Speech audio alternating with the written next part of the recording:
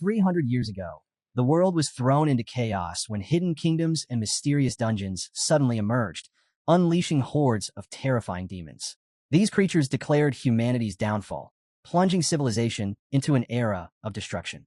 But in the midst of this crisis, a new force arose, those known as job changers. These awakened individuals possessed extraordinary abilities, giving humanity a fighting chance against a monstrous invasion and pulling them back from the edge of extinction. Over time, job changers became the foundation of society, delving into these secret realms in search of power, wealth, and resources. Nations placed great importance on their training, ensuring that every citizen had the opportunity to awaken their class upon turning 18. Now, the long-awaited awakening day had arrived for a group of students. To unlock their potential, each one had to touch a glowing blue crystal. One by one, they stepped forward. Some succeeded. Li Wei from Class 3 awakened as a swordsman, while Wang Hao became a crafter. But not all were so fortunate. Wang Wei from Class 2 failed to awaken any class at all, earning the dreaded title of classless. Awakenings were divided into three main categories: combat, support, and creation. The combat category was the most coveted, as it granted the strength to battle monsters directly. In contrast, the creation category was looked down upon, as its abilities lacked direct combat potential, often leaving those who awakened it as outcasts. Excitement and tension filled the room as more students took their turns. A purple-haired student rejoiced upon unlocking the powerful magic swordsman class, while another student broke down in despair after receiving a creation-based class, knowing it would doom him to a life of ridicule. Then, all eyes turned to the next student, Jiang Chun. As he placed his hand on the crystal, something unimaginable occurred. A brilliant light exploded from the stone, sending a surge of energy soaring into the sky. The room fell silent in shock. Someone pointed at Jiang Chun, murmuring that he might be the greatest prodigy the Academy had ever seen. Whispers spread. Was this the awakening of a divine class? The crystal's glow grew even stronger, and within moments, a colossal tree of light took form in the sky, towering over the entire city. This was no ordinary awakening. Throughout history, every divine class awakening had triggered a phenomenon capable of shaking the entire world. Yet, as everyone stood frozen in awe, Jiang Chun remained completely unbothered. One hand still rested on the crystal, while the other casually slipped into his pocket. His gaze remained fixed on the sky, calm, composed, and utterly indifferent to the spectacle he had just created. At that moment, Director Wang stepped forward, his face brimming with pride as he approached Jiang Chun. He congratulated him warmly, declaring him the Academy's greatest talent. Though he had always expected Jiang Chun to awaken a powerful combat class, he never imagined something as extraordinary as a divine rank awakening. Eager to learn more, Director Wang asked Jiang Chun about his newly awakened class. Jiang Chun turned slightly, a faint smile tugging at his lips. With a trace of amusement, he admitted that his class wasn't combat-related. The director's expression stiffened. His confident demeanor faltered as the words sank in. For a moment, he was at a loss, but he quickly regained himself and asked if it was at least a support class. Jiang Chun didn't respond immediately. Instead, he turned fully to face the director, lifting his hands to the sides. A set of ethereal, glowing plants materialized in his palms, hovering gently in the air. Then, with a calm voice, he revealed his class, the Divine Rank Creation class, Spiritual Master. He explained that his abilities revolved around enhancing plant growth and nurturing small creatures. A heavy silence fell over the hall. The astonishment on Director Wang's face deepened, his excitement from moments ago now overshadowed by concern. He let out a quiet sigh, shaking his head. No matter how rare it was, a creation class with no combat ability would always be seen as insignificant. One of the professors beside him quickly stepped forward, trying to ease the tension. He assured Jiang Chun that there was still value in his class, pointing out that spiritual masters were highly sought after in research fields. But as he spoke, he hesitated. The special recommendation they had planned for Jiang Chun was now off the table. Instead, he suggested an alternative, pursuing a research career. He even offered to help secure a different letter of recommendation. Before the professor could finish, Jiang Chun cut him off with a polite smile. He thanked him for the offer, then casually slid his hands into his pockets and walked away. He had no interest in their suggestions. Meanwhile, murmurs spread among the students. Laughter erupted as one of them turned to his friend, shaking his head in disbelief. What a joke, he scoffed. I thought he unlocked some overpowered divine combat class, but it turns out it's just a creation class. His friend smirked, raising a hand to his chin. Life's full of surprises, he mused. Everyone thought the Academy's prodigy would become a legend, but now, he's just another nobody. Jiang Chun ignored the whispers and laughter echoing behind him. With his hands still tucked in his pockets, he strode toward the exit, unaffected by the mockery surrounding him. The students continued to gossip, relishing in what they saw as a cruel twist of fate. Unbelievable, one student chuckled. Jiang Chun's been the hardest worker in the academy, always ahead of everyone. And for what? A completely useless class. Another student smirked. Meanwhile, school beauty Lin just awakened some secret combat class. She was ranked second before, but now, she might be number one. Yet, as the ridicule spread, Jiang Chun simply smiled. Just moments ago, these same people had admired him, their eyes filled with respect. Now, with a single twist of fate, they mocked him without hesitation. It was a harsh but simple truth. Strength was all that mattered in this world. As he reflected on the situation, a thought crossed his mind. Why was the creation class so despised? Raising his hand slightly, a translucent system window suddenly materialized before him. System notification. You have successfully awakened the divine rank class, Spiritual Master. But that wasn't all. Another line of text appeared beneath it. Additional awakening effect triggered. Natural calamity insect system activated. Initial mother of insects unlocked. Jiang Chun tilted his head slightly, his gaze fixed on the glowing interface. A slow smirk crept across his face. This class was anything but useless. In fact, it was exactly what he needed. His name was Jiang Chun. In his previous life, he had died, only to be reborn in this world, a world where strength ruled above all else. After the Dark Era, dungeons and monsters reshaped civilization, and humanity had no choice but to worship power. Born an orphan, he had struggled to survive, relying on nothing but his own will to endure. Then, just a month ago, everything changed. A mysterious system window had appeared before him, foretelling the awakening of a hidden force, the Insect Calamity System. It had promised unparalleled power, but only if he successfully awakened his class. Now, as Jiang Chun examined the system's details, his expression sharpened. The insect race, a species so terrifying that it had once pushed humanity to the brink of extinction, was feared as one of the strongest forces in history. During the last natural calamity, 9 of humanity's 12 kings had sacrificed themselves just to seal it away. Clenching his fist, Jiang Chun made his decision. In this world, power determined everything. There was no room for hesitation. If the insect race was the most feared force in existence, then he would not run from it. He would command it. Without another thought, he activated the system. In an instant, his surroundings began to shift.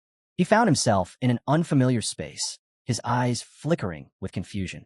Scanning his surroundings, he raised a hand to shield his vision, trying to make sense of where he was. Could this be his sea of consciousness? Before him stood a towering spiritual tree, its immense presence dominating the space. He hadn't expected his innate talent to take the form of a tree. More system notifications appeared, displaying information about his abilities. Jiang Chun possessed multiple class talents, each tied to the cycle of growth and requiring sacrifices to activate. These skills could only be used once every 10 days and only once per target. The first ability, Fruits of All Things, allowed him to accelerate the ripening of fruits by offering a sacrifice. In return, a unique fruit with unpredictable effects would manifest.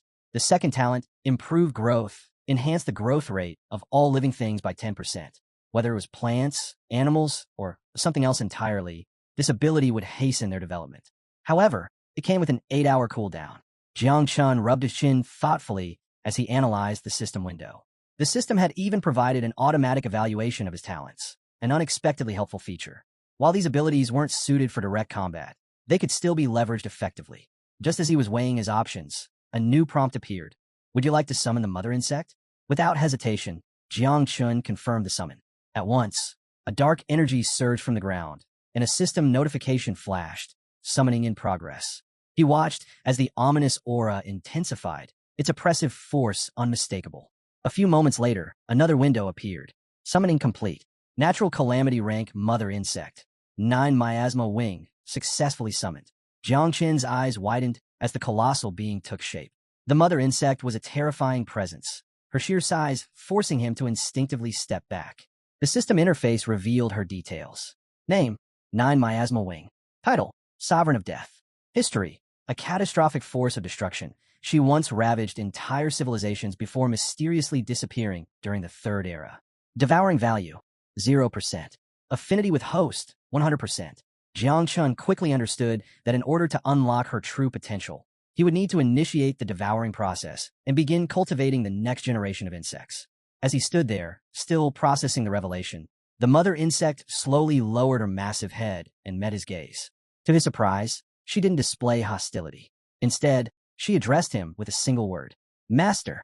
Little Nine wasted no time introducing herself, immediately voicing her hunger. She craved the flesh of fierce beasts, eager to devour and grow stronger. A system notification flashed before Jiang Chun, confirming that her growth rate had increased by 10%. The system also presented him with an option to enhance her using a sacrificial object. However, thanks to his unique talent, the first enhancement required no sacrifice at all. Glancing at the system window, Jiang Chun quickly made his decision. If he could upgrade her without using resources, there was no reason to hesitate. Without a second thought, he commanded the system to begin the process. A surge of radiant green light engulfed Little Nine, pulsing with powerful energy. As he watched her transformation unfold, one thing became clear: her strength depended on devouring. She would always be hungry, and keeping her satisfied would be a challenge. Suddenly, an overwhelming aura burst forth from her body, forcing Jiang Chun to brace himself. Her grotesque insect form began shifting, her exoskeleton cracking, her limbs reshaping. And then, in an instant, the monstrous being was gone. In her place stood a tall, white-haired woman clad in dark armor, exuding a chilling presence. Her cold, piercing gaze locked onto Jiang Chun as she took slow, deliberate steps toward him. Above her head, a new system window appeared, detailing her newly acquired abilities. 1. Feed allows her to share 10 times the experience with her host. 2. Poisonous Mist grants her the ability to dissolve into lethal miasma, corroding everything in her path. 3. United enhances all of the host abilities by 20%. Jiang Chun stood frozen, struggling to process the drastic transformation. Before he could react, she suddenly lunged forward and wrapped him in a tight embrace. Beaming with excitement, she proudly declared, "Little Nine has evolved." Jiang Chun blinked, momentarily stunned. This was not what he had expected. His gaze drifted over her new form, and before he realized it, his face grew slightly warm. Sensing his hesitation, Little Nine finally released him, tilting her head up with an expression full of admiration. Without thinking, Jiang Chun reached out and patted her head. She closed her eyes, fists clenched with excitement, before once again calling him master. Then, with a playful yet unsettling smile, she eagerly declared, "Master, I'm still hungry. I want more flesh and blood." A status window appeared above Little Nine as Jiang Chun absent-mindedly stroked her head. Name: 9 Miasma Wing. Abilities: Poisonous Mist, Feed, Fury, Unity. Devouring value: 0%. Must be filled before offspring can be produced. Passive abilities: Experience Return, Attribute Enhancement. Jiang Chun's eyes sharpened as he analyzed the details. His spiritual master talent could accelerate Little Nine's devouring and experience gain, allowing him to grow stronger at an astonishing rate. On top of that, her passive ability boosted all his attributes by 20%. A smirk played across his lips. Who needed a combat class when he had this? Lifting his hands, he activated his abilities. At once, countless insects crawled from his palms, swarming forward like a tide. Watching them skitter across the ground, Jiang Chun felt a surge of excitement. As long as he could continue devouring and evolving, he would soon command an unstoppable force. His gaze then shifted to the great spiritual tree. The system had referred to the insects of the abyss as a calamity capable of rivaling natural disasters. Though the full details were unclear, one fact was obvious: this power couldn't be exposed. If the world discovered the truth, he would instantly be labeled a threat to humanity. Stuffing his hands into his pockets, Jiang Chun stared at the towering tree in thought. For now, it was best to keep his true abilities hidden. He would maintain the facade of a creation class talent while secretly using Little Nine's poisonous miasma and devouring ability to hunt and grow stronger. But hiding forever? That wasn't his style. One day, he would stand at the peak, powerful enough that there would be no need for secrets. Before he could think further, the waters of his sea of consciousness trembled. Sensing the disturbance, Little Nine sprang into the air, her wings spreading wide. She scanned the surroundings before turning back to Jiang Chun with a sly grin, her golden eyes glinting with anticipation. Something was coming. A threat. A moment later, Jiang Chun snapped back to reality, his consciousness returning to the real world. And the first thing he saw made his breath hitch. A man stood before him. He was tall, towering over Jiang Chun, with jet black hair, a rugged beard, and a long scar running over one eye. His presence was suffocating, each step forward carrying an oppressive weight.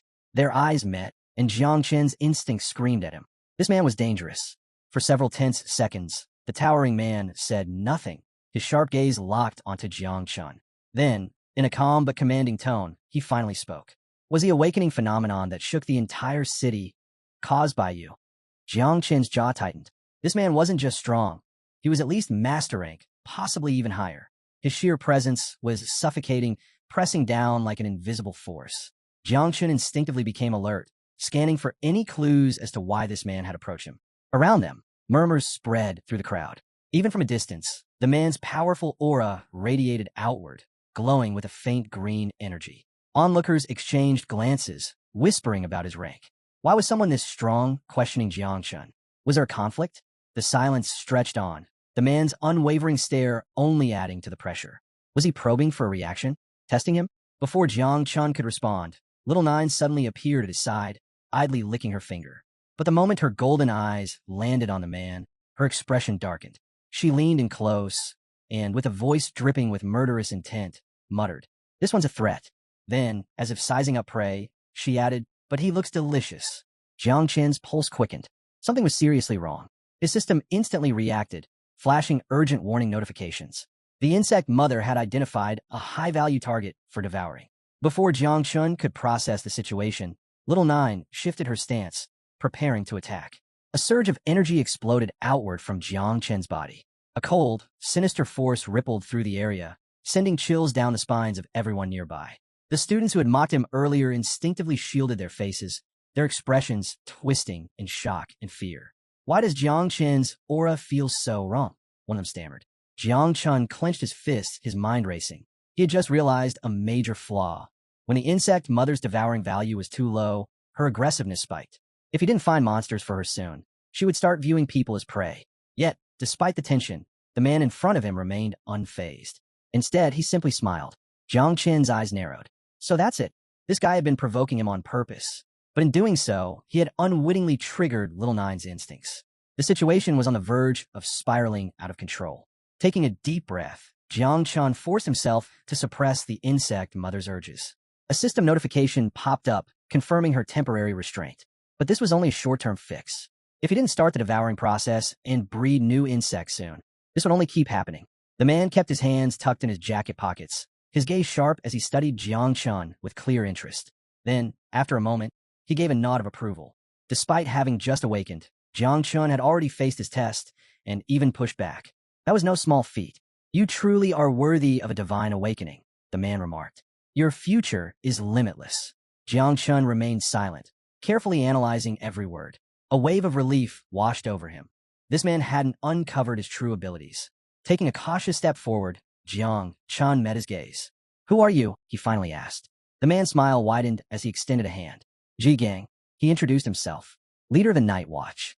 Then, with a glint of admiration in his eyes, he made an offer. "Jiang Chen, how about joining us?" Jiang Chen's eyes widened slightly. Night Watch? He hadn't expected this.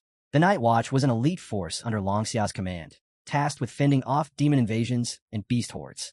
Whether it was a sudden monster tide, an unexplored dungeon, or the emergence of a secret realm, they were always the first to step in and the first to eliminate threats. But their job came at a price.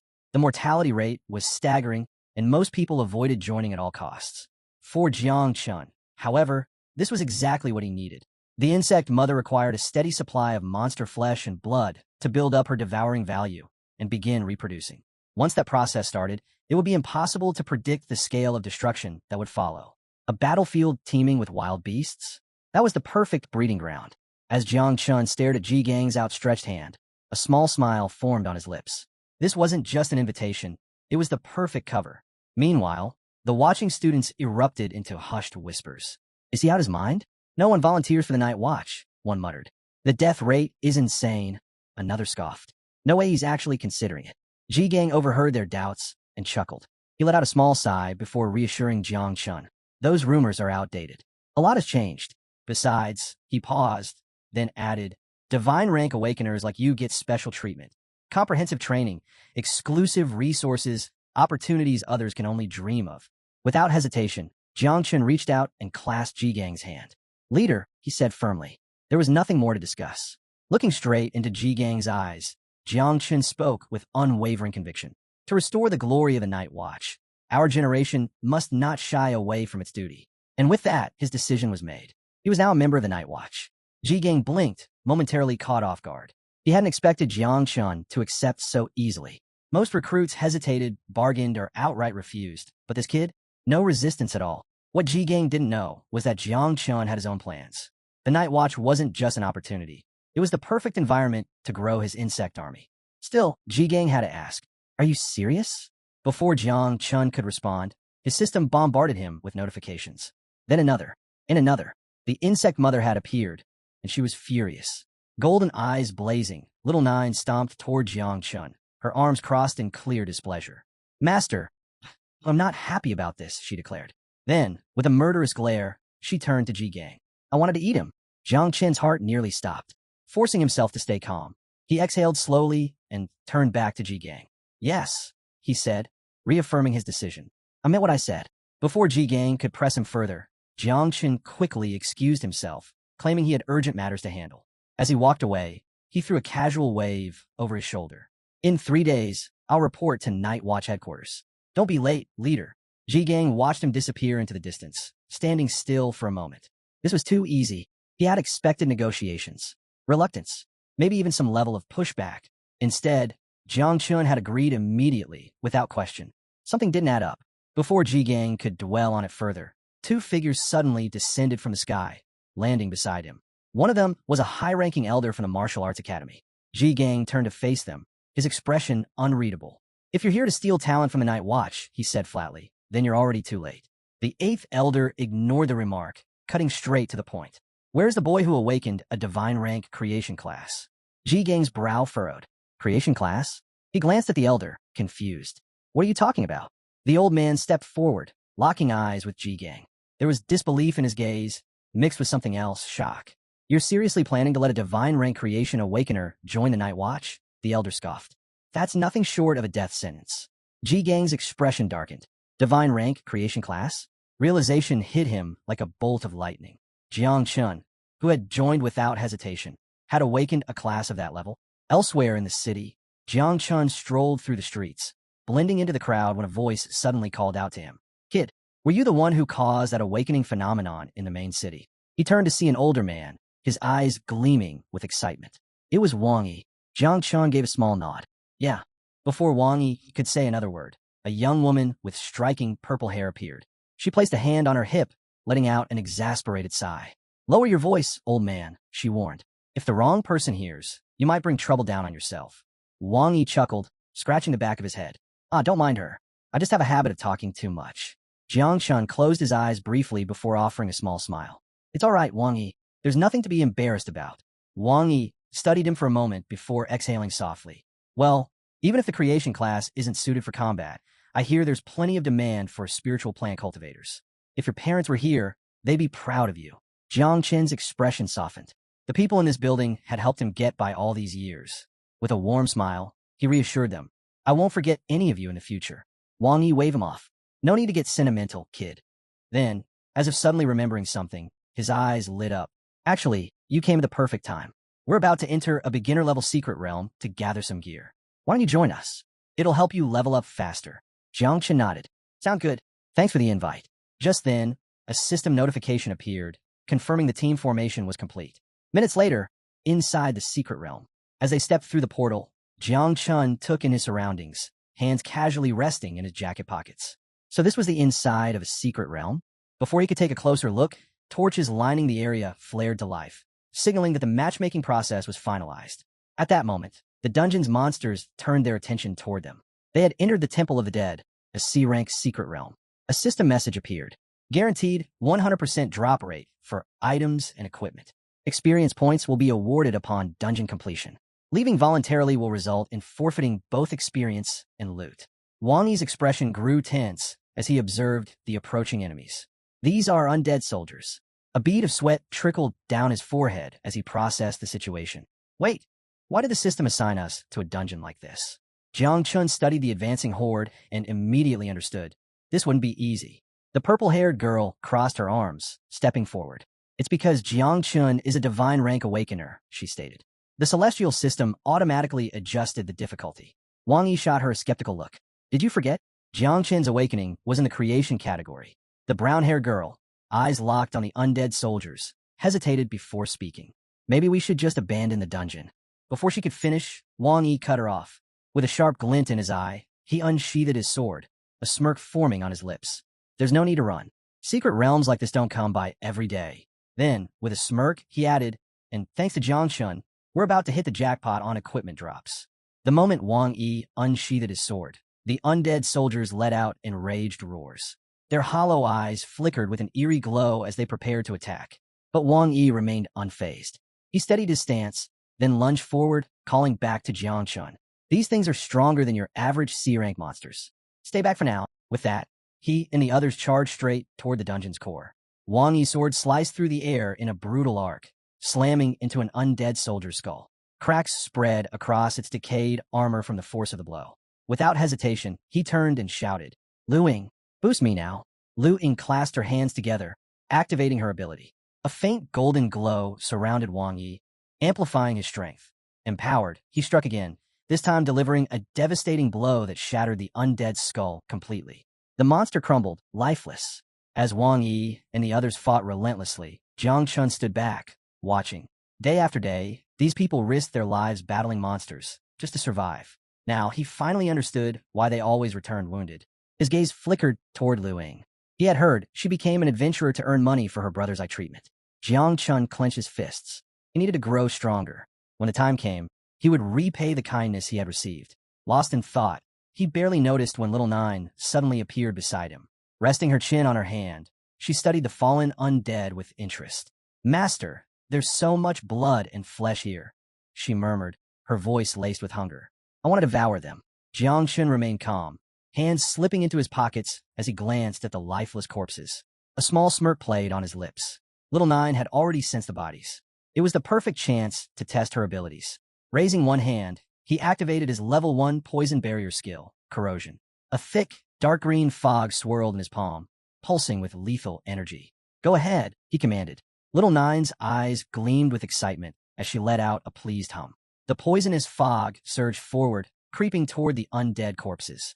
The moment the mist touched the corpses, they began to dissolve at an alarming rate. In mere seconds, the decayed flesh melted away, leaving nothing but a charred stain on the dungeon floor. Jiang Qin's gaze sharpened. This ability was even stronger than he had anticipated. A system notification appeared. Devouring successful. Devouring value +10.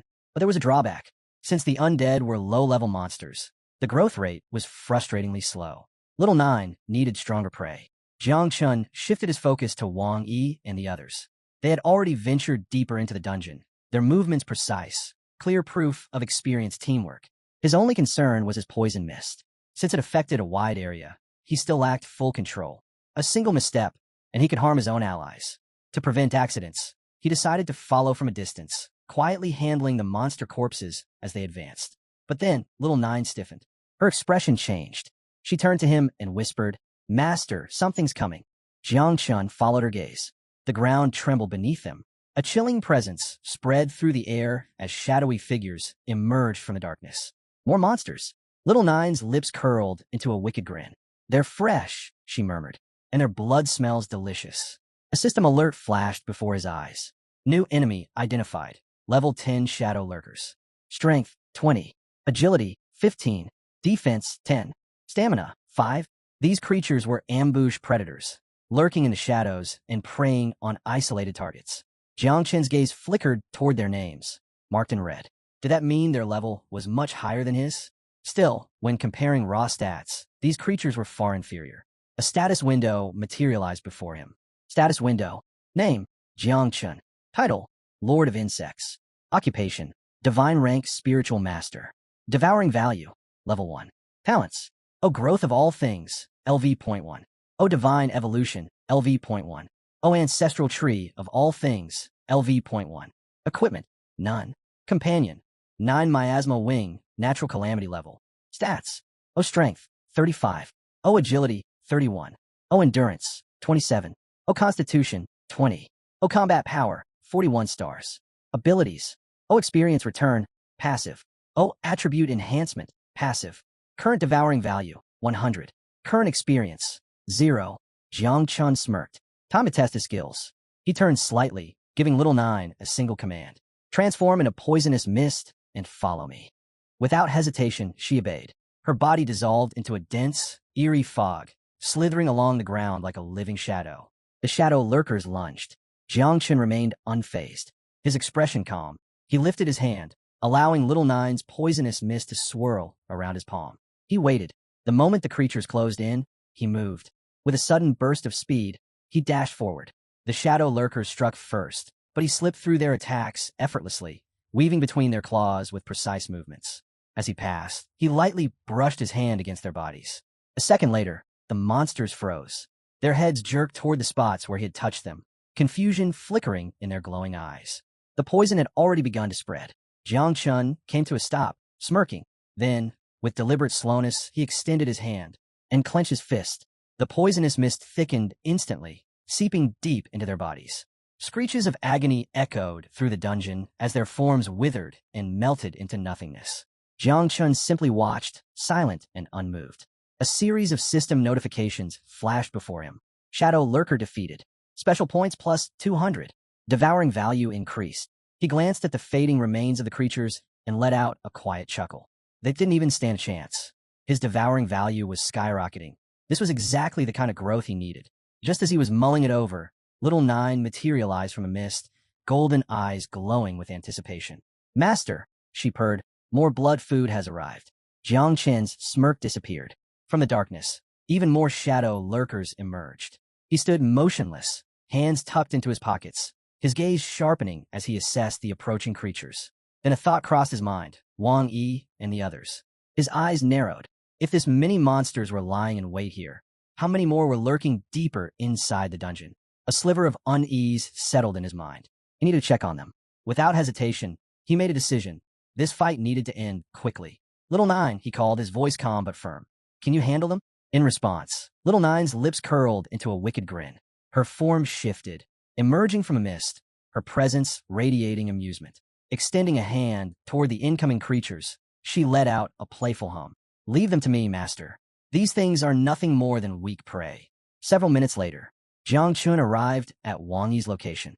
The moment he saw the scene before him, his expression darkened. Wang Yi was badly injured, blood trickling down his face. He and Lu Ying were completely surrounded. Wang Yi gritted his teeth, gripping his sword with both hands, while Lu Ying raised her arms, ready to activate her ability. But the monsters weren't letting up.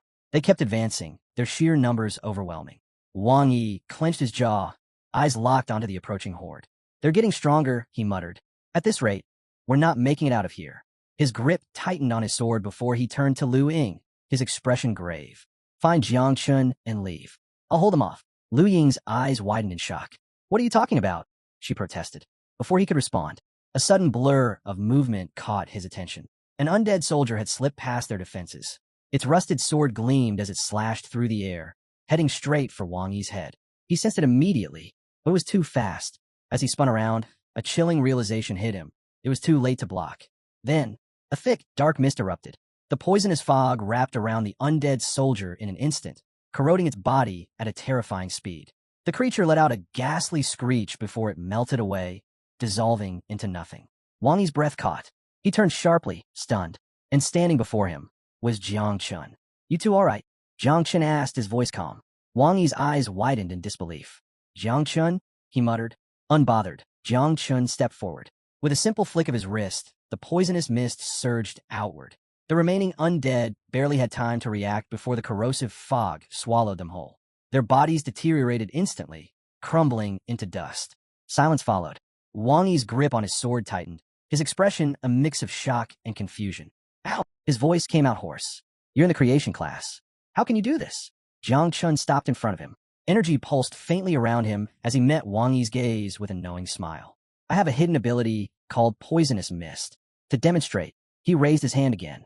A thick, deadly fog coiled around his palm before expanding outward, consuming the last remnants of the undead in its path. But he wasn't done yet. His gaze shifted to Lu Ying and Yi Qian. Take Wang Yi and head for the portal. He's too injured to keep fighting. I'll cover your escape. The group froze. Lu Ying's eyes widened in shock. Wang Yi clenched his jaw. Even if you're a divine rank awakener. This is insane, Jiang Chun, he snapped. Lu Ying quickly nodded in agreement. You should be coming with us, not staying behind alone. As they tried to reason with him, Yi Qian remained silent, raising a hand near her lips as if deep in thought. Jiang Chun turned away from them.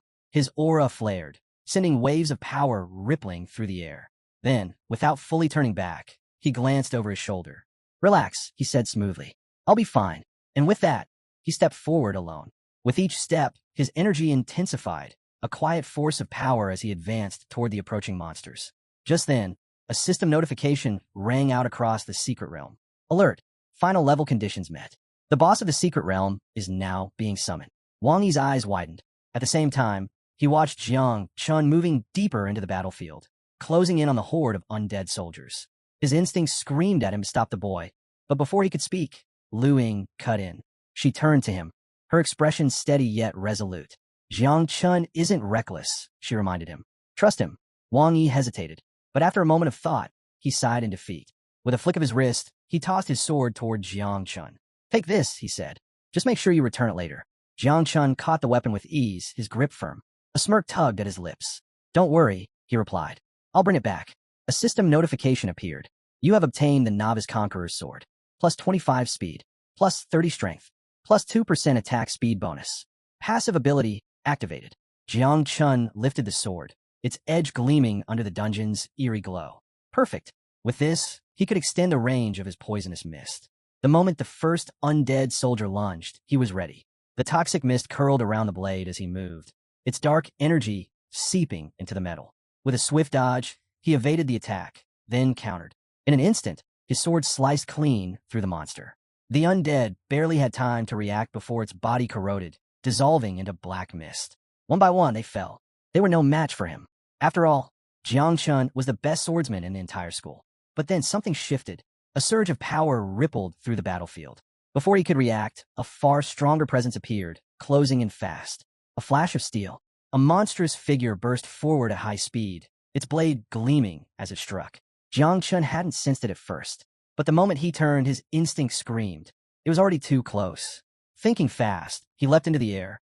The enemy's sword slammed into the ground beneath him, splitting the earth with a violent crack. Jiang Chun landed safely, but the enemy wasn't finished. Burning red eyes locked onto him, the monster gripping its sword even tighter. Then, in a split second, it attacked again. Jiang Chun barely raised his weapon in time. The impact was brutal. A powerful shockwave tore through his arms, sending a deep, jarring pain straight to his bones. Then, a sickening crack echoed through the battlefield. Jiang Chun's eyes widened. The Novice Conqueror's sword had snapped in half. The sheer gap in strength was overwhelming. The force of the attack sent him flying backward, but he quickly twisted midair, regaining control before landing in a sharp skid. He glanced down at the broken blade in his grip. The boss wasn't his biggest concern right now. The real problem? Explaining this to Wang Yi. Before he could process further, a system notification popped up. Boss monster, Undead King, level 15. Jiang Chun slowly lifted his gaze. And there it was.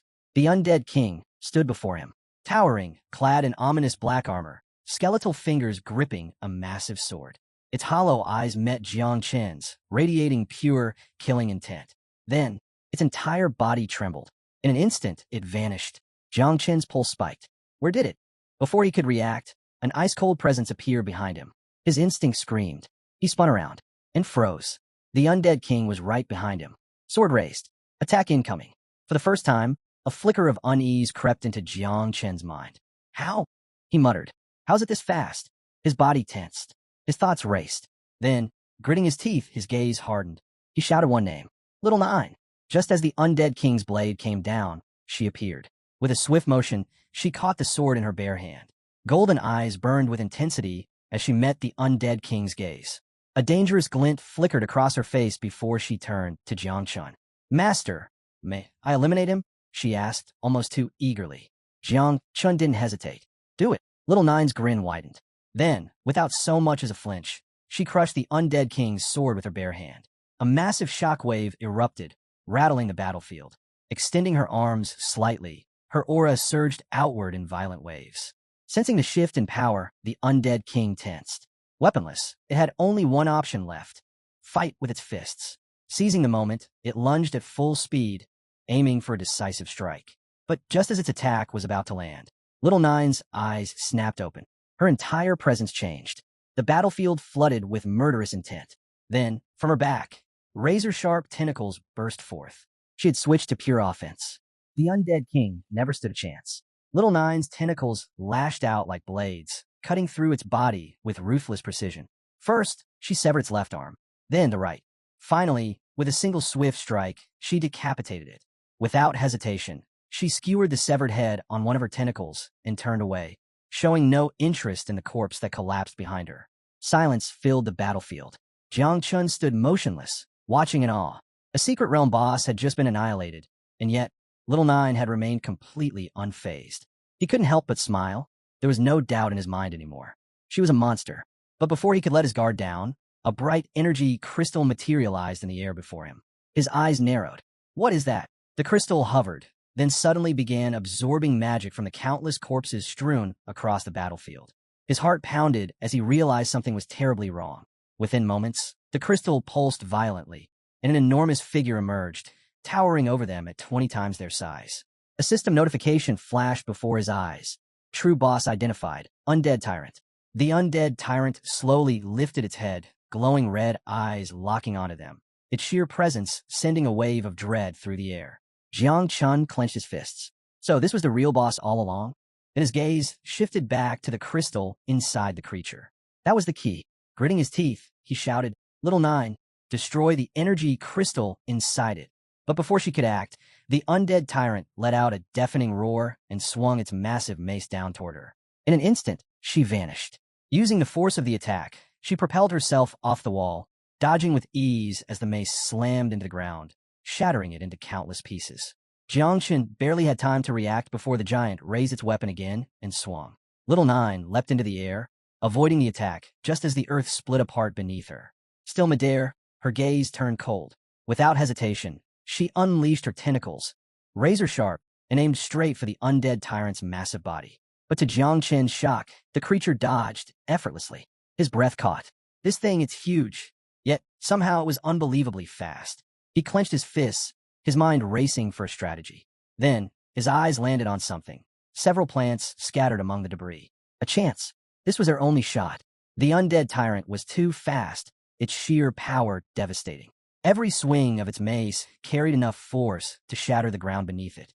Right now, it rampaged like an uncontrollable beast, its movements wild and destructive. But that also meant it had a flaw. Little Nine struck again, her razor-sharp tentacles slicing through the air, but the undead tyrant spun with inhuman speed, dodging effortlessly. Using that momentum, the massive creature lunged forward, its massive form thundering toward Jiang Chun like an unstoppable force. His heart pounded. It was moving too fast. And then it leapt. Jiang Chen's head snapped up, his instincts screaming danger as the monstrous figure soared toward him, its mace clutched tightly in both hands. This was bad. But then he felt it, deep beneath the battlefield, hidden within the soil, lay dormant roots waiting to be awakened.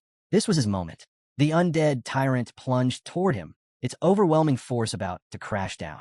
But Jiang Chun stood firm. He waited just a little closer. Closer. And then now, his hand shot toward the ground, and a glowing green symbol flared in his palm as he activated his spiritual master talent. In an instant, the hidden spiritual roots erupted from the earth. For massive roots surged upward, piercing straight through the undead tyrant's body, suspending it midair. The creature let out an ear-splitting roar, struggling violently, but it was already over. It was trapped. Jiang Chun stood tall, his hands still raised, radiating absolute control. His aura flared, his gaze burning with sharp determination. Without turning, he spoke, Little Nine, it's your turn. In a blink, she moved. She landed atop the immobilized beast's head, pressing one hand firmly against it while the other extended forward, claws gleaming under the dim battlefield light. Her gaze locked onto the helpless creature, her intent murderous. Understood, Master. The undead tyrant's glowing red eyes widened in realization. It knew what was coming. Panic flickered across its monstrous face as it struggled, desperate to escape.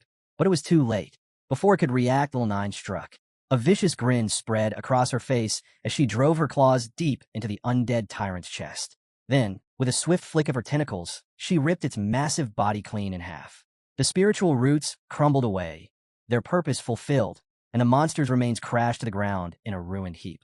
Jiang Chun exhaled slowly, lowering his hand as he gazed at the fallen boss. For the first time, true pride swelled within him. This battle had proven something important. His abilities weren't just for support. If used correctly, he could command the battlefield just as well as any frontline warrior.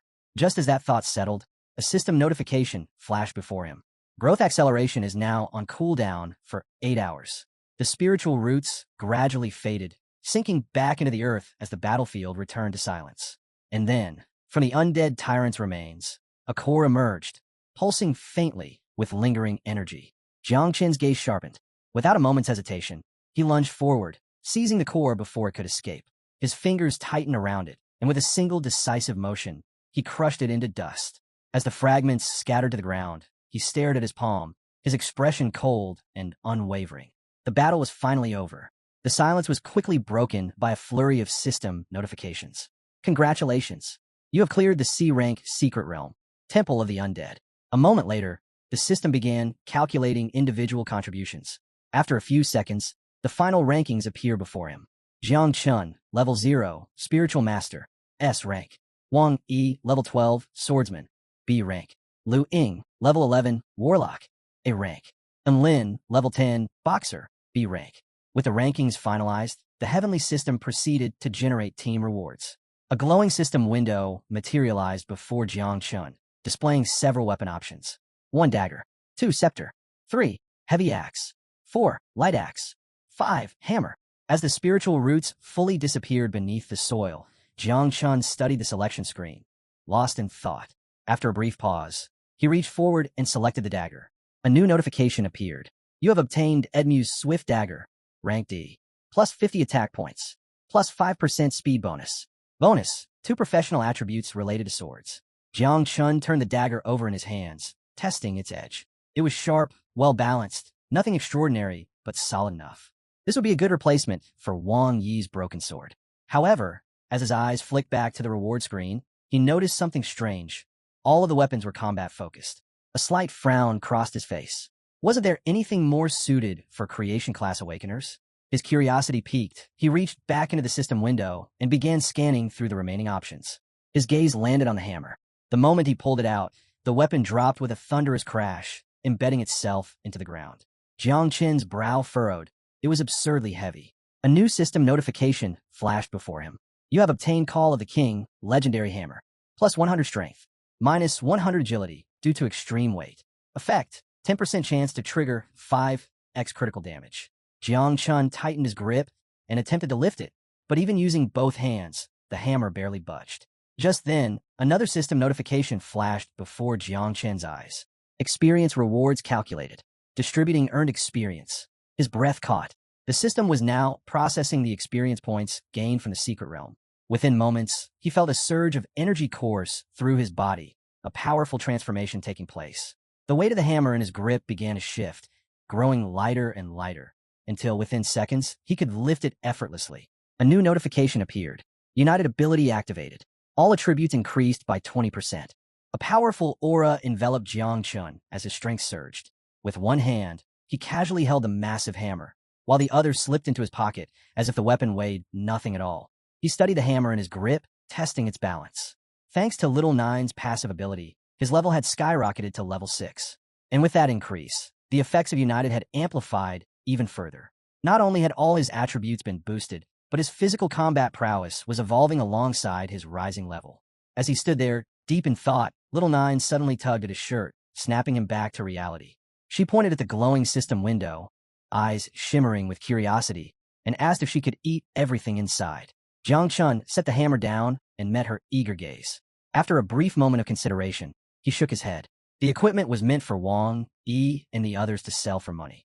If she devoured it all, she'd probably end up with a terrible stomachache. Hearing this, Lil Nine pouted. She placed one hand behind her back while touching her lips with the other, clearly disappointed. But her mood quickly shifted as her gaze landed on the massive corpse of the undead tyrant. Her eyes sparkled with renewed interest as she turned back to Jiang Chun, her voice filled with anticipation. Could she eat that instead? Jiang Chun had nearly forgotten about the boss's remains. The devouring value was too valuable to waste. His aura flared slightly as he turned to the towering corpse, considering her request. In the end, he gave a simple nod. It was hers to claim, after all. Without hesitation, Little Nine approached the enormous carcass. Jiang Chun observed her closely, realizing just how massive the undead tyrant truly was. If she relied on her poisonous mist to break it down, the process might take a while. But then, without warning, she stretched out her arms, closed her eyes, and murmured something about digging. Her body trembled for a brief moment before shifting. In an instant, she reverted to her true form. Now, standing in her monstrous, natural state, she locked onto the undead tyrant's remains with a ravenous gaze. Then, with a single, earth-shaking motion, she lunged forward. The sheer scale of her true form was beyond comprehension. Compared to her, the undead tyrant suddenly seemed insignificant. A chill ran down Jiang Chen's spine as he watched. With a deep, guttural roar, Little Nine sank her fangs into the corpse, devouring it with terrifying speed. The sheer force of her feeding sent powerful gusts of wind surging through the battlefield, scattering debris in every direction. Jiang Chun took advantage of the chaos, swiftly retrieving all the equipment from the system window before anyone could notice. With his hammer in one hand, he raised the other to shield his face from the forceful winds stirred by Little Nine's relentless feeding. Her deafening roar echoed through the battlefield, and for a brief moment, he couldn't help but think. If this had happened in the main city instead of a secret realm, there would have been no way to hide the commotion. As the last remnants of the undead tyrant vanished, a new system notification appeared, awarding Jiang Chun 400 devouring points. He peeked out from behind his arm, watching as the devouring value surged. As expected, consuming a boss-level creature provided a massive boost. If they wanted to push it even further, they would need to take down more monsters of this caliber. Before he could dwell on the thought, the sound of approaching footsteps snapped him back to reality. His expression tensed. Wang Yi and the others were on their way, no doubt drawn in by the noise Little Nine had caused. He quickly checked the devouring value. 8,876 points. So close to being full. Without hesitation, he rushed over to Little Nine, urging her to revert to her humanoid form before the others arrived. Grinning playfully, she nodded. Understood, Master. Jiang Chun sighed. What a waste. If only they had a little more time. Moments later, Wang Yi and the others reached them. Their eyes swept over the battlefield, immediately taking in the scattered equipment. Clear proof that Jiang Chun had taken down the boss on his own. Not wanting to draw unnecessary attention, Jiang Chun casually explained that his sword had broken during the fight, but to make up for it, he handed Wang Yi a dagger. The swordsman accepted it without hesitation, his expression shifting when he realized it was a rare item. Instantly, any concern over his damaged sword disappeared. This was more than a fair trade. Meanwhile, Lu Ying picked up a necklace from the loot and inspected it closely. After a brief pause, she remarked that it was also a rare item, something that would fetch a high price. On the other hand, Yi Qian was still in shock. She demanded to know how Jiang Chun had managed to defeat the boss by himself. Jiang Chun scratched the back of his head, offering a nonchalant answer. His poison just happened to be especially effective against monsters like this. But even as he spoke, his expression darkened slightly. The secret realm had now been fully cleared, meaning it wouldn't refresh again. If he wanted to continue increasing his devouring value, he would have to seek out another powerful boss. The desert seemed like the next logical destination. Wang Yi studied him for a long moment before letting out a quiet sigh. It was a shame. Someone like Jiang Chun, who had defeated a boss monster despite not even being level 1 yet, would be unbelievably strong once he truly started leveling up. If only he weren't heading toward the research department. Curious about Jiang Chen's next move, Wang Yi couldn't help but ask about his plans. Turning to him with a smile, Jiang Chen admitted he hadn't mentioned it before to avoid causing unnecessary worry, but he was preparing to join the Night's Watch. The revelation stunned Wang Yi. He immediately pressed for confirmation. Was Jiang Chen truly serious about enlisting in the Night Watch? Without hesitation, Jiang Chun placed a hand on his head and nodded. He would be leaving in 3 days. But before that, he intended to increase his level, which meant heading into the wilderness soon. The response sent a wave of shock through the group. Yi Qian covered her mouth, her eyes widening in disbelief, while Lu Ying reached out with a concerned expression. She warned him that the wilderness was far too dangerous, but before she could finish, Jiang Chun cut her off.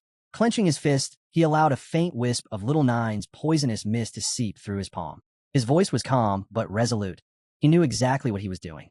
Instead of worrying about him, they should be worrying about the real problem, the monsters lurking beyond the city's borders. Later that day, a few hours after their conversation, Jiang Chun boarded a train bound for the outskirts of the city. As it gradually slowed to a stop, the conductor's voice echoed through the carriage, announcing that all travelers heading into the wilderness should disembark. Stepping off the train, Jiang Chun pulled his cloak tightly around himself to avoid drawing attention. He paused, scanning his surroundings. Ahead, a long bridge stretched out before him, crowded with awakeners preparing for their respective journeys.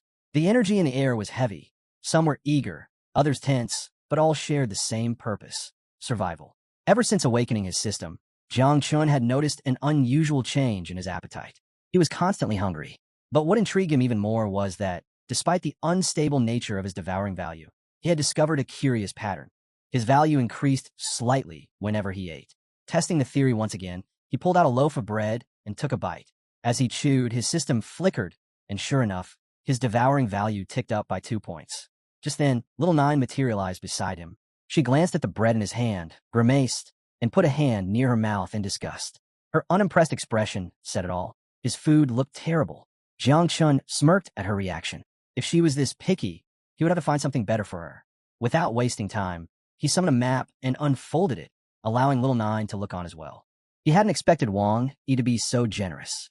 Aside from leaving him with most of the equipment, he had also provided 2 invaluable gifts: a storage ring and a detailed map of the region. Considering that Jiang Chun was heading straight into the desert, these items would be critical for his survival. As Jiang Chun strode across the bridge, Wang Yi's warning echoed in his mind. The wilderness was deeply influenced by the heavenly way, a force that rendered all electronic devices useless. Out here, it was almost like an apocalyptic wasteland, where monsters roamed freely, constantly migrating between their nests. Even the most detailed maps had an extremely short lifespan. Without up-to-date intelligence, tracking down monsters, let alone powerful boss creatures, was nearly impossible. Glancing at the map Wang Yi had given him, Jiang Chun took note of the dominant creatures in the area. Firebirds and thunder rhinoceroses were the most common, their movements easily traceable due to their sheer size and elemental abilities. However, his eyes lingered on a particular section marked with a question mark. That was a place Wang Yi had explicitly warned him to avoid at all costs, a location believed to house an extremely dangerous nest. Instead, Jiang Chen's focus shifted to a far more suitable target: the Goblin Dungeon. It was populated with low-level monsters, had decent numbers, and, most importantly, wasn't a popular hunting ground for other awakeners. Clenching his fist with determination, he allowed a small smile to form. With a map in hand, tracking down the dungeon would be simple. Just as he was lost in thought, a sharp voice cut through the air, snapping him back to reality. "Hey, stop right there." Jiang Chen's instincts flared. Immediately on alert, he turned his head to face the speaker. A cloaked man had approached him, placing a firm hand on his shoulder with an unmistakably aggressive stance. The man's eyes were sharp, his expression unreadable, but one thing was clear. He had been calling out for Jiang Chun for a while. "You ignoring me or something?" the man demanded, his tone laced with irritation. "I just need to ask you something." His grip tightened slightly before he continued. "Have you seen a girl with golden hair around here?" Jiang Chen's gaze turned cold. Without hesitation, he answered he hadn't seen anyone like that. Then, narrowing his eyes, he added a sharp warning. "And you should be careful with how you speak." At that moment, a faint wisp of little Nine's poisonous mist seeped from Jiang Chen's shoulder, clinging to the man's hand. The effect was immediate. The man yanked his hand back, his face twisting in confusion as he clenched his fingers. His brows furrowed. Poison? That didn't make sense. Jiang Chun hadn't even reached level 10 yet. How could he possibly wield such a dangerous ability? Yet, despite the clear power gap between them, the man being a level 27 main defense warrior, Jiang Chun remained completely unfazed. Without so much as a backward glance, he spoke in a calm, almost casual tone. "You might want to find a healer fast. That poison isn't easy to cure." Then, with a smirk, he added, "And next time, take better care of your brain." With that, Jiang Chun turned and walked away, leaving the man standing there, teeth clenched, uncertainty flickering in his eyes. The man's face twisted with fury, his teeth clenched, and his eyes burned with rage as he barked after Jiang Chun, demanding to know who had given him permission to walk away. Jiang Chun paused mid-step. Slowly, he turned his head, his gaze now laced with a murderous intensity. The air around them grew unnervingly heavy, suffocating. The man took a step forward, his aura flaring with power as he sneered, eyes locking onto Jiang Chun. "How dare you lay a hand on a Shao family?" Jiang Chun narrowed his eyes. The Shao family? Could this guy be talking about that Shao family, the one from the Battle of Heaven? Before he could fully process the thought, the man lunged forward, his full strength behind the attack. But Jiang Chun had already predicted his move. Just as the man's fist came crashing down, Jiang Chun sidestepped, leaping away in one smooth motion. The ground beneath them shattered on impact, sending debris flying, in every direction. Still airborne, Jiang Chun lifted a hand in front of his face, his gaze darkening as he studied his attacker. What exactly did the Shao family want from him? The man clenched his teeth, his frustration evident, but instead of hesitating, he doubled down. His speed increased as he unsheathed his sword, his movements sharp and precise. Not bad, he muttered under his breath, acknowledging Jiang Chen's reflexes. Jiang Chen's expression remained unreadable as he reached to pull back his hood. At the same time, he extended his hand to the side, summoning a swirl of little nine's poisonous mist. His voice was calm, yet absolute. It was no longer necessary to hold back. Within seconds, little nine materialized from a mist, her eyes gleaming with a murderous glint. She didn't need further instructions. Understood, she responded, her tone carrying an eerie finality. But rather than backing off, the man, now revealed as Zheng Tai, became even more aggressive. His expression twisted into a sneer as he let out a mocking laugh. You think the same cheap trick will work on me again? His grip on his sword tightened. Poison won't scare me twice. Jiang Chun smirked. That confidence was about to cost him. Just as he prepared to strike, a sharp voice sliced through the tension. Zheng Tai. The name echoed through the air like a thunderclap. Zheng Tai froze. His entire demeanor shifted in an instant. The raw fury in his expression faded, replaced by something dangerously close to fear. Slowly, he turned his head, his jaw clenched so tightly that veins bulged along his temple. Jiang Chen didn't move. Who was this? A man with striking blue hair, dressed in a hooded cloak, had appeared behind Zheng Tai. His presence alone carried a weight of authority, his sharp eyes locking onto Zheng Tai like a predator eyeing weak prey. His expression was ice-cold, but his voice was laced with irritation as he demanded, "What the hell are you doing here?" His eyes flickered with barely restrained anger. "I told you to find someone, not start a damn scene." Zheng Tai visibly trembled.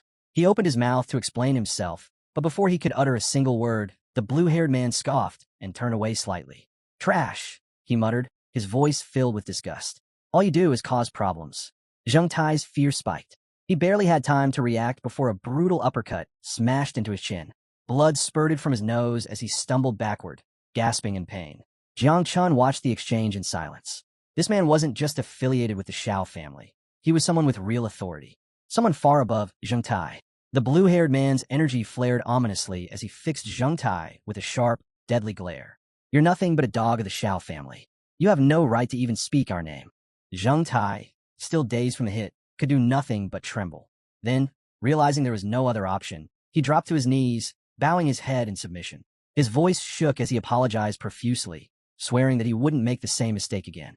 Now that the confrontation had de-escalated, Jiang Chun calmly pulled his hood back on, his expression unreadable as he observed the two men. Something was off. He had never sensed the blue-haired man's presence before. That alone told him all he needed to know. This guy was far more dangerous than the so-called warrior he had just dealt with. As Zheng Tai shakily got back to his feet, the blue-haired man turned his attention toward Jiang Chun. His tone, surprisingly, was polite. "Apologies," he said smoothly. "My dog has a bad habit of biting things. Consider this a formal apology. I'd be happy to make amends." Jiang Chun didn't even hesitate. "No need," he replied simply. The man smiled, taking a step closer. "Are you heading to the desert?" His aura subtly intensified, his gaze locking onto Jiang Chen's. "Want to travel together?" For a long moment, Jiang Chun said nothing. Then, without a word, he turned his back and walked away. The blue-haired man watched him go, his expression unreadable. He didn't try to stop him, nor did he seem offended. Instead, he found Jiang Chun interesting. He already knew the truth. Jiang Chun had awakened the divine class ability known as Spiritual Master. Once Jiang Chun had disappeared into the distance, Zheng Tai hesitantly approached, his voice cautious. "Should I keep searching for the target?" The man barely glanced at him before shaking his head. "No, by the time you find her, it'll already be too late." His tone was cold yet certain. "Besides, I already have a clue. The girl escaped the city. She's probably trying to cross the desert to reach the next station." With that, he raised a hand and pulled down his hood, revealing his full face. As he began walking away, he gave one final order: make sure she never arrives. Zheng Tai pressed both hands against his chest, lowered his head, and closed his eyes in submission. "Understood," he responded solemnly. The world had changed. Once, humanity had spread across the planet, building vast cities and civilizations. But with the arrival of the awakened era, everything was upended. Waves of beasts, secret realms, and dungeons emerged, invading human territories. Ancient settlements were either abandoned or repurposed into fortresses designed to withstand the chaos. Now, only the awakened, those who sought strength, ventured into these forsaken lands, fighting monsters to level up and claim wealth. These perilous regions were now known as the Wildlands. Jiang Chun moved steadily through the desolate ruins, occasionally encountering mutant rats scurrying in the shadows. Hours passed, and eventually, he arrived at a crumbling, abandoned sector of the city. He paused, scanning his surroundings. Did I get lost? His original destination was the Goblin Beast's nest, but after what felt like an eternity of walking, the sun had already set, and he still hadn't reached it. Meanwhile, Little Nine, who had grown increasingly restless from hunger, took matters into her own hands. She hunted down a stray rat, perched herself atop Jiang Chen's head, and took a bite. But the moment she tasted it, her expression twisted in pure disappointment.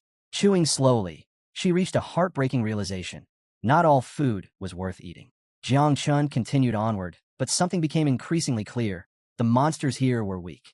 None of them provided a meaningful boost to his devouring value. If he didn't find a proper beast boss nest soon, this entire trip would be a waste. And with his impending enlistment into the Night Watch, he couldn't afford to waste time. Lost in thought, his expression darkened. Then, without warning, the sky shifted. Heavy storm clouds rolled in, plunging the ruins into darkness. Within seconds, rain began to fall. Jiang Chun extended his hand, allowing the raindrops to collect in his palm. Immediately, he sensed something unusual. The rain carried traces of magical fluctuations. His eyes flickered with intrigue. This wasn't ordinary rainfall. It was proof that beast slayers had been operating nearby. A mistake in navigation had led him straight to what he had been looking for, the beast nest. Now, all that remained was hunting down a monster strong enough to finally fill his devouring bar. At that moment, something in the darkness stirred. A giant spider had been lurking nearby, and now it had sensed his presence. Moving slowly, it descended from the shadows, its many gleaming eyes locking onto Jiang Chun with unmistakable killing intent. Jiang Chun turned his head, meeting the creature's piercing gaze. The two stared at each other in tense silence. Then, Little Nine materialized beside him, her sharp eyes narrowing. Her voice was calm, yet laced with anticipation. Do you want me to handle it? Jiang Chun lifted his chin slightly, studying the monster before him. Despite its massive size, its actual level wasn't high. It was just big. Without breaking eye contact, he responded calmly, no need. As if taking those words as a challenge, the spider slammed into the ground with a heavy thud, its razor-sharp legs flexing as it prepared to strike.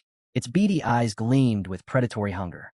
Then it lunged, its bladed legs slashed toward him in a flurry of lethal strikes. But Jiang Chun barely exerted any effort. His movements were smooth, almost effortless. Each attack missed as he twisted and dodged with precision, weaving through the rain like a dancer. Sensing an opening, he suddenly gathered momentum and propelled himself into the air. In the blink of an eye, he was above the monster. The spider's head snapped back, its many eyes widening in pure panic. What is he doing? Before it could react, Jiang Chun clenched his fist tightly and brought it down with devastating force. Boom! The impact shook the earth, shattering the stone beneath them. The spider's massive form collapsed instantly, crushed under the sheer power of his strike. Jiang Chun remained standing atop its lifeless body, momentarily lost in thought. Then, Little Nine appeared beside him, placing a hand on her forehead as if sensing something. More monsters are coming, she warned. Her voice snapped him back to reality. He turned his head and immediately understood what she meant. The force of his attack had drawn attention. From the dark corners of the ruins, more giant spiders emerged, creeping closer. Their many eyes glowed with hunger and malice, their gleaming fangs poised to strike. Still standing atop the fallen beast, Jiang Chun calmly stretched his hand to the side.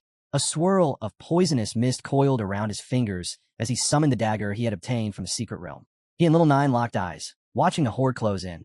A smirk tugged at his lips. It's time for a good meal. Jiang Chun turned to Little Nine, his expression sharp. Ready? She met his gaze, her own eyes gleaming with anticipation. Always. Without wasting another second, Jiang Chun activated Little Nine's poisonous mist and lunged forward. In an instant, he was among the spiders. His dagger flashed through the air, slicing through their bodies with ruthless precision. The mist seeped into their wounds, spreading like a deadly plague, corroding them from the inside. The battle was swift, brutal. Those that weren't immediately slaughtered collapsed moments later, their bodies convulsing as the poison did its work. By the time the last spider fell, the battlefield was reduced to a massive pile of corpses. Their levels had climbed rapidly. At this rate, they could easily level up 2 more times before making their way back.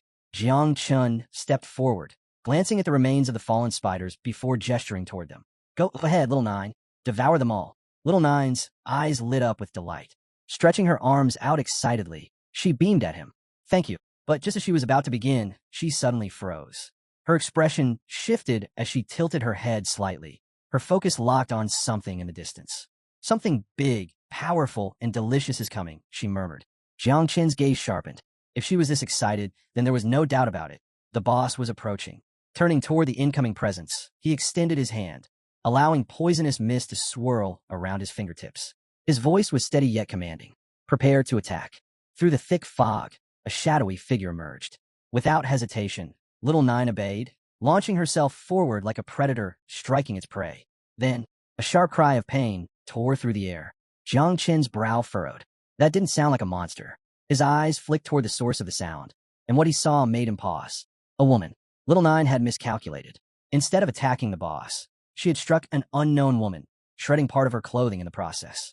Within seconds, the stranger collapsed to the ground, unconscious. Jiang Chan remained still, observing her closely. What kind of magical creature is this? Several seconds passed before the woman stirred. Her eyes fluttered open, filled with confusion as she gazed blankly up at the darkened sky. Where am I? She wondered. Slowly, she pushed herself upright, pressing one hand against her forehead as if trying to gather her scattered thoughts. She had no memory of how she ended up in this place. Jiang Chan approached and casually sat beside her, resting his elbows on his knees. He closed his eyes briefly before flashing a relaxed smile. You're awake. The sound of his voice sent a jolt through her. Her body tensed as her mind raced. Who is he? Without a moment's hesitation, she scrambled to her feet, instinctively putting distance between them. She assumed a defensive stance, her wary eyes never leaving him. Who are you? Don't come any closer. Jiang Chun stood up as well, but remained completely calm. Facing her directly, his voice remained even and measured. Relax. I'm just a job changer. I came to the desert to hunt monsters. He paused briefly before adding, I have no intention of harming you. The woman hesitated, her sharp gaze scanning him. But then, her expression suddenly shifted. A spark of recognition flashed in her eyes. She clutched her chest with one hand while pointing at him with the other. I know you. You were the one who attacked me. Her voice carried both shock and certainty as she stared at him intently. Jiang Chun let out a small, uneasy laugh. Closing his eyes for a moment, he gave a polite smile and admitted, That was my mistake. I thought you were a monster. Hearing this, she spun toward him, her lips pursed in a pout. Seriously? How could you mistake someone as stunning as me for a monster? She huffed. That's just rude. Then, as if realizing something, her expression shifted to panic. She hurriedly ran her hands over her face, touching her nose and ears to make sure everything was still intact. Jiang Chun said nothing, quietly observing her. He had used his full strength in that attack, yet she was standing here completely unharmed. His curiosity deepened. Just who was she? Once she confirmed she was fine, she finally relaxed. With a swift motion, she raised her hand, and the golden ring on her finger glowed, releasing a faint green energy. A holographic screen flickered to life, displaying the time. The moment she saw it, her face darkened. I've wasted too much time, she muttered under her breath. Without sparing him another glance, she turned on her heel and hurried away. Jiang Chun didn't stop her, but his sharp eyes tracked her every move. Where was she rushing off to? More importantly, who was she trying to avoid? She had almost disappeared from sight when she suddenly halted. A flicker of hesitation crossed her face as she bit her nails, covering her mouth. Jiang Chun instantly sensed something was off. Without hesitation, he approached. Something wrong? He asked, scrutinizing her. Her body tensed. Still facing away, she hesitantly peeked over her shoulder, forcing an awkward smile. Oh no, there are monsters up ahead, she stammered. And since, fighting isn't really my thing, I figured I'd turn back and let you handle them. The moment those words left her mouth, her nervous act vanished. Without another glance, she casually waved over her shoulder. Well, that's that. See ya. And just like that, she bolted. Jiang Qin stood there, blank-faced. After a brief silence, he sighed. Her acting was absolutely terrible. At that moment, the rain grew heavier, and she disappeared into the downpour. Jiang Chun continued walking, shifting his focus. If there were monsters up ahead, good. He welcomed them. They were no threat to him, and each battle meant more devouring points. But there was another issue at hand. Jiang Chun turned his head slightly, his gaze darkening. Dealing with monsters was one thing. Handling other job changers? That was a different kind of trouble. The desert had always been a lawless wasteland, a place where killing wasn't limited to beasts. Many who came here weren't just hunting monsters. They were hunting people taking whatever they wanted through bloodshed and violence. His thoughts drifted back to the woman from before. Would it be worth capturing her and getting some answers? As he mulled over the idea, Little Nine suddenly materialized beside him, her expression serious as she pointed ahead. A lot of monsters are coming this way, she warned. Jiang Chen's lips curled into a grin. That's the best news I've heard all day. But his excitement was short-lived. As he turned his attention forward, his eyes narrowed in shock. From the shadows, hundreds of giant spiders crawled into view, identical to the ones he had just taken down. But towering over them was something far worse. A massive spider, much larger than the rest, loomed at the center of the swarm. Its many eyes gleamed with killing intent, locking onto him with an eerie stillness. Jiang Chen's energy flared instinctively as he analyzed the situation. This wasn't good. Fighting a few was manageable, but an entire horde? That was another story. His mind flicked back to the woman's warning. So, she wasn't lying after all. Even surrounded, he felt strangely at ease. He'd much rather face monsters than deal with the treacherous battles between job changers. Then, without warning, the swarm attacked. The air filled with ear-piercing screeches as the spiders lunged, their grotesque forms rushing toward him with terrifying speed. Jiang Chen's grin returned. Run? Why would he? These creatures were walking treasure troves of devouring points. His hands tightened around his daggers as his energy surged, a suffocating aura spilling out around him. Little Nine, he commanded, his voice calm. Release the poisonous mist. Understood. A thick, venomous fog seeped from his daggers, curling through the air like a living entity. The first wave of spiders reached him. Their fangs glistened, their jaws stretching wide, ready to tear into him. Jiang Chen didn't flinch. For a moment, he stood perfectly still, letting the mist coil around him. Then, one of the spiders lunged. In an instant, Jiang Chen vanished. Reappearing midair, he swung his blade in a single, fluid motion. The spider split clean in half. Its body dropped to the ground in two lifeless pieces, the poison seeping into its wounds before it could even react. Still hovering, Jiang Chen swept his gaze across the swarm. Something wasn't right. These spiders were faster than before. Why? Before he could process it, another one lunged, its speed far beyond what he expected. Jiang Chen immediately sensed the incoming attack. He glanced back, slightly surprised by how quickly the spider had closed the gap. But unfortunately for the creature, catching him off guard was impossible. Just as it lunged, he moved. In a single, fluid motion, his daggers flashed through the air, slicing effortlessly through its body. The spiders remained scattered across the ground, lifeless before they could even react. Seconds later, Jiang Chen landed with a steady stance, both daggers still dripping with venomous mist. His gaze swept over the fallen bodies around him, taking in the aftermath. But something felt off. Lowering his gaze, he noticed a faint sting against his skin. A thin cut ran across his abdomen.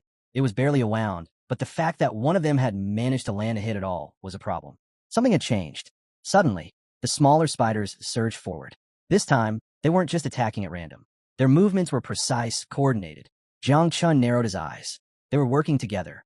He quickly scanned the swarm, searching for the cause. Then he spotted it. A massive spider looming in the darkness, far larger than the rest. Unlike the others, its 6 glowing eyes burned with intelligence. The boss. It didn't take long for Jiang Chen to piece things together. This wasn't just another monster. This thing was controlling the swarm. And then, as if responding to its command, more spiders emerged from the shadows. Thousands of them. In an instant, he was completely surrounded. Jiang Chen remained motionless, shrouded in the poisonous mist from Little Nine. Now everything made sense. These creatures weren't just relying on overwhelming numbers. They had strategy. This was why no one dared set foot in this place. His gaze locked onto the boss. If he wanted to end this quickly, there was only one option. Kill the leader, and the swarm would fall apart. But with this many enemies, even that wouldn't be easy. As he weighed his options, Little Nine emerged from the mist beside him, placing a hand on his shoulder. Her sharp gaze remained fixed on the boss. I understand now, she said, her voice steady. These creatures, they're trying to challenge their master. Jiang Chen frowned slightly, turning toward her. Challenge? What do you mean? Little Nine scoffed, folding her arms. How arrogant. Without another word, she spread her arms wide, tilted her head back, and unleashed a thunderous roar.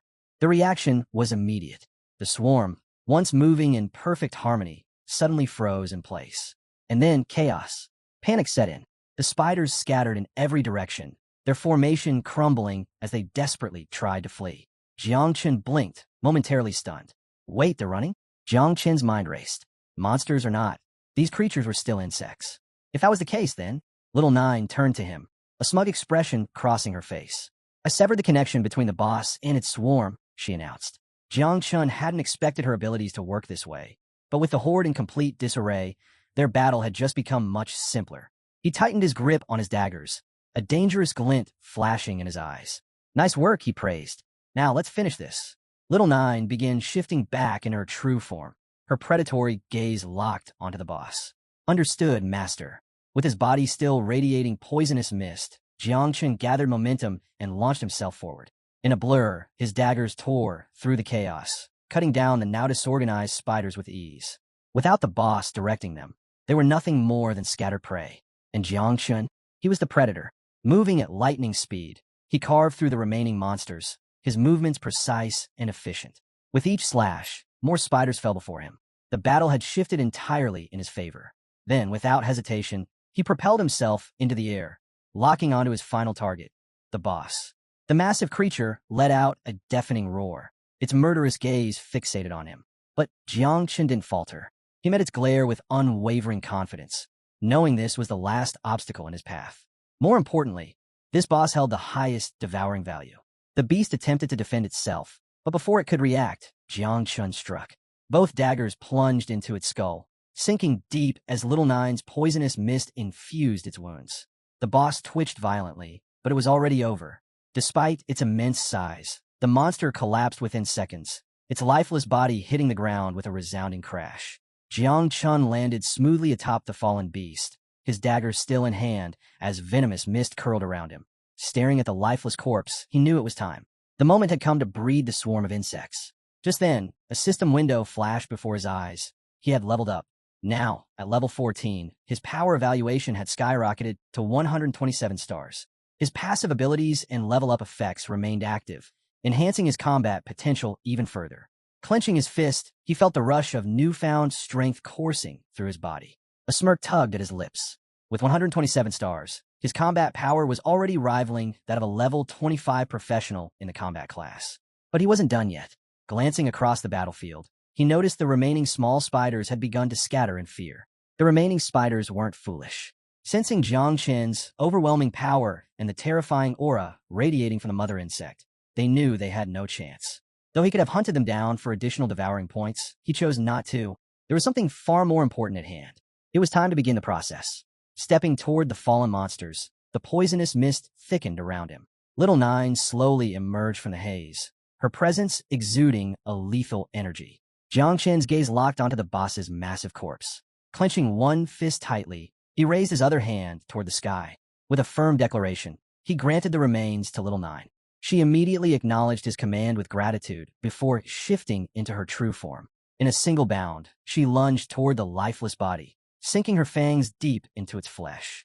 As she feasted, a system window materialized before Jiang Chun. Devouring complete, plus 600 devouring points. Watching the notification disappear, Jiang Chun turned away, lost in thought. Elite monsters like this one were leagues above ordinary creatures, providing significantly higher devouring value. This battle had proven something crucial. Hunting these powerful foes, while simultaneously growing his insect swarm, was the most efficient way to gain strength. Moments later, another system notification flashed before him. Devouring value has reached maximum capacity. Initiate insect breeding. Jiang Chen's eyes narrowed. That was fast. The value had filled up in record time, confirming what he had already suspected. Elite monsters were the key to exponential growth. Little Nine soon returned to her human form. Kneeling before him, she placed one hand on the ground and lowered her head in reverence. She calmly reported that she was ready to reproduce and requested permission to continue following him, now with even greater power.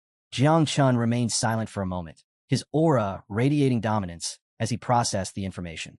Then, a faint smile crossed his lips. It was time. Right on cue, another system notification appeared. First-generation mass insect breeding has begun. A sudden surge of energy erupted between them.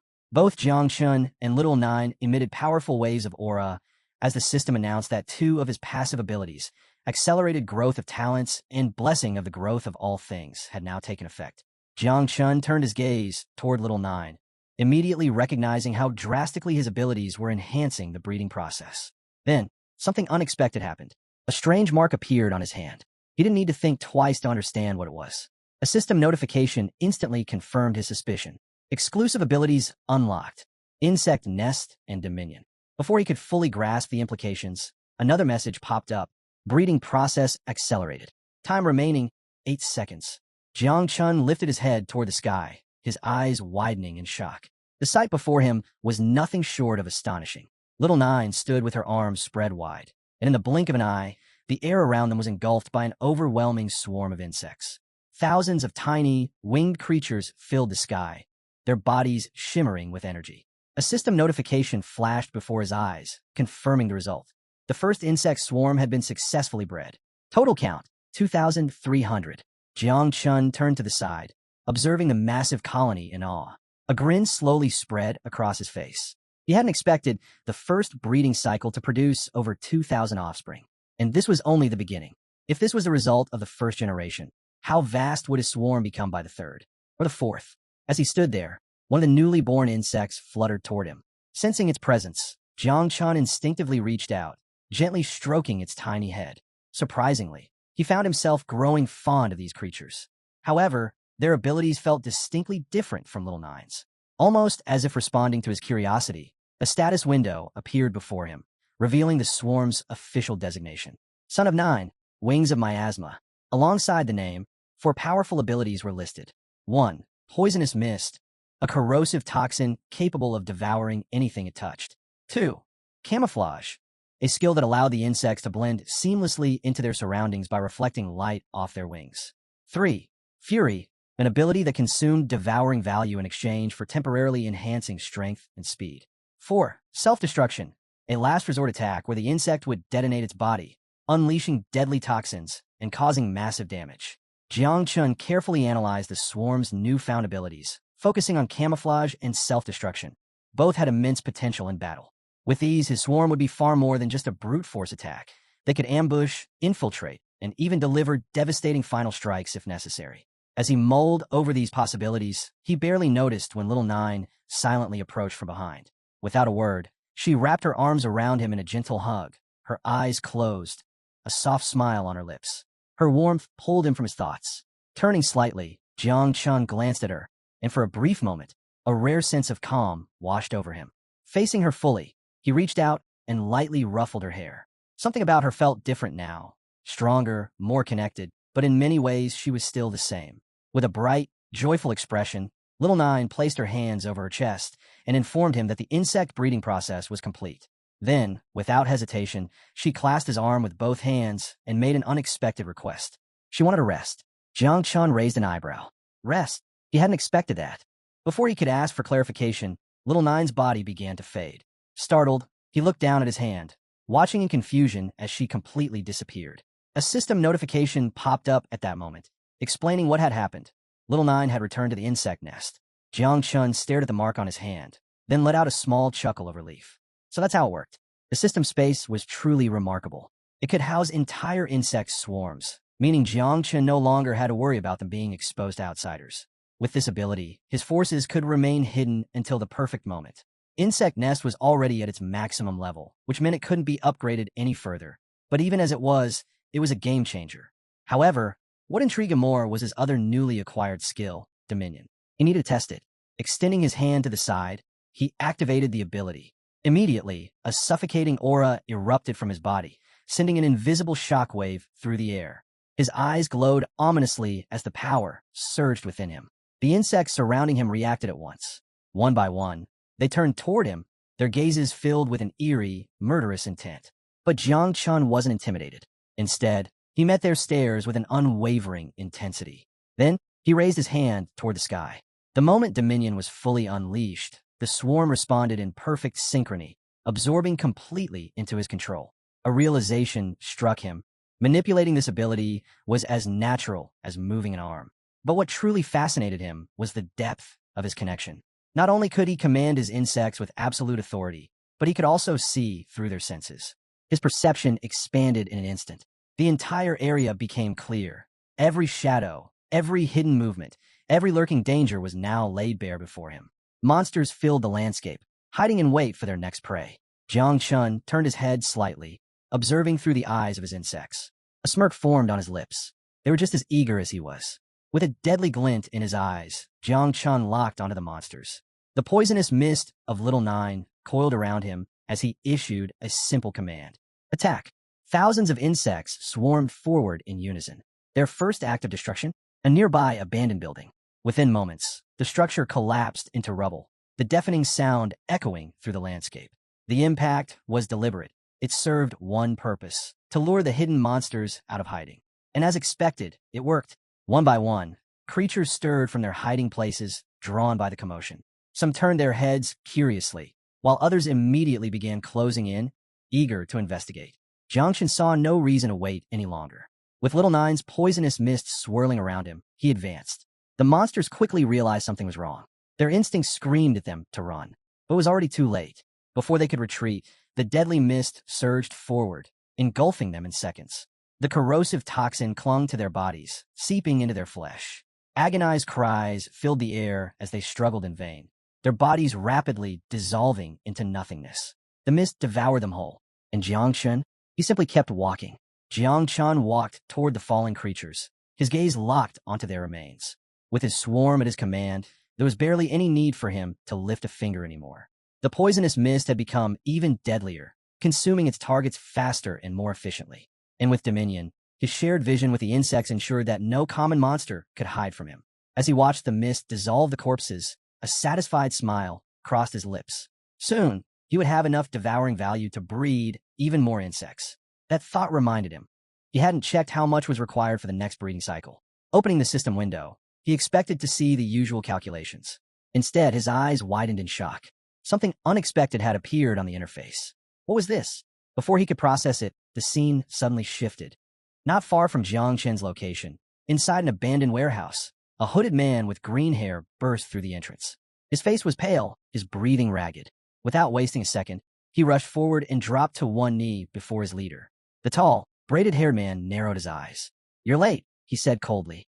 "Now, tell me, what's really going on in the spider's nest?" The green-haired subordinate swallowed hard, struggling to find his words. His voice trembled as he finally spoke, revealing the unthinkable truth. The entire spider's nest had been annihilated. A complete, merciless massacre. Not a single monster had survived. The room fell silent. Frustrated, the leader made a quick decision. If they couldn't complete their mission, they would recoup their losses another way, by robbing some unfortunate souls on their way back. One of the men beside the leader stiffened, his body tense with unease. A nervous sweat formed on his brow. Something about this situation felt off. Just as they were discussing their next move, the warehouse door creaked open. The sudden noise sent a jolt through the three men. Instinctively, they snapped their heads toward the entrance. The green-haired man tensed, his instincts kicking in as he quickly warned the others. They had an unexpected visitor. Their minds raced. Who could it be? A figure stepped forward, pushing the door open with deliberate slowness. His calm, steady voice echoed through the dimly lit warehouse. "Finally, I've found some professionals." The leader's eyes narrowed. "Who are you?" The newcomer, Jiangchen. Without hesitation, he strode toward them, his movements unhurried, exuding quiet confidence. As he walked, he dropped something onto the ground with a dull thud, a severed arm. Extending his hand casually, he spoke in a composed tone. There was no need to be alarmed, he assured them. He wasn't here to start trouble, just to level up. In fact, he was even looking to trade food. The leader exhaled slightly, glancing at his men. Jiangchen was alone. That, at least, was a relief. Studying him carefully, the leader smirked and agreed to an exchange, remarking that food in the desert wasn't cheap. Then, with a casual air, he asked what Jiangchen had to offer. But not everyone was convinced. The man standing beside him tensed, his posture shifting, his stance growing more aggressive. His sharp gaze locked onto Jiangchen, his grip subtly tightening. Jiangchen remained unfazed. Stepping closer to the leader, he met his gaze directly, his expression calm. A faint smile played on his lips as he reassured them. There was no need for hostility. He claimed to have truly valuable items for trade. For a brief moment, the tense man's expression flickered, first with doubt, then with curiosity. What exactly was Jiangchen hiding? The leader, equally intrigued, gave a nod. "All right," he said, his voice laced with skepticism. "Show us these trade goods of yours." The moment those words left his mouth, the atmosphere shifted. The two men beside him subtly adjusted their grip, their hands drifting toward their swords. With eerie smiles, they slowly began unsheathing their blades. Jiangchen barely reacted. He simply tilted his head slightly, watching them from the corner of his eye, and let out an amused chuckle. As expected, he had never trusted them to begin with. Without hesitation, he activated his ring. Raising his hand, he released its contents. In the blink of an eye, several wolf spiders emerged. Their gleaming eyes locked onto the men, piercing, predatory, and ready to strike. Jiang Chun turned his back on them, his voice laced with mockery. "So do my products interest you?" The reaction was immediate. The men stiffened, their smirks vanishing in an instant. Their hands twitched, hesitating over their swords, but instead of drawing them, they instinctively stepped backward. Cold sweat trickled down their foreheads as a wave of unease washed over them. They knew exactly what these creatures were, wolf spiders. But that didn't make sense. The spider's nest had been completely wiped out.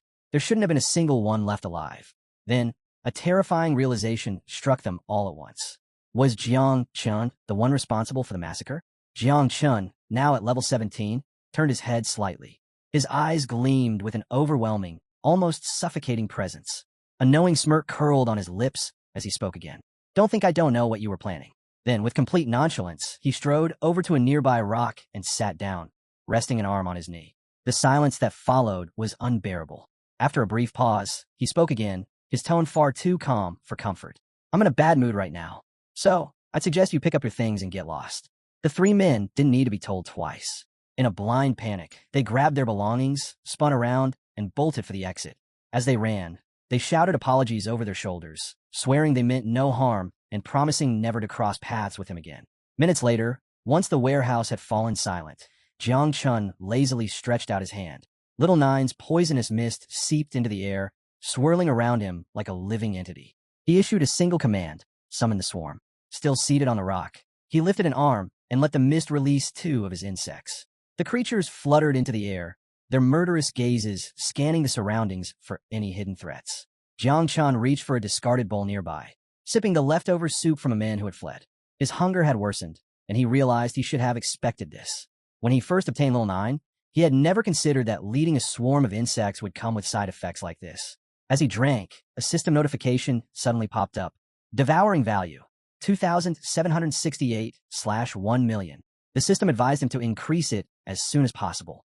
Jiang Chun frowned. Originally, he had assumed that once his insect swarm doubled, his devouring value would increase at an even faster rate. But he hadn't expected one critical drawback. The cost of the next reproduction cycle had also doubled. This complicated things. At this rate, even if he wiped out every beast nest outside the city, it still wouldn't be enough to reach the required devouring value. Even elite monsters were now just a drop in the bucket. Jiang Chun lowered his gaze, lost in thought. He recalled rumors about the Night Watch, whispers that they controlled powerful beast nests in secret realms, but none of it was made public. If he truly wanted to strengthen his swarm at an accelerated pace, there was only one option. He had to join the Night Watch as soon as possible. His gaze shifted to his hand, where Little Nine still hadn't stirred. Seeing this, he quickly concluded that the burden of reproduction must have been immense, far greater than he initially expected. Then his instincts flared. Someone was approaching.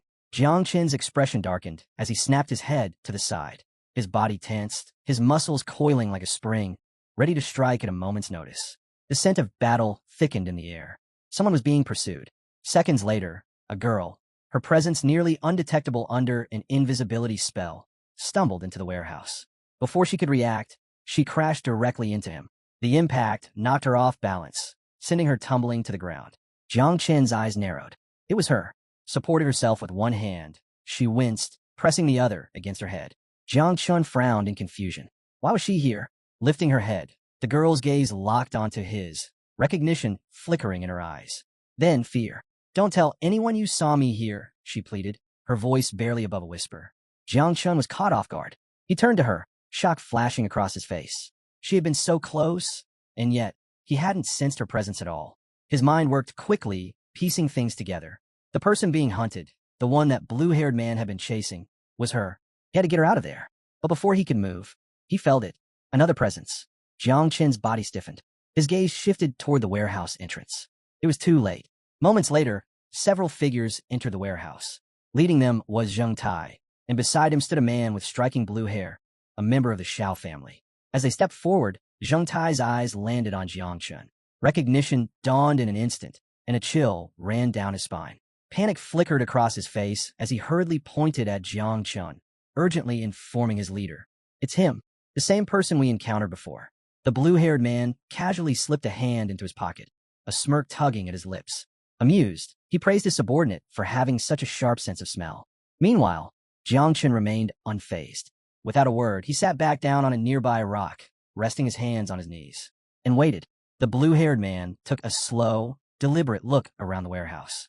Aside from Jiang Chun, who sat there as if he were casually camping alone, the place was completely deserted. Zheng Tai's expression darkened, his anger barely restrained as he glared at Jiang Chun. He wasted no time demanding answers. Had a girl entered the warehouse moments ago? His voice carried a clear warning. If Jiang Chun didn't respond immediately, this time there would be no mercy. Before Zheng Tai could escalate the situation, the blue-haired man raised a hand, signaling for patience. Zheng Tai hesitated but reluctantly stepped back. Then, with quiet amusement, the man took a seat on a rock directly in front of Jiang Chun. His sharp gaze studied him carefully. Jiang Chen's energy signature was unmistakable, spiritual masterclass. But what truly piqued the man's interest was the speed of his level growth. Less than a day ago, Jiang Chun had been significantly weaker. Yet now, level 16. Impressive. Intrigued, the man decided to set that thought aside for now. There was a more pressing issue to resolve. Leaning slightly forward, he unsheathed his sword, the cold steel gleaming in the dim light. Without hesitation, he aimed it at Jiang Chen's neck. His expression turned serious. "Tell me," he said casually, "did a girl with black hair pass through here?" Behind him, his subordinates remained silent, watching the exchange carefully. Jiang Chun met his gaze without the slightest hint of fear. In that instant, he understood something. This man's aura was overwhelming, far beyond level 30. And more than that, his ability to accurately gauge Jiang Chen's class and level suggested one thing. He was using a detection artifact. A brief pause filled the air. Then, Jiang Chun turned his head slightly and pointed toward the back door of the warehouse. "I saw a shadow moving in that direction," he said calmly. "But I couldn't tell if it was the person you're looking for. I'm not from the perceptive class." The blue-haired man studied him for a long moment before slowly rising to his feet. He was skeptical, but, for now, he chose to believe Jiang Chun. However, he wasn't about to leave without a warning. Stepping away, he spoke with deliberate slowness. "Next time, be more honest." Jiang Chun raised an eyebrow, slightly amused by the remark. The man turned his back, but cast one final glance over his shoulder. His gaze carried an unmistakable threat. "If I find out you helped that girl, the Shao family will make sure you pay the price." Jiang Chen's smirk deepened, unfazed, unmoved, unbothered. A few moments later, the blue-haired man and his subordinates exited the warehouse. Jiang Chun watched them fade into the distance, his thoughts drifting. The Shao family was dangerous, no doubt about that. But in Jiang City, they were the true powerhouse. Jiang Chun fixed a piercing gaze on the blue-haired man, his mind racing. The city's great clans had deep roots, their history stretching back to ancient times. They operated like feudal lords, rarely showing themselves unless disaster loomed. Some of their strongest warriors were rumored to wield power strong enough to tear the heavens apart.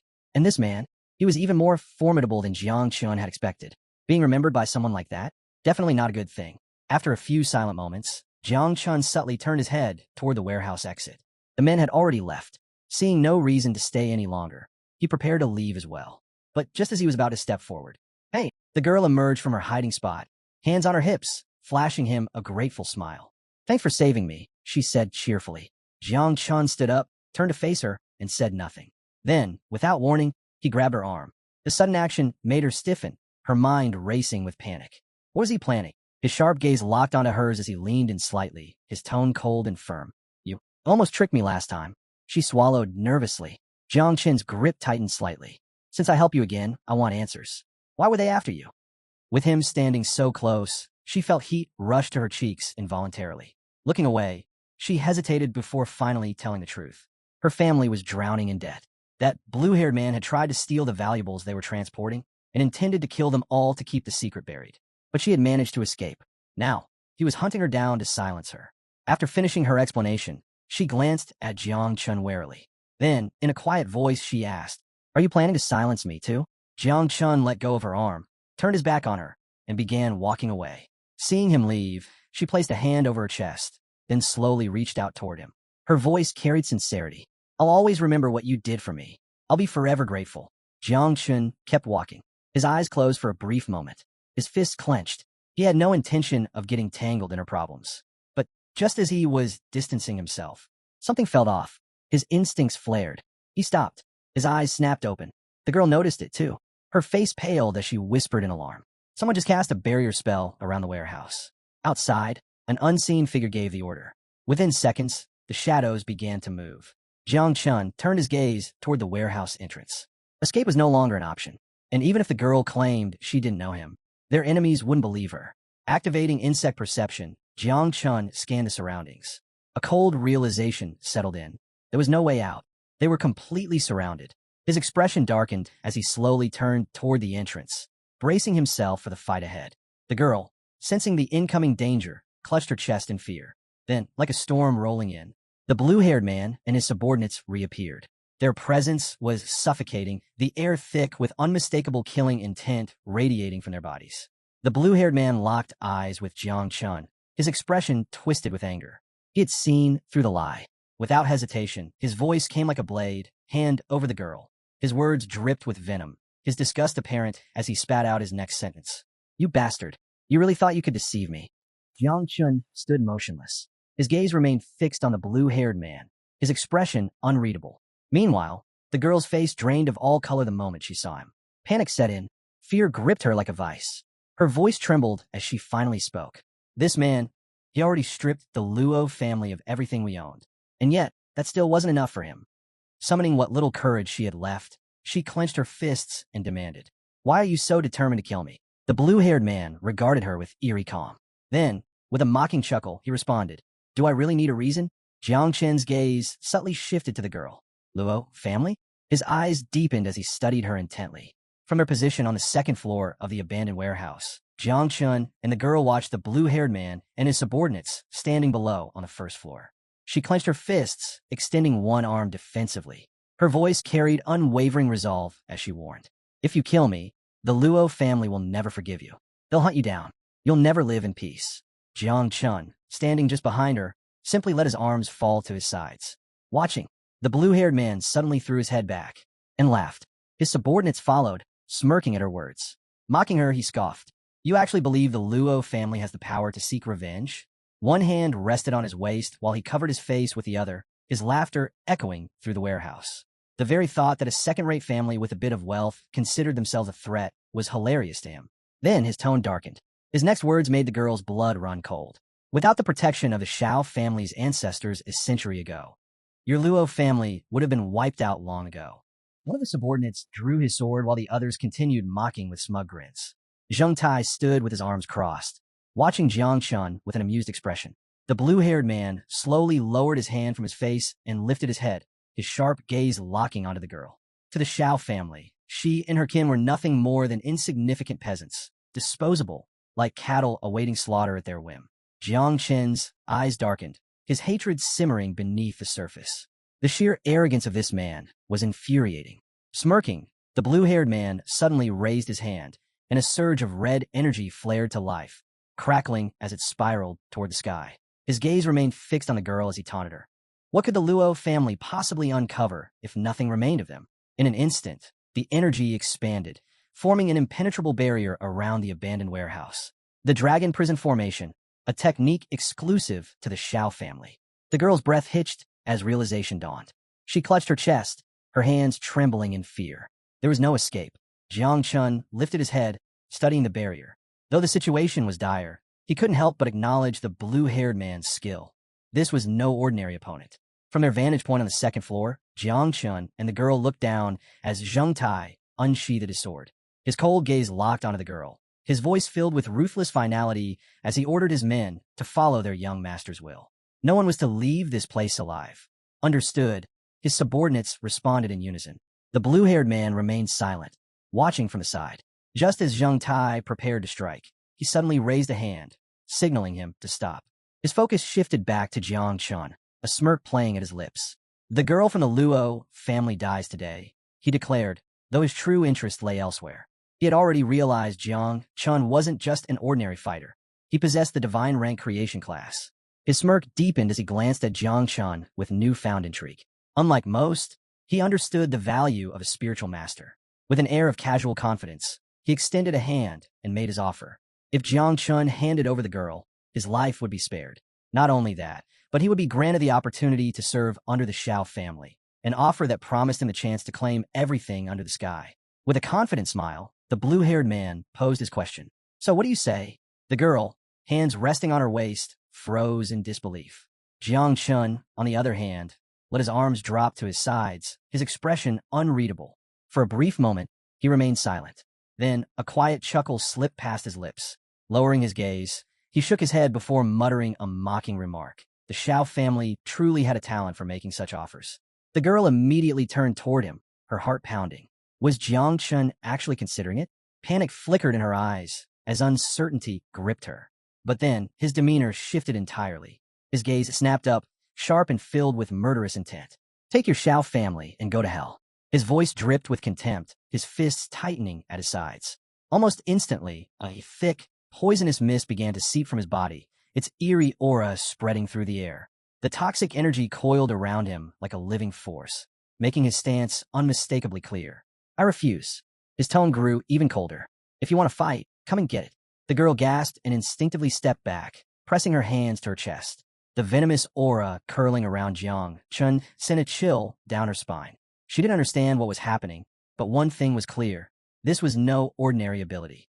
The blue-haired man's smirk disappeared, his expression twisting with anger. To reject his offer so brazenly, it was nothing short of an insult. His voice turned icy as he barked a single command. Kill him. Without hesitation, his subordinates launched into action. Blades were drawn, boots struck the ground, and within moments, figures surged forward, leaping through the air with deadly precision. Among them, Zheng Tai's sharp eyes locked onto Jiang Chun, his voice cutting through the chaos as he warned his comrades. Be careful, this one won't fall easily. As the enemies closed in, Jiang Chun stood motionless, his piercing gaze tracking their every move. There was no sign of fear, no instinct to retreat, just calculated stillness. In mere seconds, they reached the second floor. Zheng Tai's eyes narrowed as he caught sight of the poisonous mist still lingering around Jiang Chun. Wasting no time, he barked another warning. Jiang Chun was capable of using poison. A direct assault would be dangerous. Realizing that a fight was inevitable, the girl quickly took shelter behind Jiang Chun. At that moment, the poisonous mist around him dissipated. Instead, he raised his hand, and a surge of vibrant green energy crackled to life around him. His gaze locked onto Zheng Tai, unwavering as he revealed something shocking. Not only could he wield poison, but he possessed an even greater talent ability. The girl, still behind Jiang Chun, instinctively stepped back, pressing a hand to her chest. Confusion filled her mind. She had no idea what kind of ability this was. Then, without warning, green spiritual roots burst from the ground, twisting and spreading like living vines. Zheng Tai gripped his sword tightly and lunged forward, ready to strike. But the moment he glanced down and saw the massive roots surging toward him, his movements faltered. His eyes widened in disbelief. What is this? Before anyone could react, the roots coiled around him and his subordinates, trapping them in place. Panic erupted as they struggled against the sudden entanglement, their confusion mounting. Meanwhile, Jiang Chun stood firm, his hands still outstretched. With an air of calm authority, he explained, this was his ability, the evolution of all things. The roots constricted even tighter, wrapping around Zheng Tai's body with increasing force.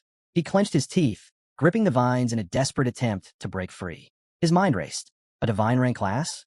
He had known Jiang Chun could use poison, but this was something else entirely. Realizing he had no time to waste, Zheng Tai tightened his grip on his sword and, summoning all his strength, slashed at the roots. One by one, they snapped under the force of his blade. The others quickly followed suit, hacking away at their bindings. Attack the roots. They're fragile. Zheng Tai barked. The severed roots collapsed onto the ground near the blue-haired man, who idly pushed them aside, clearly unimpressed. But as his fingers brushed against them, something clicked in his mind. His expression darkened. You idiot, he suddenly snapped at Zheng Tai. This is just a distraction. But his warning came too late. While they had been preoccupied cutting through the roots, Jiang Chun had already set his next move in motion. A low hum filled the air as a swarm of insects emerged, their gleaming eyes locking onto their prey. Poisonous mist began to swirl around Jiang Chun once more as he calmly extended his hand to the side, his intent unmistakable. You're already too late. The girl, still on the ground, leaned back on her hands, her head tilting upward. The moment she saw the swarm, her eyes widened in shock. Meanwhile, Zheng Tai's subordinates remained focused on cutting the last of the roots, completely unaware of the imminent danger. Then, Zheng Tai turned slightly, only to freeze. His breath caught in his throat. Sweat gathered on his forehead, as his gaze locked onto the incoming swarm. What are those things? Before he could react, the insect surged forward with blinding speed, descending upon him and his men in a relentless assault. Reacting on instinct, Zheng Tai raised his sword to block the oncoming attack, but his confidence shattered just as quickly as his weapon. The swarm tore through the blade, as if it were nothing more than brittle parchment. He froze in disbelief, his wide eyes fixed on the broken hilt in his trembling grip. Jiang Chun had just destroyed his sword. A cold sweat formed on Zheng Tai's forehead as he took a closer look. This wasn't just poisonous mist. No, it was something far worse. These weren't mere toxins. They were summoned creatures. A sinking dread settled in his gut. Before he could fully grasp what was happening, something loomed behind him. A faint chittering noise sent shivers down his spine. His instincts screamed at him, his body stiffening as a chilling presence crept closer. He snapped his head up just in time to see it. An insect, mandibles wide open, ready to strike.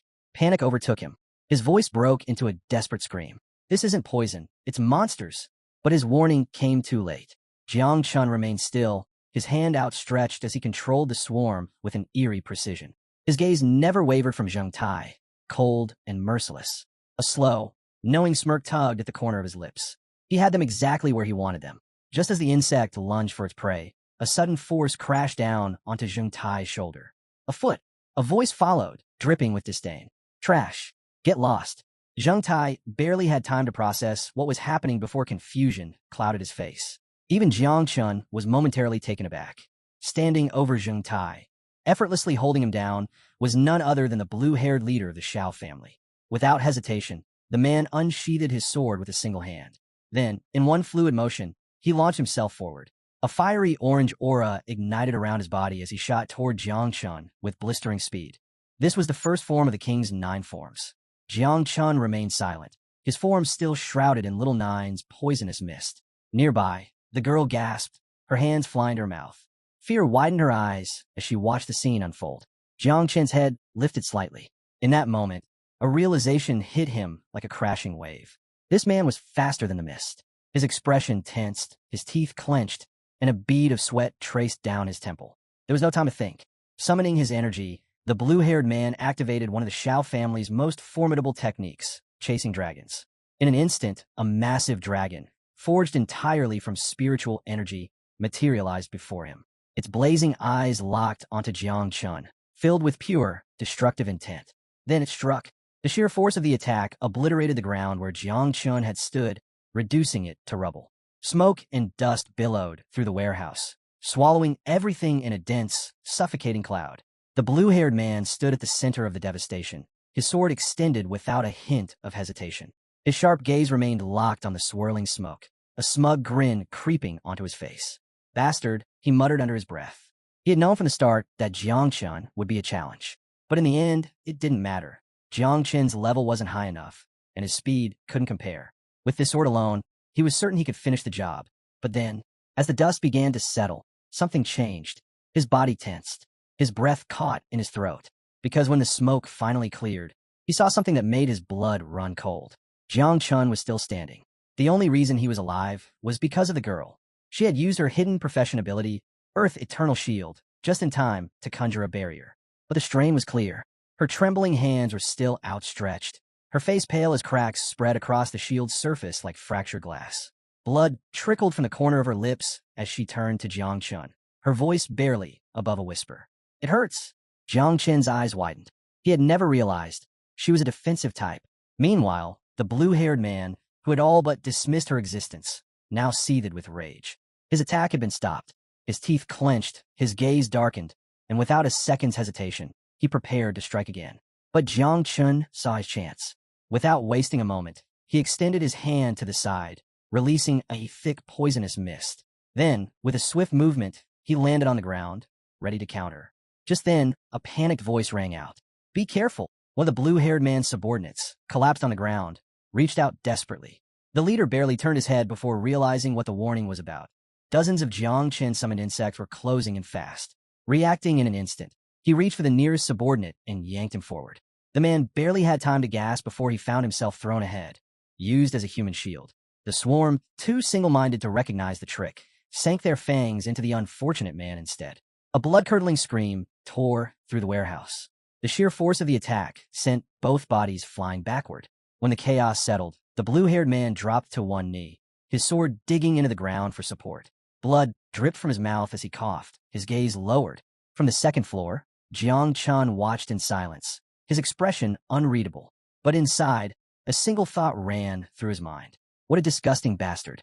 Without hesitation, he had sacrificed his own subordinate. The fallen man, now lying in a pool of his own blood, let out a weak, ragged cough. His chest had been torn open, his body on the verge of collapse. Yet somehow, he was still clinging to life. The blue-haired man turned slightly, casting a brief glance at his dying subordinate. "You endured well," he muttered. Slowly, he rose to his feet and took a step forward, but not before looking back at the lifeless body behind him. "I didn't train you for nothing," he added coldly. "You were strong, but strength alone wasn't enough." Moments later, the man drew his final breath. Ignoring the corpse entirely, the blue-haired man reached into his pocket, retrieved a dragon yuan pill, and swallowed it without hesitation. He hadn't expected to be pushed this far, but Jiang Chun had forced his hand. The pill's effects kicked in almost instantly. His energy surged, a wave of power pulsing through him. With slow, deliberate steps, he advanced toward Jiang Chun, dragging his sword along the ground. The blade scraped against the stone, its sharp edge carving a harsh, grating sound into the air. Small rocks trembled and lifted from the ground, responding to his overwhelming aura. Jiang Chun's senses sharpened. Recognizing the danger, he immediately shifted into an offensive stance. Nearby, the girl remained on the ground, gripping the wound on her arm. She barely moved, her breathing shallow. The blue-haired man lifted his sword, pointing it directly at Jiang Chun. His eyes burned with pure, murderous intent. "This next strike," he growled, his voice thick with killing intent, "will take your head." Jiang Chun didn't flinch. His gaze remained steady, locked onto his opponent, his body tensed and ready. The Dragon Yuan pill had taken full effect. Behind the blue-haired man, the elemental dragon flared to life, growing larger, its burning gaze fixed on its master's target. Its energy crackled through the air, coiling and writhing like a beast preparing to strike. Then, with a thunderous stomp, the blue-haired man shattered the ground beneath him.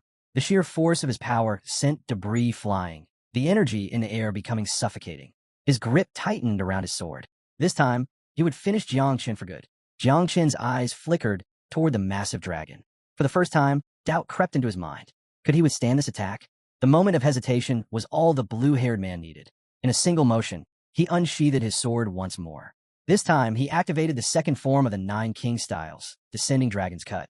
A devastating surge of power erupted from his body. The elemental dragon let out a deafening roar, its massive form tearing through the air as it lunged forward, jaws open wide, ready to consume Jiang Chun in a single, final strike.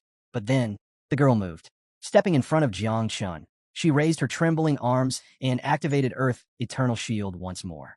Jiang Chun instinctively lifted an arm to shield himself from the impact, but his eyes widened in shock as he turned toward her. Despite her injuries, despite her exhaustion, she was still willing to take the hit. A brilliant green shield materialized around them just as the dragon struck. The ground cracked beneath them, the sheer force of the attack sending a shock wave through the air. A thick curtain of dust and debris exploded outward, swallowing everything in its path. With her arms still outstretched, the girl clenched her teeth, her entire body trembling. The strain was unbearable, yet she refused to fall. Gritting through the pain, she turned her head slightly toward Jiang Chun, her voice weak but determined. "The Dragon Yuan pill. It's made the Shao family's technique several times stronger." The girl gasped, her breath ragged. "My shield, it won't hold." Cracks continued to spread across the barrier, each new fracture splintering outward like shattered glass.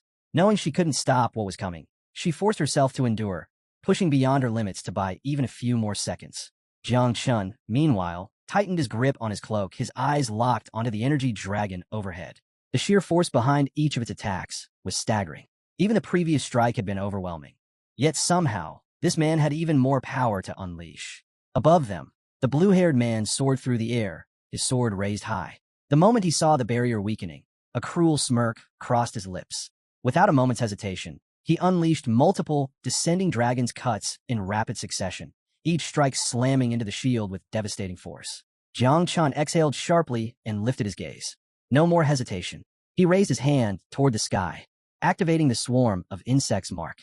Against an enemy like this, there was no room for mercy. The barrier shattered. Then, a deafening buzz filled the air. From Jiang Chun's outstretched hand, Thousands of insects erupted, flooding the sky like a living storm. The blue-haired man's arrogant smirk disappeared in an instant. His body tensed, his eyes widening in shock as the realization hit him like a crashing wave. What is this? The swarm continued to pour from Jiang Chen's palm, their wings beating in chaotic unison, filling the warehouse with an eerie, droning hum. Jiang Chen's voice cut through the noise, calm, unwavering, and laced with menace. Get ready. The girl, still on the floor, clutched her wounded shoulder, her breathing shallow. She stared in disbelief at the countless creatures circling Jiang Chen. Until now, she had assumed he was of the creation class, but now, she wasn't so sure. Several of the insects turned, their piercing gazes locking onto the blue-haired man. Their bodies tensed, poised to strike. Jiang Chen stepped forward. Attack! At his command, the swarm surged toward their target. For the first time, the blue-haired man felt something foreign crawl into his chest. A flicker of panic. He had no doubt, if this many insects attacked at once, survival would be impossible. But he refused to back down. With a sharp breath, he unsheathed his sword, shifting into a defensive stance. His eyes remained locked onto Jiang Chen as he prepared his counter. Channeling his energy, he swung fiercely, activating Descending Dragon Cut. A massive arc of energy exploded from his blade, slicing through the incoming horde. They're just disgusting little bugs, he spat, cutting down dozens with every swing. But Jiang Chen remained unshaken, his body still cloaked in Little Nine's poisonous mist. He extended a hand, amusement flickering in his gaze. Do you really believe that's enough? Then, something horrifying happened. The severed insect bodies began to regenerate. The blue-haired man's breath hitched. What? The insects reformed almost instantly, resuming their relentless assault without a moment's hesitation. The blue-haired man's eyes flickered with frustration. He swung his blade again, slicing more of them apart, but each time, they regenerated, stronger, faster, and more vicious than before. Jiang Chen watched him struggle, amusement glinting in his cold gaze. Let's see how long you can last. Behind him, the girl turned her head, astonished. Just how powerful was Jiang Chen? Fury twisted across the blue-haired man's face as he clenched his sword tighter. With a deafening roar, he unleashed another Descending Dragon Cut, this time aiming at a massive insect lunging straight for him. The spiritual dragon materialized once more, its glowing maw opening wide as it swallowed the creature's whole. Unlike his blade, the dragon's energy didn't merely slice through the insects. It devoured them completely, preventing them from regenerating. For the first time in this fight, a smirk tugged at his lips. But that brief moment of confidence cost him dearly. An insect darted in from behind, its fangs sinking deep into his exposed arm. A sharp, searing pain shot through his body. His sword slipped from his grip. His head snapped to the side, eyes widening in sheer horror. This isn't good. The venom spread fast, numbing his right hand almost instantly. His fingers twitched uselessly, and for the first time, genuine panic settled in his gut. Without his sword, his situation had just gone from bad to worse. Desperate, he reached into his robes with his uninjured hand, but the insects saw the opening. They surged toward him, ready to finish what they started. But just before they could land another blow, a brilliant red glow erupted from his body. The incoming swarm was blasted backward as a powerful energy shield surrounded him. Jade protection of life. Yuan Wu sneered, his confidence instantly restored. His gaze met Jiang Chen's, his voice dripping with arrogance. Did you really think a few pathetic insects could kill me, the great Xiao Yuan Wu? Jiang Chen remained silent, his eyes locked onto Yuan Wu, his face unreadable. Slowly, he extended a hand toward him, speaking in a calm, measured tone. What kind of treasure is that? He tilted his head slightly. How does it hold such power? Without waiting for an answer, his fingers curled slightly, and he gave a single command. Devour him. The swarm responded instantly, launching forward in a black wave of writhing bodies. But the moment they reached him, they stopped. A faint, translucent shield pulsed around Yuan Wu's body, its surface shimmering with an ancient, divine aura. The insects attacked relentlessly, their fangs and claws tearing at the barrier. Yet, no matter how fiercely they struck, they couldn't leave so much as a scratch. Jiang Chen's eyes narrowed. This wasn't normal. Still gripping his injured arm, Yuan Wu glanced at him, lips curling into a smirk. You're wasting your time, he said smugly. This is the Jade Treasure, an inherited relic of the Xiao family. It possesses divine power. Jiang Chen didn't flinch. He didn't back away. Instead, his voice cut through the air once more, cold, unwavering. Attack again. The swarm obeyed without hesitation, launching another relentless assault. But once again, the barrier held firm, repelling every strike. Yuan Wu stepped forward, completely unfazed, his movements deliberate and unhurried. I have to admit, he said, his tone laced with amusement, you've impressed me. To think you could push me this far, even forcing me to use an ancestral artifact. His smirk widened as he met Jiang Chen's gaze. But no matter what you throw at me, it won't change the outcome. As long as the shield stands, you won't even touch me. Jiang Chen remained silent, his expression unreadable as he observed the insect struggle in vain against the barrier.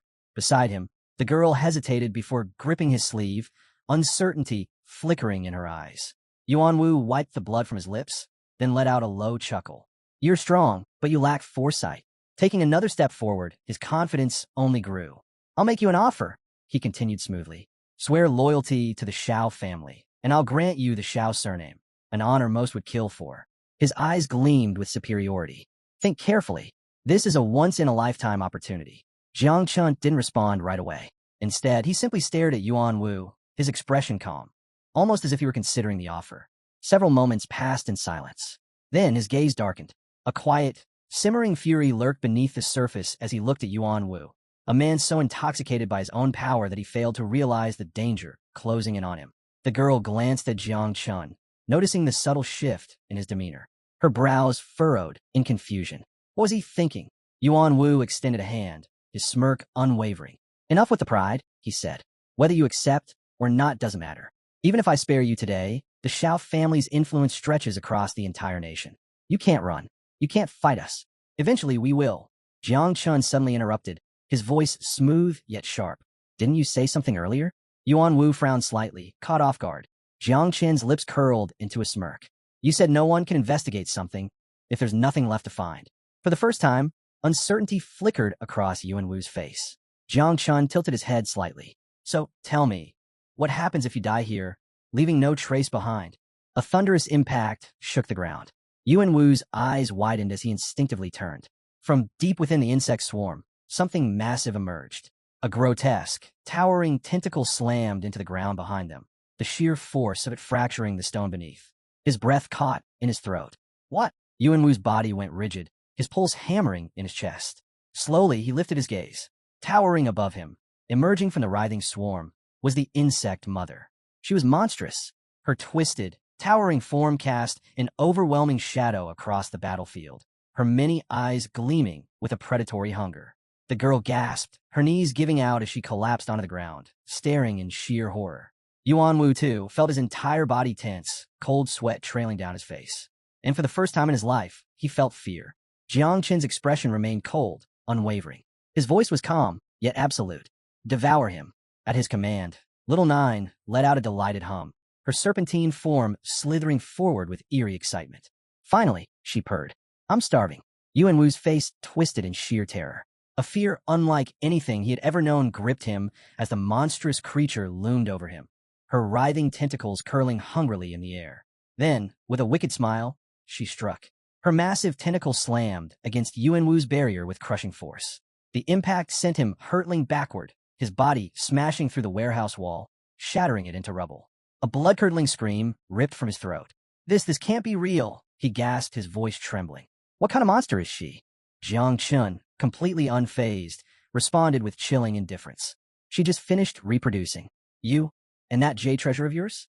You're exactly what she needs to satisfy her hunger. Yuan Wu's breath hitched.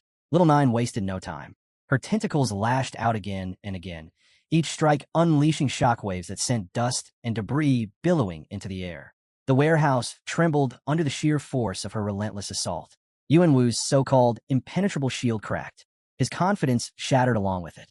No, this is impossible, he choked, blood spilling from his lips as he collapsed onto the ground. Panic overtook him.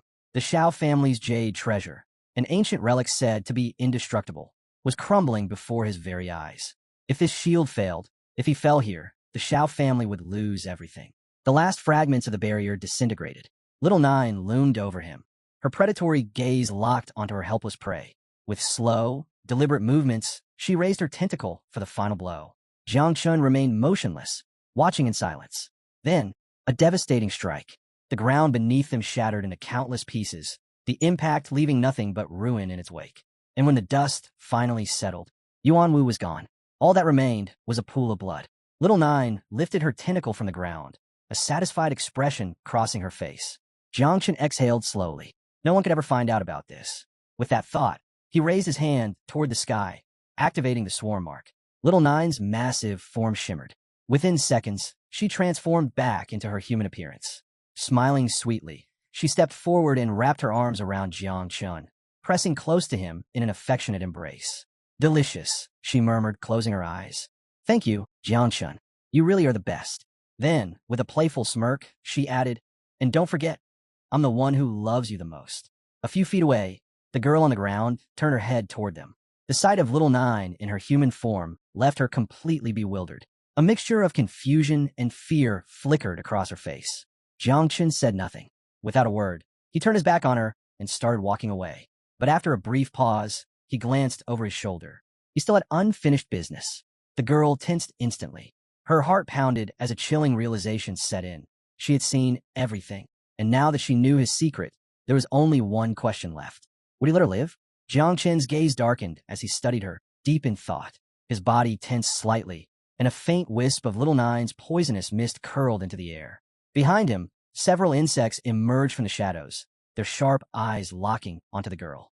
Their intent was unmistakable. He took a slow step toward her. Give me one good reason, he said quietly, his tone unreadable. Why I shouldn't kill you right now? The girl's breath hitched. Panic overtook her. Without a second thought, she dropped to her knees, trembling. Reaching into her pocket, she pulled out a handful of gold coins, her entire fortune. Head bowed, she held them out with both hands, her voice unsteady. This is everything I have, she stammered. It's worth millions, practically my entire life. Please take it. Take all of it. Just let me live. Jiang Chen picked up a gold coin, rolling it between his fingers as he examined her. She seemed sincere, but sincerity alone wasn't enough. She had seen too much, lied too many times. Killing her would be the safest choice. Sensing the danger, she suddenly sprang to her feet, eyes shut tight. With one hand raised toward the sky, she swore loudly. If I'm lying, may the heavens strike me down with 5 thunders. My name is Luo Sandow. Jiang Chen arched a brow, mildly amused yet skeptical. Luo Sandow? He wasn't even sure that was a real name. After all, deception seemed to come naturally to her.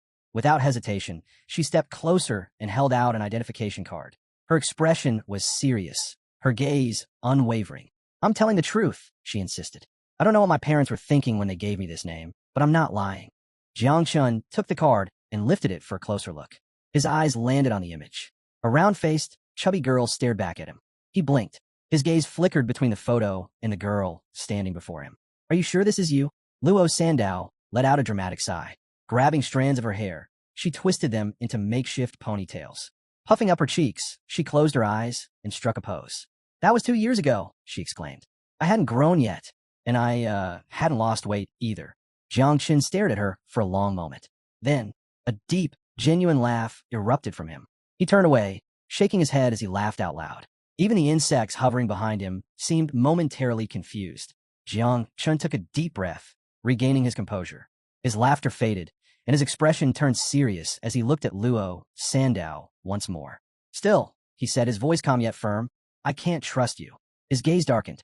This secret is something only the dead can keep. Before he could finish his sentence, Luo Sandow suddenly leaped forward. A portal appeared beside her as she activated her storage ring. Without hesitation, she reached inside and pulled out a scroll. Jiang Chen's eyes narrowed slightly as she approached, her usual carefree demeanor replaced by an unusual seriousness. Don't worry, she said, gripping the scroll tightly with both hands. His gaze flickered toward it. What is that? She carefully unrolled the parchment, revealing intricate markings along its surface. This is a sealing scroll, she declared. Jiang Chen's expression shifted slightly. She continued, her voice unwavering. If I reveal your secret, I will die immediately. Jiang Chen studied her carefully. There was no trace of deception in her eyes, only genuine fear. She wasn't bluffing. Then, a system window appeared before him. Luo Sandow has sworn to protect your secret with her life. If she reveals it, she will be executed immediately. Jiang Chen furrowed his brows. Something like this actually existed. He picked up the scroll, narrowing one eye as he examined it closely. After a brief moment of contemplation, he made his decision. Fine. She had signed a literal life-binding contract. For now, he would let her live. Hearing Jiang Chen's verdict, Luo Sandow exhaled deeply, her shoulders sagging with relief. Thank you, she said quickly. Jiang Chen, however, turned his head toward her, his expression unreadable. "How much does this scroll cost?" he asked. She tapped a finger on her cheek, thinking for a moment before responding. Around 10 million. Jiang Chen's grip on the scroll tightened. His eye twitched. This meant she had just used the most valuable item in her storage ring. Luo Sandao noticed a sudden shift in demeanor and immediately panicked. She waved her hands frantically, forcing out a nervous laugh. "But if you take me home, my parents will definitely reward you. They'll treat you really well and give you way more than just 10 million. Jiang Chun turned his back on her, unimpressed. "I don't have time for that," he said flatly. "Tomorrow morning, I need to report to the night watch. I can't waste any more time." With that, he started walking away. "Good luck." Luo Sandao scrambled to her feet, watching him disappear into the distance. Without hesitation, she shouted after him. Wait. At least take me home." Jiang Chun stopped but didn't turn around. "My house is much closer than the night watch headquarters," she explained hurriedly. "And there's a teleportation station nearby. You'll still make it on time." At first, he dismissed her words, but after a moment of consideration, he changed his mind. Several hours later, Jiang Chun and Luo Sandao arrived at the Luo family mansion. It was breathtaking, massive, elegant, almost like a castle. Towering walls surrounded the estate, and intricate carvings adorned its grand pillars. Despite the late hour, the entire place was well lit, giving off an air of prestige and power. Meanwhile, inside the mansion, a solemn tension filled the grand hall. Hooded men knelt in submission before a regal woman seated on an ornate throne. Her expression was cold, unreadable, as she listened to the hushed reports of her subordinates. A man stepped forward, bowing deeply before delivering urgent news. "Your daughter has returned." At first, the woman was stunned. Impossible. The Xiao family was ruthless. They didn't just steal, they killed without hesitation. And yet, now they dared to spread falsehoods as well? Fury simmered beneath her composed exterior. Her fingers tightened against the armrest, her aura growing oppressive. Sensing the rising storm, the messenger quickly interjected. "Please, my lady, I am merely the bearer of news. I'm not the one who caused your suffering." A tense silence followed. Then, the doors swung open. Luo Sandao ran into the hall, her steps unsteady, her face streaked with tears. Without hesitation, she rushed to her mother's side, sat beside her, and buried her face in her lap, sobbing uncontrollably. The regal woman, her hardened expression softening, placed a gentle hand on her daughter's head. She stroked her hair in comfort, though the cold glint in her eyes did not fade. This would not go unanswered. Her mind was set. The Xiao family would pay for this. Just then, a man stepped forward, her husband. Unlike his wife's quiet fury, his presence was calm, measured. He placed his hands at his sides before speaking, his voice steady. "For now, we must remain calm." His gaze met his wife's, unwavering. "The most important thing is that Luo Sandao has returned safely." Taking a deep breath, he continued. "The Xiao family is one of the most powerful forces in this country. We cannot afford to act recklessly. We are merchants, not warriors." Jiang Chun stood silently to the side, watching the scene unfold. So, her real name really is Luo Sandao. Moments later, Luo Sandao's father turned toward him. With a respectful nod, he handed Jiang Chun a black card. "Take this."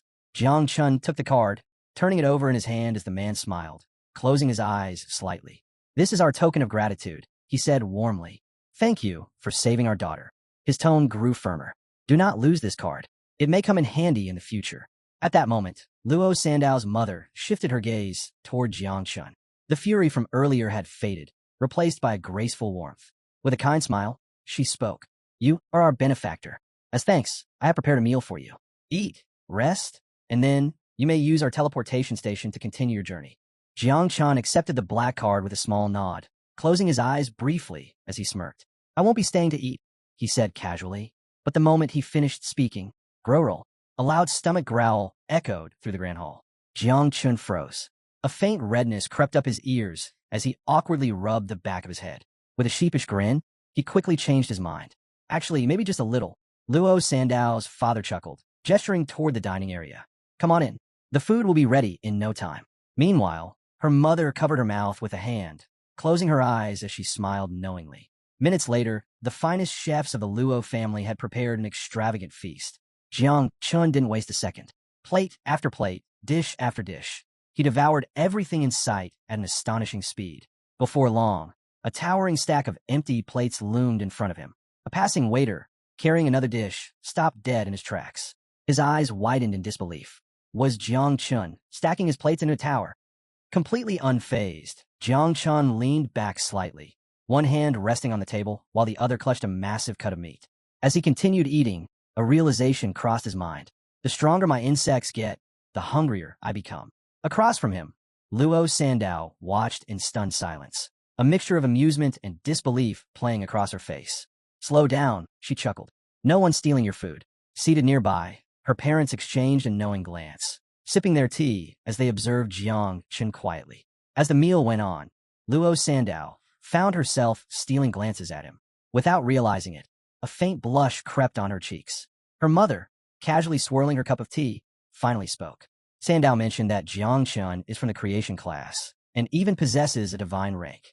She turned to her husband. That's quite remarkable, don't you think? Her father rested his chin on his hand, studying Jiang Chun with interest. Indeed, he murmured, our daughter hasn't shared much, but I have a feeling Jiang Chun isn't as simple as he appears. There's something more to him. After a brief pause, he added, and he's quite handsome too. Their eyes met, a silent understanding passing between them. If Jiang Chun had the power to challenge the Shao family, if he could protect their daughter for a lifetime, then perhaps he was the perfect match.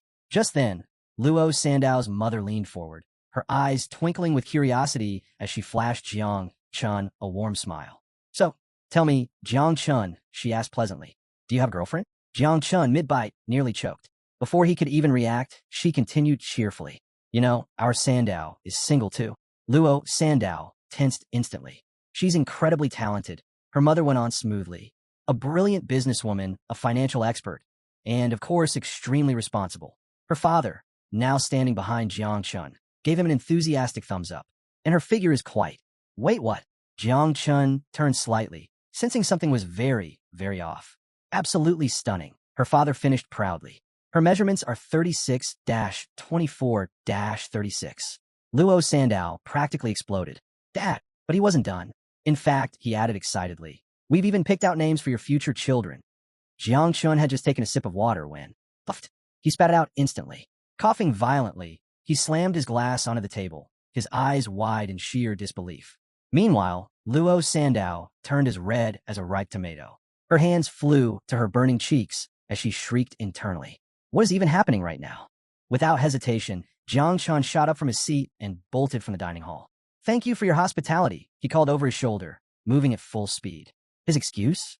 He was full and had urgent matters to handle. Reality? He just needed to escape. Luo Sandow's father watched him disappear and quickly called out, wait, we still have things to discuss. Before he could finish, Sandow rushed forward and clamped a hand over his mouth. Shut it, she hissed, her face burning hotter by the second. Her mother, however, simply turned to her daughter, her expression shifting into something mildly disappointed. Calmly, she settled back in her chair and let out a small sigh. Meanwhile, her father pried Sandow's hand away and muttered, our son-in-law just ran away. Then, with a teasing smile, he added, as his wife, shouldn't you chase after him and at least say goodbye? Sandow's entire body stiffened. Before she could argue, her mother chimed in smoothly. No need to worry, she said with a knowing smirk. He has the black card. No matter where he runs, we can track him. Sandow immediately grabbed her knees, clenched her eyes shut, and let out a frustrated scream. Just stop talking. Lowering her head, she groaned, her thoughts spinning wildly. Yes, Jiang Chun was powerful. Yes, he was ridiculously good-looking. But he was also downright terrifying. Then again, even if he was terrifying, there was no denying how strong and handsome he was. Meanwhile, within the Shao family estate, Shao Yuan Shan, the head of the family, sat rigidly in his chair, fingers digging into the armrests. His face darkened as he received the news. His grandson, Shao Yuan Wu, was dead. A dangerous fire flickered in his eyes. His voice was ice-cold as he gave his order. Find out who's responsible. Immediately, his suspicions landed on Shao Zhenluo, another formidable figure within the family. Without hesitation, he instructed his other grandson to send men to investigate him. As one of his subordinates knelt before him, another figure casually stepped into the room. Shao Beihan, hands tucked into his pockets, he strolled forward, amusement glinting in his eyes. With a smirk, he lifted a hand to the side and spoke. Grandfather, let's be real here. Yuan Wu was already over 20 and had barely reached level 30 of the second transformation. His tone was indifferent as he continued. He was dead weight. Then, turning slightly, he glanced at his grandfather and shrugged. Is his death really worth mourning? Shao Yuan Shan remained seated, resting both hands on his knees as he studied Xiao Beihan carefully. After a long silence, he finally spoke. You're right. Yuan Wu was nothing special, nowhere near your level. His voice was calm, but cold as he leaned forward slightly. But in the end, he was still my grandson. His eyes darkened, a dangerous glint flashing across them. When disciplining a dog, you must always consider its owner. His fingers curled slightly as he continued, his tone sharp. I want to know, who in this country had the audacity to kill someone from the Xiao family? Xiao Beihan's smirk widened at those words. Stepping forward, he slowly raised his hand, letting a sinister, dark energy swirl around his palm. Grandfather, there's no need to trouble yourself over something so minor. He turned his hand slightly, watching the energy shift between his fingers. Once we're done wiping out the Tianjiao camp, it won't matter who did it. His smile grew sharper. I'll take care of it. Meanwhile, Jiang Chun had already arrived at the night watch office. Pushing open the heavy doors, he stepped inside. The dimly lit room was filled with figures waiting for him. Among them, Ji Gang and several high-ranking officers. Ji Gang turned, slightly surprised by Jiang Chen's arrival. Jiang Chun introduced himself as the newest member of the Night Watch, casually scratching the back of his head as he glanced around. He couldn't help but wonder why so many people were gathered. Ever the charismatic leader, Ji Gang stepped forward with a welcoming grin. He placed a hand on Jiang Chen's shoulder while dramatically extending his other arm outward. We've all been waiting for you. Jiang Chen was caught off guard by the unexpected attention. Without wasting time, Ji Gang began introducing him to the team's key members. First was Yun Xiaoku, a level 45 healer in the second stage. Ji Gang teased that she used to be the youngest, until Jiang Chun took her spot. Flustered, Yun Xiaoku stole a glance at Jiang Chun, her cheeks tinged red. She had to admit, he was the most attractive teammate she'd ever worked with.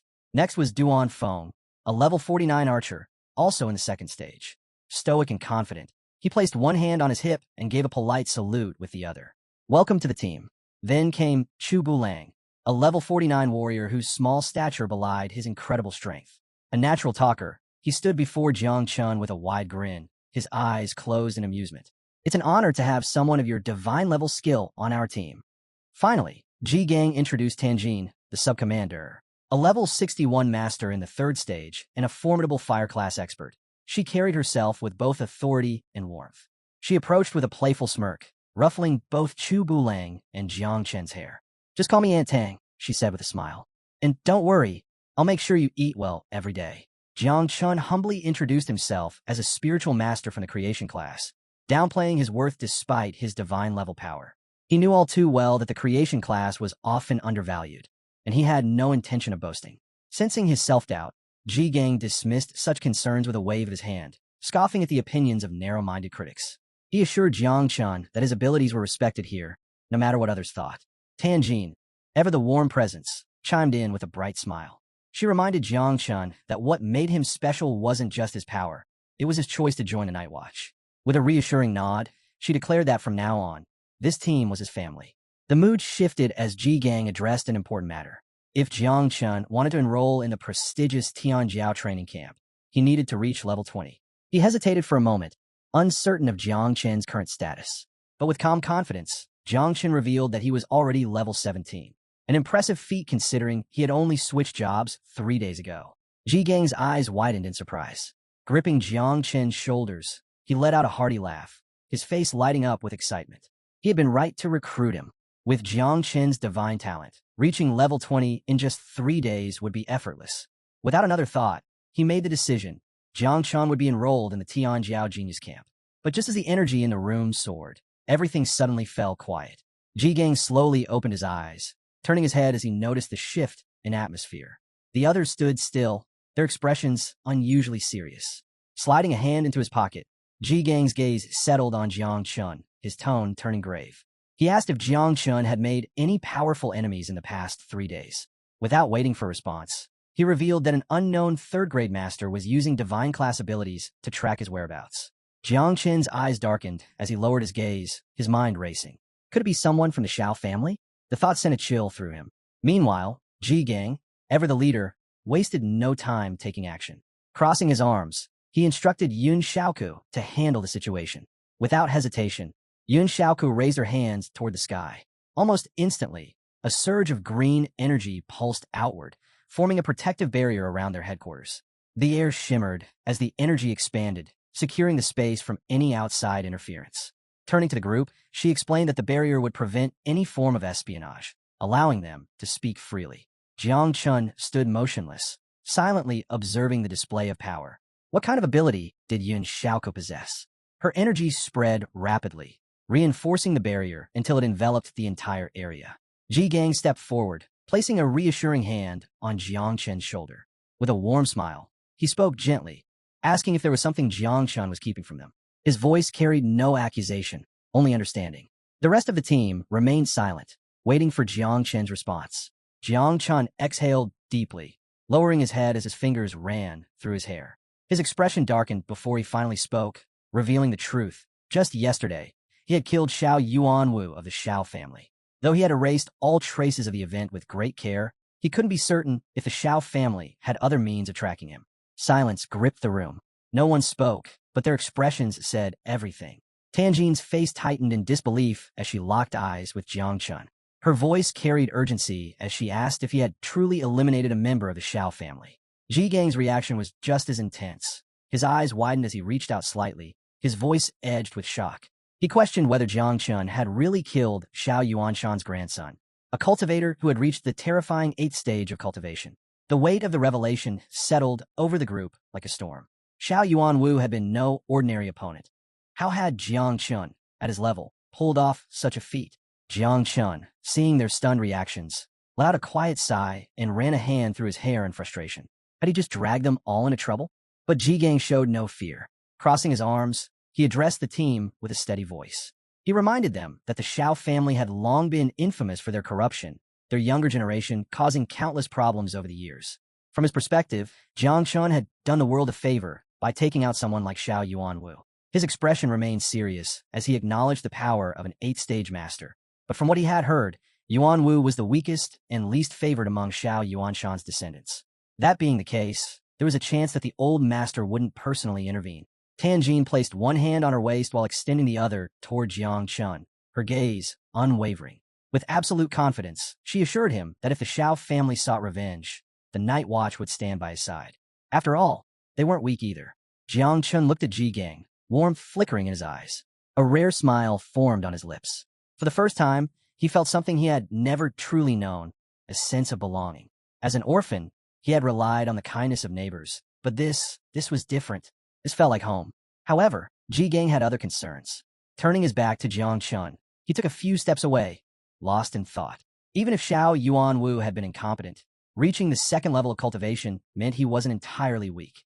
Then, as if struck by realization, Ji Gang suddenly spun around. Stepping forward, he grabbed Jiang Chun firmly by the shoulders, his gaze sharp with disbelief. His voice was demanding as he asked the question on everyone's mind. How had Jiang Chun, a level 17 Awakened of the Creation class, managed to kill a level 30 Combat class cultivator? Jiang Chun hesitated, rubbing the back of his head in discomfort. A nervous sweat formed as he raised a hand, signaling Ji Gang to calm down. He admitted that, in that critical moment, someone had stepped in to help him. Ji Gang immediately leaned in, pressing for details. Who had come to his aid? With a strained smile, Jiang Chun finally revealed the truth. It was the 3rd daughter of the Luo family from Jiangnan. She had awakened a hidden defense class. A heavy silence fell over the group. Their eyes locked onto Jiang Chun, stunned by his words. The Luo family? The wealthiest merchants in Jiangnan? Could he really be referring to Luo Sandao? Ji Gang wasted no time. He grabbed Jiang Chun by the shoulders and started shaking him, bursting into laughter. Even if the Luo family wasn't known for producing warriors, their immense wealth made them a formidable power. If Jiang Chun ever found himself in danger, having them as allies would be a massive advantage. Still being shaken, Jiang Chun could only sweat nervously, wondering what had gotten into Ji Gang. But then, something shifted. A powerful surge of purple energy erupted from Jiang Chun's body. Ji Gang's laughter cut off instantly. His hands released Jiang Chun as his eyes widened in shock. A single bead of sweat rolled down his face. If Luo Sandao had awakened a defense class, then she lacked offensive abilities, which meant the one who had actually killed Yuanwu was Jiang Chun. As if reading Ji Gang's thoughts, Jiang Chun raised his hand. A dark mist of poison swirled ominously in his palm, its presence heavy in the air. Without hesitation, he revealed the truth. He wasn't just an awakened of the creation class. He had also mastered a 2nd, hidden class, poison. Duan Feng, who had been silently observing from behind, took an involuntary step back, his face reflecting his disbelief. He wasn't alone. The entire group stood frozen, struggling to process what they had just witnessed. Ji Gang, however, wasn't finished. He reached out again, attempting to shake Jiang Chen's hand, half laughing as he asked just how many more secrets Jiang Chen was keeping. Jiang Chen quickly pulled his hand away, warning him that the poison mist was highly lethal. Even Ji Gang might not be able to withstand its effects. The group remained tense, their eyes locked on Jiang Chen. But before he could say another word, Ji Gang suddenly grasped his hand without hesitation. Closing his eyes, he smiled reassuringly and told Jiang Chen not to worry. He knew how to handle poisons. As the venomous mist from Little Nine touched Ji Gang's skin, Tanjin's eyes sharpened. She observed the scene closely, tension evident in her gaze. What kind of poison was this? A few moments later, Ji Gang finally released Jiang Chen's hand, only to notice the spreading poison already creeping across his skin. His expression hardened. This was bad. Jiang Chen sighed, placing a hand on Ji Gang's shoulder and shaking his head. With his eyes closed, he muttered that Ji Gang had really gone too far this time. But Ji Gang didn't seem the least bit concerned. Gripping his own wrist, he glared at Jiang Chen and snapped at him to stop making a fuss. He hadn't even tried to resist the poison in the first place. Behind them, Tanjin chuckled softly, her amusement clear as she closed her eyes. Meanwhile, Chu Bulang crouched near Ji Gang's poisoned hand, studying it intently. His curiosity was obvious. What kind of poison was this?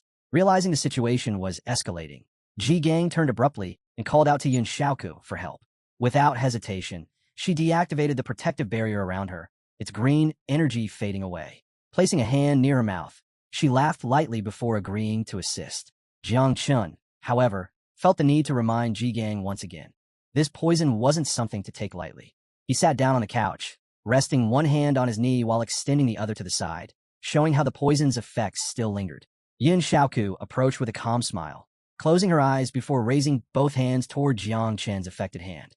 A soft glow radiated from her palms as she worked to cleanse the poison. As she healed him, Ji Gang turned his gaze toward Jiang Chen, his expression unreadable. Then, after a brief silence, he forced a smile and admitted that the poison was actually quite impressive. The more skills Jiang Chen had, the better it would be for him in the long run. Chu Bulang, who had been quietly observing from a distance, moved closer. He rested both hands on the arm of the sofa, watching Jiang Chen intently without saying a word. Once Yin Xiaoku had completely neutralized the poison, Ji Gang's demeanor shifted. His usual confidence faded into something more serious as he met Jiang Chen's gaze. He acknowledged Jiang Chen's talent, but strongly advised against enrolling in the Tianjiao camp. With the Xiao family now involved, it was simply too dangerous. The camp might offer valuable resources, but a prodigy from the Xiao family would undoubtedly be there as well. The risks far outweighed the benefits. Behind him, Tanjin crossed her arms and nodded in agreement, closing her eyes as if to seal the decision. But Jiang Chen wasn't convinced. A puzzled expression crossed his face as he asked Ji Gang what exactly he meant by resources. Still rubbing his wrist, Ji Gang patiently explained. The camp provided access to rare materials, fierce beast blood, advanced equipment, and other valuable items. But for those who ranked among the top participants, the real rewards were far greater. Mysterious fruits and scrolls leading to hidden realms. Jiang Chen's eyes widened in shock. Was Ji Gang serious? His mind raced, weighing the possibilities. If what Ji Gang said was true, then these resources were far beyond what he could obtain by simply hunting fierce beasts in the wild. Perhaps the insects could even reproduce again. That thought lingered as he met Ji Gang's gaze, his resolve unwavering. Surrounded by the faint traces of poisonous mist, he firmly declared his decision. He was enrolling in the camp. Danger didn't scare him. He had complete confidence in his abilities and knew he could protect himself. Ji Gang studied him for a long moment before exhaling a sigh. Raising a hand, he signaled for Jiang Chen to wait. He needed time to think this through. Meanwhile, in the middle of the vast West Lake, an imposing temple stood in isolation, its very presence exuding power and reverence. Suddenly, the calm waters rippled and parted as a figure approached, using immense force to carve a deep crack in the lake bed. The surrounding water trembled as the man strode forward, making his way toward the temple. This was Xiao Beihan, the grandson of Xiao Yuanshan and the undisputed strongest genius of the Xiao family. His combat prowess had reached terrifying new heights, leaving even seasoned warriors in silent awe. As displaced droplets fell around him like rain, he stood tall, gripping his sword with one hand. Without turning fully, he cast a sharp gaze over his shoulder his voice cutting through the air as he ordered his subordinates to stop their pointless chatter. Then, with a serious tone, he demanded to know if they had found what they were searching for. 3 hooded men stood before him, hands resting on their abdomens as they bowed respectfully. One of them stepped forward and spoke, revealing the crucial information they had uncovered. Young Master Yuan Wu had been pursuing a woman named Luo Sandao before his disappearance. However, she had not been alone. Traveling alongside her was a man named Jiang Chun. Beihan's eyes darkened as he absorbed the revelation. He knew the girl from the Luo family wasn't a combat-class warrior. That meant only one thing. Who exactly was Jiang Chun? One of his subordinates immediately responded. Jiang Chun had awakened a creation-class ability of divine rank, and the most recent reports placed him at the Night Watch headquarters. Another hooded figure stepped forward, placing a hand over his chest in a formal salute before adding another detail. Both Jiang Chun and Luo Sandao had recently enrolled in the Tianjiao camp. However, there was still no definitive proof linking them to Yuan Wu's death. A slow, sinister smile crept across Beihan's face. His gaze sharpened as he stared into the distance. Evidence? That was irrelevant. As far as he was concerned, those two were already guilty. What intrigued him even more was Jiang Chen's divine rank awakening. Someone like that was worth his attention. But with them already heading to the camp, there was no need for him to personally seek them out. His mind settled with cold determination. 3 days from now, he would eliminate them both at the camp. Back in Ji Gang's office, the atmosphere was thick with contemplation. He and Jiang Chun sat on the sofa, the weight of their earlier conversation still hanging in the air. Ji Gang rested one arm on his knee while extending the other to the side, his gaze carefully studying Jiang Chun. Despite already arranging for Jiang Chen's enrollment in the Tianjiao camp, Ji Gang couldn't shake his concerns. However, he had taken precautions. He had secured a strong ally for Jiang Chun, someone who could provide both protection and valuable connections. That person was Mu Hanxiu, the little princess of the Mu family. A 7th-level transformation cultivator, she was one of the camp's most formidable participants. But before heading to the camp, Jiang Chun would first accompany her on a mission, an exploration of a secret realm. Not only would this give him the chance to grow stronger, but it would also help him establish relationships with potential allies before officially entering the camp. Jiang Chun sat across from Ji Gang, his elbows resting on the arms of the sofa. He remained silent, listening intently. Then, with a mischievous smirk, Ji Gang leaned in, grabbed Jiang Chen's hand, and grinned. He casually mentioned that Mu Hanxiu wasn't just strong. She was also known for her breathtaking beauty. Since she was the same age as Jiang Chun, Ji Gang playfully suggested that he should try to win her over with his charm. Jiang Chun stiffened, a nervous sweat forming instantly. His expression tensed as he forced an awkward smile. Completely caught off guard, he scratched the back of his head before hesitantly replying that he'd give it a try. Before the conversation could go any further, a sudden knock at the door interrupted them. Ji Gang casually granted permission to enter, and soon, 2 figures stepped inside. One of them was a young woman, Mu Hanxiu. With her elbow resting on one hand and her chin propped on the other, she studied Jiang Chun with a scrutinizing gaze. Wasting no time, she stated plainly that Ji Gang had asked her to escort someone to a secret realm. Beside Mu Hanxiu, a man with a laid-back demeanor placed his hand behind his head, closing his eyes with a smile as if he found the whole situation amusing. Mu Hanxiu, however, turned to Ji Gang with an impatient look, questioning whether he had changed his mind about their arrangement. Ji Gang, ever the smooth talker, responded with a charming smile, saying it was an honor to meet her in person. Mu Hanxiu crossed her arms, glancing at the ground in mild confusion, while the man next to her continued to stand there, his hand on his head, still smiling as if enjoying the moment. Watching their odd reactions, Jiang Chun couldn't help but wonder what exactly was going on. Both he and Ji Gang stood up. Without hesitation, Ji Gang draped an arm over Jiang Chen's shoulder, his other hand resting casually on his waist. With a confident stance, he explained his delayed response. Yesterday, he had been angry with Mu Hanxiu's grandfather, which was why he hadn't given an answer. But today, he was willing to agree to the arrangement, with one special condition. Mu Hanxiu would have to take Jiang Chun with her. Jiang Chun's expression shifted immediately, surprise flashing across his face as he tried to grasp the situation. Mu Hanxiu placed a hand on her hip and stepped forward with a confident stride. She reminded Ji Gang that she had already given him a level 30 secret realm scroll. Then, raising an eyebrow, she asked if he still intended to add more conditions. Ji Gang remained relaxed, giving a small shrug. Everyone has their own conditions, he replied casually. Mu Hanxiu considered this for a moment before coming to a conclusion. Ji Gang wasn't trying to push her. He was simply looking for someone reliable to help Jiang Chun level up. Since Jiang Chun couldn't enter a secret realm lower than level 50, it made sense why Ji Gang was insisting on her assistance. Meanwhile, the man behind her walked forward, placing his hands behind his back. His amused smile never wavered as he silently observed the conversation. Turning her full attention to Jiang Chun, Mu Hanxiu locked eyes with him. Without hesitation, she asked what level he was and what class he had awakened. Jiang Chun met her gaze calmly and answered without flinching. He was level 17 and had awakened the creation class. Hearing this, Mu Hanxiu placed a hand on her waist, pointed at him with her other hand, and openly scoffed. Her expression filled with disdain as she dismissed him outright as trash. Jiang Chen's patience snapped. His irritation flared instantly, and in his mind, he had already labeled her a spoiled brat. Before Jiang Chun could respond, Ji Gang's mood shifted instantly. His expression darkened, his fists clenched, and pure rage burned in his eyes. Without hesitation, he snapped, calling Mu Hanxiu an empty-headed brat and demanding that she show some respect. He reminded her that Jiang Chun had awakened a hidden divine rank ability, something far from trash. The air in the room grew tense, but before Ji Gang could take action, the man beside Mu Hanxiu swiftly stepped in. Moving quickly, he grabbed Ji Gang around the waist, closed his eyes, and with a forced smile, urged him to calm down. He explained that Mu Hanxiu's outburst wasn't personal. She was just lashing out because her boyfriend had recently dumped her. Mu Hanxiu flinched slightly at his words. She turned her head away, and for the first time, hesitation flickered in her eyes. Perhaps she had gone too far. Jiang Chun, still processing Ji Gang's unusually intense reaction, felt a mix of surprise and confusion. Since when did Ji Gang get this worked up on his behalf?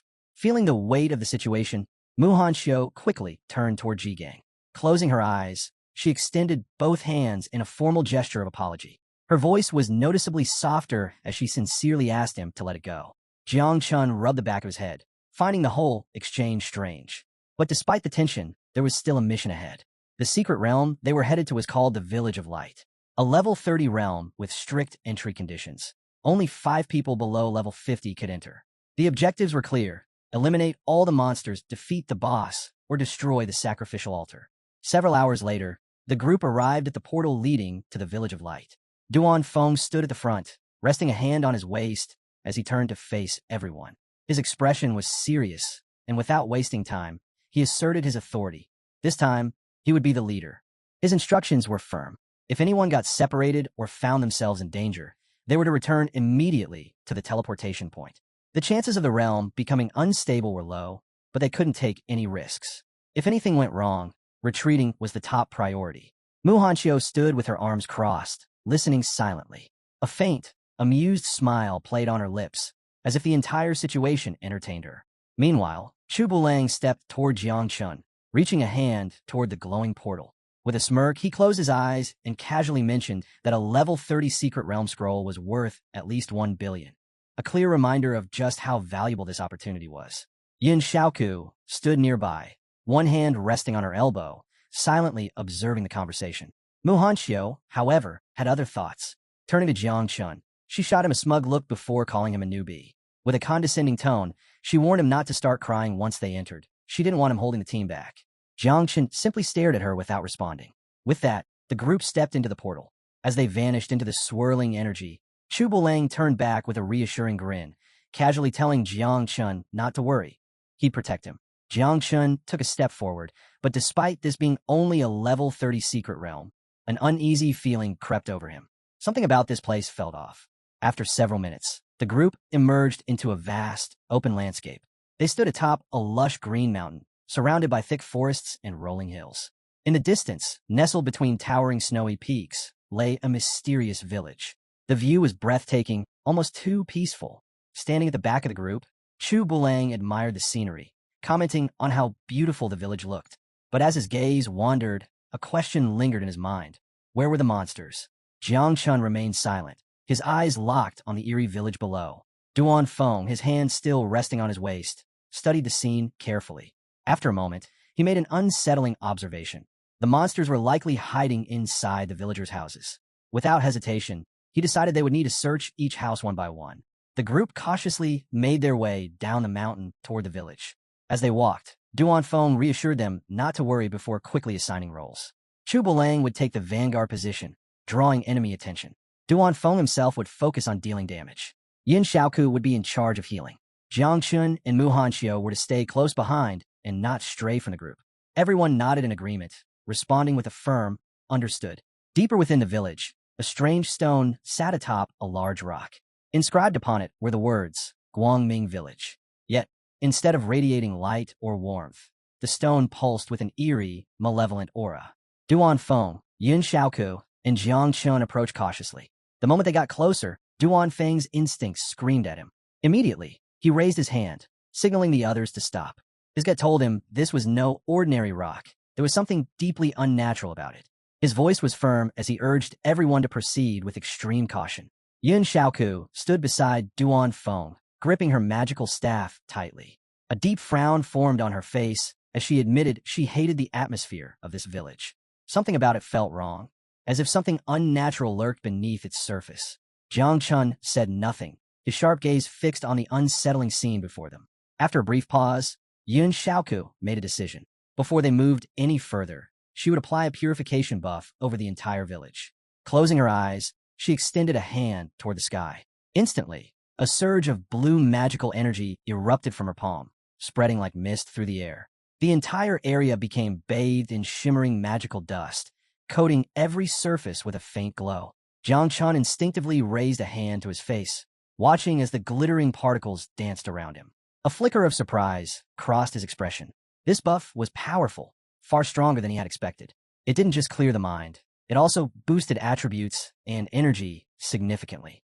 Suddenly, an ominous wind howled through the village. The atmosphere shifted in an instant. A dense, swirling cloud of smoke gathered in the sky, twisting violently as the once clear air darkened. The sky above turned a deep, blood-red hue, casting an eerie glow over the landscape. The village lanterns, which had been lifeless moments ago, suddenly flickered to life. Shadows danced across the stone walls, moving unnaturally as if they were alive. Above them, the evil energy thickened, pulsating like a living entity. Everyone tensed. Their instincts screamed that something was terribly wrong. Duan Feng's sharp eyes locked onto the source of the disturbance, the mysterious stone they had examined earlier.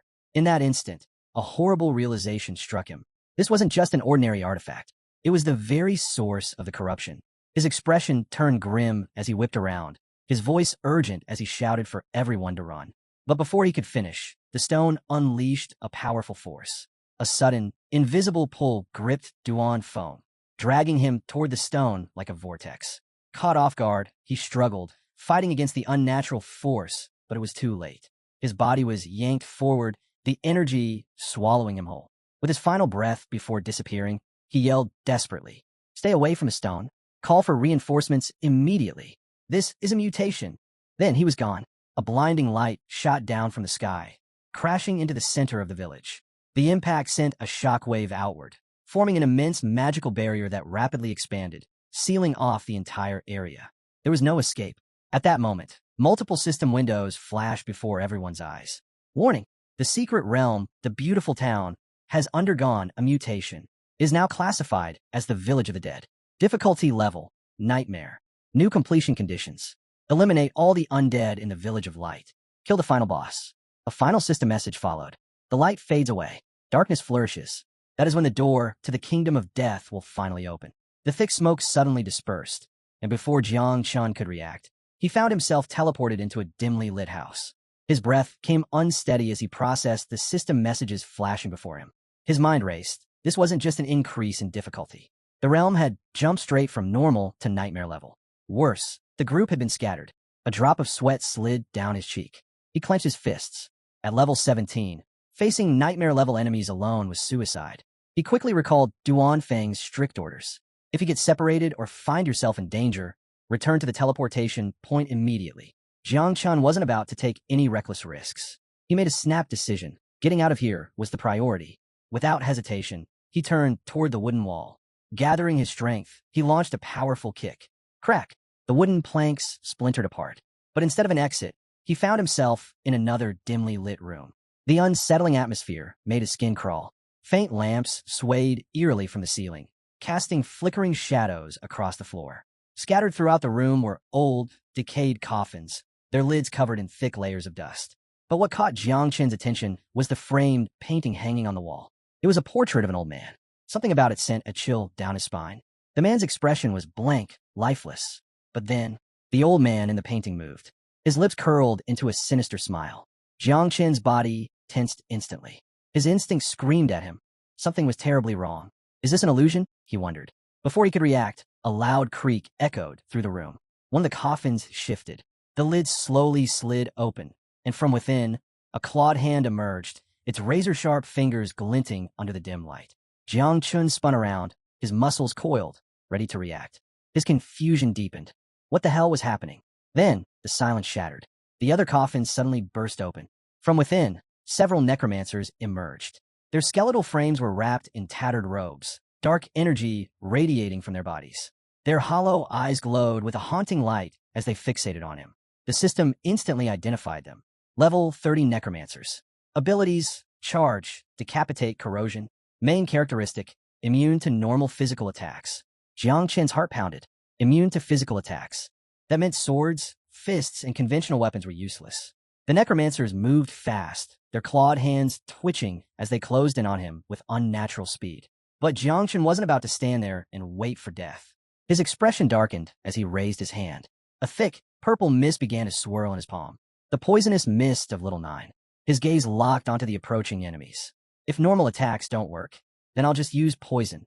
The hunt begins, Little Nine's feast. Just as the necromancers prepared to strike, Jiang Chun moved first. With lightning speed, he unleashed the poisonous mist of Little Nine, flooding the entire room in seconds.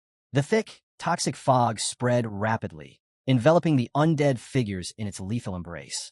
Without wasting a second, Jiang Chun bolted out of the house, leaping effortlessly onto the roof of a nearby building. From his vantage point, he kept a sharp eye on the house below, waiting to see the effects of his attack. Then they emerged. The necromancers walked straight out of the mist, completely unharmed. Their skeletal bodies remained intact, their eerie, glowing eyes still fixed on him. Jiang Chun frowned. So it was as he suspected, poison was still considered a physical attack, making it useless against them. He needed another approach. If he wanted to deal with these creatures properly, he had to find Yin Shaoku as soon as possible. Only a mage's magic could truly counter the undead. As he weighed his next move, a familiar presence stirred beside him. Little Nine had manifested.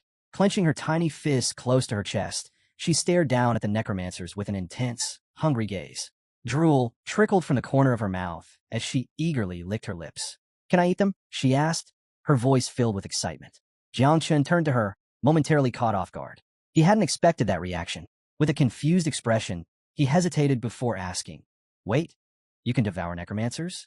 Wouldn't that still count as a physical attack?" Meanwhile, the necromancers advanced, their hollow eyes locked onto him with eerie determination. Little Nine's body pulsed with a dark, twisting aura. Her gaze remained fixated on them, like a predator sizing up its prey. Then, a wicked grin stretched across her face. "I can eat them. They're delicious." Jiang Chun studied her carefully before giving a slow nod. "All right, give it a try, but don't push yourself. If you get into trouble, I'll get you out." Little Nine's grin widened into something almost sinister. Without another word, she launched forward at terrifying speed, her expression twisting into something hungry. From the rooftop, Jiang Chun watched closely. She was fast.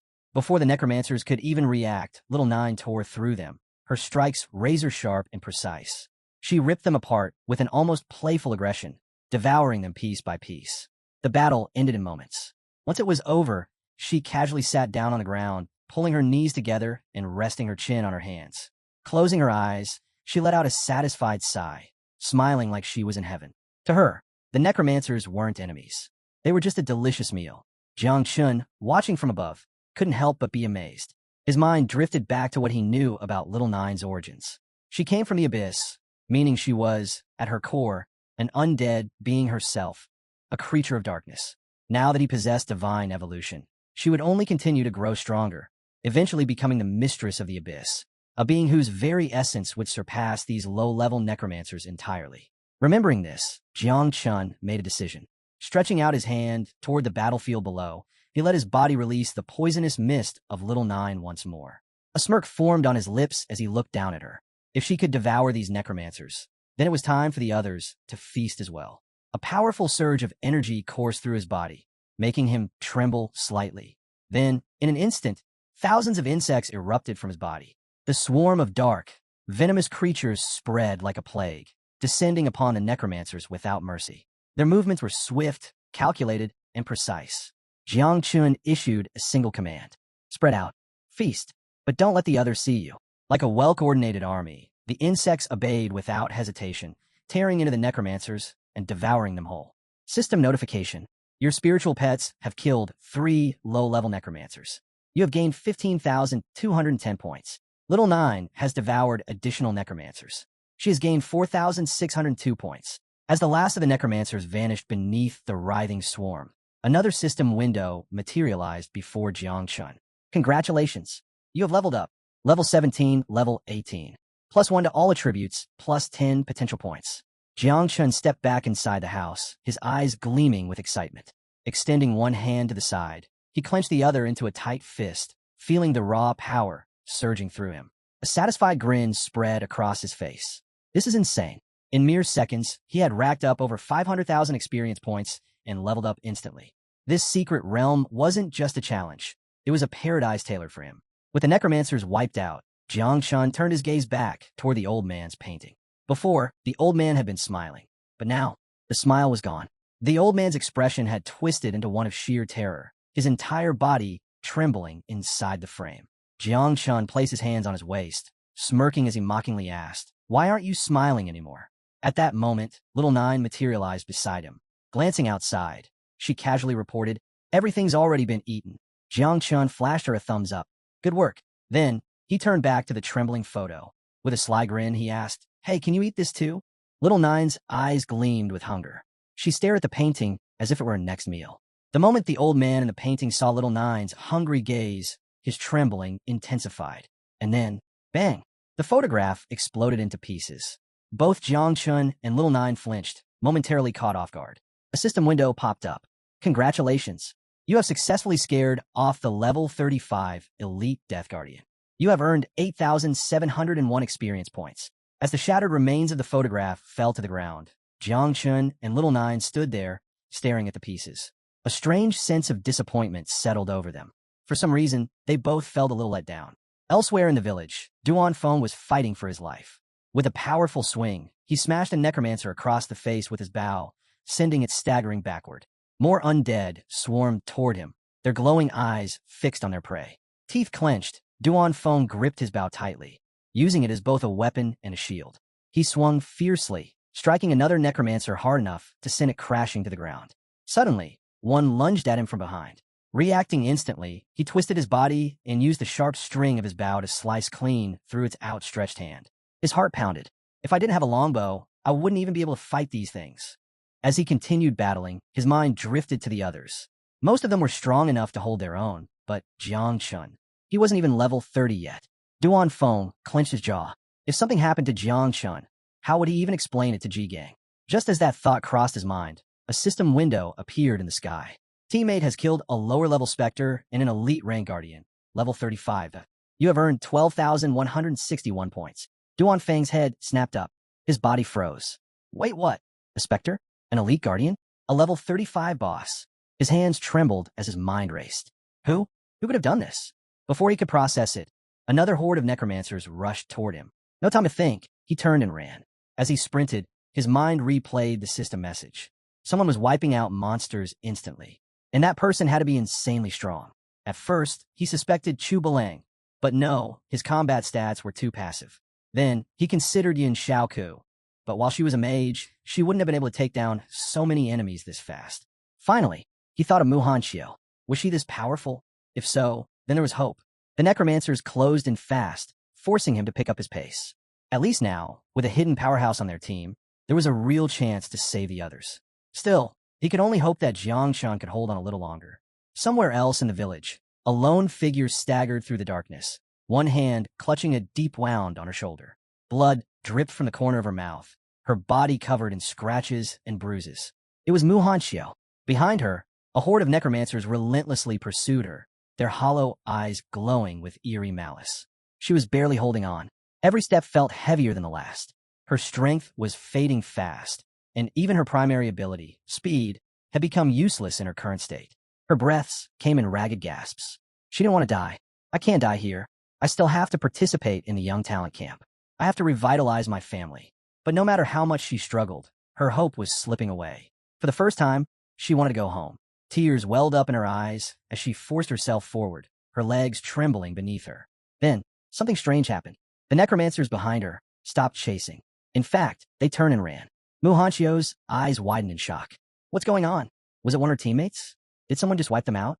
Summoning the last of her strength, she pushed forward, forcing herself to move faster. A few moments later, she reached the end of an alley. But then, a thick purple mist began to drift around the corner. The moment she felt its presence, her heart pounded. This energy, it's powerful. A wave of relief washed over her. If this was coming from one of her teammates, then I'm saved. She just had to hold on a little longer. But luck wasn't on her side. Her legs finally gave out. She collapsed onto the cold ground, arms barely supporting her weight as more blood dripped from her wounds. Her vision blurred. This isn't good.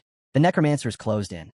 Their skeletal hands reached for her, their deathly aura suffocating.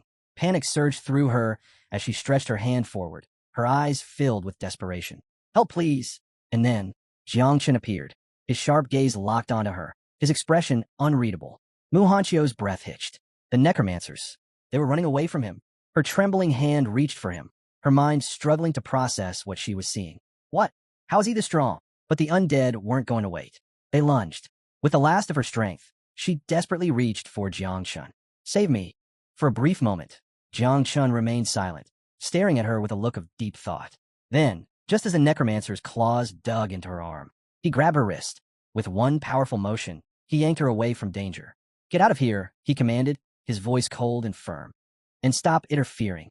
Before she could even process what had happened, he threw her back.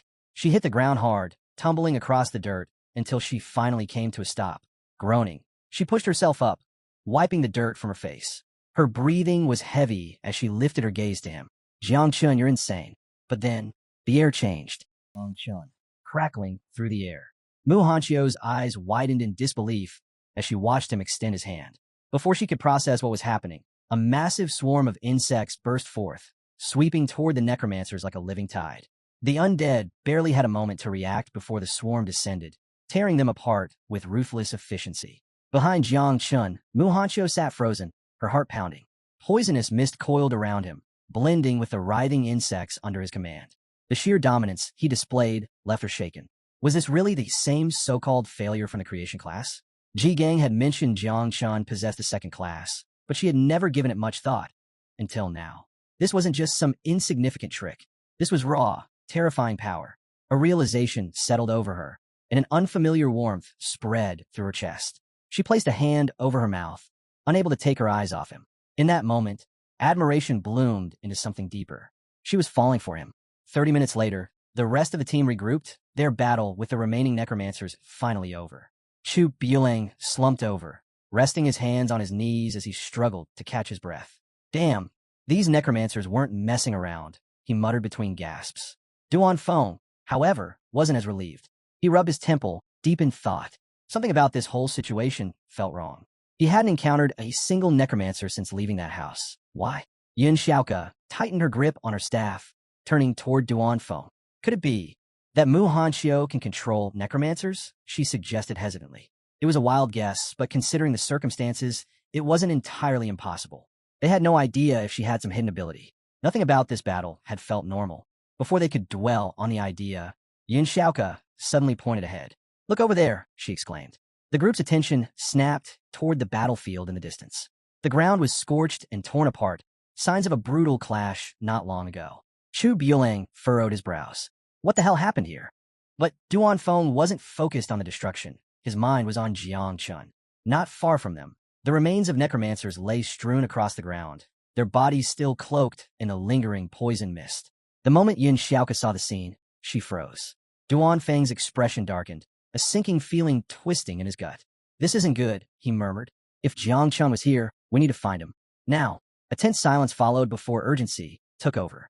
If something had happened to Jiangchen, there was no way they could face Ji Gang. Without wasting another second, the team split up and began their search. After several minutes of tracking, the group followed the trail through the village. As they turned a corner, they all came to an abrupt stop, their eyes widening at the sight before them. Duan Feng stood frozen in shock. Yin Xiaoke could barely find the words to speak. Even Chu Buelang, normally the most carefree of them all, stared in sheer disbelief. Sitting casually on a small stairway was Jiang Chun. His elbows rested on his knees, his head propped up by one hand, looking as if he had all the time in the world, completely at ease. But what truly stunned them was the person behind him. Mu Hanxiu, granddaughter of a king, was clenching her fists tightly as she massaged Jiang Chen's back. The sheer absurdity of the scene made Chu Buelang lean toward Duan Feng, whispering, is that really Jiang Chen? Still pointing at the sky as if reality had just shattered. Yun Xiaoka managed to confirm, it's him. But Duan Feng didn't move. His instinct screamed that something was off. There was no way Mu Hanxiu, prideful and arrogant, would willingly lower herself to serve Jiang Chen like this. His grip on his bow tightened. Don't move, he ordered, eyes narrowing. Something isn't right. This had to be a trick, a deception created by the boss of this secret realm. Behind Jiang Chen, Mu Hanxiu continued her massage, unaware of the silent tension building. But the moment she and Jiang Chen noticed the group standing there, they both froze. Jiang Chen stood up lazily, jerking a thumb toward the side. The boss is in the backyard, he said in an easygoing tone. Instead of relief, the group only grew more tense. Duan Feng immediately raised his bow, his expression dark. Nobody move. Chu Buelang clenched his fists, preparing to strike, while Yun Xiaoka gripped her staff even tighter. She locked eyes with Jiang Chun, her voice firm. One question. Answer honestly. Jiang Chun and Mu Hanxiu exchanged puzzled glances, but before he could say anything, Mu Hanxiu suddenly stepped forward. Spreading her arms protectively in front of Jiang Chun, she shot the group a determined glare. If you want to hurt Jiang Chun, you'll have to step over my dead body first. Jiang Chun blinked, caught completely off guard. What's she doing? For a moment, he could only stare at her, baffled by her sudden protectiveness. Then, with a sigh, he placed a hand on her face and gently pushed her aside.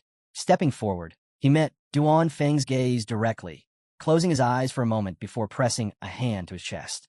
With a playful smirk, he spoke calmly. I know what you're thinking. Relax, I'm not a monster. I just have a little more charm than most. The group remained quiet, their gazes fixed on Jiang Chun, unreadable. Seeing their skepticism, Jiang Chun decided to put their doubts to rest. Your boss is Ji-Gang. Aunt Tang's cooking is amazing.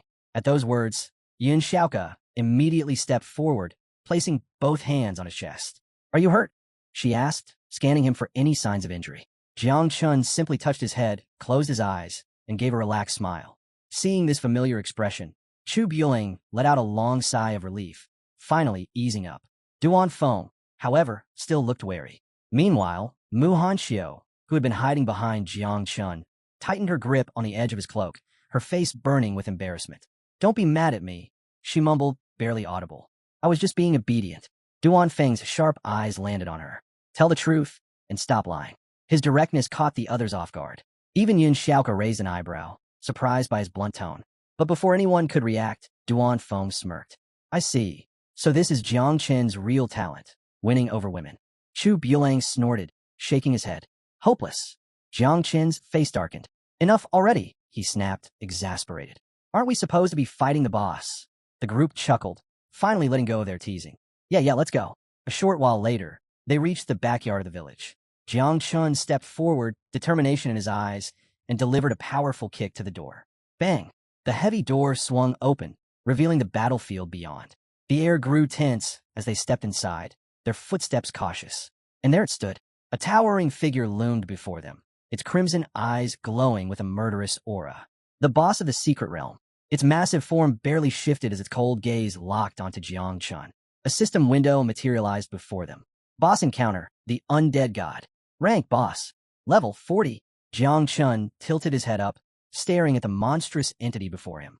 The others stood frozen, stunned by the sheer size of the creature. Duan Feng's voice broke the silence, his tone serious. This is a level 40 boss. Everyone, stay on high alert. Without hesitation, he assigned roles. He would engage the boss first, drawing its attention. Mu Hanxiu was to stay close to Jiang Chun and keep him protected. Yun Xiaoka was reminded to apply buffs and watch for incoming attacks. This isn't a game, Duan Feng warned. One mistake, and we're dead. The boss remained still, observing them. Then, it moved. Duan Feng's instincts kicked in. It's moving. Stay sharp and spread out. The team tensed, ready for battle. But instead of attacking, the boss crouched down. It lowered one massive elbow to the ground, then slowly bowed its head.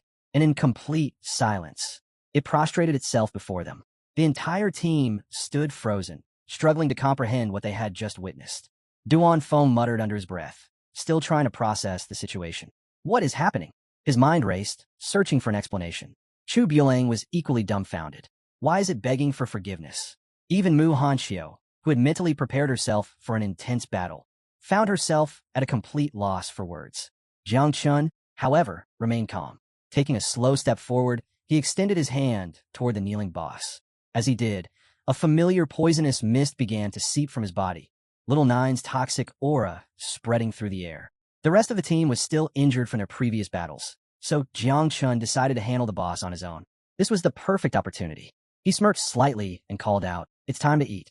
In an instant, Little Nine materialized in her full insect mother form.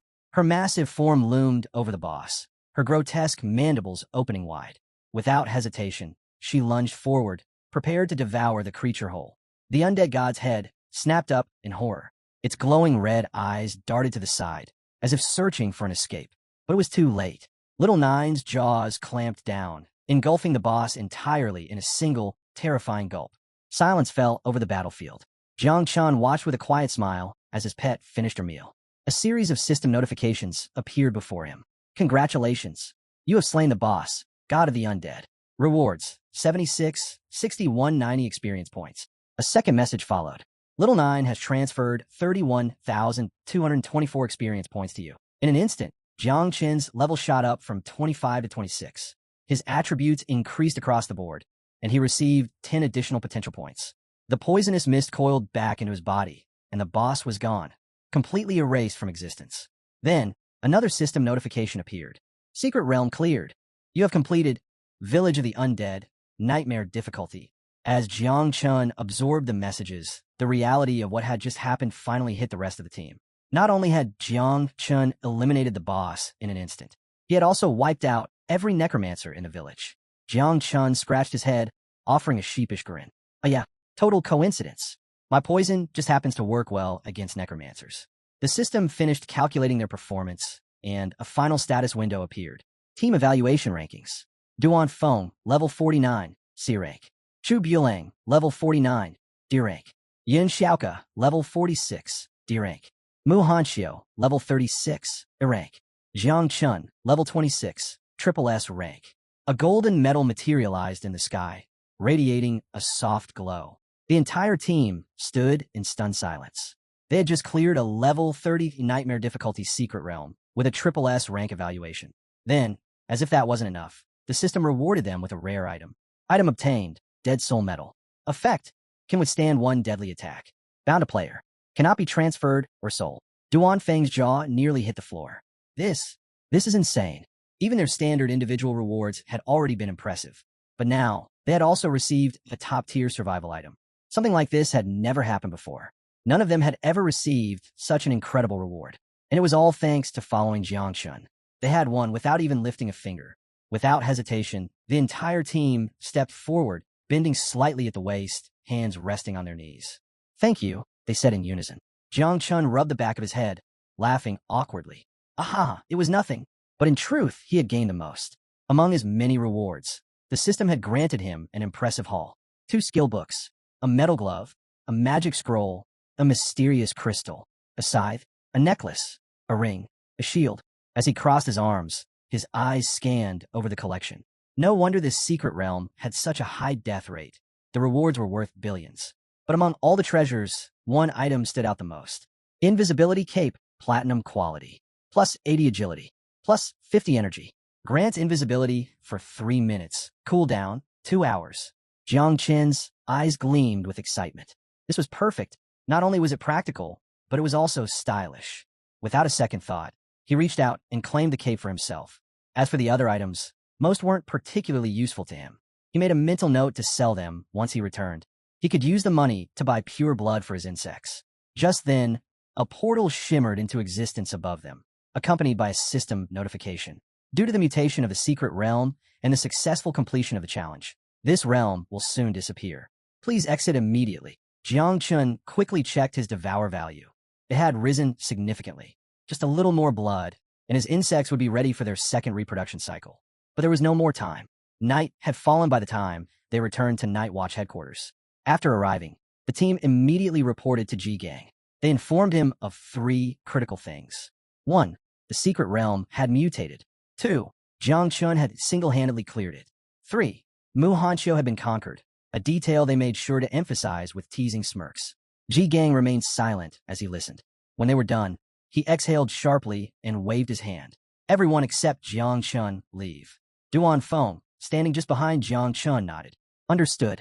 One by one, the others exited the office, leaving Jiang Chun alone with Ji Gang. The moment the door shut, Ji Gang turned, his sharp gaze locking onto Jiang Chun. His voice was calm, yet heavy with authority. Confess everything now, and I'll be lenient. If you resist, he took a step forward, his presence exuding an overwhelming pressure. I'll have no choice but to punish you severely. Jiang Chen's body stiffened. His voice wavered slightly. What exactly am I supposed to confess? Ji Gang's eyes narrowed. Jiang Chun had told the others that the Venom class was naturally strong against necromancers. But Ji Gang wasn't fooled. That was a lie. A convenient excuse meant to mislead Duan Feng and the rest. Ji Gang could see right through him. A sharp glint flashed in his eyes as he took another step closer, his tone dangerously quiet. What are you hiding? Jiang Chen's forehead grew damp with sweat. His mind raced, trying to find a way out of this situation. Inside his consciousness, Little Nine trembled. Are the insects about to be exposed? The abyssal insects were an ancient, forbidden plague, so dangerous that if anyone discovered their existence, Jiang Chen wasn't sure they'd let him live. Ji Gang took another step forward, his gaze sharp as a blade. Speak. Jiang Chen's heart pounded violently. He hesitated, trying to find the right words. But before he could even stutter out an excuse, Ji Gang suddenly grinned. And then, he burst out laughing. Loud, unrestrained laughter filled the room. Jiang Chen blinked. What?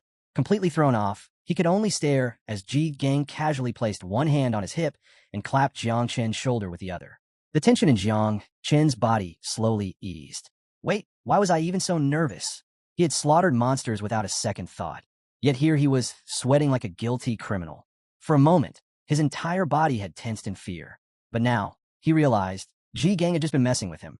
Letting out a long sigh, Jiang Chun collapsed onto the sofa, one arm draped lazily over the backrest. Extending his other hand toward the ceiling, he exhaled. You weren't really pressuring me. You just didn't want to force me into talking. Ji Gang remained silent, watching him carefully. But it's fine, Jiang Chun continued, placing a hand over his chest. I promise you don't have to worry. I'll tell you when the time is right. For now, he wasn't ready to reveal anything. But in return, I'll get you an epic-level piece of equipment, Uncle Ji. Ji Gang's laughter started up again. An epic-level piece of equipment? Did Jiang Chun even understand how rare that was? Jiang Chun smirked at his reaction.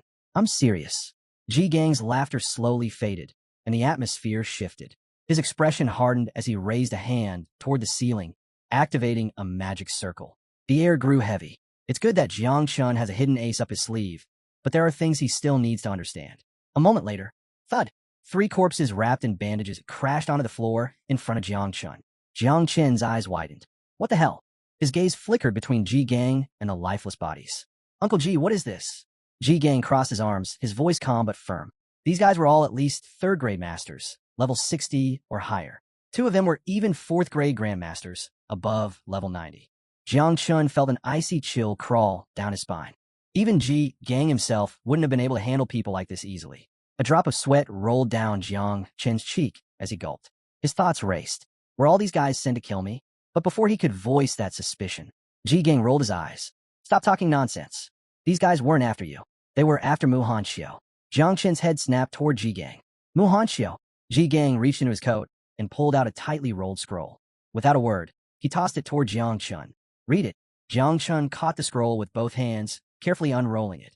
The moment his eyes scanned the text, his expression darkened. Great Summer Hunting List. First place, Ying Zhan, level 46, Invincible Descendant. War Zone, Capital Zone. Reward, 3 Celestial Rewards. Second place, Ji Xinyue, level 46, Invincible Descendant. War Zone, Demon City Zone. Reward, 3 Celestial Rewards. Third place, Jiang Wushuang, level 45, Invincible Descendant. War Zone, Jiangnan Zone. Reward, 3 Celestial Rewards. 12th place, Xiao Beihan, level 41, National Defender Descendant. War Zone, Jiangnan Zone. Reward, 2 Celestial Rewards. Jiang Chun furrowed his brows. What is this list? He didn't recognize a single name. His eyes narrowed as he examined the scroll more closely. Then his gaze froze. A familiar name appeared. Xiao Beihan. His heart skipped a beat. Turning to Ji Gang with a surprised look, he asked, "Wait, isn't this guy from the Xiao family? The ones who protect the country?" Ji Gang met his gaze with a grave expression. Yes, all of the names on this list belong to the top geniuses of their generation, and Xiao Beihan is one of them. A chill ran down Jiang Chen's spine. Ji Gang continued, his voice grim. Xiao Beihan will also be participating in Tianjiao camp, but more importantly, he will be in the Yangtze River Southern War Zone, the same one as you. Jiang Chen's body stiffened. Ji Gang didn't stop there. Listen carefully. If someone reaches the 7th transformation, they are considered a king protector. If they reach the 8th transformation, they are a country protector. And if they reach the 9th transformation, they are considered invincible. Jiang Chen clenched his jaw. The weight of those words wasn't lost on him. The top 100 prodigies of Great Xiao were all descendants of sealed kings. And Mu Hanxiu, despite her lineage, was ranked 77th. His grip on the scroll tightened. There was information about her as well. Rank 77, Mu Hanxiu, descendant of a sealed king. Current location, Jiangnan War Zone. Bounty, celestial level reward. Jiang Chun slowly exhaled. This wasn't just a ranking. This was a hit list. Ji Gang glanced at him, his tone unwavering. If the descendants of sealed kings are already this powerful, then imagine how terrifying the Xiao family is. Jiang Chun silently finished reading the rest of the scroll. Several minutes passed before he finally stepped forward, returning it to Ji Gang. His expression was serious as he spoke. You showed me this, so I wouldn't be completely unprepared in Tianjiao camp, right? Ji Gang took the scroll and nodded. Exactly. The stronger you appear, the more danger you'll attract. Don't reveal your power recklessly, unless it's absolutely necessary. Jiang Chun clenched his fists, his gaze dropping as he absorbed everything. Unlike the so-called geniuses around him, he had no influential family to support him. Ji Gang was his only guardian, strong, yet limited to a 3rd-grade master. Even Ji Gang himself seemed troubled, admitting, I had a good master, but I never truly mastered the arts. I'm only at the 3rd level. A pause followed before he hesitated. I don't know if I can protect you properly, Jiang Chun. But Jiang Chun merely lifted his head and smiled. I understand, Uncle Ji. I won't reveal my power in Tianjiao camp. Deep down, he recognized Ji Gang wasn't just allowing his secrecy. He was actively shielding him. Knowing Jiang Chun was hiding something significant, he still stood by his side. That alone earned Jiang Chen's respect. Resting his hand under his chin, he smirked. If word got out about his performance in the secret realm, he might even surpass Mu Hanxiu in the rankings. Yet, strangely, she had remained silent. Not a single word to anyone. Why was she keeping a secret? Ji Gang suddenly stood up, stepping toward Jiang Chun with an amused glint in his eyes. He leaned in with a mischievous smirk. Now, be honest with me, Jiang Chun blinked. What? Ji Gang's smirk widened. What exactly did you do to Mu Hanxiu? Jiang Chun froze. Ji Gang sighed dramatically. There were only necromancers in that secret realm. So, your taste must be pretty unusual, huh? Jiang Chun stiffened. Sweat trickled down his forehead as he realized he needed an escape. Without hesitation, he turned on his heel and waved over his shoulder. I'm taking a shower and getting some sleep. I need to rest. Ji Gang, still confused, called after him. Wait, did I ever say it was a bad thing? But Jiang Chun was already gone, disappearing down the hallway. As night fell, he stood before a table covered in jars, his eyes gleaming with excitement. 33 units of 3rd-level blood. 14 units of 4th-level blood. He had sold most of his equipment to obtain these resources, but it was worth it. This amount would be enough for his insects to reproduce a 2nd generation. Picking up a jar, he removed the lid and poured the thick, purple blood onto his arm. A satisfied smile crept onto his lips. All right, little ones, time to eat. He started with the 3rd-level blood, the equivalent of devouring a human master at level 60 or higher. Each jar required hundreds of ferocious beasts to produce. With a sigh, he chuckled and told his insects, your father worked really hard for this. At that moment, Little Nine appeared, climbing onto Jiang Chen's head and fixating on the blood coating his arm. Her glowing eyes gleamed with hunger. I want to eat too, she whined. Jiang Chen glanced up, amused. Not yet. You still have a long way to go before you can reproduce. The instant she heard that, her pout deepened. Her tiny hands clutched his hair as tears welled in her eyes. Then, like a spoiled child, she burst into exaggerated sobs. Jiang Chun exhaled in resignation. Fine. He plucked her off his head and casually tossed her onto the table.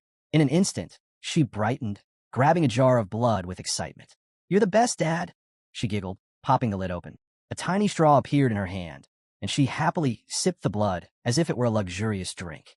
Meanwhile, Jiang Chun grabbed another jar and removed the cap, this time pouring the thick, fourth-level blood onto his arm. This blood was different. Equivalent to a level 90 human master, it carried a potent energy that instantly triggered a response from the insects inside him. Thousands of them surged out, eagerly drinking their fill. A system window materialized. System notification. Reproduction process of 9 wings insect larvae has begun. Each insect can reproduce between 40 and 60 larvae. Divine evolutionary acceleration is in progress. Jiangchen remained silent as he watched the process unfold. More and more insects emerged, feeding greedily on the blood. Minutes later, another notification appeared. System notification. Reproduction process completed.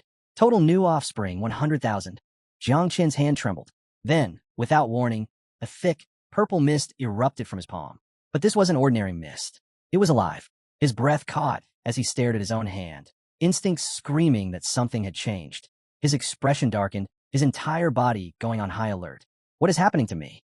For a moment, he was frozen. Then, to his horror, the insect larvae began pouring out of his hand in waves. His eyes widened. Panic set in as he clutched his wrist, trying desperately to stop them. But it was futile.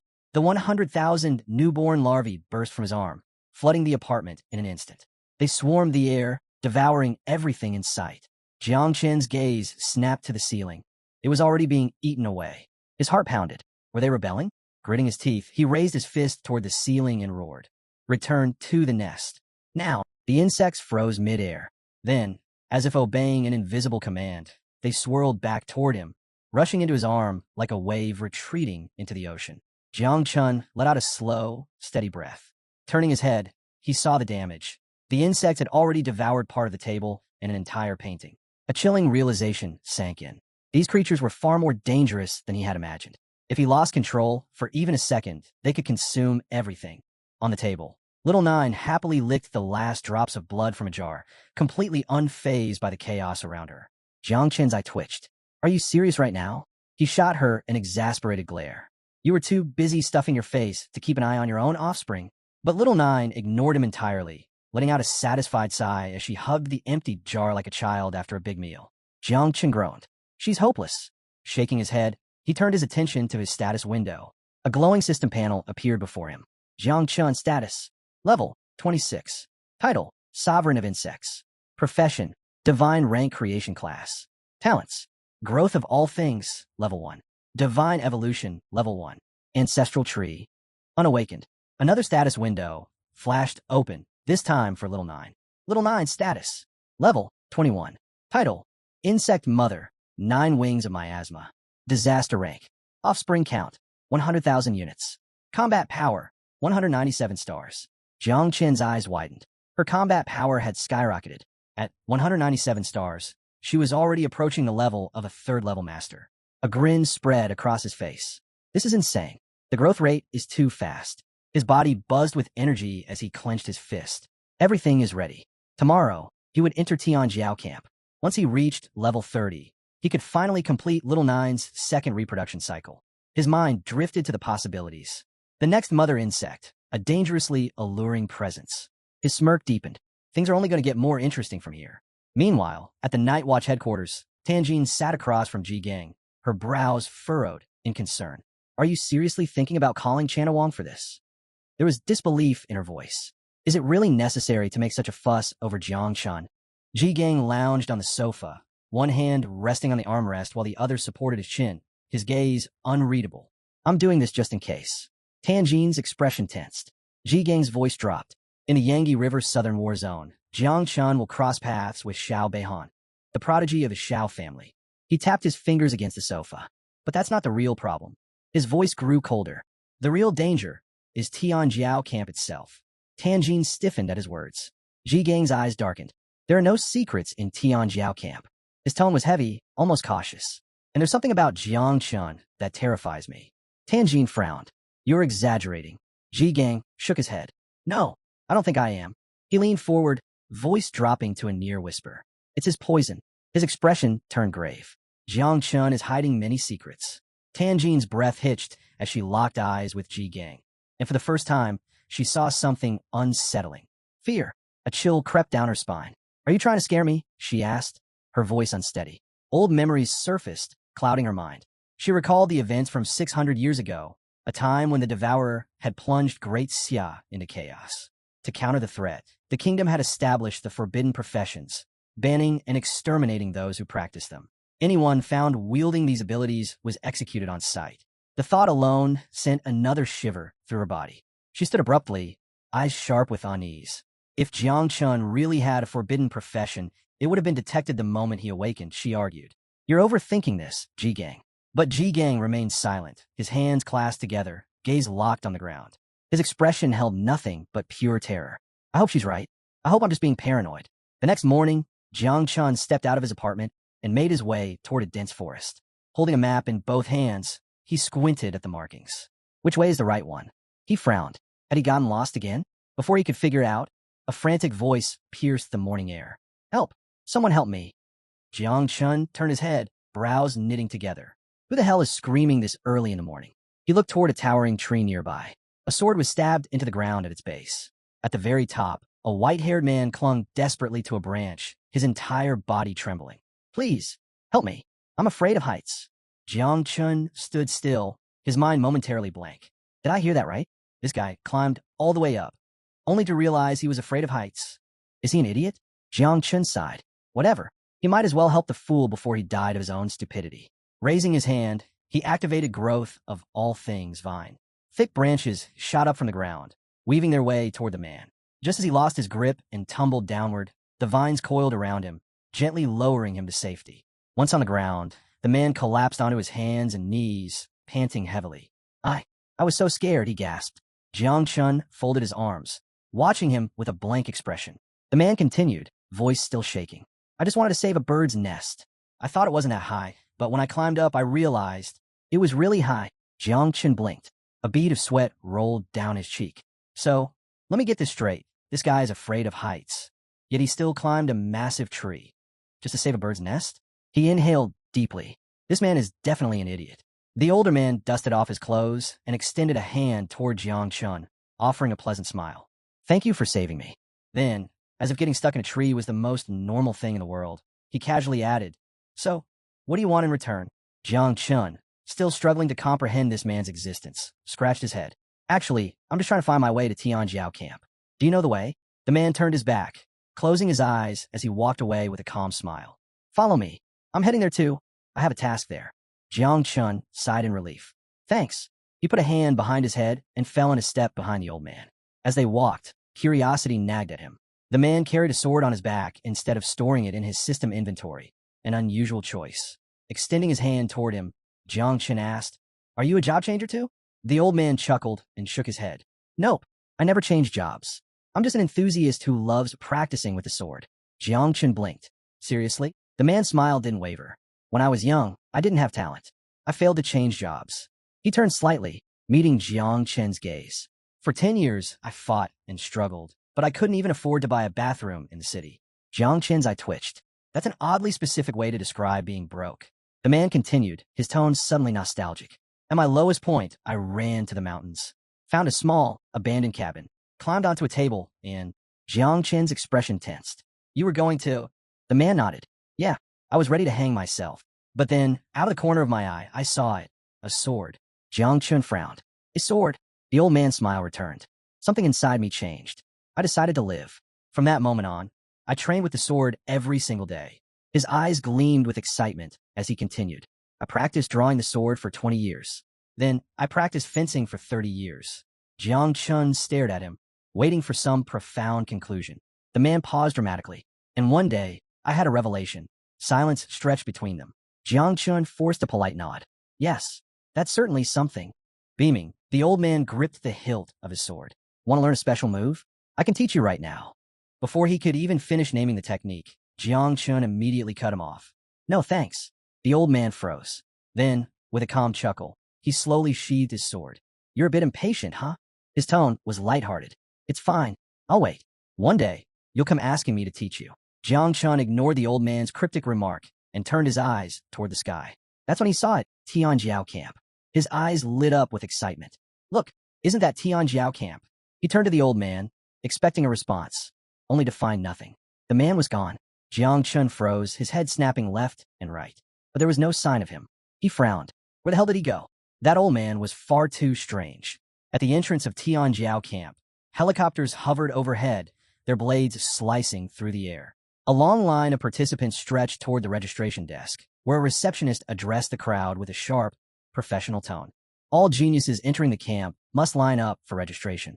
Each of you will receive an identification bracelet. Once worn, it cannot be removed unless you are eliminated. Jiang Chun joined the queue, waiting patiently until it was his turn.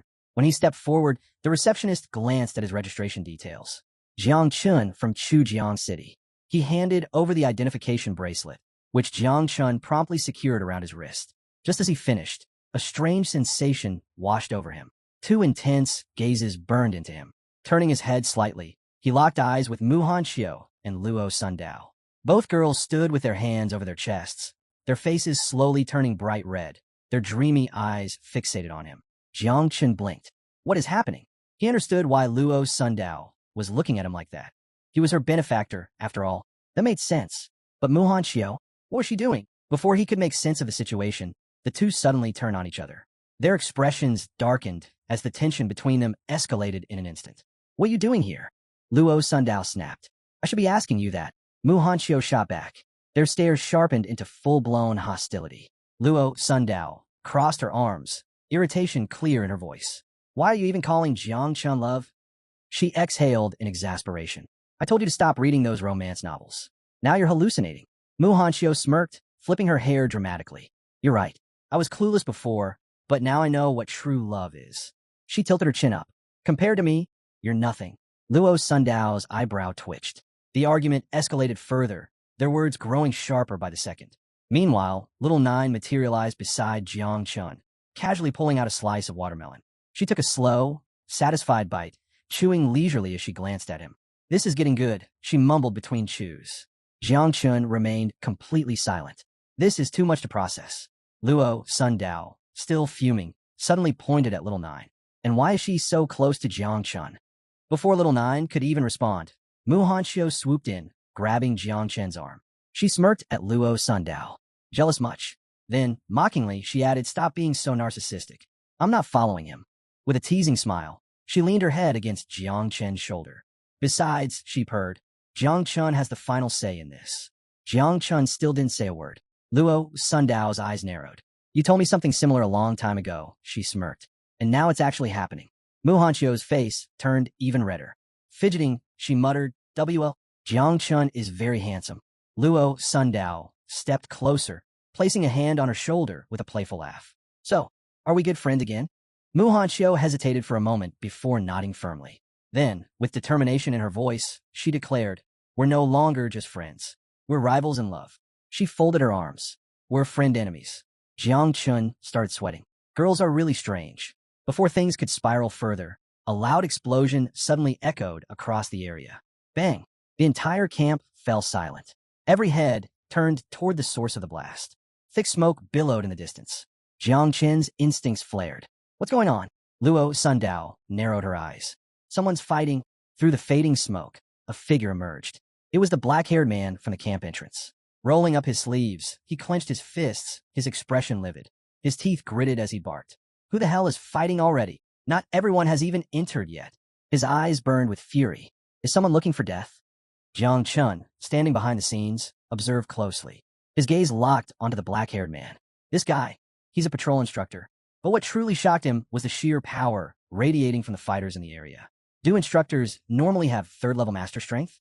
The instructor stormed toward the battlefield, prepared to break up the fight. But before he could even react, bang! A devastating punch landed straight into his stomach. His body was sent flying. Jiang Chen's eyes widened. The instructor crashed into the ground, blood spilling from his mouth. Clutching his chest, he forced out a hoarse command. Notify the superiors. This is getting out of hand. Silence gripped the camp. Luo Sundao stood frozen. A third-level master had been taken down in 1 second. Her voice trembled. Who did that? Mu Hanxiu's expression darkened. They're from Jiangnan's war zone. The standouts. A woman with blood-red eyes stepped forward, her form fitting assassin gear accentuating her lethal presence. Resting a hand on her hip, she stared at the fallen instructor, saying nothing. Her presence alone sent chills down people's spines. Her name was Tang Ying, an assassin. Her name carried fear for one reason. She had recently assassinated a level 4 grandmaster in Sakura country. Then, a second figure emerged, a man with fiery red hair, his body crackling with raw, destructive energy. His lips curled into a crazed smile. Apathetic. His name was by phone. People called him the little god of death. He wasn't just any prodigy. He was the personal disciple of the chief commander of the EC defense line, a future warlord. But there was one problem. He had severe psychological issues.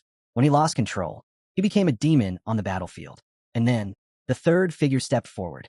A man with deep blue hair tightened his grip on his sword, his stance unwavering. With a sharp flick, he pointed the blade straight at Jiang Chun, a smirk playing on his lips. His name was Xiao Beihan. His grandfather stood among the 7 guardians of Great Xia. His title? The Qinglian Sword Immortal, a divine rank profession. Luo Sundao's face darkened. Her fists clenched as she glared at Xiao Beihan. I know that damn dog. Her voice was laced with fury. Her eyes flickered toward the sword in his hand, an epic weapon, unmistakable. That sword, it was stolen from my house. Jiang Chun turned his gaze toward Xiao Beihan, his expression unreadable. But in that moment, he knew this wasn't just any swordsman. This was Xiao Beihan. There was no doubt now. His strength far exceeded Xiao Yuanwu's. But right now, that wasn't the most pressing concern. At the heart of the battle, a man with striking orange hair stood tall, his broad frame exposed. He hadn't moved an inch, yet his overwhelming presence only intensified. His muscles tensed, his fists clenched. Though completely surrounded, his killing, intense sword. As the dust settled, his piercing gaze locked onto his enemies. Then, boom! His fist slammed into the ground, splitting it apart. Cracks tore through the earth, shockwaves rippling through the battlefield. Jiang Chen's breath caught. This guy. The entire camp fell silent. No one dared to move. Jiang Wushuang, the third-ranked, invincible descendant. Rumors claimed he possessed 3 hidden, unique professions. And now, even against 3 elite prodigies, he remained untouchable. Mu Hanxiu and Luo Sundao paled. Even Jiang Chen hesitated. Can my insect even take on someone like this? But before he could dwell on it, a shadow moved. Xiao Beihan shot into the air. Both hands gripped his sword as he prepared to strike. Jiang Chen's eyes narrowed. Not good. Xiao Beihan landed with crushing force, his blade tearing through the earth. Cracks webbed out beneath him, the ground groaning under the sheer impact. Too close. Luo Sundao was in danger. Without a second thought, Jiang Chun grabbed her by the waist and leaped, narrowly avoiding the attack. Xiao Beihan barely spared them a glance. His sharp gaze shifted, locking onto Jiang Wushuang. For a brief moment, something flickered in his eyes. Your wind fist, not bad. Wushuang said nothing. But before he could react, Xiao Beihan's attention moved again. This time, his eyes met Jiang Chen's. Recognition flashed across his face. Slowly, he sheathed his sword, only to draw it again. The tip aimed directly at Jiang Chun. A deadly aura surged around him, crackling with intent. So, you're the one who killed Xiao Yuanwu. His voice was calm, but his eyes burned with cold hatred. He may have looked down on Xiao Yuanwu for being weak, but that didn't mean he would let an outsider walk away unpunished. Jiang Chen didn't flinch. With a steady hand, he reached forward. A dense, purple mist spread around him. Little Nine's poisonous mist. His voice remained firm. I may not be as strong as you, but don't act like the Xiao family isn't just as rotten to the core. Xiao Beihan smirked, shifting his sword to the side. Without hesitation, he stepped forward, his every move radiating confidence, as if Jiang Chen's resistance was nothing more than a minor inconvenience. Jiang Chun held his ground. He extended both arms, ready to unleash everything he had. I promised Uncle Ji-Gang I wouldn't reveal my full strength too soon, but now I have no choice. From behind, Luo Sundao watched in silence.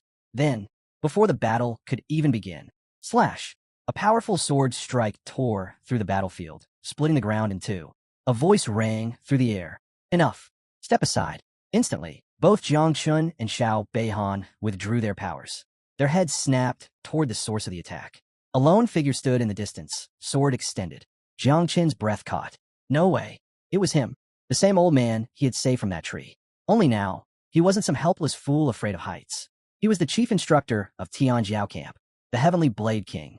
With just one sword strike, he had forced 4 of the camp's strongest prodigies into submission. Jiang Chun broke into a cold sweat. That weird old man, is this strong? Even now, he wasn't sure if his insect had survived the shockwave.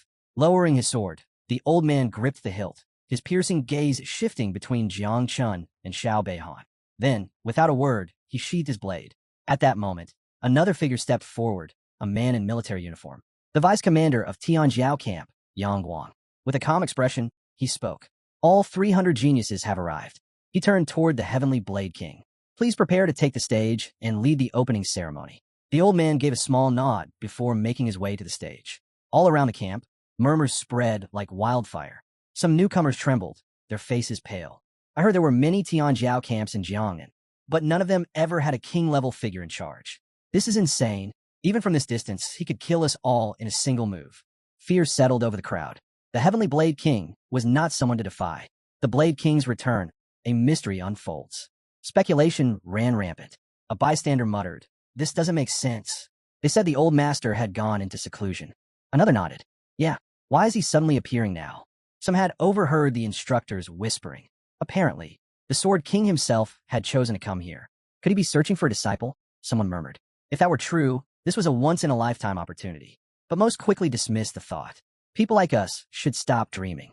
If he's looking for someone, he's only taking the absolute best. Tang Ying, the infamous assassin, fixed her gaze on the old man, barely concealing her shock. He really came. Beside her, Bai Feng's eyes gleamed with excitement. Meeting a living legend. This was beyond anything he had expected. Meanwhile, Xiao Beihan tightened his grip on his sword, his mind made up. I'll defeat Jiang Wushuang once camp begins. I need to leave a strong impression. Jiang Wushuang, cracking his knuckles, let out a feral grin. He hadn't expected the old man to actually show up. Perfect. His goal was clear. He wanted this man as his master. Jiang Chun, still processing everything, pointed at the old man in confusion. Wait, who exactly is this guy? Luo Sundao's eyes lit up as she rushed toward him, fists clenched with excitement. You don't know? I've been hearing about his legends since I was a kid. Her voice brimmed with admiration as she recounted one of his greatest feats. There was a time when a red dragon appeared, threatening the empire. But the old man leaped onto its head and, with a single sword strike, drove his blade straight into its skull. She gestured dramatically, even mimicking the dragon's dying cries. Jiang Chen blinked. That sounds ridiculously exaggerated. But Luo Sundao wasn't finished. He's not even awakened, yet he can suppress a group of 7th transformation sealed kings. Some say his power rivals even an 8th transformation master from Xia Empire. He once killed a dragon in a single blow. Jiang Chun raised an eyebrow. This guy killed a dragon? Mu Hanxiu, meanwhile, rested her chin on her hand, deep in thought. She added, even though he holds the power of a sealed king, my grandfather always said he was the most respected figure in our world. Then, her expression soured slightly. My grandfather once asked him to take me as a disciple, but he rejected me. Jiang Chun turned to her, surprised. Mu Hanxiu sighed. At first, I was furious, but then I found out that even the invincibles from the Jinan Empire had been rejected. Jiang Chun glanced back at the old man, curiosity creeping in. Wait, so you're saying it's really that hard to become his disciple? Mu Hanxiu shot him a serious look. Are you joking? As far as I know, both Jiang Wushuang and Bai Feng were rejected by the Sword God before. The truth about the Sword King, a disciple struggle. Jiang Chun had witnessed Jiang Wushuang's monstrous strength firsthand. If even he wasn't good enough to become the old man's disciple, then just how difficult was it? His shock was evident as he turned to Mu Hanxiu. Is it really that hard to become this guy's disciple? At that moment, Luo Sundao stepped forward. She lifted her hand, pointing toward the sky with a solemn expression. You might not know this, but the old master has only ever taken 2 disciples in his entire life. And that was over 20 years ago. Jiang Chun froze. His mind flashed back to that strange old man, the one clinging to a tree in terror. The same man who had casually sheathed his sword and asked, "Want to learn from me?" Jiang Chun shut his eyes. Just thinking about it gave him a headache. That tree-hugging lunatic, was he really the legendary king of the celestial sword? He let out a slow breath, forcing a stiff smile as sweat trickled down his cheek. Now it all makes sense. On the stage, the old man cleared his throat. The entire camp fell silent as his gaze swept across them. I am Gu Katan, Heavenly Blade King, Chief Instructor of Tianjiao Camp. He leaned forward, resting both hands on the table. His next words sent a chill through the crowd. Tianjiao Camp's recent performance has been disappointing. His voice was sharp. These fights, a joke. If you hold back in training, you'll die in real battle. No second chances. No burials. The air grew heavy. Then his grip tightened on the microphone. A smile appeared. So, from this year forward, I'm implementing a new rule. His eyes gleamed with a terrifying light. I call it the death quota. The camp erupted into chaos. Yang Guang, standing behind him, went pale. His body stiffened in shock. Wait, what? Panic surged through him as he stepped forward. Instructor Gu, you can't. Gu Katian raised a hand. The room fell silent. His smile remained. I make the rules here, and I take full responsibility. Yang Guang's heart pounded. What the hell is this? There's never been a death quota before. Why wasn't I told? Gu Katan lifted the mic again, his voice eerily calm. From now on, 10 of you will die in every round of testing. If you want to leave, do it now. Panic set in. A young boy clutched his friend's arm, his face drained of color. I can't quit. My family's honor is at stake. His friend trembled. I don't want to die. At the front, Jiang Wushuang stood motionless, arms crossed. Then he grinned. A wild, bloodthirsty glint flickered in his eyes. As expected from the senior Heavenly Blade King, Jiang Wushuang folded his arms, a smirk playing on his lips. This should have happened long ago. Nearby, Xiao Beihan turned his gaze toward Jiang Chun, his expression unreadable, until a cold grin spread across his face. This rule was made just for you. Jiang Chun remained composed, silently assessing the situation. Xiao Beihan's intent was obvious. The moment the trial began, he would come straight for him. But there was something else Jiang Chun realized. With this new rule in place, even if he took out Xiao Beihan, there would be no repercussions for Uncle Ji Gang and the others. The death quota had effectively given him a free hand. Minutes passed in silence. No one stepped down. Gu Katian, still holding the microphone, planted a hand on his waist and chuckled. Not a single coward, huh? Guess you all have some dignity. Behind him stood the 4 vice commanders, their presence heavy. Gu Katian lifted his hand high and roared. Entrance evaluation begins now. The 300 participants stiffened, awaiting further instruction. Gu Katian grasped the hilt of his sword and drew it in one swift motion. His voice rang out across the battlefield. Scattered throughout the camp are 150 advancement flags. I don't care how you get them. The test ends at dawn, day 2. If you have a flag, you move forward. If you don't, you're out. His blade gleamed under the sun as he leveled it at them, his eyes sharp with challenge. Fight how you want, alone, in groups, however you see fit. Take what's yours. Crush whoever stands in your way. Show me your hunger for battle. Then, with a swift motion, he raised his sword high. Begin. Chaos erupted instantly. The moment the test started, bodies scattered in all directions. Some, knowing their strength wasn't enough, vanished into the shadows, hoping to snatch a flag unnoticed. Survival came before pride. But Xiao Beihan had a different plan. As his body surged with blue energy, his lips curled into a grin. He drew his sword and strode forward, step by step, closing in on Jiang Chun. Jiang Chun stood still, flanked by Mu Hanxiu and Luo Sundao. Then, without looking at them, he extended his arms to the sides and gave a firm command. Find a flag.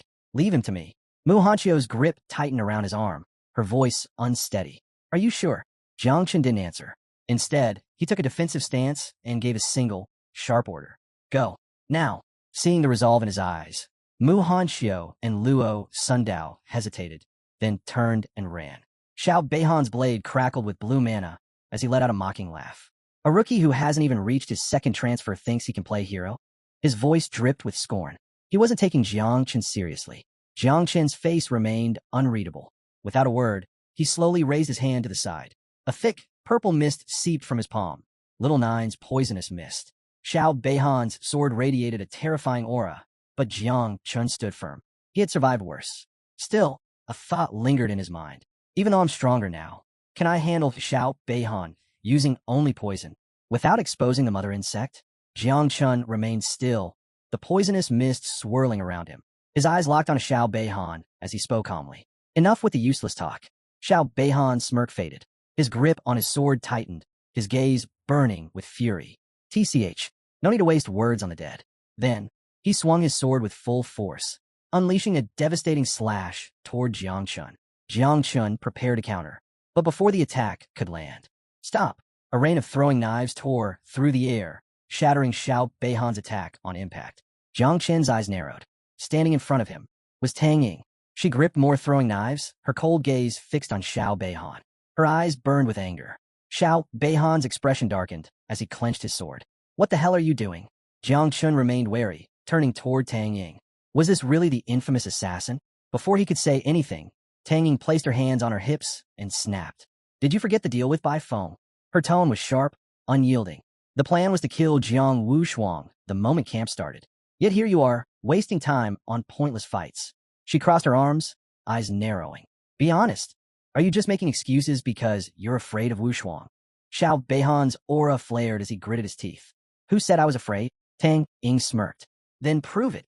She turned, pointing toward the dense forest. Wu Shuang ran that way. Bai Feng is already on his trail. Xiao Beihan let out a frustrated sigh, then turned away from Jiang Chun. Fine, I'll handle Wu Shuang first.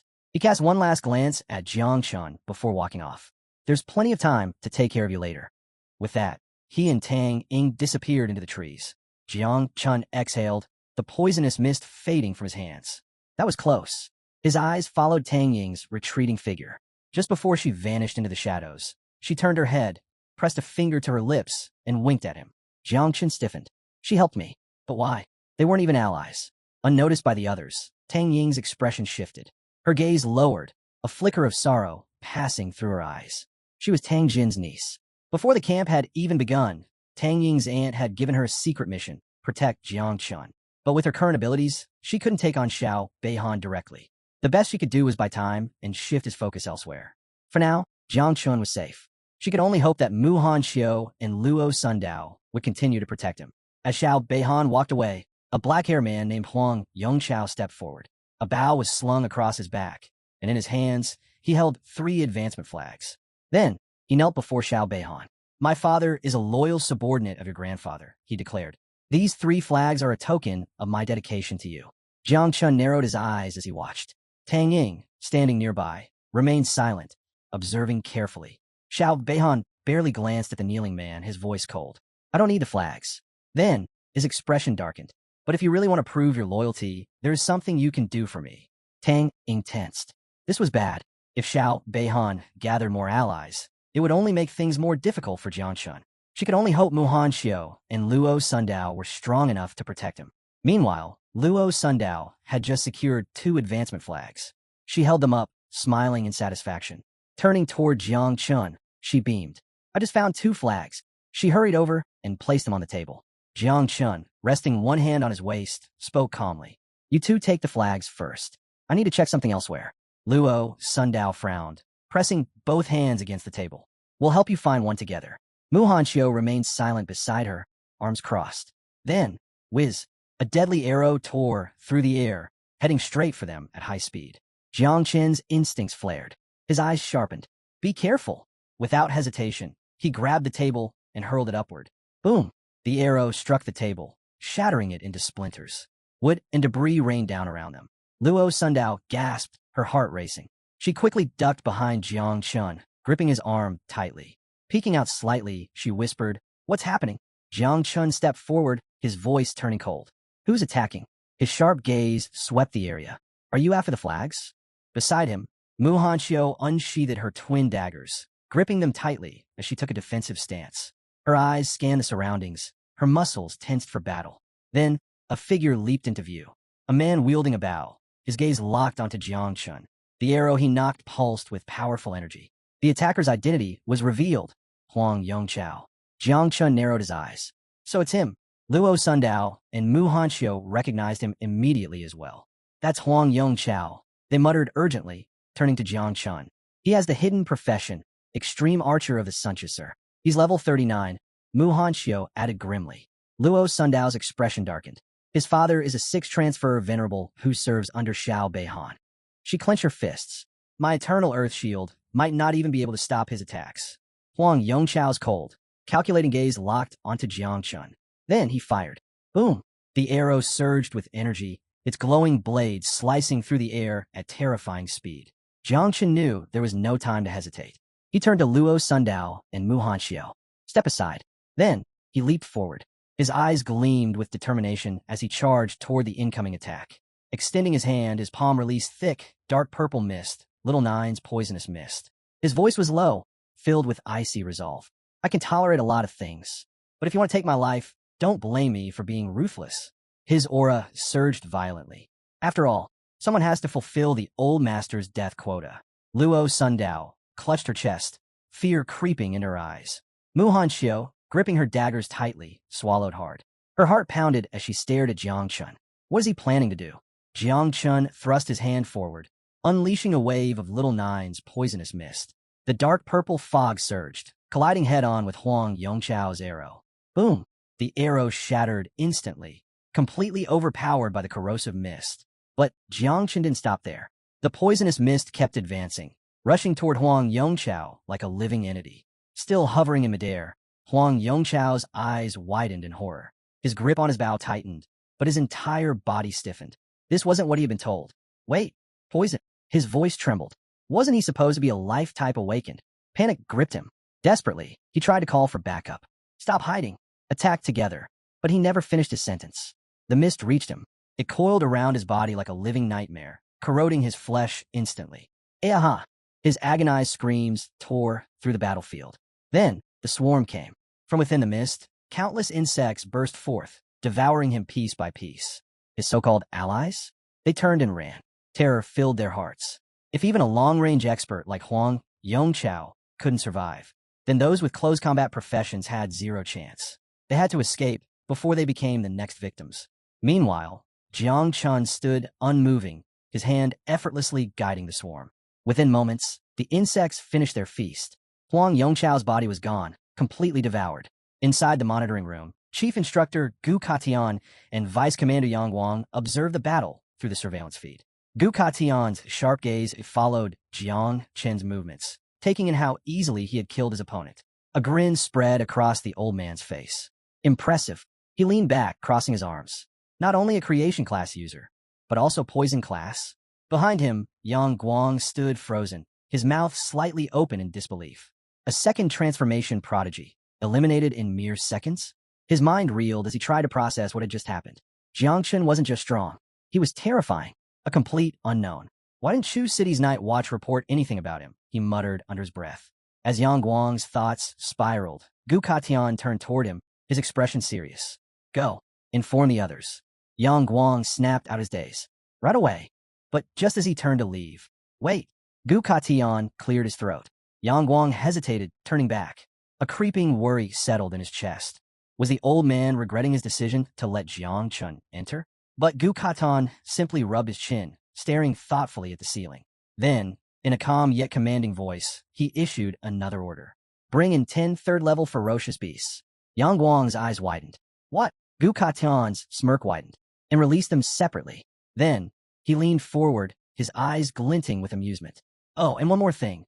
Place the advancement flags on the beasts. The battlefield shifts, a new challenge begins. Yang Guang turned sharply, gave a military salute, and, despite his clear confusion, responded with a firm, understood. Internally, he couldn't help but be impressed. The old man's move was brilliant. By placing the advancement flags on the beasts, Gu Katian would force the strongest contenders in a battle first. This way, those monsters would be too busy tearing each other apart before they could turn their weapons on the weaker participants.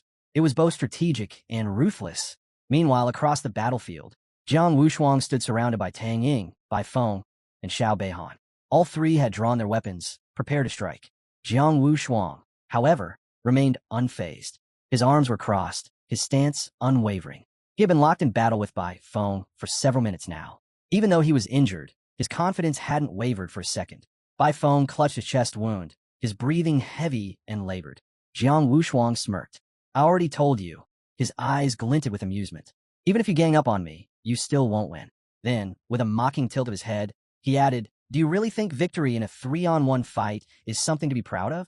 Xiao Beihan gritted his teeth, his grip on his sword tightening. His blue energy surged, making his blade glow ominously. His eyes darkened with focus. Winning this way isn't honorable, but fighting strong opponents is the only thing that keeps me entertained. At that moment, a sharp crackle rang through the air as the camp loudspeakers activated. A mechanical voice echoed across the battlefield. Participant Huang Yongchao has been eliminated by Jiang Chun. For a brief moment, silence. Then, shockwaves rippled through the entire camp. Jiang Chun had landed the first kill, and not just any opponent. He had taken down a level 39, second transformation genius. The crowd struggled to process it. Xiao Beihan's confident smirk faded, his face darkening. That fast. Huang Yongchao might not have been the strongest, but he was still ranked among the top 50 talents in camp. Far superior to Xiao Yuanwu. And yet, he was eliminated in mere seconds. Tang Ying tightened her grip on her throwing knives, a chill running through her. This isn't right. Jiang Chun was supposed to be level 26 in the creation class, but somehow he had effortlessly wiped out a level 39 combat class prodigy. Even she, an assassin, would have struggled to take Huang Yongchao down so cleanly. Bai Feng, still catching his breath, glanced up at the sky and let out a low chuckle. Heh, looks like this year's Tianjiao camp is crawling with hidden monsters. Not far away, Jiang Wushuang tilted his head, a grin playing at his lips. Are you sure you should be wasting time with me? Shouldn't you be more concerned about that other guy, Jiang Chun? Xiao Beihan ignored him. The three warriors gripped their weapons tighter, their stances shifting, ready to strike. But before they could, the camp's loudspeaker crackled to life. Attention! 10 third-level ferocious beasts are being released onto the battlefield. Each beast carries an advancement flag. Acquiring a flag will grant additional ranking points. The top 10 contestants will receive exclusive rewards. First place will be awarded 100 million. The moment the announcement ended, Xiao Beihan, Bai Feng, and Tang Ying all stepped back. Jiang Wushuang let out a low chuckle, arms still crossed. The king of the celestial sword just gave us a new game to play. His smirk deepened. All right, I'm in.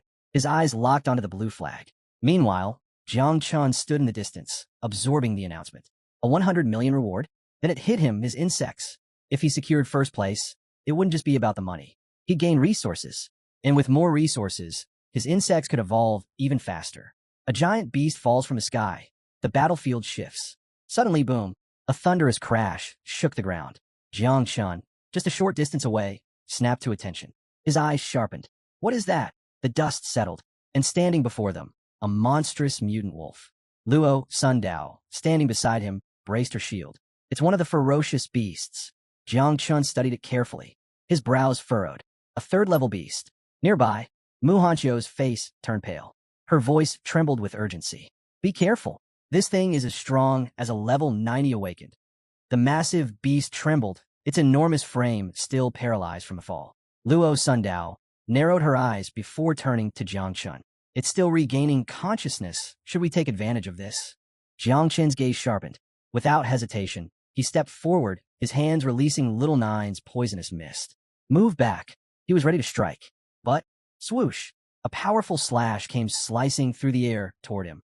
Jiang Chun's reflexes kicked in instantly. He leaped back, narrowly dodging the sudden attack. Landing firmly on the ground, he clenched his fist, his mind racing. Who just attacked me? Then he looked up. Standing atop the beast's head, gripping his sword, was Xiao Beihan. Xiao Beihan's eyes locked onto Jiang Chun as a smug smile curled his lips. Not only did you kill Huang Yongqiao in seconds, his gaze darkened. Now you're trying to steal my flag? Jiang Chun didn't waste time with words. Without hesitation, he thrust his hand forward, unleashing Little Nine's poisonous mist. If you're here to fight, stop talking. Xiao Beihan laughed. Then, he jumped high into the air, his sword raised above his head. Heaven and Earth Wind Dragon Slash. A swirling blade of wind roared through the battlefield, slicing apart everything in its path. It collided with Jiang Chun's poisonous mist, dispersing it in an instant. Xiao Beihan landed back on the beast's head, his sword glowing with a blue aura.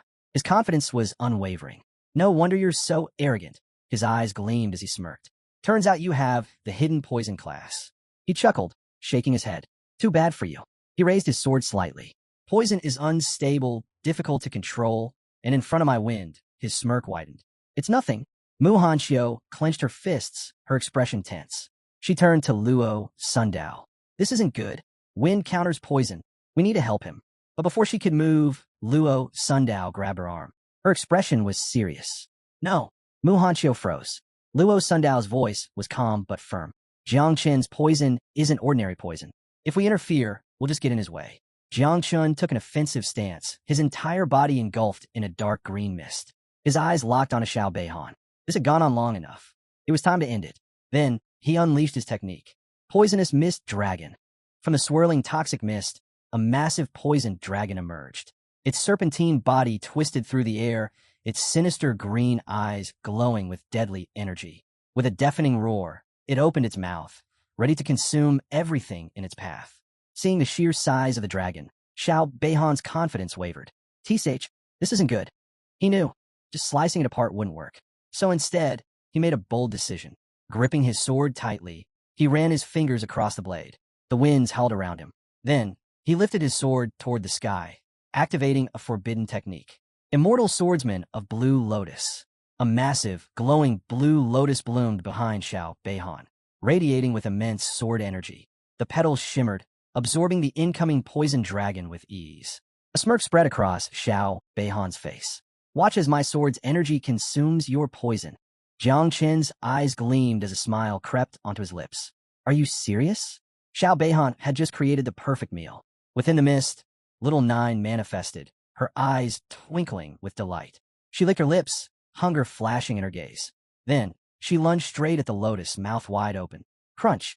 She sank her teeth into the petals, tearing them apart one by one. Sword energy, poison, raw power, it didn't matter. The blue lotus was delicious. Jiang Qin's devouring value skyrocketed. Plus 2,000.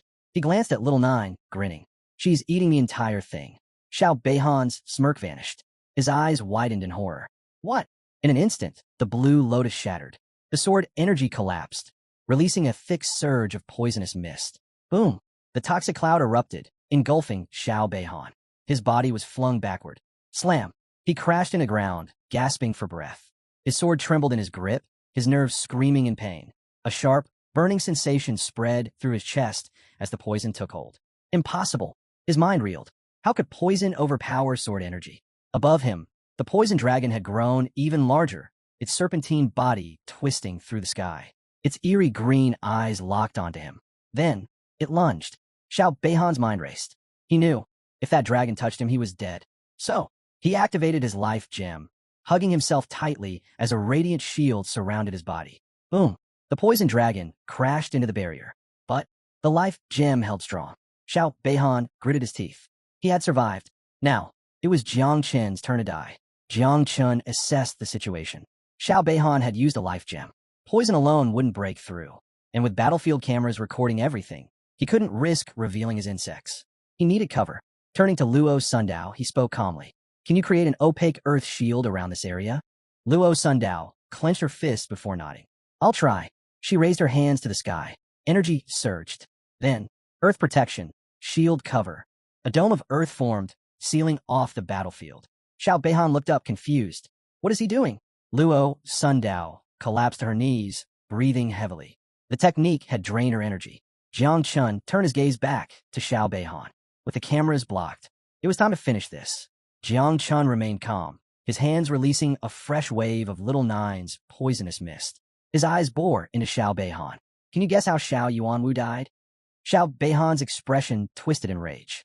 Trapped within his magical barrier, he extended his sword to the side, his voice dripping with disdain. You think that worthless trash's death compares to mine? His grip tightened. Naive, Jiang Qin remained silent. For a few moments, he simply observed. Then, little Nine reappeared, her sinister grin stretching as she locked eyes with Xiao Beihan. Jiang Qin's voice was calm but firm. Are you really comparing the past me to the current me? His gaze darkened. Now, that's naive. He was done with this. Turning to little Nine, he spoke without hesitation. Teach him a lesson. Little Nine's body pulsed with energy. Poisonous mist surged from her outstretched hands, filling the air with its deadly presence. Then, she charged. Xiao Beihan narrowed his eyes, gripping his sword tightly. Who is she? Little Nine's speed was terrifying. Her attacks came from all directions, left, right, above, below. But Xiao Beihan's blade met every strike. No matter how fast she moved, his defensive swordplay was flawless. Jiang Qin's eyes flickered with surprise. He's using protective sword energy? This was unexpected. Xiao Beihan's defensive mastery was far beyond what he had anticipated. Then, a deafening roar shook the battlefield. The massive mutant beast lunged forward, its gaping jaws aimed straight at little Nine. Both she and Xiao Beihan turned, instantly shifting to high alert. Jiang Qin reacted without hesitation. His hands surged with poisonous mist as his gaze locked onto the beast. It had fully awakened. Now it was time to go all in. Jiang Qin extended his hand, summoning two poisonous mist dragons. They slithered through the air, their glowing green eyes brimming with lethal intent. Then, he unleashed his small insect swarm. That's top-quality fierce beast meat. His smirk deepened. First to arrive, first to eat. The insects surged forward, their buzzing wings filling the battlefield with an eerie hum. Now, the battle had turned into pure chaos. Xiao Beihan's eyes darted between the converging threats. His once impenetrable sword energy had been corroded. His advantage was slipping. He could no longer keep up with little Nine. The beast let out a warning roar, turning its attention to Xiao Beihan. But little Nine was already in motion. She closed the distance instantly, her devilish grin widening. Then, she threw her full strength into a punch. Boom! Her fist slammed into Xiao Beihan's magical barrier. Cracks spread across the shimmering shield. She didn't stop. Another punch, then another. With each impact, the barrier trembled. Xiao Beihan's strongest defense was starting to crumble. Jiang Chun stood calmly, arms crossed, watching the battle unfold. He had realized something. Xiao Yuanwu had been weak because the Xiao family played favorites with their descendants. But Xiao Beihan? He was one of their true elites. Defeating him would not be easy. Yet, Little Nine's relentless onslaught was proving otherwise. Punch after punch, her attacks tore into his protective barrier. The cracks spread wider. Her gleaming eyes revealed she could smell victory. Inside the fading shield, Xiao Beihan was drenched in sweat. His breath came in ragged gasps. His panic grew. He knew, if before she had needed 3 seconds, now she needed at most 3 minutes. His grip on his sword tightened. He couldn't believe it. His life gem's protection was actually breaking. Meanwhile, inside the Tianjiao camp surveillance room, Yang Guang's expression darkened. On the monitors, a massive blue magical barrier covered the battlefield. This anti-vision shield blocked their view, preventing them from seeing what was happening inside. And he knew exactly what that meant. Xiao Beihan was at a disadvantage. Yang Guang turned sharply toward Fang Chengyuan. His voice was firm and commanding. Conduct a manual investigation. If the situation becomes too dangerous, stop the fight immediately. Fang Chengyuan, a 4th-level great master of the spatial system, pressed his fingertips together and nodded. Understood. In the corner of the room, Gu Kaitian, known as the King of the Celestial Sword, sat with one leg crossed, his chin resting lazily on his hand. His expression was unreadable, but there was a glint of curiosity in his eyes. Are they really this desperate to protect the Xiao family's grandson? Yang Guang turned toward him, hands clasped behind his back. His tone was measured but heavy. You don't understand. It's not about favoritism, it's about consequences. If Xiao Beihan was injured or killed, no one knew how the Xiao family would react. Gu Kaitian raised an eyebrow, smirking slightly. Then, in a calm but pointed voice, he asked, Are you really prepared for war with the Jinghua Empire? Yang Guang froze. A chill ran down his spine. Jinghua, if word got out about what happened inside Tianjiao camp, things could spiral out of control. His jaw tightened. His hands clenched. No information leaves the camp. His voice was cold, decisive. Not until this ends. Gu Kaitian leaned back, eyes drifting toward the ceiling.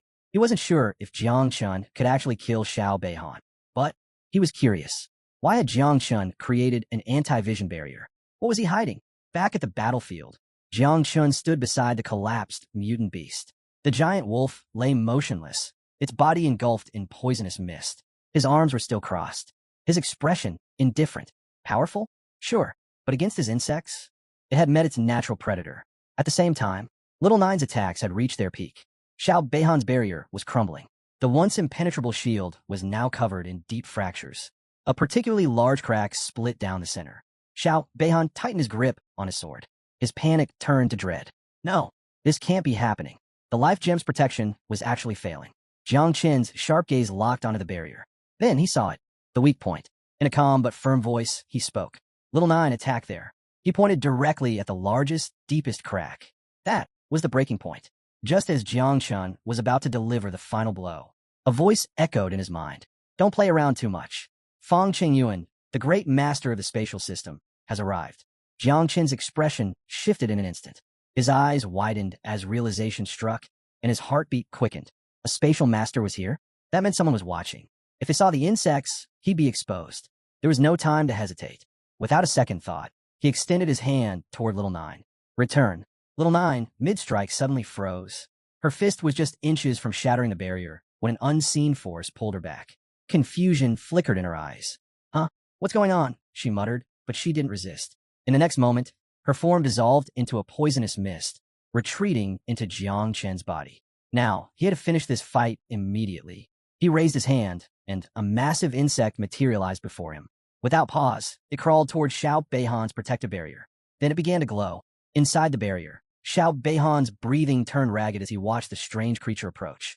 His brows furrowed in confusion at first, but then his expression changed. His face paled, his entire body tensed, and cold sweat began to form. A sinking feeling filled him as he stammered. What is that? But by then, it was too late. Boom! The insect detonated in an instant. A violent shockwave erupted, piercing straight through the magical barrier. But that wasn't the end of it. The moment the barrier collapsed, boom! A second explosion followed, far more powerful than the first. The force was like a miniature nuclear blast, tearing through the battlefield with overwhelming destruction. Luo Sundao's earth shield barely held up for a moment before it crumbled under the impact. She gasped in pain, clutching her stomach as she was thrown backward. Luo Muhanshio rushed forward without hesitation, catching her before she hit the ground. Her eyes were filled with worry as she steadied her. "Are you all right?" she asked urgently. Luo Sundao forced a weak smile, struggling to regain her breath. "I'll be fine," she muttered. As the dust settled, the battlefield was left in ruins. The ground was shattered, and advancement flags were scattered everywhere. But the most telling sign of the battle's outcome, the only thing left of Xiao Beihan, was his severed arm and his sword. Jiang Chun stepped forward, scanning the remains. He bent down and picked up the sword, his expression unreadable. Then his eyes narrowed. "Did he die?" he murmured. "Or had the spatial master intervened at the last second?" He wasn't sure, but just in case, he picked up the severed arm as well. He walked toward Luo Sundao and, without much thought, tossed her the sword. "Take good care of your family's weapon," he said casually. The blade spun in the air before Luo Sundao instinctively reached out and caught it. A faint flush appeared on her cheeks as she clutched it tightly. Her voice was soft but sincere. "Thank you." Meanwhile, Mu Hanchio had finished gathering the fallen flags. She turned to Jiang Chun, her face bright with excitement. "We made it into the top 10, she exclaimed. Jiang Chun glanced at the flags in her hands. Without hesitation, he offered to split them. But Mu Hanchio shook her head. "No," she said firmly, her eyes filled with determination. "I want to see you surpass Jiang Wushuang and take first place." Luo Sundao smiled beside her, gripping the sword in her hands. "I don't need the flags either," she added. "Getting this back is enough." Jiang Chun smirked. A loud bang echoed through the room as a fist slammed onto the table. Yang Guang's face was twisted in fury, his teeth clenched tightly. Beside him, Fang Qingyuan remained still, his expression unreadable.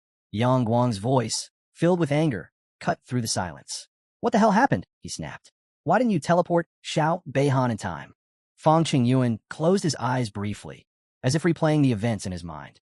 When he finally spoke, his voice was calm, yet tinged with resignation. The poison was too strong. He had tried. He had barely managed to extend his spiritual energy towards Xiao Beihan. But the moment it touched the poisonous mist, it began corroding at an alarming rate. His vision had been clouded. He hadn't seen anything clearly. And then, boom, the explosion erupted. He had done everything in his power to teleport Xiao Beihan to safety. But it was already too late. Yang Guang's face darkened with disbelief. His fingers shot out in accusation as his voice rose. "How the hell can poison corrode mental power?" he barked. "Stop making excuses. You failed to do your job." Then, a deep, commanding voice cut through the room. "Shut up, Yang Guang." The word sent a chill down Yang Guang's spine. His body tensed, his breath hitched. Slowly, he turned toward the source of the voice. And then, he froze. Gu Katian, the king of the celestial sword. Gu Katian's sharp gaze locked onto him, filled with undeniable authority. His voice was steady, yet every word carried weight. "Do you know why you're stuck at the peak of the fifth transformation?" Yang Guang gulped, but said nothing. "It's because you always follow the powerful," Gu Katian continued. "Because you lack the heart to stand on your own." He folded his arms, his tone growing even sharper. "A moment ago, you were talking about consequences about commanders and generals, but do you even understand what a real battlefield is?" His gaze darkened. "Even those who have reached the ninth transformation can die in battle. Xiao Beihan was no exception." Yang Guang took several steps back, his confidence shattered. His face paled as he stammered. "I wasn't talking about the great general. I only meant Commander Duan." But Gu Katian had already turned his back to him. His voice, calm yet commanding, filled the room once more. "Report everything inside the camp first. All information is to remain strictly confidential. Until tomorrow at 6 a.m., before the evaluation ends, no one, not even Xiao Beihan, is allowed to leave the camp." With that, he strode toward the door. Before stepping out, his final words echoed behind him. "I'm heading to the Southern Command." Silence settled over the room. Yang Guang and Fang Qingyuan remained frozen in place, neither daring to speak. Then, a sudden glow filled the sky outside. A system window appeared, its golden letters stark against the night. "Xiao Beihan has been eliminated by Jiang Chun." Silence. Then, shock. Every gaze turned upward, eyes wide with disbelief.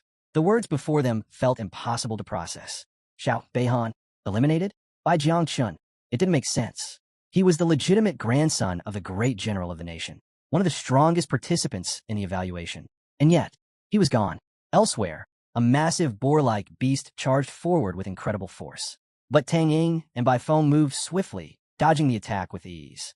The beast crashed head first into the ground, kicking up a cloud of dust. Tang Ying, however, stood frozen in place, her gaze locked on the sky. Her mind struggled to process what she had just heard.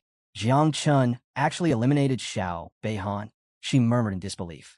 Beside her, Bai Feng remained composed. His expression darkened as he narrowed his eyes. Something's not right, he muttered.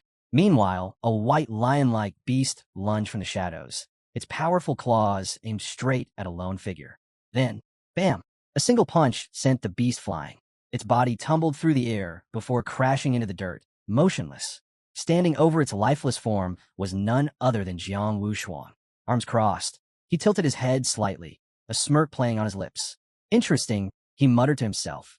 In a quiet room, the lid of a teacup was lifted slowly. A fragrant wisp of steam curled into the air. The man holding the cup took a slow sip, his expression thoughtful. He was none other than Duan Xinghai, commander-in-chief of the Jiangnan military district. Seated across from him was Gu Katian. Duan set down his cup, his voice calm, yet curious. So, have you found someone remarkable? Is that why you call me here so urgently? Gu Katian didn't respond immediately. Instead, he closed his eyes and lifted his hand toward the sky. A surge of energy pulsed from his palm as he activated forbidden listening, a powerful ability that formed a protective barrier around them, ensuring that no one could eavesdrop on their conversation. Duan Xinghai watched in silence. Once the barrier was set, the two men shifted to another room and sat down to continue their tea. Duan leaned back, crossing his legs. He took another slow sip before glancing at Gu Katian with sharp eyes. You're being cautious, he noted.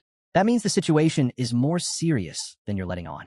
Gu Katan rested one hand on the chair, the other on the table.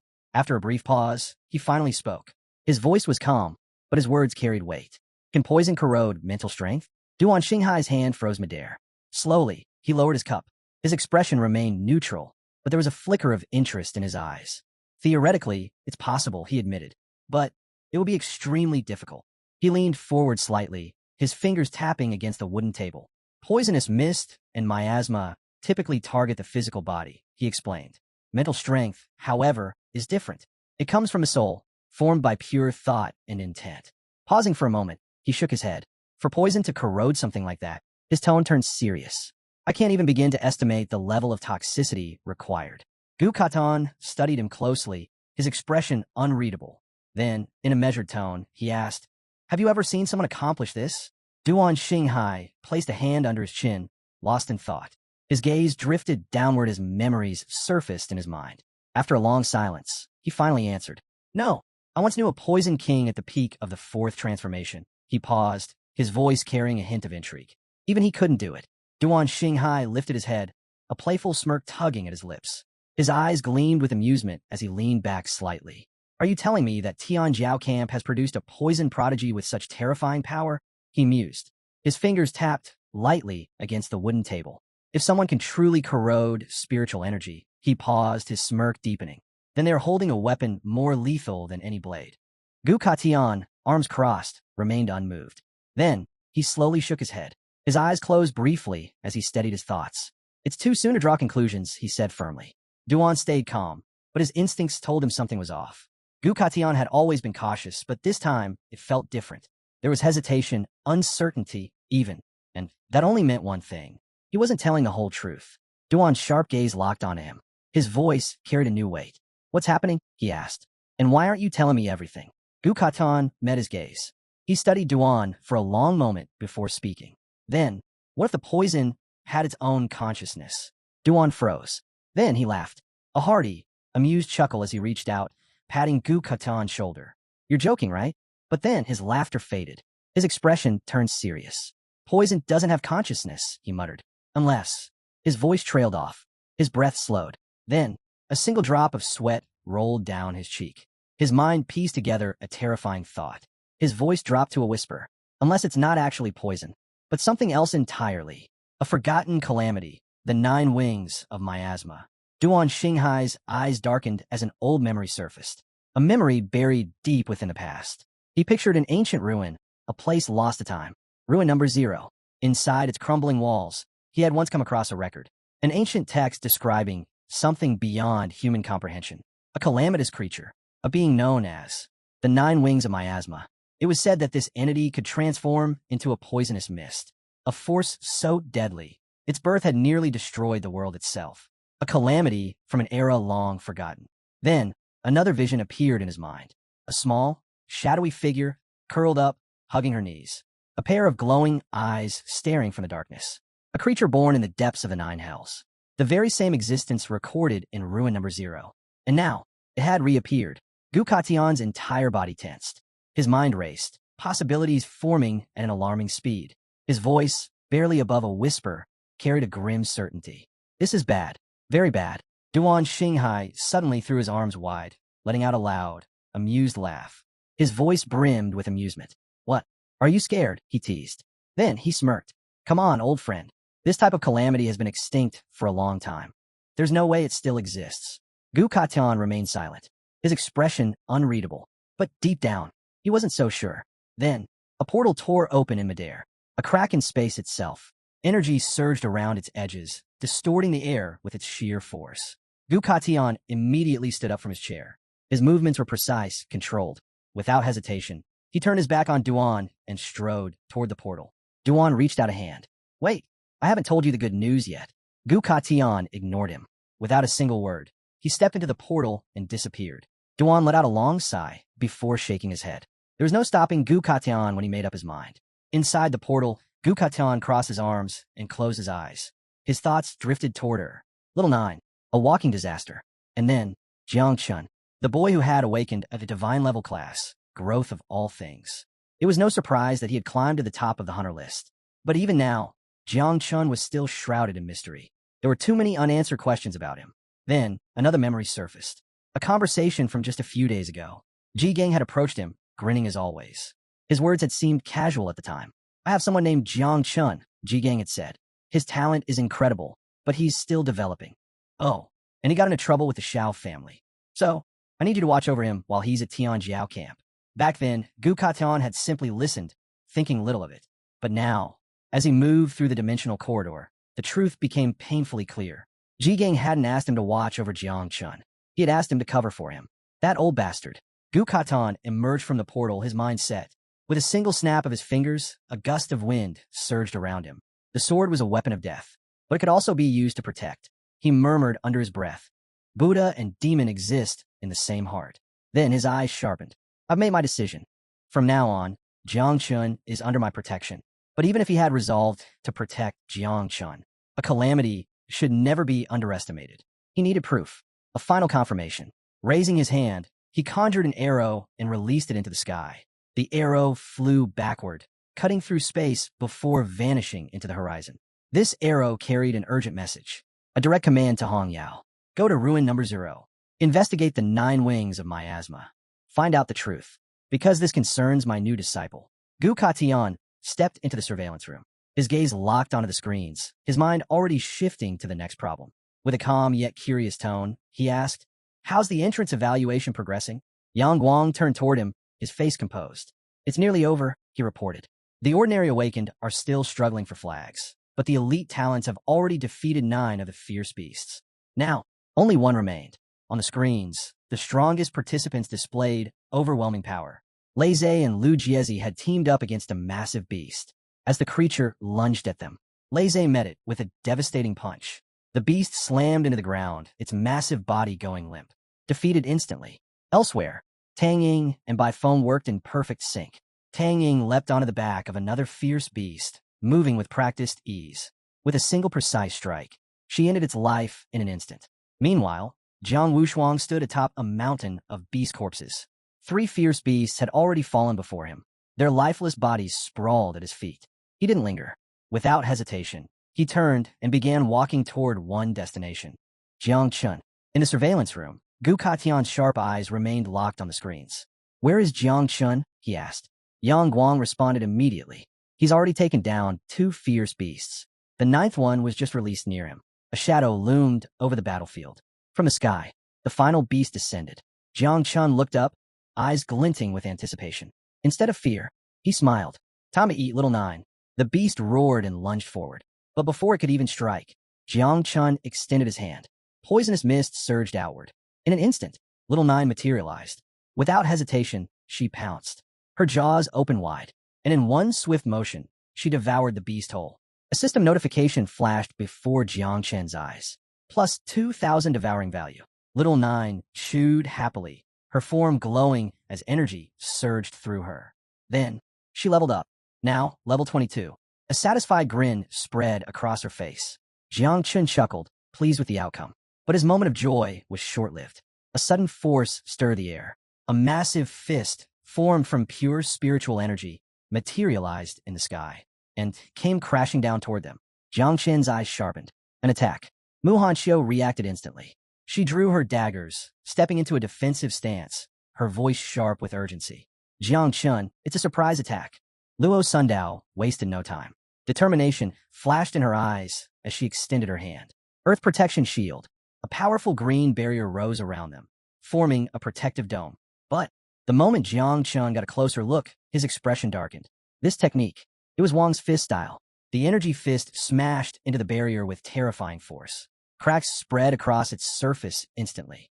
Then, boom, the shield shattered completely. The force sent Luo Sundao and Mu Hanxiu flying backward. They crashed against the ground, blood spilling from their lips. Jiang Chen was the only one left standing, but he didn't falter. His fists clenched. Poisonous mist surged around his body, swirling like a storm. Then, he threw his hand forward. Little Nine's poisonous mist exploded outward, colliding with Wang's attack. But even with the poison, the sheer force was overwhelming. Jiang Chen was blasted backward. His feet dug into the ground as he slid, his body resisting the impact. With a sharp motion, he raised his arm defensively. And then, he waited for the next strike. The last remnants of the attack dissipated into smoke. From within the fading haze, a figure emerged. His body radiated terrifying energy. His fists clenched tightly. His gaze, filled with power and confidence, locked onto Jiang Chen. It was Wang. Behind Jiang Chen, Mu Hanxiu groaned in pain, her body hitting the ground. Luo Sundao struggled to rise. Jiang Chen wiped the blood from his lips. His gaze didn't waver. Instead, he smirked. It's no wonder they call you the third genius of Daxia. Then, he tightened his fist. Poisonous mist coiled around it, swirling like a viper ready to strike. His smile sharpened. So you came to steal my beast? Jiang Wushuang let out a low laugh. His body pulsed with red energy, raw power crackling in the air. No need to misunderstand. He cracked his knuckles, stepping forward. I know your poison already killed the beast. Jiang Chen's expression darkened slightly. What do you mean? Jiang Wushuang's grin widened. Jiang Chen extended his hand, slicing through the thick, swirling poison mist conjured by Little Nine. His cold gaze locked onto Jiang Wushuang. Are you really willing to risk your life just to satisfy your curiosity? His voice was razor-sharp. Jiang Wushuang clenched his fists, a confident smirk forming on his lips. Of course, if you're not willing to stake your life, are you even truly living? Jiang Chen's eyes darkened. Without hesitation, he flicked his wrist, sending the toxic mist surging toward Jiang Wushuang. But instead of retreating, Wushuang's eyes gleamed with excitement. He planted his feet firmly, inhaled deeply, and suddenly struck forward. The sheer force of his punch tore through the air, unleashing powerful shockwaves. Just as the venomous mist closed in, Jiang Wushuang stomped down, unleashing 1,000-feet wall. A powerful energy barrier erupted in front of him, not only stopping the poison, but obliterating it completely. Without missing a beat, he launched another devastating strike at Jiang Chen. The incoming energy blast roared forward like a raging tide. Caught mid-motion, Jiang Chen's eyes flickered with surprise. His outstretched hand trembled as he registered the sheer force behind the attack. Just before it could strike him full force, he instinctively leaped backward, raising his arms to shield himself. He barely avoided the brunt of it, but the residual impact still sent him skidding across the ground. His boots carved deep grooves into the dirt as he struggled to stabilize himself. His breathing was ragged, his body aching from the blow. Damn, this guy's fists are ridiculously fast and brutal, while my poison is slow and not nearly strong enough. Jiang Chen frowned, mind racing for a new approach. On the sidelines, Little Nine clenched her hands near her chest, eyes filled with worry. Jiang Chen wiped the blood from his mouth, his clothes in tatters and dust clinging to him. He smirked and muttered, Hey, Little Nine, if you devoured Jiang Wushuang, how many levels do you think you'd gain? He's got plenty of meat on him. Within his consciousness, Little Nine materialized, pressing her hands to her chest.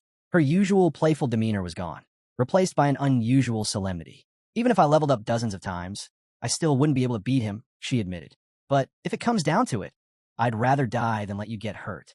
Jiang Chen blinked, startled. This is the first time I've ever seen Little Nine this scared. Sweat dripped down his forehead as exhaustion seeped into his limbs. His legs felt like they were made of lead, his arms numb.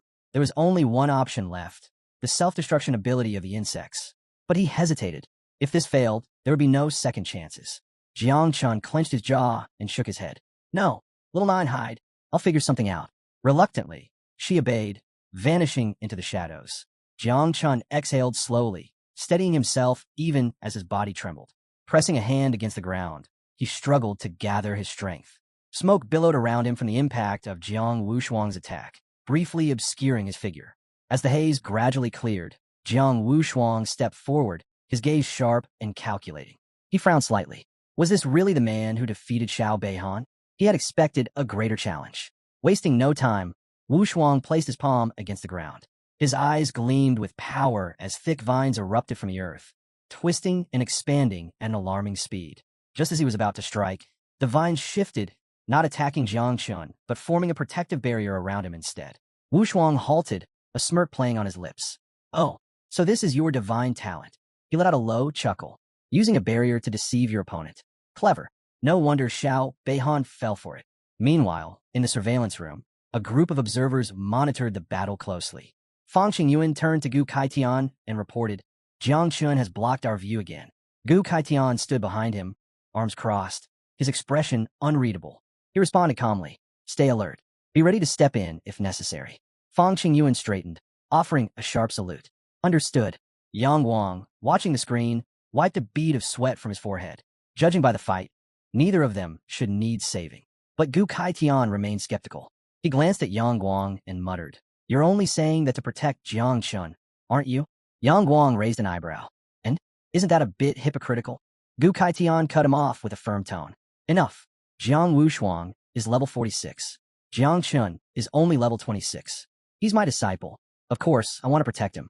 Back inside the barrier, Jiang Chen gritted his teeth and forced himself to his feet. Raising his hand toward the sky, he issued a silent command. Instantly, a massive swarm of insects burst forth from his palm, filling the air like a dark tide. Jiang Wushuang's smirk faded as he looked up, his body tensing. His expression shifted. This was different. This was Jiang Chen's true power. Jiang Chen remained silent, his eyes locked onto his opponent as more insects poured from his fingertips. The swarm hovered for only a moment before diving toward Jiang Wushuang, their razor-sharp mandibles gleaming ominously. Jiang Wushuang didn't flinch. Instead, he planted his feet firmly, golden energy pulsing around him as he activated move mountains and overturned seas, preparing to withstand the incoming onslaught. Jiang Chen's eyes flashed with determination. With a sharp gesture, he commanded even more insects forward. The swarm expanded, surging like a tidal wave toward its target. Wushuang's grin widened. Not bad, but let's see if your bugs can handle this. He clenched his fists, leaned back, and then slammed both hands into the ground. The earth roared in response. Countless energy-formed fists erupted upward, each one colliding with the incoming swarm. Insects were crushed instantly, obliterated by the sheer force of the technique. Jiang Chen's gaze sharpened. Time to change tactics. With a flick of his fingers, the swarm shifted course. While Wushuang focused on pummeling the ground, a portion of the insects weaved around the attacks, slipping past his defenses at lightning speed. Wushuang glanced up, just in time to see the swarm closing in. His confident expression flickered, the first sign of surprise breaking through. Jiang Chen smirked. Got him. Boom. The swarm detonated in midair, unleashing a thick smoke screen that swallowed the battlefield. The explosion rattled the ground, sending shockwaves in all directions. Jiang Chen exhaled, satisfied. That had to do some damage. But before he could relax, a shadow flickered above him. Wushuang emerged, soaring through the air, completely unharmed. His movements were smooth, his expression unreadable. Jiang Chen's smirk vanished. He's still standing? How? Wushuang, now plummeting toward him, let out a low chuckle. Now I get it. This must be how Xiao Beihan lost. With a sudden thrust of his hands, he unleashed Wind Fist. A surge of golden energy howled through the battlefield like a hurricane. Jiang Chen's instinct screamed, danger. He barely managed to raise his arms before the full force of the attack slammed into him. The pressure was immense. His body shook violently, knees nearly buckling under the crushing force. His breath came in ragged gasps as he fought to stay upright. This guy, he's on an entirely different level. Jiang Chen quickly realized this Wind Fist wasn't like the one before. It was stronger, several times stronger. Even after two of his insects had self-destructed near Wu Shuang, the man remained completely untouched. Not a single scratch. His body was reaching its limit. His breathing was uneven, his vision blurring at the edges. But his mind kept racing. If I really want to take him down, I'll need dozens, no, maybe even hundreds, of insects to self-destruct at once. That was the problem. Raising these insects had taken time, patience, and countless resources. To sacrifice them all in a single gamble. Damn it. He clenched his fists. No other choice. A series of explosions erupted around Jiang Wushuang, one after another, flames and smoke engulfing the battlefield. But Wushuang, sensing the danger, swiftly maneuvered back, dodging each blast with ease. Unfortunately for him, that was exactly what Jiang Chen had planned. Bracing himself with one hand on the ground, Jiang Chen thrust his other forward. In an instant, vines burst from the earth, surging toward Wushuang at breakneck speed. But just before they could ensnare him, Wushuang casually extended a hand and stopped them effortlessly. He glanced at Jiang Chen and shook his head. No need to push yourself any further. This fight is over. Jiang Chen, still catching his breath, frowned. What do you mean over? Wushuang stood tall, his posture relaxed. You're strong. Even though you're only in your first transformation, you managed to push me hard enough that I had to use 80% of my strength. He grinned. I can't wait to fight you again when you're stronger. Jiang Chen placed a hand on his knee, slowly pushing himself upright as the realization hit him. So that whole betting his life thing was just a setup? He never intended to fight to the death. He just wanted to test if I was worth his time. Wushuang let out a long yawn, rubbing the back of his neck. Man, I'm exhausted. Think I'll go take a nap. Stretching lazily, he glanced at Jiang Chen. Mind dealing with the last fierce beast for me? Jiang Chen narrowed his eyes. Are you handing me first place? Wushuang chuckled, shaking his head. Nah, I'm just tired. Gotta find a good place to sleep. Without another word, he turned and strolled away as if their battle had never even happened. Jiang Chen clenched his fists, frustration bubbling up. He's messing with me. Don't give me that crap, he shouted. I'm not some idiot blinded by pride. Stop pretending. Wushuang didn't stop. He simply smirked, closing his eyes. Yep, this guy's interesting. Meanwhile, in the surveillance room, Gu Kaitian watched the scene unfold, arms crossed. One shouldn't use strength to oppress the weak, he mused. Jiang Wushuang. He truly is an invincible descendant. Today, I see him in a new light. On the other side of the room, Fang Qingyuan, still recovering from being poisoned earlier, suddenly started foaming at the mouth again. Yang Guang rushed over, slapping him on the back. Gu Kaitian turned away from the screen and issued a command. Release the 10th fierce beast. Let Jiang Chen take first place. A monstrous creature descended from the sky, a grotesque fusion of centipede and scorpion, its massive, twisted body coiling in the air. Then it opened its mouth wide. Jiang Chen stood his ground, eyes fixed on the monstrous creature looming above. He inhaled deeply, extending his hand in silent preparation for the coming battle. Meanwhile, in Heritage Zero, a desolate, fog-shrouded village lost to time, night had fallen. A red-haired woman stood atop a jagged rock, her sharp gaze sweeping across the eerie landscape. Hong Yao, the eldest disciple of the Heavenly Blade King and elder sister of Jigang, frowned. Even with her formidable strength at the 7th transformation, this place felt wrong. Annoying, she muttered. The energy here was suffocating, warped, unstable. Anyone below the 6th transformation wouldn't even survive stepping foot in this cursed land. Suddenly, shadowy figures flickered into existence around her, drawn to her presence. Hong Yao wasted no time. She lunged forward, gripping her blade tightly. Let's make this quick. Her movements were a blur. With precise, lightning-fast strikes, she tore through the spirits, reducing them to nothing in mere seconds. As the last one dissipated, she landed lightly before an ancient tombstone, its cracked surface pulsating with an eerie, sinister energy, an energy that felt disturbingly similar to Little Nine's poison mist. Her eyes narrowed. This is it. Even in its damaged state, the tombstone's presence was overwhelming. It wasn't just old, it was ancient, at least 100 years old, yet its power remained strong. Activating her divine consciousness, Hong Yao commanded her system to analyze the relic. In an instant, glowing blue windows materialized before her, filling with text, diagrams, and historical data. She activated speed reading, absorbing everything within seconds. Then, an image flickered onto the screen, a detailed sketch of an insect. A translucent sheet printed the image and floated down. As it reached her hands, Hong Yao instinctively caught it, then froze. Her fingers trembled. Sweat beaded on her forehead. No way. This is a mother insect. Not just any mother insect. The 9 miasma wings. A creature born from the deepest abyss of the Jew realm. An ancient monstrosity that in the 4th century had nearly wiped out the world.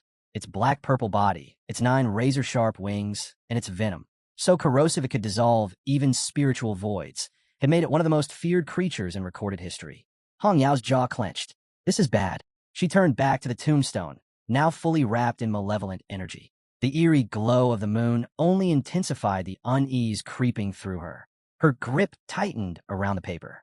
Jiang Chun, you're harboring a calamity. There was no time to waste. She needed to report this to her master, immediately. At Tianjiao camp, the fierce beast let out a final, deafening roar, its massive jaws poised to strike. But a moment later, its body collapsed. The insects swarmed over it like a living tide, devouring it completely within seconds. Jiang Chun stood beside the fallen creature, one hand resting on his waist as he calmly surveyed the aftermath. This was the 4th beast his insects had consumed. Their devouring value had surged, pushing him closer to his 2nd transformation, far sooner than he had anticipated. Turning to Mu Hanxiu and Luo Sandao, he casually raised his hand. 10 blue flags floated around him. These are more than enough to keep me in first place, he remarked. Then, without warning, he flicked his wrist, tossing one flag to Mu Hanxiu and another to Luo Sandao. Take these, he said. At least this way. You'll both make it into the top 10. The 2 warriors caught the flags, momentarily stunned. But as they looked at Jiang Chun, their expressions softened. Closing their eyes, they smiled in quiet gratitude. Thank you, they said in unison. Without lifting a finger, they had just secured their spot in the rankings. Elsewhere in the camp, Bai Feng and Tian Ying stood victorious over the corpse of a fierce beast shaped like an eagle. Tian Ying, exhausted, collapsed onto the ground beside the fallen creature. She wiped the sweat from her forehead, her chest rising and falling with heavy breaths. She let out a long exhale, a satisfied smile forming. We actually did it. Bai Feng, standing nearby, glanced toward the camp's main scoreboard. The entrance evaluation was about to end. He had no doubt Jiang Wushuang would take first place. Just then, the camp's loudspeaker crackled to life. The entrance evaluation has officially ended. All participants who have advanced report to the central square. Those eliminated must leave the camp within 3 minutes. Offenders will be executed. Jiang Chun tilted his head, slightly surprised. It's over already? It didn't take long for him to figure it out. All 10 fierce beasts had been slain. The air around him was still thick with little Nine's poison mist. He thought for a moment. Even the leftover remains of the beasts were valuable. Without hesitation, he issued a silent command. Go. Search the camp. Find whatever remains of the fierce beasts and consume everything. Avoid people as much as possible. His swarm responded instantly, scattering in all directions. Meanwhile, a team of medics arrived to retrieve the injured. Among the wounded was Xiao Beihan, strapped to a stretcher, his severed arm tightly bandaged. He was alive, but barely. Pain and fury twisted his features as he lay there, staring up at the sky. Anger burned inside him, but beneath it, a quiet relief. At least I'm leaving this damn camp. Through clenched teeth, he muttered, Jiang Chun, just wait. When I get home, we'll see how my grandfather deals with you. Gu Kaitian stepped forward, instantly commanding the attention of everyone present. With his arms crossed and an unreadable expression, he spoke firmly.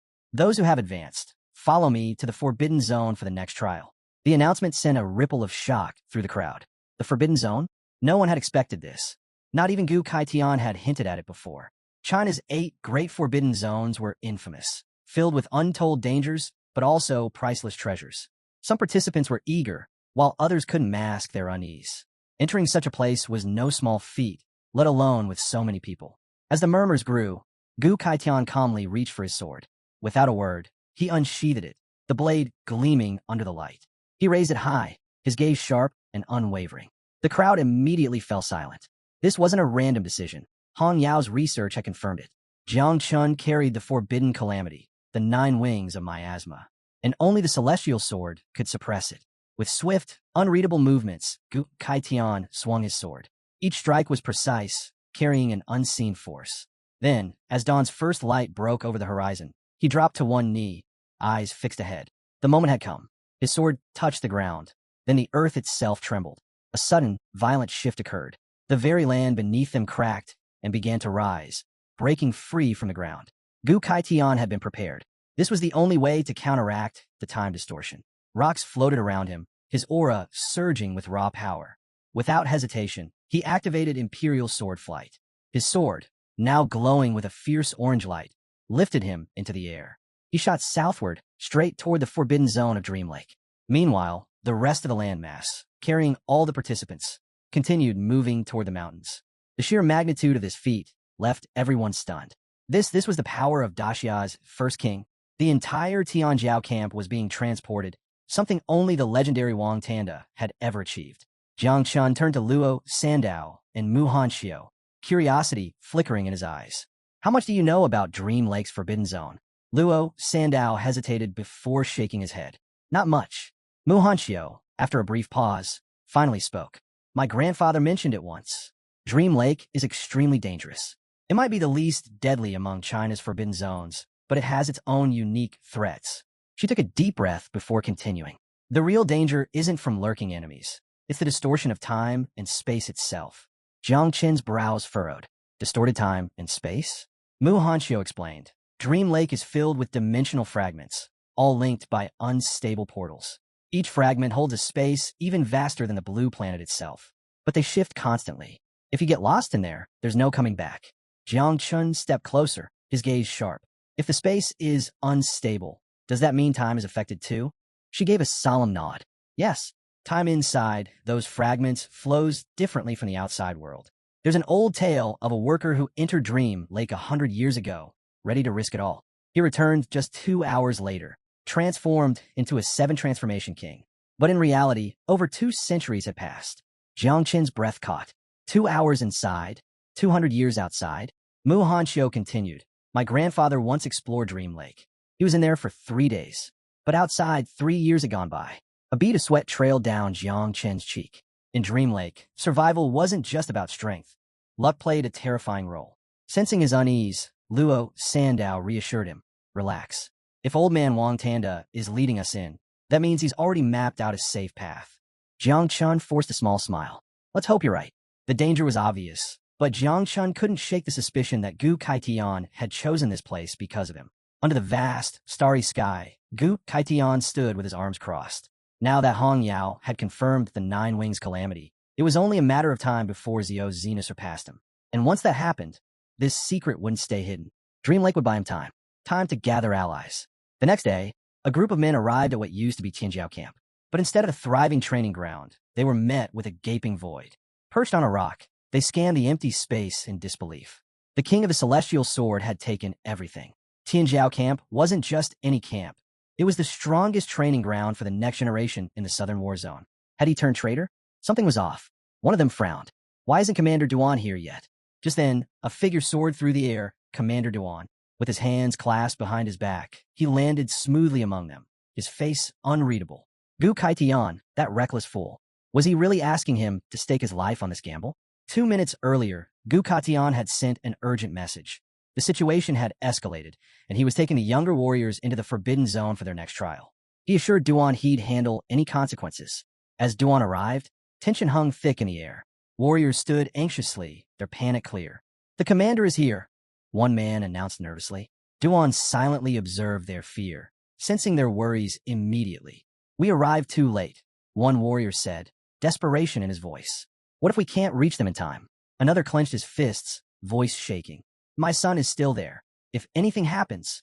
Duan stepped forward firmly, raising a hand for silence. Enough. He spoke with authority, reassuring them.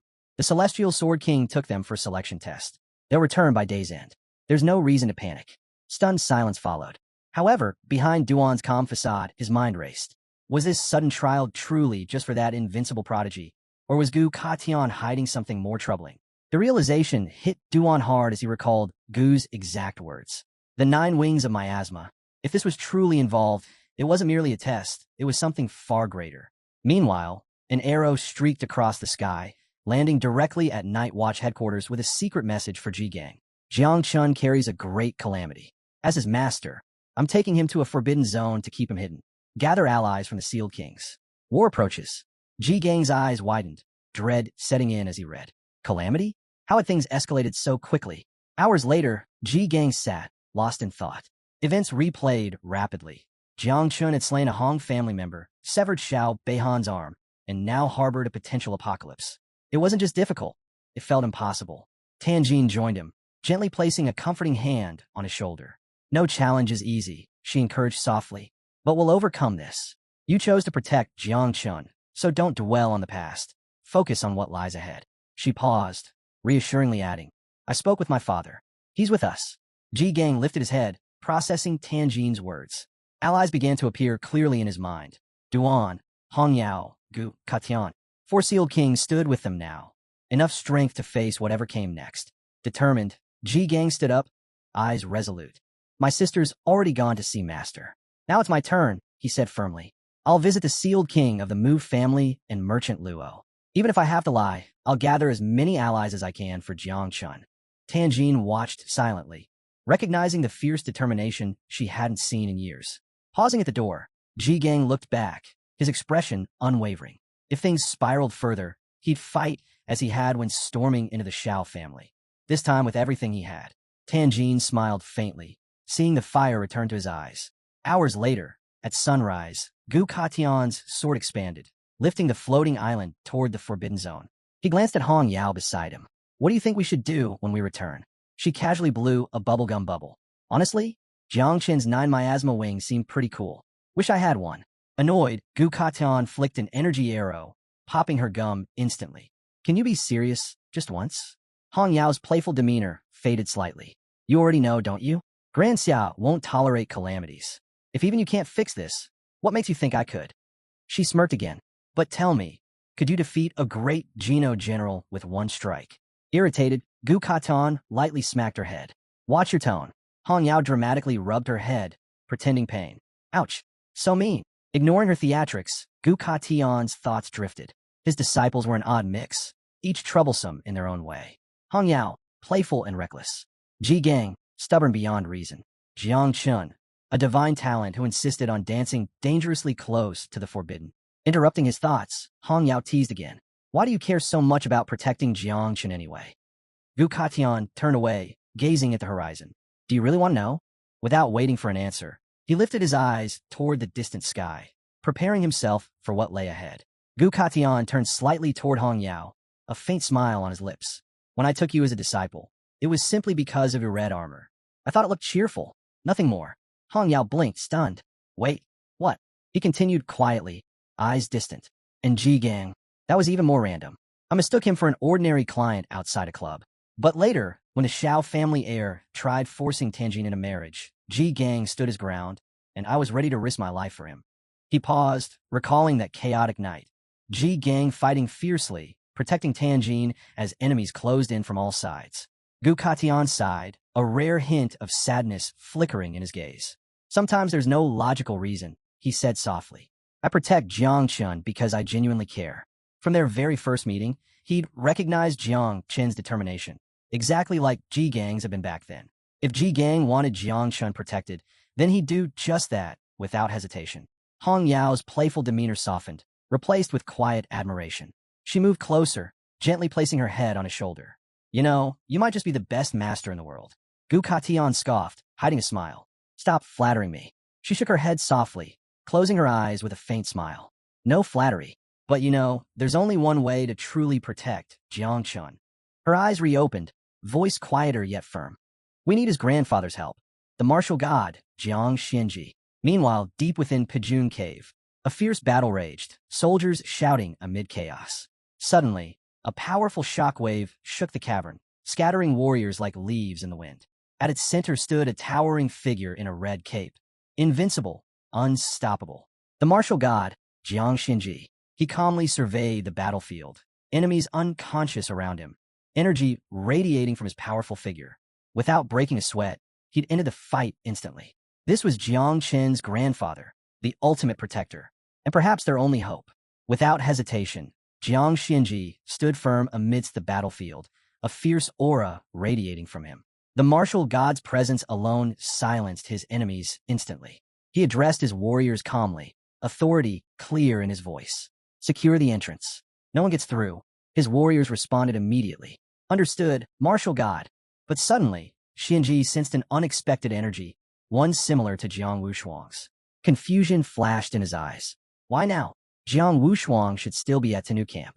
In that moment, a projection of Gu Katian appeared, his expression calm but unreadable. What do you want? Shinji asked coldly, instantly on guard. If you're contacting me here, something serious has happened. Speak. Gu Katian's voice remained steady. I've taken a new disciple, Jiang Chun. Shinji narrowed his eyes, recalling the name immediately. He possesses a divine-level creation class. Gu Katan continued cautiously, but he also carries the 9 miasma wings. A tense silence followed. Xuanji's face hardened instantly, fists clenched tightly at his sides. The ancient calamity? His voice shook with restrained anger. You dare ask me to protect a calamity? Great Xia's law is clear, he added coldly. We eliminate calamities. We don't protect them. Gu Katian met his gaze unwaveringly. I ask you to protect his life. Shinji scoffed bitterly, eyes sharp. You expect me to protect a calamity? Great Xia's principle has never changed. It's better to destroy a threat than let it spread. But Gu Katian remained firm, his tone unwavering. Martial God, I wouldn't ask if the situation weren't serious. Xuanji's glare intensified. Explain yourself clearly. Why involve Wang to contact me directly? What's happened? Gu Katian's eyes narrowed. Have you ever heard of Taishu in Yunmeng Marsh? At that moment, something shifted subtly in Xuanji's expression, an unmistakable recognition. Gu Katian spoke with certainty. I'm the only one who knows the way to Allgrandia. I can take Jiang Wushuang there and give him an extraordinary opportunity. Xuanji's eyes narrowed as he envisioned Taishu Hall, the fabled sanctuary of celestial Tao. If Jiang Wushuang gained entry, his cultivation would soar. Slowly, Shinji extended his hand, his cloak billowing as his aura surged. Fine, but on one condition. His voice turned icy. Jiang Chun is forbidden from using the 9 miasma wings during the prodigy tournament. His gaze darkened, and if he fails to claim the top rank among Great Xia's prodigies.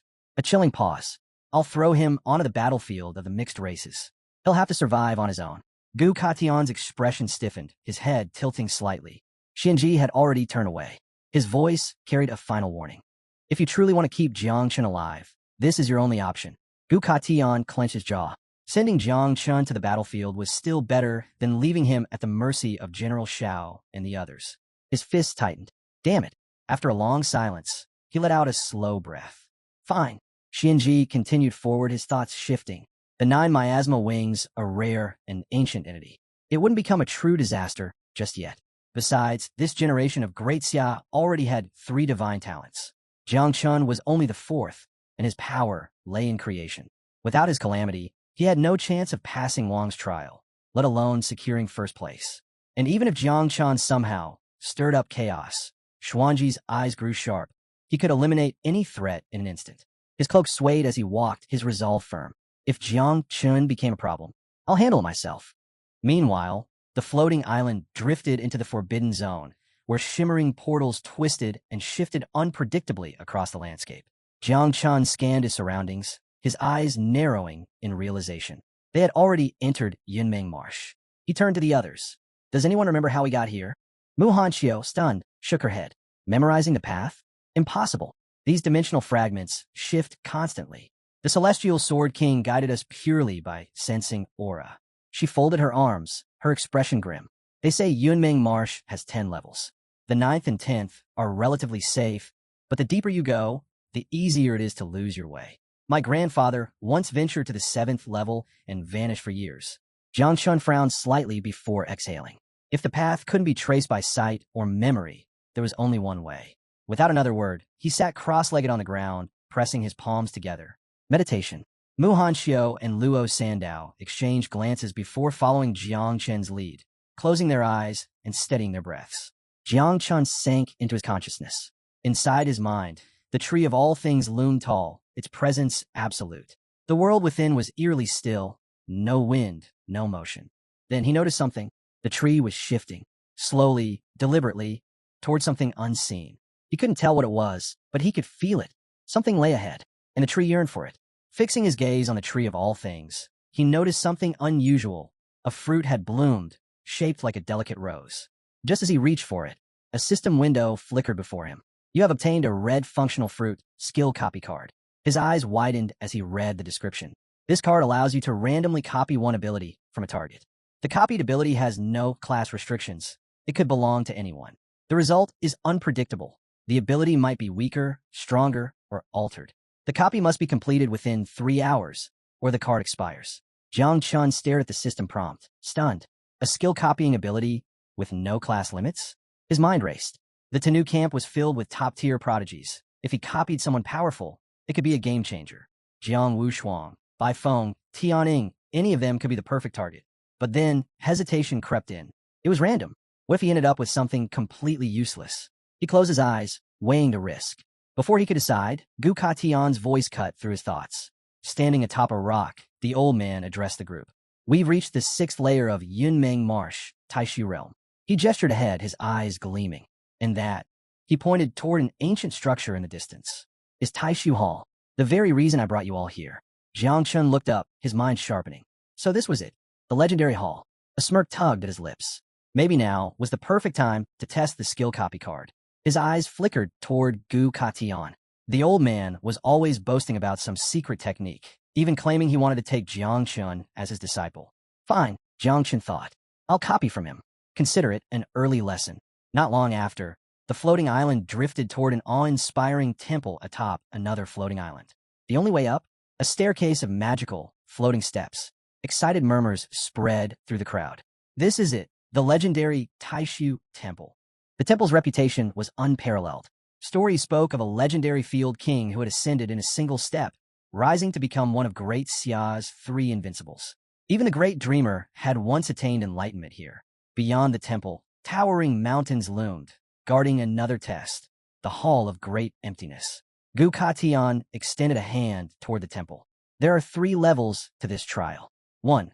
The first level, the 1,800 steps, each offering a chance at a heavenly reward. 2. The second level, the Steel of the Great Void, a challenge so difficult that only the great dreamer had ever succeeded. 3. The third level, the temple's inner chamber, a place no one had ever entered. This is the final test, Gu Katian announced. Out of the 150 of you, only the top 10 will earn the right to represent the Jiangnan War Zone in the Great Xia Genius Finals. The crowd erupted with excitement. As soon as the trial began, participants surged forward, eager to take the first step. Luo Sandao was among them, until a firm hand stopped her. Slow down, Jiang Chun said, smirking. The temple isn't going anywhere. Unlike the others, Tang Ying, Bai Feng, and another youth didn't rush ahead. Instead, they calmly sat down, pressing their hands together in meditation. Jiang Chun glanced at Luo Sandao. Look carefully, he said. They're not in a hurry. They're preparing their minds first. She hesitated, then nodded. He had a point. Without another word, she, Mu Hanxiu, and Jiang Chun followed suit, sitting down and pressing their palms together. Mu Hanxiu murmured, in a place like Taishu Temple, you only get one chance to ascend. We should be in peak condition before taking that step. Meanwhile, Hong Yao had her own approach. She sat cross-legged atop her floating spear, casually spinning it beneath her like a seat. Above them, Gu Katian stood tall, hands behind his back, watching the younger generation. Seeing some of them choose patience over recklessness, he gave a rare nod of approval. Jiang Chun exhaled slowly. Now's the time. His gaze flickered toward Gu Katian. Before setting foot on the steps, he had to use the skill copy card. The timer was running out. He had to act now. Without hesitation, he activated the copying process, selecting Gu Katian as his target. A system window appeared before him. Warning, the copied skill may degrade or improve during the process. Do you wish to continue? Jiang Chun didn't hesitate. Yes. He wasn't hoping for an upgrade or fearing a downgrade. He just wanted the real thing. The system began processing. Another window flashed. Copying skill. Opening of the sky. Legendary quality. Jiang Chun's eyes widened slightly. It worked? A wave of relief washed over him. The old man wasn't bluffing. This technique was real. Just as the copying completed, a sudden pull yanked him out of reality. His vision blurred. Then, everything changed. A vast forest stretched before him, the wind whispering through the trees. He was shirtless, a sword gripped tightly in his hand. A strange realization settled in. He wasn't just standing there. He was practicing. Each movement felt both foreign and familiar, his body flowing through techniques instinctively. With every slash, his sword sliced through space itself. Leaves drifted down around him. He exhaled, steadied his stance, and swung. A single leaf split cleanly in half. Time blurred. He lifted the sword high above his head. The blade trembled, pulsing with power, as if answering his call. Then, he slashed downward. A blizzard of sword energy erupted. The ground shattered beneath his feet. Mountains in the distance split clean in half. More time passed. He caught his reflection in a stream. His hair had grown long. His face bore the signs of age. A beard framed his jaw. How much time had passed? Yet, he didn't question it. Raising his sword once more, he murmured, "Man follows the earth follows the sky follows the Tao." A progress bar in his vision reached 120%. Then, everything snapped back to reality. The skill copying was complete. A final system window appeared. You have obtained the following skills. 1. Man Strength, purple quality. 2. Earth Knife, purple quality. 3. Sky Knife, legendary quality. 4. Great Path Power, shadow knife quality. Jiang Chun clenched his fist. Power surged through him. Not only had he copied Opening of the Sky, he had broken it down into 4 distinct techniques. Unbelievable. Still seated in meditation, he exhaled slowly, his mind racing. Hong Yao turned to Gu Katian, curiosity flickering in her eyes. Jiang Wushuang and the others have already started climbing, she noted. Only Jiang Chun is still sitting there. The best rewards come at the start of the trial. Did he fall asleep or something? Gu Katian remained silent, watching Jiang Chun closely. Minutes passed. Jiang Chun, Luo, Sandao, and Mu Hanxiu remained completely still. Gu Katian's brows furrowed. Adjusting one's mental state shouldn't take this long. Something wasn't right. Then, Hong Yao's spear trembled violently in her grip. Her heart skipped a beat. What's going on? She instinctively went on alert, snapping her gaze toward Gu Katian. Master, my spear's heart is resonating. Gu Katian's eyes flashed with shock. Not just your spear, he muttered. Beneath the floating island, the celestial sword itself began to tremble. Hong Yao's breath caught. No way. This is because of Jiang Chun. Her mind raced. Years ago, she had attempted to break down the celestial sword's technique, believing it could be separated into 4 distinct movements. But her understanding had been too rigid. Because of that, she had been stuck at master level for years. And yet, Jiang Chun had actually done it? Gu Katian's eyes darkened. The sensation that had just flickered and vanished was far too familiar. This shouldn't be possible. An illusion from the temple? Before he could dwell on it further, Hong Yao's sharp voice cut through the air. Master, look, Jiang Chun is moving. Jiang Chun rose to his feet. His gaze lifted toward the floating steps. Calm, composed, and ready. Hong Yao's pulse quickened. Which step will he reach? She clenched her fists. Even after years of training, she had only reached step 3001. And Ji Gang? He had failed miserably, stopping at step 298. As for the great dreamer, the only person to ever reach the top, his feat had been so terrifying that no one understood how he had done it. Then, a golden list materialized in the sky, displaying the current rankings. 1. Jiang Wushuang, step 2089, invincible descendant. 2. Bai Feng, step 1253, little godkiller of the east. 3. Lu Tanjing, step 1248, Tanji killer. 4. Lai Zhe, step 2011, young master of 10,000 Demon City. 5. Mu Hanxiu, step 1199. 6. Luo Sandao, step 1170. The crowd buzzed with whispers. If we had known we were coming here, we would have brought mind potions. The first 100 steps are just illusions, but after that, it gets brutal. Every step beyond that feels like carrying a mountain on your back. Jiang Chun simply cracked his knuckles, inhaled deeply, and placed his foot onto the first step. The murmurs among the crowd intensified. Quiet down, someone hissed. The poisonous demon, Jiang Chun, is about to start climbing. A few chuckled. Others watched with curiosity. Let's see if he's just another Jiang Wushuang, struggling on the first few steps. Jiang Chun ignored them. His focus remained locked on the stone steps ahead. The first trial was illusion-based. If that was the case, his mental strength should be more than enough to handle it. With that thought, he stepped forward. The instant his foot touched the first step, his world shattered. A suffocating aura swallowed him whole. From the darkness, a towering figure emerged, eyes gleaming with pure, killing intent. Xiao Beihan's grandfather. His presence alone sent a crushing wave of pressure down on Jiang Chun. The old man unsheathed his sword with one hand, his gaze burning with hatred. You dare lay a hand on the rightful heir of the Xiao family? Jiang Chun's breath hitched. Xiao Xinghua. Before he could react, a flash of steel. Jiang Chun instinctively raised his arms to block. Bam! The force of the strike sent him flying. He crashed onto the ground, pain ripping through his body. Xiao Xinghua strode forward, sword gleaming as he prepared to strike again.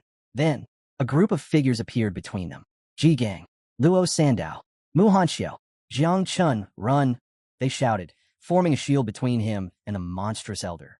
Jiang Chun's eyes widened in horror. No, get out of here. But before they could move, Xiao Xinghua blurred. Xing. His sword cleaved through them like air. Blood splattered onto Jiang Chun's face. His entire body went numb. He couldn't move. He couldn't breathe. His friend's gone. Xiao Jinghua towered over him, blade raised for the final blow. Jiang Chun collapsed onto the step, hands shaking, tears streaming down his face. Outside the illusion, Hong Yao and Gu Katian watched intently. Did he get stuck on the first step? Hong Yao asked, frowning. Gu Katian shook his head. No. This step tests all 4 dimensions: spirit, physicality, agility, and strength. He crossed his arms, his expression unreadable. Most prodigies here have been tempered since childhood with celestial materials and earthly treasures. But Jiang Chun, he's self-taught. This trial is going to be far harsher for him than for anyone else. Hong Yao clenched her fists, unease creeping in her chest. If he fails, the god of war will throw him onto the battlefield. Inside the illusion, Xiao Jinggua's sword lunged forward. Jiang Chun knelt on the ground, unmoving. His eyes were hollow. So this is it. He had hurt too many people. Maybe it was better to just accept it. The blade neared his chest. Then, a white branch burst through Xiao Jinggua's chest. The old warrior froze, eyes wide in shock. His form flickered, then shattered into light.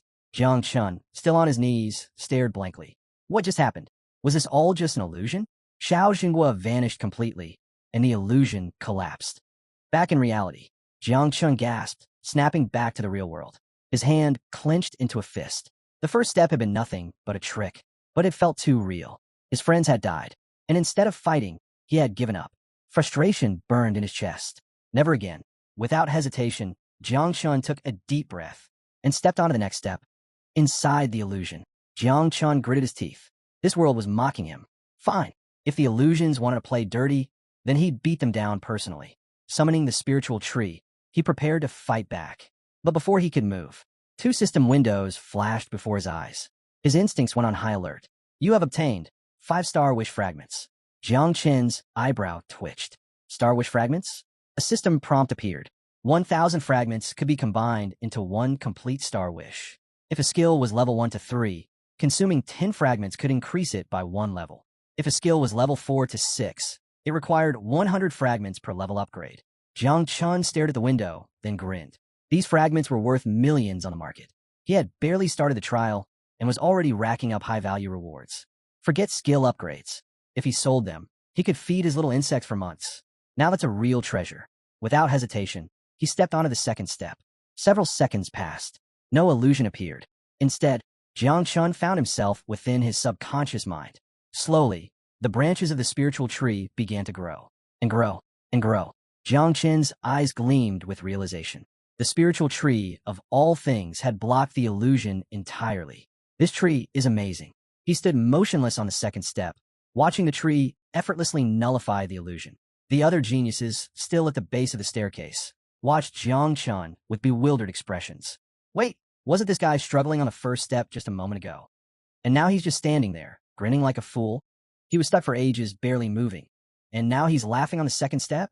It didn't take long for them to reach a conclusion. Jiang Chun was the weakest of them all. Up in the sky, Gu Katian and Hong Yao remained silent, their eyes fixed on Jiang Chen's every move. Hearing the ridicule from the crowd, Jiang Chen's gaze flickered with determination. All right, laugh all you want. I'll show you the difference between us. But then, he caught sight of Gu Katan watching him closely. Jiang Chun instantly steadied himself. No need to draw too much attention. Right now, his focus was on catching up to Jiang Wushuang, who had already reached step 300. Hong Yao sighed. Looks like little Jiang Chun is stuck on step 2. He won't even make it past step 10. Gu Katian, however, didn't respond. His brows furrowed as he observed Jiang Chun. Something wasn't right. Shut up, he muttered. Just watch. Jiang Chun moved forward. Once again, the spiritual tree blocked out the illusion.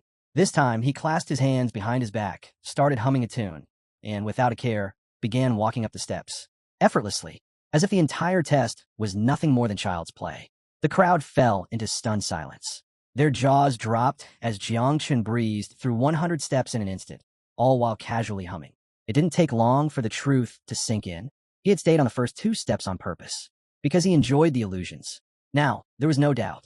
Jiang Chun was, without a doubt, the true master of poison. In the blink of an eye, he overtook Mu Hanxiu and Luo Sandao. As he passed, he waved nonchalantly, still humming that ridiculous tune. I'll climb 300 steps without a second thought. Mu Hanxiu froze, her face turning crimson.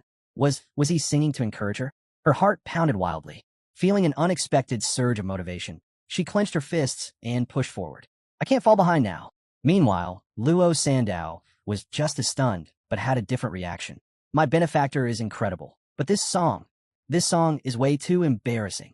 Above them, Hong Yao's arms were crossed, but her fingers trembled slightly. Master, is there something wrong with the Taishu Hall test? She asked hesitantly. Jiang Chun had already passed 200 steps, and he wasn't even slowing down. Gu Katan watched in silence, his expression unreadable. After a moment, he shook his head. I've never seen anyone climb like Jiang Chun before. Meanwhile, Jiang Chun continued his effortless ascent, passing 2 more geniuses who stood frozen in shock. What just happened? Are we even climbing the same staircase? This has to be an illusion. Someone wake me up. Further ahead, near step 299, Jiang Wushuang, Tang Ying, and Bai Feng had all come to a stop. They weren't moving forward. Jiang Chun immediately took note. Why do they stop here? Sensing his confusion, Gu Katian's voice rang out. Every 300 steps mark a new threshold. Even for celestial geniuses, this is where the real challenge begins. Hong Yao let out a dry chuckle, recalling her own struggle. I had to push myself to the limit just to get past that step, she admitted. After that, every step felt like I was carrying a mountain. Now the real question was, who will be the first celestial genius to break through? Jiang Chun reached step 298. Immediately, Jiang Wushuang, Tang Ying, and Bai Feng turned their attention to him. Jiang Wushuang smirked. You didn't disappoint me, Jiang Chun. Tang Ying, seeing him arrive so quickly, felt a wave of relief and happiness. Bai Feng, however, said nothing. His gaze remained locked on Jiang Chun, unreadable. Then, Jiang Wushuang stepped forward. The moment his foot touched step 300, a powerful force erupted from his body. Suddenly, glowing chains materialized around him, binding his limbs.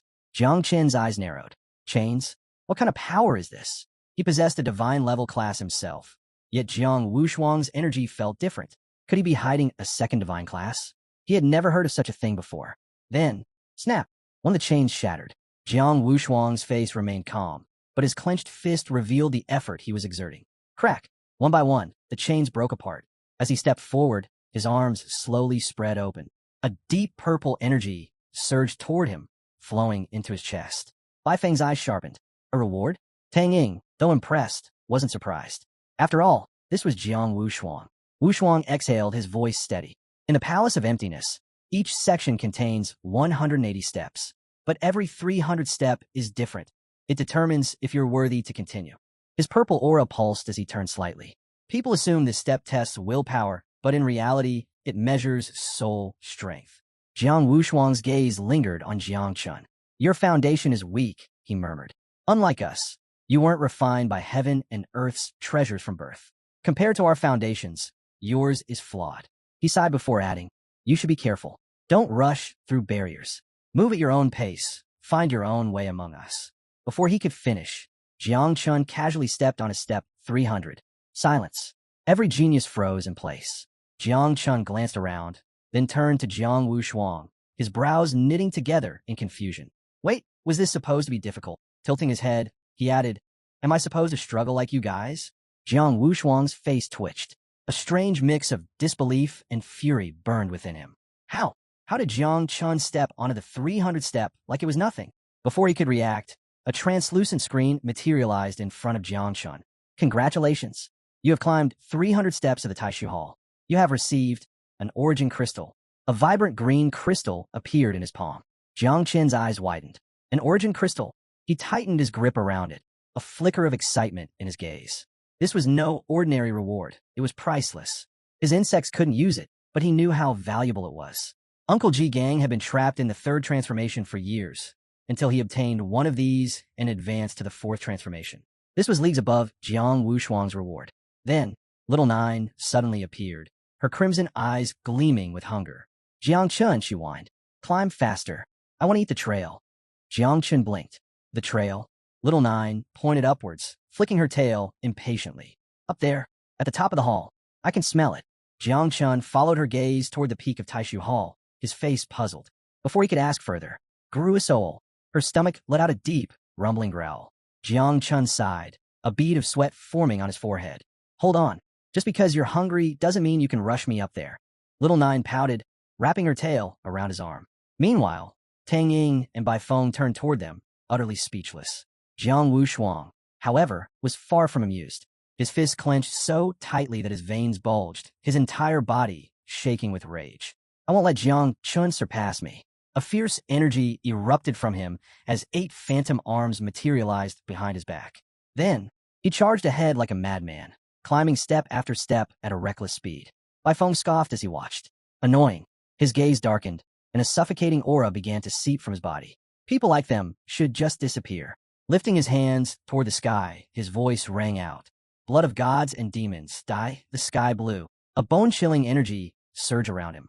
Ghostly figures swirled in the air, their eerie whispers filling the space. Exhaling a frosty breath, Bai Feng's eyes sharpened. I won't let them get ahead of me, either. Then, he exploded forward, tearing up the steps with terrifying speed. Moments later, 2 more geniuses arrived, stopping in confusion at the sight before them. Jiang Wushuang and Bai Feng were locked in a mad dash upward. Yet, Tang Ying stood completely still, watching them without moving an inch. One of the newcomers furrowed his brows. Why aren't you climbing with him? Tang Ying turned, her expression unreadable, calm, serene. I'm an assassin, she said plainly. I can't be compared to those ogres. One of the men exhaled in relief, nodding. Oh, I thought. Tang Ying suddenly smiled. Then, her form began to shift. Before their eyes, her body elongated, her limbs vanishing as shimmering scales replaced her skin. In mere seconds, she had transformed into a massive snake, her cold, piercing gaze locking onto the steps ahead. Without hesitation, she slithered upward at an astonishing speed, her chilling aura leaving the air heavy with danger. The 2 men standing nearby, they froze in place, their bodies trembling. Then, without exchanging a single word, they clung to each other in sheer terror. Mr. Tiger was right. These monsters are beyond comprehension. Among the 4 top geniuses, each possessed an ability more insane than the last. Jiang Wushuang, with his 8 phantom arms, stormed up the steps like a raging war god. Bai Feng, consumed by bloodlust, released a suffocating energy that distorted the air around him. Tang Ying, now a terrifying serpent, slithered her way upward with effortless grace. And then there was Jiang Chun, who simply walked, leisurely, as if he were taking an afternoon stroll. At this point, he was the most terrifying of them all. Hong Yao's expression tensed as she observed the madness unfolding before her. Jiang Wushuang unleashed ghostly hands. Bai Feng had gone berserk. Tang Ying had turned into a snake. And yet, Jiang Chun was the one making them lose control. Her heart pounded. Gu Katian, watching from above, suddenly burst into laughter. No wonder, he said, his eyes shining with amusement. That's my favorite disciple. In a flash, Jiang Chun reached the top, the second person in history to ever do so. A wave of relief washed over him. Finally, he let out a slow exhale, letting his body relax. But before he could enjoy the moment, Hong Yao's face twisted in horror. Wait, what is Jiang Chun doing? Jiang Chun calmly raised his hand toward the sky. A dark mist began to swirl. Then, without a moment's hesitation, he released them. His insects, all of them. The swarm surged forward, rushing straight for the Taishu steel. Hong Yao's breath hitched. Did he just release the 9 miasma wings? The Taishu steel was no ordinary artifact.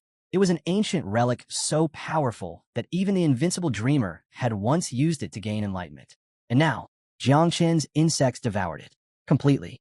In mere seconds. Not even a trace remained. Gu Katian's face drained of color. For once, he was speechless. Jiang Chun had absorbed the Taishu steel by himself. Something even he couldn't fathom.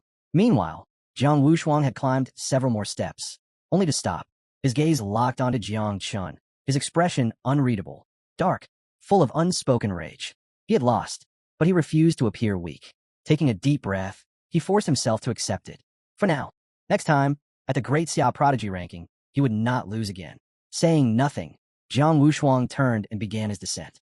Seeing this, Bai Feng and Tang Ying quickly came to a decision. This isn't worth it anymore, Tang Ying muttered.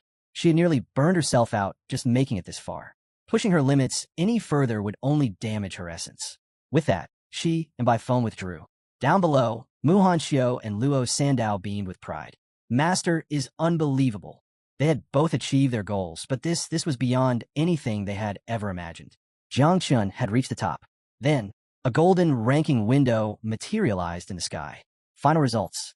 1. Jiang Chun, 1,800 stages, first place. 2. Jiang Wushuang, 623 stages, second place. 3. Bai Feng, 609 stages, third place. 4. Tang Ying, 600 stages, fourth place. 5. Lai Zhe and Liu Biji, 534 stages, 5th place. 6. Luo Sandao and Mu Hanxiu, 300 stages, 6th place.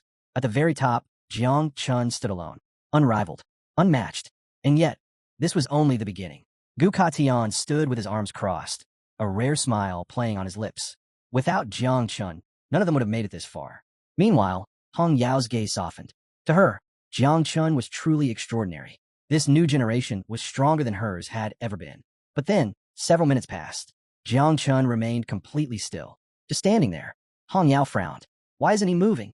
Everyone else already came down. Her confusion deepened as she watched him.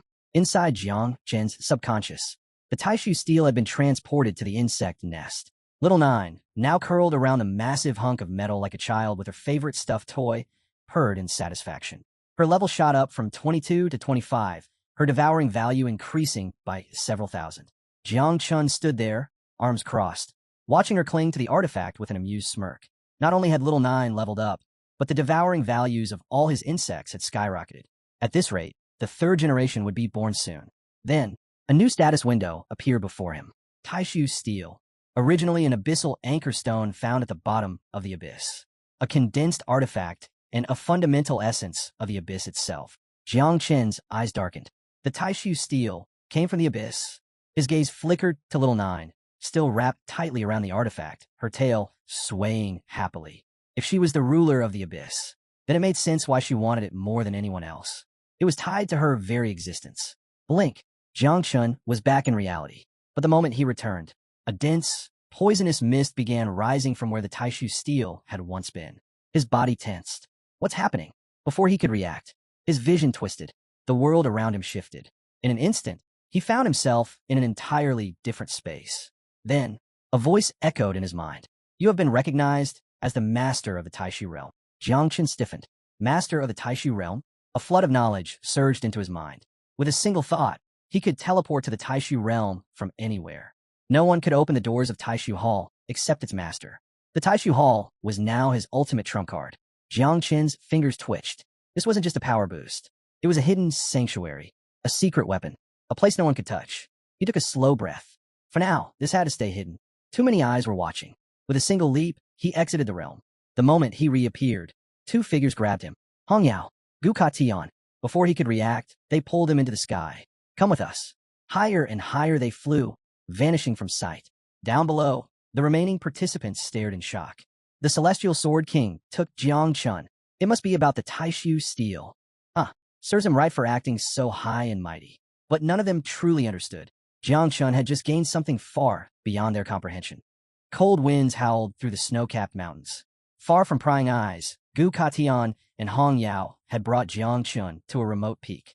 Gu Katian's gaze bore into him, heavy and unreadable. His presence alone was suffocating, yet Jiang Chun remained still, his mind racing. The Dreamer, one of Grand Xia's 3 invincible figures, was the only person who had ever studied the Taishu Steel for enlightenment. Yet, Jiang Chun had absorbed it. And now, Gu Katian wanted answers. His voice was calm, but sharp. How did you use the 9 miasma wings to absorb the Taishu Steel? Jiang Chen's breath caught. So he knew. His body tensed. Was this a trap? Had they brought him here to kill him? A bead of sweat rolled down his temple. But then, Gu Katian smirked. A rare, amused expression.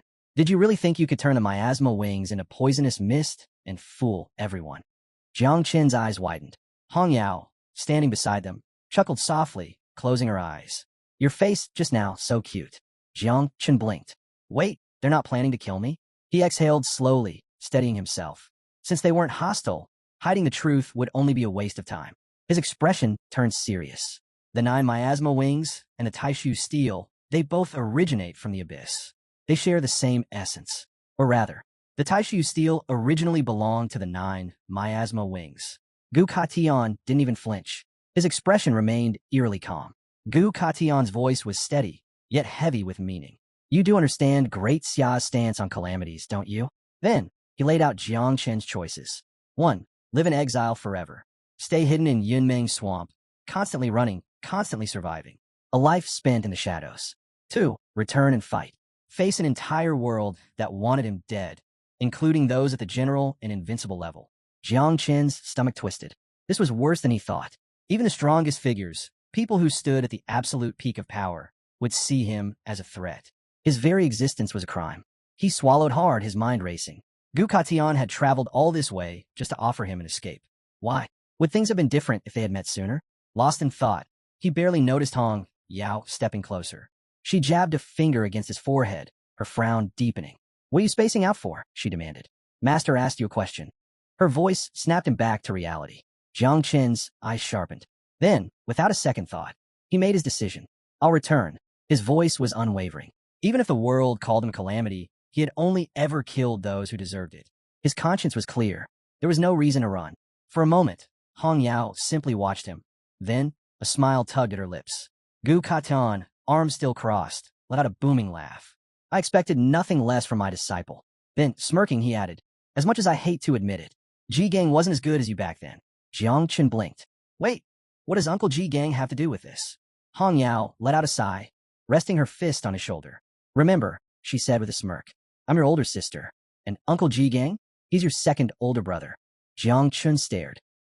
Her tone softened. "Back then, Ji Gang nearly lost his life at the hands of General Shao. He attacked the Shao family to steal the ant tank, but..." Her gaze darkened. "Master told him to stay put. He didn't listen. He didn't want to drag the master into his problems, so he acted alone. In the end, he was exiled to Chujiang City." Jiang Qin's expression shifted. So Uncle Ji Gang had his own grudge against the Shao family. Before he could speak, Gu Katian turned away, his presence calm, yet resolute. "Old grudges don't matter anymore," he said. "Whether they are invincibles or generals, as long as your will is strong, we'll face them together. When we return to Jiangnan, my sword will carve a path for you." His words ignited a fire in Jiang Qin's chest. His fist clenched. Without hesitation, he dropped to his knees, lowering his head. "Master, please accept the reverence of your disciple." In Jiangnan City, the morning sun bathed the skyline in golden light, illuminating a high-rise conference room where the region's top military leaders had gathered. At the head of the massive table sat Duan Xinghai, supreme commander of Jiangnan's war zone, his fingers interlocked as he observed the room with an unreadable expression. He wasted no time. Since all 12 titled kings of Jiangnan are present, except for Gu Katian and Hong Yao, I'll get straight to the point. The room fell into a heavy silence, the tension palpable as everyone leaned in, waiting for his next words. His gaze sharpened as he delivered the revelation. "Based on our research, Jiang Qin's poisonous mist isn't ordinary. It's the 9 miasmal wings." A ripple of murmurs spread through the generals, but Duan Xinghai swiftly raised a hand, silencing them. "According to Great Xia's taboo ordinance, anyone who awakens a calamity-type ability or controls a taboo object must be eliminated without mercy." His piercing gaze swept across the room. "What are your thoughts?" A man with fiery red hair raised his hand. Muhan Qian, grandfather of Muhan Xiao. A faint smile played on his lips as he spoke. "The 9 miasma wings have indeed caused great catastrophes in the past. However, in this era, it's unlikely to reach that level." He leaned back, his tone measured. "As long as Jiangshan is properly supervised, there shouldn't be an issue. And in the worst-case scenario," his eyes gleamed, "we can simply extract and destroy the 9 miasma wings. No need to kill the boy." Another general, Tang Wangchuan, the father of Tang Jin, raised his hand in agreement. "I support this," he said, arms crossed. His voice was firm. "The taboo ordinance was put in place 5 centuries ago when Great Xia was weak. But now, we are strong. We should approach these matters with more flexibility." As the debate unfolded, 2 generals whispered among themselves. Who was at close ties with Jiangshan from the beginning? They had heard rumors. Muhan Qian's granddaughter had grown close to Jiangshan during the prodigy camp.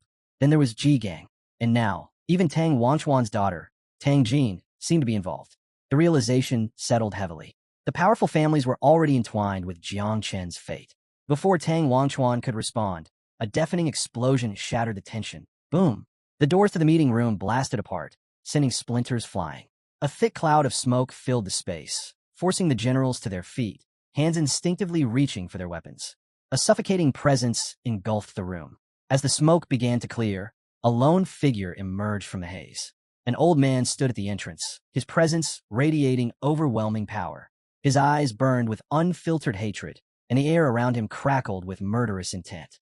It was none other than General Xiao Yuanshan of the Shao family. His sword gleamed coldly as he pointed it toward the room. His voice, sharp as steel, rang out.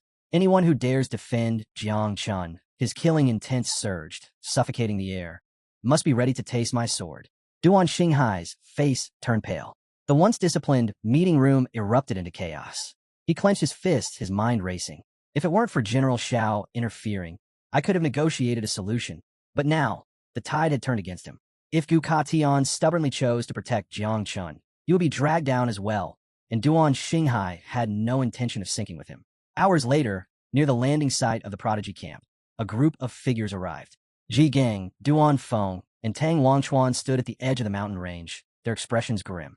Ji Gang's eyes narrowed as he scanned the rugged terrain, his voice dropping to a lethal tone. General Xiao has deployed the Celestial Punishment Squadron. They're lying in wait, hidden in these mountains, ready to ambush Jiang Chun. His grip on his sword tightened. Tang Wangchuan exhaled slowly, his face darkening. This is a grand setup, he muttered. They all knew. Jiang Chun and the others would return soon. Ji Gang's fingers brushed the hilt of his blade, drawing it slightly from its sheath. His gaze sharpened, his voice laced with quiet fury. If a battle breaks out, his killing intent flared. Tang Jin and I will draw our swords. His tone turned ice cold. Old grudges, new grudges. We'll settle them all today. Then, he turned to Duan Feng. The night watch of Chujiang City is now in your hands. Duan's face turned ghostly white. His hands trembled as he frantically waved them. Not again. He had barely recovered from the mess at the wedding, and now he was getting roped into another disaster. Nearby, Xiaoku stood with her arms crossed, eyes closed, her expression unimpressed. With a scoff, she placed a hand on her hip. Why are you looking at me? Do you need a healer or something? Duan Feng, standing beside her, snorted. Get lost, he said with a grin. I love a good fight, and there's no way I'm missing this one. Tang Jin, smiling mischievously, turned to the old master. Come on, old Gu, stop being so formal, she teased. We're family, aren't we? Then, her gaze flicked upward. A bright light streaked across the sky. She narrowed her eyes, trying to make out the figure in the distance. Is that Jiang Chun and the others? On a distant mountain, General Xiao Yuanshan's squad had already locked onto their target. One of the commanders raised his hand, his voice cold and unwavering. Target confirmed. Without hesitation, he issued the order. Heavenly Punishment Squad, prepare to fire. Divine crossbows, aim at the sky. A row of elite soldiers moved in unison, drawing out massive crossbows engraved with divine sigils. Their arrows glowed ominously, charged with lethal energy. Meanwhile, the Tianjiao camp was descending rapidly from above. Hong Yao peered down at the unfolding scene, amusement flashing in her eyes. She grinned. This feels just like the wedding, she mused. The last time Ji Gang stormed in, she hadn't had the chance to let loose. This time, though, perfect. Beside her, Gu Katan remained composed, casting her a sidelong glance. At least pretend there's some courtesy before we start fighting, he said dryly. If we charge in immediately, people might start thinking our entire family is nothing but a bunch of brutes.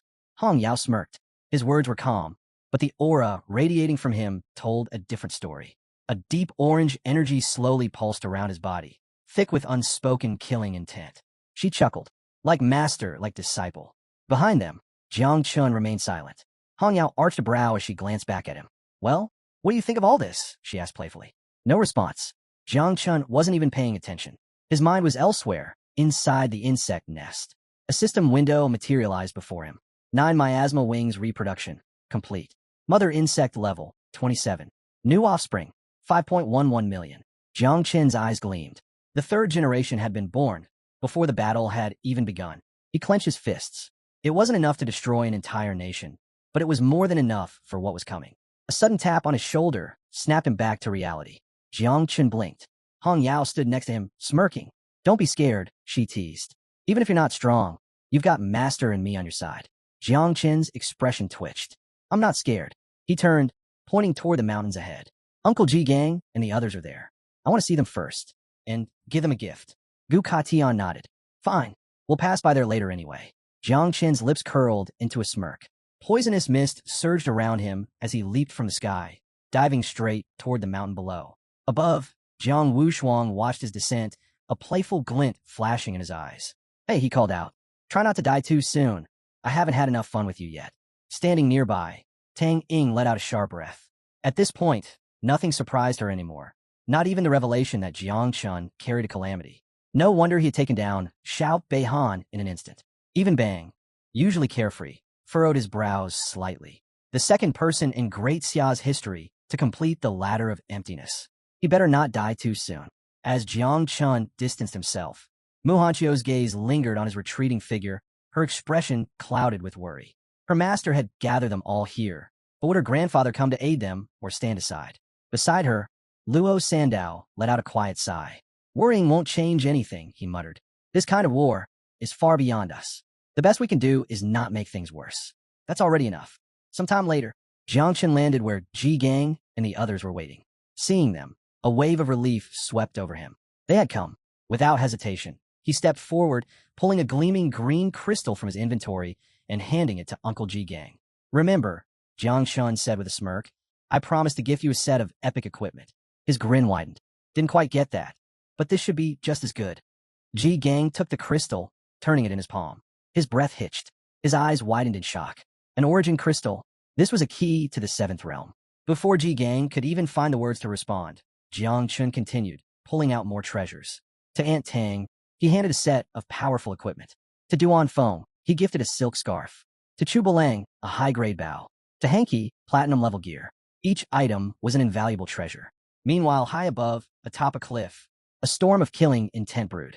Old Xiao Yuanshan stood at the edge, fury coursing through his veins.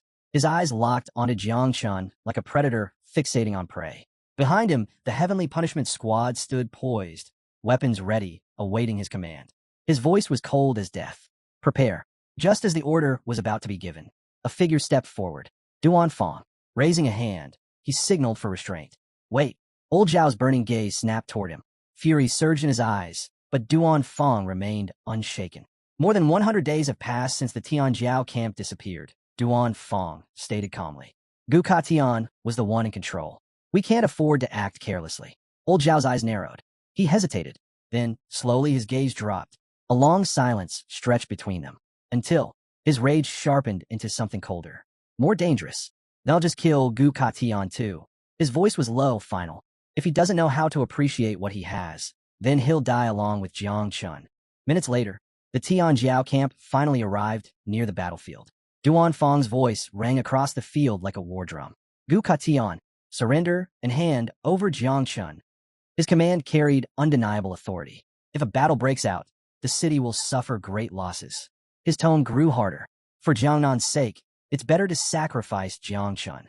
Atop the Tianjiao camp, Gu Katian inhaled slowly. His expression was unreadable, but when he spoke, his voice was steady, filled with absolute certainty.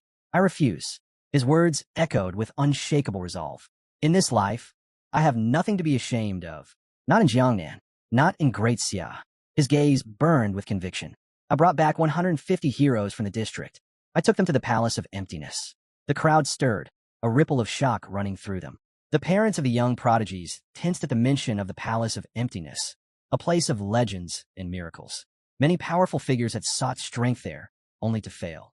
Yet Gu Katian had led their children to this sacred ground, and they had succeeded. One by one, the parents stepped forward, their voices resolute. We won't betray our own.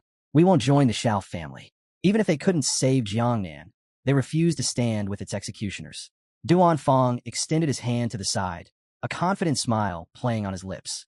With these 150 heroes, Jiangnan's reputation will rise like the tide. His voice rang across the battlefield, stirring something deep within the crowd. But before anyone could respond, a terrifying presence crashed down upon them. The sea trembled. The rivers twisted and roared.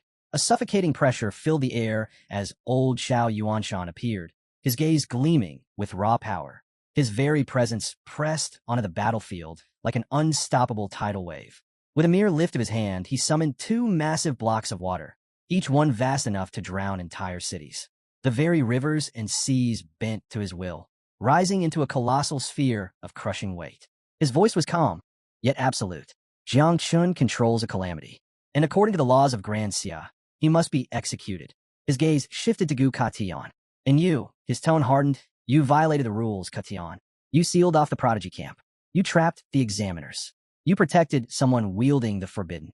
You've endangered the entire prodigy camp. The air grew impossibly heavy. Everyone looked up, watching in silent horror as the massive water sphere began its slow descent toward the camp.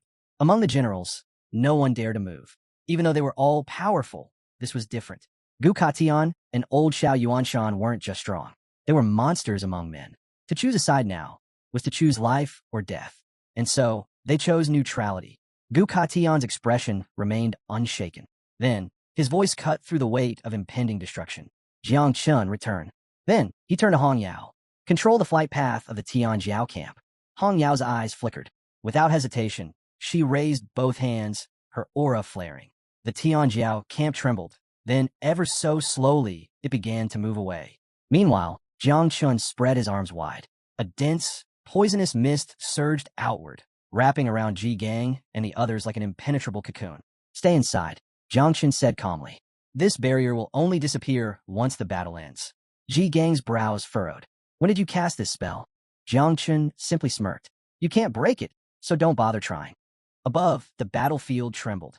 Gu Katan's sword gleamed, golden energy rippling from its edge.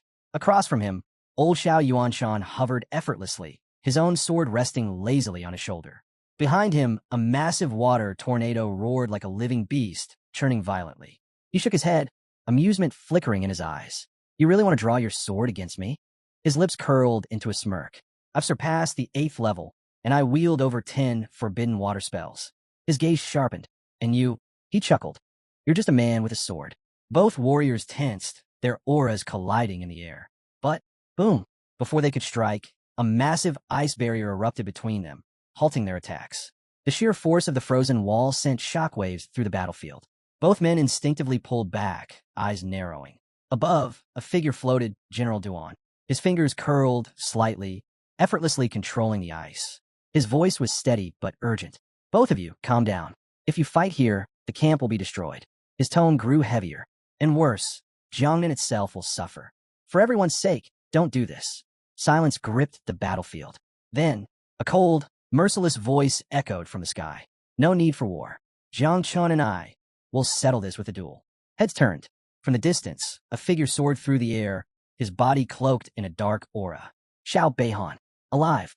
Duan's eyes widened in disbelief. You're alive? Xiao Beihan grinned, flexing his fingers. He lifted his right arm, the one Jiang Chun had severed. It was whole again.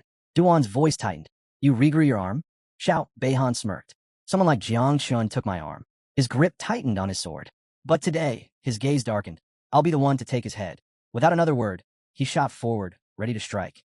But Duan Fong raised a hand. Wait. Xiao Beihan halted, irritation flashing across his face. Duan Fong spoke calmly. For the good of the people, this should be settled between the young. His gaze swept over the battlefield.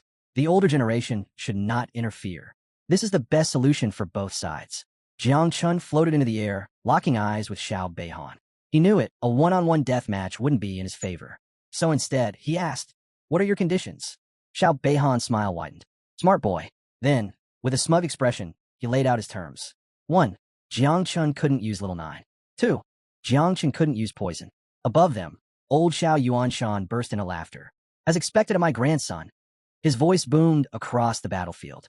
This duel is for the peace of Jiangnan and the well-being of the people. But before anyone could nod in agreement, Xing, Gu Katian's sword unsheathed in an instant, golden energy flaring from its blade. His eyes were sharp, aggressive.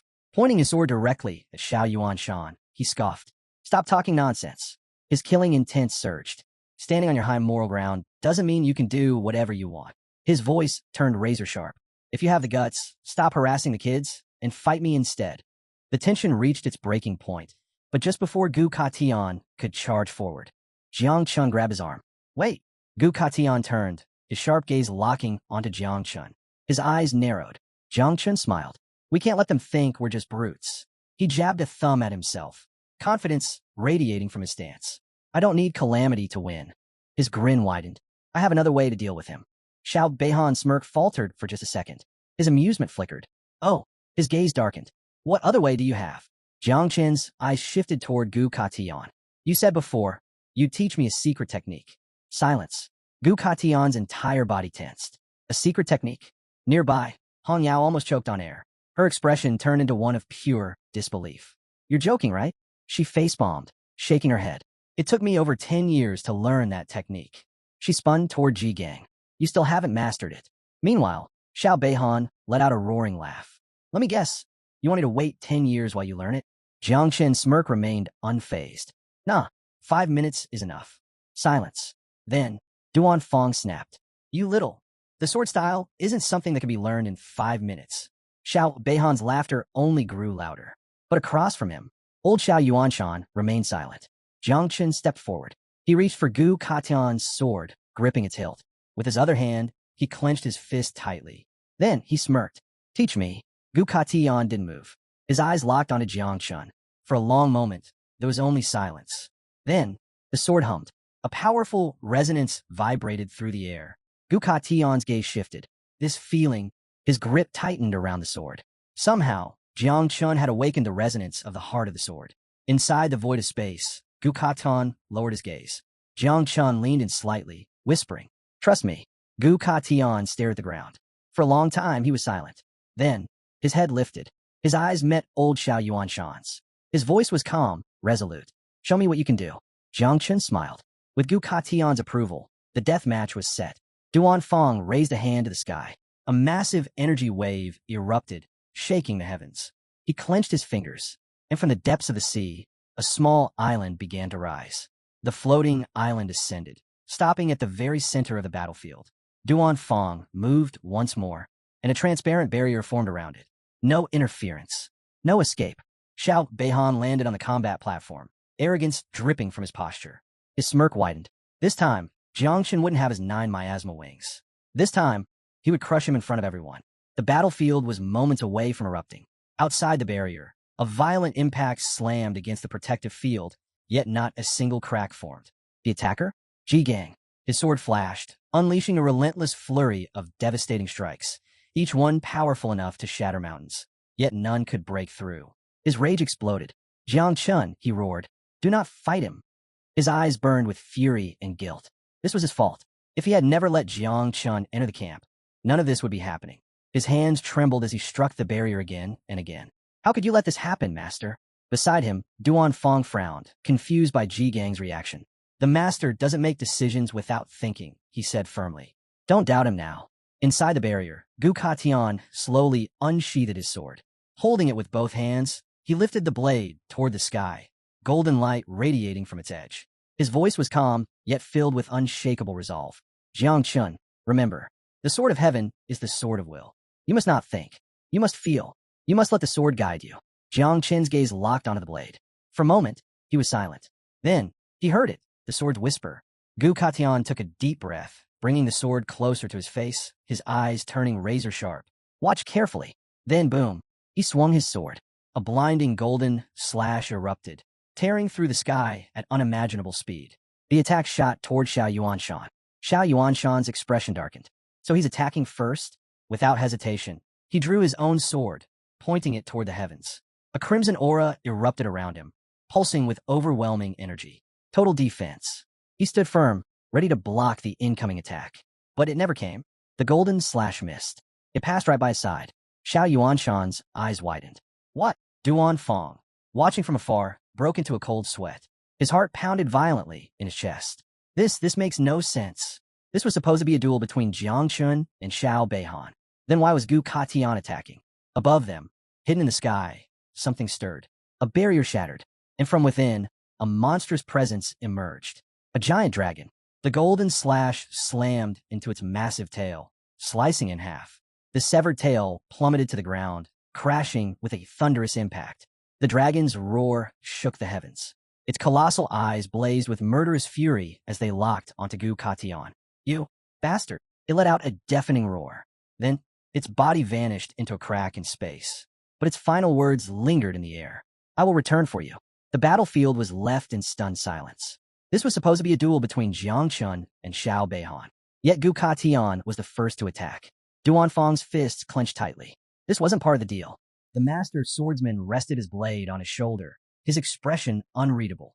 "That dragon was after the 9 miasma wings," he stated calmly. "It's an 8th-grade beast, only half as strong as the wings themselves." Xiao Yuanshan's eyes narrowed as understanding settled in. This old thief, he had been ahead of them all along. Gu Katian turned, exhaling slowly before letting out a booming laugh. His gaze fell on Jiang Chen.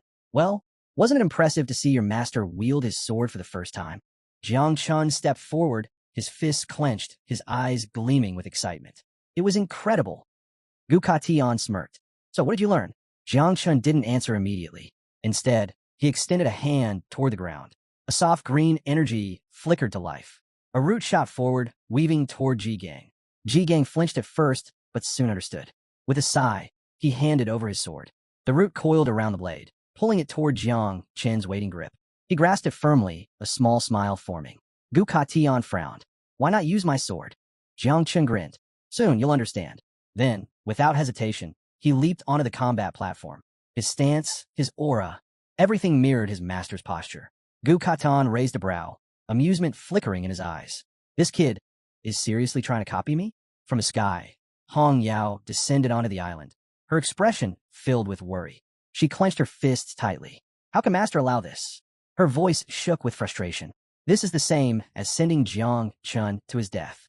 Her gaze flickered toward Duan Fong, who still stood motionless, watching it all unfold. He was benefiting from this, but doing nothing? She gritted her teeth. What kind of so-called invincible just stood by and watched? Her heart pounded. She couldn't let this happen. She made up her mind. She was taking Jiang Chen away, whether he wanted to go or not. Gu Katian stood with his arms crossed, silently observing Jiang Chun. His gaze remained steady, lost in thought. Beside him, Hong Yao had made up her mind. She was going to intervene. But, just as she was about to move, her body froze. Her eyes widened in shock. She couldn't move. What's happening to me? An unseen force locked her in place. Gu Katian's calm voice sliced through her rising panic. In this arena of life and death, only Jiang Chun and Xiao Beihan may enter. His expression was firm, unyielding. No one else. Hong Yao's heart pounded. She had underestimated the power of an invincible being. This wasn't just any battlefield. The energy sealing the arena was absolute. She had no way to break through. Her fists clenched in frustration. Regret flickered in her eyes. She had spoken ill of Master, and now she understood. Gu Katian's voice remained steady. Jiang Chun does not seek war. He turned to her, his tone unwavering. He does not want to see Jiang reduced to ruins. Hong Yao whipped her head toward him. Then why? Her voice trembled with frustration. Why must Jiang Chun risk his life for the sake of others? Gu Katian met her gaze without hesitation. Because, he said, Jiang Chun is not going to die. Hong Yao's breath caught. What? A smirk tugged at the corner of Gu Katian's lips. I just taught him how to use the celestial sword. On the combat platform, both Jiang Chun and Xiao Beihan raised their swords. Xiao Beihan burst into laughter, shaking his head. That old man is insane. His sneer returned, his eyes brimming with disdain. Does he really think you can master the celestial sword just by watching? His voice dripped with mockery. You're just trash. Jiang Chun remained unfazed. His grip on his sword tightened as golden energy swirled around him. A confident smile played on his lips. Then let's see if trash can teach you a lesson. Xiao Beihan's smirk vanished. His fingers curled into a fist, and a suffocating, malevolent aura erupted around him. His eyes burned with hatred. If you're not using the 9 miasma wings, he growled, then let's see if you can survive me. From the sidelines, Bei Feng turned to Jiang Wushuang. Who do you think will win? Jiang Wushuang's expression was unreadable. If Jiang Chun uses the poisonous mist, he'll win. Bei Feng narrowed his eyes. But according to the rules, he can't use it. Jiang Wushuang exhaled slowly. Then he'll die. Xiao Beihan has already tasted defeat once, and he came back stronger. His gaze darkened. His entire heart is now consumed by martial arts. He won't stop until Jiang Chun is dead. Xiao Beihan's sword pulsed with green energy, its aura menacing. This was no ordinary weapon. It ranked 20th among the divine weapons of Great Xia. Jiang Chun held his sword close to his face, settling into an offensive stance. Across from him, Xiao Beihan pointed his blade forward, his smirk returning with renewed arrogance. At least you have initiative, he said, twirling his sword. His voice dripped with mockery. Dying under the glow of the moon with that broken sword of yours will be an honor. Jiang Chun met his gaze, smirking. Enough talking. He raised his sword to the sky, and a deep purple energy erupted from the blade. His free hand stretched forward as he called out, his voice ringing through the battlefield. Master, watch closely. If I make a mistake, correct me. Gu Katian's brow lifted slightly. Was this brat serious? Jiang Chun channeled his strength then. Slash! A colossal wave of energy tore through the air, surging straight toward Xiao Beihan. The sheer force of the attack sent shockwaves rippling through the arena.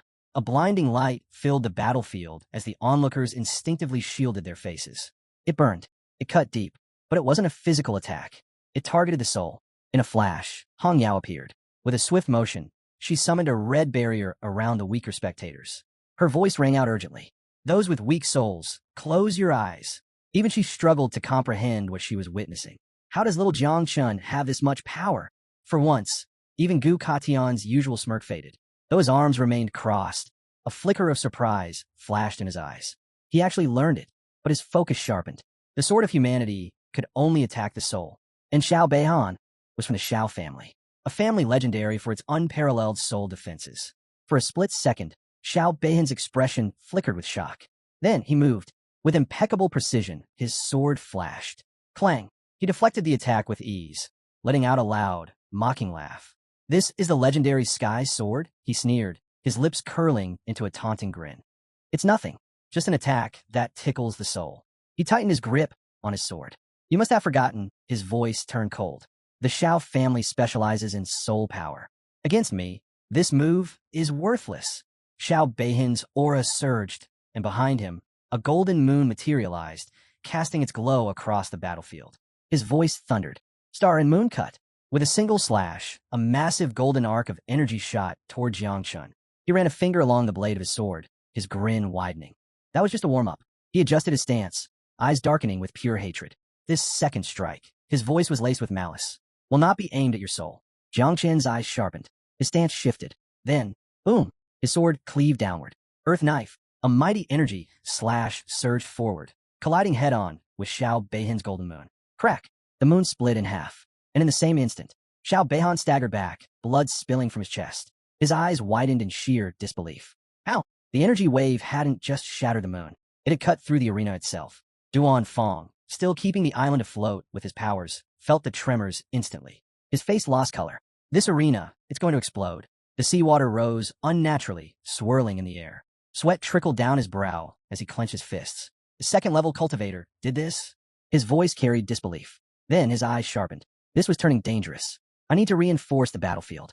Raising both hands, he channeled his energy. The island trembled once more. Jiang Chun's attack tore through the air, surging straight at Xiao Beihan. But Xiao Beihan was ready. With a roar, he plunged his sword into the ground, summoning a golden barrier around himself. Boom! The impact sent shockwaves rippling across the battlefield. Gritting his teeth, sweat beading on his forehead, Xiao Beihan exhaled sharply. If he hadn't blocked that, he would be dead. His eyes flared with fury. Then he spoke. One must lift their head and look toward the northwest, where the floating clouds rest. His fingers tightened around his sword. One must lean on the blade that stretches 1,000 miles. Power erupted from his body as he activated a forbidden spell, the maximum essence. A violent surge of energy burst forth, shaking the battlefield. Suddenly, across the entire arena, every sword began to tremble. Whoosh! The weapons shot into the sky, ripped away from their owners' grasps. Cries of shock echoed through the crowd. What's happening? Some tried to summon their blades back, but none obeyed. Xiao Beihan's laughter rang through the battlefield. High above, the sky darkened. A storm of swords filled the heavens, each radiating an overwhelming aura. Still gripping his blade, Xiao Beihan unleashed a divine weapon technique. Soul Moon. At his command, the sword shifted, aiming straight for Jiang Chun. Then like a relentless downpour, they began to fall. A sky full of blades. Jiang Chun's grip tightened on his weapon, his stance unwavering. He had no idea what kind of attack this was. But he knew one thing. Xiao Beihan meant to kill him. Watching from above, Xiao Beihan smirked. This was it. Jiang Chun's death was certain. Meanwhile, Duan Fong's expression darkened as he struggled to keep the arena from collapsing. His hand trembled, sweat running down his face. These two, they're insane. If this continued, the entire battlefield would crumble. He shot a sharp glance at his subordinates. Reinforce the battlefield now. Without hesitation, two cultivators beside him channeled their energy, stabilizing the crumbling space. Xiao Beihan's eyes gleamed with triumph. It's over, he declared. But Jiang Chun simply smiled, a cold, confident smile. His fingers tightened around his sword. Why do you underestimate me? Then he moved. His blade flashed through the air. Curse cutter. A golden arc of energy erupted forward, slashing through the sky. Boom. The attack collided with the falling swords, unleashing a massive explosion. A blinding light swallowed the battlefield. Xiao Beihan's face twisted in horror. His attack was falling apart. And then, so was he. His body trembled violently as cracks spread across his skin. His eyes widened in sheer terror. No, this can't be happening. He reached out desperately, only to watch his fingers crumble into dust. His legs disintegrated, his torso following soon after. How are you this strong? His voice wavered, filled with disbelief. Jiang Chun remained silent. Xiao Beihan's eyes glistened with unshed tears. And then, he was gone, his body turning to ashes, carried away by the wind. The once arrogant warrior had been erased from existence. Above the battlefield, Xiao Yuanshan, who had been watching closely, felt a chill run through his veins. His grandson, massacred, gone. His hands clenched, trembling not just with fury, but for the first time in his life with fear. Meanwhile, Ji Gang dropped to his knees, his eyes wide with disbelief. This was the dream he had chased his entire youth. And yet, Jiang Chun had reached it in mere minutes. The elites who had witnessed the battle were left shaken. Hong Yao, usually confident and composed, could only stand frozen. Her entire body trembled, sweat trailing down her face. 5 minutes, she whispered. He learned the celestial sword in 5 minutes. Her fists clenched tightly. This wasn't normal. This wasn't human. Gu Katian let out a low chuckle. His expression remained unreadable, but his fist remained clenched. His energy still isn't enough, he admitted, but a flicker of admiration passed through his eyes. He didn't just learn the techniques, he improved them. Ji Gang had spent years training and failed. Jiang Chun? 5 minutes. Jiang Wushuang exhaled sharply, his gaze fixed on Jiang Chun. A storm of emotions swirled inside him. Excitement and fear clashing together. This guy, he muttered. He's a monster. The thought of someone like Jiang Chun as an enemy. It was terrifying. Bay foam covered his mouth, his breathing uneven. Sweat dripped from his forehead. This wasn't just talent. This was insanity. Tang Ying lifted a trembling hand to her forehead, still in shock. She had seen many geniuses before, but Jiang Chun, he was in a realm of his own. On the other side, Luo Sandao and Mu Hanqiu clung to each other, tears streaming down their faces. He won. He's really that strong. The battlefield itself had changed. Jiang Chen's final attack had torn a massive gash through the island. The destruction stretched from one end to the other, leaving the land scarred and broken. High above, 2 figures hovered in the sky, watching everything unfold. They stood effortlessly in the air, their presences overwhelming. The first, a black-haired man, observed with keen amusement. His eyes gleamed as he studied Jiang Chun. Interesting, he mused. The disciple of the Celestial Sword King is quite something. A smirk tugged at his lips. Don't kill him yet. I want to use him as a stepping stone for prodigy. Beside him, a man with fiery orange hair merely shook his head, his tone casual. I never came here to kill Jiang Chun in the first place. The black-haired man kept his hands behind his back, his smirk deepening. His presence alone radiated a crushing force, one that could make even the strongest hesitate.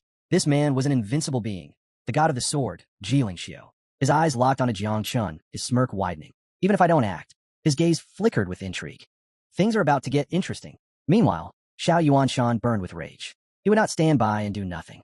His grandson was dead, and Jiang Chun had to pay. Just as he prepared to strike, a monstrous energy erupted, surging across the battlefield. The air grew unbearably heavy. Xiao Yuanshan's instinct screamed, danger. His body tensed. He recognized this presence. The god of war, Jiang Xuanji. Beside Ji Lingxiu stood another invincible being, a man with fiery orange hair. The god of martial arts, Jiang Xuanji. He turned to Xiao Yuanshan, his tone calm but unshakable. Ji Lingxiu is right, he said. You shouldn't interfere. Xiao Yuanshan's hands clenched into fists. His mind screamed for vengeance. But Jiang Xuanji's energy only grew stronger. Then, he spoke again, his voice carrying absolute authority. If you wager your life in a death match, you must be prepared to die. Xiao Yuanshan's rage faltered. His heart sank. He knew Xuanji was right, but still, he couldn't accept it. At that moment, Jiang Chen moved. Gripping his sword, he leapt into the air. His voice rang out across the battlefield. I have a 4th technique. Get ready. Xiao Yuanshan's eyes narrowed. What? Gu Katian's face paled in alarm. Stop, he shouted. Don't be reckless. Hong Yao covered her mouth, frozen with fear. Jiang Chen had just drawn his sword against Xiao Yuanshan. Against a general. Against a legend. Jiang Xuanji, still standing with his arms crossed, raised a brow. That kid is insane. Messing with a tiger's whiskers is the same as seeking death. Ji Lingxiu, however, closed his eyes and smirked. There's no saving him now. Xiao Yuanshan's expression darkened. With slow, deliberate movements, he unsheathed his sword. His power surged, sending the sea beneath him rising into a massive wave. You dare to raise your sword against me? His voice dripped with killing intent. This is a joke. His eyes flashed with disdain. A mere 2nd-level insect challenging me? He lifted his blade, ready to end this farce. But Jiang Chen didn't flinch. His grip tightened. A violent aura exploded around him, making the very air tremble. His sword overflowed with power. Then he struck. Celestial sword technique. Defend justice, expel evil. Uppercut. With all his might, Jiang Chun unleashed 2 devastating slashes. The attacks roared toward Xiao Yuanshan like divine judgment. Then he stood still. His move had been made. Now, the world would witness the result. The battlefield fell silent. Every eye was locked onto the clash. The weight of the moment hung thick in the air. Jiang Wushuang was the first to react. His breath caught in his throat. His eyes widened in pure disbelief. He's insane. Jiang Qin's attack wasn't just strong. It was monstrous. That blow. It's comparable to a full-powered strike from a level 5 Sea King or Mountain King. Even Bang, normally unfazed, froze in place. His voice shook. He's throwing his life away. Tang Ying remained silent, sweat trickling down her forehead. Her voice was barely above a whisper. If this were the city of 10,000 demons, she swallowed hard. That monkey would have devoured him alive. Xiao Yuanshan's lips curled into a smirk. His fists clenched, and with a simple motion, he commanded the water around him. The sky twisted as countless droplets floated midair, suspended in unnatural stillness. His voice remained eerily calm, but his confidence was absolute. Even your master is no match for me. His smirk deepened. And you, he scoffed. You don't stand a chance. Then, he snapped his fingers. The water surged forward, forming a massive, impenetrable wall. Jiang Qin's attack slammed into it, completely blocked. Or so it seemed. Xiao Yuanshan lowered his arm, smug satisfaction spreading across his face. Pathetic, but then, his expression froze. Something was wrong. His instincts flared in alarm. He looked up, and his heart stopped. The sky swarmed with insects. Thousands. Millions. Descending like a living storm. Xiao Yuanshan's eyes widened. The 9 miasma wings. Jiang Qin smirked. His voice was cold. Ruthless. Did you really think I was trying to defeat you with a sword? The earlier attack, it had only been a distraction. Now that I'm no longer in the arena, he lifted his hand. There are no rules stopping me from using my real power. Xiao Yuanshan threw up his arm in defense, his breathing quick and uneven. This wasn't part of the plan. Jiang Qin's fist clenched. His grin turned wicked. Explode. Boom. The first wave of insects detonated. Xiao Yuanshan barely had time to react. Boom. Boom. Boom. A chain reaction of massive explosions tore through the sky, fire and destruction consuming everything in sight. Duan Fong and the others didn't hesitate. They turned and ran. Run. The sky itself was collapsing. The sheer force of the explosions was beyond comprehension. Trapped in the chaos, Xiao Yuanshan's eyes burned with fury. He activated his power, his aura surging.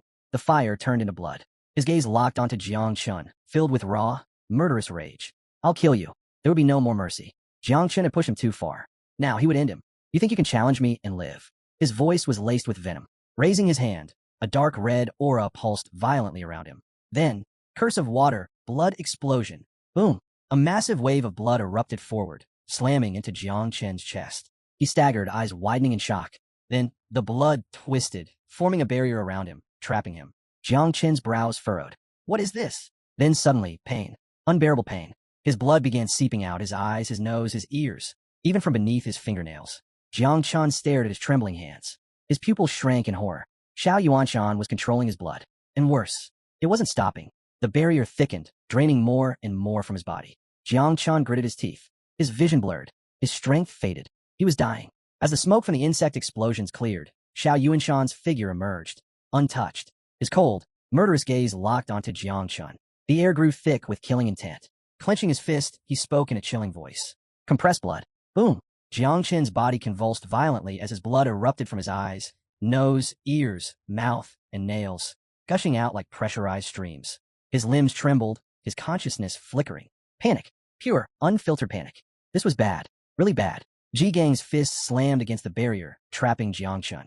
Stop. His voice cracked with desperation. Regret burned in his eyes. This was his fault. If he hadn't allowed Jiang Qin into Prodigy Camp, this never would have happened. But it was too late. The barrier wouldn't budge, and he couldn't reach him. Jiang Qin was alone. Then, 2 figures moved. Hong Yao and Gu Katian sprang into action, weapons drawn, their eyes filled with determination. They wouldn't let Jiang Qin die. Not today. Luo Sandao and Mu Hanxiu followed, fear replaced by courage. Without hesitation, they charged forward, ready to fight. But, whip, pure energy lashed out, wrapping around their waists. In an instant, they were yanked back, their momentum crushed. They struggled, but the force was unbreakable. Their bodies were dragged away, landing hard on the floating island. Confused, they looked around, until their eyes landed on a man with pink hair. He stood calmly, hands on his hips. His voice was flat, but firm. Rushing him like that is just suicide. Beside him, another man, the one who had summoned the energy ropes, remained silent. The battlefield grew tense. Jiang Qin was on the brink of death. And now, only a miracle could save him. Luo Sandao crashed to the ground, landing hard. She lifted her head, and her breath caught in her throat. The gray-haired man standing before her, her father. Beside her, Mu Hanxiu, who had also been thrown back, turned and froze. The other man, her grandfather. Mu Hanxiu's heart pounded. She scrambled to her feet, desperation in her voice. Grandfather, she pleaded, please save Jiang Qin. Luo Sandao wasn't far behind. She stood up, turning to her father, her tone sharp. Do we have any treasure that can save him? Luo Sandao's father remained calm, his voice steady. No. His answer hit like a hammer. Mu Hancho's grandfather let out a heavy sigh. His gaze darkened. The forbidden curse of blood explosion. His voice was grim. Once it takes hold, there's nothing left to do but wait for death. Mu Hancho's face drained of color. Her body shook. Luo Sandao bit her lip, her fists clenched tight. Their only hope was Gu Katian and the others. But even they could only try to negotiate. And Xiao Yuanshan? He wasn't going to listen. Not after Jiang Shun had killed both of his grandsons. High above, Xiao Yuanshan hovered, his fist clenched. He continued draining Jiang Chen's blood, a cruel satisfaction gleaming in his eyes. At that moment, Gu Katian appeared. His sword was drawn, his voice firm. Stop! Hong Yao was right beside him, seething with fury. You old bastard, she shouted. Undo the spell now. But Xiao Yuanshan's expression remained cold. A cruel smile crossed his lips. It's too late. He gestured toward Jiang Chun, who was barely clinging to life, his body on the verge of collapse. He's about to explode. A sigh of relief escaped Xiao Yuanshan's lips. Finally, I can avenge my grandsons. Seeing that words were useless, Gu Katian struck. Slash! A golden arc of sword energy tore through the air, cutting straight for Xiao Yuanshan. Xiao Yuanshan's eyes narrowed, seeking death. Hong Yao followed immediately, her sword flashing as she unleashed. Blade that opens the sky. A devastating slash hurtled toward Xiao Yuanshan. Boom! With a single, effortless motion, he raised his hand. A massive water barrier materialized. Flow that softens the heart. The barrier absorbed both attacks with ease. Gu Katian gritted his teeth. Damn it, Xiao Yuanshan smirked. Your sword is impressive, he admitted. But do you really think it can rival me? Gu Katian wiped the sweat from his brow. Then he smirked. Let's see how many more attacks you can block. Hong Yao's grip tightened on her sword. A powerful orange energy flared around the blade, crackling like fire. Her gaze burned with determination. She inhaled deeply and whispered, Fine, then we'll just smash this guy to pieces. Together. Meanwhile, Jiang Chun screamed in agony. His hands clutched his head, his body convulsing violently. His blood draining away. The energy barrier shrank further, tightening around him like a coffin. Xiao Yuanshan watched, his smirk widening. His voice dripped with mockery. What's wrong, Gu Katian? His tone was filled with cruel amusement. Aren't you going to say your last goodbye to your beloved apprentice? Then, his fist clenched. Blood explosion. Boom. The barrier compressed violently. Jiang Chen's body swelled. Until a massive explosion shattered the sky. The battlefield felt eerily still. A thick curtain of smoke swallowed everything. For a moment, there was no sound. Then, Uncle Ji Gang collapsed to his knees. Tears streamed down his face. His hands trembled. His student, his disciple, his family, gone. Hong Yao's vision blurred with tears. Her shoulders trembled, even though she hadn't known Jiang Chun for long. He had become like a little brother to her. Gu Katian stood motionless, his eyes empty. Luo Sandao and Mu Hanchio stared in horror. Mu Hanchio's voice broke. No, this is a joke. Luo Sandao shook her head violently.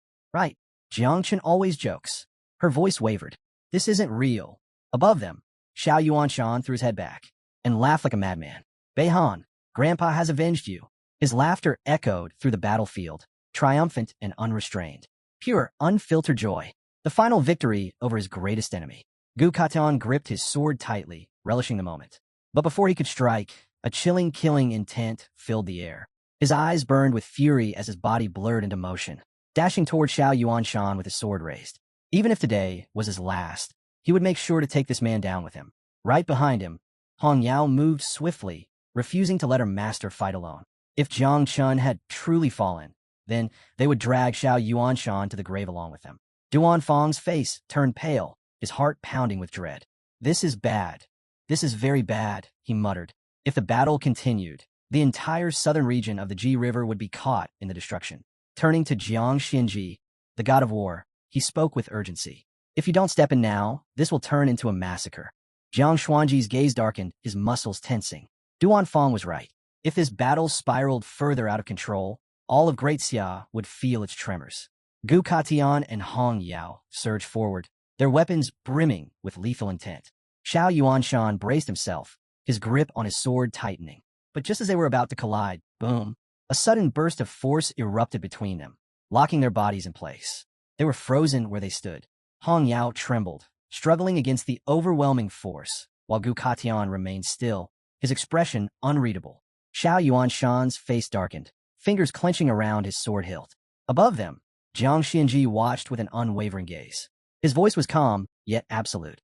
If you seek a decisive battle, this is not the place. But before anyone could react, a thick, poisonous mist began to swirl through the battlefield. From within the haze, a voice echoed, chilling and familiar. No one is allowed to interfere. Xiao Yuanshan's eyes widened as he spun around, his mind racing. That voice.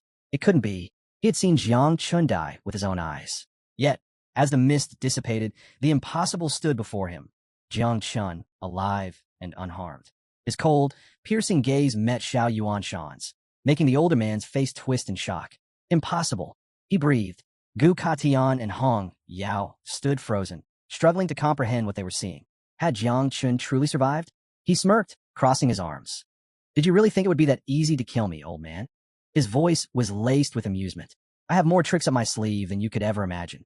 Xiao Yuanshan's breath hitched, his hands trembling around his sword. This was unnatural. From the sidelines, Bei Feng broke into a cold sweat, his mind spinning with questions. Jiang Wushuang stood motionless, his eyes wide with disbelief. He had seen death firsthand, yet Jiang Chun was here, standing before them. Luo Sandao and Mu Hanxiu collapsed to their knees, clinging to each other, tears streaming down their faces. He really was joking, they sobbed. Meanwhile, Chu Belang, who had remained silent, suddenly understood. His voice was low, yet firm. That's the aura of the dead. His gaze darkened. It's the effect of the undead metal. Xiao Ke's eyes lit up with sudden realization. Clenching her fists, she broke into a triumphant smile. That's it, she exclaimed. The undead metal we found in the village of the dead. It has an incredible effect. Now, everything fell into place. Jiang Chun hadn't just survived. He had been reborn. Jiang Chun raised his hand toward the sky, and a thick poisonous mist spread like an ominous storm. Since you failed to kill me, he said coldly. It's my turn. With a simple command, he unleashed his swarm. Hundreds of thousands of insects burst from his body, blotting out the sky. Xiao Yuanshan's eyes widened in horror. This wasn't just an attack. It was a calamity. Above, Ji Lingxiu observed with his hands behind his back. The number of insects is absurd, he murmured. Jiang Xinji, the god of war, narrowed his eyes. Didn't this boy just change jobs? His lips curled into a smirk. How'd he raise so many insects so quickly? He chuckled. Underestimated him. Ji Lingxiu's gaze flickered. So, you've made your decision? Xianji didn't reply. He simply watched. Xiao Yuanshan couldn't afford to hesitate. His body surged with power, releasing an energy wave to repel the insects. But before he could strike, Xianji moved first. A crushing force locked Xiao Yuanshan's body in place before he could unleash his power. He struggled, rage twisting his voice. God of war, why are you interfering? Jiang Qin's eyes gleamed. Don't waste my time. He waved his hand, and the insects swarmed forward. Explosions erupted around Xiao Yuanshan, the sky igniting with fire and destruction. Mu Hanxiu watched in disbelief. This doesn't make sense. Why would the god of war help Jiang Chun? Her grandfather simply smiled. Because the answer is simple. Jiang Chun raised his hand again. The insects moved as one, an unstoppable tide. Her grandfather continued. Most people burdened by calamity hide in fear. They avoid challenging the invincible. But Jiang Chun? He's different. In such a short time, he created an army of hundreds of thousands of insects. His eyes darkened. His talent is unmatched. He doesn't just break the rules. He makes his own. Mu Hanxiu's breath caught. This wasn't recklessness. It was a declaration. Jiang Chun was forcing the world to recognize him. The battlefield erupted in chaos. Xiao Yuanshan was engulfed by flames, his screams echoing through the sky. His body twisted in agony, but his eyes burned with madness. All of you must die. Da Xiao deserves death. Jiang Qin's lips curled into a wicked grin. Not so tough now, are you? Xiao Yuanshan roared in fury. Don't think you've won. His soul trembled. He still had one last ace. Clenching his fists, he activated the forbidden spell, the power of the divine soul. A terrifying shockwave shattered the battlefield. Jiang Xuanji's eyes narrowed. Jiang Qin's insects screeched as the illusion cracked. Xiao Yuanshan's body flickered as the forbidden spell took effect. He was breaking free. Jiang Chun hovered above, his eyes widening. He survived? A chill ran through him. The battle was far from over. Below, Xiao Yuanshan landed with a thunderous impact, his sword gleaming with lethal intent. His face twisted with rage and hatred as he roared. Prepare to die, Jiang Chun. Jiang instinctively raised his arm, his mind racing. How had he broken free from the god of war's seal? There was no time to analyze it. Xiao Yuanshan was closing in fast, his killing intent sharper than ever. But then, a brilliant blue flash cut through the air. Before Xiao Yuanshan could strike, a streak of pure energy pierced straight through his chest. His body jerked violently. Blood gushed from his lips as shock overtook his rage. His gaze flickered downward. An ethereal arrow had impaled him, locking him in place. From a distance, a voice rang out, calm yet absolute. "It's over." The air trembled as a new presence made itself known. The invincible sword god stood tall, radiating an overwhelming aura of authority. His gaze bore into Xiao Yuanshan, cold and unyielding. "Move even an inch," he said, his voice edged with finality, "and your head will roll. Your soul will be erased from existence." Xiao Yuanshan's mind reeled. Even Ji Lingxiu is against me? He had never anticipated this betrayal. High above, Jiang Chun had remained silent, observing the shift in battle. But as realization dawned, a ruthless glint flickered in his eyes. This was his moment. His victory was within reach. Without hesitation, he raised his hand once more. The sky darkened as another wave of insects surged forward. Xiao Yuanshan, now mortally wounded and immobilized, could do nothing but watch as the swarm closed in. Jiang Chen's voice was quiet, yet merciless. "Explode." The battlefield shook as, one by one, the insects detonated. The sky ignited with an unending chain of destruction. Xiao Yuanshan's screams tore through the battlefield, raw and filled with agony. The pain was unbearable, his once mighty body being shredded apart by endless explosions.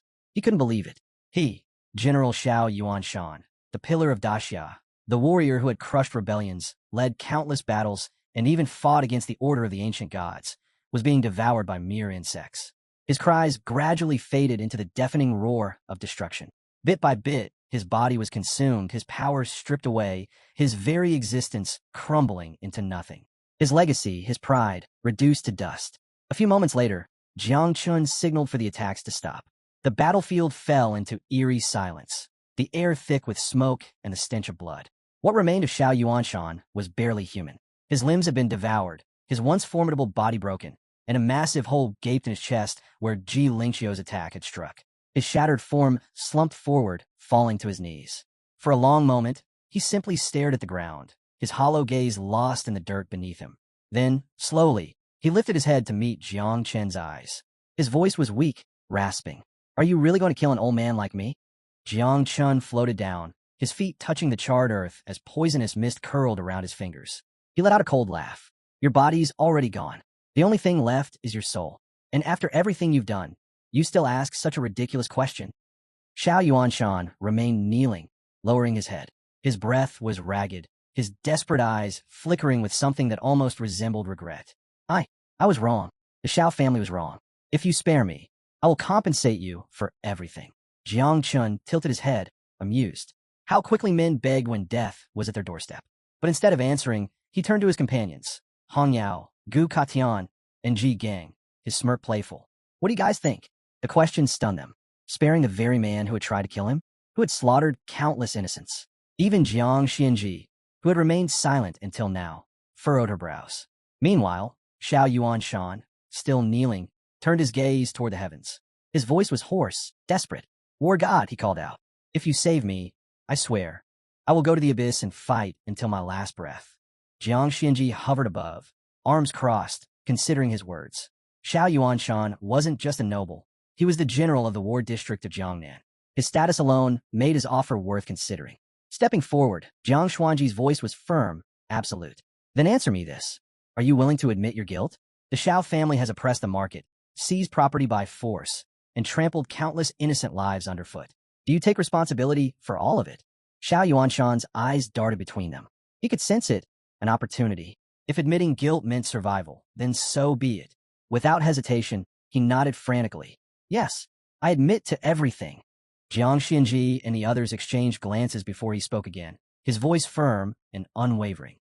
"Given your past service to Daxia, a balance must be struck. Your family's properties will be confiscated, and you." His gaze hardened. "You will be exiled to the abyss as a vanguard soldier. You'll fight on the front lines until the day you die. No escape, no mercy." Xiao Yuanshan's already broken body trembled. Terror flickered in his eyes, but deep down, he knew there was no other choice. Clenching his teeth, he gave a slow, reluctant nod. "I accept." Jiang Chun wasted no time. Lifting his hand, He pointed a single finger at Xiao Yuanshan. A golden light flared at his fingertip, condensing into a brilliant spear of energy. Soul Seal. The energy shot forward, piercing straight into Xiao Yuanshan's back. His body arched violently as an agonized scream tore from his throat. The seal branded itself deep into his soul, ensuring that if he ever tried to flee, his very essence would shatter into nothingness. A moment later, his consciousness faded, and his body crumpled to the ground. Jiang Chun stood over him, watching in silence. Even now he was surprised. This was one of Great Xia's so-called invincibles, yet in the end, all it had taken was an illusion to bring him to his knees. With the Xiao family's threat eliminated, Jiang Chun turned away. His goal was complete. It was time to leave. As he stood lost in thought, Jiang Xianji appeared behind him, arms folded. Has this verdict calmed the fire in your heart? Jiang Chun blinked, snapping out of his trance. He hadn't expected Xianji to approach so suddenly. With a slight chuckle, he replied, "Of course. The god of war's judgment was wise. Honestly, I wasn't even that angry. I just wanted to act cool." Jiang Xianji smirked. This kid, not only was he exceptionally talented, but he also knew when to advance and when to retreat. Just for that alone, today had been worth his time. Seeing the amused look on Xuanji's face, Jiang Chun gave a slight bow. Thanks for the recognition. Before the conversation could continue, Fong suddenly rushed toward them, pointing at the sky in alarm. God of War. The poisonous mist, if it lingers too long, it could contaminate the entire region. We might be looking at an abyssal-level disaster. Jiang Xuanji's gaze dropped to the ground as he fell into silent contemplation. Meanwhile, Jiang Chun glanced up, watching his swarm of insects still hovering freely above. Yeah, this probably isn't good. Deciding it was time to act, Jiang Xianji lifted his head and snapped his fingers. A massive surge of energy erupted from his body. In an instant, a shockwave tore through the sky, wiping out every last insect and purging the lingering poisonous mist. Jiang Chun stood frozen, his eyes wide in disbelief. He got rid of everything with just a snap of his fingers? The sheer power Jiang Xianji had just displayed sent a chill down his spine. Terrifying. Above the battlefield, Jiang Xianji hovered, arms crossed, his gaze sweeping over the gathered warriors. His voice carried absolute authority as he spoke. You have all witnessed it today. We now possess the strength to suppress anything. Therefore, from this moment forward, the law restricting taboos is abolished. Anyone who possesses a taboo, yet remains loyal to the nation, shall be recognized as an ally. Those who turn against us will be our enemies. Silence fell over the battlefield. Then, Jiang Xuanji's gaze shifted, locking onto Jiang Chun with an unreadable expression. A long pause stretched between them as he carefully considered his next words. Jiang Chun felt the weight of the moment, shifting uneasily. He glanced toward Jiang Xianji, waiting for his decision. But before anyone could speak, Mu Hanchio's grandfather stepped forward. Placing a reassuring hand on Jiang Chen's shoulder, he smiled confidently and extended his other arm outward. The god of war is wise, he declared. Jiang Chun was raised with humility. His heart is brave and just. Though he carries the taboo of the 9 miasma wings, he is no threat to Daxia. On behalf of the Mu family, I am willing to take full responsibility for him. Jiang Chun turned to him, his eyes widening in confusion. Wait, what's happening? Before he could process it, another voice rang out. Tang Wang, the representative of the Tang family, stepped forward. The Tang family is also willing to vouch for Jiang Chun. Then, a messenger from the military district of Jiangnan added, the military is prepared to welcome him into our ranks. One by one, powerful figures stepped forward, pledging their support. Above them all, Jiang Xianji remained silent, still hovering in the sky, deep in thought. Luo Sundao nudged her father insistently. Come on, Dad. Everyone's taking Jiang Chen's side. Don't just stand there. Her father hesitated, visibly sweating under the pressure. But after a few seconds, his expression changed. Clenching his fists, his face turned red with enthusiasm, and he shut his eyes before bellowing, I, too, will take responsibility for Jiang Chun. Luo Sundao sighed, pressing a hand to her forehead. Useless. Absolutely useless. Meanwhile, Hong Yao, flying beside Gu Kaitian, couldn't hide her amazement. The god of war hadn't just intervened. He had outright abolished the ancient restrictions on taboos. And now, even the most prestigious elders were stepping up to defend Jiang Chun. This feels unreal. Buin, arms crossed, was lost in thought. Maybe Jiang Chun saw all this coming, he mused. Maybe that's why he deliberately crossed swords with Zhengu. Hong Yao's eyes widened. Could it be? If Jiang Chun had truly planned this far ahead, then his foresight was beyond terrifying. Yukin, his expression serious, finally spoke. The god of war has long been aware of Xiao Yuanshan's crimes. But if it weren't for Jiang Qin's extraordinary potential, he wouldn't have acted so quickly. A murmur rippled through the gathered warriors. Now that Jiang Qin's 9 miasma wings had been exposed, there was no turning back. He could no longer hide in the shadows. He would either prove himself worthy or become the target of every major faction. After all, the 9 miasma wings weren't just feared by humans. Every race in the abyss saw them as a threat. Some whispered concerns about Jiang Qin's insects being completely wiped out, but one voice scoffed. Come on, this is Jiang Qin we're talking about. You really think he doesn't have more of those things stashed somewhere? Jiang Qin smirked. Everything was unfolding exactly as he had planned. If you're going to reveal your cards, do it with a bang. Above them, Jiang Xinji watched in silence. With so many powerful figures stepping forward to vouch for Jiang Chun, there was no need for further debate. That's enough, he declared. Jiang Chun, take care of yourself. Use your insects wisely. Jiang Chun lowered his head slightly in gratitude. I will. Thank you. Then, with his arms crossed and his gaze sharp, Jiang Xinji made his final announcement. In 10 days, the Great Prodigy Competition will begin. The champion of this edition will be named the first divine son of the prodigies, gaining privileges and resources equivalent to an 8th grade national protector. Jiang Chun blinked. That's insanely tempting. But before he could fully process it, Jiang Xinji added, however, the 9 miasma wings are forbidden in the competition. Jiang Chun met his gaze without hesitation. So that's how it is. For a brief moment, he considered whether the god of war had orchestrated all of this just for him. But he quickly dismissed the thought. No, someone of Jiang Xuanji's level wouldn't adjust the rules for a single person. That would be far too small-minded. A confident smirk curled Jiang Chen's lips. This wasn't over yet. He nodded firmly. I promise not to use the 9 miasma wings in the prodigy competition. Jiang Xuanji's lips curled into a faint smile. Good. He truly is worthy of being my apprentice. Jiang Chun, however, was already thinking ahead. Even if I can't use my insects, it doesn't matter. He had a plan. He would obtain a new mother insect while completing the second change mission. More importantly, he suspected the god of war wanted to test his raw ability without relying on the 9 miasma wings. If that's the case, I'll make sure not to disappoint him. Jiang Xinji stood with one hand behind his back, his expression unreadable. Slowly, he raised his other hand, and a faint ripple spread through the air. A massive crack in space tore open beside him, warping the very fabric of reality. His voice carried across the battlefield, calm yet absolute. It's time to clean up some unfinished business. A murmur ran through the crowd. The poisonous mist had already been wiped out, so what else was left to deal with? Jiang Xinji wasted no time. His voice echoed with authority.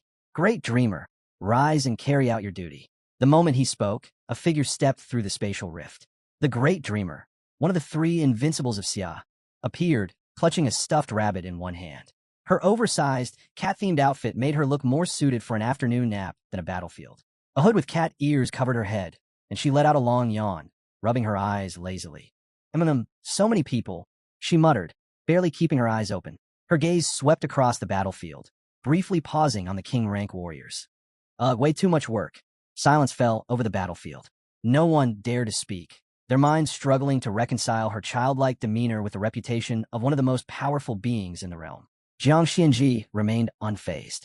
His voice carried no room for discussion. Erase the memories of everyone below king level regarding the 9 miasma wings. Once you've done that, you can go back to sleep for another year. The great dreamer's eyes snapped open, suddenly filled with excitement. She turned to Jiang Xinji, clenching her tiny fists. Wait, for real? A whole year of sleep? But just as she was about to celebrate, she froze. Her expression darkened, and she rubbed her chin. Wait, if I do this, that means I'll have to deal with the commander of the Night Watch again. A deep sigh escaped her lips. Ugh, no thanks. Too much of a hassle. She slumped her shoulders and shook her head. Pick someone else. I'm too sleepy. The battlefield fell into stunned silence. One of the strongest warriors in the land, and all she wanted was to take a nap. Jiang Xinji studied her in silence for a moment, weighing his options. Eventually, he decided on a different approach, but for now, simply gave her the order. With a tired groan, the great dreamer had no choice but to comply. She sighed heavily, then lazily snapped her fingers. A flurry of ethereal butterflies materialized in the sky, their wings shimmering with an otherworldly glow. The unexpected sight left the members of the prodigy camp speechless. They stared in confusion, trying to make sense of what was happening. Before they could react, the butterflies drifted toward them, releasing a mesmerizing magical energy.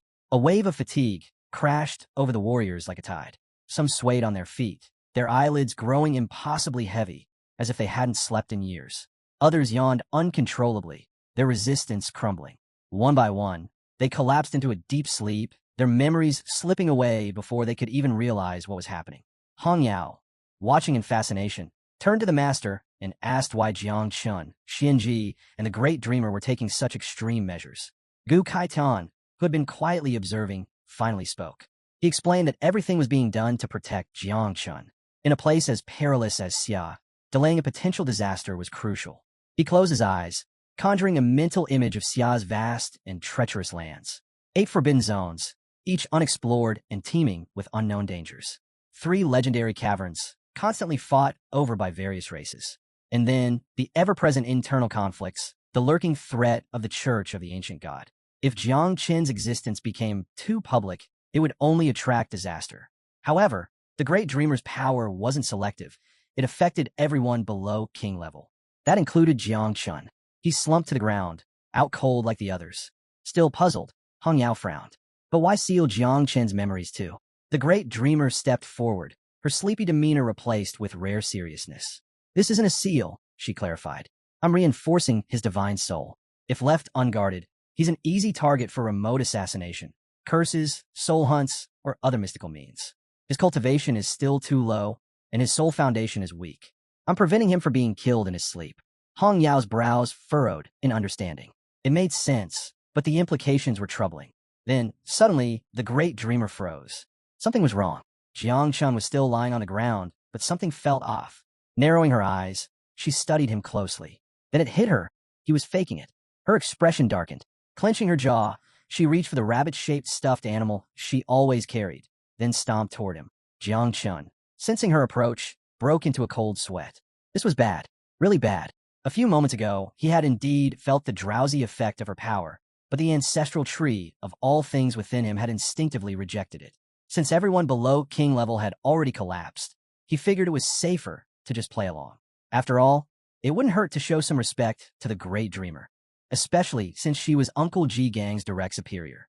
Inside Jiang Chen's consciousness, Little Nine had dropped to her knees, sobbing uncontrollably. She had just lost a large number of her beloved insects to the Dreamer's power, and her heart ached at the loss. As the Great Dreamer loomed over Jiang Chun, the air grew tense.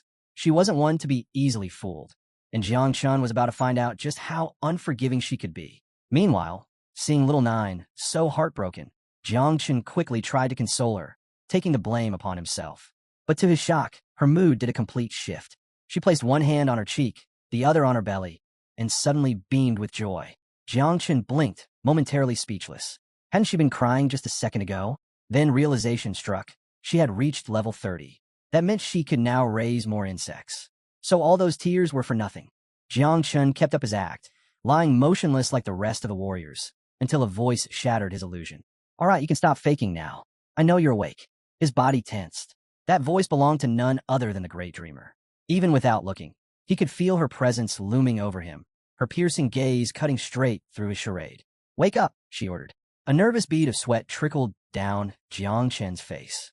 Slowly, he sat up, bracing one hand against the ground. Rubbing the back of his head, he let out a sheepish chuckle. Sorry about that, Sister of Illusions, he said, doing his best to sound apologetic. The Great Dreamer, now crouched before him with her hands resting on her knees, tilted her head in mild confusion. She placed a hand on her cheek, closing her eyes as if savoring the moment. Then, without warning, she turned to Jiang Xianji. Did you hear that? She asked, her voice laced with amusement. Jiang Xianji, still floating above them with arms crossed, raised a brow. Yeah, I heard it, he replied. Despite being over 800 years old, the Great Dreamer still had a surprisingly soft heart when it came to things like this. He briefly considered cracking a joke, but ultimately decided against it. Who knew what kind of chaos she might unleash if she got too excited? Before Jiang Chun could fully process the exchange, the Great Dreamer suddenly grabbed him by the mouth. His eyes widened in confusion as she leaned in close, staring at him with an unreadable expression. Then, with a warm smile, she declared, "From now on, you're my little brother." Jiang Chun blinked. Huh, I'll protect you from all dangers in Xia, she continued. If you ever find yourself in trouble, just say my name in your dreams. Jiang Chun sat frozen, sweat forming on his brow. He was still struggling to comprehend what was happening when, out of nowhere, the great dreamer casually tossed a ring into the air. She observed him for a brief moment, then nodded to herself. Your soul is already strong enough, so no need for extra reinforcement, she mused. This ring, however, will block any spying attempts, spiritual investigations, or curse-related tracking. Jiang Chun instinctively caught the ring, staring at it in silence. Was this some sort of welcome gift? Before he could speak, the great dreamer spun around, raising a single finger with a cheerful grin. Well, I'm off to sleep now. Don't forget to visit me in your dreams. Okay? Without another word, a crack opened in space, and she stepped through it, vanishing from sight. Jiang Chun sat in stunned silence, staring at the fading spatial rift. Just like that, he had somehow become the younger brother of the great dreamer. All because he called her sister once? Hong Yao, standing beside Jiang Chun, was just as stunned. A mischievous thought flickered across her mind, and she muttered, So, if I call her sister, does that make me her sister too? Before she could entertain the thought further, Jiang Xianji turned to Jiang Chun, his gaze sharp and unwavering. In 10 days, during the Celestial Geniuses competition, if you can secure first place without using the 9 miasma wings, then it will prove you are truly worthy of being nurtured with the full resources of the nation. A storm was coming. The era of great conflicts was about to begin, and time was running out. Jiang Chun lifted his eyes to the sky, a confident smile playing on his lips. Got it. Thanks. Jiang Xianji, already turning to leave, cast a glance over his shoulder. No need for thanks. You earned this yourself. At that moment, a shimmering portal appeared. Ji Lingxiu, standing with one arm behind his back, approached Jiang Xianji. He had enjoyed watching the amusing spectacle unfold, but there were more pressing matters to attend to. Let's go, he said. We have a black dragon from the Yangtze River to deal with. Without another word, they stepped through the portal and vanished. Jiang Chun barely had a second to process what had just happened before he felt someone approaching from behind. He turned, only to find Mu Hanqiu's grandfather, her father, and Tang Ying's uncle standing before him, their expressions unusually serious. Tang Ying's uncle spoke first. Tang Ying is my niece from Aunt Tang's side of the family. A marriage between you two would bring our families even closer. Jiang Chun blinked. What? Before he could even form a response, Luo Sundao's father stepped forward with a firm nod. You're a bit late on that offer, he declared. My daughter is Jiang Chen's legitimate wife. The Dawaba house is even willing to offer 20% of our shares as a dowry. Jiang Chen's jaw nearly hit the floor. What is happening right now? But fate wasn't done with him yet. Mu Hanqiu's grandfather took a step forward, his grin wide and confident. That's nothing, he announced. My granddaughter is already pregnant with Jiang Chen's child. Silence. Jiang Chen's entire body went rigid. His eyes widened in pure, unfiltered shock. Excuse me. What? His mind raced at lightning speed, desperately trying to piece together when, where, and how this could have possibly happened. He was pretty sure he would remember something like that. Meanwhile, Hong Yao turned to her master with hopeful eyes. Master, do you think I still have a chance with Jiang Chun? Gu Kaitan, who had been watching the entire debacle unfold with growing frustration, finally lost his patience. With an exasperated sigh, he smacked Hong Yao on the head. Stop talking nonsense. Ow! Hong Yao rubbed her head, her face a mix of pain and indignation. Finally, some peace. By the time night fell, Jiang Chun finally made it back home. As soon as he shut the door behind him, he leaned against it and let out a long, exhausted sigh. Finally, some peace and quiet. Now he could focus on what really mattered, reproducing Little Nine's second swarm. Closing his eyes, he entered his consciousness, where Little Nine was cradling her belly with a radiant smile. She was pregnant with a new swarm of insects, and the joy on her face was undeniable. Jiang Chun stepped forward, placing his hand gently over hers. His expression turned serious as he activated Divine Evolution, a skill designed to accelerate insect reproduction.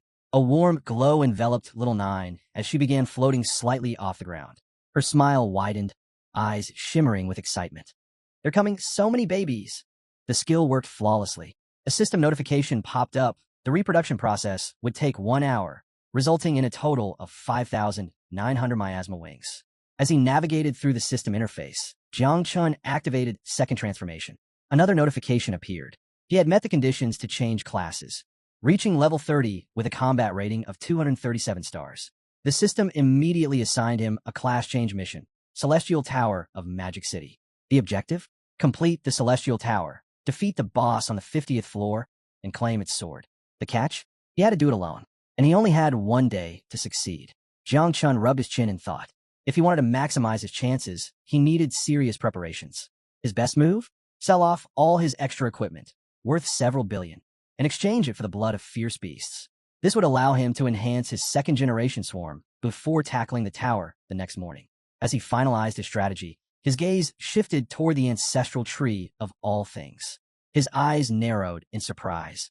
On one of its branches, a vibrant red fruit had appeared.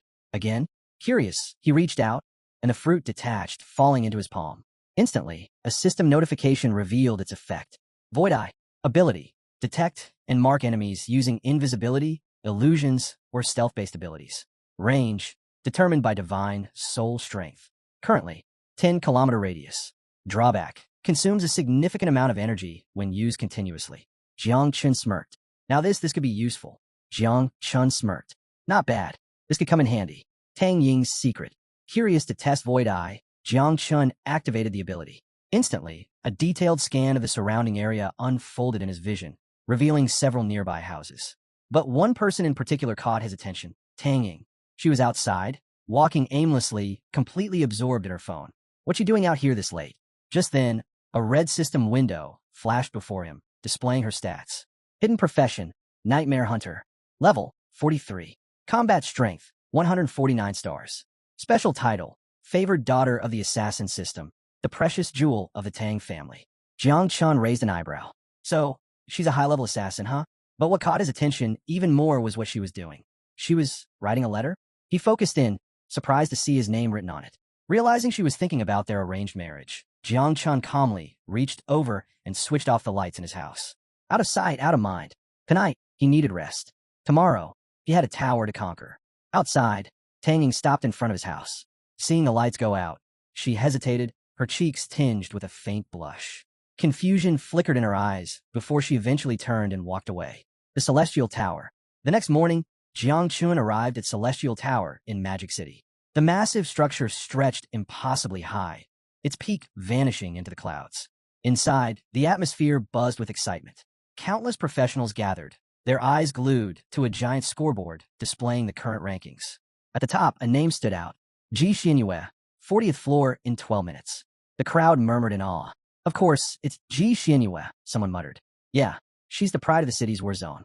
No one's beaten her record from 6 months ago." Many had attempted the tower trial, but none had come close to matching her speed. Jiang Chun, standing near the entrance, cracked his knuckles. 50 floors in one day, huh? His lips curled into a confident grin. Let's see what this tower's got. His gaze shifted back to the scoreboard. Ji Xinyue. She wasn't just some random competitor. She was the second-ranked genius of Great Xia, her strength surpassing even Jiang Wushuang's. She had completely dominated the second round of the Celestial Tower, making her the one to beat. A small smirk formed on Jiang Chen's lips. All right then, when the time comes to compete for the genius ranking, I'll take her on. Just then, a system notification popped up. Participant Jiang Chun, are you ready? He hadn't expected his turn to arrive so quickly, but he didn't hesitate. Let's do this. The moment he confirmed, a magic circle formed beneath him. Bright energy surged around him, and in the blink of an eye, he was teleported to the first floor of the Celestial Tower. First floor, the trial begins. As soon as Jiang Chun materialized inside the Celestial Tower, countless monsters turned their attention toward him. Unlike other trial grounds, the Celestial Tower's difficulty scaled based on the strength of the challenger. There were no easy fights, no warm-ups, just immediate danger. Without hesitation, Jiang Chun activated Void Eye, scanning the battlefield. A status window appeared, revealing the creatures surrounding him. Fallen Elves. Level, 40. HP, 790,000. Combat power, 42 stars. Jiang Chun raised an eyebrow. Not bad. If the first floor already had monsters this strong, then by the 50th floor, he'd likely be facing level 90 enemies. No wonder even a prodigy like Ji Xinyue had only reached the 40th floor. But Jiang Chun? He wasn't worried. To him, these creatures were nothing more than insect food. Extending both hands outward, he summoned his swarm. The insect mother emerged alongside thousands of her offspring, their combined energy creating a low, eerie hum. Her glowing eyes locked onto the monsters, saliva dripping from her mouth. So much food, she murmured hungrily. Jiang Chun sighed. Calm down. This meat isn't even that good. I'll get you something better later. She hesitated, then reluctantly nodded. And then, the swarm surged forward. Meanwhile, in the Red Lake Cave, far away, deep within a secluded cavern, a red lake shimmered under the dim light. Droplets of crimson liquid floated in mid-air, moving in rhythm with the breathing of the man sitting at the lake's edge. His white hair contrasted sharply with the eerie glow surrounding him. His posture remained perfectly composed, his control over the lake's energy unwavering. This was Daxia's first genius, Ingzhan. Suddenly, a figure in a black suit appeared behind him, holding a document high in the air. His voice was filled with excitement. "Victory is assured," the man declared. "Come take a look at this information." But Ingzhan didn't even flinch. He remained motionless, eyes closed, fully immersed in his meditation. He didn't even turn around. "Uncle Fong," he finally spoke, his tone calm and indifferent. "It's unnecessary." He had already sensed Jiang Chen's presence, and yet he wasn't concerned in the slightest. Uncle Fong hesitated. "But, young master," Ingzhan remained composed, listening without a hint of urgency. He already knew that Jiang Wushuang had a divine-level class, but not all divine awakenings were created equal. However, when Uncle Fong mentioned Jiang Chun, Ingzhan barely reacted. A new disciple of Gu, a so-called never-before-seen divine level. He let out a quiet chuckle. It sounded like a joke. Uncle Fong, undeterred, took a step forward. He extended his hand, revealing a classified report. His voice was grim. Jiang Chun killed XIA and even drew his sword against the protector of the kingdom. Uncle Fong's eyes narrowed. And he survived. Ingzhan's usually impassive expression shifted slightly. Rising to his feet, the suspended water droplets within the cave plummeted back into the crimson lake. He took the document from Uncle Fong and flipped through its contents, his gaze sharpening with interest. Skepticism faded, replaced by curiosity. A creation class. And he accomplished all that. A red dragon emerged before him, its piercing gaze locked onto him. Yet, Ingzhan barely acknowledged its presence, his mind consumed by the revelations before him. The 9 miasmal wings, the 4 blades of heaven, the 8 transformations to purify the realm. A faint smile played on his lips. Now, this is getting interesting. Still, a trace of disappointment lingered. Jiang Chun wouldn't be allowed to unleash the 9 miasmal wings in the celestial prodigy competition. What a pity, he murmured. If he could fight at full strength, this competition might actually be entertaining. Meanwhile, in a vast training arena, a pack of dog-like beasts prowled the battlefield, their growls reverberating through the air. But their snarls were soon drowned out by the sharp twang of a bowstring. A blindfolded woman moved effortlessly among them, her golden bow glinting under the sun. This was Ji Xianyue, Daxia's second genius. She vaulted into the air, loosing an arrow that pierced cleanly through a beast's skull. Without hesitation, she spun midair, her silhouette blurring as she fired a rapid volley of arrows. Each shot found its target with unerring precision. Agonized roars filled the battlefield as the beasts crumpled to the ground one after another. Not far away, 2 guards stood atop a metal platform, watching the spectacle unfold. Their long spears rested at their sides, their postures relaxed yet vigilant. "She's terrifying," one of them muttered, already at the level of a first-level grandmaster. His companion scoffed. "You underestimate her. Don't forget Jiang Wushuang, Daxia's third celestial genius. He's taken on warriors with 5 transformations and won." The first guard fell silent, acknowledging the truth in his words. Daxia's prodigies were on another level, and soon, Jiang Chun would have to face them all. Ji Xianyue's arrows tore through the beasts with such force that their bodies shattered upon impact. Her dominance on the battlefield was undeniable. One of the guards exhaled slowly. She's ranked just above Jiang Chun. Her strength should at least rival that of a 5 transformation master. As the last beast fell, Ji Xianyue landed gracefully. Already invincible in long-range combat, she had now begun training in close-quarters combat as well. She must be preparing to face Jiang Wushuang, one of the guards speculated. The other shook his head. "He's nothing compared to her," he stated coldly. Even the so-called number 1 genius, Ingzhan, wouldn't stand a chance. Just as their conversation continued, an overwhelming presence swept across the training field. A tall man strode toward them, a cat dangling lazily from one hand. His presence exuded an effortless yet undeniable authority. This was Ji Hongyin, the chief commander of the city's war district. With a composed demeanor, he extended his free hand toward Ji Xianyue. "That's enough for today. Take a break." The guards, recognizing his voice, immediately lowered their heads and shut their eyes in deference. Ji Xianyue, still lost in the rhythm of her training, paused and removed her blindfold. The moment she saw her father, her face brightened with excitement. "Dad," she called out, running to him without hesitation. Her voice bubbled with enthusiasm as she reported, "I improved a lot today." Ji Hongyin continued stroking his cat, casting her an amused glance. "You're pushing so hard just for an elite list ranking?" he asked casually. Being first isn't everything. Tilting his head back slightly, he added, you should take after me. If you ever get the chance to relax, don't waste it. Ji Xinyue wasn't having any of it. Her cheeks puffed in frustration as she shot back. You've been relaxing for 30 years. Yet somehow, you ended up as the general commander of the Magic Ward District and the fourth sealed king of Daxia. She crossed her arms, her sharp gaze locking onto him. Are you seriously telling me you got there by taking it easy? Ji Hongyin blinked, caught off guard by her words. Then, with a light chuckle, he chose to drop the argument. Instead, he reached into his pocket and pulled out a mobile phone. I figured you'd want this, he said, handing it to her. The prodigy profiles you asked me to check. Ji Xinyue took the phone eagerly, her excitement shifting into something more serious, something bordering on unease. As she read, her expression hardened. Her fingers tightened around the device. Ji Hongyin studied her reaction before speaking again, his voice calm, yet probing. So, do you think you could surpass Jiang Chun? Ji Xinyue remained silent, staring at the screen. Jiang Chun is strong, she admitted, but after a moment, her brows furrowed, and she added, and also strange. Something about him didn't quite make sense. A part of her feared that he might even surpass Ingzhan. Ji Hongyin, watching her closely, stroked his chin in thought. His mind drifted to the legendary sword god, Ji Lingxiu, a man well over 100 years old, yet still appearing as if he had barely aged. Turning his gaze back to his daughter, he spoke. Your great-grandfather sent me a message, he said. He warned us to be careful of Jiang Chun in the upcoming Great Prodigy competition. Ji Xinyue's gaze sharpened with resolve. She turned away from her father, her thoughts racing. If Jiang Chun was truly that formidable, there was only one way forward. She had to surpass the 50th floor of the Celestial Tower. Only then would she have a real shot at claiming first place.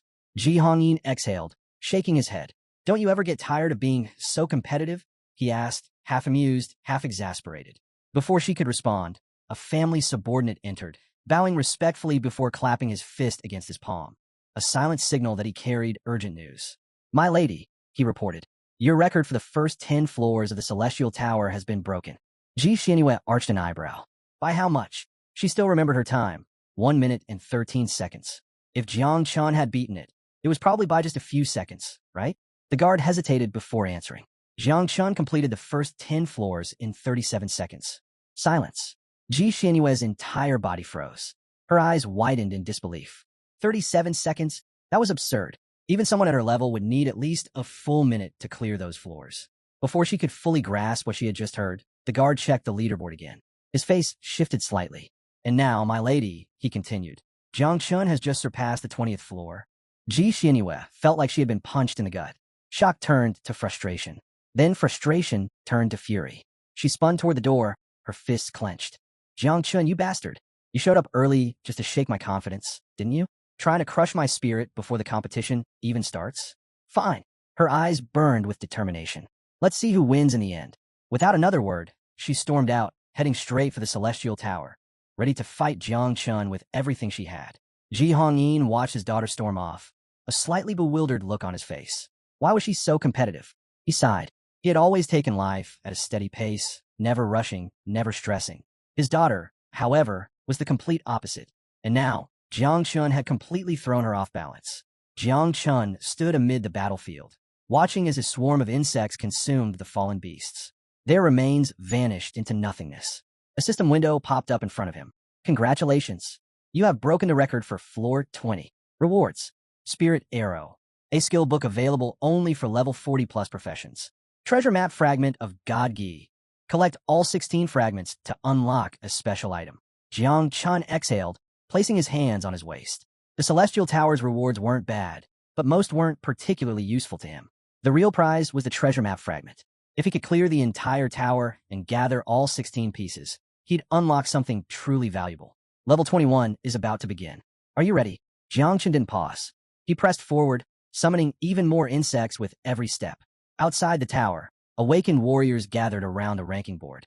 As Jiang Chun's name appeared, shock rippled through the crowd. He had just shattered the record held by Ji Xinyue, the renowned princess of the Ji family. Gasps and murmurs spread like wildfire. Who is this guy? Where did this freak come from? The boss on floor 20 was level 50, and he crushed it like it was nothing. Meanwhile, in the Luo family palace, Luo Sandow lounged on her bed, casually scrolling through her phone. Then, a breaking news headline caught her eye. Mysterious young man destroys the record of the goddess of Magic City, Ji Xianyue. Her first reaction? Fake news. But when she checked the official Celestial Tower rankings, her stomach dropped. Current rankings. First place, Jiang Chun, floor 30 in 2 minutes and 32 seconds. Her phone almost slipped from her hands.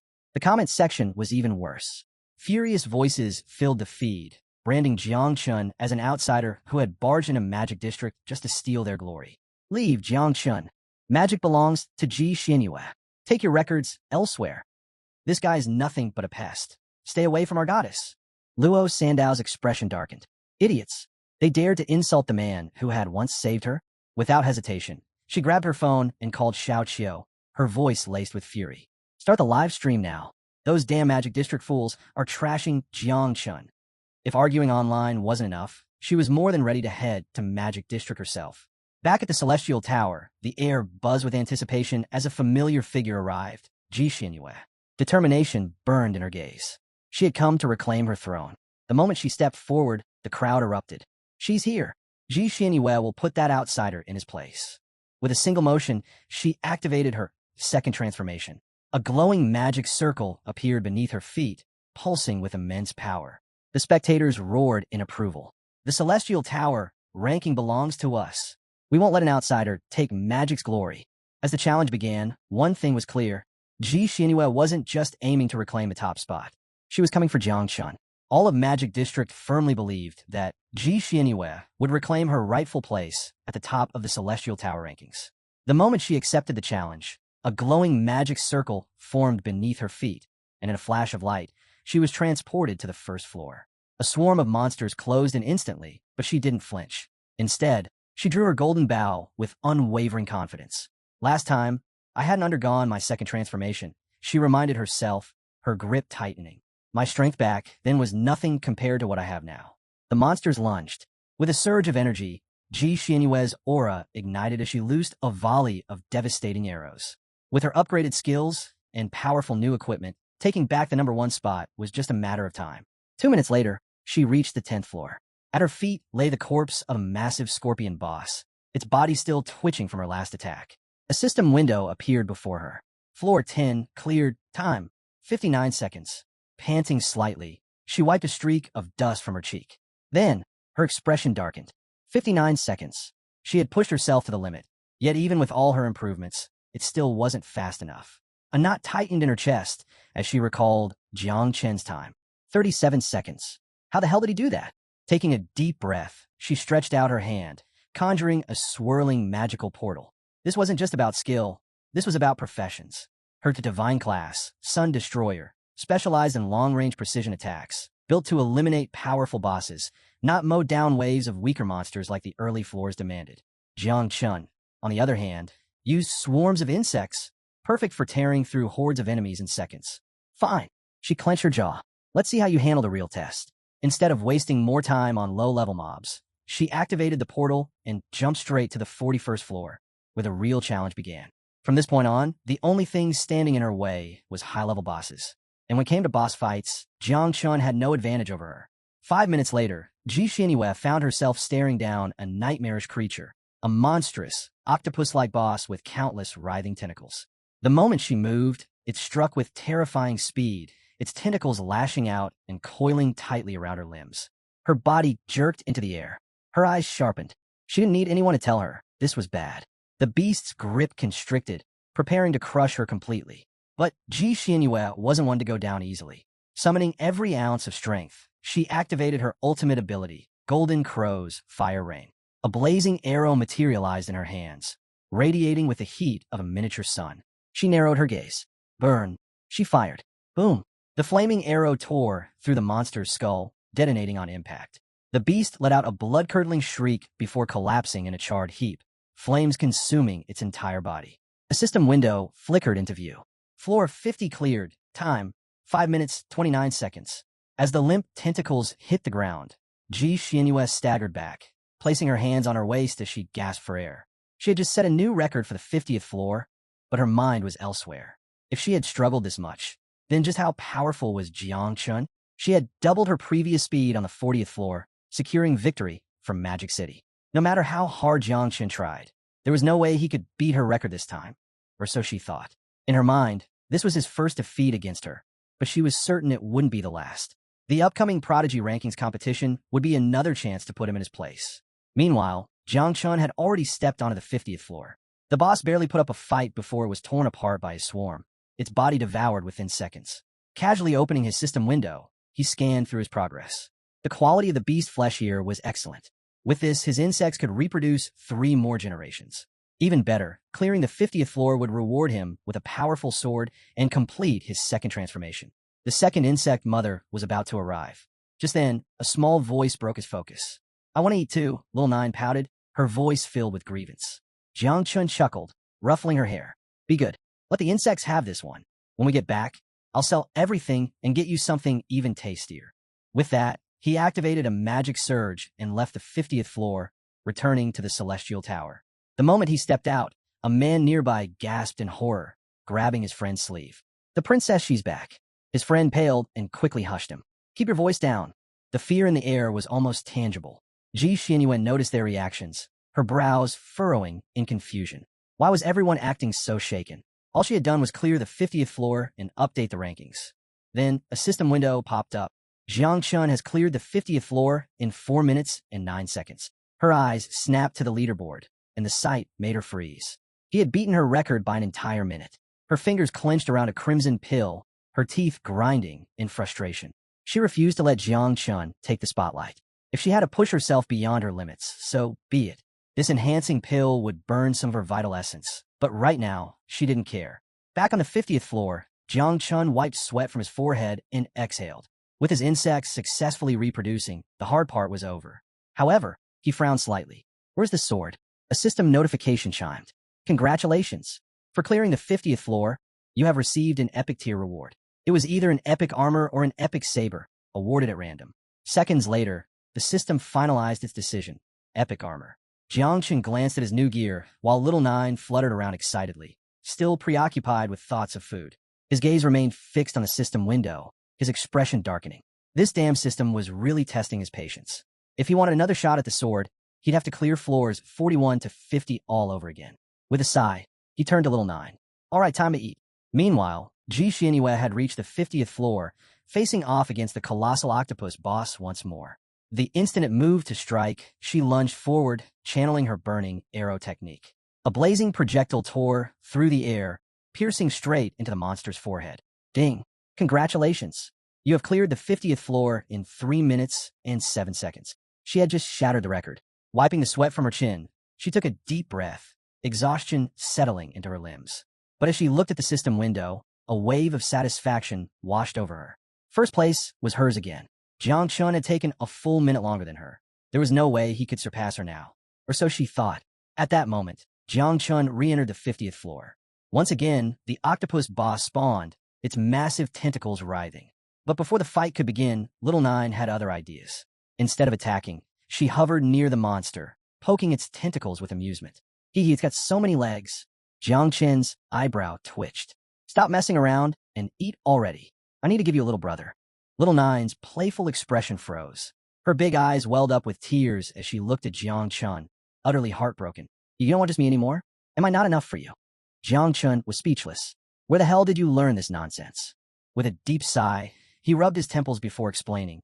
"Even if I get another one, you'll still be the eldest. If he annoys you, you could just beat him up." His lips curled into a smirk. "Think about it. You were born first, you're stronger, and you've got thousands of insect minions under your command. What's there to worry about?" Little Nine sniffled, then slowly began to smile. She tapped her cheek deep in thought. A younger sibling, someone to bully and pinch all day? Her excitement surged. Without hesitation, she lunged at the boss and took a massive bite, tearing through most of its body in one chomp. As poisonous mist spread, consuming the remains, a system notification flashed before them. Little Nine has leveled up from level 35 to level 37. Meanwhile, in the Celestial Tower's main hall, a massive screen flickered with the latest ranking update. Ji Xianyue, 50th floor record, 3 minutes and 7 seconds. Before the screen, a smug-looking blonde man, Hua Yunfei, dramatically placed a hand on his chest while extending the other skyward. With a self-satisfied smirk, he closed his eyes and declared, "Jiang Chun has lost. The top rank belongs to our city's goddess once again." He turned to the crowd, sneering. As for those flies from Jiang Chen's battle district, they should scurry back to their stinking city. Behind him, Mu Hanxiu and Luo Sandao stood with their arms crossed, their expressions darkening. "Shut the hell up, you bastard," Luo snapped. Jiang Chun had never treated this as a competition. He was casually clearing floors at his own pace, like a game, never once pushing himself to his limits. Then, something unexpected happened. The ranking screen flickered. Jiang Chun, 50th floor completion time, 2 minutes and 58 seconds. A heavy silence fell over the hall. Hua Yunfei froze, his smug expression twitching in disbelief. How? Meanwhile, Luo Sandao and Mu Hanxiu clenched their fists in excitement. And that's not even his full strength. Mu Hanxiu smirked. Ji Xinyue? Crushed like nothing. Across the hall, Ji Xinyue's face turned ghostly pale. Her knees buckled, and she collapsed to the floor. How had he surpassed her again? Panic clawed at her mind. Despair twisted in her chest. With shaking hands, she pulled out another red pill, her exhausted eyes burning with determination. If she had to push beyond her limits, then so be it. She would not accept defeat. But just as the pill reached her lips, the leaderboard updated again. Jiang Chun, 50th floor completion time, 2 minutes and 47 seconds. A full 11 seconds faster. Ji Xinyue's fingers trembled. Her breath hitched. And then, she broke. Tears welled up, spilling over. The pill slipped from her grasp as she collapsed onto her hands and knees, sobbing like a child. The crowd gathered, murmuring in confusion, watching as their so-called goddess shattered before their eyes. Then, a golden light exploded from the sky. Boom! A powerful figure descended, cloaked in divine energy. Ji Xinyue's father. The entire hall went deathly silent. No one dared to speak. His furious gaze swept across the room before settling on his daughter, curled up on the ground. His expression darkened. "Who made my little princess cry?" His voice was dangerously cold. Someone in the crowd hesitated before stammering. It was Jiang Chun. The father's face twisted with fury, his fists clenching tight. A golden aura surged around him, crackling with vengeful rage. "Don't cry, my child," he said, his voice low but filled with menace. "When Jiang Chun comes out, I'll teach him a lesson myself." His gaze flickered toward the leaderboard. Something about this didn't sit right. Was Jiang Chun really just clearing floors? Or had he discovered something deeper within the Celestial Tower? At first, he suspected that Jiang Chun had discovered the secret mission hidden within the Celestial Tower. Perhaps he was after the legendary Julie treasure. But then he shook his head. Impossible. The Emperor Julie's divine treasure had been lost for centuries, its map divided into 12 main pieces, each fragmented even further. Even if someone knew of its existence, retrieving it was an impossible feat. The Ji family had spent years scouring the world, and they had only managed to collect 4 map fragments. There was no way Jiang Chun could have gathered all 12 in such a short time, or so they thought. Meanwhile, inside the Celestial Tower, Jiang Chun casually reached into his inventory and pulled out all 12 map fragments. The system instantly began synthesizing them. Watching the process, Jiang Chun rested his chin on his hand, deep in thought. The Celestial Tower was a nightmare for perfectionists. Normally, players had to grind endlessly, clearing the tower again and again to piece the treasure map together. However, the real key lay in triggering hidden missions, tasks that only activated under specific conditions depending on class progression and level timing. A burst of golden light flared from the map as the system completed the synthesis. Multiple notifications flooded his vision. Mythical grade treasure map acquired. Jiang Chen's eyes sharpened as he examined the details. According to the system, this ancient map originated from the Gi tribe, a lost civilization that had once split off to form the foundation of humanity. At their peak, they ranked 53rd among the 10,000 races, an astonishing achievement. Now, this treasure map, one of 12 in existence, revealed the location of a divine weapon once wielded by the legendary Emperor Ji. By activating the map, Jiang Chun could unlock the secret coordinates, with no level restrictions and no time limit. But there was a problem. The system warnings were clear. This place was unimaginably dangerous. Even with the golden sword of the Emperor as a reward, recklessly charging in would be suicide. For now, Jiang Chun made his decision. Before anything else, he needed to complete his second transformation. With all the conditions met, the system initiated his class change. Jiang Chen's vision blurred, and in an instant, he was transported into his subconscious space, standing before the ancestral tree of all things. He gazed up at the colossal tree, its ancient presence radiating an overwhelming aura. A moment later, the system chimed. Class change successful. Jiang Chun had officially achieved his second transformation. plus 100 free attribute points granted. But more importantly, the ancestral tree of all things had evolved. A new fruit had appeared. Fruit of Destiny. Jiang Qin's brows furrowed. What was the purpose of this fruit? Why had the system upgraded it now? Questions flooded his mind, but for now, he set them aside. He had something far more important to do. Summoning the second insect mother. A crack split open before him as the system issued its next announcement. Because you have completed your second transformation, you will obtain a random insect mother. A powerful red glow erupted from the crack. Then, it appeared. A calamity-level red beetle emerged, its entire body radiating an ominous crimson energy. Its wings unfurled as it hovered, exuding an aura of absolute dominance. This was no ordinary creature. It was a monster forged from the depths of eternal hell, a being that had once dwelled within the souls of gods and demons, absorbing the echoes of their resentment, defiance, and unbreakable memories. For countless eras, it had disappeared alongside the annihilation of the underworld's forgotten realm. But now it had returned. Jiang Chun extended his hand, and the calamity-level red beetle immediately flew toward him. It landed lightly on his finger, its energy pulsating with a quiet yet terrifying power. A system window materialized, displaying its unique traits. For every 10 levels, the beetle could produce anywhere from 49 to 108 offspring. Even more astonishing, with each evolution, Jiang Chun could extract one of its abilities, which would then evolve every 30 levels. Bringing his finger closer, he studied the beetle with keen interest. It was roughly the same level as Little Nine, but much smaller in size.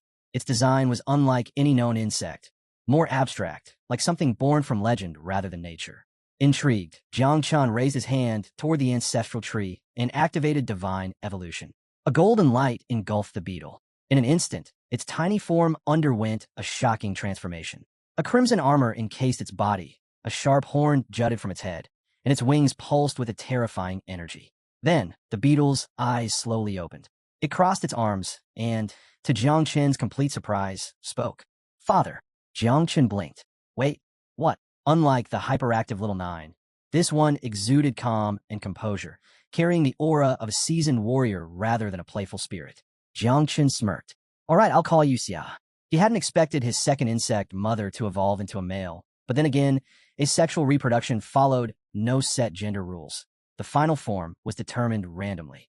The system displayed Xia's status window. Plague-type insect. Offspring, 0. Affinity, 100. Special abilities, multiple. One ability immediately caught Jiang Chen's attention, Infernal Furnace. This skill allowed Xia to condense and refine vital essence, the energy of heaven and earth, the power of the sun, moon, and stars, and transform it into a source of life. Jiang Chen grinned. This was insane. If he could extract Infernal Furnace in the future, then, just by eating, he could grow endlessly stronger.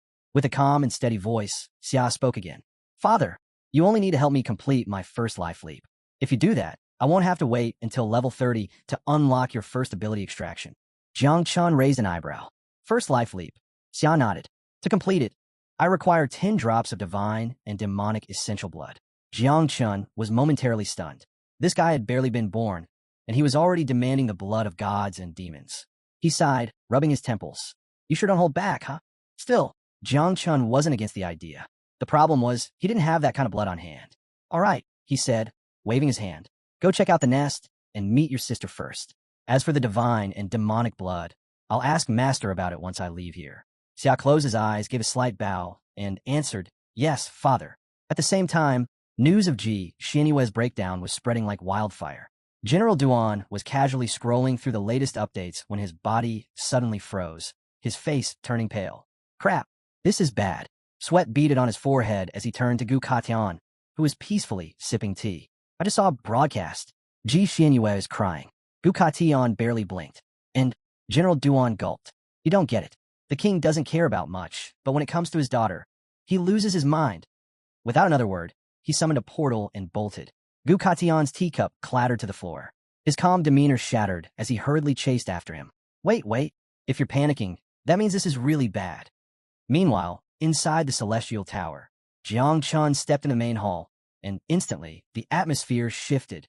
Every eye turned toward him, gleaming with anticipation. At the center of the hall, the king was already rolling up his sleeves, his furious gaze locked onto Jiang Chun.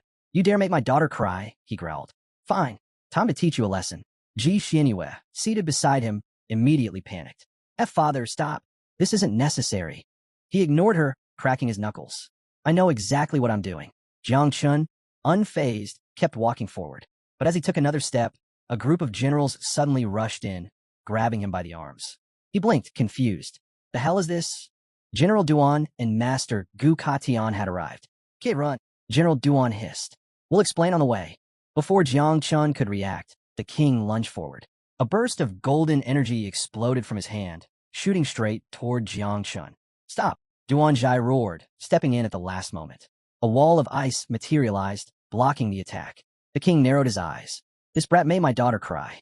As punishment, I demand Jiangnan surrender its territory. From now on, the 3 great dungeons in Celestial Dragon Canyon will belong to magic. Duan Jai sneered. Not happening. Stepping forward, his icy aura surged, clashing with the king's golden energy. Jiangnan has risen. This year, in the Celestial Genius rankings, its magic will be surrendering territory to us. The king's face twisted with rage. His aura flared dangerously, but before he could strike again, Jiang Chun and his group had already vanished. In the Grand Hall, the king's fury simmered as he processed the news. They ran? It doesn't matter, he muttered, his gaze darkening. I'll go to Jiang and myself. Even if they kneel and beg, it won't be enough. A sudden thought struck him. His lips curled into a smirk. Actually, I should just make Jiang Chun marry my daughter. That way, we can humiliate him day after day. The hall fell into stunned silence. Ji Xinyue's face flushed deep red. Father, what are you even saying? She stammered, mortified. Whispers spread among the gathered crowd, eyes darting between her and the king. Unbothered, the king gave a firm nod. As long as my daughter is happy, she can do whatever she wants. Ji Xinyue collapsed onto the floor, utterly flustered. But as the initial shock wore off, she clenched her fists, steeling herself. Taking a deep breath, she stood. I should go home. With that, she turned sharply and strode away.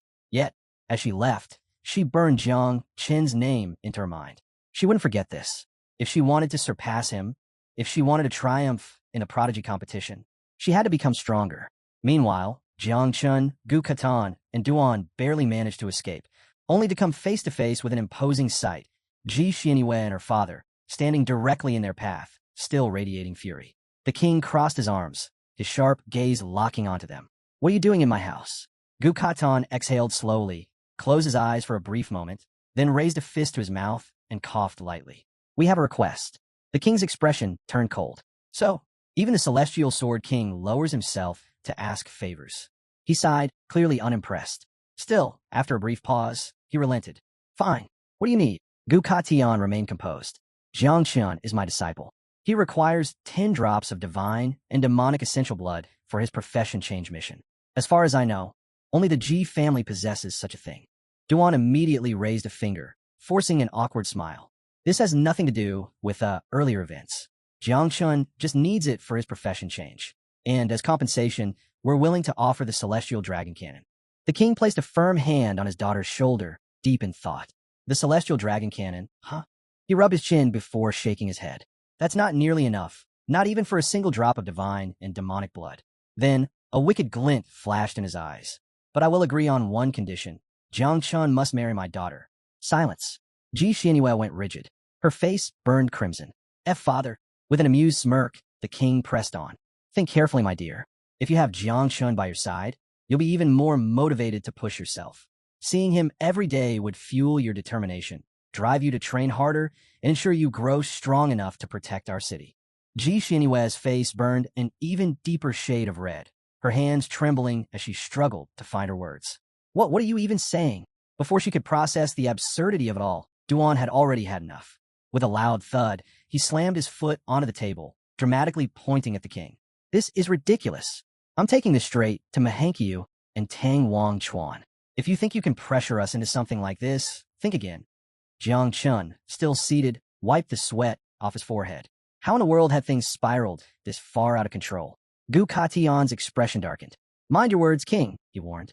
The king, however, remained unfazed. A grin played on his lips as he casually extended his hand to the side. Relax. Even if Jiang Chun doesn't marry my daughter, forming ties as in-laws would still be beneficial. Ji Xinyue's head snapped toward her father, her jaw dropping in utter disbelief. Her face turned an even darker shade of crimson. What are you trying to pull? She shouted. You're not actually forcing me in a marriage, are you? Because if you are, why don't you marry Jiang Chen instead? The king chuckled, his smile unshaken. Feelings can be cultivated, he mused. Young people these days don't appreciate the idea of love growing after marriage, but it's far from impossible. Ji Xianyue wasn't having any of it. Without another word, she turned on her heel and stormed toward the door. She was too furious to continue the conversation. Her father hesitated for a moment, reaching out as if to stop her, but then let his hand drop. His expression flickered between confusion and amusement. Then, as if struck by sudden inspiration, his grin widened. Turning to Jiang Chun, he leaned forward with an easygoing smile. Young man, why don't you stay at my house for a few days? Give it some time. Let's see if my daughter warms up to you. If nothing happens, you're free to leave. Jiang Chen narrowed his eyes slightly. This old man is definitely up to something. Still, after a brief moment of thought, he forced a smile and accepted. There was no way Ji Xianyue would fall for him in just a few days, so there was nothing to worry about. Besides, earning the king's trust might make it easier to get his hands on the divine and demonic blood. That night, after Gu Katian and Duan left the Ji family mansion, the king kept his promise. A box was placed in front of Jiang Chun, its contents carefully arranged, several small red bottles filled with divine and demonic blood. Even without opening them, Jiang Chun could feel the immense power radiating from within. A single drop could elevate an ordinary person to a king-level cultivator in an instant. But of course there was a catch. If someone unqualified consumed it, their body would rupture, and their soul would be annihilated without a trace. The king's expression turned serious, his previous amusement gone. Be careful with this blood, he warned. It contains a terrifying will. If you're not prepared, it will devour you. Jiang Chun simply smiled. Understood. He examined the bottles in his hands for a moment before making his decision.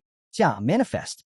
A surge of crimson energy filled the room as Xia appeared before him. But something felt off.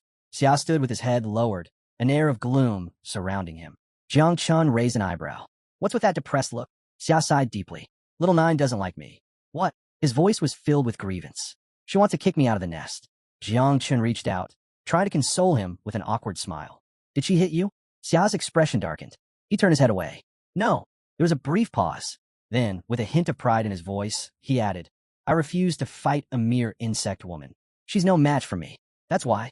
I just left the nest before things got messy. Jiang Chen's confusion deepened. Xia was speaking as if he were stronger than Little Nine. But wasn't she supposed to be the dominant one? Where was this arrogance coming from? It was baffling. Xia was a terrifying existence from eternal hell. Yet here he was, sulking over a petty nest dispute. After a moment of thought, Jiang Chen shrugged. Whatever. Kids should settle their own problems. Placing a hand on Xia's shoulder, he forced a smile, then reached for the box of divine and demonic blood. Forget about it, he said. Just eat first. Xia, still brooding, let out another sigh. Understood. With a simple flick of his hand, the bottle caps popped off, shooting into the air. Thick, ancient blood began to rise from the bottles, swirling around him like living tendrils. Closing his eyes, Xia began absorbing it, his body drinking in every last drop. The moment he finished, a terrifying wave of energy erupted around him. System notifications flashed in Jiang Chen's vision. Level transition complete. Ability extraction in progress. Jiang Chen clenched his fists, watching the system work its magic. This was a gamble. He knew that. Would he obtain a top-tier ability, or would he end up with something mediocre? His heartbeat quickened as the system finalized its selection. Then everything shifted. A surge of overwhelming energy exploded from within his body, and in the blink of an eye, he was pulled into his subconscious. A notification appeared before him. You have obtained the divine body of the guardian elephant, legendary grade. Jiang Chen's eyes widened. This wasn't infernal furnace. Instead, he had awakened a divine, constitution-type ability. According to the system, the human body contained 840 million microscopic particles, each carrying the strength of a colossal elephant. If all of these particles were fully awakened, his body would transform into something akin to a divine elephant, a being powerful enough to stir the seas and rivers with a single movement, roar loud enough to make the stars tremble, leap across the moon and devour the sun itself. More importantly, Xia's body had now transformed into primordial particles, meaning he could integrate directly into Jiang Chun. Jiang Chun stared at his palm, his expression shifting between surprise and confusion. Wait, is this an upgraded version of the infernal furnace? Before he could process it further, a powerful surge of energy rushed through his body. The aura radiating from him was now identical to Xia's. He clenched his fists, feeling the immense strength coursing through him. A slow smirk crept across his face. This was huge. If he played his cards right, If his insects reproduced for just 2 more generations, he could stand on equal footing with Jiang Wuxuan. But the best part? With Xia now able to merge with him, there was no longer a need for a dominance battle with Little Nine over the insect nest. A perfect solution. Just then, Xia manifested beside him, crimson energy swirling around him as he looked up expectantly. "Father, I'm hungry," he said casually. "I want some divine or demonic meat." Jiangchen blinked, momentarily thrown off. "Did you just ask for food?" Xia crossed his arms. "I learned it from Little Nine. I figured if I acted like her, she might accept me as her brother." Jiangchen nearly face-bombed. This guy, a terrifying existence from eternal hell, was now mimicking Little Nine just to win her over? He sighed, rubbing his temples. "I'll deal with this later." Meanwhile, in a remote mountain range, a towering temple loomed over the barren landscape. This was the temple of the cult of the ancient sacred god of Jiangnan. Inside its grand hall, hooded figures stood in perfect formation before an imposing throne. Atop it, their leader sat, exuding an air of dominance. His voice was calm but firm. "Any new information?" One of the subordinates stepped forward. "Jiang Chun of Jiangnan's war district has mastered the celestial sword. He has already developed 4 techniques. The last one, called the Wei, may even be of divine level." Another hooded figure spoke. "We've also detected unusual activity between Jiang Chun and the great state-protecting general, Xiao Yuanshan. We attempted to investigate, but even through soul-searching, we found nothing." The air in the hall grew tense. The leader's gaze sharpened. The searchers? Dead. Silence. Then, understanding flickered in the leader's eyes. The great dreamer. Only one person could erase information so thoroughly. He leaned back against his throne, exhaling slowly. Some things are better left alone. With a decisive motion, he adjusted the cult's hunting list. The top 3 remained unchanged. Moved Jiang Chunchong to 4th place. As he descended from his throne, his presence became even more suffocating, pressing down on everyone in the hall. "Raise the reward level for the top 4. Anyone who succeeds in killing them," he declared, "will receive purification from the ancient god, ascending immediately to a stellar level of 6 transformations." The cult members shivered with anticipation, but their leader's face grew grim. "Remember this," he warned. "Ranks 2 through 5 of our church were all wiped out by Ji Lingxiu." A heavy silence fell over the room. The leader clenched his fists. "We have remained in the shadows for too long. It's time to rise." Turning away, he stepped into a dark corridor. A massive presence loomed ahead, growing stronger with every step. The air thickened with an ancient, suffocating aura. In the dim glow, a monstrous figure stirred, a being with countless glowing eyes peering from the darkness. The leader inhaled deeply before dropping to one knee.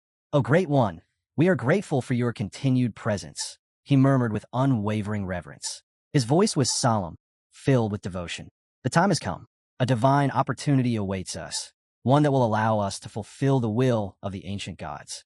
The cavern stretched out before him, filled with dense, tangled webs, creating a nightmare of twisted silk.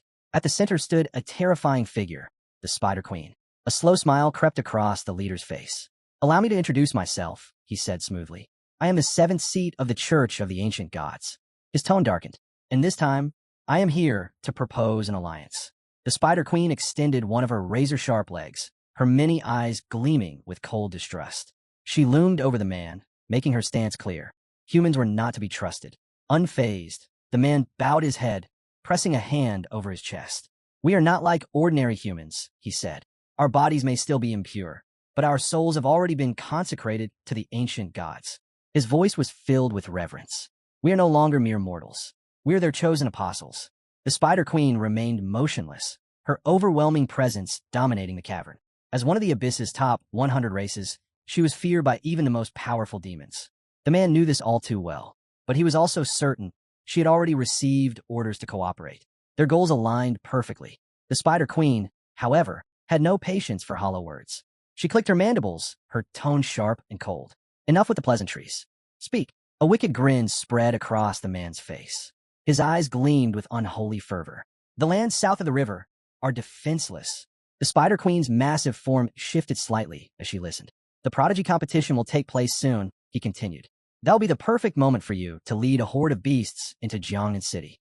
Burn it to the ground, reduce it to ashes, and eliminate Jiangchun." The Spider Queen stepped fully from the shadows, her monstrous figure towering over him. The man raised his arms, his voice filled with fanatical devotion. "With this offering, we will pave the way for the ancient god's descent." His eyes burned with madness. And in that moment, you may claim whatever your heart desires. The next morning at the Ji mansion, Ji Xianyue stomped toward Jiang Chen's room and banged on the door. Hey, wake up. She frowned. Was this guy seriously still asleep? But before she could knock again, the door swung open. Jiang Chen was already up and smiling. A warm, gentle smile. Ji Xianyue froze. Her face instantly turned bright red as she took a step back. What the? Why was he looking at her like that? Before she could regain her composure, Jiang Chen met her gaze and asked completely calm, "Are you here to ask me out on a date?" Her mind went blank. What? Leaning lazily against the doorframe, Jiang Chen's voice was relaxed. Or do you just want to come inside? Her face turned scarlet. No. What are you even saying? She sputtered, flustered beyond belief. Whipping around, she refused to meet his eyes. Just hurry up and come with me. My father has something to tell you. Jiang Chun chuckled, amused by her reaction. Too easy. The Ji family's training field was as busy as ever. And there, lounging without a care in the world, was the king himself, reclining in a beach chair, completely at ease. Jiang Chun arrived with Ji Xianyue and immediately blinked at the sight. Isn't a little early for this? The king of lounging around was living up to his name. Stretching lazily, the king gestured to the group of men standing beside him. These are the prodigies of the city, he said casually. And in a few days, they'll be your enemies. Jiang Chun didn't even need to turn his head to feel the hostility radiating from them. Jealousy, resentment, unfiltered hatred. Every single one of them looked like they wanted to tear him apart. Jiang Chun sighed. Man, I just woke up, and I already have haters. The king smirked. Let's start with the first one. He gestured toward a young man with blonde hair, whose expression was full of disdain. This is Hua Yunfei, the king introduced. He possesses the only hidden profession of heroic spirit summoner. Just as he was about to reveal more, Ji Xianyue stepped forward, her sharp eyes locking onto her father. Don't just hand over information to our enemies, she scolded. That's basically betrayal. Hua Yunfei, who had been holding his breath, subtly exhaled in relief. Close call. The king chuckled, rubbing his forehead. Oh, my bad. I literally just woke up. Jiang Chun observed the interaction. The king was far too casual around him, like he wasn't even an outsider. Not that it mattered. Introductions were pointless. After all, with the eye of the void, Jiang Chun already knew exactly who he was dealing with. The king's expression suddenly turned serious. There are 8 days left until the great summer ranking competition. His words hung in the air, heavy with significance. To push your levels higher, I've decided to open a sacred relic of Gi. You will all enter and undergo its trials. Silence fell over the field. Every pair of eyes locked onto him in shock. Ji Xianyue looked completely stunned. Her father was making a massive investment in them. He was going all out. Hua Yunfei's gaze burned with excitement. The divine treasure of Gi was Daxia's most closely guarded secret. Jiang Chun, however, wasn't impressed. So he dragged me here just to say this? He rubbed his chin, thinking aloud. Wait, this isn't some elaborate scheme to get me to sell my body, right? The king ignored him entirely and continued. You'll be exploring the third divine vault of the Ji. Inside lies a 10,000 jiang long ancient divine corpse. Jiang Chen's eyebrow twitched. That's ridiculously huge. 80% of its interior has been explored, but even now, it remains extremely dangerous. The king's tone darkened. Under no circumstances should you enter the head of the divine corpse. If you do, you will die. At that moment, Xiao materialized. Father, I'm hungry, he announced again. Jiang Chun sighed, rubbing his temples. Xiao, you gotta stop. You're ruining my poker face. Xiao blinked. But Jiang Chun cut him off with a raised hand. Look, repeating the same line every time kills the mood. Xiao pouted. Jiang Chun smirked. Tell you what, if the king doesn't set any conditions, I'll take you to eat later. Deal. Xiao's wings fluttered eagerly. Deal. The king stood up and waved a hand. Enough chit-chat. Follow me. Everyone moved forward, except Jiang Chun, who remained still. The king glanced back, raising an eyebrow. What? You don't want to go? Jiang Chun grinned. Oh, I'm coming. But since you didn't set any conditions, looks like Xia's getting his food. Xia let out a happy buzz. Hua Yunfei frowned slightly, a hint of concern in his voice. Your Majesty, why is an outsider like Jiang Chun being allowed into the divine treasure? The king's expression remained unchanged. His voice was calm. For now, Jiang Chun is an outsider. But in the future, he will be someone very close to us. Then, turning back, he shot Jiang Chun a wink and a thumbs up. And that's why, my dear son-in-law, you should protect my daughter in there. Ji Xianyue's face instantly turned crimson. Father, stop saying that. Spinning toward Jiang Chun, she was still flustered. I don't need your protection. Jiang Chun just stayed silent. This was getting out of hand. Hua Yunfei's expression darkened. his face contorting with anger and jealousy as he watched the exchange. Meanwhile, far away in a desolate forest, where the trees stood bare and lifeless, a massive coffin loomed in the eerie silence. A man stood before it, his grip firm around a golden staff. His sharp eyes swept across the surroundings, his instincts on high alert. "This place reeks of danger," he muttered, tightening his hold. His voice was steady, but the tension in his stance was unmistakable. Everyone stepped back. Not far away, Ji Xianyue's father arrived, his posture calm and unwavering. Placing a firm hand over his chest, he stepped forward and addressed the staff-wielding man. "I am Ji Hong-in, head of the Ji family," he stated. "We've come in search of the divine treasure. Would you be so kind as to open the entrance for us?" The man studied him in silence before lifting his staff. Without a word, he pointed toward the massive coffin. A deep crimson glow flickered from within, thickening the already oppressive atmosphere. Ji Hong-in gave a slight nod, signaling his group to move forward. Jiang Chun followed alongside the others, his keen gaze scanning the coffin. Even with the Ji family's formidable reputation, they approached this place with caution, a clear indication that whatever lay inside was no ordinary relic. The staff-wielding man suddenly slammed his weapon into the ground. A burst of swirling red energy erupted, spreading across the land in intricate, pulsing patterns. Jiang Chen's breath hitched. A strange scent filled the air, sending an eerie sensation creeping up his spine. "What is this power?" he muttered under his breath. Ji Hong-in remained composed, his hands clasped behind his back as he observed in silence. Then, turning to the group, he spoke with quiet authority. "This energy originates from the 20% of the divine soul that remains undiscovered within the ancient god's corpse, buried deep in the sea of consciousness." His words carried undeniable weight. The group exchanged glances, their attention locked on him. Moments later, small flags were distributed among them. As Jiang Chun inspected his, Ji Xianyue approached, arms crossed. Ji Hong-in took a step forward, sweeping his hands outward. "It's highly likely that unexpected changes will occur inside. Under no circumstances should you wander off or attempt to enter unknown regions." His gaze sharpened. "I'm giving you each a teleportation flag. Use it immediately if you sense danger." Jiang Chun chuckled, rubbing the back of his head. "Got it. Appreciate the heads up." Ji Xianyue turned away, waving dismissively at her father. All right, we'll be fine. Just head home already." Then, facing the group, she clapped her hands together. "Let's go. Stick close. I'm leading the way." A short while later, they stepped into the ancient god's corpse. The air inside was thick with mystery, and an overwhelming presence loomed over them. Ji Xianyue took charge, her voice steady as she explained their location. "This is the calf region of the corpse. Right now, we're walking through one of its meridians." She glanced over her shoulder. "I've been here plenty of times. Normally, there's not much danger, just some blood beasts. But hey, that's a plus. Taking them down will strengthen your bodies and boost your experience." Jiang Chun smirked. "Sounds like a win-win. Lead the way, boss." With that, they ventured deeper, prepared for whatever awaited them. As they walked, Jiang Chun kept his eyes on the sky above. It stretched endlessly, its vastness spanning dozens of meters. His mind buzzed with questions. Was this truly just a meridian within the ancient god's corpse? If so, how colossal had this being been in its prime? Perched on his shoulder, little Jia studied him for a moment before breaking into a sly grin. The little creature had figured it out. His father had brought him here for one reason: to feast on the remains of the ancient god. Father is the best, little Jia thought, his admiration growing. Of course, it was unclear whether that admiration stemmed from love or the all-you-can-eat buffet before him. Jiang Chen glanced at him, amused. "Go ahead, eat as much as you want," he said, giving his son permission. "Just don't get caught." With a flicker of energy, little Jia shrank into a small beetle and scurried away, disappearing into the shadows. At that moment, a deep, guttural panting echoed through the air.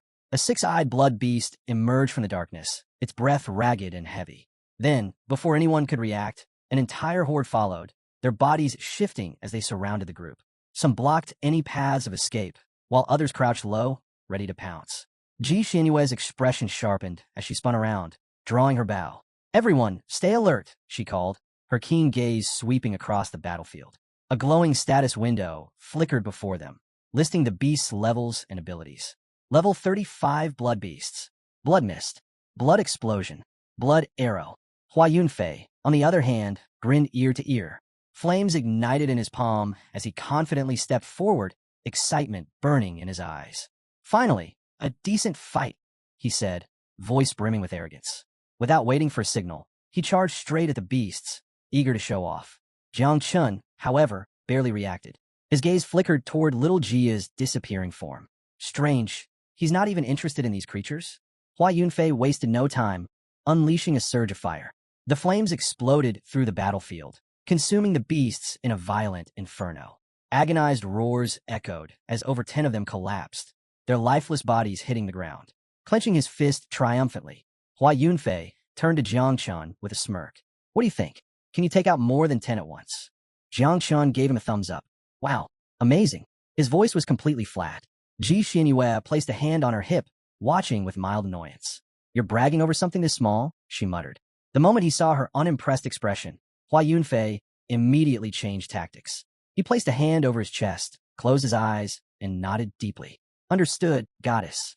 I shall humbly follow your guidance. Jiang Chen's smile twitched. Great, he's a bootlicker too. Ji Xianyue sighed, arms crossed. Let's keep moving. The real training grounds are deeper inside. The heart section of the corpse has even stronger blood beasts. She glanced over her shoulder, her tone growing serious. Also, this ancient god didn't have a body structure like ours. It had 3 hearts. A heavy silence followed as the group processed her words. They were about to step even further into the unknown. Just then, little Jia's voice echoed in Jiang Chen's mind. Don't listen to her nonsense, he scoffed. The ancient god of Julie actually had 4 hearts, not 3. And as long as even one remains intact, it can revive. Jiang Chen's breath hitched, his entire body tensing. Wait, are you telling me that thing is still alive? A deep unease crept over him as little Jia continued. Yeah, and guess what? I just found the hidden 4th heart. It's still intact. Meanwhile, in his beetle form, little Jia had already reached the undiscovered heart. It pulsed faintly, releasing an eerie, ancient energy. Without hesitation, he started flying toward it. Jiang Chen's stomach dropped. Oh no, no. Get back here. Now, he ordered. But little Jia remained unfazed. Relax, I'm just figuring out how to eat this thing, he said, circling the heart with keen interest. Jiang Chun felt a cold sweat run down his back. This is bad. Thinking fast, he tried a different approach. If you stop right now, I'll take you to eat something way tastier. Trust me, that thing is probably disgusting. Little Jia hesitated for a brief moment. Jiang Chun didn't wait. He turned sharply, grabbing the nearest person by the shoulder, his grip firm. Stop moving forward, he said, his voice dead serious. There's danger ahead. The man blinked at him, confused. What are you talking about? Before Jiang Chun could explain, Hua Yunfei overheard and let out a mocking laugh. Danger? You mean those blood bees from earlier? He smirked arrogantly. What, are you scared? Should I hold your hand? Jiang Chun ignored him. His mind was too focused on the real threat. Everyone, use the teleportation flags. Get out of here now. His urgent tone made Ji Xianyue and the others hesitate, their gazes locking onto him with uncertainty. Meanwhile, Hua Yunfei strutted forward, still grinning like an idiot. Teleport? Over what? Some imaginary danger. He sneered. Or are you just a coward? Jiang Chun slowly turned to face him, his eyes dark with suppressed rage. He said nothing. Hua Yunfei scoffed. What's wrong? Cat got your tongue. Jiang Chun exhaled sharply. This guy's a lost cause. Without a second thought, he clenched his fist and drove it straight into Hua Yunfei's face. The arrogant fool didn't even have time to react. His body launched backward like a rag doll, slamming into the ground several meters away. Silence. Everyone stared in shock. Ji Xianyue's face darkened. What the hell are you doing? She snapped, her eyes locking onto Jiang Chun. Jiang Chun stretched his shoulders casually. Nothing much. Just felt like punching him. Ji Xianyue turned toward Hua Yunfei, who sat up, rubbing his now bruised cheek. His expression twisted with fury as he pressed his palm against the ground, his breathing ragged. Ew. His voice was laced with venom. You dare hit me? Jiang Chun rolled his shoulders. Yeah, what of it? Hua Yunfei's expression darkened further. You're seeking death. A surge of power erupted from his body. Behind him, a massive, glowing blue heroic spirit materialized, a towering knight forged from pure energy, gripping a colossal blade. The pressure in the air thickened, the weapon humming ominously. Jiang Chun didn't flinch. Instead, he sighed. Here we go again. Standing firm, he eyed Hua Yunfei's summoned knight with an unimpressed look before letting out a mocking chuckle. That's it? All this drama. And it's just this? He shook his head. Kinda underwhelming. At that moment, little Jia returned, slipping seamlessly back into Jiang Chen's body. Feeling his presence, Jiang Chen's lips curled into a confident smile. Perfect timing. With a casual stretch, he extended his hands, unleashing a surge of raw energy. Power rippled through his body, distorting the air around him. Hua Yunfei, still burning with vengeance, roared in fury. You talk too much. Let's see you laugh after this. The heroic spirit moved, its massive knight raising a colossal claw to strike. The force behind it sent tremors through the ground. Jiang Qin's eyes gleamed with excitement. A perfect chance to test the divine body of the guardian elephant. The moment the knight's claw came crashing down, Jiang Chun met it head-on. With a single strike, an explosive force erupted from his fist, shattering the knight's spirit into nothingness. Silence. Ji Xianyue and the others stood frozen, eyes wide with disbelief. One move. That's all it took for Jiang Chun to obliterate Hua Yunfei's ultimate technique like it was nothing. Hua Yunfei staggered backward, his face drained of color. What? His voice cracked, his confidence crumbling.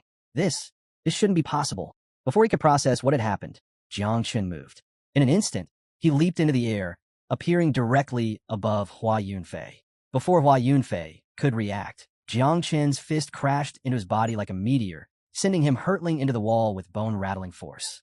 He crumpled to the ground, unconscious. Ji Xianyue rushed forward, anger flashing in her eyes. What the hell was that for? The rest of the group stood frozen in shock. Jiang Chun had defeated Hua Yunfei without even drawing his sword or activating his 9 miasma wings. A clean, effortless victory. Jiang Chun smirked, closing his eyes briefly. Relax. He's not dead, he said casually. But if no one treats him soon, the damage might be permanent. Ji Xianyue's eyes narrowed. Wait, are you saying you did this on purpose? To stop him from competing in the genius competition? Jiang Chun exhaled and turned his back to them. Believe what you want, but if we waste any more time here, he will die. A heavy silence settled over the group. His words carried weight, and the unease in their eyes was undeniable. Without hesitation, they reached for their teleportation flags, ready to leave. Then, I can't use mine, someone stammered, panic creeping into his voice. Jiang Chun's eyes snapped open. What? Spinning around, he watched as several others desperately tried to activate their flags, only to find them completely unresponsive. A sinking realization hit him like a stone. His expression darkened. When little Jia found the fourth heart, the corpse must have sensed his presence. A deep, ominous rumble echoed through the cavern. The air thickened, pulsing with an unnatural energy. Something was waking up. Jiang Chun instinctively raised a hand to his face as dread settled in his chest. His master had once told him that a true god's power peaked at level 9.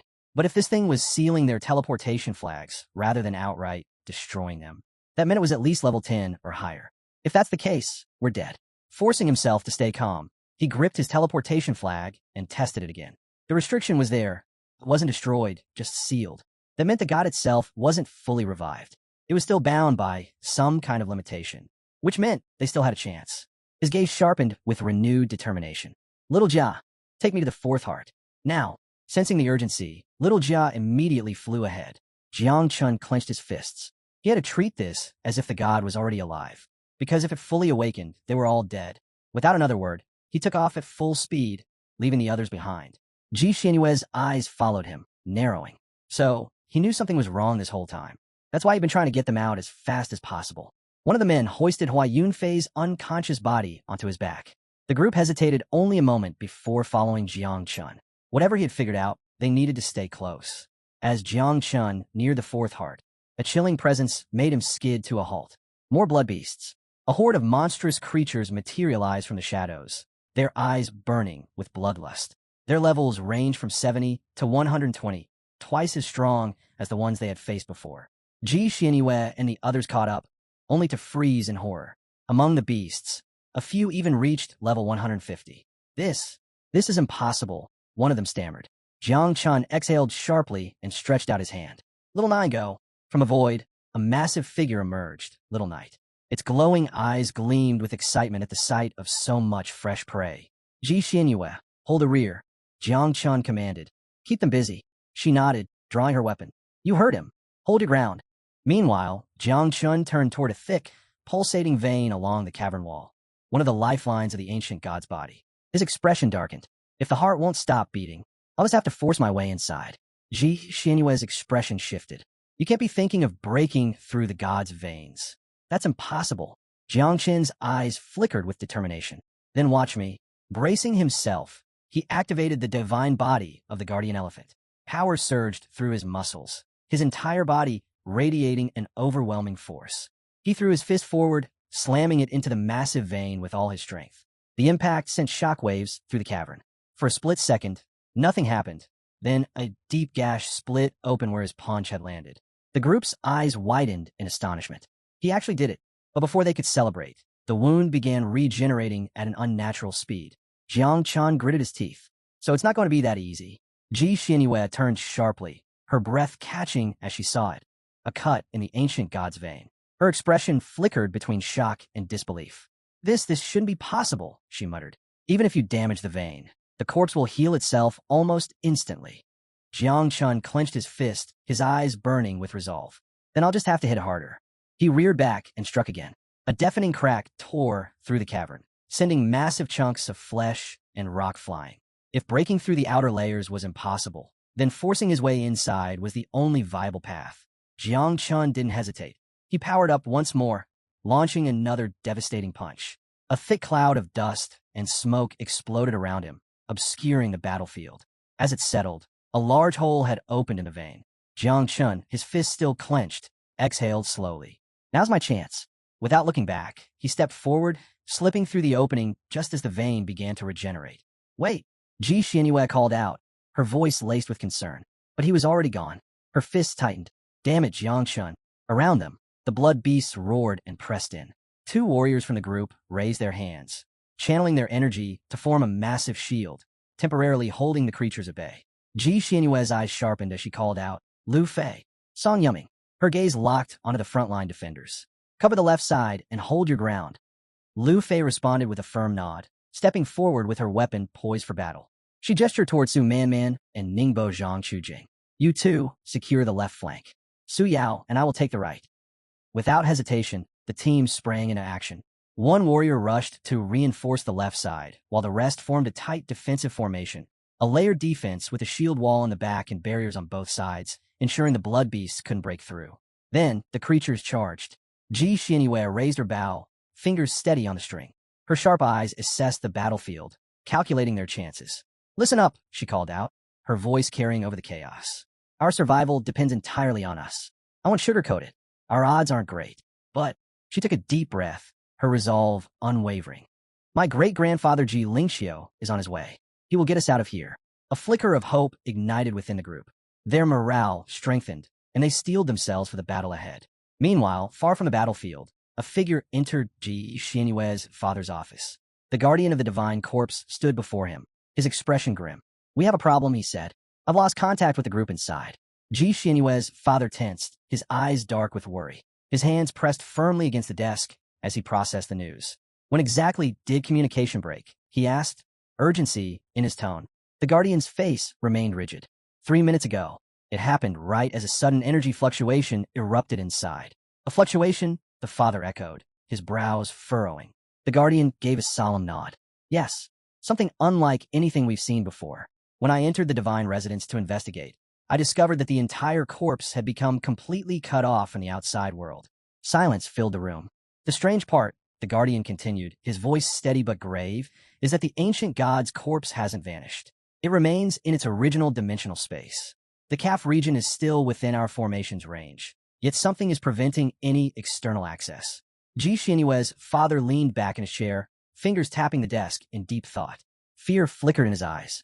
The Ji family had spent over a century opening a path to the CAF, and now, despite all their efforts, they were powerless to breach it from the outside. His grip tightened. Alert the elder immediately. He must return at once. We need him. The guardian bowed. Understood. And one more thing, Ji Xianyue's father added. Inform Gu Kaitian of Jiangnan. He needs to know what's happening. Inside the corpse's meridian, Jiang Chun stood his ground as a swarm of blood beasts rushed toward him, their crimson eyes filled with malice. Without hesitation, he unsheathed his sword, his sharp gaze unwavering. Fine, he muttered. Let's end this. With a swift motion, his blade cut through the creatures with ruthless precision, leaving a trail of lifeless bodies in his wake. Beside him, Little Jia materialized, his celestial energy radiating power. Wielding the celestial sword, he moved with effortless grace, slicing through multiple beasts at once in a display of deadly efficiency. Jiang Chun struck again, his sword carving cleanly through another creature. The battlefield was quickly littered with corpses.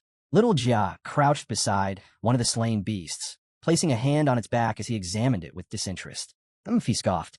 Low-tier trash. Not even worth eating. He pulled away, shaking his head.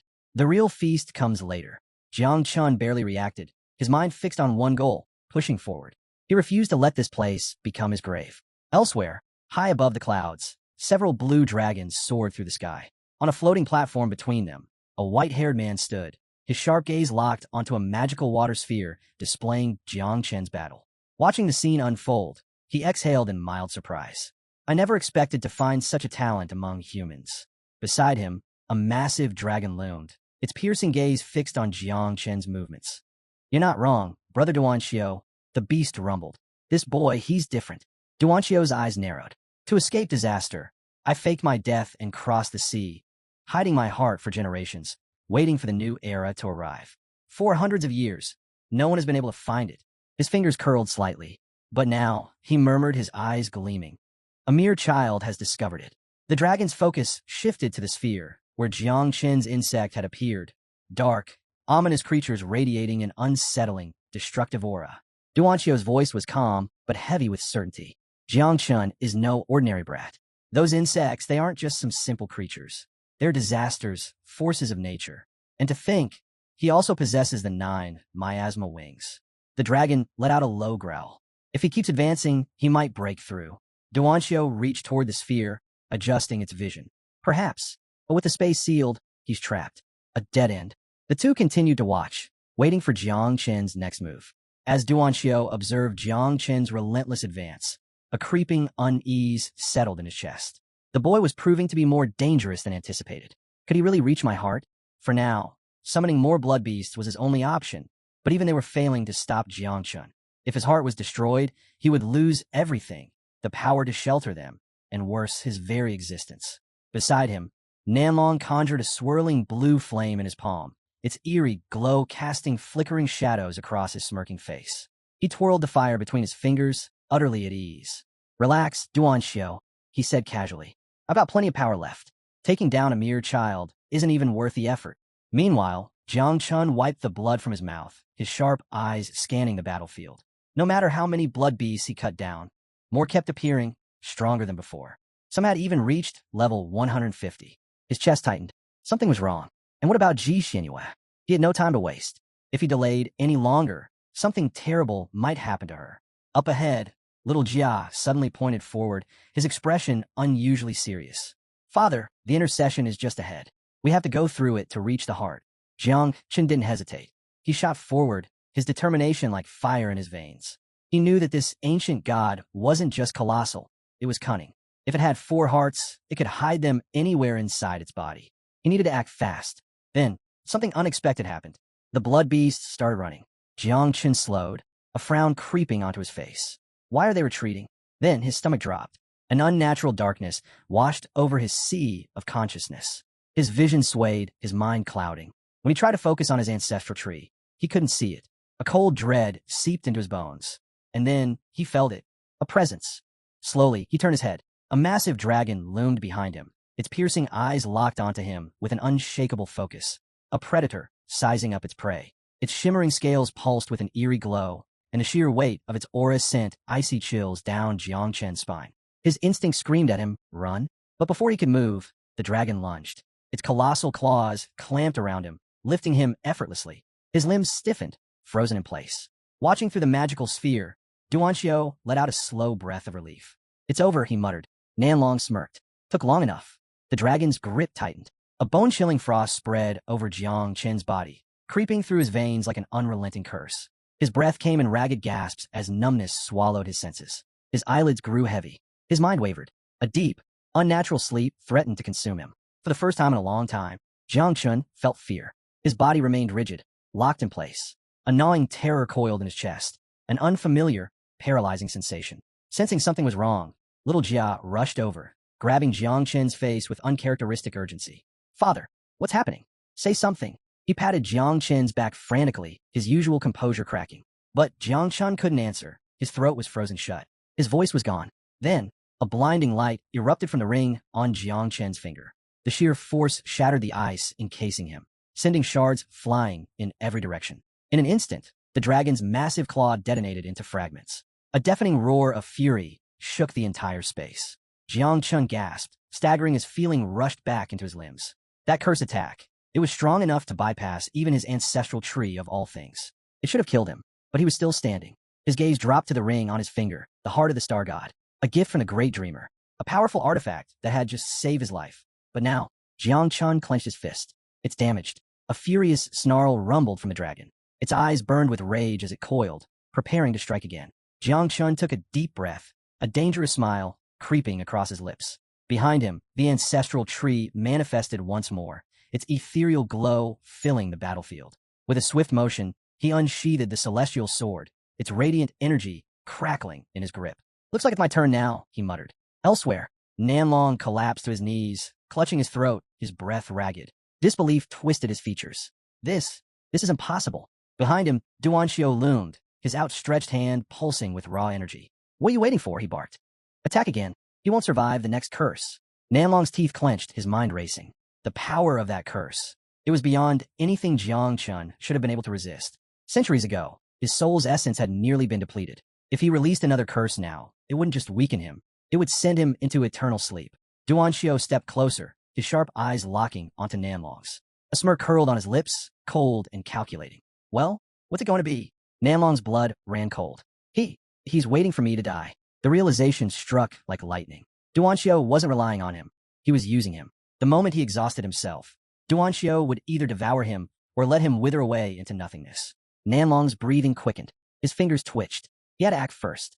Summoning every last drop of his power, he lunged at Duanxiu, ready to strike. But before he could even make contact, countless small dragons materialized, coiling around him in an instant. Their fangs sank deep into his flesh. His screams tore through the space as the creatures devoured him alive. "Wait!" Nanlong gasped, his voice hoarse with agony. "How? Are you controlling these monsters?" Duanxiu stood still, hands clasped behind his back, his face unreadable. Then, in a final chilling tone, he spoke. "It's too late." With a slow wave of his hand, he drained every last ounce of Nanlong's energy, absorbing it completely. A quiet, satisfied smile crossed his lips. "Now, time to finish this," he murmured. Jiang Chun couldn't be allowed to destroy the last heart. But Duanxiu wouldn't stop him directly. Instead, he would plant karma in Jiang Chun's soul using the essence of the barbarian dragon, binding him to this place. When the time came, Jiang Chun would become him. Inside the corpse, Jiang Chun and Little Jia finally arrived at the fourth heart. It loomed before them, massive and pulsating with an ancient, ominous energy. Jiang Chun's grip tightened around his sword. How long will it take to break the restriction? Little Jia flapped his wings, flashing a playful grin. "For me? Piece of cake." Without hesitation, he dissolved into thousands of tiny beetles, swarming the heart like a living storm. "Just give me a moment, Father." Little Jia's voice echoed through the swarm. "It'll all be over soon." Jiang Chun stood in silence, watching as Little Jia worked relentlessly. His razor-sharp teeth tore through the blood vessels like a ravenous beast, steadily unraveling the restriction binding the heart. Then, a sharp pain shot through Jiang Chun's chest. His breath hitched, and his fingers trembled as they clutched at his heart. "What is this?" His heartbeat pounded violently, each beat perfectly synchronized with the ancient god's heart. Was it an illusion? Or something far worse? Little Jia, oblivious to his father's distress, was ecstatic. His hungry grin widened as he dived deeper into the heart, sinking his teeth in with an almost instinctive hunger. Cracks spread across the heart's surface. Jiang Chen's expression darkened. His breath turned uneven. His heartbeat was slowing. "No, this isn't right." Another sharp jolt of pain tore through his chest. His body convulsed. It felt as if his own heart was stopping, mirroring the ancient gods. A strange aura rose from his body, coiling around him like invisible chains. His vision blurred, his mind bombarded with a single, overwhelming urge. Go to the brain. His fingers dug into his chest. The sensation was suffocating, unbearable. The thought of heading to the ancient god's brain refused to leave his mind. And then, his heart steadied. The pain vanished as suddenly as it had come, leaving behind only an unsettling aftertaste. Jiang Chun exhaled sharply, pressing a hand to his forehead. What the hell was that? His gaze flickered toward the now lifeless heart. A storm of unreadable emotions churned at his eyes. Was this fate's way of guiding him? Was there truly something waiting for him in the brain? Even if there was, it was too risky. First, he needed to get Ji Xianyue and the others out of here. At that moment, Little Jia appeared in front of Jiang Chun, hands on his belly, eyes closed, a satisfied smile stretching across his face. "Ugh, I can't eat anymore," he mumbled. Jiang Chun raised an eyebrow, surprised to see him looking completely stuffed. Little Jia let out a tiny burp before grinning. "I refined the rest of the heart into blood essence and stored it. We can take it with us." Jiang Chen's eyes lit up. Blood essence was incredibly valuable. and knowing little Jia had condensed it so efficiently made it even better. A small smirk tugged at his lips. Good work. Little Jia's energy surged. He had just leveled up to 30. Now he had gained the ability to reproduce 3 times. But there was no time to celebrate. Jiang Qin's expression hardened. Let's regroup with Ji Xianyue and the others first. We can decide the next step once everyone is safe. Meanwhile, dark silhouettes of small dragons twisted through the cavern, their eerie movements casting flickering shadows. Above them, in the ancient god's brain, Duanxiu hovered, his expression cold, his presence suffocating. A fireball crackled to life in his palm, swirling with ominous energy. The curse has already been planted, he murmured, his gaze locked onto Jiang Chun through the magic sphere. A slow, twisted smirk spread across his lips. Escape is no longer an option. His fingers curled into a fist, and the fireball vanished. Now that Duan Ji-su was no longer in the way, there was nothing left to stop him. A sinister gleam flickered in his eyes. Time to have some fun. Elsewhere, Duan Xiu watched Jiang Chen's movements closely, his smirk deepening. It doesn't matter, he mused. Sooner or later, he'll come looking for me in the brain. His gaze glowed with anticipation. The trap had already been set. Meanwhile, Ji Xianyue's group was on the verge of collapse. Warriors fell one by one, some barely clinging to life, others wounded beyond recovery. But those who remained standing refused to surrender. A soldier stomped the ground, his voice hoarse with desperation.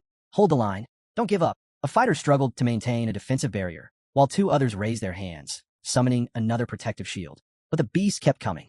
Ji Xianyue's breath came in ragged gasps as she tightened her grip on her bow. Summoning the last of her strength, she activated her god's arrow ability. Golden arrows rained down in a brilliant storm, piercing through the thick flesh of the approaching creatures. Behind her, the battlefield was a blood-stained graveyard. Fallen comrades lay scattered, some barely breathing, others covered in wounds, their consciousness fading. 2 female warriors slumped against a rock, their hands trembling from exhaustion. Ji Xianyue's vision blurred. Her muscles screamed in protest. She turned to check on the others, but the moment she looked back, a monstrous beast loomed above her. Its jaws gaped open, saliva dripping as it prepared to strike. Her heart pounded. No, we're going to be wiped out. Her body refused to move. Instinctively, she raised her arms, closed her eyes, and braced for the inevitable impact. A thunderous crack split the air. Out of nowhere, Jiang Chun struck, his fist slamming into the beast's face with bone-crushing force. The creature hurtled through the air before crashing into the ground, motionless. Silence fell over the battlefield. The remaining beasts stiffened, their eyes flickering with hesitation. Ji Xianyue's eyelids fluttered open. Her breath caught when she saw him, standing tall, unscathed, unwavering.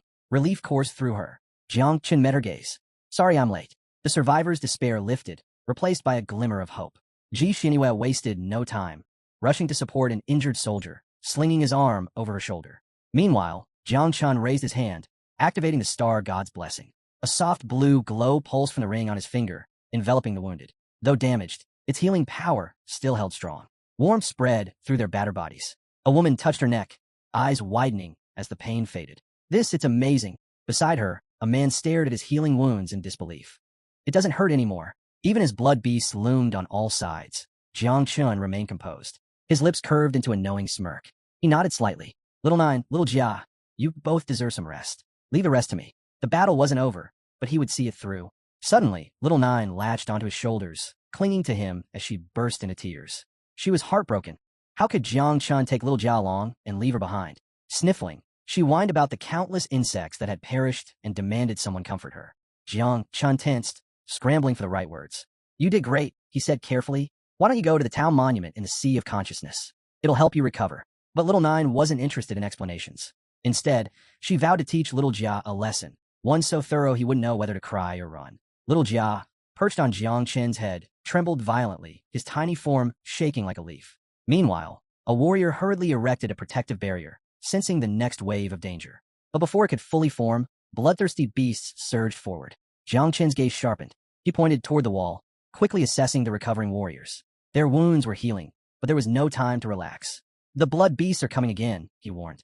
Without hesitation, he made his decision. He would carve a path through the meridians of the sacred god's corpse.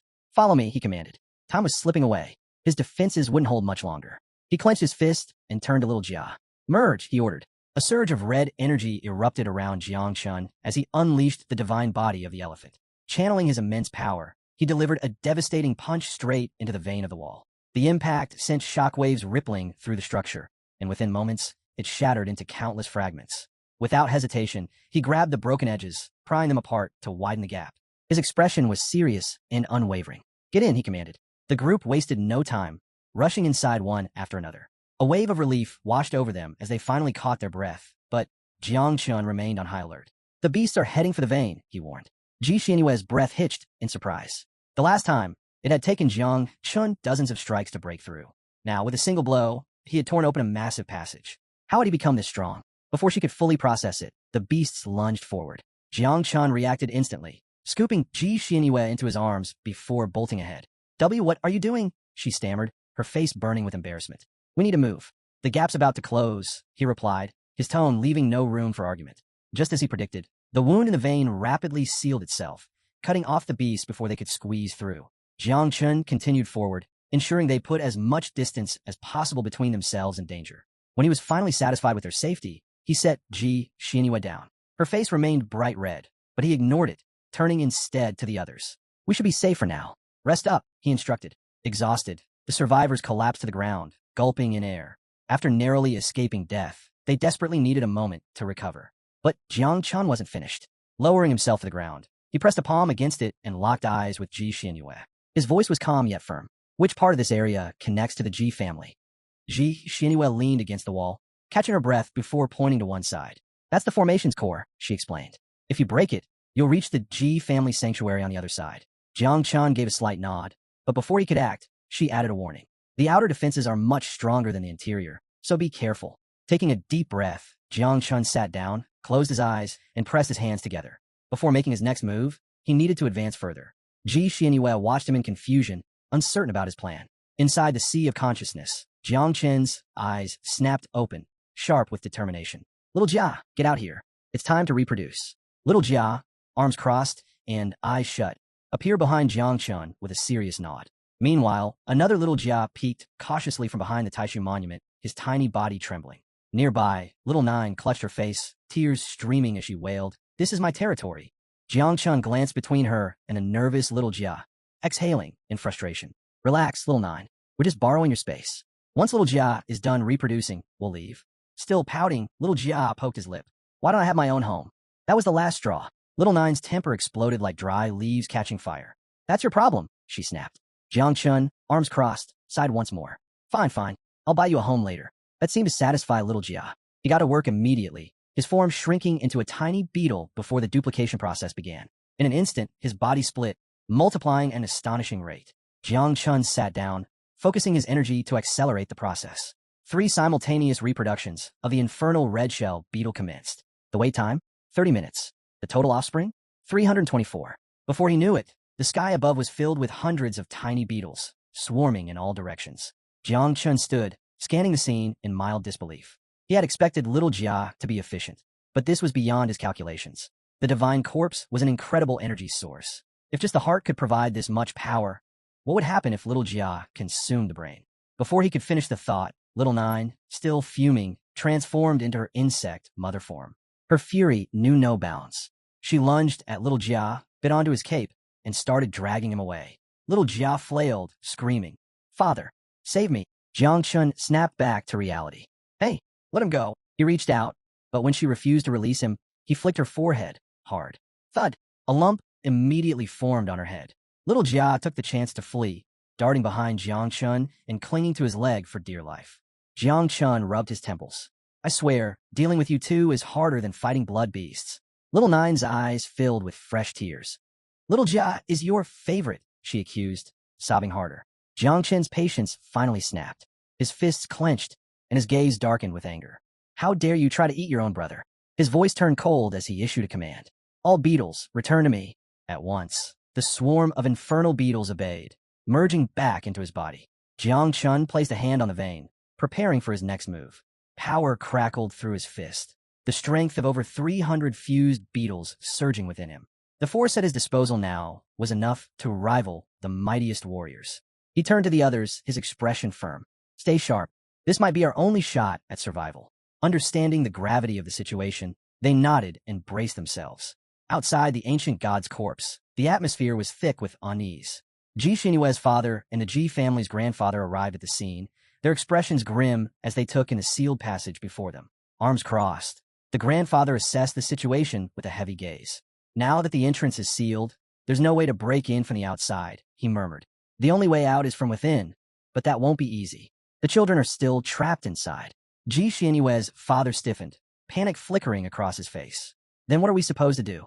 The grandfather placed a hand on the ancient tomb, his expression unreadable. Prepare for the worst. If something goes wrong, we'll have no choice but to destroy the sanctuary and exile the entire dimension into eternal chaos, the realm where the ancient god's body resides. His words sent a shiver through the air. Ji Xianyue's father's breath hitched. But Xianyue is still inside, he objected. Do you have any idea what that means? His existence alone outweighs billions of lives in Daxia. If whatever is inside that corpse breaks free, it will be a catastrophe beyond imagination. The grandfather's jaw clenched. He understood all too well, and the weight of it only deepened his frustration. His fists tightened until his knuckles cracked. Just then, Gu Kaitan stepped forward, his eyes blazing with determination as he rested a hand on the hilt of his sword. The god of the sword exists to serve his country and its people, he declared. But I'm just an old man now. Rank 8 or rank 9, it doesn't matter. If anyone dares to harm my disciple, I will fight to the death. The grandfather turned to him, his voice low and serious. Think before you act, Gu Kaitian. But Gu Kaitian's resolve didn't waver. He unsheathed his sword, the blade gleaming under the dim, eerie light. At the very least, I will uphold the honor of my master's name. A heavy silence fell over them. Then, knock, knock. A deep, hollow sound echoed from within the coffin. Every head snapped toward it, a cold dread creeping into their veins. The grandfather's eyes widened in horror. Impossible. Gu Kaitian's voice rang out, sharp and urgent. Don't just stand there. We need to act now. The coffin trembled violently. The knocking grew louder. Something inside was waking up. Jiang Chun exhaled slowly, finishing his meditation. Then, without a word, he rose to his feet and strode toward the wall. Summoning the full force of the divine elephant fist, he unleashed a relentless barrage of blows. Each strike sent powerful shockwaves through the air, forcing Ji Xianyue and the others to shield themselves from the sheer intensity. The group was already at their limit, bruised, battered, and barely standing. Ji Xianyue's breath caught as she registered the sheer force behind Jiang Chen's attacks. Her expression darkened. Everyone back up. If you stay too close, you'll be crushed, she warned. Seconds dragged into minutes, but Jiang Chen didn't slow down. His punches only grew stronger, the force behind them increasing with each strike. He refused to let exhaustion take over. Gritting his teeth, he shifted into a more aggressive stance, channeling every ounce of his power into one final blow. Boom! The fleshy wall trembled violently, a jagged crack spreading across its surface. Then, finally, a hole began to form. This is it, Jiang Chen shouted. Move! Now's your chance, get out. But just as the first person stepped forward, the wound in the wall began to heal. The speed of its regeneration was monstrous, far beyond anything they had anticipated. Within mere moments, the opening vanished, sealing their only escape. Jiang Chen's hands curled into fists. His eyes burned with unwavering determination. Little Nine, he called out. I need your help. Summon your insects. We need an explosion. Sniffling, Little Nine wiped her tears and quickly obeyed, summoning a massive swarm of creatures. Jiang Chun infused them with Little Jia's energy before launching another devastating strike. Boom! The explosion rocked the chamber, tearing open another passage. But just like before, the corpse's eerie regeneration kicked in, sealing the gap almost instantly. Ji Xianyue clenched her fists, her heart pounding. No matter how much damage they inflicted, the wall kept healing itself at an unnatural rate. For a brief second, Jiang Chun considered the worst. Was escape even possible? Then, unexpectedly, the wall shuddered, this time from the outside. His mind raced. What's happening? As the dust settled, two figures emerged from the smoky opening. Ji Xianyue's father and great-grandfather. The elderly man looked slightly weary, while Gu Kaitian, standing beside him, appeared completely unaffected. They had broken through from the outside. Ji Xianyue's great-grandfather extended a hand and spoke, his voice calm but firm. Everyone get out. Now. Without hesitation, the exhausted survivors, Hua Yunfei among them, summoned the last of their strength and rushed toward the exit. Some barely made it past the opening before collapsing from sheer exhaustion. Gu Kaitian scanned the crowd, his eyes sharp. Where's Ji Xianyue? Where's Jiang Chun? Inside, 3 remaining members of the group were still rushing toward the exit. But Jiang Chun and Ji Xianyue hadn't moved, and the wound in the wall was rapidly closing. Panic surged through Ji Xianyue. She grabbed Jiang Chen's shoulder, her voice urgent. We have to go. Now. But Jiang Chun stood firm. His gaze was calm, yet unreadable as he turned away from her. The gap's too small for both of us now, he said. You go first. Ji Xinyue's heart pounded. Why are men always like this? She snapped. Do you have a death wish? But Jiang Chun had already made his decision. Without hesitation, he took a step away from the closing gap. No. Ji Xinyue's voice rose in panic. She wasn't leaving him behind. If they had to find another way out, then so be it. She would stay with him. But before she could act, Jiang Chun activated a technique, growth of all things. Roots erupted from the ground, twisting around her body like living vines. Jiang Chun, she struggled against them, desperation in her voice. His expression didn't waver. Go. Now. The roots coiled tighter, pulling her toward the exit. She fought, but it was useless. The technique was absolute. The last thing she saw was Jiang Chun's unwavering gaze before the roots forcefully pushed her out. The gap sealed shut. Ji Xinyue hit the ground hard, her outstretched hand grasping at empty air. Stop! Don't do this! Her scream rang through the battlefield. But it was too late. Jiang Chun was gone. Her father rushed toward her, his face etched with worry. Nearby, Gu Kaitian and the Ji family's grandfather watched in grim silence. Their eyes darted around, searching for Jiang Chun, but the passage had vanished. Ji Xinyue collapsed to her knees, her breath ragged. Her father knelt beside her, gripping her wrists. Relief and sorrow mingled in his eyes. You're safe, he murmured. But Ji Xinyue barely heard him. Tears streamed down her face. Father, Jiang Chun is still inside. We have to save him. He squeezed her hands gently, trying to steady her. Don't worry. As long as Jiang Chun and your great-grandfather coordinate their attack from both inside and outside, we can break through again. The grandfather's expression darkened. His sword slid from its sheath, blue energy radiating from his body. His voice was steady, but there was no mistaking the weight behind it. Prepare to strike. Gu Kaitian nodded, drawing his own blade. No need to say it. I'm ready. But just as they moved to attack, rumble, the ground trembled. Veins pulsed across the tomb's surface, writhing like twisted roots. A sinister energy seeped from the ancient corpse, thick and ominous. They froze. Ji Xinyue's father clenched his fists. What's happening? The grandfather's face turned grim. The corpse's defenses have changed. This isn't just passive regeneration anymore. Something inside is controlling it. Gu Kaitian's mind raced. Something is awakening. The grandfather's gaze was heavy. Yes, and if that's the case, no matter how hard we attack from inside or out, breaking through won't be possible. Gu Kaitian refused to accept it. Without hesitation, he channeled his full strength into a devastating slash, his sword's energy roaring through the air. Clang! The impact rang out like metal against stone. The attack hadn't left so much as a scratch. The grandfather exhaled slowly, clasping his hands behind his back. Without another word, he turned and began walking away, his expression unreadable. Stop wasting your energy, he said. This isn't just a wall anymore. It's something alive. Gu Kaitian's grip tightened around his sword. Then what do we do? The grandfather's voice carried an unmistakable weight. We keep watch. The mutation of the ancient god's corpse is no small matter. If it spreads beyond this place, we will have no choice but to exile it into the void. Ji Xinyue's heart clenched. If they abandoned the corpse, they were abandoning Jiang Chun, and she refused to let that happen. Ji Xinyue clenched his teeth, his eyes burning with frustration and disbelief. He didn't understand what was happening, but the thought of Jiang Chun being trapped inside filled him with fury. Beside him, Ji Xinyue covered her face, tears spilling through her fingers. Her father and a young girl rushed to console her, but their words felt distant, meaningless. The grandfather turned away, his expression firm. Don't do anything reckless, he warned Gu Kaitian. Gu Kaitian said nothing, his fists trembling at his sides. He hated this feeling. Helplessness, uncertainty, the inability to act. Hua Yunfei, just regaining consciousness, slowly sat up. Her gaze landed on the sealed tomb, and as understanding settled in, her face darkened. The weight of it crushed her. Jiang Chun had sacrificed himself for them. But deep inside the ancient corpse, Jiang Chun had no intention of dying. His grip tightened around his sword, his aura surging with overwhelming energy. His thoughts swirled in chaos, but one thing was certain.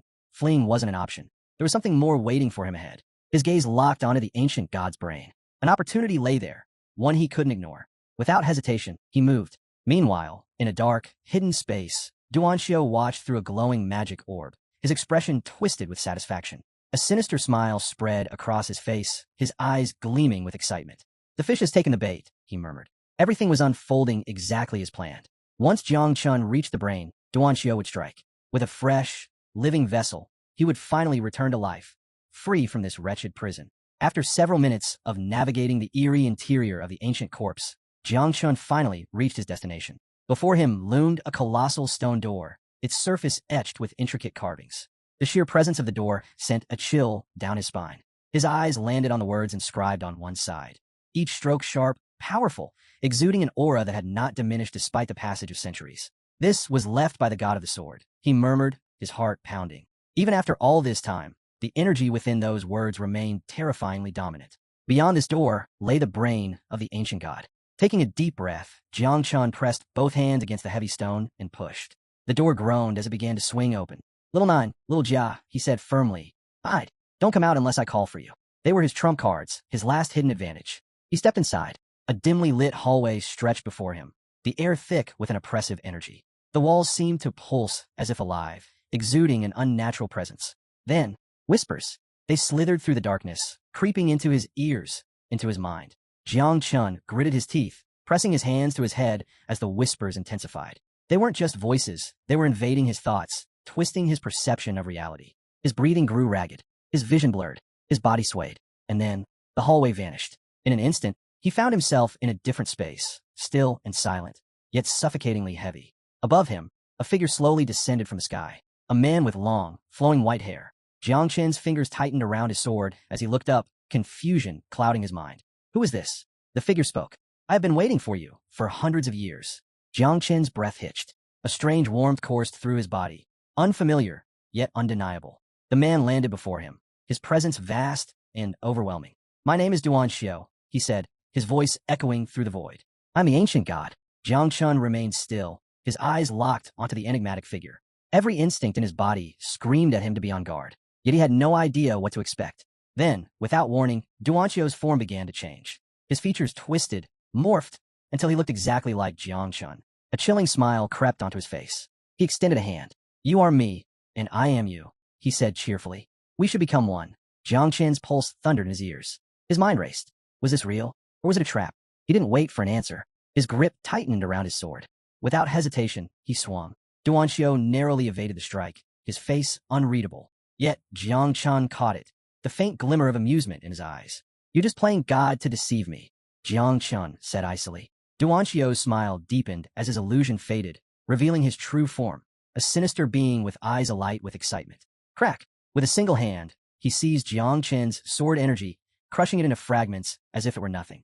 "You're full of surprises," Duan Xiao murmured, intrigued. "I didn't think human martial arts had evolved to this level in the new era." Jiang Chen's jaw tightened. His strongest attack had been dismissed without effort. Duan Xiao flicked his wrist, and instantly the sky darkened. Then roars echoed in the air. Jiang Chen's gaze snapped upward, and his stomach sank. Countless small dragons emerged from the shadows, spiraling through the sky like a living storm. Duan Xiao extended a hand to the side, a wicked grin playing on his lips. "If your body weren't so valuable, I would have chosen a far crueler way to kill you."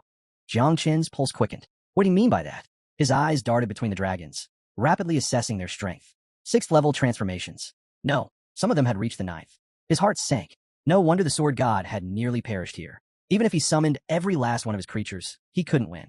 His fists clenched, his expression steeled. "Then I won't fight him like a dead god. I'll fight him like one still alive." "Little Nine, little Jia, everyone come out." Nothing. Jiang Chen's face drained of color. A cold dread washed over him. He couldn't sense them. "Little Nine, little Jia, the insect's gone." Before he could react, the dragon struck, their massive bodies coiling around him, locking him in place. Duan Xiao stepped closer, his gaze piercing. "You should feel honored," he mused. "You're about to become something greater." Jiang Chun thrashed, but the dragon's grip was unyielding. His breath came in ragged gasps as Duan Xiao placed a hand on his shoulder. Then agony. A searing pain tore through his body as something foreign invaded him. His mouth opened in a silent scream, his very soul feeling like it was being torn apart. Duan Xiao chuckled, his voice smooth as silk. "Don't be afraid. I'm only making you better." Just as his consciousness began slipping away, boom, a powerful force erupted around him. Roots burst from the ground, impaling the dragons and sending shockwaves through the air. A sacred energy filled the battlefield. Jiang Chen's blurred vision slowly sharpened, locking onto the source of the overwhelming energy. His breath hitched. It was the ancestor tree of all things, and it had come to save him. A powerful presence stirred behind him. Duan Xiao's eyes widened in disbelief. His mind raced. How? How'd this thing get in here? Before him, the ancestor tree of all things stood tall, radiating an unfathomable power. But what truly caught his attention was the fruit hanging from its branches, a mesmerizing rainbow-colored fruit, unlike anything that had ever existed before. The moment the tree appeared, Duanxio's form flickered. Without hesitation, he released Jiang Chun, vanishing into thin air. Jiang Chun collapsed onto the ground, gasping for air. His body throbbed, his mind clouded with confusion. What just happened? His gaze fixed on the towering tree. Something was off. He wasn't in the physical world anymore. This was his sea of consciousness. The last thing he remembered was the ancient god trying to take control of his body. But now, his thoughts were in disarray. Questions flooded his mind, but before he could make sense of them, the fruit hanging from the tree began to glow. A radiant, almost divine light filled the space, drawing his full attention. Jiang Chen's heartbeat quickened. The ancestor tree of all things was bearing fruit again, but this one was different, beyond anything it had ever produced before. He stepped forward, examining it closely. Given the tree's current level, it shouldn't have been capable of creating something this extraordinary. Then, ding! A system window materialized before him. Fruit status, unripe. Description, a fruit formed from an extremely powerful divine soul. It contains the source of divinity from that soul. Requirement for maturation, must be regularly nourished with the divine souls of living beings. Jiang Chun stroked his chin, a slow smirk forming. So that's how it is. The tree had absorbed the divine soul of the ancient god. Duanxio had attempted to seize his body, but instead his soul had been sealed and transformed into this fruit. While the ancestor tree couldn't dispel curses, its authority over divine souls and consciousness was unparalleled. Jiang Chun let out a chuckle. Looks like you got played, old man. But his amusement faded as reality set in. There was a cost. For the fruit to fully mature, it required nourishment from divine souls. Not just any souls, but those of living beings. That's a heavy price. As he weighed his options, a familiar voice suddenly broke through his thoughts. Father, you finally woke up. Jiang Chun froze. His head snapped toward the voice. The moment Jiang Chun turned around, his breath hitched. Standing before him was a colossal, terrifying beast, a monstrous fusion of a dragon and a six-eyed bat. Its immense form radiated overwhelming power, and its glowing crimson eyes locked onto him with an eerie intensity.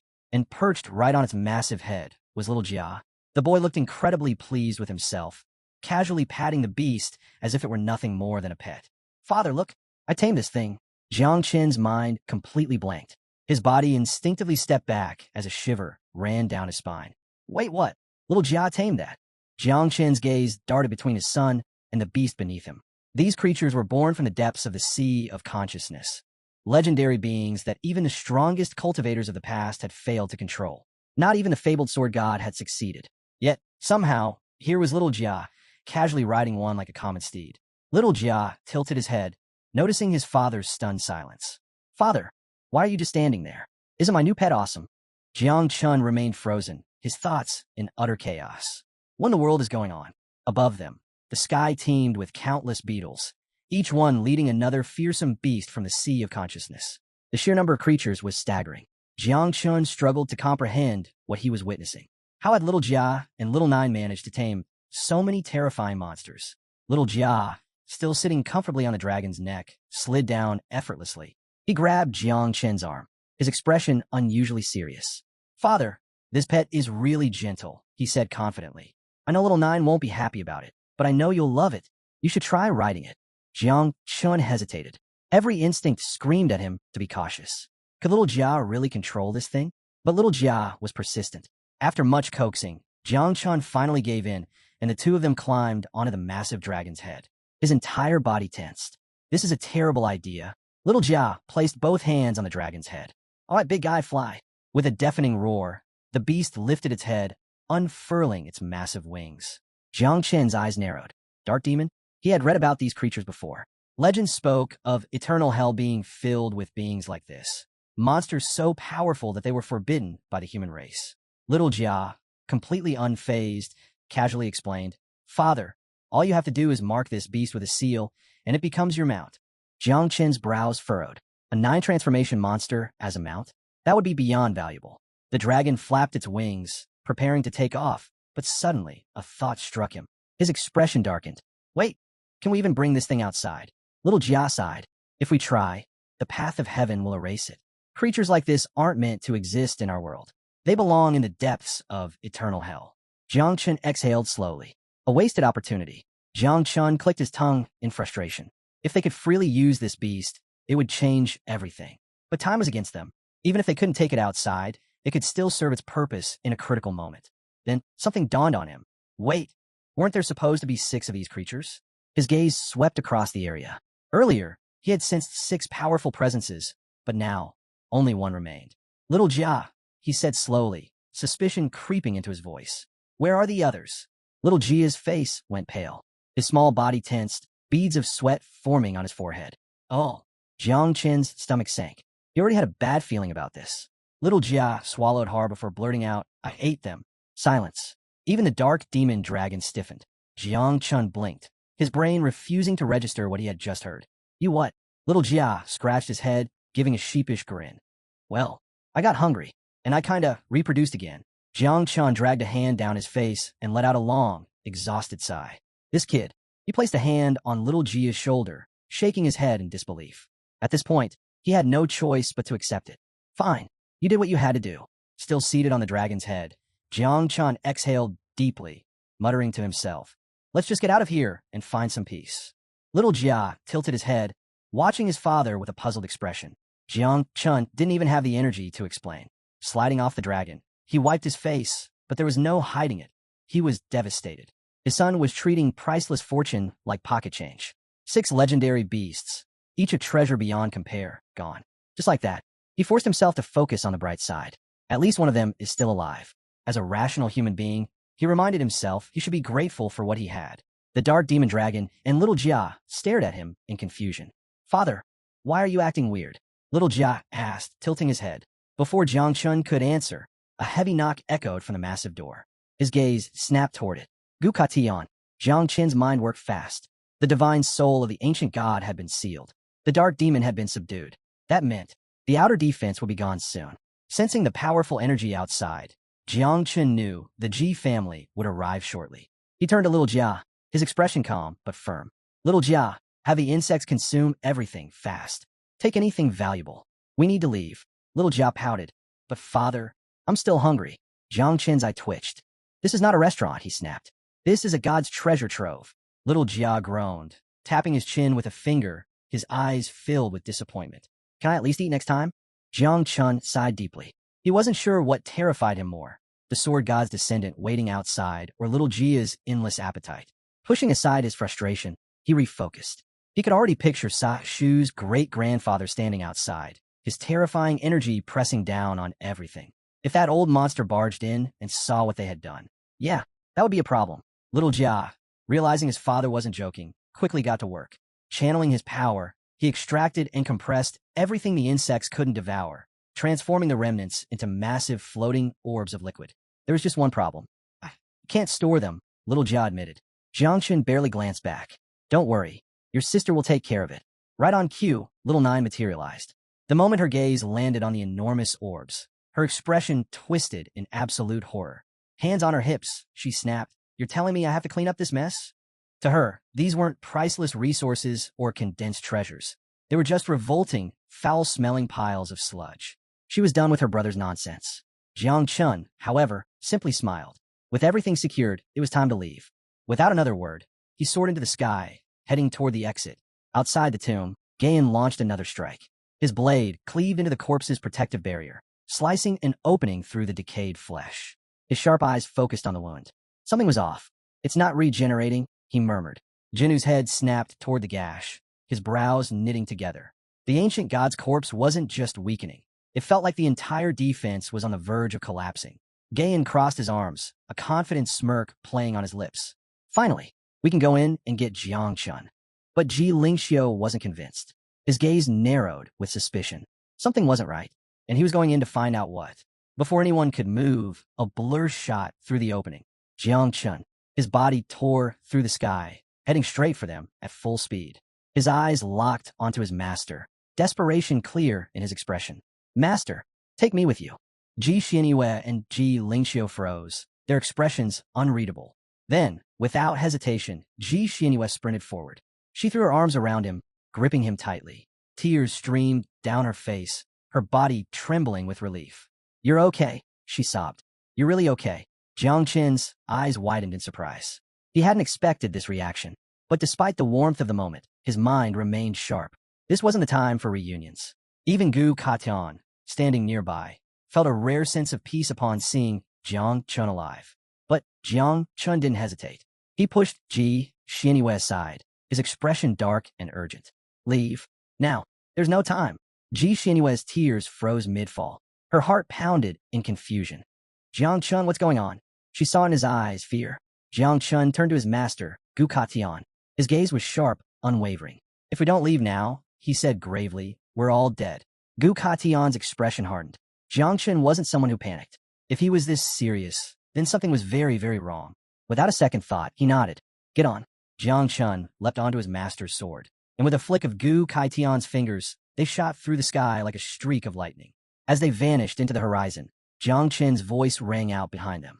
I'm never coming back. Ji Xianyue felt her heart drop. What? Her mind spun with emotions.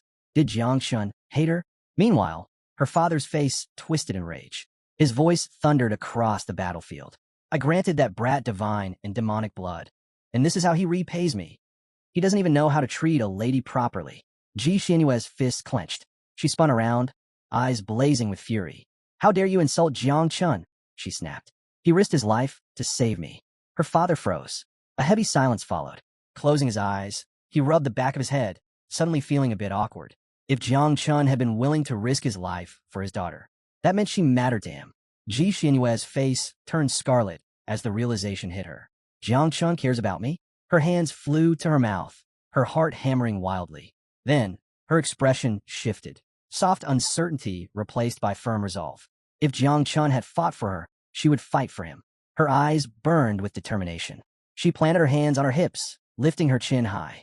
I won't let him down, she declared. At the upcoming Prodigies of Heaven tournament, she would give it her all, and she would make sure Jiang Chun never regretted saving her.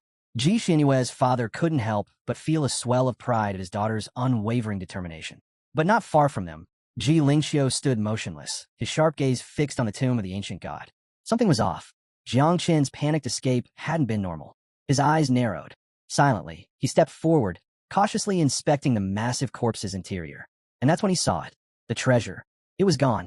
Not just the treasure, but every last monster that had once inhabited the sea of consciousness. His brows knitted together. Before, this place had overflowed with life. Now it was nothing but an empty husk. Pressing a hand to his forehead, he let out a long sigh, already picturing the scene in his mind. Jiang Chun, clinging to Gu Kaitan's sword, fleeing at full speed like a thief caught red-handed. That brat. Ji Lingxiu's fist clenched. Not only had Jiang Chun looted everything, but he hadn't even left one monster behind. When he first entered the tomb, he had barely survived facing 5 terrifying beasts. Creatures so powerful that even he had struggled against them. And yet, Jiang Chun had somehow escaped from level 9 monsters without a scratch. He stepped forward, tracing his fingers along the corpse's withered veins. One thing was certain. Jiang Chun was far from ordinary. Despite knowing Jiang Chun had robbed him blind, Ji Lingxiu chose to accept it. But what Jiang Chun didn't realize was that he had completely underestimated his power. Far above, Gu Katian's sword cut through the sky, carrying both master and disciple across the vast expanse. Gu Katan, his face unreadable, finally turned to Jiang Chun. Did you really take everything from the sword god's tomb? Jiang Chun scratched the back of his head casually. Yep. Gu Katian let out a deep sigh. For the third time, he started questioning his life choices. His first disciple declared himself the king of the bloody knife and plunged the Qinglian war zone into chaos. His second disciple stole the National Guardian's fiancée and nearly triggered a diplomatic disaster. And now, his third disciple? I don't even know how to describe this one. Gu Katian muttered under his breath. Jiang Chun, completely unfazed, grinned. Only 3 days left until the Prodigy ranking competition. Master, do you think I could take on Jiang Wushuang and Ji Xianyue? Gu Katian gave him a long, silent look. Jiang Chun stretched lazily, unfazed. Ji Xianyue is strong, but I don't think she'll be too much trouble. Jiang Wushuang, though. I hear he's gotten a lot stronger in Magic City these past few days. That 8-armed god of war body of his isn't something to mess with. Gu Katian's eyes narrowed slightly. Jiang Chun was confident, but this tournament wasn't going to be easy. Far away, in another part of the continent, a different storm was brewing. At the heart of Red Lake, a lone figure stood atop the water, his presence radiating overwhelming pressure. Injan, the undisputed #1 celestial genius of Jiang Chen's generation. His talent? Unmatched. For the last 800 years, no one in Xia had come close to his level. A powerful aura swirled around him as he slowly raised his hand, his piercing gaze locked onto it. Most prodigies reach spiritual maturity at 18, awakening their professional class. But Injan, at 3 years old, he had already activated his class, recognized by none other than the divine weapon itself, the human emperor's sword. At 9, he wielded the legendary blade. At 12, he conquered a forbidden zone and walked out alive. At 15, he vanished into the military region of the capital, undergoing 3 years of absolute seclusion. Now he had returned, and he wasn't just aiming for the prodigy rankings. He was aiming for the throne of the strongest. Jiang Chun had always known that Injan awakened his class at an unusually young age, but something wasn't adding up. For someone hailed as a once-in-800-years genius, his level was barely at the 3 transformations. That didn't make sense. Gu Kaitan, arms crossed, offered an explanation. It's because he doesn't rely solely on the system. He also cultivates the supreme techniques of all celestial races. Jiang Chen's eyes widened. All of them. Gu Kaitian nodded. Far above Red Lake, Injan wiped his chin, his sharp gaze reflecting the moonlight. His blood of the murderous emperor was nearing full awakening. Soon, he would step into an entirely new realm of power. But at that moment, only one question consumed his mind. Where is Jiang Chun? Meanwhile, Jiang Chun and Gu Kaitan soared through the night, the sword beneath them slicing through the air like lightning. Jiang Chen's mind churned with thoughts. He stretched out his hands, as if trying to grasp the answer floating just beyond his reach. Master, he asked, could I cultivate the techniques of all celestial races? Gu Kaitian remained silent, his gaze locked on the endless horizon. Finally, he sighed. That, he said, voice heavy, is a question even I cannot answer. He folded his arms. Many have tried to walk that path. Almost none survived. The techniques of different races clash with the heavenly Tao itself. He paused before adding, but Injan, he was the only one in centuries to succeed. Jiang Chen's gaze dropped to the world below, his mind deep in thought. Even if he had Injan's talent, even if he wanted to walk that path, who could teach him the techniques of all the races? Not even Gu Kaitian, a master of legends, had that knowledge. Injan was different. His bloodline traced back to the human emperor of Great Xia, the one who had once led an army against the 10,000 races, capturing countless powerful beings. But times had changed. Now, the martial god, Jiang Shui, no longer waged war against the races. He simply guarded the entrance to their realm. Gu Kaitian's fingers flickered with energy, and their sword accelerated, cutting through the night like a streak of lightning. If you take first place in the prodigy ranking competition, he said, I'll use my authority to transfer some elite units from the capital to your side. Jiang Chen's eyes lit up. That was huge. For the first time that night, a grin stretched across his face. Sometime later, night had fully fallen. Jiang Chun returned to his apartment in the city, stretching his arms as he finally let himself relax. He lifted his palm, watching as little Jia's energy flickered across it like glowing embers. He smirked. The journey to the ancient god's corpse had been beyond worth it. His insects had evolved, not just in number, but in strength. Tonight, Little Nine's offspring and Little Jia's red beetles would reproduce again. But just as he was about to rest, a familiar presence stirred within his divine consciousness. Jiang Chen's body went rigid, his heart hammering in his chest. Slowly he turned, and there it was. The ancestor tree of all things had appeared once more. His eyes widened, but something was different this time. Hanging from its ancient branches was a new fruit, one unlike anything he had ever seen. A glowing green fruit. Jiang Chen's breath caught. His instincts screamed at him. This wasn't just any fruit. He stepped forward, reaching out. The moment his fingers brushed against it, the fruit detached, landing gently in his palm. A system notification flashed before his eyes. New fruit acquired, green lightning fruit. Effect, grants the user a chance to awaken a unique hidden profession, sovereign of electricity. Abilities unlocked. Lightning bolt, allows the user to transform into an electric current and teleport within their own electrical field. Jiang Chen's breath hitched. A unique hidden profession? Enlightening teleportation. His grip tightened around the fruit. This was huge. The electrical field currently spanned 50 meters, allowing him to ignore obstacles and move instantly within its range. The second ability, Ray Fusion, let him absorb electrical energy into his very cells, storing it like a living battery, ready to release a devastating attack at will. The third ability, Divine Judgment, turned his palm into a conduit of pure electricity, unleashing a blinding, thunderous current on impact. Jiang Chen's lips curled into a grin. With this fruit, I can awaken a second profession. He wouldn't just be a divine-level spiritual breeder anymore. He was about to become a dual-class job changer, a sovereign of electricity. Lightning and insects, two unstoppable forces in one body. Before he could fully process the sheer power boost, a sudden system alert snapped him back. Ding! Breeding cycle complete. Jiang Chun blinked. Then his eyes went wide. The red armor beetles had produced 30,000 offspring. The 9 miasma wings had reproduced 12 million hatchlings. Wait, 12 million. Just then, boom, an explosion erupted behind him, and the sky darkened as a storm of tiny beetles flooded the air. Little Nine's voice rang out, furious. Little Jia, you did it again. She floated midair, her whole body trembling with rage. Little Jia, hovering smugly, tilted his head. I was just following my instincts. Jiang Chun burst into laughter. His entire body radiated raw power. The surge was unreal.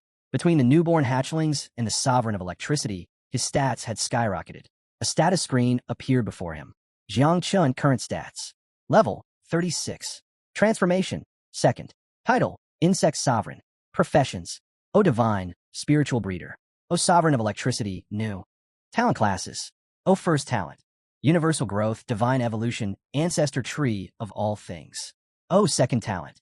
Hidden Lightning, Lightning Fusion, Divine Judgment.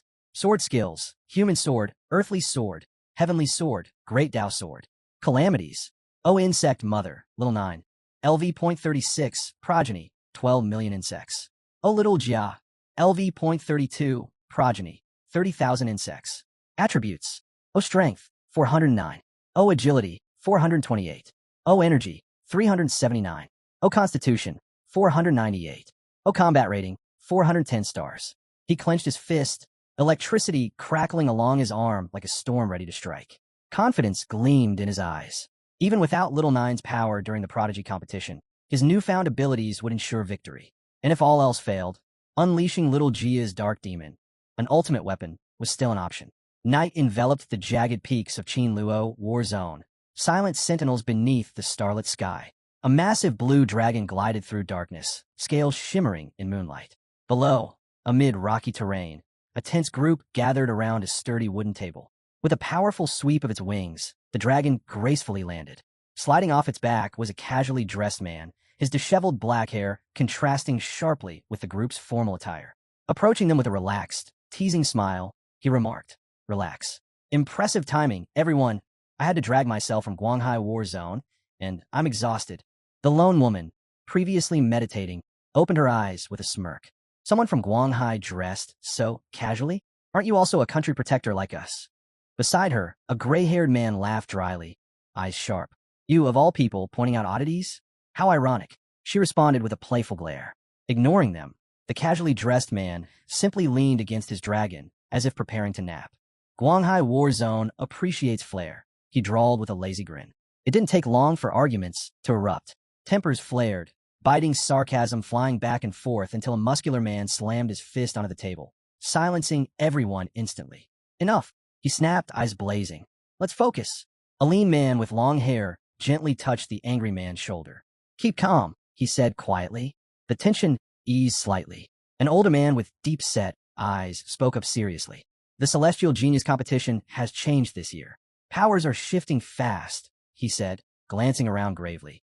The capital's strength remains unmatched, but now regions like Madu and Jiangnan are rapidly catching up.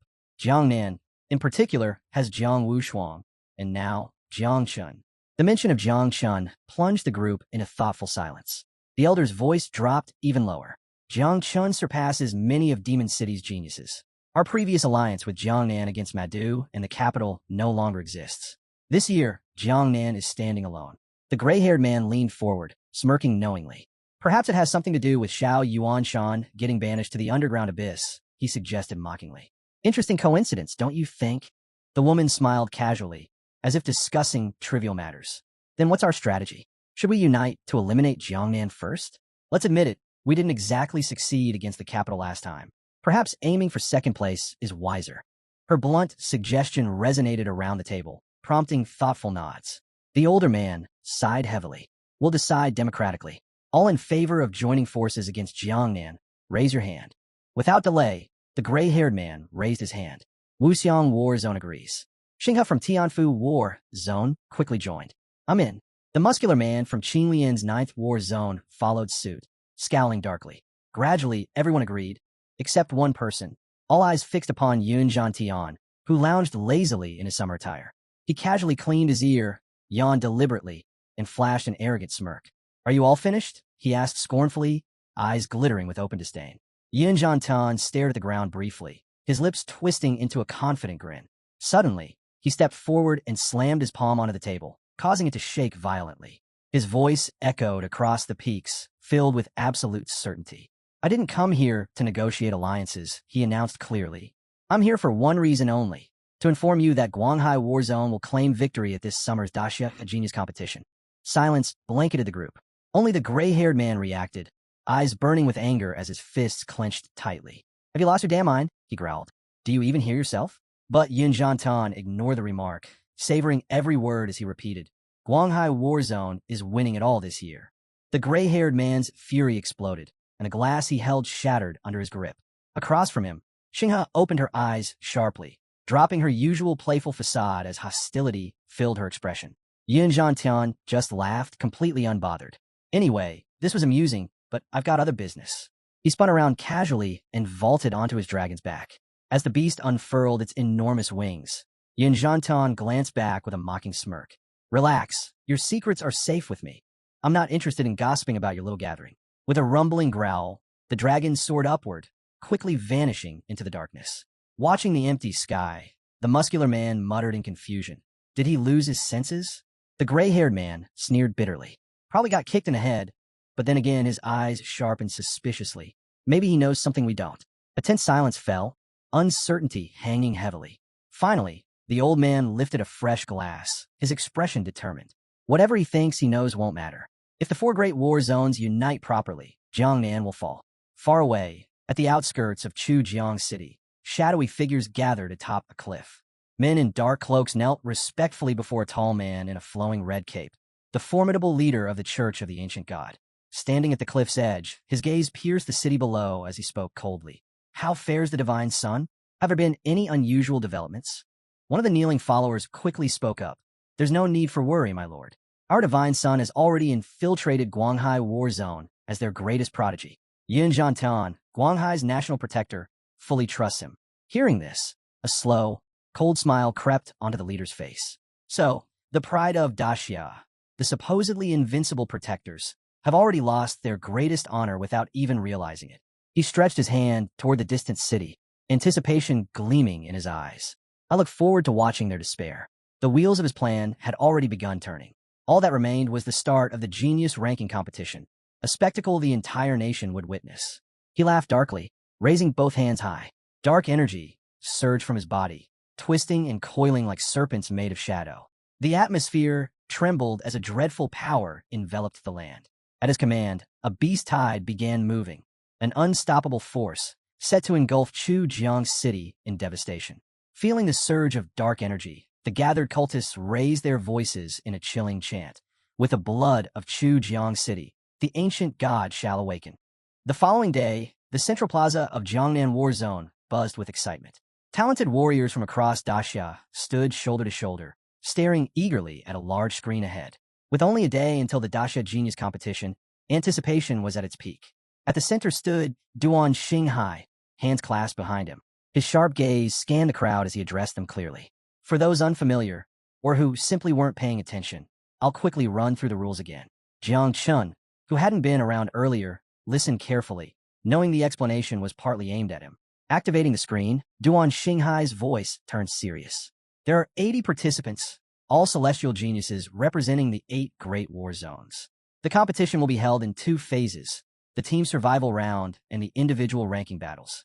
A quiet buzz filled the crowd, but Jiang Chun stood silently, carefully absorbing every detail. For the team survival round, each war zone's team will enter a secret realm located in Qinluo. Your primary goal is straightforward survival. The 4 war zones with the least surviving participants will be eliminated. The plaza filled with tense whispers about the brutality of the rules. Duan Xinghai's eyes narrowed, emphasizing his next words. This first round emphasizes teamwork above individual power. No matter how powerful you are, if your teammates fall, you fall with them. A faint smirk formed on Jiang Chen's lips. "Interesting," Duan Xinghai continued. "And remember, there's no hiding allowed. Stay still too long, and lightning will strike your location. The battlefield's boundary shrinks every hour, and anyone caught outside is immediately eliminated. Jiang Chen's eyes brightened eagerly. Lightning strikes? Perfect. His new abilities would thrive under those conditions. Just imagining it caused small sparks to flicker across his fingertips. Noticing the static around Jiang Chun, a nearby warrior nervously edged away, eyeing him warily. Duan Xinghai spoke up again. After the survival round, about 30 participants will advance to the individual battles. The rules there are simple.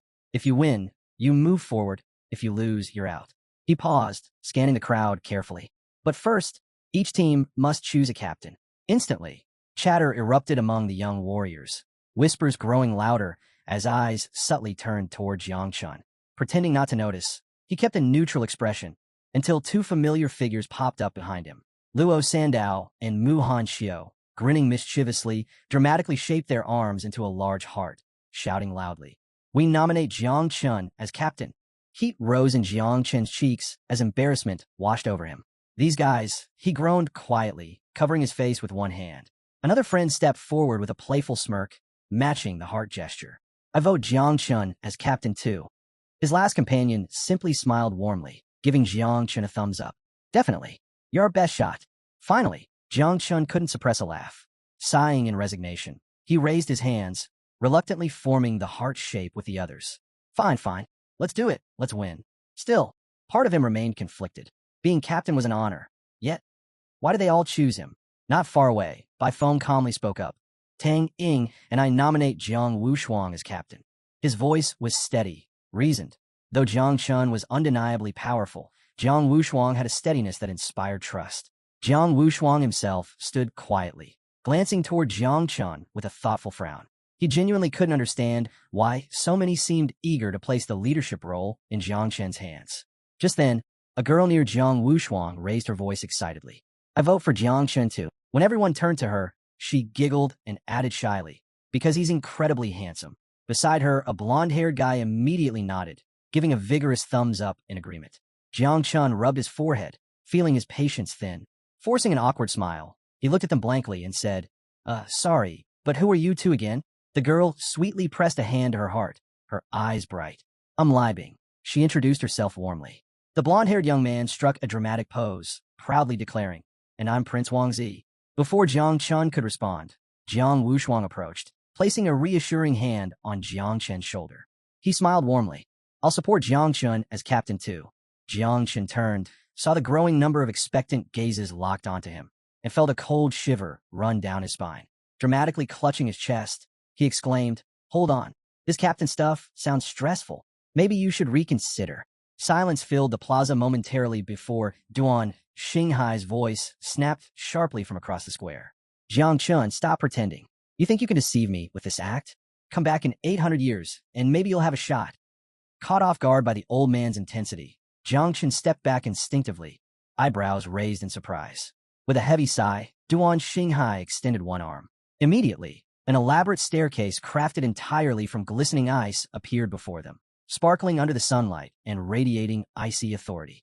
"For too long, Jiangnan War Zone has been underestimated," Duan Xinghai declared firmly. His eyes swept across the crowd, challenging them. "Now's your opportunity to rewrite history. Your destiny rests in your hands." At the staircase's end was a teleportation gateway prepared specifically for them. "This staircase is my gift to you," Duan Xinghai explained. "At the top, you'll meet the king of the Celestial Sword. He'll guide you safely to Qinluo War Zone, representing our entire country." Meanwhile, far away in Qinluo War Zone, a lush island marked the entrance to the Eternal Kingdom. Towering ancient trees and dense greenery contrasted with the palpable tension filling the air. Commanders from each of the great war zones sat gathered, silently awaiting the arrival of the competitors. Among them, Ji Xinyue's father sat thoughtfully, his chin resting on his palm, observing closely. Next to him, Gu Kaitian stared intently at a large projection, eager to see Jiang Chun and his team arrive. Moments later, the teleportation gate flashed with light, and Jiang Chen's team stepped forward onto the island. Luo Sandao immediately nudged Jiang Chun excitedly, grinning broadly. "Hey, did you notice? Tian Daowang himself is seated right in front, among the Warzone Guardians." Jiang Chun glanced sideways, calmly observing the crowd. Makes sense, he murmured casually. However, his gaze soon landed on someone else, causing him to frown slightly. Ji Hongyin, the sealed king himself, was present. A lingering question nagged at Jiang Chun. Why is someone of his status here? Mu Hanxiu, standing quietly behind, lowered his gaze thoughtfully, clearly troubled by something. At that moment, Ji Xianyue approached timidly, her cheeks flushed bright red. Avoiding Jiang Chen's eyes, she awkwardly explained, the reason I'm here is because Magic City War Zone doesn't currently have a national protector. My father's handling things temporarily. Before Jiang Chun could even react, Luo Sandao and Mu Hanxiu instantly stepped forward, their faces darkening dramatically as they formed a protective barrier around Jiang Chun. Careful, Luo Sandao warned in an overly dramatic whisper. She's the enemy captain. She's definitely here to recruit. Or worse, kidnap. Our Jiang Chun. Mu Hanxiu hissed suspiciously.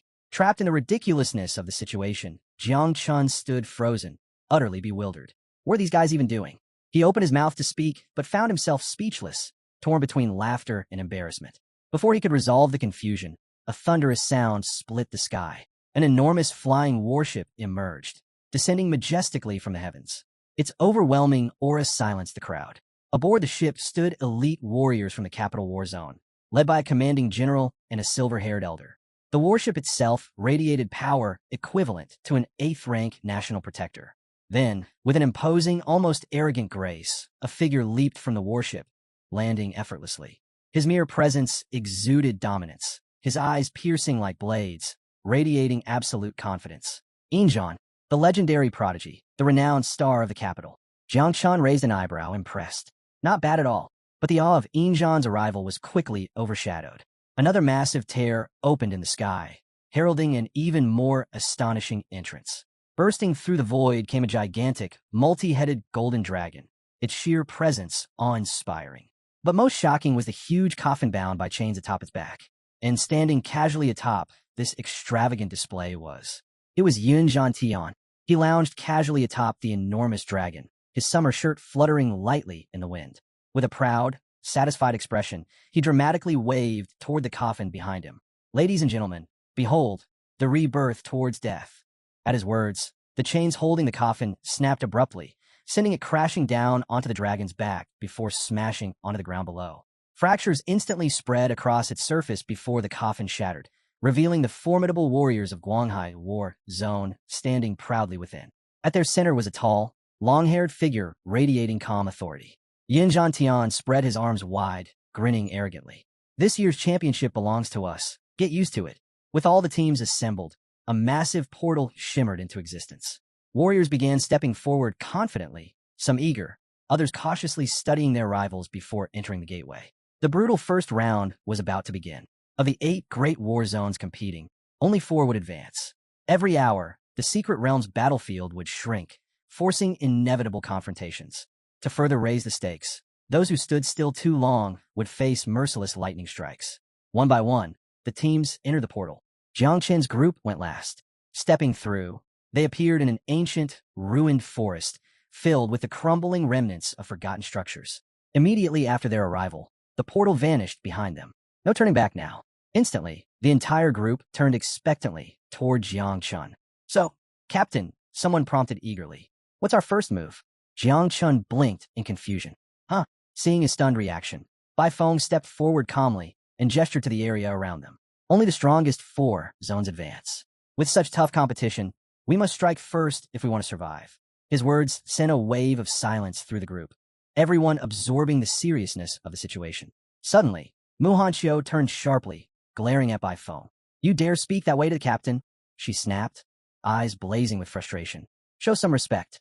Before a heated argument could erupt, Jiang Chun gently placed his hand on Mu Hanxiu's head, calming her. With a quiet sigh and a faint smile, he shook his head lightly. Relax. Bai Feng has a point. We need to plan. Reaching into his storage, he began pulling items out. The team relaxed visibly, anticipating some incredible strategy. Eyes shining brightly, they watched him eagerly. Then Jiang Chun took out a sofa, and some fresh meat, then vegetables, and finally, a grill. He sat down comfortably, clasping his hands over his knees, and looked at his teammates calmly. All right, he said, smiling warmly, let's begin. Absolute silence. Luo Sandao, Bai Feng, and Tang Ying stood frozen, jaws practically touching the ground as they stared at Jiang Chun. It took only moments to fully comprehend that Jiang Chun was genuinely setting up a barbecue, right there on the battlefield. Casually skewering meat as if nothing was unusual, Jiang Chun ignored their stunned expressions, humming lightly to himself. Mu Hanchio's voice cracked first. Trembling in disbelief, she finally snapped. Are you serious right now, Jiang Chun? We're about to fight for our lives, and you're grilling meat. Luo Sandao quickly joined in, urgently nodding. Exactly. We need a strategy, not snacks. Tang Ying turned away, hiding her face behind her hands in shame. I should have known he'd do something like this. Jiang Chun glanced up briefly, unfazed. Relax, he said calmly, turning the skewers over the fire. I heard the rules. If we don't move, lightning strikes, right? The warrior beside Baifeng looked dazed, muttering weakly, is he serious? We're doomed. Baifeng stared at Jiang Chun incredulously. You realize we'll be struck by lightning if we don't move, right? Jiang Chun just shrugged lazily, eyes sparkling with confidence. Lightning? He chuckled softly. Perfect. It'll recharge me. His teammates exchanged bewildered looks, convinced their captain had completely lost it. But suddenly, Jiang Wushuang stepped forward, eyes brightening with admiration. Wait, he's actually onto something, Jiang Wushuang said thoughtfully, causing everyone's heads to whip toward him in shock. Luo Sandao stammered, horrified. You can't be serious. Wushuang smiled warmly. Think logically. If we're hungry and exhausted, our combat power plummets. Jiang Chen's thinking strategically. He's keeping our strength up. To everyone's astonishment, Wushuang calmly sat beside Jiang Chun, assisting with skewering meat. Slowly, doubt faded from the team's expressions. One by one, they reconsidered, nodding thoughtfully as if Jiang Chen's logic suddenly made perfect sense. Luo Sandao folded his arms, nodding approvingly. Of course, brilliant. Another teammate chuckled excitedly, crossing his arms. It's a genius move. Jiang Chen's tactics are unmatched. Soon, the entire team was convinced, praising Jiang Chen's foresight enthusiastically. Jiang Chun blinked, glancing around incredulously. He had expected resistance, but now even he was confused. With a helpless sigh, he just shook his head and handed out freshly grilled skewers. This bunch really is hopeless. In reality, Jiang Chun had simply wanted barbecue. There was no hidden plan or masterful strategy behind it. Watching the intense faces of his teammates, he realized with an inward sigh. They'd completely misunderstood his intentions. Lost in his own confusion, Jiang Chun barely noticed Mu Hanxiu stepping closer, giving him a knowing nod. Ah, so that's your game, she whispered conspiratorially. Jiang Chun blinked, puzzled. Huh? My what? She smiled warmly, eyes shining with admiration. You don't need to hide it. I get it now. You're brilliant. He stared blankly. Wait, what exactly did she get? Nearby, Jiang Wushuang watched intently as flames flickered over the cooking skewers. He nodded thoughtfully, increasingly convinced of Jiang Chen's genius. This method, it reminded him of something he'd read about, an ancient legendary tactic known as Feast Before the Storm. It had surfaced only once, centuries earlier, in a legendary competition recorded in history. Inwardly, Jiang Wushuang marveled. To risk such an audacious move, knowing all eyes were on him, it was a testament to Jiang Chen's fearless confidence. Yet, doubt flickered briefly in his heart. What if other teams caught on to this bold tactic? Could Jiang Chun handle the pressure if they all turned against him? Jiang Chun felt Jiang Wushuang's piercing gaze and glanced back uneasily. Is something wrong? Snapped from his thoughts, Jiang Wushuang shook his head gently. No, nothing at all. His voice was soft but sincere. I was just thinking, I finally understand why people admire you so much. Jiang Chun raised an eyebrow, utterly baffled. Oblivious to Jiang Chen's confusion, Jiang Wushuang returned his focus to the barbecue, quietly reflecting. It wasn't talent or strength that set Jiang Chen apart. It was something far rarer, absolute fearlessness. A small smile formed as Jiang Wushuang flipped a skewer. I guess this year will truly be interesting, he murmured. Meanwhile, high above, an enormous projection showed Jiang Chun and Jiang Wushuang calmly grilling meat skewers, broadcasting the unusual scene to the entire nation. Back in the viewing stands, thousands stared awkwardly at the screen, speechless. Gu Kaitian watched the projection with a darkening expression, his fists clenched tightly at his sides. While everyone else was preparing for war, Jiang Chun was casually grilling meat. His frustration boiled over internally. Is this really Jiangnan's genius? Is he treating this as a joke?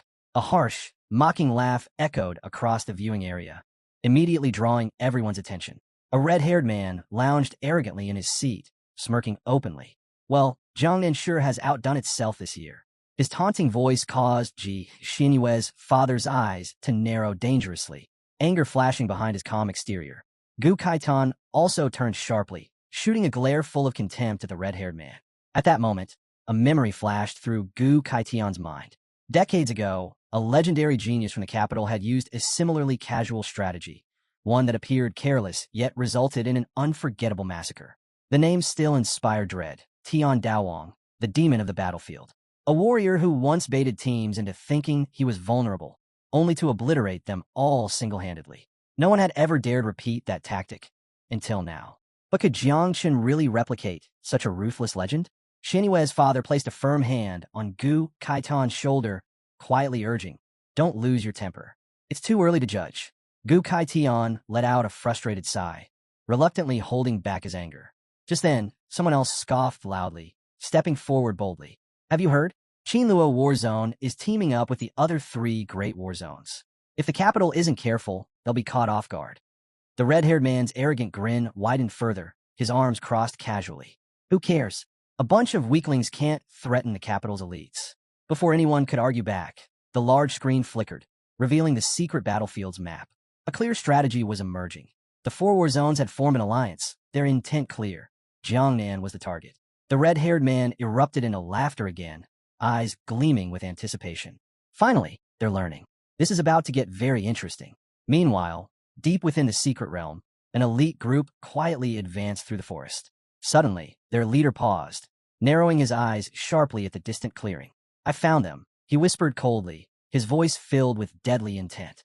Meanwhile, deep inside the secret realm, an elite squad carefully moved through the dense underbrush. Their leader abruptly halted, eyes narrowing in disbelief as he took in the scene before him. A barbecue.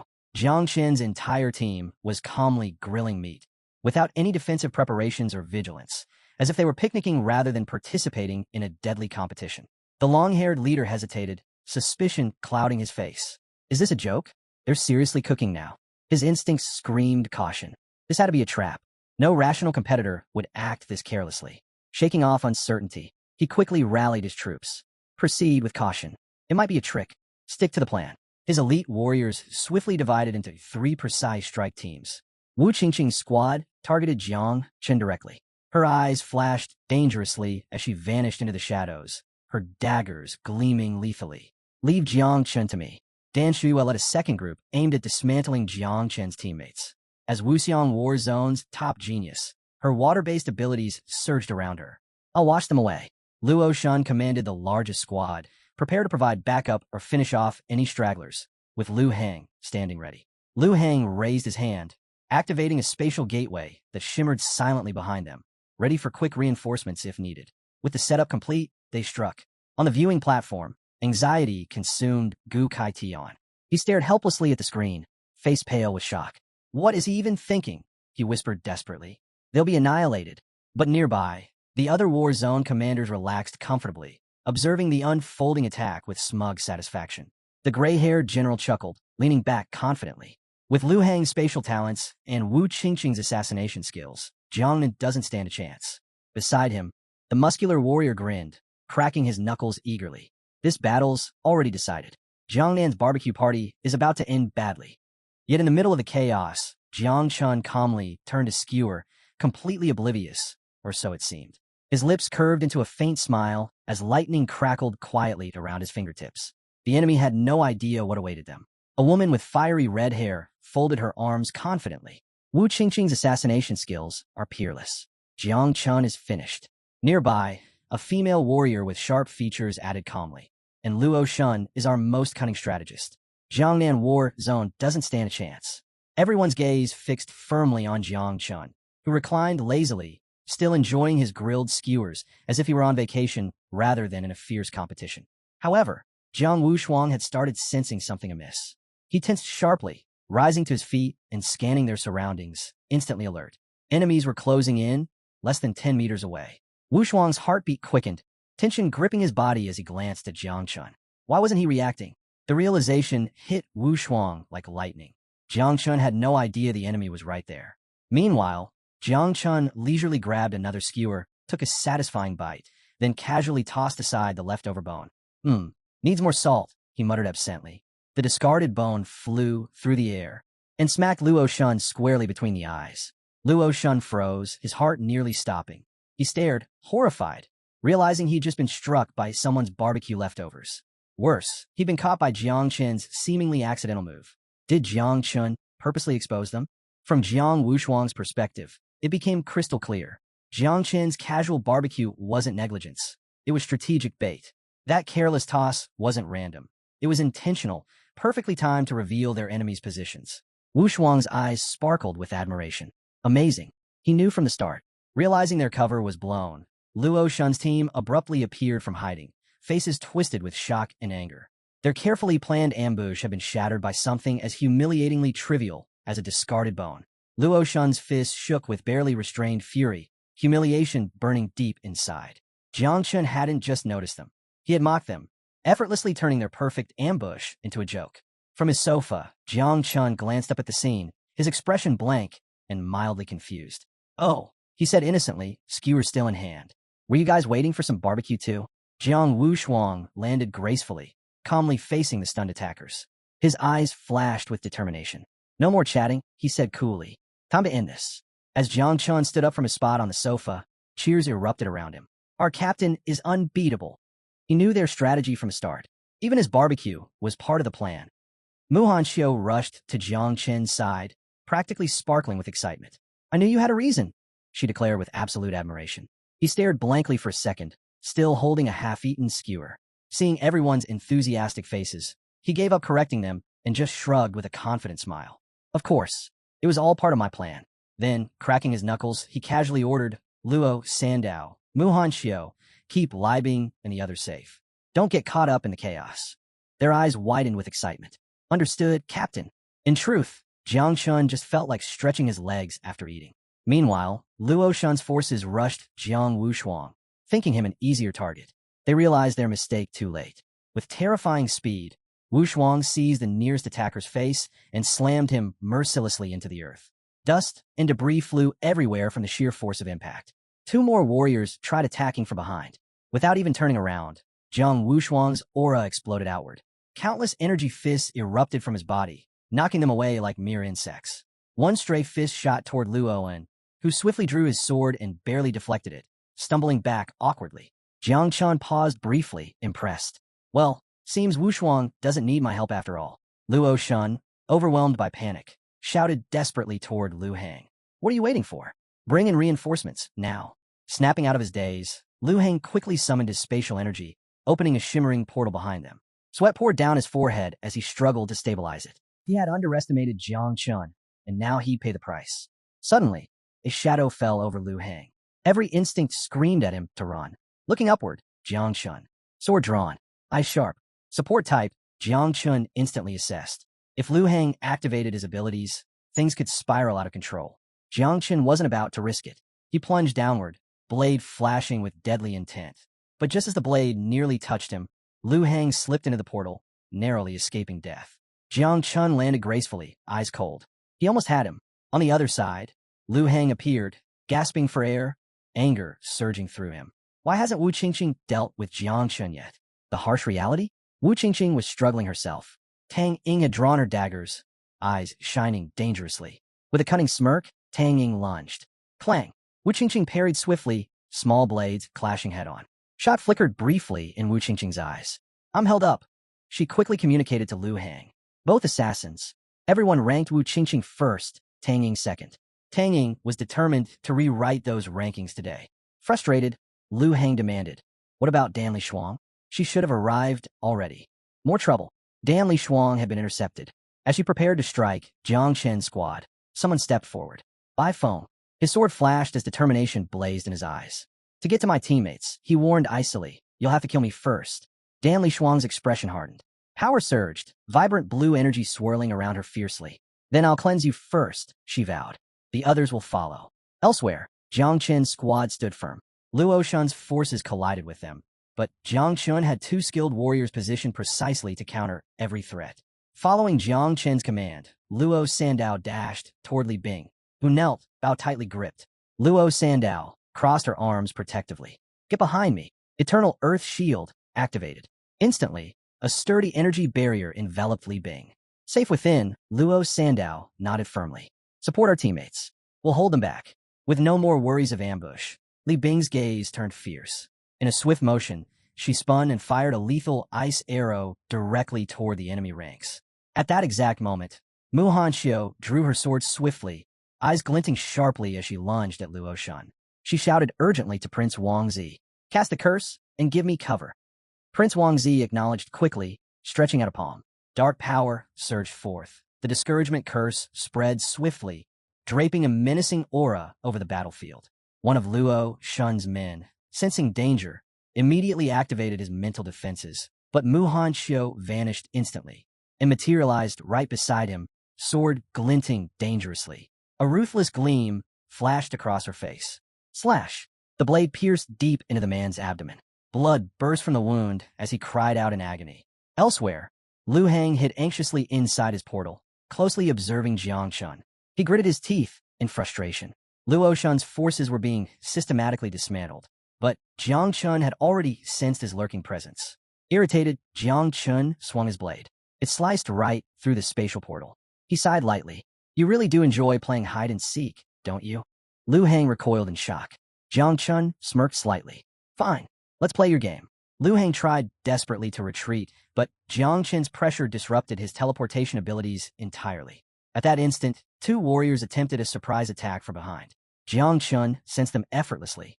Without even turning around, he tossed his blade casually over his shoulder. The sword pierced straight through both enemies' chests, returning fluidly to his grasp like a boomerang. He tilted his head playfully. Guess I can multitask, finding rats and taking them out at once." Across the battlefield, Luo Shun coughed violently, blood dripping from his wounds. He scanned the fight desperately. Jiang Wushuang stood untouched, unharmed. Bodies littered the ground around him. Luo Shun's eyes widened in horror. 8 warriors had attacked simultaneously, yet none landed a single strike. Jiang Wushuang stretched leisurely, cracking his knuckles. "Maybe bring 9 more next time?" Luo Shun clutched his shoulder, morale collapsing completely. Their formation had broken apart. Jiang Wushuang was invincible, and Jiang Chun moved freely. If this continued, they'd be finished. But suddenly, dark clouds rolled swiftly overhead, casting the battlefield into shadow. Thunder crackled ominously. Luo Shun tensed. Was this the end? Then, he noticed something crucial. His eyes lit up with renewed hope. This storm wasn't natural. This was a power of calamity. Relief surged through him as lightning charged within the clouds. "Dan Li Shuang." Luo Shun roared desperately. "Do it now." Dan Li Shuang nodded sharply, extending her arms as bright blue energy radiated outward from her body. But Bai Feng tightened his grip fiercely on his sword. With incredible speed, he charged forward, blade aimed directly at Dan Li Shuang. She quickly raised her hand, forming a protective barrier just in time to block his strike. Jiang Wushuang's expression sharpened immediately. In an instant, he saw Luo Shun's true strategy. "Everyone, take down Dan Li Shuang now." Jiang Wushuang shouted urgently. Luo Shun's lips curved into a smug smile. He pressed his palm to the earth. Dark, sinister energy pulsed outward. "It's already over," Luo Shun whispered triumphantly. Jiang Wushuang felt his body shudder violently. Overwhelmed by the force, he dropped painfully to one knee, pressing a hand to the ground, teeth clenched fiercely. He'd underestimated his enemy. With Jiang Wushuang immobilized, Bai Feng shifted quickly, eyes locking onto Dan Li Shuang. Luo Shun knew his illusion could hold Bai Feng briefly. Mere moments, but moments were enough. Once Bai Feng broke loose, Jiang Nan's defeat would already be sealed. "Finish it now," Luo Shun commanded. Instantly, Dan Li Shuang unleashed Water Dragon Dance. A storm of divine and demonic forces surged around her, crashing violently toward Bai Feng. Barely deflecting the wave with his sword, he was thrown backward, forced to retreat rapidly. Dan Li Shuang's eyes lit with determination as she raised her hands upward. Activating her ultimate spell, Blue Sky Water Serpent Dragon, blue mystical runes glowed brilliantly, branding Jiang Chen's team with vivid markings on their foreheads. Jiang Chen stood calmly, sword resting on his shoulder, confusion flickering in his eyes. What were these strange marks? Before anyone could react, the heavens erupted. A massive lightning dragon took shape, eyes radiating terrible judgment as it stared down, immobilizing Luo Sandao and Li Bing with pure terror. Thunder Punishment, an attack powerful enough to rival a sealed king of 7 transformations. Inescapable due to its sheer scale. Nearby, Tang Ying stood battered but victorious. She'd landed 3 decisive blows, narrowly escaping death herself. Opposite her, Wu Qingqing stumbled, one arm severed, deep wounds slashed across her chest. With a bitter smile, Wu Qingqing limped toward Lu Hang's portal. It doesn't matter that you won, she mocked weakly. Losers vanish from the celestial geniuses' rankings. Only the strongest survive in Great Xia's memory. Jiang Chen's team stared hopelessly at the sky, marked and awaiting the devastating strike. Frustration twisted their faces. Victory had slipped cruelly away. Bai Feng's anger erupted, his aura surging as he prepared another attack. But Dan Lishuang was already moving. Activating her spatial escape, she stepped into the portal. Glancing coldly at Bai Feng, she delivered her final words. You're already purified. Then, she vanished. Prince Wangzi stared helplessly at the brewing thunderstorm above, fists tightly clenched. Despair filled his voice. Then we'll die here together, Mu Hanxiu. Yet Mu Hanxiu faltered, eyes brimming with tears as she clutched her head desperately. No, I don't want to die with you, she shouted, turning away. Her heart yearned for something else, for Jiang Chun. Across the field, Jiang Wushuang broke free bit by bit from Luo Shun's illusion, eyes blazing with unstoppable fury. Luo Shun smirked triumphantly. It's over. Jiangnan has fallen. None of the 4 great war zones will advance. Jiang Wushuang knew Thunder Punishment wouldn't finish him off, but he swore silently that no matter what, he'd hunt them down. As Luo Shun stepped calmly toward the portal, he threw a mocking glance back. You want revenge? First, focus on surviving. Suddenly, a shadow surged forward. It was Jiang Chun. Without hesitation, he threw himself directly into the path of the raging Thunder Punishment. The lightning dragon in the sky stared straight down at him, its crackling energy intensifying. Watching safely from their exit portal, Luo Shun and the others burst out laughing. Has he lost it? He thinks he can survive Thunder Punishment? But Jiang Chun only smiled confidently, raising his palm toward the dragon. I've waited patiently for this moment. His voice carried pure certainty. Thanks for bringing it to me. Luo Shun's group laughed louder. Has he gone insane? He thinks this calamity is a joke. Yet Jiang Chun only widened his smile, calmly reaching toward the dragon. This was always my plan, he declared confidently. Dan Lishuang, hurry. Redirect the dragons to Jiang Chen's team, someone urgently shouted. Dan Lishuang lifted her hand, but fear filled her eyes instead of power. Her commands failed. Impossible. Why can't I control my own calamity? Jiang Chun landed lightly, his body now charged and brimming with electrical power. Sparks danced fiercely around him, lighting up the battlefield. Everyone froze, eyes locked on him in disbelief. This time, Jiang Chun said coldly, rising higher into the storm, lightning crackling around him, the ones who will lose are you. Silence filled the battlefield. Shock, fear. No one had imagined this could happen. Jiang Chun smiled coldly, eyes glittering as electricity surged around him. All right then, let the hunt start. With a swift movement, he activated Sky Blade, Thunderblade, lightning crackling fiercely around his fingers. He lifted his sword calmly. Let's test it out. Which is faster, my thunder or your portal? Luo Shun's men scrambled to escape, diving desperately into the portal. But Jiang Chun merely flicked his wrist. Lightning exploded forth, slicing effortlessly through space itself. Before the enemies could blink, their bodies fell in shattered pieces. Luo Shun stood frozen, panic overwhelming him. How can he cut through spatial portals? His carefully laid plans disintegrated instantly. Nearby, Jiang Wushuang finally broke Luo Shun's illusion completely, his eyes ignited with rage. Seeing Jiang Chun seize control, Luo Shun's voice cracked in desperation. Break formation immediately, he roared. We can't win if Jiang Chun masters Thunder Punishment. Dan Liang's face twisted in shock. Wu Qingqing stumbled from the portal, wounded yet defiant. But suddenly, Luo Sandao stepped forward, eyes fierce. If you want out, you'll have to destroy me first. She activated a fortified eternal shield of life, a radiant blue barrier, encasing the battlefield completely. Trapped, Luo Shun's team realized escape wasn't possible without a fight. Wu Qingqing unsheathed her knives, desperate to fight her way free. But before she could move, Tang Ying appeared again, blades drawn and a sinister grin on her lips. You're staying right here, Tang Ying teased coldly. This ends now. Wu Qingqing cursed, forced to prepare herself once more. Then you'll die first. Dan Lishuang moved to intervene, but Bai Feng blocked her path, sword gleaming as he launched his strike, forcing her onto the defensive. Dan Lishuang raised her hand calmly, blue energy spiraling effortlessly as she blocked Bai Feng's strike without blinking. You, she scoffed quietly. You're beneath my notice. Bai Feng's lips curled into a defiant smirk, tightening his grip. We'll see about that. Across the battlefield, another figure struck decisively. A shadow lunged at an enemy who'd turned to flee. A swift blade flashed, followed by the enemy's painful cry. You turned your back during a fight? The attacker mocked. That's asking to die. Nearby, a shirtless fighter glanced impatiently at his ally. We're not helping Jiang Chun by standing idle. Cracking his knuckles, excitement filled his eyes. Time to jump in. Mu Hanxio's eyes brightened intensely, excitement overriding her hesitation. Meanwhile, Prince Wangzi extended his palm again, expression serious. You're right, Prince Wangzi said softly, glancing toward Mu Hanxio. If we're truly destined, let's claim victory together. Above them, Jiang Chun soared swiftly, lightning trailing behind him with every movement. Another fierce thunder sword strike slashed the air, scattering sparks across the sky. Two more foes fell lifeless instantly. Luo Shun, panic rising, barked at Lu Hang urgently. Take down Jiang Chun now. Inside the portal, Lu Hang's gaze locked onto Jiang Chun, expression icy. He nodded silently, teleporting instantly behind Jiang Chun for a surprise attack.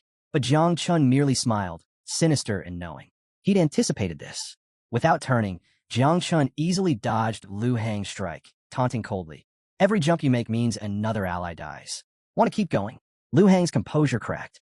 Jiang Chun's speed was impossible to match. Seeing his ally waver, Luo Shun's expression hardened. Quickly, he activated his ability, sharpening his perception to track Jiang Chun's swift movements, syncing with Lu Hang's awareness. But Jiang Chun had already foreseen this. Thunder surged around him as he accelerated even faster, leaving both Luo Shun and Lu Hang stunned and helpless. Lu Hang staggered, dread overwhelming his confidence. He's moving too fast. I can't keep pace. At that moment, Luo Shun realized with terrifying clarity the battle was slipping from his grasp. Suddenly, a chilling voice echoed from behind Lu Hang. You're nothing but a rat scurrying through shadows. Unfortunately, you're not quick enough this time. Lu Hang froze, heart pounding. Jiang Chun behind me. Fear seized him instantly. Escape was impossible. In a single, fluid movement, Jiang Chun summoned Skyblade, Thundersword. Lightning surged forth, slicing ruthlessly into Lu Hang. Lu Hang gasped, blood spurting from his mouth, his eyes wide with shock. It was already over. Casually, Jiang Chun rested his sword on his shoulder, smiling faintly. I should leave some scraps for Jiang Wushuang. Wouldn't want to steal all his fun. Meanwhile, crimson energy erupted fiercely around Jiang Wushuang's body as he finally shattered Luo Shun's curse. His furious gaze snapped onto Luo Shun, who instinctively staggered backward, coughing blood, eyes wide in panic.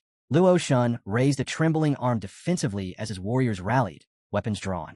Realizing escape was impossible, they prepared for a desperate last stand, determined to shield Luo Shun with their lives. Free at last, Jiang Wushuang charged forward aggressively, crushing the earth beneath his feet. His speed was frighteningly fast, striking down an enemy instantly before the man even realized what hit him. Fear flooded their faces. They knew they were utterly powerless against him. From the sky, Jiang Chun watched calmly, amused. Breaking free at last? Good for you, but this is still far from enough. Jiang Wushuang glared fiercely upward, rage fueling him. Then watch me closely, he growled. At that moment, Dan Lishuang raised both arms, face twisted in anger. You won't escape this. Water surged violently from beneath, coiling unnaturally around Bai Feng, tightening around his throat and limbs. This is Belo's water. Enjoy your purification, Dan Lishuang declared coldly.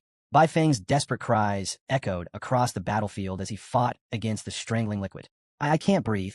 Someone help. But before his agony ended him, Jiang Chun moved swiftly. Lightning surged around him as he dove downward, effortlessly slicing apart the strangling water with his blade, freeing Bai Feng instantly. As Bai Feng collapsed, unconscious but alive, Jiang Chun stared defiantly at Dan Lishuang. Now, Jiang Chun declared firmly, lightning crackling dangerously around him. It's your turn. Dan Lishuang's eyes widened in disbelief. No way, she murmured, watching Jiang Chun move with unreal speed. Nearby, Luo Sandao and Li Bing observed in silence.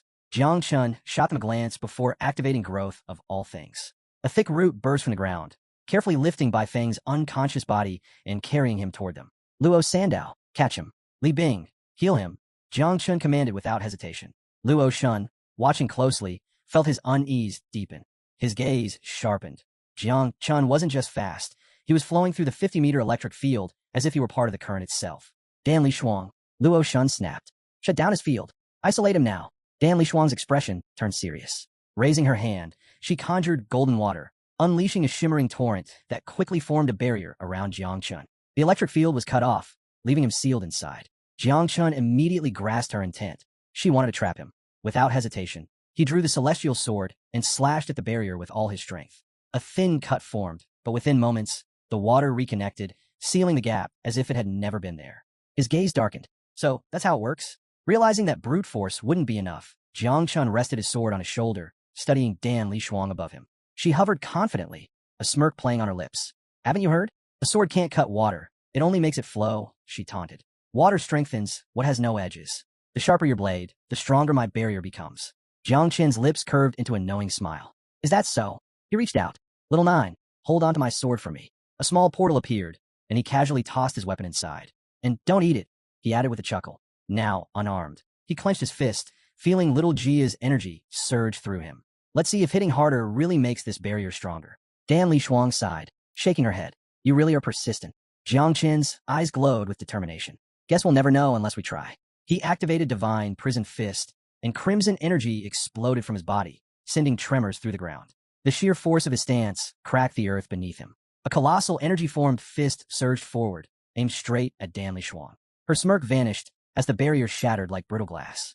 Impossible. Before she could react, the energy fist struck her with overwhelming force.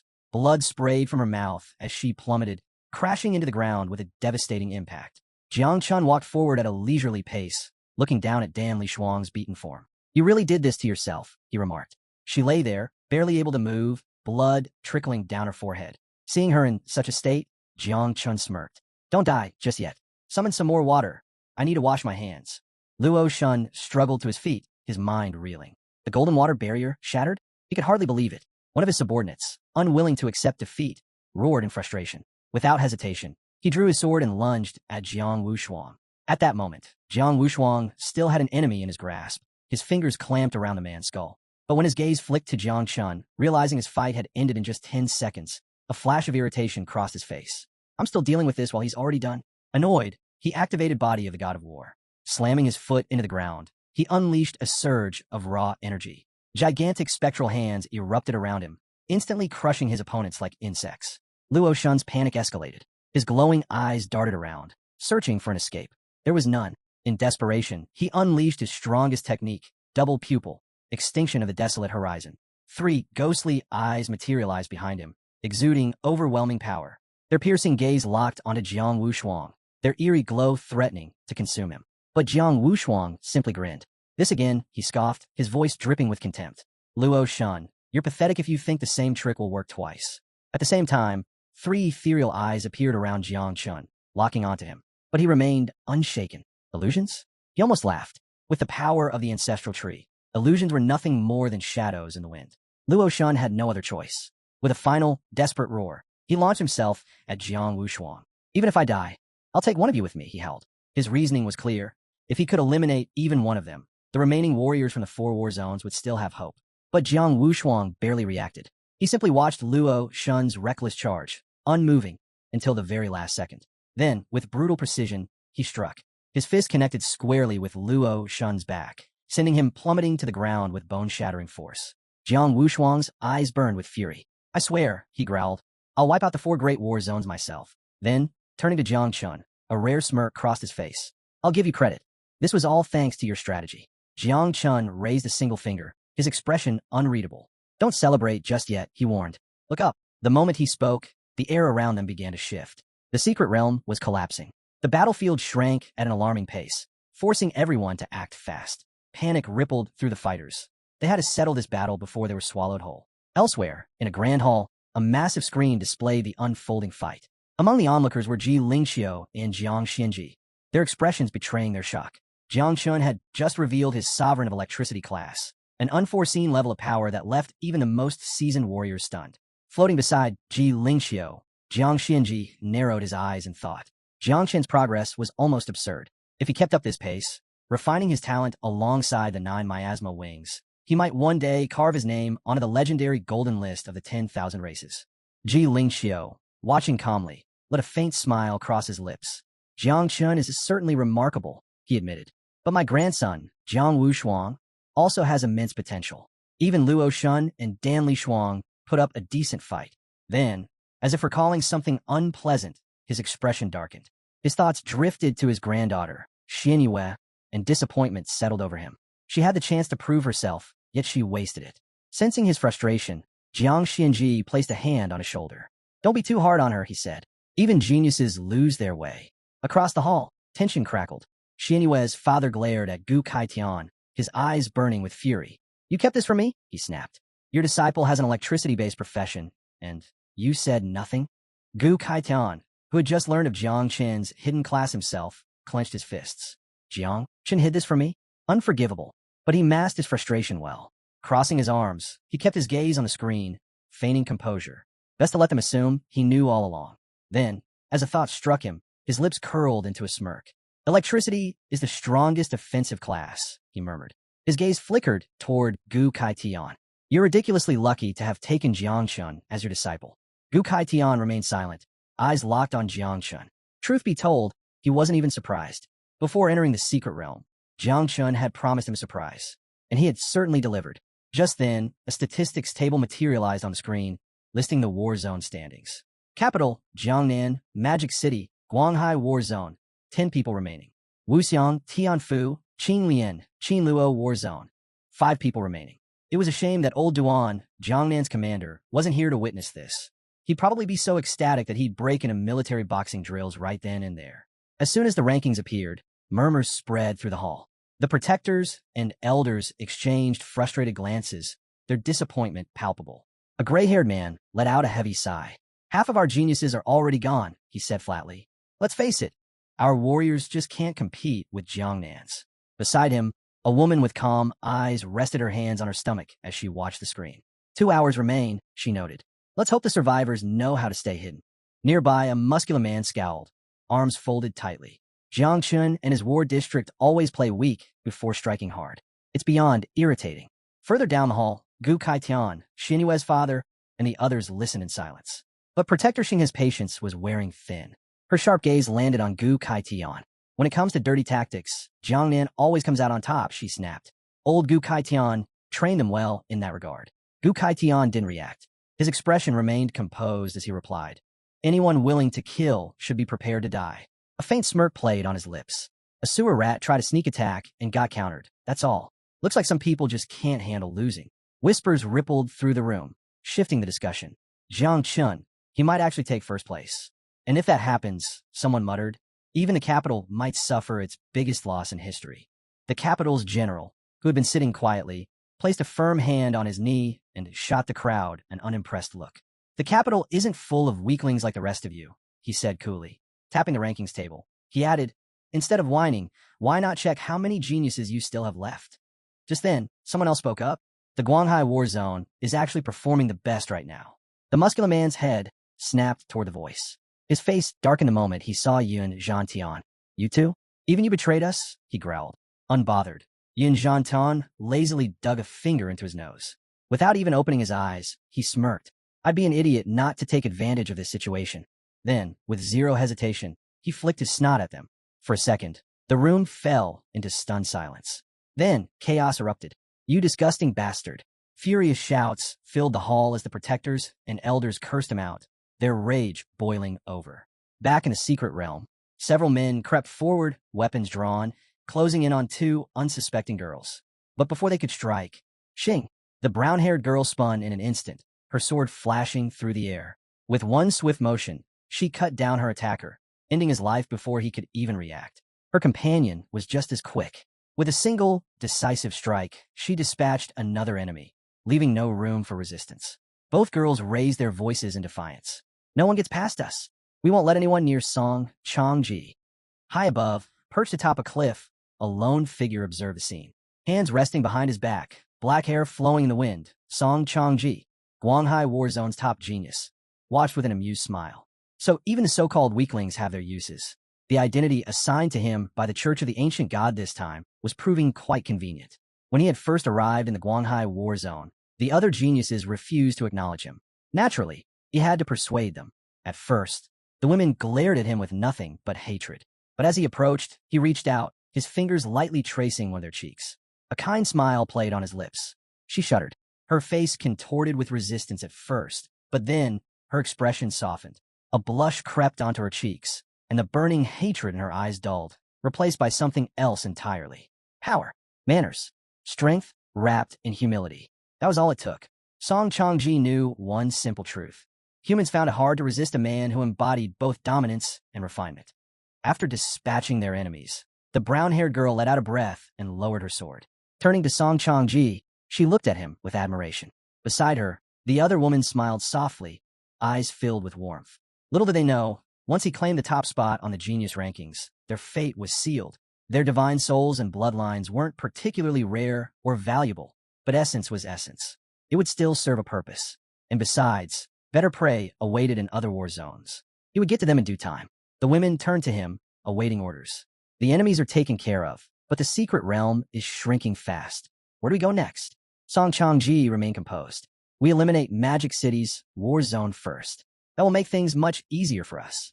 They nodded without hesitation. Not far away, a ruined city stood between jagged mountains, the landscape rough and unforgiving. The only entrance and exit, a narrow stone bridge, offered a single path forward. Here, Injan, the leader of the capital's genius team, stood among his warriors. His sharp gaze swept across his comrades as he finalized his strategy. They would blockade the bridge. Like hunters awaiting their prey, they would strike the moment their enemies set foot on the stone. His voice was steady, filled with unshakable determination. This year, we're eliminating the other 7 teams. The capital's geniuses will take over the top 10 rankings. Excitement surged through Injan's team. They clenched their fists, voices rising in agreement. Victory was within reach, and they were ready to seize it. A statistics board materialized in front of Injan. Capital, Jiangnan, Magic City, Guanghai War Zones, 10 people remaining. Wuxiang, Tianfu, Qinglian, Qinluo War Zones, eliminated. Injan's expression hardened as he clenched his fist. For teams, wiped out already, that was unexpected. Not a single casualty among the remaining war zones. Who else had this kind of power? Was it Jiangnan's elites? Or maybe Madu's geniuses? Excitement flickered in his eyes. He turned, summoning his dragons as a grin stretched across his face. Change of plans, he declared. Winning like this is boring. The real thrill lay in the hunt. Instead of waiting, they would seek out their enemies directly. Move out. Meanwhile, in another part of the secret realm, Ji Xinyue's team stood frozen in shock. One of the men threw up his hands in disbelief. How did 4 teams get wiped out in less than 30 minutes? They had only just found the right path, and already the battlefield was shrinking around them. Hua Yunfei scowled. The captain led us the right way, he snapped, frustration clear in his voice. If we had taken a different route, we might have been among them. Ji Xinyue's gaze remained steady. Enough talking. Keep moving, she ordered, her tone calm yet firm. But even as she led them forward, a flicker of sadness crossed her eyes. I wanted to prove myself in front of Jiang Chun, but I never even got the chance. Her thoughts drifted to the 4 eliminated war zones. In previous years, they had always joined forces against the capital. If they had been crushed this quickly, then the capital was likely behind it. Still, she felt a wave of relief. At least Jiangnan's team was still intact. Like hers, they had likely avoided direct conflict so far. Then, a sudden flurry of wings. Birds burst from the trees, screeching as they fled into the sky. Her instincts screamed danger. She halted, raising a hand to stop her team. Her eyes swept the surroundings, sharp and alert. Something's wrong, she warned. Stay on guard. Someone's about to attack. The air tensed. And then, a portal flickered open nearby. A figure stepped out. Song Changji. His confident gaze locked onto her as he smirked. Ji Xinyue, he drawled. I know all about your divine class profession, God's Son Extinguisher. And of course, your extreme flame bow. More figures emerged behind him, his team. Silent, watchful. From a cliff above, Song Changji watched with amusement. His smirk deepened. It's no surprise you're ranked second on the great genius list, he mused. A shame, really. If we'd met under different circumstances, I might have shown you mercy. Then his eyes gleamed with cold intent. But this is the genius rankings. And unfortunately, I have no choice but to eliminate you. Ji Xinyue's hands clenched around her bow, her fury igniting like fire. Go to hell, she spat. Song Changji raised an eyebrow, amusement flickering in his eyes. So, you ready to die? Ji Xinyue didn't waste words. Her response came swift and clear, an arrow. Activating Celestial Fire Meteor, she released a blazing projectile engulfed in divine flames. Hua Yunfei stiffened, his mouth slightly agape. The sheer force behind the attack left him momentarily speechless. The sky erupted in fiery light as the arrow streaked forward, its overwhelming presence nearly blinding everyone on the battlefield. Song Changji's subordinates instinctively shielded their eyes, some even turning away from the sheer intensity. The weight of a divine profession pressed down on them, suffocating. Amidst the chaos, a brown-haired woman beside Song Changji remained unfazed. "Hold your ground," she commanded. "We have Song Changji with us." As the flaming arrow closed in, Song Changji finally moved. With effortless grace, he extended his hand, intrigue flickering in his gaze. "Impressive talent," he murmured. Then, he flicked a single thread into the air. The thin strand of energy coiled around the meteor arrow, snaring it mid-flight as if it were nothing more than a feather. Silence. Ji Xinyue's breath caught in her throat. He caught it?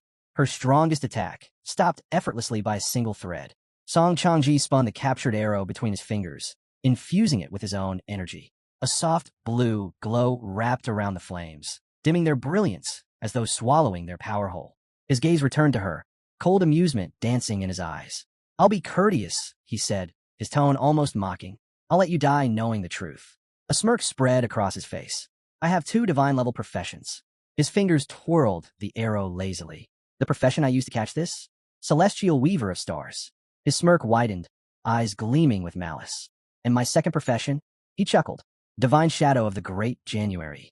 As he activated his ability, a perfect clone of himself materialized beside him. Then another, and another. In mere seconds, hundreds of identical copies surrounded Ji Xinyue's team, blocking every possible escape. Song Changji's voice remained calm, yet the arrogance in it was undeniable. "Individually, these professions may not compare to yours. But together, under my control, their power is terrifying." Ji Xinyue's team stood frozen, horror settling in. 2 divine professions. One of her teammates swallowed hard, his voice laced with panic. How is this even possible?" Ji Xinyue, however, didn't waver. She swiftly pulled another arrow from her quiver, turning to Xiao Song, their perceptive class warrior. "Can you pinpoint the real body?" she asked. Xiao Song stretched out his hand, his eyes glowing as he activated his ability. But when he spoke, his voice trembled. "All the clones have anchor points," he revealed. "The main body can transfer between them at will. That means any one of them could be the real one." A heavy silence followed. Ji Xinyue's mind raced. So that's why the Guanghai War Zone never engaged the capital directly. They specialize in deception and ambush tactics. But now wasn't the time to analyze it further. Steadying herself, she gave a firm command. "Stick to the plan. If you can fight, fight. If not, find an opening and break through." Without hesitation, her team moved into formation, weapons drawn, forming a tight defensive circle around her. Song Changji tilted his head slightly, watching Ji Xinyue's team with mild amusement. "Interesting," he muttered. But before he could make a move, boom, a blazing arrow shot into the sky, detonating in an explosion of golden fire. Ji Xinyue wasted no time. She activated Scorching Sun above, then immediately followed it with Golden Crow's fire rain. Above them, the flames surged and took form. A massive, fiery crow with outstretched wings, its screech piercing the battlefield. The sheer heat distorted the air, making it ripple like a mirage. Song Changji's subordinates faltered, their confidence shaken as the fire crow spread its wings, incinerating clone after clone. Yet, despite the destruction, Song Changji remained composed. A smirk played at his lips as he observed the scene. "Beautiful technique," he mused, "but ultimately useless." With effortless grace, he stepped forward and raised his hand toward the sky. "This is getting boring." He activated 1,000 threads. A colossal celestial and terrestrial web materialized above them, golden threads glistening in the fading firelight. With a flick of his fingers, the fine strand shot toward the flaming crow, ensnaring it in a web of energy. The moment the crow struggled, the net constricted. Boom! A violent explosion rocked the battlefield as the fire crow collapsed under the pressure, its form crumbling into scattered embers. Shockwaves rippled outward, forcing Ji Xinyue's team to brace themselves. Ji Xinyue's breath hitched. Her strongest technique, rendered useless in seconds. 2 of her teammates immediately stepped forward, forming a defensive shield around her to buy time. One of them quickly assessed the situation. "The net, it's still tightening. He's trying to trap us inside and crush us." Ji Xinyue's fist clenched. "I won't let that happen." Raising her bow, she shouted, "Use your ultimate abilities now." Without hesitation, her team complied, summoning a powerful barrier to push back against the closing web. Ji Xinyue activated Extreme Flame. A colossal bow materialized in the sky, its presence overwhelming. "This is our chance," she commanded. "Find an opening, break through." Elsewhere in the secret realm, a massive explosion shattered the air. Jiang Chun and his team, already nearby, felt the tremors rippling through the battlefield. His eyes narrowed. That power. Ji Xinyue's team? The man beside him noticed his reaction. Something wrong. Jiang Chen's expression darkened. They're in serious trouble. Without hesitation, he turned to his team. We're heading to Magic City, team, he declared. Now, as Song Song Changa extended his hand, shimmering threads emerged, weaving through the air. His gaze locked onto Ji Xianyu with an air of superiority, a smug smile playing on his lips. The crowd was stunned. He possessed not one, but two divine-level classes, an achievement unheard of in Xia's history. Even Emperor Ingji at his peak had never reached such heights. Xing and the others finally understood why Yun Zhantian had been acting so differently, why he had refused their alliance without hesitation. His eyes gleamed with excitement as he raised his hand, his smirk deepening. With an air of arrogance, he openly admitted he had never considered them worthy. In his eyes, Jiang Wushuang, Jiang Chun, and Yin Zhan were nothing but insignificant specks before the overwhelming presence of Song Song Changa. Meanwhile, Ji Xianyu's father watched in growing fear. His hands trembled as the realization struck. This battle could decide the fate of the Modu war zone. Though he didn't care about victory or defeat, his daughter's safety was another matter entirely. His forehead dampened with sweat as uncertainty gripped him. Yun Zhantian suddenly burst into laughter, closing his eyes as if reveling in the moment. He was convinced that this time, his war zone would emerge victorious. Tian Daowang, however, remained unfazed. Turning to Ji Xianyu's father, he spoke in a calm, steady voice, urging him to ignore Yun Zhantian's arrogance. Victory was not yet decided. Jiang Chun was already on his way to assist Ji Xianyu and the others. The outcome was still uncertain. Ji Xianyu gripped her bow tightly and lifted it toward the sky. Ji Xianyu and the others quickly raised their hands, forming a protective barrier. Suddenly, one of the girl's eyes widened in panic. Her voice trembled as she turned to the captain, warning that the illusory shadow of the extreme flame bow was weakening. A man reinforcing the barrier broke into a cold sweat. His breathing grew heavy as he admitted that he couldn't hold on much longer. Ji Xianyu, exhausted, struggled to catch her breath. Her mind raced. Would the Modu war zone be completely wiped out? She had trained relentlessly for this competition, determined to prove herself to Jiang Chun. Just then, Ji Xianyu stepped forward, raising his hands as a deep blue energy surged from his body. The power coalesced into the form of a majestic knight, radiating strength and authority. Ji Xianyu's eyes widened in shock. Her voice wavered as she asked what he was doing. Hua Yunfei's expression hardened with unwavering resolve. His eyes shone with determination as he vowed that their team would not fall. He swore to protect the captain until his last breath. With a swift command, his summoned knight charged forward, striking at the web of threads overhead. Bit by bit, the tension in the threads began to loosen. Floating above them, arms crossed behind his back, Song Changa narrowed his eyes. He watched the unfolding scene with interest, then scoffed. Do you truly believe that your spirit and divine sacrifice are enough to break my threads? He questioned. He acknowledged Hua Yunfei's talent, but made one thing clear. It still wasn't enough to impress him. His eyes widened in confusion, locked onto Hua Yunfei, who suddenly began to radiate an overwhelming light. Hua Yunfei's entire body trembled as he let out a piercing scream, his power surging to its peak. He was burning his vital essence, trading his own life for one final burst of strength. Song Changa watched, bewildered. Was this man truly willing to throw his life away? But before he could fully process it, Hua Yunfei's body erupted into fragments, vanishing in an explosion of energy. Ji Xianyu's breath caught as she watched in horror. Her eyes welled with tears, sorrow consuming her. But in that very moment, Hua Yunfei's sacrifice bore fruit. The spiritual knight, now empowered, drove its weapon straight through the woven threads, tearing apart the sky-bound net. For a brief second, there was silence. Then, Song Changa's expression darkened. Without hesitation, he extended his hand, fingers moving fluidly as another net materialized in the air. The crowd gasped. His eyes burned with fury, his movements swift and calculated. He scoffed, mocking Hua Yunfei's sacrifice. Did you really think you could break my net with just that? He sneered. Foolish. I can weave it as many times as I like. Growing tired of toying with them, Song Changa decided to end it. The newly formed net descended, closing in rapidly. The barriers shielding Ji Xianyu's team began to crack, splintering under the immense pressure. One by one, the protective layers shattered, and the deadly threads ripped through her comrades, tearing into them with merciless precision. Ji Xianyu collapsed to her knees, gripping her bow with one hand while placing the other on the ground. Despair filled her voice as she whispered an apology to Jiang Chun. She had failed him.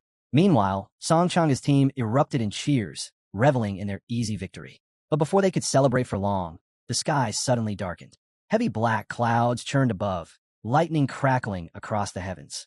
A low rumble shook the battlefield as an enormous thunderclap split the air. Then, through the storm, a radiant phoenix forged from pure lightning streaked toward them. All eyes turned skyward, stunned by the sight. Before they could react, the Thunder Phoenix surged forward at unimaginable speed, cutting straight through the battlefield. In an instant, lightning engulfed them, searing through their bodies. Screams of agony filled the air as the overwhelming energy electrocuted Song Changa's forces, bringing them to their knees. Song Changa's head snapped toward the cliffside, his eyes narrowing in shock and unease. He hadn't sensed any danger before now. At first, he thought it was divine punishment, but that idea quickly faded. Thunder punishment only struck those who remained still, so who had just wiped out his team. Above, the lightning phoenix circled through the stormy sky. Atop the majestic beast stood Jiang Chun, his expression tense with urgency. He leaned forward, voice carrying through the chaos as he shouted, "Ji Xianyu, hold on just a little longer." Hearing his voice, something flickered in Ji Xianyu's eyes, hope. Her breath hitched in disbelief. Jiang Chun was here, and he had arrived on the back of a thunder phoenix to save her. Jiang gave the order, and his phoenix surged forward, its body crackling with pure lightning. As it darted through the battlefield, arcs of electricity shattered Song Changa's clones one after another. Watching his forces fall so effortlessly, Song Changa was momentarily stunned. This level of raw power was beyond anything he had expected. While Jiang focused on wiping out the clones, Song Changa observed him with a calculating gaze, his arms still folded behind his back.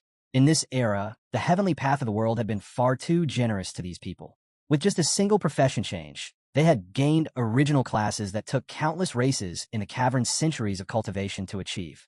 To him, it was utterly unfair, disgusting even. Jiang landed on the ground, his fists clenched as he locked eyes with Song Changa. Without hesitation, he commanded his phoenix to continue eradicating the clones. At the same time, he turned his attention to the massive net overhead. Summoning the power of the divine elephant's body, he launched a devastating punch, tearing through the threads with ease. The force of the blow sent a thick cloud of dust and smoke into the air. As the smoke cleared, Jiang narrowed his eyes. The net had already regenerated. He wasn't about to let that stop him. Taking a deep breath, he unleashed a relentless barrage of punches, each strike aimed at destroying the threads faster than they could be rewoven. He wanted to see who was quicker, Song Changa with his weaving or himself with his fists. It didn't take long for the net to finally give way.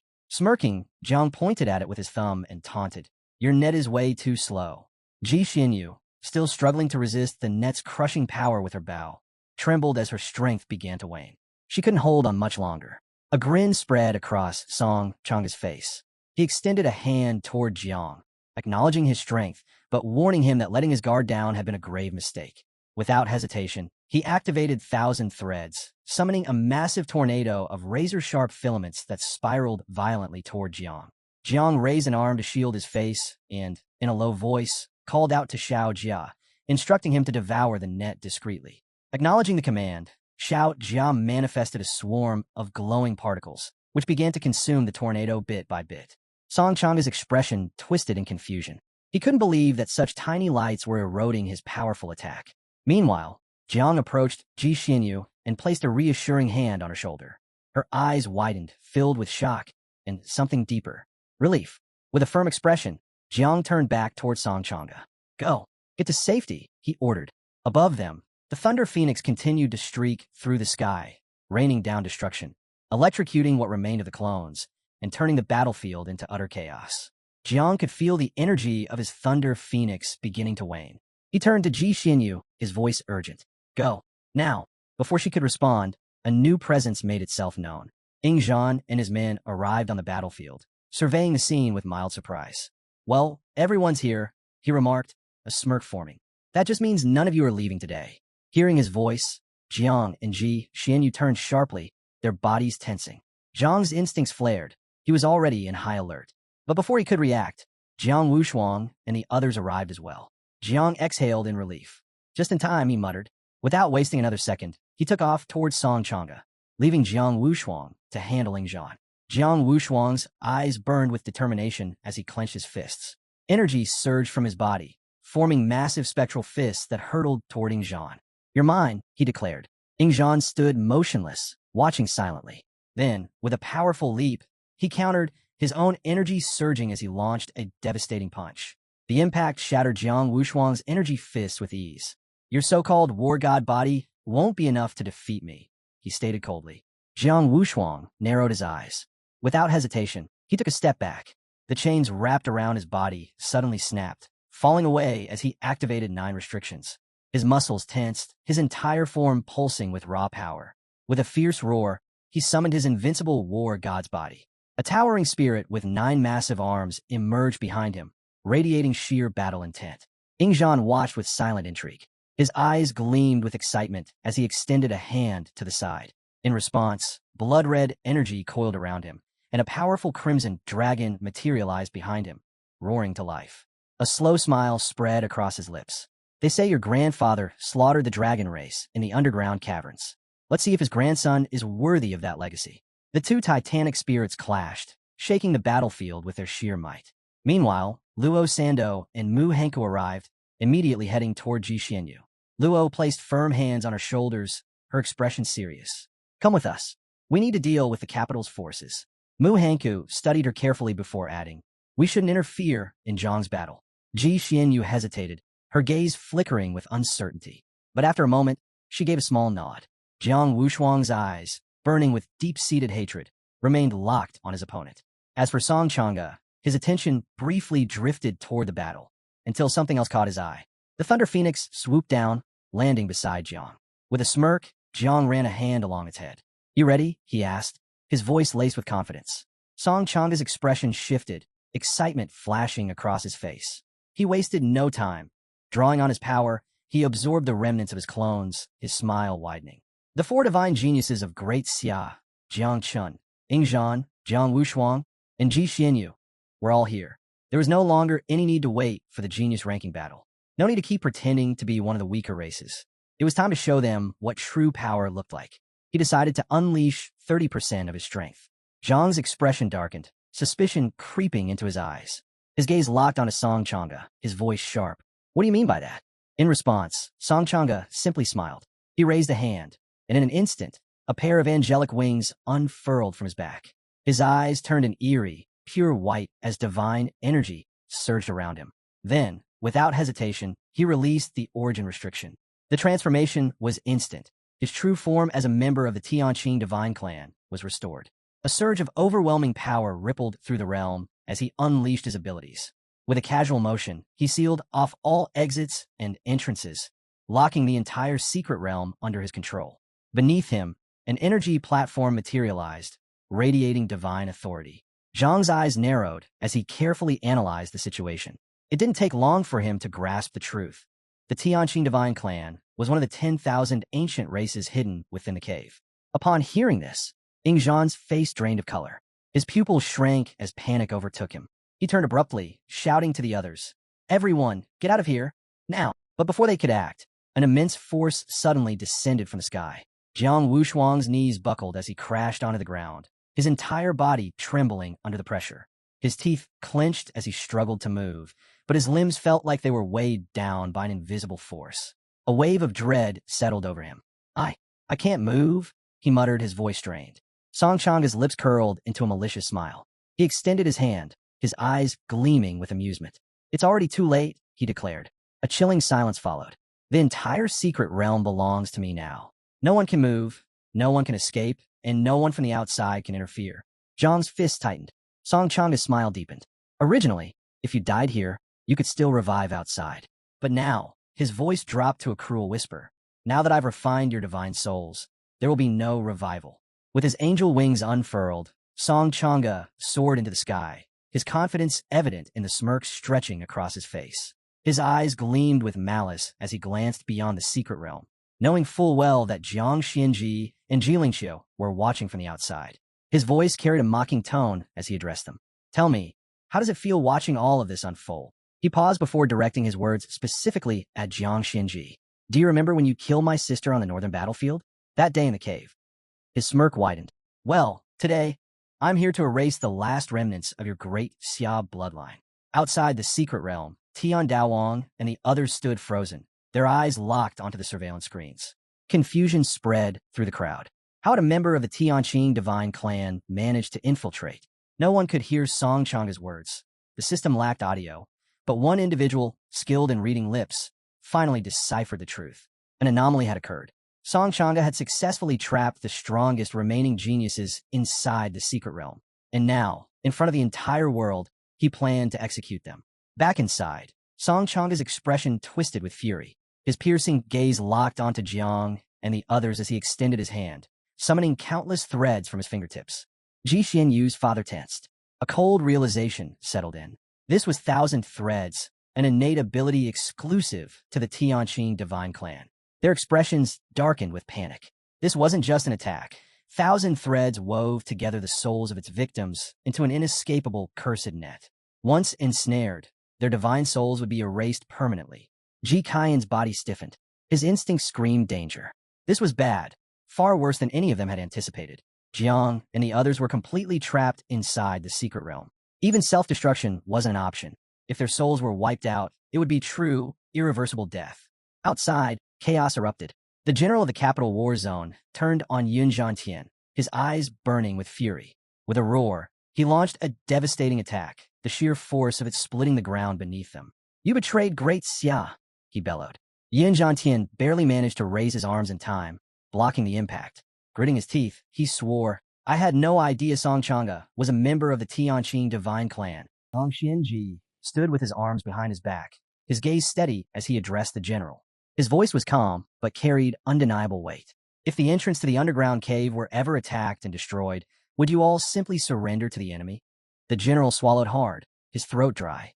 His eyes flickered to Jiang Xianji, but he found himself unable to respond. A heavy silence fell over the group. Meanwhile, Jiang Xianji stepped forward, his attention shifting to the king of the celestial sword. His gaze sharpened as he posed a direct question. "How many offspring has Jiang Chen's miasma wings produced?" The sudden inquiry caught everyone off guard. "If he has over 100,000, Jiang Xianji continued, then we might be able to use them to trigger an explosion that could turn the situation around." Tian Daowang's expression tensed with surprise and confusion. He hesitated before admitting, "I don't know. I've never asked Jiang Chen about it." Jiang Xianji's expression darkened. His mind raced back to just a week ago. He vividly recalled Jiang using over 1,000,000 offspring in battle. The realization hit him hard. Raising another 100,000 in such a short time was simply impossible. As he wrestled with this problem, the sword god stepped closer, his expression laced with suspicion. "It's unfortunate that the lives of the geniuses are at risk, but don't you think the situation is more than just a coincidence?"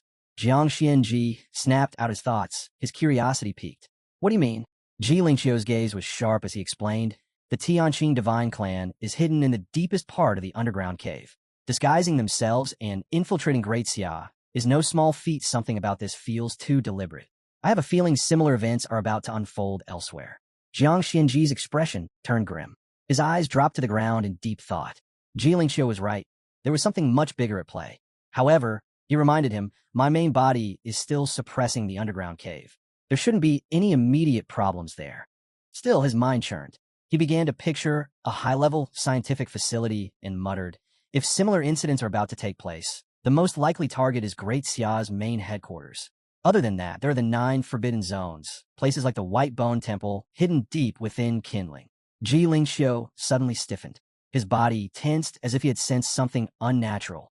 He turned abruptly, his face filled with alarm. "It's already starting." At that very moment, at the top of a distant cliff, a crimson temple materialized out of thin air. An ominous aura seeped from its structure, filling the air with an unsettling energy. A deathly silence swept over the battlefield. All eyes locked onto the temple. The sheer intensity of its presence sent shivers down their spines. Was this an illusion? Or something far worse? Then, a figure emerged. A man stood in front of the temple, but his appearance defied logic. He did not look like a human, nor did he resemble the living. His aged face bore a twisted smile, his eyes glowing with malice. His voice rang out, cryptic yet filled with authority. "The nature of the self is precisely to have no form." His eerie smile widened. "When all appearances are stripped away, what remains is called Buddha." A hush fell over the battlefield. Some recognized him. 2, in particular, stared at him in shock. The old man chuckled darkly. "It's been a long time, my friends. His gaze swept over the crowd as he finally introduced himself. I am but a wandering monk, one who follows the Diamond Sutra. Without wasting a second, Ji Lingxiu unsheathed his sword, pointing it directly at the monk. His face twisted in fury. What is an old monk from the White Bone Temple doing here? He demanded. How dare you show yourself now and cause chaos? Jiangxian Ji turned sharply, his gaze locking onto the monk. Unlike Ji Lingxiu's rage, his expression remained calm and observant, studying the figure before him. The monk's wicked smile deepened. You need not be so hostile, he said smoothly. I have merely come to guide these young ones. Soon, they will hear my sutra and attain true enlightenment. Ji Lingxiu tensed. Something was off. His instincts screamed danger, but he had no idea what the monk was planning. Then it began. A strange energy seeped into the surroundings, invisible yet suffocating. Its influence spread rapidly, clouding the minds of the geniuses. One by one, their eyes turned pure white. Ji Lingxiu's heart pounded. He realized it immediately.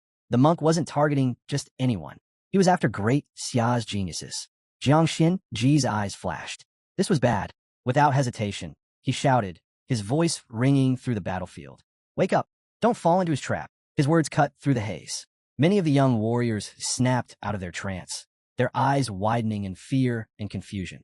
Cold sweat trickled down their faces as they gasped for breath. Then, the monk's voice echoed once more, filled with amusement. Interfering with another's enlightenment, such actions are not tolerated by the celestial mandate. Beware, or divine retribution may find you. Jiangxian Ji and Ji Lingxiu's eyes snapped toward him, their expressions dark. And then, the air was filled with the sickening sound of flesh being torn apart. The geniuses who had failed to awaken, their heads were severed clean from their bodies. A chilling silence followed. The brown-haired girl and the boy turned, their faces draining of color as their eyes landed on the gruesome scene. Their jaws slackened in horror, unable to process what had just happened. The monk sighed, almost wistfully. Ah, how fortunate! The Blessed Ones have already ascended. His lips curled into a smirk. Truly a pity, though. Had you not interfered, Jiangxian Ji, just 2 more seconds, and even more would have reached supreme bliss. Ji Lingxiu had heard enough. His body tensed, and in an instant he launched himself forward. Hatred burned in his gaze as he charged at the monk, sword in hand. This ends now. His voice was low, seething with rage. He didn't just want to stop the monk, he wanted to cut him into pieces. If the monk was destroyed before he could strike again, he wouldn't have the chance to harm anyone else. As he advanced, he turned slightly toward Jiangxian Ji and spoke in a firm voice. This is only the beginning. The changes in the secret realm are just a trigger. One wrong move could shake the entire balance. His eyes darkened. Stand firm, Jiangxian Ji. It's time to return to the cave. Jiangxian Ji turned his head to the side, his gaze narrowing as thick black smoke billowed into the sky. A deep sense of urgency settled over him. Without hesitation, he raised his voice, commanding the attention of all the kingdom's guardians. Return to your war zones immediately. Defend them at all costs. There must be no mistakes. The guardians wasted no time. One by one, they leaped into action, heading back to their posts. They understood the severity of the situation, their resolve unwavering. Swearing to Jiangxian Ji, they vowed to protect Great Xia with their lives and atone for their past sins through battle. Jiangxian Ji, his arms still behind his back, stood in silence.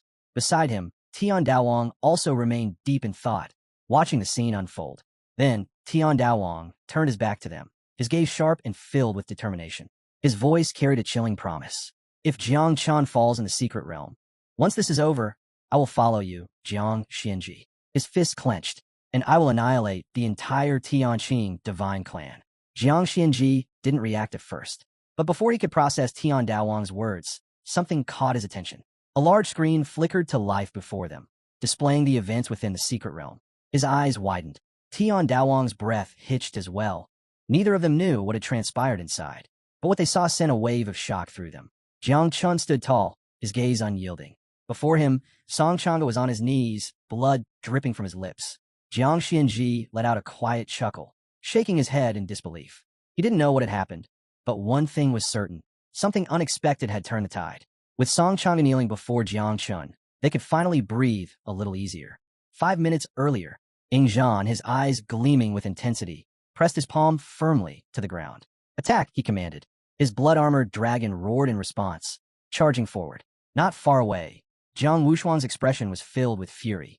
Tear him apart, he bellowed, activating his god of war body. The massive entity surged ahead, its fist poised to rip Song Changa limb from limb. Despite being outnumbered, Song Changa, still floating in midair, remained disturbingly calm. His lips curled into a smirk as he watched them unleash their attacks. "Why waste your strength?" he taunted, his voice laced with amusement. "Haven't you realized? The more you exert yourselves, the more you'll suffer from the backlash of your own power." Then, his gaze darkened, his smirk turning sinister. "There's no need to rush.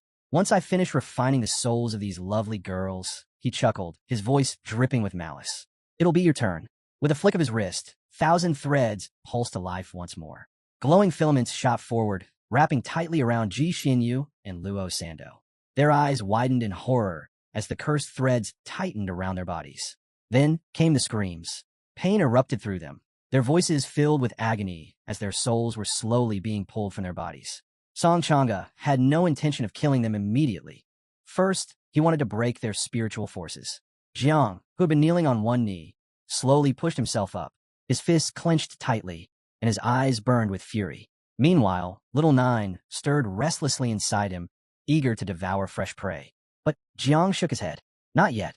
Unless it's absolutely necessary. You cannot expose yourself," he reminded her. "Wait, I'll find another way." Little Nine's hunger was undeniable. If unleashed, she could end this in an instant. But Jiang had sworn not to rely on her in this competition. That promise still held. His gaze sharpened as he analyzed the situation. He had more than one trump card, but without fully understanding his opponent's abilities, recklessness could cost his companions their lives. Song Changa's, no, Shu Landuo's, eyes suddenly turned pure white, and a sinister smile spread across his face. Jiang activated his system. A translucent status window appeared before him, revealing the truth behind his enemy. Real name, Shu Landuo. Race, Tianqing Divine Clan. Position, 19th heir in line of succession. Affiliation, Church of the Ancient God. Power level, 6. Origin, descended into Great Xia through an abyssal rift. Disguise, masquerading as a genius with a dual profession. Zhang's eyes flickered with realization. The Tianqing Divine Clan ranked 61st among the 10,000 races, making them a secondary branch of the 3 primordial divine clans. More importantly, Shu Landuo possessed the Tanan Pearl, an artifact capable of blocking the perception of the heavenly Tao. Jiang fell into deep thought. A plan started to form in his mind. Turning inward, he asked, "Xiao Jia, do we still have any of the divine and demonic blood essence left from Julie's sacred treasure?" Xiao Jia, still half asleep, groggily responded, "Nope. Ate it all." Zhang's expression stiffened, but before he could respond, Xiao Jia suddenly transformed. His eyes shone with an eerie light as he extended a clawed hand. "If you need it," Xiao Jia said, "I can extract a drop of my own blood for you." He continued, "The blood essence I've refined holds the same effects as the original, but with fewer side effects. You won't explode and die." Zhang's lips curled into a grin. Perfect. He decided to use a small portion of the blood to break the restriction. The rest, he would save for later. Xiao Jia handed over a single drop of refined blood essence. The moment it touched Zhang's skin, a surge of energy erupted from his body. Song Changa's head snapped toward him, his expression shifting from arrogance to confusion. "Ow," he muttered. Jiang had escaped his web of threads. Song Changa had no idea how, but it didn't matter. Jiang straightened, his aura growing stronger by the second. Then, without hesitation, he summoned a barrier. Song Changa burst into laughter, mockery dripping from his voice. He had no idea why Jiang had summoned a barrier, but he couldn't resist taunting him. "What's wrong? Are you afraid that your screams will be too loud when you die? Worried that others might hear and be embarrassed for you?" But Jiang remained unmoved. His gaze was firm as he spoke. "Shu Landuo." The name struck like a thunderclap. Song Changa's laughter cut off abruptly as his expression shifted. His body stiffened as he slowly descended to the ground, his footsteps heavy, his eyes lowered, fixed on the dirt as he walked forward. "Who are you?" he finally asked, his tone laced with unease. "How do you know my real name?" A bead of sweat formed on his temple. The real names of the 10,000 races had never been revealed to outsiders. Zhang's body pulsed with a deep, penetrating energy. His aura flared, suffocatingly intense. He met Song Changa's gaze with cold indifference. "You're not worthy of knowing who I am." Song Changa instinctively raised an arm to shield his face, overwhelmed by the sheer pressure Jiang was emitting. His mind raced. Was Jiang some hidden ancestor of the Ming clan? Jiang took a step forward, his voice sharp as a blade. "Tell me, when did the Tianqing divine tribe become this pathetic?" His glare darkened. How did the 19th heir in their succession become this much of a fool? Panic flooded Song Changa's features. His breath hitched and his entire body tensed. He froze. He knows. He knows my secret position in the line of succession. Cold sweat dripped from his chin. Jiang shouldn't have had this information. Only those in the highest echelons of the Tianqing divine tribe were privy to it. His heart pounded. That meant this man outranked even a leader of my clan. With a trembling voice, he finally spoke. Are you part of the divine tribe? Zhang's eyes darkened, a suffocating aura pressing down upon the battlefield. He raised a hand and pointed directly at Song Chang'e. You still can't feel it? He asked coldly. The aura of the ancient god flowing through me. Song Chang'e's mouth went dry. He swallowed hard, his entire body shaking. The truth was undeniable. I'm going to be crushed. Zhang's fury was absolute. The Church of the Ancient God has grown too reckless, he spat. Sending you here without proper preparation? Foolish. You ruined their plans. His voice turned deadly. You and the entire church must die. Song Chang'e's legs gave out. He collapsed to his knees, his head bowing in terror. Spare me, he pleaded desperately. We know we've made a mistake. His breath came in quick gasps. If we had known the god was here, we never would have dared to act. He trembled violently. The Tianqing divine tribe originally belonged to the primordial divine clan. We share the same roots, the same origin. His voice broke as he begged once more. Please spare my life. Jiang fell silent. His eyes bore into the kneeling figure before him. Unreadable. As Song Chang'e lowered his head before Jiang, he remained silent, staring at the ground. Jiang studied him intently, his gaze sharp and unwavering. Meanwhile, Little Nine playfully touched her cheek, anticipation clear in her demeanor. Jiang knew that forcing a direct confrontation with Song Chang'e would only expose his own weaknesses. Instead, a better strategy emerged, trapping him within his sea of consciousness and letting Little Nine deal with him. As long as she didn't physically appear, it wouldn't count as breaking the rules. Without hesitation, Song Chang'e prostrated himself before Jiang as though worshipping a deity. Jiang snapped out his thoughts, his expression calm. He acknowledged that Song Chang'e's words made sense. They were, after all, of the same essence and origin. Since his plan was already nearing completion, he decided to spare him. Hearing this, Song Chang'e felt nothing but gratitude and immediately expressed his thanks. Jiang, however, remained composed, extending his hand as he spoke. He knew Song Chang'e wanted to return to the cave, but doing so now would only harm his foundation. Instead, he proposed a solution, letting him merge into his body. That way, once Jiang had dealt with the other geniuses, he could personally bring him back. After a brief moment of thought, Song Chang'e accepted without hesitation. He bowed once more, vowing never to forget this kindness. With a simple motion, Jiang activated his power, drawing Song Chang'e into his being. As the process unfolded, Jiang's eyes glowed with satisfaction, a small smile forming on his lips. But just as Song Chang'e felt relief, he suddenly realized something was wrong. In an instant, he found himself inside Jiang's sea of consciousness, surrounded by countless insects. Above him loomed the massive dragon Jiang had discovered in the tomb, and perched atop it was Little Nine, watching him with amusement. A chill ran through Song Chang'e as dread settled in. He barely had time to react before Little Nine rested her head on her hands, eyeing him like prey. Her tongue flicked out playfully. After all, it had been far too long since she had feasted on someone this powerful. With a nod from Jiang, she wasted no time. Her form twisted and grew, transforming into the mother insect. Her glowing eyes locked onto Song Chang'e as she lunged, tearing into him without mercy. Agonizing screams filled the sea of consciousness. Song Chang'e begged for help, his cries fading as he was devoured.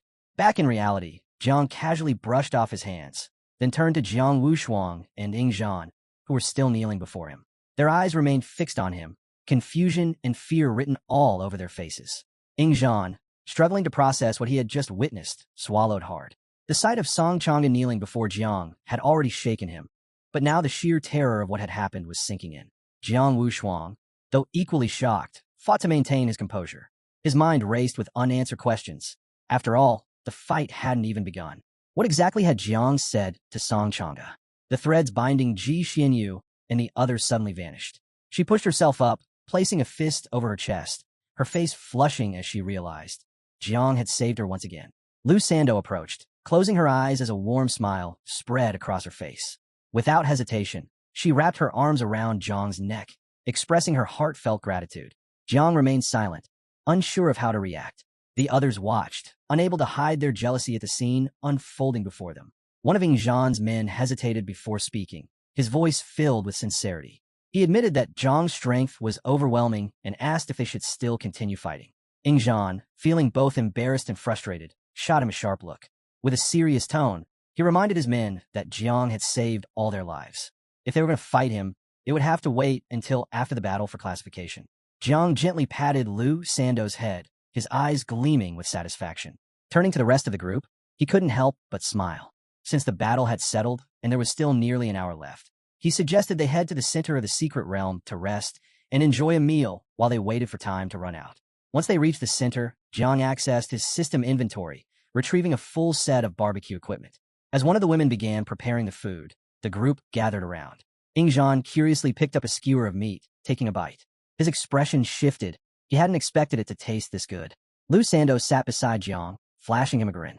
He commented on Jiang's surprisingly large appetite as they continued eating. Just then, a notification window appeared before Jiang's eyes. His breath hitched. He had ascended from level 39 to level 48 in one leap. 9 whole levels at once. For a moment, he was stunned, unsure if Little Nine had something to do with it. Inside the sea of consciousness, Little Nine had already devoured Song Changa. Satisfaction filled her gaze as she lazily chewed. Suddenly, she felt something odd in her mouth. Reaching in, she pulled out a thin thread, initially mistaking it for thorns. The strand was slick with her saliva. Zhang's attention snapped to it. He quickly realized it was Shu Landuo's soul. A new system window appeared, revealing its details. The thread was classified as a first-level divine weapon, possessing 3 unique abilities. The first, Soul Collapse, allowed the user to unleash spiritual energy, piercing into an enemy's sea of consciousness to shatter their very essence. The second, Soul Lock, enabled the absorption of surrounding spiritual energy, converting it into the user's own power. The third, Soul Descent, activated lingering souls, manifesting a powerful auxiliary spirit for battle. The description revealed that the thread was composed of countless souls and had been nurtured with spiritual energy for 100 years. However, it was still incomplete. To reach its full potential, it needed to merge with even more souls. Only then would it become a true first-level divine weapon. The thread possessed evolutionary potential. The more souls it consumed, the stronger it would become, increasing in both quality and level. However, unlike other weapons, it couldn't temporarily bond with a user or be immediately activated. It required careful nurturing with spiritual energy before it could be wielded. Jiang materialized within his sea of consciousness, his gaze locked onto the thread with a serious expression. At last, he understood why Song Changa had insisted on needing time to refine the souls. The weapon had never been complete to begin with. Now, Jiang had acquired another hidden card up his sleeve. However, instead of using it immediately, he decided to nurture the thread first, with the help of the tree, so that it would eventually recognize him as its rightful owner. While raising weapons wasn't as profitable as cultivating as insects, this particular thread held great potential. Floating beside him, Little Nine tilted her head in confusion. She couldn't grasp what was happening, but Jiang remained focused. The tree extended one of its branches, enveloping the thread in its energy. Almost instantly, a system notification appeared, informing Jiang that the thread had been successfully nurtured and was now ready to acknowledge him as its owner. Jiang was taken aback. It had happened much faster than he expected. He had originally planned to use divine soul energy to speed up the process, but the tree had done it effortlessly. This tree was truly extraordinary. Not only had it protected his divine soul in the past, but it had also blocked the illusion of the great dreamer and even thwarted an ancient god's attempt to take over his body, reducing the deity to nothing more than a fruit. And now, it had the ability to nurture divine weapons as well. Jiang reached for the thread, and another system notification popped up. It had successfully recognized him as its owner. His eyes gleamed with excitement, a satisfied smile forming on his face. If the tree was this powerful, then when he eventually obtained the Hu sword from the divine emperor Jiulu, he would entrust it to the tree for nurturing as well. Little Nine, still puzzled, silently observed the thread. Meanwhile, new fruits had appeared on the tree, 1 green and 2 blue. Zhang's excitement grew. Though the fruits seemed to be of a lower level, there were multiple this time. The system provided more details. The green fruit contained a triple experience card, which would triple all experience gained for 3 hours after activation. The blue fruits contained class change mission exemption cards, allowing him to bypass the mission requirement for a class upgrade. Jiang placed a hand on his chin. His curiosity piqued as he read the descriptions in the system window. A grin spread across his face. He had obtained 2 class change exemption cards. At level 48, he wasn't far from his 3rd class change. With these cards, he could skip the mission requirement entirely. making his advancement much more convenient. The system then pulled up his statistics window. Status: Transformation, second. Level, 48. Combat power, 447 stars. Jiang took a deep breath, his mind already planning his next move. Little Nine's gaze remained fixed on the system window, her eyes widening in surprise and confusion. Meanwhile, Jiang snapped his fingers as he suddenly recalled something. He still had a triple experience card. With that in mind, he decided to find a place to grind experience once he left the secret realm. Perhaps, if things went well, he could even complete his third transformation at the same time. Far away, within the great hall of the Church of the Ancient God, a figure in a red hood rested their chin on their hand, peering through multiple floating portals.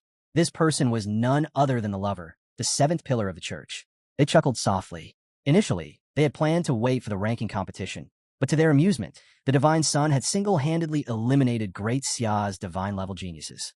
With a flick of their wrist, the portals disappeared. There was no need to keep watching. It was time to act. Standing atop a cliff, the lover overlooked the cult members gathered below. Extending their hand, they issued the command. All headquarters must be informed. Our allies in the caves, the marine race, and the forbidden zone of the depths. It's time for them to stir the waters of Great Xia. The plan was already set in motion. Jiang Xianji would oversee the defense of the cave, Ji Lingxiu would engage the old monk, and the great dreamer, still in slumber, wouldn't awaken until it was too late. By the time she did, the entire realm would already be in chaos. At that point, all of the realm's guardians and the sealed kings would be completely entangled in the conflict, unable to escape. The lover pulled back their hood, revealing piercing red eyes. A confident smirk spread across their lips as they spoke with certainty. Chujiang River won't have any reinforcements. He's going to be abandoned. And once the city is sacrificed, the rift beneath him will open wide enough for the ancient god's descent. At that moment, the filthy human blood in our veins will be purified completely. A deafening cheer erupted from the cult members below. Raising their fists into the air, they chanted in unison, announcing the imminent arrival of their god. Meanwhile, atop the walls of Chujiang, the night watch remained vigilant. Among them were Jai Gang and Tang, standing high above the city. Jai Gang observed the darkened horizon before speaking grimly. The 9 great regions of Great Xia, all except for Yunming Lake and Jiangnan, are in full rebellion. His gaze hardened as he surveyed the city below. The marine race and the cave dwellers are already making their move. The 8 great war zones of Great Xia have entered a first-level state of preparation. Even though Chuan isn't one of the major strategic cities, we can't let our guard down. Tang, who was sitting leisurely on the wall, turned to him with a relaxed smile. No need to stress, she reassured him. Our grand defensive formation is already warming up. In less than half an hour, it'll be fully operational. Jai Gang's expression grew more serious. We still have no word on how Jiangchun is doing. But based on the latest intel, Jiangnan's team has already broken into the top 3. Tang lifted a finger, grinning. With Jiangchun and Jiang Wushuang securing 3rd place, fighting for first shouldn't be a problem. She exhaled, stretching her arms. Honestly, I believe Jiang can take 1st place in the genius ranking, but it all depends on the upcoming ranking battles. Just as their conversation continued, small explosions suddenly rocked the city. Jai Gang turned abruptly, confusion flashing across his face. He had no idea what was happening. Just then, other members rushed over, shouting urgent news. The transportation center had been destroyed, communication equipment was down, and Chujiang City was now completely surrounded by a beast horde from all directions. A massive wave of beasts had begun their assault on the city. Jai Gang's expression darkened. This was bad. With communications cut off, Chujiang City was completely isolated. He immediately realized that this attack wasn't just a random assault. It was a diversion meant to split their forces and weaken their defenses. Taking control of the situation, he turned to the others and spoke firmly. The more critical this becomes, the less we can afford to panic. He quickly issued orders. Duan Feng were tasked with holding the defensive line and accelerating the activation of both the Great Defensive Formation and the nuclear weapons. Xiao Ke was ordered to initiate the reserve emergency plan and find any transferred who could still transmit sound messages. If no such individuals remained, they were to use loudspeakers and manual transmission instead. Bulang was given the task of gathering all the transferred within the city and bringing them to the front lines with him. The warriors' eyes burned with determination as they nodded in unison. Without hesitation, Jai Gang drew his sword and leapt off the wall, heading straight into the battlefield. His role was clear: hold the front lines and buy time while the others secured the city's defenses. At the same time, Jiang and his group emerged from the secret realm. Their expressions were relaxed, still basking in the afterglow of victory. Ingzhan glanced around and let out a breath of relief. However, Jiang's tranquil gaze soon turned to confusion. Where was everyone? Jiang Wushuang folded his arms, scanning the area. His gut instinct told him something wasn't right. He had a bad feeling about this. Just then, Xuanji materialized, his expression solemn. I have two pieces of news, he announced. The group fell silent. The first, Great Xia's main forbidden zones, the marine race, and the cave dwellers have all begun moving. Because of this, the high command of every war zone has been forced to send reinforcements. The atmosphere grew heavier. The second, half an hour ago, an urgent distress signal was received from Chujiang, one of Jiangnan's war zones. Zhang's eyes widened in shock. His jaw tensed. His thoughts immediately raced to his master and senior sister. Had they gone to help? Were they safe? Xian Ji's gaze sharpened. The southeastern coast is in complete chaos. The marine race has rebelled, and troops have already been deployed to suppress them. Jiang took a deep breath, steadying himself before asking the one question that mattered most. Who was sent to defend Chujiang? Xuanji's expression darkened. No one. Jiang froze. Xuanji continued, his voice laced with frustration. Chujiang is ranked last among Jiangnan cities. During an emergency meeting, Great Xia's high command made the decision to abandon it. They deemed it necessary to sacrifice the city to protect other, more strategically important locations. A heavy silence followed. Zhang's fist clenched. His jaw tightened. His expression was unreadable. Did they even consider the possibility that this is a distraction? He asked coldly. Ingzhan, standing nearby, flinched in surprise. His gaze fell to Zhang's trembling fist. Xuanji sighed. They did. But compared to Chujiang, there were places where they couldn't afford to make a mistake. And no one could be certain whether Chujiang was a decoy or the true target. He hesitated before adding, Gu Kashin didn't want you to know this, but he left behind a residual projection for you. He extended his hand. What will you do? Jiang didn't hesitate. He looked down for a moment before speaking, his voice firm. For Xuanji, Great Xia is the home we must protect. I understand why people think this way. His eyes burned with determination. His fist tightened as waves of insects burst forth, swarming around him. But Chujiang is my home. He turned to face his companions, his gaze unwavering. No matter how insignificant it may seem to them, I will never abandon it. And with that, he made his decision. He was going back. Jiang Wushuang studied Jiang for a moment before cracking his fingers with a grin. If Chujiang is in danger, it's our duty as the Jiangnan team to step in, he said. Ingzhan's eyes gleamed with excitement. With a confident smile, he added, Count me in. There's no way I'm letting you go alone. Ji Xianyu clenched her fist, determination flashing in her eyes.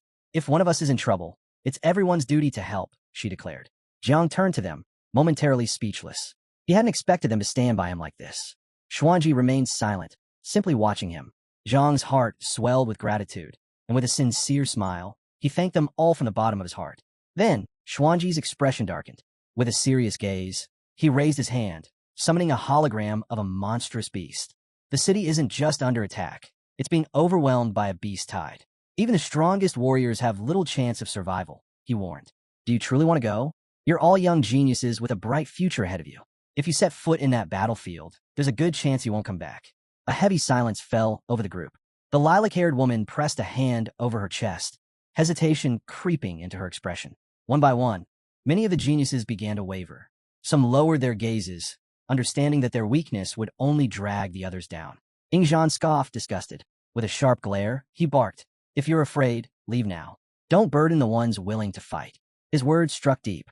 Several geniuses turned their backs and walked away. Xuanji looked at Jiang, his expression unreadable. Even after seeing this, do you still intend to go? Zhang's eyes burned with unshakable determination. His voice was steady as he answered, Even if the entire world stands against me, I will save my city. Ingzhan stretched his arms, his expression solemn. If my ancestors, the descendants of a human emperor, were here today, they'd praise you, Jiang Chun. Jiang Wushuang pressed his hands together and closed his eyes, slipping into deep meditation. With a calm voice, he whispered, Grandfather, I have obtained an invincible heart. From this moment on, my own journey begins. Ji Xianyu's fists trembled with rage. How is it possible that no one from my city is stepping up to help? She demanded. Her anger seemed to ignite something in the others.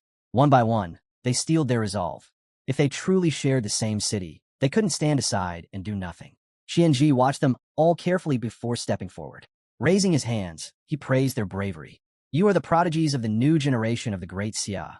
I would expect nothing less. His expression hardened as he continued. But I cannot allow all of you to go. Only the top 10 in the prodigy ranking may accompany Jiang to Chujiang. His voice carried finality. As for the rest, you are eliminated from the competition. Upon hearing this, the geniuses clutched their heads, unable to hide their panic. Xianji then revealed that the next phase of the competition had been canceled. Instead, a merit-based battle would take its place. With a flick of his powers, a bracelet materialized on Zhang's wrist and those of the other participants. Zhang's gaze locked onto the bracelet, curiosity sparking in his eyes. Meanwhile, on the other side, Jiang Wushuang silently examined his own. Xianji explained that these bracelets would track their merits, and the final rankings would be determined by the points earned in battle. Xianji closed his eyes, rubbing his chin in thought before issuing one final warning. The Great Xia couldn't afford to lose. If they failed, it would only prove they weren't worthy in the first place. He urged them to let go of any illusions. If they wanted to survive, they could only rely on their own strength. Xianji opened his eyes, but no one seemed to be paying attention. Seeing this, he hesitated, slightly puzzled. At that moment, a portal emerged, and one by one, Jiang and the others stepped inside. Before entering, Jiang Wushuang turned to his grandfather with a bewildered look. He bluntly told the old man to stop talking so much. Walking toward the portal, Ingzhan acknowledged Xianji's concern, but dismissed his usual persuasion tricks. With confidence, he reassured him not to worry. They weren't going to die that easily. Xianji silently observed them before stroking his beard and gazing at the sky. The way they called him old made his expression darken, but a smile soon formed. Next time, he decided he would take them deep into the cave, where they could witness his terrifying might firsthand. After that, they wouldn't dare speak of him that way again. To him, they were remarkable individuals, and he truly hoped they would survive. Elsewhere, a lilac-haired woman collapsed to her knees, covering her face as she sobbed, pleading for forgiveness. One girl also fell to his knees, tears streaming down as she apologized for his own cowardice. One of the men extended a hand toward them, telling them to stop crying. As long as they were alive, they would still have chances to grow stronger. Besides, if Jiang and the others perished, that would be their opportunity to rise in the rankings. Meanwhile, on the defense line of the eastern sea of Jiangnan, a monstrous horde of sea beasts surged toward the shore, demolishing everything in their path. The defense cannons roared to life, unleashing a barrage of fire against the advancing creatures. Standing on the wall, Old Gu and one more person observed the onslaught. As they analyzed the situation, a sense of unease crept in. Something was off. Old Gu noted that this beast tide was unlike anything before. Judging by its sheer scale, this could very well be one of the largest in recorded history. But the battle itself lacked intensity. Duan Feng, arms crossed, observed the sea beasts closely and questioned whether this was just a distraction. Old Gu confirmed his suspicion, explaining that the attack was merely a ploy to divert the attention of the elite forces.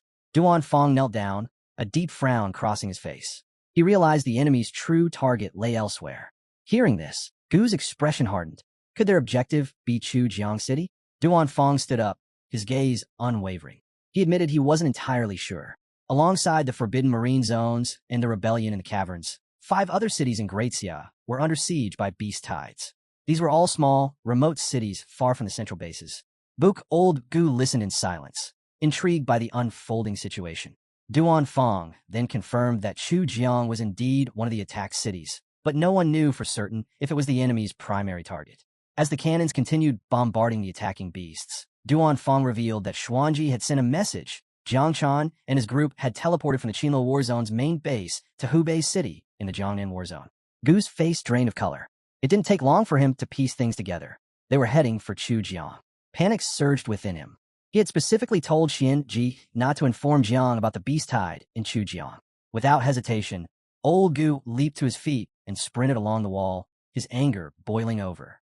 To him, Xianji was nothing more than a treacherous dog. But none of that mattered now. He had to go back. He had lost one disciple before. He wouldn't let it happen again. Duan Feng, alarmed, rushed after him, urging him to calm down. Besides, it wasn't just Jiang Chun, Ingzhan, Ji Xianyu, Jiang Wushuang, and the entire Jiangnan team were also in Chujiang. Just then, a colossal sea beast burst from the ocean's depths. Duan Feng and Gu's focus immediately snapped to it. This was the Sea Emperor. Its appearance changed everything. Gu gritted his teeth. He couldn't leave now. If the defense line fell, Jiangnan would face utter devastation. As the beast prepared to strike, Gu sprang into action. Drawing his sword, he launched himself forward, determined to take it down. Meanwhile, in Chujiang City, the warriors had erected a protective barrier around the city. The monstrous tide relentlessly crashed against it, causing fractures to form little by little. Standing at the forefront, the commander of the troops, In Hangying, raised his hand toward the attacking beasts. His voice was resolute as he issued the order. All battalions of Chu Zhang's Defense Legion were to move out and reinforce the barrier. His instructions were clear. If he fell, the captain would take command. If the captain perished, the lieutenant would step up. And if the lieutenant fell, the sergeant would assume control. Casualties were inevitable, but their priority was not survival. It was buying time for the warriors to hold the line. Outside the city, at the rear, several beasts lunged at Gu Gang, but with a swift swing of his sword, he cut them down effortlessly. Meanwhile, Tang's eyes burned with hatred.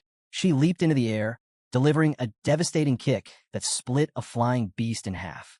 Qing activated his celestial armor, his body instantly growing more muscular. Without breaking a sweat, he grabbed a beast and tore its arm apart with sheer strength. Xiaoku extended her hands, her gaze sharpening with focus. She cast the sacred light buff on Chu Buing and warned him not to let his guard down. A devouring crow was closing in behind him. After slaying one beast, Chu Buing turned, only to see the massive crow hurtling toward him at full speed. Before he could react, a tentacle from another creature wrapped tightly around his arm. Just as he began to struggle, an arrow pierced the beast, forcing it to release him. From atop the turret, Duan Fong had taken a shot, saving him at the last moment. Catching his breath, Chu Buing quickly expressed his gratitude, relieved by the timely rescue. Nearby, Gang, visibly exhausted, pulled himself up and locked eyes with Duan Fong. He made a grim remark. If Duan Fong, the commander of the Night Watch, fell in battle, their entire unit would be wiped out. Duan Fong, however, dismissed his pessimism. As long as Jiang Chen lived, the Night Watch would never fade. Then his eyes widened as he spotted incoming threats. 5 level 5 eagles and 2 level 6 celestial apes were heading straight for them instead of targeting the defense shield. Panic briefly surged through him, but he quickly steeled himself. A brutal fight was inevitable, but he had already made up his mind. If the defense shield collapsed, they would unleash 8 nuclear bombs on the beasts. There was no turning back now. Ji Gang's expression darkened with fury. Raising his sword high, he called upon the Night Watch members to remember the oath that bound them. Without hesitation, he and Aunt Tang charged forward. Behind them, Xiao Ke reinforced them with the holy light buff, while Chu Byung also pressed on toward the oncoming monsters. Ji Gang swung his sword with full force, cleaving through a beast. Another lunged at Aunt Tang, but she sprang into the air, decapitating it with a single powerful kick. Xuan seized a beast and slammed it into the ground with immense force. Seeing this, Xiao Ke quickly applied another buff to bolster his strength. But then, her expression twisted in terror. Looking up, she screamed a warning to everyone. Something was coming. The level 6 celestial ape had arrived. With a deafening roar, it unleashed a ferocious punch. Ji Gang and the others barely managed to block it, straining against the beast's overwhelming power. Tang, however, was starting to falter. Fatigue was setting in. Ji Gang's eyes locked onto the massive creature, its sheer presence suffocating. He knew there was no way to evade the next attack. There was only one choice left: face it head-on. They had been fighting for hours. Their strength was fading. But giving up was never an option. They struggled to resist, but it was useless. The celestial ape struck with immense force, sending them hurtling through the air. Now weakened and unable to fight back, they could only watch as the beast loomed over them, its piercing gaze locked onto its helpless prey. It raised its foot, preparing to crush them. Ji Gang and Tang, barely able to move, knelt on the ground. Fear flickered in their eyes. Ji Gang gritted his teeth, stabbing his sword into the ground. His eyes widened in despair. Was this really the end? He hadn't yet witnessed Jiang claim the top spot in the ranking of geniuses. He hadn't had the chance to proudly tell his master that he had finally advanced to the 4th transformation and mastered his sword. But just as the monster was about to strike, its head was severed in an instant. Ji Gang and Tang froze, their gazes snapping to the lifeless body of the ape. Their minds reeled. What had just happened? Then they saw him, Jiang Chun. As the creature's head hit the ground, Jiang calmly placed his hand on it. A dark mist swirled from his palm, consuming the severed head. His eyes gleamed with satisfaction, and a smile tugged at his lips. "I'm back," he announced, "and I'm here to save the Night Watch." Extending his hand, he conjured a protective shield. His expression turned serious as he ordered Ji Gang and the others to enter and recover while he handled the rest. Ji Gang's eyes widened in disbelief. His jaw nearly dropped. Was this real? Had he already died? And this was some kind of illusion? Tang, however, broke into a smile. Relief washed over her as she looked at Jiang. "No," she said softly. "It's real. It's really Jiang Chun." But Ji Gang panicked. This is a beast tide. You came alone. You're gonna get yourself killed. His voice rose in frustration. This is it. Now the night watch is finished. Jiang turned toward him, amusement flickering in his eyes. They had no idea, did they? No one here knew about the time he had unleashed Little Nine against Xiao Xinghua. Meanwhile, the poisonous mist continued to devour the ape's corpse, consuming it bit by bit. Jiang smirked and spoke without turning around. You should really stop underestimating me. His voice was calm, yet his words carried weight. Then, he gave them a simple instruction. Pay attention, all eyes fixed on the rapidly dissolving corpse. And in that moment, they understood. This was the power of the Calamity 9 miasma wings. The moment Chu Jiang witnessed Jiang unleash that toxic mist, he froze, eyes wide, jaw slack. Jiang had just obliterated a level 6 beast, the kind only fighters at the 6th transformation star rank could handle. Aunt Tiang stood rooted to the spot, her mind struggling to make sense of what she'd seen. This wasn't just talent. Tianjiao was in a league of his own. And now, Jiang had finally had a sliver of hope. Jiang turned toward the others, a look of relief crossing his face. He made it just in time. With a smirk, he declared, I didn't come alone this time. Reinforcements had arrived. This wasn't just about saving lives anymore. It was the climax of the genius ranking competition. The real test. A battle for honor. Elsewhere on the chaotic battlefield, Tang Ying and Bai Feng stood back to back, cutting through the wave of beasts. Tang Ying shot a quick glance at Jiang, her brows furrowed. She couldn't comprehend it. It takes us minutes to kill a level 4, and he just wiped out a level 6 like it was nothing. The merit system suddenly felt meaningless. Just then, a beast lunged at Bai Feng. He met it head-on, his blades slicing clean through its skull. He turned to Tang Ying, voice steady. It's not that unbalanced. Points from the 9 miasma wings only count for 1/10 of the usual score. A short distance away, Lei and his friend had joined the fray. Lei's eyes sparkled with thrill. His first time facing a beast horde. With a fierce charge, he tackled a monster to the ground and tore off one of its limbs. But the tide wasn't slowing. Beasts kept coming. His comrade raised his hands, energy surging out to boost Lei's defenses. Stay alert, he warned. These aren't like the ones from training. Drop your guard even once, and they'll crush you. Not far from them, Muhu and Luo Sandao arrived to support Jiang. Muhu's twin daggers flashed as she downed a flying beast. But before she could breathe, another one swooped in from behind. Luo Sandao threw up a barrier in the nick of time, shielding her. He looked at her and said, As long as I'm here, you won't have to look over your shoulder. Muhu gave a sharp nod. I'll protect Zhang City with everything I have. For them, the rankings didn't matter. Let the others chase points. They were here for Jiang. Xiaojia wasn't about to stay idle either. She lifted her bow to the sky and let loose her scorching sun technique. Golden Phoenix Fire Rain. A blazing phoenix shot from Xiaojio's bow, its fire carving a path through the sky. She hadn't stood out much back in the secret realm, but now was her chance to rise. Everything she had would go toward protecting Jiang. Not far off, Jiang Wang brought his hands together, golden energy erupting from him like a storm. He activated the war god's body. A towering spirit with 9 arms took form beside him. As a beast lunged forward, the spirit struck. One thunderous punch, and the creature was torn apart. Jiang Wang refused to let Tian Daowang be the only one standing tall. He was determined to master the invincible heart. He'd stumbled in the secret realm, but this was his moment. Amid the swirling chaos, Ying Zhan's eyes sparkled with untamed excitement. He had already piled up a hill of beast corpses beneath his feet. Still, more came, stronger, faster, deadlier. He welcomed them. Raising his gaze, he summoned the human emperor's sword. A fearsome weapon shrouded in oppressive energy descended from the heavens. He had thought he could keep it sealed back in the secret realm. But now, if he wanted to surpass Jiang, he had to unleash everything. As the human emperor's sole heir, his message was clear. First place would be his. Watching the incredible display, Aunt Tiang grabbed Chu Jiang's arm, her voice barely a whisper. This generation, there's something else. Chu Jiang's face tightened. He felt it, the quiet weight of time catching up. They were getting old. Jiang stood still for a moment, the poisonous mist curling tighter around him.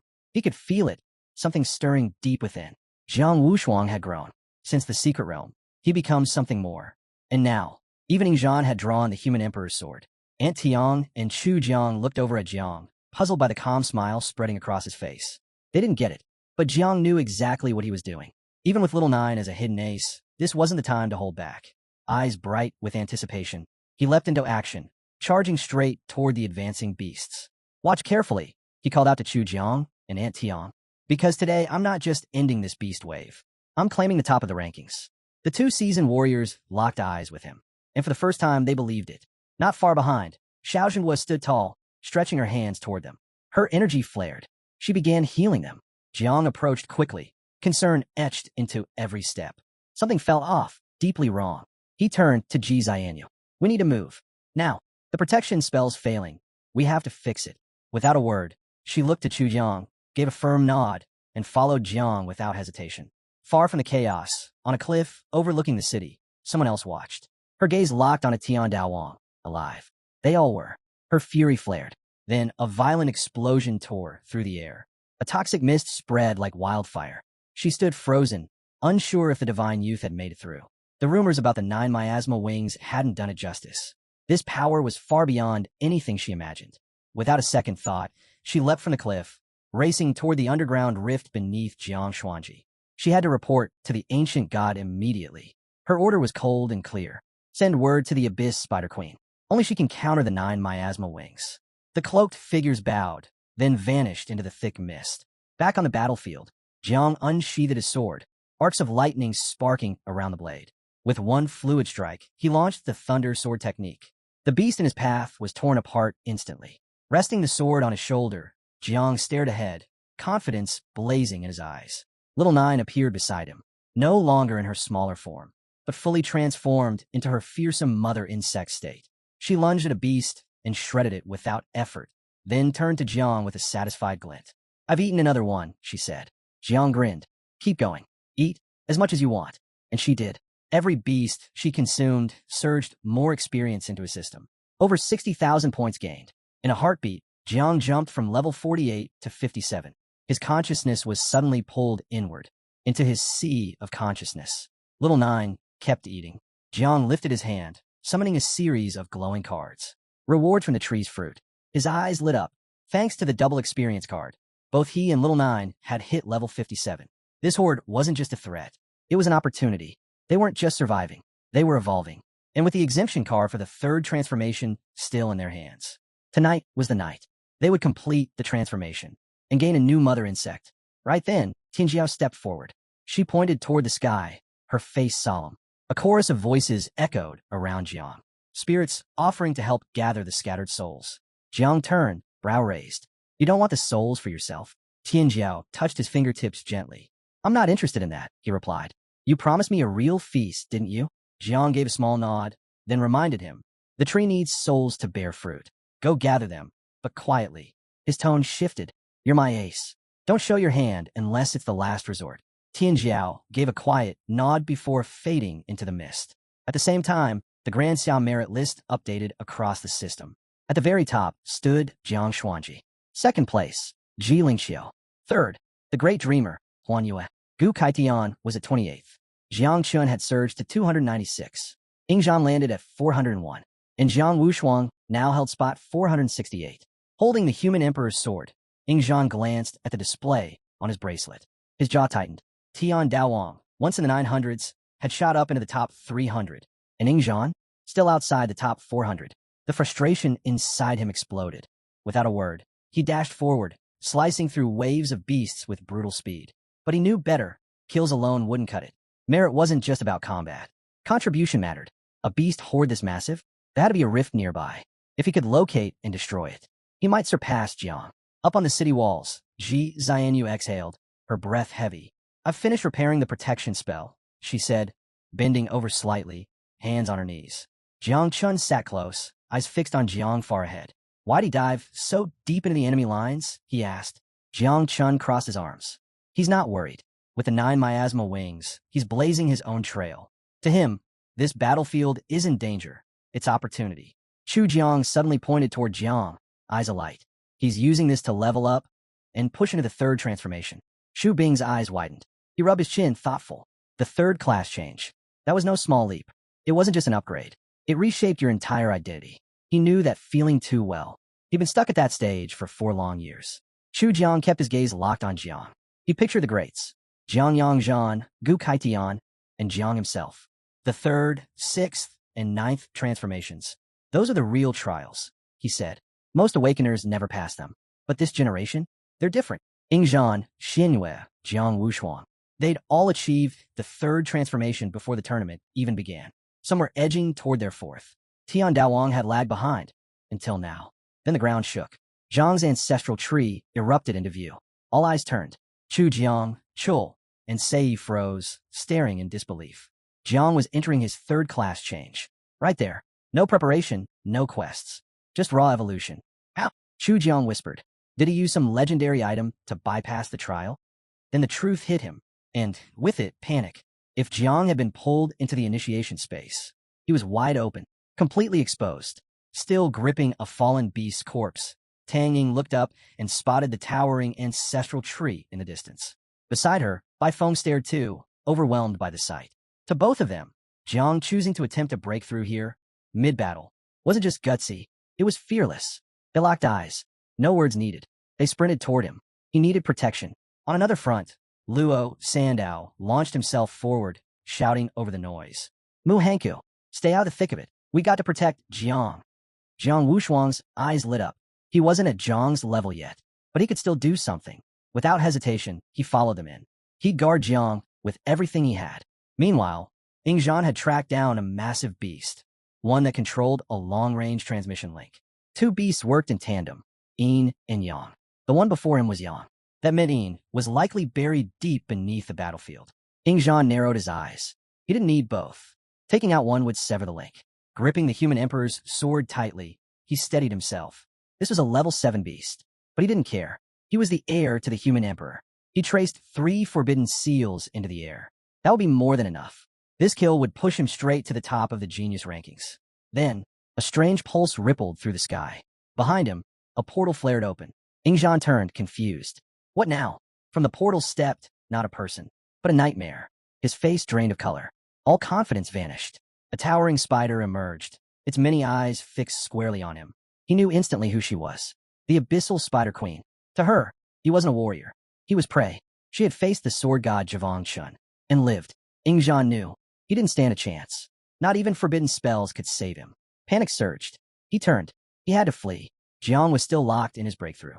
Someone had to warn them. The Spider Queen moved. A bladed leg cut through the air like a guillotine. Ingzhan dodged by a hair, launching himself away. No hesitation. He activated the blood explosion technique. A red flare burst from beneath him as he bolted, faster than sound. Behind him, the Spider Queen's eyes stayed cold. Then she whispered, "You think you can run?" A thread of silk fired from her leg, snagging tightly around his arm. His eyes went wide. He didn't hesitate. He raised his sword and sliced his own arm off. Then both legs. Blood sprayed everywhere, painting the battlefield crimson. Before the pain could consume him, he activated another move. Concentrated blood mist. It launched him like a missile toward the ancestral tree. The Spider Queen watched, eyes gleaming. She could feel it. His body overflowed with raw vitality. Behind her, 2 cloaked cultists knelt low. Tian Daowang is undergoing his transformation, one said. His mind is in the initiation space, the other added. This is the perfect window. Strike now, before he completes the evolution. At the Eastern Sea defense line, near Jiangnan, Gu Kaitian launched himself into the sky. With a powerful swing of his sword, he sent a surge of energy hurtling toward a sea beast. The slash struck true. One of the creature's limbs was severed instantly. Roaring in pain, the beast locked its glowing eyes on him. But instead of retaliating, it suddenly turned and dove into the sea. It vanished beneath the surface, the severed limbs splashing into the waves behind it. Xiaochen watched it go, clearly disgusted. The idea that a creature from the marine race would flee after just one hit left a bitter taste in his mouth. He called out after it, voice laced with disdain, "If you don't want to fight, don't make noise next time." Beside him, Duan raised his hand and conjured a layer of ice over the sea, then turned to Gu Kaitan, his expression serious. "I just got word from a Chang," Duan said. Jiang Xuanji managed to hold off the beast horde, and Jiang Chun. He's broken into the top 300 on the Great Siam merit rankings. The words hit like a bolt of lightning. Xiaochen froze, slowly turning to face him, eyes wide in disbelief. Jiang Chun made it into the rankings, he muttered, still trying to process what he'd just heard. Reaching that level was something only a rare few masters accomplished in their entire lives. Before they could say anything more, the skies suddenly flared a deep, ominous red. All heads turned upward. It was the Tianyuan alert, an ancient emergency signal crafted by the human emperor himself. Dukashin's face went grim. "It's real. I haven't seen this in years." The alert only activated when a level 1 or higher threat appeared, and no expert was around to respond. As the light pulsed overhead, a portal formed, revealing a live image of the Abyss Spider Queen. Her eyes sparkled with dark intent. Dukashin and Duan exchanged a glance. This was beyond serious. In that same moment, the sea beast returned, leaping from the water in a frenzy. Gu Kaitian stepped forward, sword already drawn, his blood surging with determination. This time, he wasn't letting it escape. This one's mine, he said firmly. Head to Jiang Xuanji. Make sure he stays alive. Don't engage the Spider Queen. Just keep it protected. Duan gave a nod, calm and steady, and launched into the sky. I'll do everything I can. Far away, beneath the Chujiang defense line, a hidden cave filled with black-armored elite soldiers stood on high alert. Suddenly, a glowing portal materialized before them. Something was coming through. Without hesitation, the god of war raised his voice, commanding the room with unwavering authority. If the 10,000 races of the Abyss dare set foot here, they die where they stand. The soldiers didn't flinch. They stared down the portal, their voices rising together in a battle cry that shook the cavern. Great Xia will not fall. Jiang Songchang gave a step forward, spear in hand, his body crackling with energy and fury simmering beneath the surface. Before he could make a move, a voice echoed across the battlefield, cold and resolute. Jiang Xuanji must die. The accusation rang out, claiming that the 9 miasma wings were a calamity waiting to happen, a threat that could bring the world to ruin. Then, without warning, the ground trembled as a towering figure emerged. A level 9 demon, Tu Yang, stepped through the portal, a twisted smile stretching across his face, malice gleaming in his eyes. His gaze locked onto Jiang Yangzhan as he spoke, voice like ice. I know what you've been hiding. Millions of insects bred in Shao territory, spawn of the 9 miasma wings. Hovering above, Xuanji remained silent, unmoved. Tu Yang's eyes narrowed as he continued. Do humans really believe the abyssal races won't unite? That will let you live. Below, Jiang Songchang met his gaze, voice low and sharp. So, the 10,000 races have resolved their grudges? He didn't believe it. The abyssal races had never let go of anything. At best, they'd come together just to cause chaos. Then Jiang Yangzhan's form surged, muscles expanding until he stood massive and unshakable. With a glare, he seized Tu Yang's shoulder, raised a spear, and growled. Demons like you have no place meddling in human matters. He reminded Tu Yang of the last time they'd fought, how he'd cut him down with an axe. Didn't that beating teach you anything? Tu Yang hesitated, momentarily stunned by the memory. But then, the sky flashed red once more. The Tianyuan alert had returned. Xuanji turned toward the signal, eyes narrowing in response. Tu Yang's grin twisted wider. Without another word, he lunged forward, spear gleaming with energy. The 9 miasma wings are nothing, he spat. We'll end them today, along with every so-called genius from Shao. Xuanji moved with lightning precision, dodging the attack and retaliating with a fierce strike. Sparks flew as their weapons collided, the battlefield erupting into chaos. In the heat of the clash, Xuanji shouted a command to Shinta Fei, the Blue Dragon Camp's commander. Go! Reinforce Jiang Xuanji's defenses now. Shinta Fei hesitated only briefly before dashing off. But Tu Yang only laughed. They won't even make it in time to collect your corpses. Behind him, the portal widened again, and this time, waves of demons began pouring through. Some soared with leathery wings. Others emerged in cloaks of shadow, armed with deadly spears. Tu Yang's voice rang out above the din. This is the day Great Xia falls. Yang Zhan's fury surged. He gripped his spear tighter, his voice rough and unyielding. You're dreaming. Then he turned to his warriors, voice thundering across the field. Kill every demon. Meanwhile, across the battlefield at Jiang Xuanji's position, the Abyss Spider Queen loomed over a cluster of cultists, her presence suffocating. Her voice was sharp as a blade. Is Gailan dead? There was no patience in her tone, only a cold threat. If Gailan arrived after her, she warned, she would destroy the entire cult of the ancient god. Fear washed over the cult members. One finally dared to speak. Don't worry, he said quickly. Monk Chu Jiang and Jiling Xiu are already inside the forbidden zone of the 100,000 mountains. Right now, they're locked in battle with a 9th-level blood dragon. He added, Jiling Xiu won't get out alive.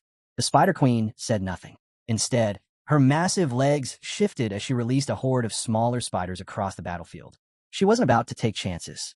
Her command was clear. The swarm was to scour Jiang Xuanji City. She would make absolutely sure that Ji Lingxiu hadn't returned. Deep within the ancestral tree, Tane Daowang sat motionless, immersed in his breakthrough. Radiant energy pulsed around him, light rippling in waves from his body. Just beyond the tree's base, Gang and his team had arrived. Without hesitation, they took up positions, forming a tight perimeter to hold back the approaching beast horde and shield him while he remained vulnerable. The area was swarming with beasts, the tension climbing fast. Then, out of nowhere, Ingzhan came hurtling toward them. Jiang Wushuang spotted him first, eyes narrowing at the sight of blood. He rushed forward. "Why are you injured?" he asked, voice sharp. Ingzhan's face was pale, twisted with fear. "Run," he warned. "The Abyss Spider Queen, she's here." Everything stopped. Silence swept over the defenders like a wave. Then came the panic. But Jiang stood his ground, steady as stone. Poisonous mist rolled from his body, spreading across the battlefield to slow the beasts.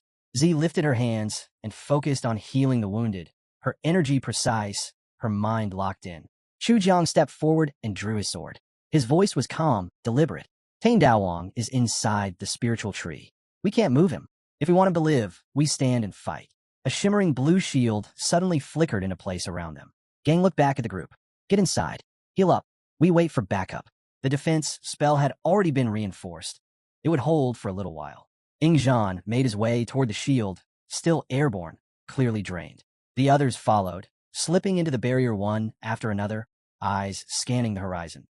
Everyone knew the truth. They couldn't take on the Spider Queen directly. Bai Feng and the others moved quickly. Lei paused, arms folded, glancing sideways at his friend. "This place isn't safe," he said under his breath. "Maybe we should leave while we still can." I remained silent, a small portal opening in my palm, calm and composed. "There's an old saying," I murmured. "The heavens protect the lucky." My calculation said this wasn't a dead end. There was still a way out. From the portal, BZY reached in and retrieved a glowing treasure. "If it really comes to it," he said quietly, "I'll have to call Grandpa Monkey." He summoned the magic gourd, holding it high. Closing his eyes, he whispered into it, "Grandpa Monkey, we need your help. We're in danger." Light began to swirl from the treasure. Lei, still watching with arms crossed, raised an eyebrow as an eye appeared in the center of the glowing gourd. Grandpa Monkey had arrived. The old spirit didn't waste time. He admitted straight up, he wasn't strong enough to take on the Spider Queen directly, but he was ready to push her to her limits. Instead of charging into the fight, Grandpa Monkey used his power to open a path. In the blink of an eye, both BZY and Lei were pulled into the treasure, vanishing in a flash of light. Watching it all, Kongming tightened her grip on her dagger, face hard as stone. Nearby, Mu Hu closed her eyes and lifted her fist to the sky, fury building within her. She wasn't about to depend on cowards. Not now. Jiang Chen's eyes blazed with determination. She wouldn't leave Tane Daowang, not for anything. If it meant burning through every treasure she had, so be it. She would protect him. Beside her, Luo Sandao clenched her fists, jaw tight. "We fight," she said coldly. "Until the end." Jiang Wushuang looked around at his comrades, stunned by their unwavering resolve. A quiet sigh escaped him. He was scared, of course he was, but there was no chance he'd run now. Not while the others were holding the line. If he turned his back now, how could he ever claim to possess an invincible heart? Chu Jiang, sword gripped tight, turned his gaze toward the ancestral tree. His voice was low, steady. "Jiang," he called, "wake up. We're not afraid to die, but what we fear is failing to protect you." Inside the origin space, Jiang stood alone, deep in thought. None of this had been expected. The moment he used the class change mission exemption card, his consciousness was yanked into this place, the very heart of the origin space. Glowing runes hovered silently around him, casting flickering light in every direction. Shaking off his daze, Jiang studied them carefully. He understood the consequences. Canceling the class change now meant starting over from the beginning. But with so many low-level insect enemies outside, most hovering around level 30, the risk was manageable. As he looked closer, Jiang realized these weren't just regular runes. They were far more advanced. Then the system interface lit up before him. He had successfully completed the third class change, Thunder Dominator. Now came the next step, selecting a Thunder rune. Thousands of runes had gone extinct long ago. Only a handful remained, and all of them were more powerful than the standard Thunderlord path. He reached out with confidence. The system made its choice. From the 9 remaining options, one rune entered his mind, fusing with his soul. And just like that, his unique profession evolved again. From Lord of Thunder to God rank, God of Thunder. A new status window appeared before him, displaying 3 brand new abilities. First, Punishment of Thunder. A thunder I manifested in the void, capable of launching direct mental assaults on his enemies. Second, 3,000 Cataclysms of Thunder. A catastrophic area of effect technique, unleashing a storm of thunder punishment across a vast battlefield. Third, God of Thunder, a 100-meter wide eternal domain. Anything caught within it would have its elemental powers stripped and weakened. It could also consume any domain ranked below it. Jiang narrowed his eyes as he hovered his hand over the glowing screen. Every skill was immense in power. And then it hit him. Most Awakeners didn't even touch domain skills until after their 6th class change. He stared at the system window, wondering just how this new domain would compare to that of his master, or even his older sister. But before he could dwell on it further, the class runes around him began to stir again. Runes that had once been dark and lifeless suddenly ignited with light. Jiang turned, puzzled, as thousands of extinguished runes came to life. Then, before him, the ancestral tree took form inside the origin space. For a moment, he stood still, silent. He had used the mission exemption card to skip the 3rd class change mission, but clearly, the system had other plans. It hadn't just ended with one evolution. A 2nd class change had been triggered on its own, this time a divine rank class. The screen shifted again. The class, Master of Divine Creation. It evolved in an instant. New name, the beginning of everything. And with it came another eruption of power, another wave of never-before-seen abilities awakening deep within him. First ability, Supreme Path. With mastery over this technique, every skill Jiang used now carried a chance to level up automatically. Second ability, Evolution to Complexity. A powerful upgrade of growth of all things. He could now exponentially boost the growth and reproduction of life. Creatures could grow 50 to 200 times faster and multiply by 2 to 10 times their original number. Clenching his fist, Jiang summoned a flash of lightning into his palm. Then he slowly opened his hand. A root formed, vibrant, alive, pulsing with raw potential. Compared to his previous Thunder God class, this new power was in a league of its own. Supreme Path granted him the ability to learn techniques from any race, just like Yingzhan. And with Evolution to Complexity, he could supercharge his insect army in ways that defied logic. Little Nine's next breeding cycle alone could produce 10 billion insects. If fortune was on their side, that number could shoot past 100 billion. Then, before his eyes, something unexpected happened. A new insect mother materialized. She stepped forward, placed a hand over her chest, and spoke in a soft, cheerful voice, Xiao Jiao. Jiang froze in disbelief. He hadn't used growth of all things. He hadn't triggered any life rank evolution. And yet, here she was, already in human form. Outside, chaos had begun. The Spider Queen released her swarm. Equal in rank to Little Nine, her spiders quickly flooded the battlefield, outnumbering Jiang's forces. But Chu Jiang didn't budge. If we want to protect Jiang, we rely on the insects, he said firmly. His command was clear. Hold the line. Fight to the last breath. Jiang Wushuang activated the body of the god of war, summoning a towering spirit with 10 powerful arms. Xianyue Andu loosed an arrow skyward, summoning a flaming fire phoenix. Chu Jiang raised his sword. The battle was underway. Spiders poured in from every direction. Little Nine shifted in her 9 miasma wings form, locked eyes with the Spider Queen, and surged forward. Luo Sandao extended her arms, casting divine barriers around Jiang, her eyes blazing with wrath. If they get close, she warned, the divine weapon detonates. The Spider Queen struck first, leaping high into the sky before releasing a devastating shockwave. Her voice cut through the battlefield like a blade. None of you can stop me, she said, grinning with murderous delight. The shockwave hit like a tidal wave. Defenders were hurled in all directions. No one could stay on their feet. Luo Sandao crashed to the ground, coughing blood. On Jiang's shoulder, Little Nine trembled. Her voice cracked as tears rolled down her cheeks. Please wake up. She's already killed so many. And then, Jiang's eyes opened. He turned to face the Spider Queen, calm and steady. A soft smile crossed his lips as he spoke gently. Don't cry. Your father's awake now. Jiang drew his sword, his gaze fixed on the Spider Queen with unwavering focus. Without speaking, he placed his hand on the ground. Growth of all things. In an instant, roots burst from the soil, twisting upward like serpents. Rising to his feet, he extended an arm toward Luo Sandao and the others. These roots will carry you back to the city, he said. Little Nine, protect them. The roots reacted immediately, coiling around each of them, preparing to whisk them away. Muhu stood frozen, unsure of what Jiang was intending. Ziku and turned to look at him, disbelief written across his face. Surely, he couldn't be thinking of facing the Spider Queen alone. Luo Sandao's eyes widened with panic. No, I'm not leaving, she shouted. I can still fight. She wasn't the only one resisting. None of them wanted to abandon Jiang in this moment.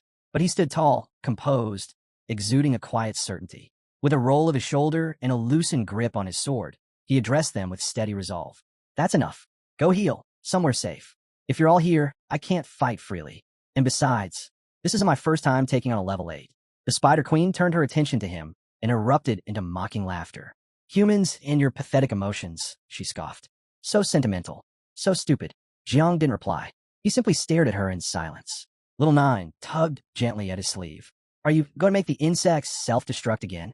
Her voice trembled as tears welled in her eyes. I don't want you to do that. It makes me feel so sad. Jiang offered her a soft smile. No need for that. If I did it again, even I'd feel guilty. Just handle the queen's spawn. I'll take care of the real threat. The Spider Queen touched her chin, her eyes gleaming with cruelty. Even the level 9 sword god couldn't kill me. And you?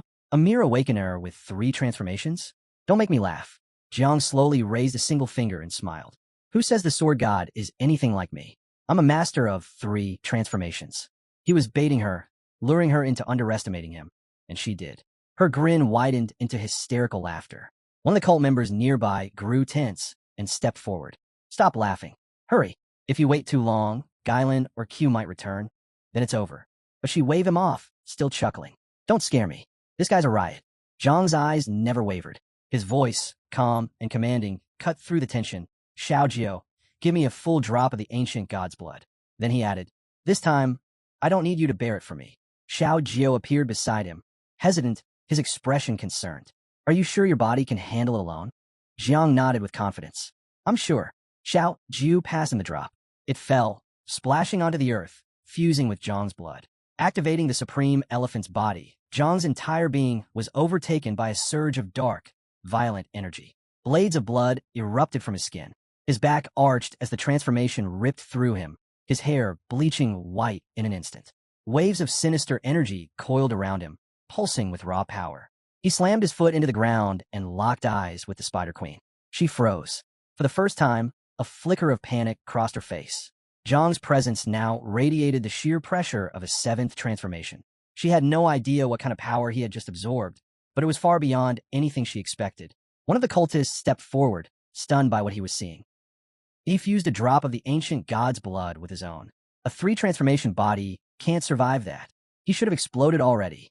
But Jiang was still standing, solid, composed, and stronger than ever. Taking up a striking stance, he gave a cold, confident smile. Not only had he survived the fusion, but his body had fully accepted the blood of a 7th transformation. His gaze stayed locked on the Spider Queen as sparks of thunder flared around him. In a blink, he launched forward, moving with deadly purpose. The Spider Queen didn't flinch. No fear, only the clarity of realization. Now she understood where his confidence came from. He'd been hiding a trump card all along, a power that let him stand on equal ground with a true 7th transformation. Smirking, she sprang into the air and fired silk from her abdomen. Don't be naive, she sneered. Even if you borrow that power, it won't be enough. Zhang's eyes lit up with fury. He read the silk's trajectory in an instant and dodged with flawless precision. The Spider Queen froze. That shouldn't have been possible. She had predicted his move perfectly, and yet he had slipped right past it. At first, she assumed he'd simply read her body language. But no, someone at his level shouldn't be capable of that. As she hesitated, Jiang struck again, lightning coiling around his form. Don't be so arrogant, he said sharply. That snapped her focus back. Her eyes narrowed as she braced for his next attack. Then, Jiang raised a hand toward the sky. Above them, a colossal eye appeared, glowing and ominous. The Eye of Evil. The Spider Queen froze. A chill ran down her spine. She didn't know how to react. Jiang flinched and turned away, shielding his eyes. Don't look at it, he shouted. It'll wreck your essence. Jiang Wushuang did the same, throwing up an arm in disbelief. Zhang's thunderclass had reached the divine level. Ingzhan shut his eyes too, stunned. Now Jiang had not 1, but 2 divine rank classes. Competing with that was out of the question. Floating in midair, Jiang looked down at his opponent. Seal her sea of consciousness, he commanded. The Eye of Evil zeroed in on her and began to glow brighter. A burst of thunder erupted from the sky. The Spider Queen looked up, terrorizing. She knew the flaw all demonic beasts shared. Their spiritual essence was far more fragile than a human's. In the split second before the blast struck, she managed to summon a blood shield. The attack slammed into it, barely held at bay. Lightning crackled around Jiang as he landed in front of her, his presence radiating pressure. The Spider Queen twisted toward him, her gaze sharp and calculating. She snarled, sure, our essence is weak, but our bodies? That's where our true strength lies. Enraged, she lunged, swinging a razor-edged leg straight at him. But Jiang vanished before the hit could land. Lightning bolt. His body dissolved into pure energy and flashed away in an instant. She stumbled mid-swing, eyes scanning wildly. He dodged again. This wasn't prediction. Not even perception class awakeners could do this. It made no sense. No, she shook her head. It had to be luck. Just dumb luck. Jiang didn't let up. Without hesitation, he turned his back to the Spider Queen and surged forward, streaking across the battlefield like a bolt of living lightning. She quickly realized he wasn't just fast. He was moving with the speed of light itself, channeling the electric field from his Thunder God domain. Enraged by what she saw as blatant arrogance, she began launching silk in all directions. To her, Jiang wasn't just fighting. He was showing off, taunting her with his power. In a flash, threads of silk erupted from her body, weaving into a tight, intricate web that enclosed the entire area. Jiang caught on immediately. She was trying to seal off his electric field, track his movements through the charge in the air, and teleport directly into his path. Suddenly, her blade-like leg appeared out of nowhere, slicing toward him. "Got you, bastard," she hissed. "This time, you won't escape." Jiang looked up, caught mid-move. For a moment, there was a flicker of surprise, of fear, but it vanished as quickly as it came. Meeting her eyes with quiet, lethal confidence, he said, "No, the one who can't escape is you." She struck, but Jiang blocked the blow and countered. Blade of heaven and thunder. He swung his sword with everything he had, unleashing a roar of thunder through the blade. In a single flash, her leg was severed, cut clean off before she could react. The limb crashed to the ground, and the Spider Queen's scream tore through the battlefield. For a heartbeat, everything stopped. The ants froze. Chu Jiang stared, mouth agape. That strike, it had the weight of one of Master Jiang Chen's blows. Could Jiang have a perception type class hidden beneath the surface? He kept reading her every move with unnatural precision.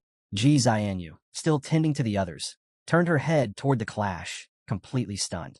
How could someone with only 3 transformations possess a perception ability that outmatched even a level 8? Jiang stood firm, thunder still wrapping around him. He hadn't expected that strike to do so much damage, but it had. The ancient god's blood amplified his attack beyond what her body could endure. Still, that move had drained him. The boost wouldn't last much longer. One more hit. That's all he had left. It had to count. It had to end her. Across from him, the Spider Queen bled heavily, her fury boiling over. The idea that someone like him, an insect, had hurt her, the majestic queen of the 8th level, was unthinkable. Jiang tilted his head slightly, smirking. A level 8 monster? That's it. No wonder you've been hiding underground for centuries. The insult hit its mark. Her eyes went wild. Silk exploded from her in a furious storm. "You want death? Fine, I'll give it to you," she roared. She confessed that during her last battle with Gailan Inu, her essence had been damaged. She'd sworn never to use this power again, but Jiang had pushed her too far. Now she would show her true domain, the real power of an 8th level beast. A ripple of dread swept across the battlefield. The sheer force of what she was summoning froze the air. Could Jiang really withstand this? Many believed he couldn't, but Jiang just smiled. Finally, she was taking him seriously. His voice was calm, grounded, absolute. "Too bad. You're already too late." Jiang raised his hand, lightning crackling in his palm. Then, without hesitation, he pressed it to the ground. Eternal Domain, Thunder God class. In an instant, a colossal wave of thunder burst outward, engulfing the battlefield. Bolts of lightning rained down, crashing directly onto the Spider Queen. She was slammed to the ground, the impact sending shockwaves through the dirt. And for the first time, fear gripped her. She didn't understand. How did he know I was activating my domain? And even more terrifying, how could it be this powerful? She tried to summon her domain again, desperately clawing for control. But nothing happened. It failed. Jiang stepped forward, his body wrapped in swirling energy. With calm precision, he raised a hand toward her, lightning gathering once more. A slow, confident smile formed on his face. "There are 2 reasons," he said coolly. "First, you're too slow. Second, my domain is stronger." The Spider Queen began to tremble, a chill running through her. This can't be real. Jiang's expression turned cold. He didn't need to say another word. Lifting his arm high, he summoned a massive thunderbolt from the sky. It struck her with devastating force, searing through her body. The scream that followed tore across the battlefield as she writhed in agony, her form crumbling under the assault. Jiang didn't move. He watched in silence as her soul began to slip free from the shattered remains of her body. Her eyes, wide with fear, turned downward. She bowed her head to him, desperation in her voice. "I swear, I won't cause trouble again. Please spare me. But Jiang's gaze didn't waver. He saw through it. Even broken, she was still a threat. Her physical form was ruined, but her spiritual essence clung on. The celestial thunder was still purging her soul, but it needed more time. Her body finally collapsed. Jiang remained alert, eyes fixed on her. Little Nine, he said, voice steady. Watch her. When she's no longer a threat, devour her. Little Nine gave a quiet nod. But just as the words left his mouth, Jiang's vision swam. A wave of dizziness hit him hard. His body had pushed past its limit. He sank down slowly, sitting on the ground, one hand over his face as he tried to catch his breath. Then Xiao Jiu appeared beside him. She rushed over, kneeling next to him with concern in her eyes. Gently, she asked, "Are you okay?" Xiao Jiu gently placed one hand on Jiang's chest and the other behind his back, helping him to his feet with tender care. Her voice trembled, thick with guilt. She blamed herself, calling herself useless for not doing more. But Jiang, his eyes still shut, stood steadily, grounding himself with a clenched fist. When he finally looked at her, his gaze was full of resolve. "Don't blame yourself," he said firmly. "If it weren't for your ability to glimpse the future, I wouldn't have won this fight." Xiao Jiu's gaze fell, uncertainty clouding her eyes. "You're giving me too much credit," she whispered. Just then, a system window appeared, displaying Xiao Jiu's stats. She hadn't been ordinary from the start. She was born as the source of the river of time itself, her very existence parallel to time. Her unique skill, the Eye of Time, allowed her to see 3 seconds into the future at the cost of 10 subbodies. It was a stackable ability, capable of stretching her vision up to 10 years ahead under the right conditions. Currently, she was only at level 0. Her star affinity stood at a perfect 100, but only 18 subbodies remained from the original 48. The rest, 30 of them, had been used up during the battle with the Spider Queen. Her true potential was still sealed. She could reproduce subbodies in 2 ways. The natural method, creating 1 every hour, and a special method, sacrificing 1 year of her life to spawn 1,000,000. Jiang took a slow, calming breath, the battle's toll settling over him. He pressed 2 fingers to his forehead. "I'm going to rest. You've done more than enough," he told her. "Stay hidden unless absolutely necessary." Her form dissolved into energy and disappeared, returning to his consciousness. Suddenly, a surge of energy pulsed through the air. Thunder crackled louder as Jiang's domain grew denser and more potent. From a cliff above, Gang and the others turned sharply toward the disturbance. Something had shifted. Jiang had just entered his 3rd transformation, and impossibly, he had already awakened a domain, a feat usually not seen until the 6th. Silence fell. Eyes widened. 2 divine-level classes, it was unheard of. Below, Yin clutched at the wound on his arm, anger burning in his eyes, an anger born from helplessness. While Jiang faced the level 8 Spider Queen alone, Yin had barely survived with the help of spiritual pills. He, too, was a divine-level awakened one. Yet next to Jiang Shun, he felt small, insignificant, as rage boiled inside him. Jiang Wushuang quietly rested a hand on his shoulder in a wordless attempt to ease the pressure. Yin let out a hard breath. "It's maddening," he muttered. "We're from the same generation, but he's miles ahead." Still, as the heir of the human emperor, Yin refused to accept defeat. "Even if I lack the talent, I'll plunge into the deepest pits if that's what it takes to close the gap." Nearby, Luo Sandu, eyes closed in quiet reflection, spoke softly. "Zhang's talent, it's in a league of its own. Trying to surpass him is pointless." Her words cut deep. Yan's eyes snapped to her, pain flickering just beneath the surface. Deep beneath Jiang Xuanji, within the hidden altar of the blood cult, a gathering had begun. The cultists formed a tight circle around the center, where their highest-ranking priestess stood tall. She stepped forward, her eyes blazing with a strange fervor, and summoned a crimson magic circle beneath her feet. Her voice rang out across the chamber, solemn and resonant. "I am your loyal servant, the 7th seat of the Church of the Ancient God." She knelt, pressing her palm to the ground as her tone darkened. "The beast tide has met resistance. Someone from Great Xia can control the offspring of the 9 miasma wings." The circle pulsed in response. A low hum followed, and then dark energy began to rise. The ancient god was listening. It was blasphemy, impossible, and yet undeniable.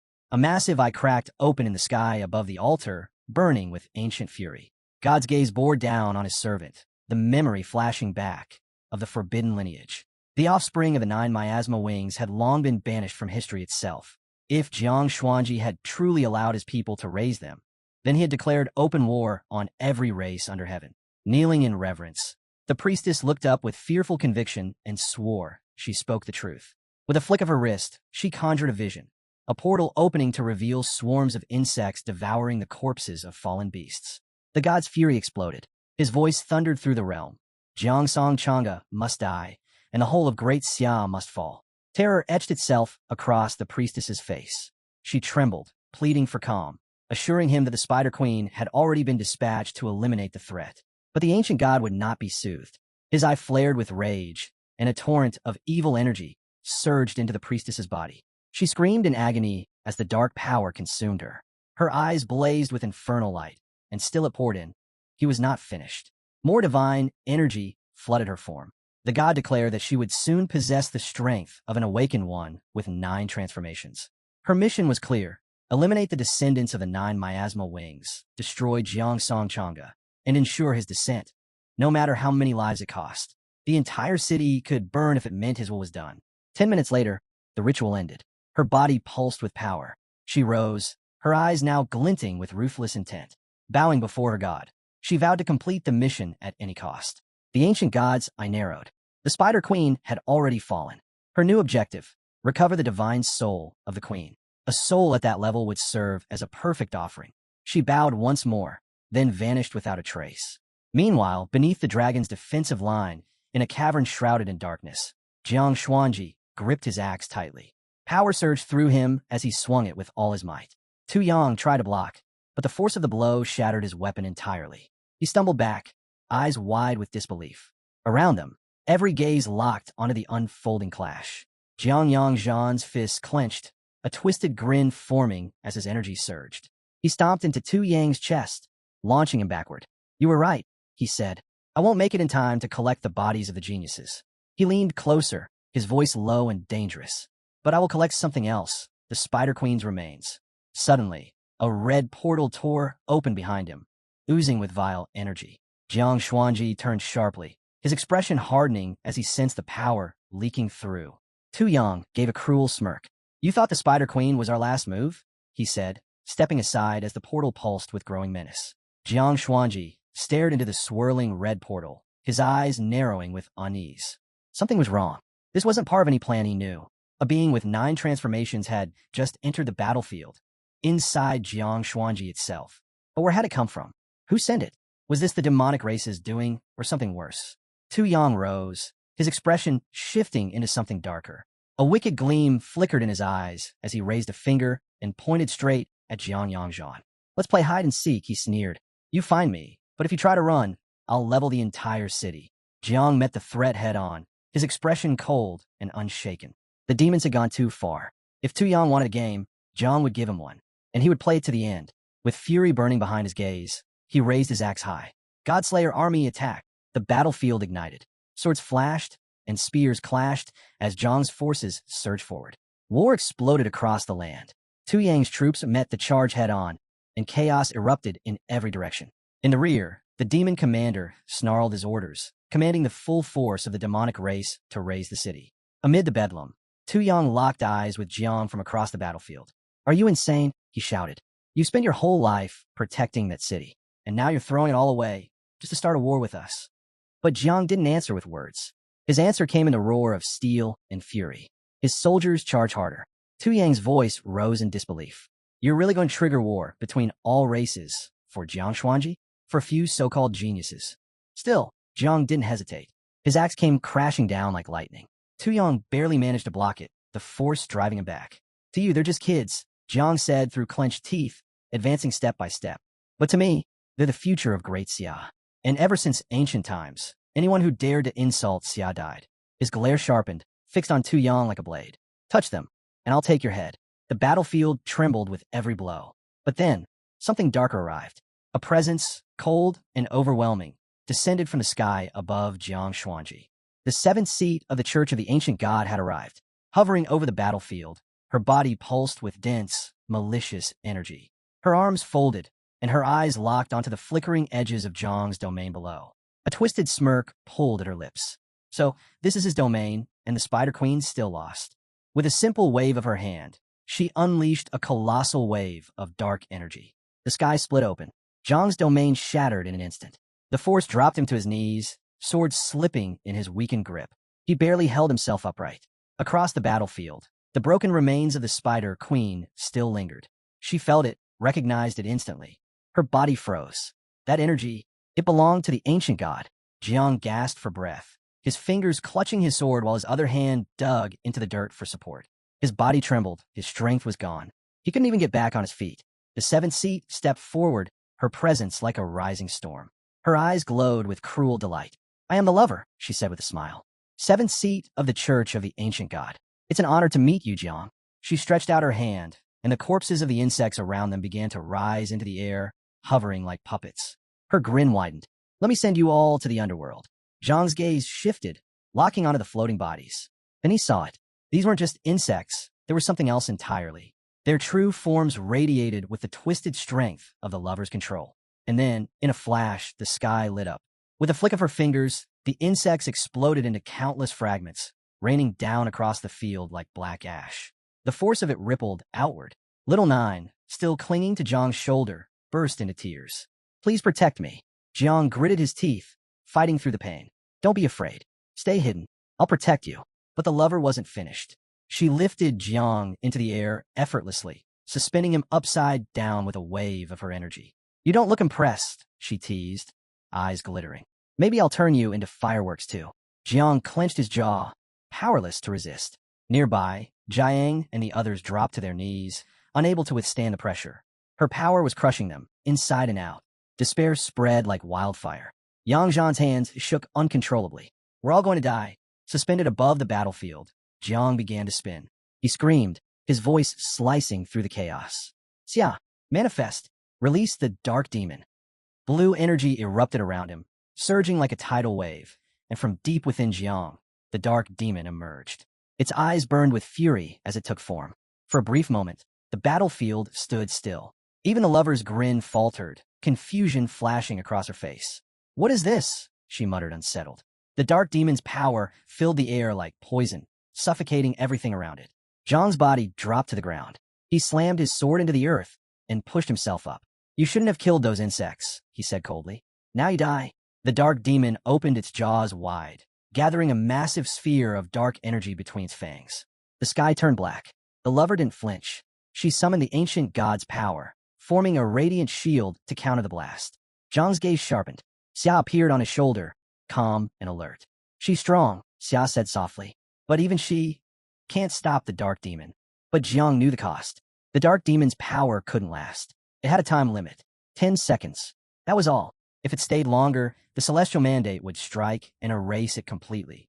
There's no other way, Jiang said, voice steady. If it has to disappear, it's taking her with it. Just then, a burst of wind tore through the battlefield.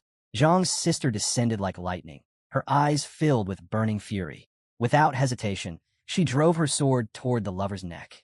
I'm here to save Jiang Chun, she declared, her voice booming like thunder. Moments later, another figure dropped into the chaos. Shintu, warrior of the Blue Dragon camp from the Godslayer army. He raised his blade high, standing tall in the storm. These demonic beasts won't destroy this place, he said. Not while I draw breath. A flash ripped across the sky. The celestial mandate had arrived. Jiang turned to Xia. Now, absorb the dark demon. Xia nodded once. He opened his mouth, and the demon's body glowed, its energy pulled inward. In a single motion, the dark demon was absorbed, its power sealed. Silence followed, but it didn't last. Zhang's sister's blade pierced through the lover's body. A raw scream tore from the seventh seat as energy burst and flickered around her. She writhed, her strength collapsing. Blood ran from her lips as she gasped, desperate. Wait, don't kill me. Her voice cracked with fear. I know something, a secret. I'll tell you. Just let me live. Weapons drawn, Yang Zhan and Chu Jiang slammed the seventh seat into the ground with brutal force, pinning her in place. Their blades hovered, ready to strike. Panic overtook her. Desperation twisted her face as she gasped for breath and began to beg. Wait, please. I'll tell you everything. Just don't kill me. Yang Zhan's aura surged with violent energy as she stepped forward, planting her foot firmly on the woman's chest. Her voice was clear, sharp, and controlled. She met Chu Jiang's gaze without flinching. Hold on, she said. If she talks, we spare her. Chu Jiang dropped beside them silently, offering no reply, just waiting. The woman's eyes darted wildly, her breathing shallow. Sweat poured down her face as she began to speak. Beneath Jiang Chun, there's a rift. An altar was built right on top of it. Her voice trembled as she rushed to explain. The altar, it drains the blood and souls of the living in Jiangchun. Everything it collects feeds a corpse, an ancient demonic god buried deep below. If enough life is taken, that god will rise. He'll descend upon Tianjiao. The battlefield went quiet. Yang Zhan and Chu Jiang stared at her, trying to decide if her words were truth or just a desperate lie. Yang took a slow step forward, eyes locked on her. Is that everything? She asked, voice heavy with suspicion. The woman nodded rapidly. I swear on the ancient god. That's all I know. But Yang could feel it. She was hiding something. Suddenly, Xiao Jiu appeared behind her. Without a sound, he opened his jaws wide and lunged. The woman's eyes snapped toward him, filled with shock. She didn't have time to scream. In one bite, Xiao Jiu swallowed her whole. A satisfied grin tugged at the corner of his mouth. Tastes like ancient god residue, he said, licking his lips. Not bad. Across the field, the Spider Queen, who had remained perfectly still, pretending to be dead, sensed an opportunity. A flicker of hope returned. Slowly, using what little strength she had left, she began crawling away, dragging herself toward the shadows. But Yang noticed. She turned her head slightly, calm as ever. Almost forgot about her. Then her voice rang out. Little Nine. A figure stepped forward from the mist, silent, composed, and focused. Mist curled around her as she locked onto the Spider Queen's crawling form. Without hesitation, Little Nine moved in, mounted the queen's back, and pressed one hand against her skull. With the other, she began peeling away flesh, methodically and without mercy. Her eyes closed as she tasted the meat, and a serene smile appeared on her face. The Spider Queen's eyes widened in horror. Her body trembled, locked in place by pain and fear. She knew it was over. Then, a system alert appeared in glowing text. Experience gained, plus 2 million. Suddenly, a radiant symbol lit up the sky, a warning from Tianyan. It shimmered ominously overhead, casting a glow that chilled the air around it. Yang Zhan's eyes snapped toward Little Nine, then to Jiang. A shiver ran down her spine. What kind of monsters does he command? She whispered to herself, the weight of it dawning on her. Chu Jiang turned as well, face darkening. Tianyan's sign only meant one thing. Tianjiao stood on the edge of collapse. In that moment, Jiang dropped to his knees. His hair turned ghost white. Spikes burst from his back and shoulders. One hand clawed in the ground, the other gripped his arm as his entire body trembled. His eyes began to glow with a haunting light. Yang Zhan rushed to his side, panic in her voice. What's happening to you? Dark energy surged from him like a rising tide. His body convulsed. His scream echoed through the field, raw, agonized, and unrelenting. Jiang, Tang, and the others sprinted toward him, none of them understanding what was happening, until the spikes began to recede. Jiang caught him just as he collapsed. His own face turned pale. He knew this was the price, the side effects of channeling the blood of the ancient god. Time was running out. He had to be taken immediately to the military hospital at the main base in Jiangnan. It was the only place with elite priests and rare medicinal herbs strong enough to treat this. Xian Huang and Aunt Tang stood over him, silent with uncertainty. Yang Zhan's expression tightened. She placed a hand to her chest and spoke clearly, the portal's been destroyed, then added, I'll help get him to the hospital. Chu Jiang stepped forward. I'll help too. But Jiang raised a shaky hand, stopping them. Don't forget, he said, his voice low but steady. The rift under this city still needs to be dealt with. Xiao dropped to her knees beside him, placing her hands over his body as she began channeling her healing power. Her focus sharpened, eyes burning with intensity. Jiang turned sharply, voice rising in command. Xiao, heal him faster. Then, shifting his gaze to the darkness, he shouted, Zhang's insects, come now. If you want to save your master, help carry him. At once, thousands of tiny insects swarmed forward from the shadows, surrounding Jiang in a protective wave. Zhao's healing light pulsed stronger, rippling with determination. Meanwhile, Jiang addressed the others with calm authority. Clean up the battlefield. No one hesitated. Every head nodded. Muhinu collapsed to her knees, tears running down her cheeks. Seeing Jiang like this shattered something inside her. Luo Sandu sat behind her and gently rested her hands on Muhinu's shoulders. Don't cry, she whispered. Jiang's strong. If he could take down a level 9 monster, he can survive this too. Xian Huang stood nearby, his gaze steady. There's no time for tears, he said firmly. We still have monsters to kill. Thanks to Zhao's healing barrier, the injured geniuses had already begun to recover. Their breathing steadied, their wounds slowly closing. Jiang Wushuang stepped out from the barrier, fists clenched, determination in his voice. We may not be on Jiang Chen's level, he admitted, but we can still take down a few more monsters. Jiang looked down at his once severed arm, now fully restored. He flexed his fingers, testing the strength in his grip. A faint smile curved his lips. He's right, he murmured. If we can't match Jiang Chun, we fight harder. Elsewhere, deep underground, Yang Zhan and Chu Jiang stood before the cursed altar. Without hesitation, they unleashed their weapons. Yang Zhan's blade sang through the air, while Chu Jiang's axe slammed with brute force. The structure cracked, then shattered into rubble under their combined assault. From the ruins, dark energy erupted violently. The ancient god's eye flared open, blazing with fury. It locked onto them, seething with rage. You filthy! Before he could finish, Yang Zhan raised her sword and cut through his energy in one clean strike. Chu Jiang stood a step behind her, silent but unsurprised. She was, after all, the disciple of the celestial sword king. The ancient god growled low and menacing. Destroying the altar means nothing. You're still far too weak to defeat me. But before he could gloat further, the white-haired man stepped forward, his axe already raised. Save your breath, he said flatly, and swung. The god's eye widened in disbelief, his fury boiling over. Their defiance had pushed him beyond patience. Suddenly, his energy began sinking into the ground. Yang Zhan's eyes narrowed. Something was wrong. The ancient god laughed darkly. This little setback? It's nothing. I've got time. I'll return, stronger than before. Yang Zhan's rage spiked. He was retreating, avoiding a fight. She moved to pursue, but the white-haired man placed a hand on her shoulder. His voice was calm, steady. He's right. We can't beat him, not like this. They both knew what had to be done. Only the great martial god could awaken the great dreamer, the only force strong enough to seal the rift. And they had to act fast. A week passed. Jiang now rested in the military hospital at Jiangnan's main base, his body fully submerged in a tank of luminous healing liquid. Tubes ran from machines into his body.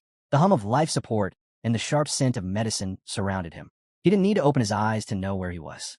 His memories came flooding back. The battlefield, the blood of the ancient god, collapsing, drained beyond his limits. He had no idea how long he'd been unconscious. Then he heard a familiar voice. Little Nine appeared before him, wrapping her arms around him gently. She smiled. Everything's settled now, she said softly. And guess what? My little insects can reproduce again. Warmth spread through him. He opened his eyes fully, curiosity flickering. He lifted her into his hand and stroked her head, his voice low and kind. You did well. But he paused. The space they had now, far too small. With more insects on the way, it would become unlivable soon. He told her to wait just a little longer. Once they had a larger home, they'd move forward with their plan. Little Nine smiled brightly and vanished into his sea of consciousness, glowing with joy.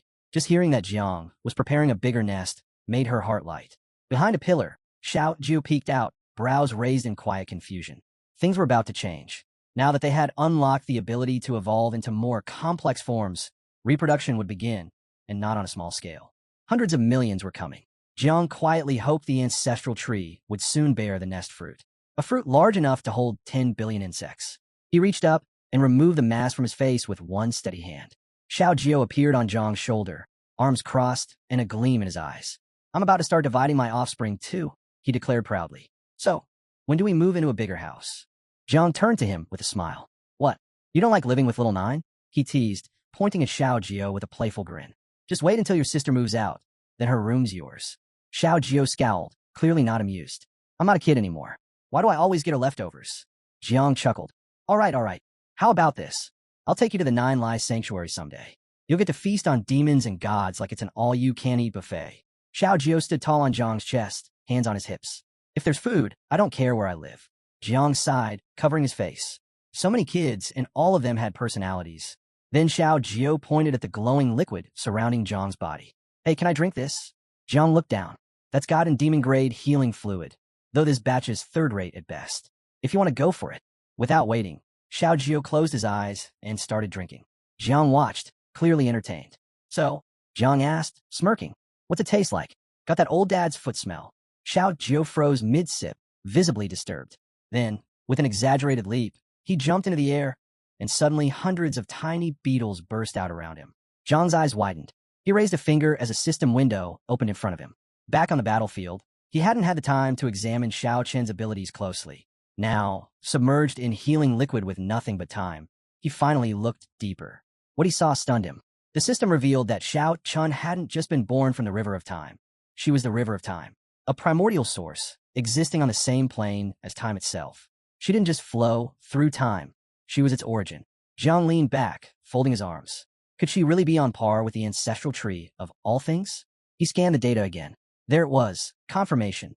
Her abilities were still sealed, but she had potential hidden far beyond her current form. The system didn't list her talent. Not yet.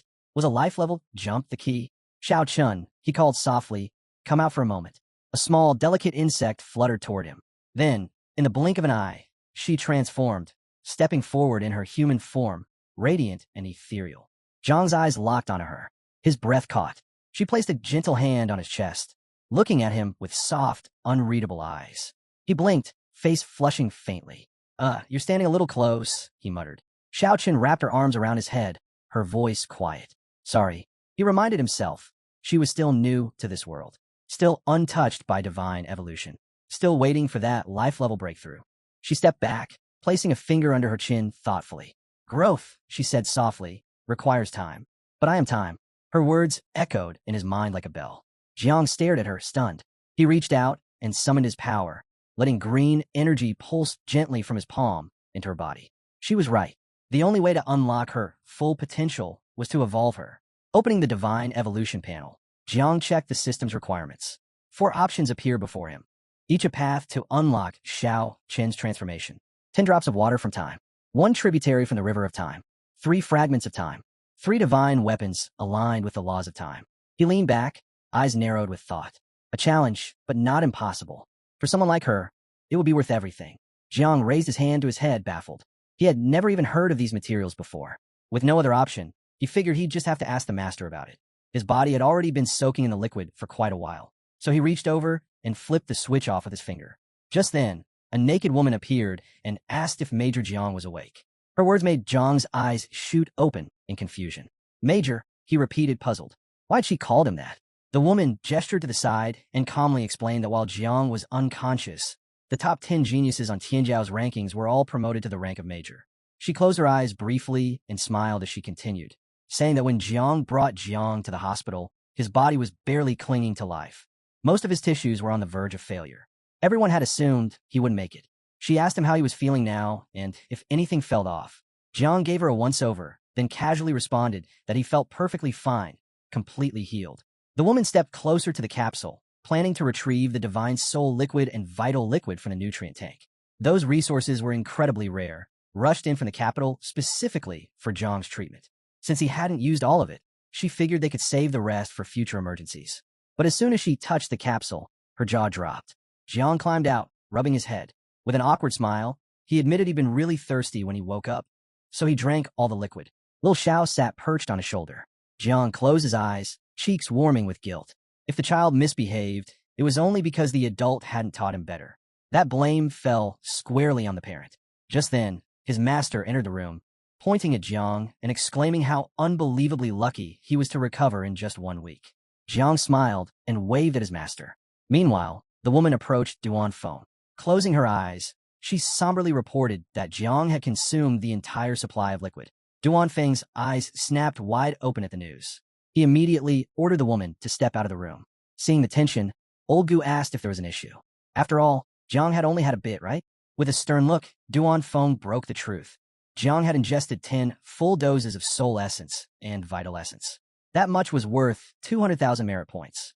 Now the question was whether or not to make him pay it back. Old Gu snapped, ordering that Duan pay for the entire cost himself.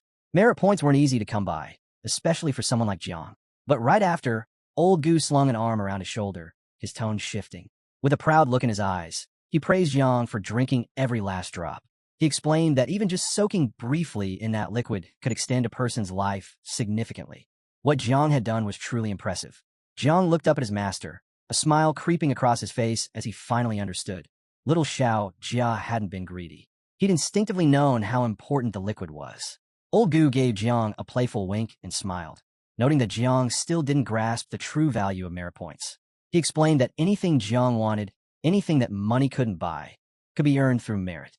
Jiang's eyes lit up with excitement. Can I trade merit points for the water of time? He asked. Old Gu's expression turned serious. No, he said flatly. That's a treasure of heaven and earth. There are only legends about it. No one's ever actually seen it. Jiang tried again. Then what about a stream from the river of time? Still a no. Divine weapons linked to time? Maybe level 3 or 4? Old Gu shot him a sharp look. Stop dreaming. Left with one last idea. Jiang hesitantly asked. What about fragments of time? Old Gu paused, rubbing his chin in thought. He glanced over at Duan Feng, then seemed to recall something. Old Duan might have some. Duan Feng, who had been quietly listening, suddenly focused in. His jaw tightened as he thought about it. With a firm tone, he explained that fragments of time were formed after ancient dimensional ruins collapsed. Only 2 remained in all of Tianjiao. Each one could be exchanged for 150,000 merit points. Zhang's eyes sparkled with determination.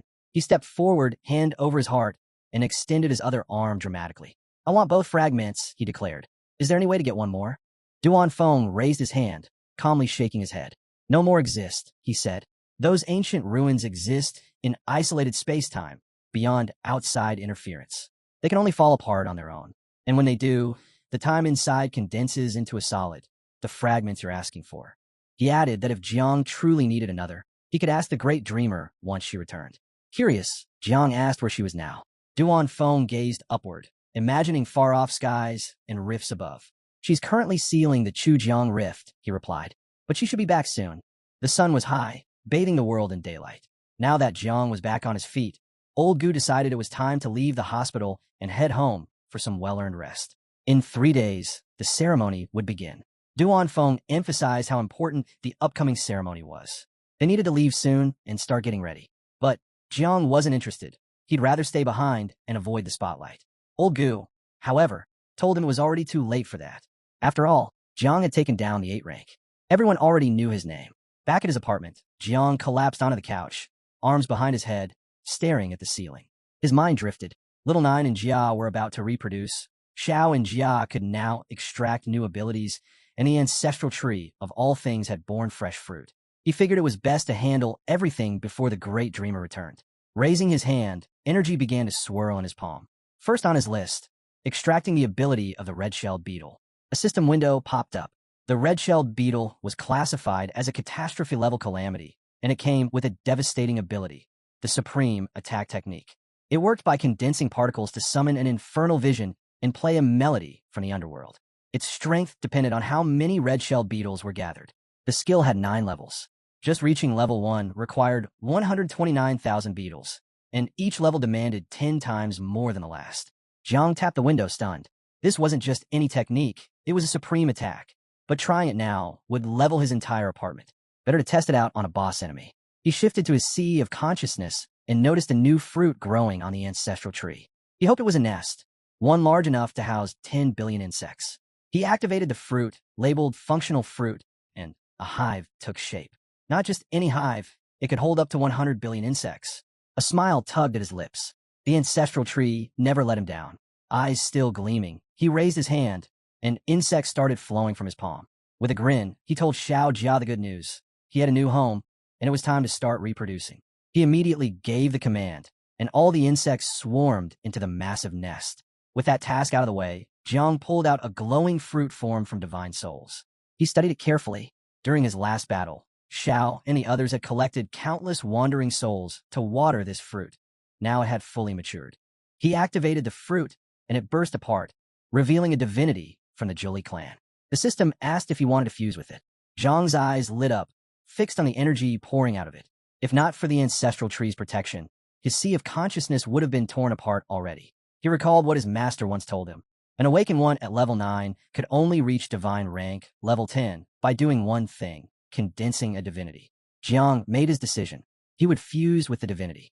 As the energy entered through his forehead, his eyes lit up, and an intense wave of pain ripped through him. Several system windows appeared at once. He had unlocked a new class, Supreme Warrior, Divine Level, God of War. Along with it came 3 powerful abilities: Invincible Divine Fist, War God Transformation, and Imperial War Formation. Clenching his fist tightly, Jiang stared at it. This was his 3rd divine class. The name might have sounded over the top, but it was perfect for close-quarters combat. With this new power paired with the body of the elephant god, he felt confident. He could even surpass Jiang Wushuang's divine body. Then another window popped up. Little Nine had given birth to 8 billion insects, and Xiao Jia had produced 6 million beetles. Zhang's eyes locked onto the screen in disbelief. The ability transformation to excess, with its chaotic amplification and random multiplication, was absurdly overpowered. His insect army was growing faster than he'd ever imagined. Just as he was processing it all, there was a knock at the door. Curious, he got up. Could be the great dreamer returning? Opening the door, he found Old Gu and Duan Feng waiting. Duan Feng scratched his head awkwardly, his voice uneasy as he said they'd brought the great dreamer with them, and that Jiang should greet her. Old Gu stepped forward, serious expression on his face, fist clenched. Then, the great dreamer appeared at the doorway, one hand resting on the frame. She looked straight at them and calmly asked them to leave. Old Gu's eyes widened, but she didn't repeat herself. She stepped into Jiang's apartment and repeated the order. Old Gu tells Jiang, if you can't resist, then learn to yield. If a woman is 3 years older than you, give her gold. If she's 30 years older, give her an empire. But if she's 300 years older, he paused, you better offer her an immortal pill. Duan Feng groaned, rubbing his temples. Don't drag me down with you, he muttered. The great dreamer placed her hand on the sofa, her gaze softening. You silly thing, she said, eyes resting on Jiang. Now he understood exactly what Old Gu meant. She slowly approached him. Jiang, puzzled, asked why her outfit was different from the last time they met. Instead of answering, she leaned in and began to sniff him. So, she said with a teasing smile, did you become a god? Jiang looked away, still unsure. Maybe what she sensed was just remnants of the ancient god's blood lingering in his body. She sat beside him on the couch, laughing quietly. You couldn't have become a god, she said. You're still only in your 3rd transformation. Jiang started sweating. Probably best not to bring up the whole divinity fusion. He was drawing enough attention as it was. The great dreamer noticed his unease. With a gentle smile, she asked why he looked so tense, assuring him she was just his sister, not someone who was going to bite him.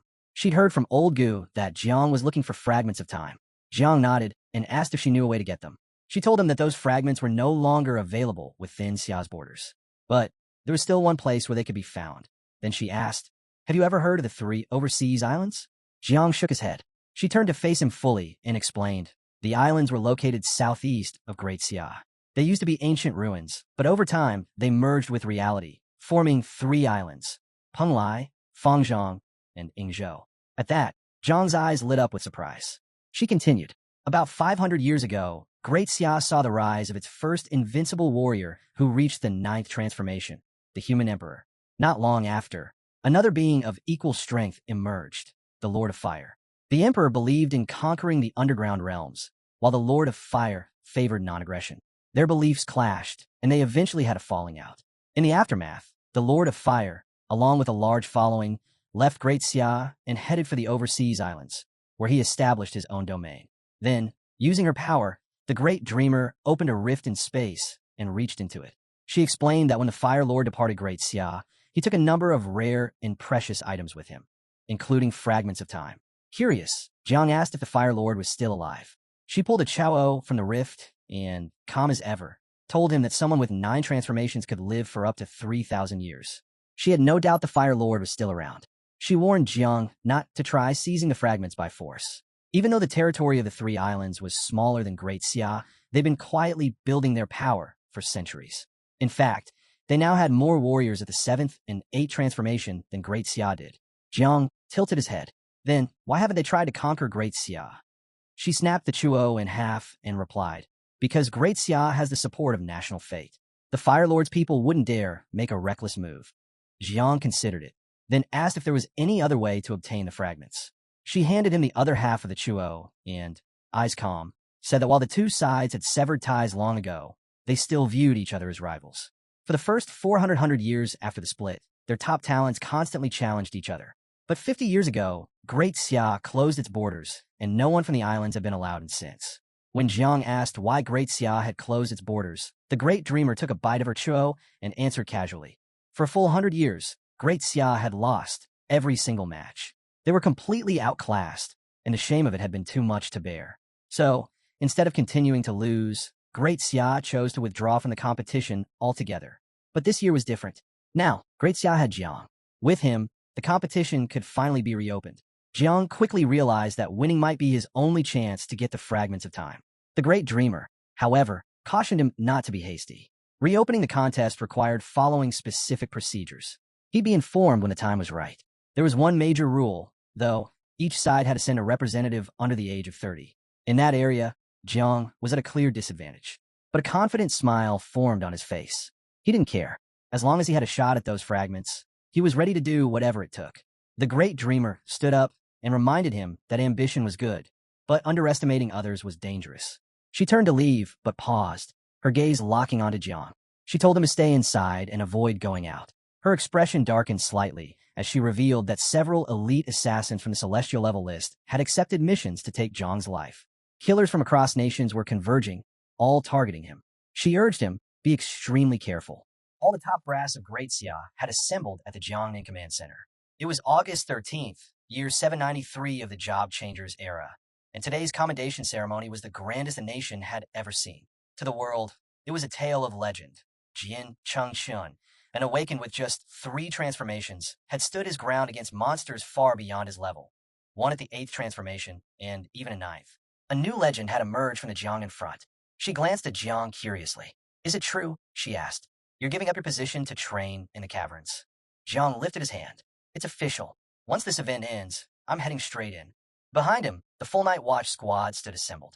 One of them jabbed a thumb at his chest proudly. It's not just Jiang. We're all going. Commander Duan placed a hand on Jiang's shoulder, but remained silent, watching her from the sidelines. Off to the side, the two locked eyes and exchanged subtle smiles. Jiang blinked, caught off guard. Wait, I thought I was going alone.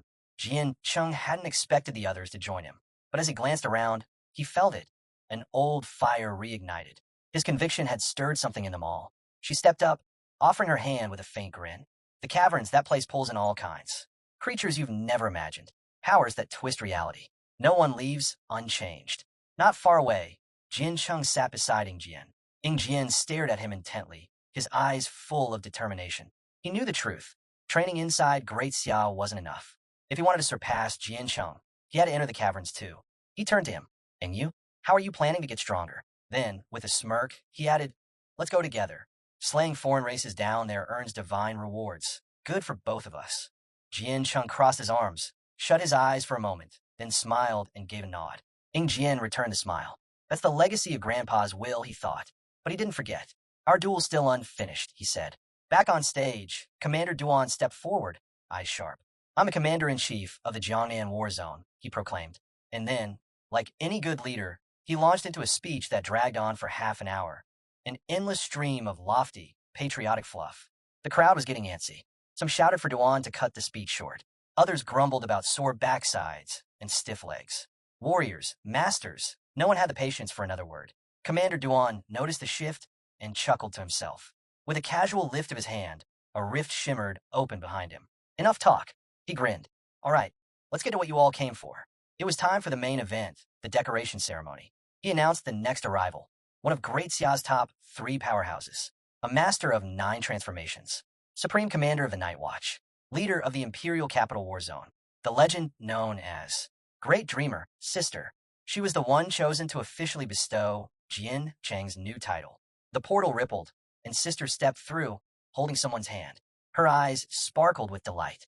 With a teasing look, she said, Relax, Jian Cheng. No sister out here is talking trash about her little brother. They stepped onto the stage together. Resting a hand on his shoulder, she smiled. You nervous? Jian Cheng, clad in the full Warzone commander uniform, adjusted his sleeves with a smirk. Not even a little. The golden badge on his chest gleamed under the lights. From the crowd, she gasped, hand flying to her mouth. Her face flushed red, even as his big sister. How was he this good looking? Jiang stood still, arms crossed, watching him silently. A girl nearby leaned on her hand, cheeks red. She'd never seen anyone look like this. Even Commander Duan did a double take. Is he glowing? In the stands, one girl leapt up in shock, heart pounding. Behind her, another just smiled to herself. Not far off, Xiaoqiu froze, then covered her mouth with both hands, face bright red at the sight. Sister tilted her head, brushing her cheek with one finger as she grinned. You really pull off that uniform, she said with a wink. Jian Cheng broke into a sweat. She's doing this on purpose again. Commander Duan finally stepped in, raising his hand high. Everyone, say his title. The crowd didn't miss a beat. Hands cupped around mouths, voices roared. Demonic insect. Jian Cheng went stiff, eyes wide. What? That's what they came up with. All this ceremony, all this flair, only to crown him with that? Couldn't they have gone with something that didn't sound so gross? Still, Jian Cheng stepped forward beside Sister, hands clasped behind his back, standing tall beneath the lights. Sister raised her hand high. By the will of the people, she declared, on behalf of the Night Watch and the armed forces of Great Xia, I officially bestow upon Jian Cheng of the Jiangnan War Zone the title, Lord of Heavenly Disasters. That one landed with weight. Jian Chung turned to her, eyes lit up. Now that, he said, breaking into a grin, sounds a lot better than demonic insect. Sister stuck her tongue out with a mischievous smirk. Yeah, she planned the whole thing. Every bit of it. It was all just her messing with him. Behind them, the massive screen came to life, flashing with Jian Cheng's stats. Sister's smile faded as her tone shifted. Her gaze locked in. Jian Chang Chun, she declared, is hereby appointed guardian king of the seas. Silence fell over the crowd. She continued, all 4 maritime territories are now under his command. He is entrusted with the nation's coastal defense. He answers to no single war zone. He can travel freely across Great Xia. His authority, absolute. In his presence, even the invincibles must stand as equals. Bueling stared, baffled. Wait, what does that even mean? She turned, eyes wide. Jiang stepped forward, his tone solemn. It means exactly what she said. Jian Sheng now guards the entire nation. A wave of shock swept through the audience. 18 years old, and already named Guardian King. It was like the heavens themselves had rewritten the rules. Up in the stands, his father stared down at the stage. The second he heard Guardian King of the Seas, something clicked. The High Command, he murmured. They're preparing to reopen contact with the 3 overseas islands. He turned to Old Gu beside him. They've handed him the maritime zones as his own domain. Doesn't that concern you? But Old Gu simply smiled, calm as ever. Worrying about things outside my reach. Never been my style. On stage, the great dreamer opened a sleek golden case. Inside lay a radiant badge. Jian Sheng reached forward slowly, eyes fixed on the brilliant insignia, ready to claim it. Sister's voice rang clear. A new era has begun, and now, the time has come to reclaim the 3 islands of the foreign domain. Her words echoed. The great dreamer stepped back as the moment settled in. In the crowd, Old Gu watched silently. Maybe what others failed to do, my disciple will. Sister turned to Jian Sheng and placed the gleaming badge in his hand. This is the peerless decree, she said. Keep it safe. Jian Sheng gave a slight nod. Appreciate it. Suddenly, a fierce gust swept over the stage. A figure appeared, clad in sleek armor, perched atop a massive white tiger. I'm Sasajin, the man declared, from the Sakura Kingdom, under the divine order of Yamada no Okami of Takamajahara. I come to pay my respects to Jian Chengchun of Great Xia through battle. In the crowd, Zhenhai's father leaned back, eyes narrowing. A third transformation? But his aura easily rivaled a peak 5th. Impressive, especially for someone from a minor kingdom. Commander Duan stepped forward, raising a brow. You're disrupting a national ceremony. The great dreamer is still speaking. But Sister's face had already turned ice cold. The instant Sasajin spoke, her gaze locked onto him with lethal intent. She was ready to strike, until Jian Cheng extended his arm in front of her. I'll handle it, he said calmly. His eyes gleamed with intent. No need for you to squash a bug. She studied him a moment longer, then stepped back, curious to see his growth firsthand. Sasajin dismounted, tiger roaring at his side. Your reaction is expected, he said. I issued a direct challenge, out of respect. Great Xia honors proper rituals, does it not? When a guest arrives from afar, they should be received with dignity. Jian Cheng said nothing. A faint mist rose from his body as he narrowed his eyes. Cut the act, he said. You're no shadow in the dark. If you're really an assassin, why appear in broad daylight? Who sent you? His voice sharpened. Or are you just a disposable pawn? Sasajin raised a finger, pointing at him. You'll find out soon enough, once we fight. Then he sneered. Or maybe you won't fight at all without those 9 miasma wings. What's the matter? Scared to admit you can't win without them? Lightning cracked through the air around Jiansheng. A slow grin spread across his face. Bold words, he said. But sure, I'll play along. No wings. This stage isn't worth soaking in poison anyway. He stepped forward. In that moment, lightning exploded around him. God of Thunder Domain activated. A raging storm enveloped the battlefield, crackling with divine energy. Then he vanished. 3,000 lightning bolts of judgment. Bolts rained from the sky like holy wrath, hammering Sasajin with relentless force. The white tiger let out a gut-wrenching roar, body convulsing as electricity tore through it. Jian Cheng tilted his head slightly. You really thought this was a good idea? Suddenly, the tiger lunged forward with a furious howl. But something was off. Sasajin's figure shimmered, then vanished into the shadows. An illusion. Jian Cheng's eyes sharpened. With a growl, he activated divine elephant body and smashed his fist into the tiger's jaw. Crack!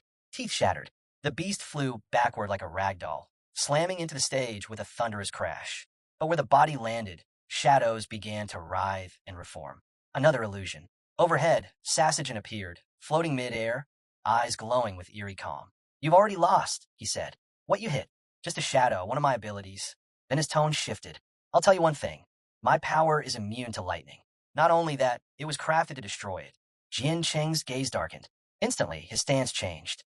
Sasajin surged forward, launching killer thunder. Just before impact, Jian Cheng vanished, his body flickering into pure lightning and blinking out of range. Sasajin's fist crushed the ground where he had stood. Without hesitation, the assassin unleashed a volley of daggers. They ripped through the air, grazing Jian Cheng and drawing blood. Thin red lines marked his skin. Jian Cheng flinched, surprised. You call that fast? Sasajin sneered. Compared to me, your thunder's nothing but a crawl. He stepped in closer. You've only ever won through luck. But this time, you've already been poisoned. No cure? You're dead. In the stands, Sister and Old Gu were already rising. Their auras flared, wrath burning in their eyes. But before either could act, Jian Cheng raised a hand. Stand down, he said, voice steady.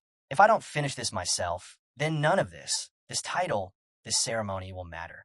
Sasajin laughed, spreading his arms. So what now? Gonna sprout those 9 miasma wings and let the crowd curse your name? Or maybe drink that ancient god's blood again and pass out for a week?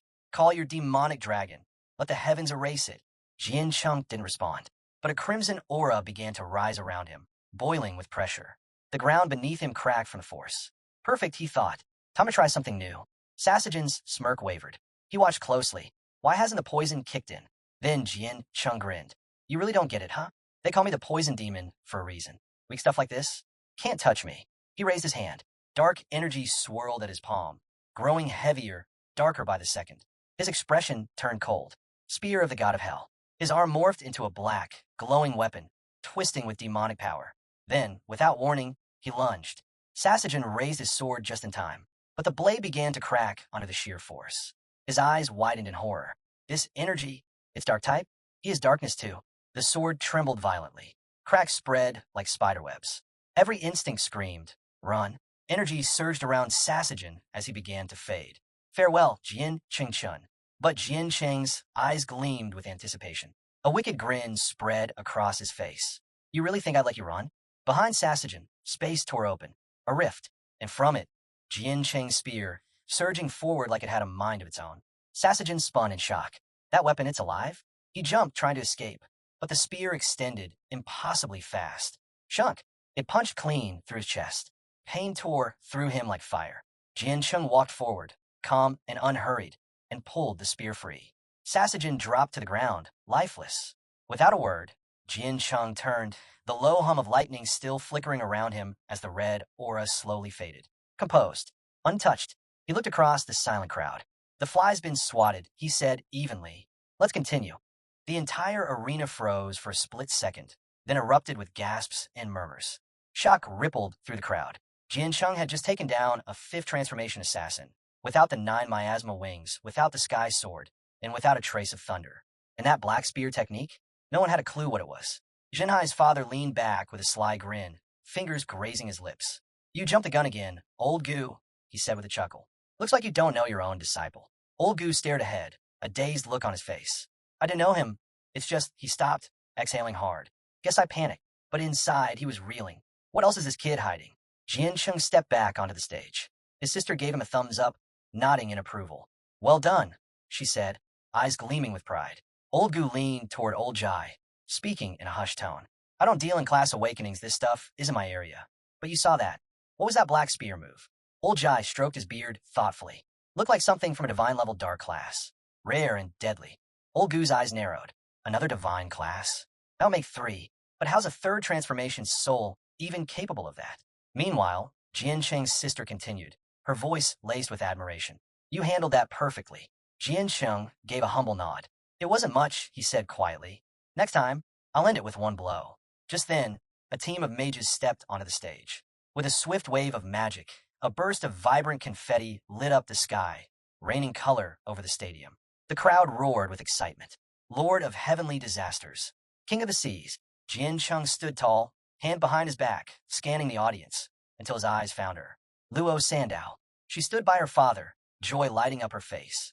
In her hands, a finely crafted box. Her father took a step forward, placing one hand over his chest. I am Luo Badeo, head of the Luo family, he announced. Together with my daughter Luo Sandow, we present this divine sword. Our tribute to the Lord of Heavenly Disasters, the King of the Seas. Nearby, a man beside the sofa clenched his fists, anger simmering in his gaze. He shot a glare at the man next to old Goo. This is all your fault, he snapped.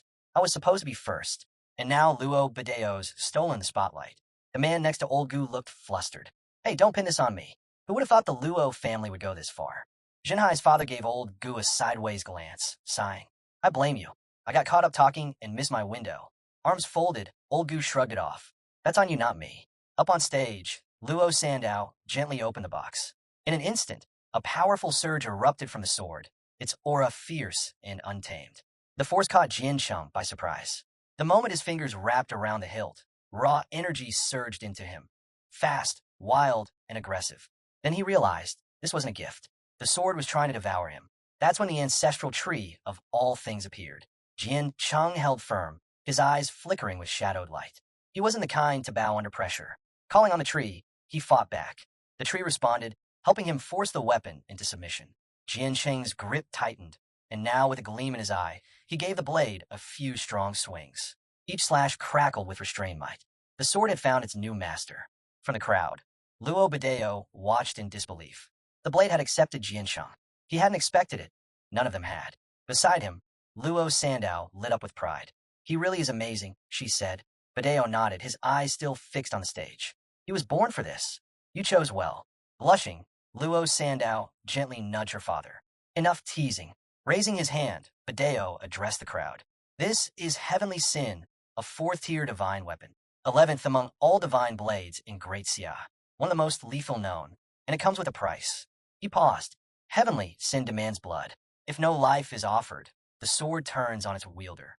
Jian Cheng's interest deepened.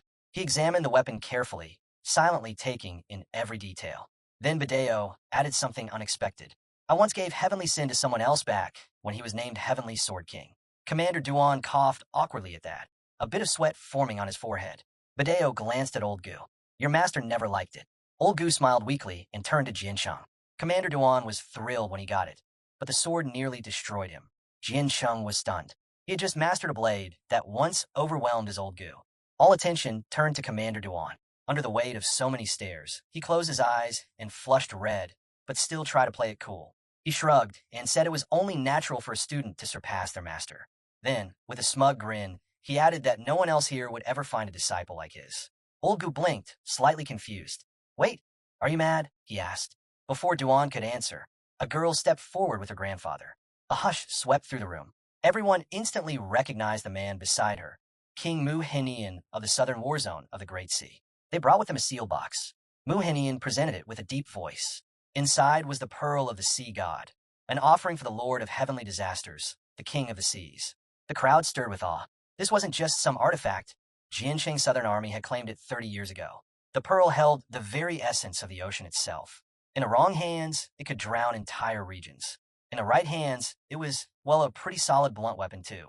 Jian Cheng took the box with care, his nerves showing. Thank you, he said sincerely. She blushed, clenching her fists as she responded with a soft smile. Thank you. Mu Henian gave her a gentle pat on the back and turned to Jian Cheng with a kind smile. No need for formality, he said. We're family. Right after, another pair approached the stage, a boy and his father. Istang Wanchan, the crown king of the southern war zone of Great Xia, nodded politely at Mu Henian and suggested he step aside, as it was time for their offering. Then they revealed it. 38 transformation demonic spheres. Soon after, a girl and her father stepped up. Ji Hongyin, commander-in-chief of Great Xia's war zone, came forward with a tribute of his own, 20 drops of God and demon blood for Jian Cheng. In the crowd, she lowered her gaze, feeling small. Unlike the others, the Night Watch had nothing grand to present. Old Gu and Commander Duan didn't pretend otherwise. With quiet honesty, they admitted the truth. Sometimes they didn't just lack gifts, they had to depend on Jian Cheng just to keep going. That's when Jiang rose to his feet, fists tight at his sides. He walked forward, eyes steady. We may be poor, he said with conviction, but we still have something that matters. Standing before Jian Cheng, he slowly opened his hand, revealing a single potion vial.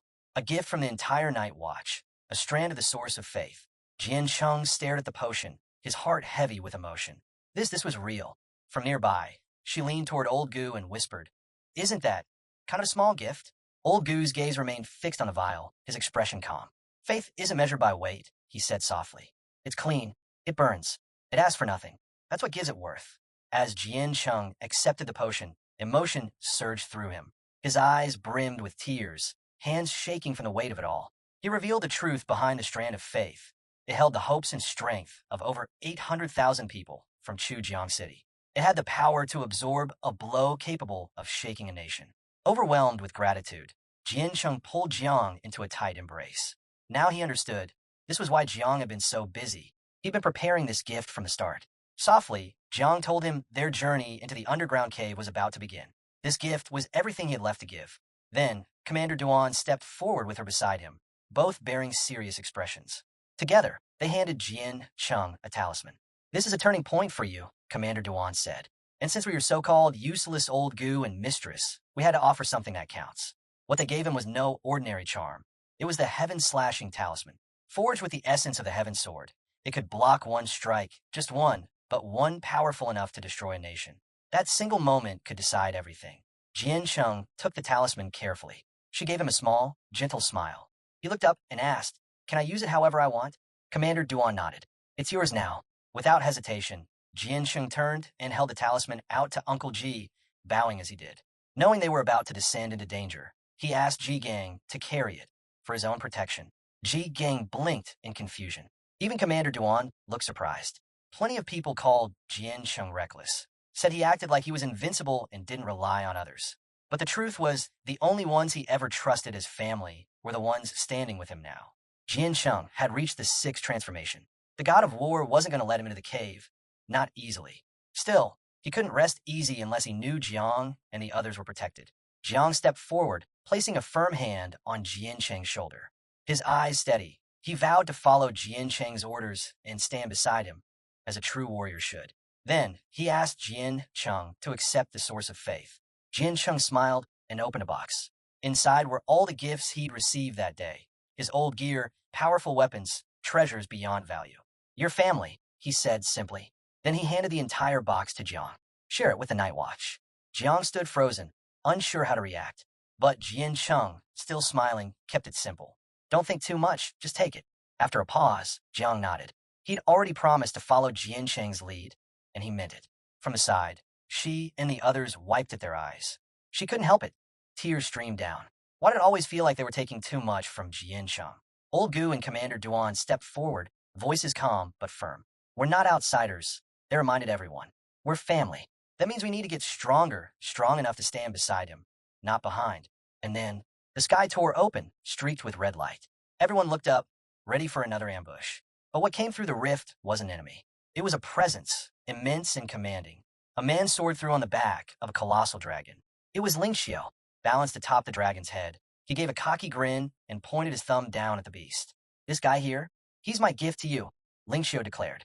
A 9th-level demonic dragon. All eyes widened at the sight. Jian Cheng nodded in approval. "Now that's a gift," he said. "A beast like this will be perfect, especially for Little Nine and the others.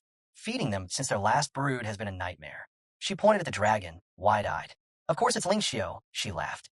"Only he would drop something this wild on us." Turning to her Old Gu, she asked with a grin, "When do we get that strong?" Old Gu chuckled. "We've still got a lot of training ahead." Ling Xiao raised his glowing sword high, voice thundering across the stadium. "The flame of Great Xia will never burn out." The crowd roared back, fists high, chanting Jian Cheng's name with pride. But far away, deep inside the twisting, unstable space of the underground cavern, for powerful figures stood before a swirling portal. Word had reached them. On Great Sea's homeworld, millions of creatures tied to the 9 miasma wings had erupted into the world. Last time, the 10th seed of the Church of the Ancient God had unleashed divine force and wiped out those monsters by the millions. But the menace hadn't ended. It had only grown. Jiang Chongyi had led the god assassins deep into the cavern, obliterating all 13 demonic cities. If not for the sudden arrival of the ancient demonic ancestors, whose terrifying power still lingered in the air, the chaos would have swallowed everything. Among the gathered figures stood the Demon Lord, a towering presence from the ancient demon race. With a cold, steady gaze, he raised his hand and made his declaration. In Great Xia, there was an old proverb: when the lips are gone, the teeth grow cold. The meaning was clear: when one ally falls, the rest are exposed. The Demon Lord stood tall and unyielding. All races, he declared, needed to unite and eliminate Great Xia once and for all. But not everyone agreed. An elderly man with an enormous head stepped forward, stroking his beard with deliberate calm. This was Elder, one of the most respected voices among the ancient immortals. He stated his position without hesitation. His people would not join this war. To him, the demons had brought the bloodshed upon themselves. Great Xia, he said, had never acted without cause, always respectful, always restrained. More importantly, his race had pledged an alliance with the humans 400 years ago. Breaking that promise was out of the question. The demon lord's expression twisted in fury. He jabbed a finger toward young Su, snapping, "Spare us the fake righteousness." He accused the immortal race of hypocrisy. Everyone here, he claimed, knew the truth. The so-called alliance was a front. For 4 centuries, the immortals had quietly backed the 3 overseas islands in their plan to seize control of the planet. Their goal? Conquer Great Sea. But Demon Lord made one thing clear. That plan was already crumbling. Elder didn't flinch. His tone remained steady. He dismissed the accusations as nonsense. Simply showing up at this meeting, he said, was already more than they owed. The Demon Lord scoffed. No one takes the immortals seriously anymore. The tension was sharp until the dragon god stepped in. His voice sliced through the rising heat in the room. "Why are we fighting each other?" he asked. "We're here to discuss unity, not spark another war." While the dragons didn't support a full-on assault against Great Xia, he reminded everyone that someone had to make the first move. He laid out the facts. Within the caverns, Great Xia had only 3 major bastions: Tearing Star, Greedy Wolf, and 7 assassins. Those strongholds could fall easily. But once they stepped out of the cavern systems and pushed into Great Xia's true heartland, everything would change. There, they would face the Great Dreamer. She had lived since the era of transformation, an unmatched supreme-level transformer.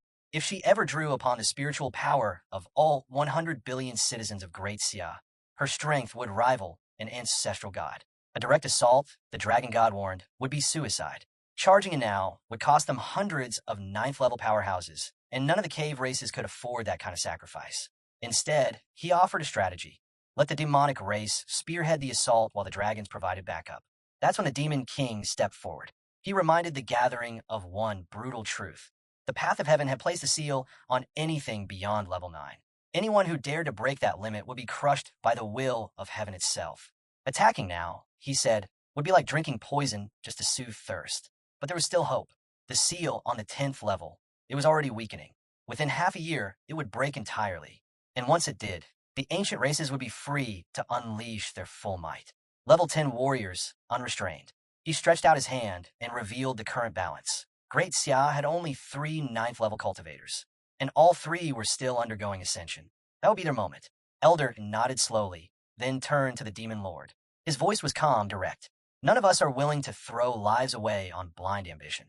The demonic race had no interest in rushing headfirst into a battle they couldn't win, not when victory was so close. Both he and the dragon god agreed. Stick to the plan. Support rogue human factions. We're Great Xia down from the outside. Still, an uneasy silence hung in the air. Letting things drag on could come back to haunt them. The portal shimmered, and then an image of Jian Cheng appeared. A 3rd transformation warrior. Nothing more. Nothing to fear. They scoffed. Demonic scouts had already gathered elite assassins from across multiple nations. With so many united under one cause, eliminating Jian Cheng would be quick, efficient, and even if they failed, it wouldn't matter. The Great Tianyan Tournament, the showdown between the 3 overseas islands in Great Xia, was just 3 months away. Their trap was already set. They'd even infused a marine race of Origin Star with dragon blood. A dark glint sparked in the Demon Lord's eye. His grin curled like a blade. When the tournament began, the marine race's dragon-blooded prodigy would enter the arena. And that would be the end of Jian Cheng. No escape. No last-minute miracle. Just death. Perfectly timed. Back at Jian Cheng's apartment, he looked over at Commander Duan. "So, when do I get to go out again?" 3 days of lockdown was already pushing it. Commander Duan stepped forward, bringing news. The assassin crisis had nearly been resolved. 8 6 transformation killers were taken out, along with 3 at the 7th level. Jian Cheng sank onto the couch. "Does that mean it's safe now?" Duan shook his head. "Not quite. 1 8th transformation assassin is still unaccounted for. And the higher-ups think if these ones fail, even deadlier enemies might come next." Jian Cheng went silent. No matter what, someone would always be after his life. Would this be his future? Always guarded, always restricted, like living in a box too tight to grow in? He clenched his fists. "I've got the strength. I've got more cards up my sleeve than they think. But this so-called protection, isn't it just another kind of prison? How am I supposed to move forward like this?" Then, without warning, Jin Chung reached into a spatial rift and tugged someone out by the cheek. She squeaked, startled. My dad told me to stay hidden. Jin Chung gave her a light smile and thanked her, then gently told her to rest. Blushing, she quietly slipped out. Olgu gawked and pointed. Wait, when the hell did she get there? Jin Chung, calm as ever, replied. She's been there a while. She masked her energy, but she couldn't hide from me. Commander Duan looked baffled. What's going on? Jin Cheng's expression turned sharp. Remember Song Changa? Commander Duan squinted. That guy from the Heavenly Tribe? Jin Cheng nodded. Know how I beat him? He raised a hand, his voice steady. Within 30,000 meters. I can see everything. Every person, every movement, every detail. Old Gu, now beside him, slung an arm around his shoulders with a laugh. You really kept that one quiet. Even he didn't expect that. Commander Duan didn't press further. Instead, he made a call. Jian Sheng would be allowed to deal with the assassin himself. Great Xia was stretched thin with the trouble on the 3 overseas islands. They could use all the help they could get. Jian Cheng's eyes sparked.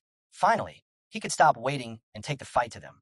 Defense wasn't his style. He was going hunting. Old Gu raised a brow. Boldness was good, but he warned Jian Cheng not to let guts cloud judgment. Underestimating the enemy could be fatal. Jian Cheng nodded, taking it to heart. Just then, she walked in, placing 2 cups of tea on the table with a soft smile. Commander Duan blinked in surprise. He hadn't expected to see her here. Jian Cheng spoke casually. Luo Sandao's fixing my bed. Ji Xuanyue is on the other side, roasting meat with her fire ability. That's when it hit Commander Duan. Jian Cheng wasn't just lying low. He was living in style. Stretching with a grin, Jian Cheng stood up. That's enough for today. Tomorrow, take the day off. New mission. Head to the secret sanctuary and hunt the fiercest beast you can find. The stronger, the better. Luo Sandow and the others nodded without hesitation. Far away, 2,000 kilometers southwest of Manhwa's border city, a lone knight crossed the desert with urgent intel. The good news, he reported, is that Great Xia's eased up on watching Jiansheng. He's finally free to move around. Then he added, the bad news? Nearly all the assassins sent from different countries have been wiped out. The knight belonged to the Order of the Templars. His mission was to ensure everything went according to plan, and more importantly, to prevent infighting. If this worked, every nation involved would earn a key to the 9th turn. Looking over the assembled warriors, he counted them. We got 6. The others only brought 3 each, but the reward is split evenly. Sounds fair to me. Just then, a man with a ponytail stepped out and challenged him. What's unfair about that? He was from Sakura, the land of the deadly Sakura Assassin Corps. Their top-tier killer, Mr. Saito, had also arrived. The knight's gaze sharpened. He knew who this was. Kato AI, ranked 7th among the world's best assassins. With a calm grin, Kato extended a hand in greeting. If I didn't have this artifact, he said, holding up a flute, none of you could hold your ground against Jian Cheng's 9 miasma wing insects. The summoning worm's flute, its name alone carried weight. The knight gave a reluctant nod. Impressive, he admitted. But where's this so-called god of assassins? Haven't seen him. Someone in the group scoffed. That guy? Washed up. Just an old title now. Before anyone could react, the air turned razor-sharp. The scoffers were dead, cut down in an instant. A figure stepped forward, blade still slick with blood. Say another word, and the rest of you are next. It was Mr. Saito from Sakura, ranked 8th among the top assassins worldwide. Unfazed, he stood there calmly, as if nothing had happened. Then, with a faint smirk, he told the rest, You may greet me now. The knight stepped forward and gave a deep bow. My apologies, he said. It was my responsibility. I failed to control my men. Saito gave a small nod, accepting it. With that handled, it was time to talk strategy. At that moment, a woman approached, holding a glowing crystal ball and flashing a cheerful smile. Her name was Yun Jin from the frozen nation, Han. At the peak of the 7th transformation and ranked 5th among the world's elite assassins, she exuded quiet confidence. Grinning, she announced that Han had already sent 2 assassins deep into Great Xia with one clear target, Jiansheng. She declared she would adopt Great Cold as her elemental path. The crystal orb she carried was crafted specifically to suppress Jiansheng's thunder-based techniques. Saito glanced at her, his tone turning cool. Let's hold off on talking origin elements for now. But noting her plan to counter thunder powers, he conceded she could prove useful. He continued, the 9 miasma wing insects? Those will be managed by someone from his homeland, Kato EI. He then shared a piece of critical intel. A prodigy from the Sasagen clan had once faced Jian Chengchun and barely lived to tell the tale. That fight had revealed a key truth. Jian Cheng possessed a skill linked to the darkness attribute, and that changed everything. High above, on a nearby mountain, a monk sat in silent meditation. from the realm of Shiva. This man was also at the peak of the seventh transformation and ranked fourth among the world's top assassins. With eyes glowing faintly, he murmured to the divine spirits of Shiva. The darkness attribute, he said, didn't come from this world. It was summoned from the 9 underworlds of hell. To stop Jian Cheng's shadow spear and other dark skills, they needed to seal the rift, cut off the source entirely. Back on the ground, Saito turned to the knight, his expression more serious now. He had 2 pressing questions. First, how would they deal with the dark demon of 9 transformations? Second, considering their proximity to Mount Kunlun, a site of divine energy and only 1,000 kilometers from the cave's entrance, how would they keep other factions from interfering? The knight didn't answer right away. Instead, he reached into a rift and retrieved a gleaming scroll. This, he said, holding it up, is the refraction of sacred light. A soft mist began to form around him as everyone leaned in closer.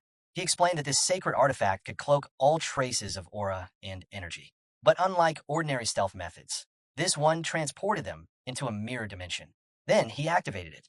A brilliant burst of light split the sky, and a shimmering barrier enveloped the area. Gasps rang out. No one knew if they were still in their world, or had just crossed into another realm entirely. The knight reassured the group. Old Gu, bound by duty to the cave, couldn't leave, but that didn't matter. If they could pull Jian Qingchun into the mirror realm first, all his transformations would mean nothing. Outside, no trace of him would remain. He'd be completely cut off. And as for the dark demon of 9 transformations, this time they wouldn't wait. The second it appeared, they'd strike. They planned to layer another round of sacred light refraction, this one specifically to trap the demon. It wouldn't hold forever, but 10 seconds was all they needed. If it stayed locked in for that long, the heavenly Tao would erase it entirely. The knight walked over to Saito, laying out the full plan. With this setup, he said, we don't need to worry about the 9 miasma wings, thunder abilities, dark techniques, or even the abyssal demon. Sato's expression turned thoughtful, then confident. Even if Jian Chung hit the 7th transformation using ancient god blood, he was sure he could end him in one blow. Meanwhile, back in Great Xia, the streets were buzzing with movement. People looked to the skies. Among the crowd stood a stunning woman and a young girl. Whispers filled the air.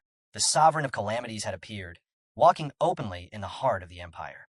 Up above, Jian Chung hovered in a cloud of toxic mist. He was baiting the enemy. If they were hunting him, then he'd give them a chance to take the shot. On his shoulder, Little Nine and Zhao Jia appeared beside him. Are we going somewhere? They asked. Jian Chung gave a sharp nod, gaze locked ahead. As they flew over the rooftops, Zhao Jia pointed below. Those kids, they look like us. Why do they have backpacks? They're going to school, Jian Chung said. Can we go too? She asked. We'll talk about it later, he replied, flying on. Little Nine leaned in. So, what's the mission? Jian Cheng's voice lowered. We're looking for Mom. Then his eyes caught something down below. A woman and a little girl. Both smiling. Both waving up at him like nothing was out of the ordinary. The system chimed in. The woman was Jean Meiji, a 6th transformation assassin from the Gel Nation. Striking, lethal, and obsessed with the thrill of the hunt. The girl next to her? Quan Zixuan, also from the Gel Nation. A 7th transformation expert in stealth, disguise, evasion, and quiet kills. Jian Chung didn't take the bait. He flew past, knowing this wasn't the time or place. A city center wasn't where battles should be fought. If they wanted him, they'd get their chance. On his terms, far from innocent lives. Jean Meiji's smile twisted with glee. He's not hiding. No guards. No backup. He's wide open, she said, voice sharp with excitement. Our higher-ups said we could take the shot. If we pull it off, our nation's name will rise. But if things get tricky, she added, we stick to the plan, draw him to the Gobi Desert, and ambush him there. She turned to Quan Zixuan. Ready. Quan Zixuan's eyes lit up with energy. Already moving. Hours later, Jian Chung arrived at the edge of a dense forest. He slowed the swarm of insects behind him, just enough to leave a clear trail for whoever was following. Below, Jean Meiji was curled on the ground, clutching her leg, snakebite. Beside her, Quan Zixuan's eyes shimmered with tears. Please, she cried. She's been bitten. She's going to die. The act looked convincing at first glance, but Jian Chung wasn't buying it. Their performance was sloppy. Obvious. Still, he descended calmly into the clearing, eyes scanning the setup in silence. Quan Zixuan lit up as he landed, looking genuinely relieved. Jian Chung knelt beside Jean Meiji, offering a soft smile. You're beautiful, he said gently. Don't worry. I got you. Jean Meiji looked up, eyes shining with hope, tears slipping down her cheeks. Jian Chung held her gaze. You know, the moment I saw you, I felt something shift. It wasn't just sympathy. I want to save you. I want to marry you. He pressed a hand to his chest, then extended the other. Come on, I'll carry you to safety. She leaned forward slowly, but her hand drifted behind her back. A flicker of steel caught the light. Thank you, she whispered sweetly, weapon now in hand. Behind him, Quan Zishuan's smile darkened. You really are kind, she said, stepping in with glowing eyes and a blade ready to strike. Too bad. Jian Cheng smiled. In one fluid motion, he twisted, his elbow crashing into Quan Zishuan's ribs, then followed with a brutal punch that slammed into Ji Meiji's face, knocking her back. At that moment, thick clouds of poisonous mist began curling through the trees. Quan Zishuan's face contorted in panic. She'd been played. She bolted, voice cracking. Don't kill me. I'll give you everything I've stashed. Every treasure. I swear. But Jian Cheng was already moving. He activated his Thunder class skill, venomous fog rising from his body as he rocketed after her. She vanished into the trees at blinding speed. Even Jian Cheng was momentarily surprised. She was faster than his lightning flash in terms of pure retreat. That technique was built for sharp bursts, not sustained chases. His eyes gleamed. Then he grinned. She wasn't running. She was leading him. Right into a trap. Even better. He wouldn't have to waste time tracking them all down. They'd come to him instead. One strike. That's all it would take. Far to the north, deep within the chaotic tunnels of Tianyuan Demonic Valley, 70,000 li from Pajun City, mayhem erupted below the surface. A red-haired man bolted through the flooded caverns, laughter echoing wildly behind him. Ding Chuanxiu, a fifth transformation warrior, was thoroughly enjoying the chaos he'd caused. Run for your lives, he shouted with glee. The Sea of Desires is coming. A monstrous torrent thundered through the tunnels behind him. He had redirected a flow straight from the Sea of Desires into the heart of the valley. The others couldn't keep up. The current surged past, sweeping them away in seconds. Furious voices roared behind him. Ding Chuanxiu, you lunatic. You're dead.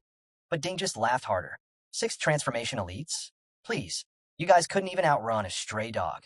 Eventually, drenched and fuming, the warriors clawed their way out of the flood and collapsed in a nearby cave, gasping for air.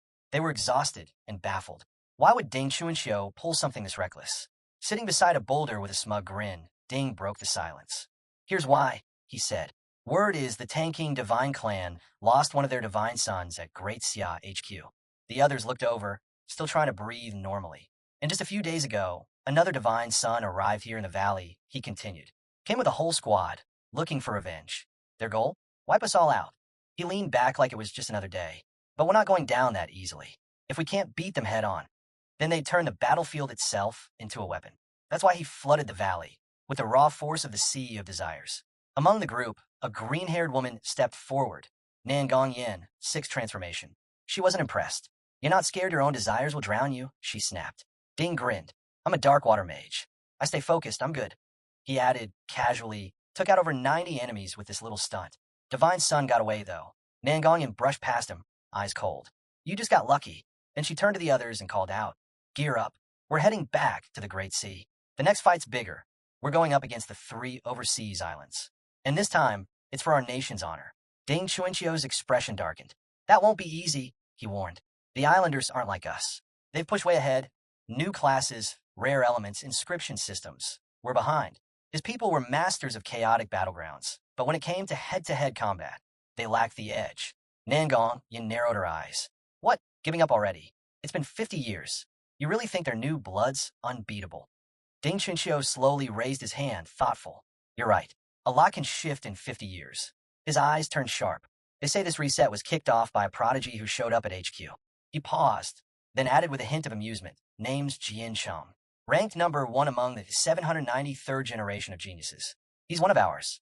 Word had it that Jian Cheng possessed a rare dual divine class and had mastered the plague of the 9 miasmal wings, a curse that had already spread to millions. Nangong Yin's gaze narrowed. Even the god of war stepped in for him. Jian Cheng had the Grand Z's forbidden laws rewritten in his favor. Ding Chuanxiu thumbed over his shoulder with a smirk. Looks like you kept up. No wonder you led the 793rd generation. That generation was known for its terrifying strength. Nangong Yin had personally led the Kingland War Zone to a crushing victory, securing the top rank. She looked at him. You weren't far behind either. Second place in the 788th generation is no joke. Ding Chuanxiu's face darkened. Why bring that up? He folded his arms. You trying to get under my skin? She waved him off. Don't flatter yourself. You still wouldn't stand a chance. And I didn't come here to fight. Her tone shifted. This time, The top three from each generation between 781 and 792 are entering the competition. From the 793 RD, only Jiansheng is left. She paused. Jie Yin from the Gu family, ranked high in the 784th generation, was captured by the primordial gods. They tortured him to death. She glanced aside. Less than half of our top geniuses are still alive. Then, quietly, she said, the leader of the 781st generation, he's alive. And not just that, he's going to lead the team this time. 3 years ago, he'd taken down the second strongest genius of the demon race. But 2 years ago, he vanished after being ambushed by primordial demons. He took out 3 rank 6 demons before disappearing. Nangong Yin rested her hand on her waist. He went back to Pajan City to meet with Jiansheng. He'll be rejoining us soon. As Ding Chunxiu processed her words, his eyes lit up.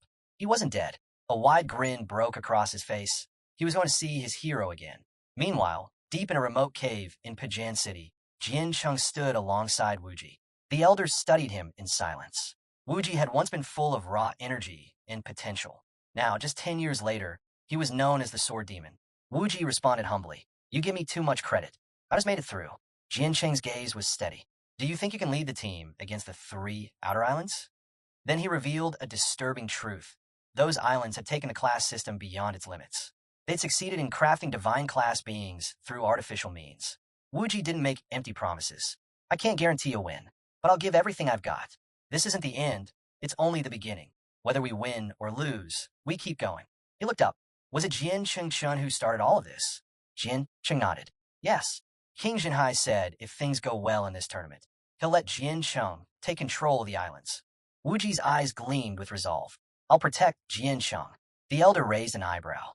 Wuji followed the detached sword Dao, yet the fire of Yin and Huang still ran deep in his veins. Some instincts couldn't be erased.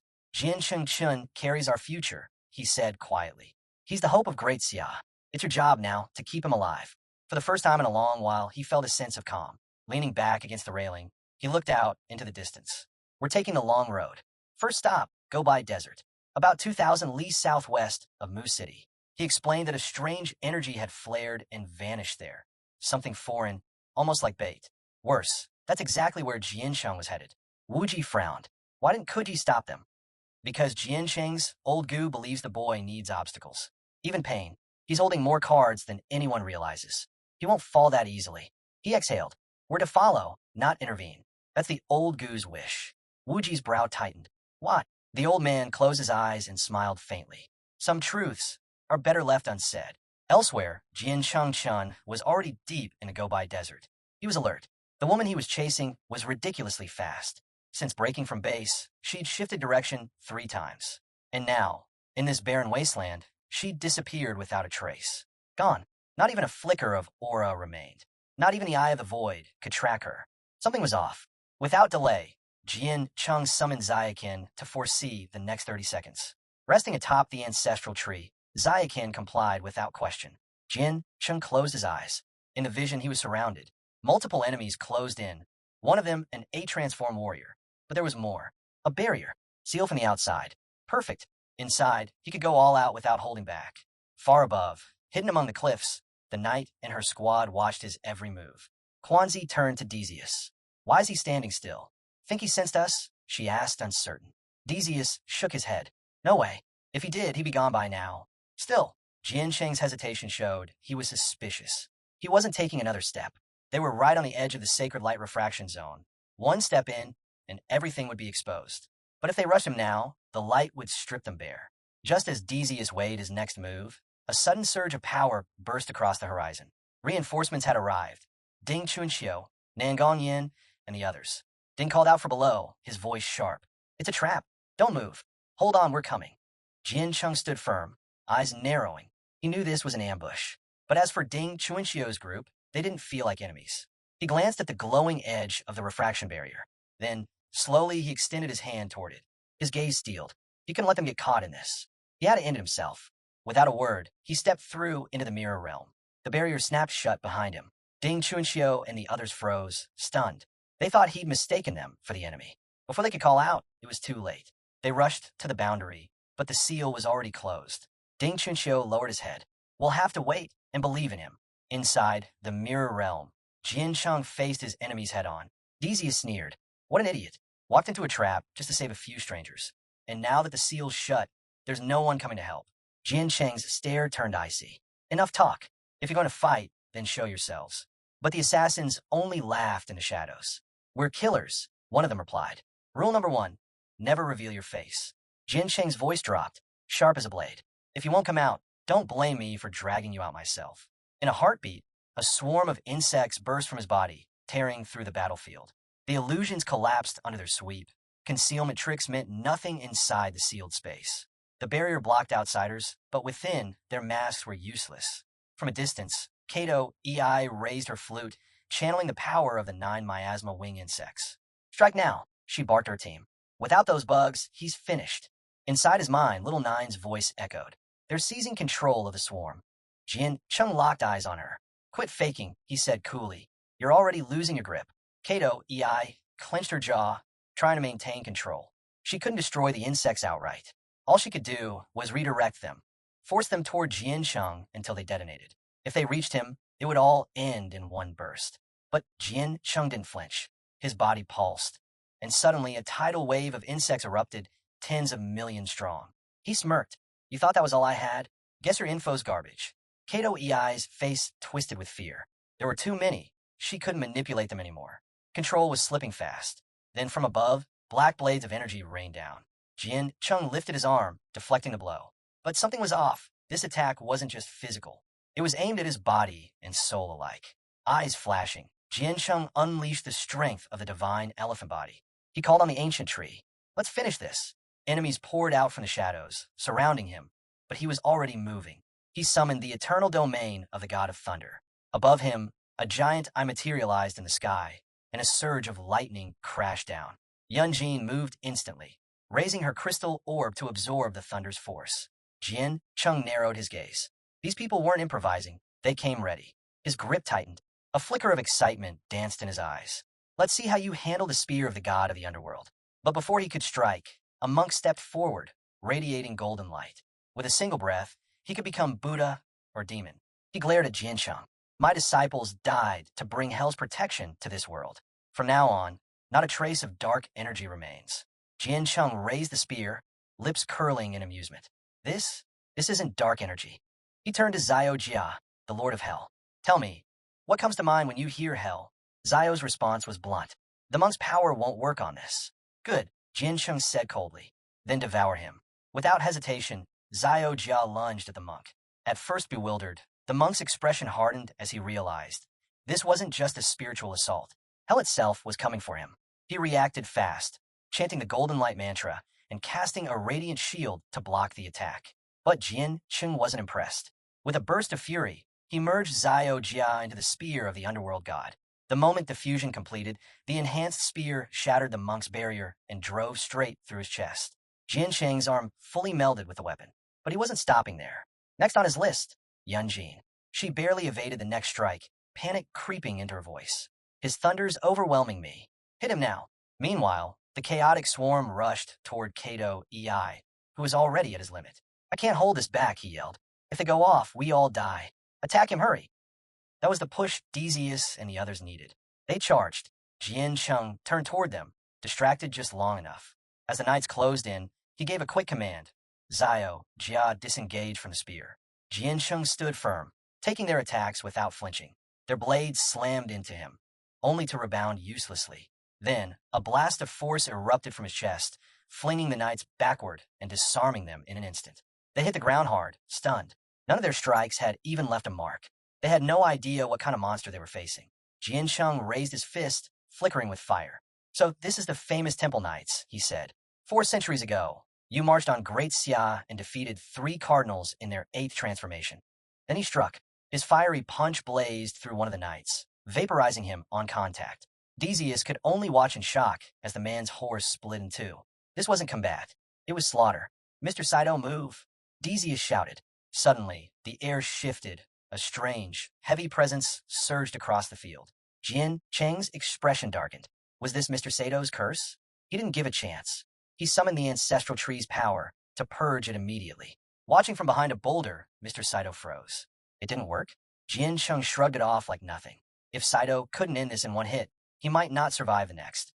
Cheng's rage flared again. He couldn't afford to let them close in. Xiaojia, Parboy called out. Bring forth the infernal demon. The battlefield trembled as a monstrous figure emerged, roaring across the plains. Mr. Saito peered over the rock, eyes wide. It's here. Now, he shouted. Dezius fired off the refraction of sacred light. It blazed with radiant force, swirling rapidly, and then began dragging the demon toward it. Destroy that space now, Jian Cheng yelled. Too late.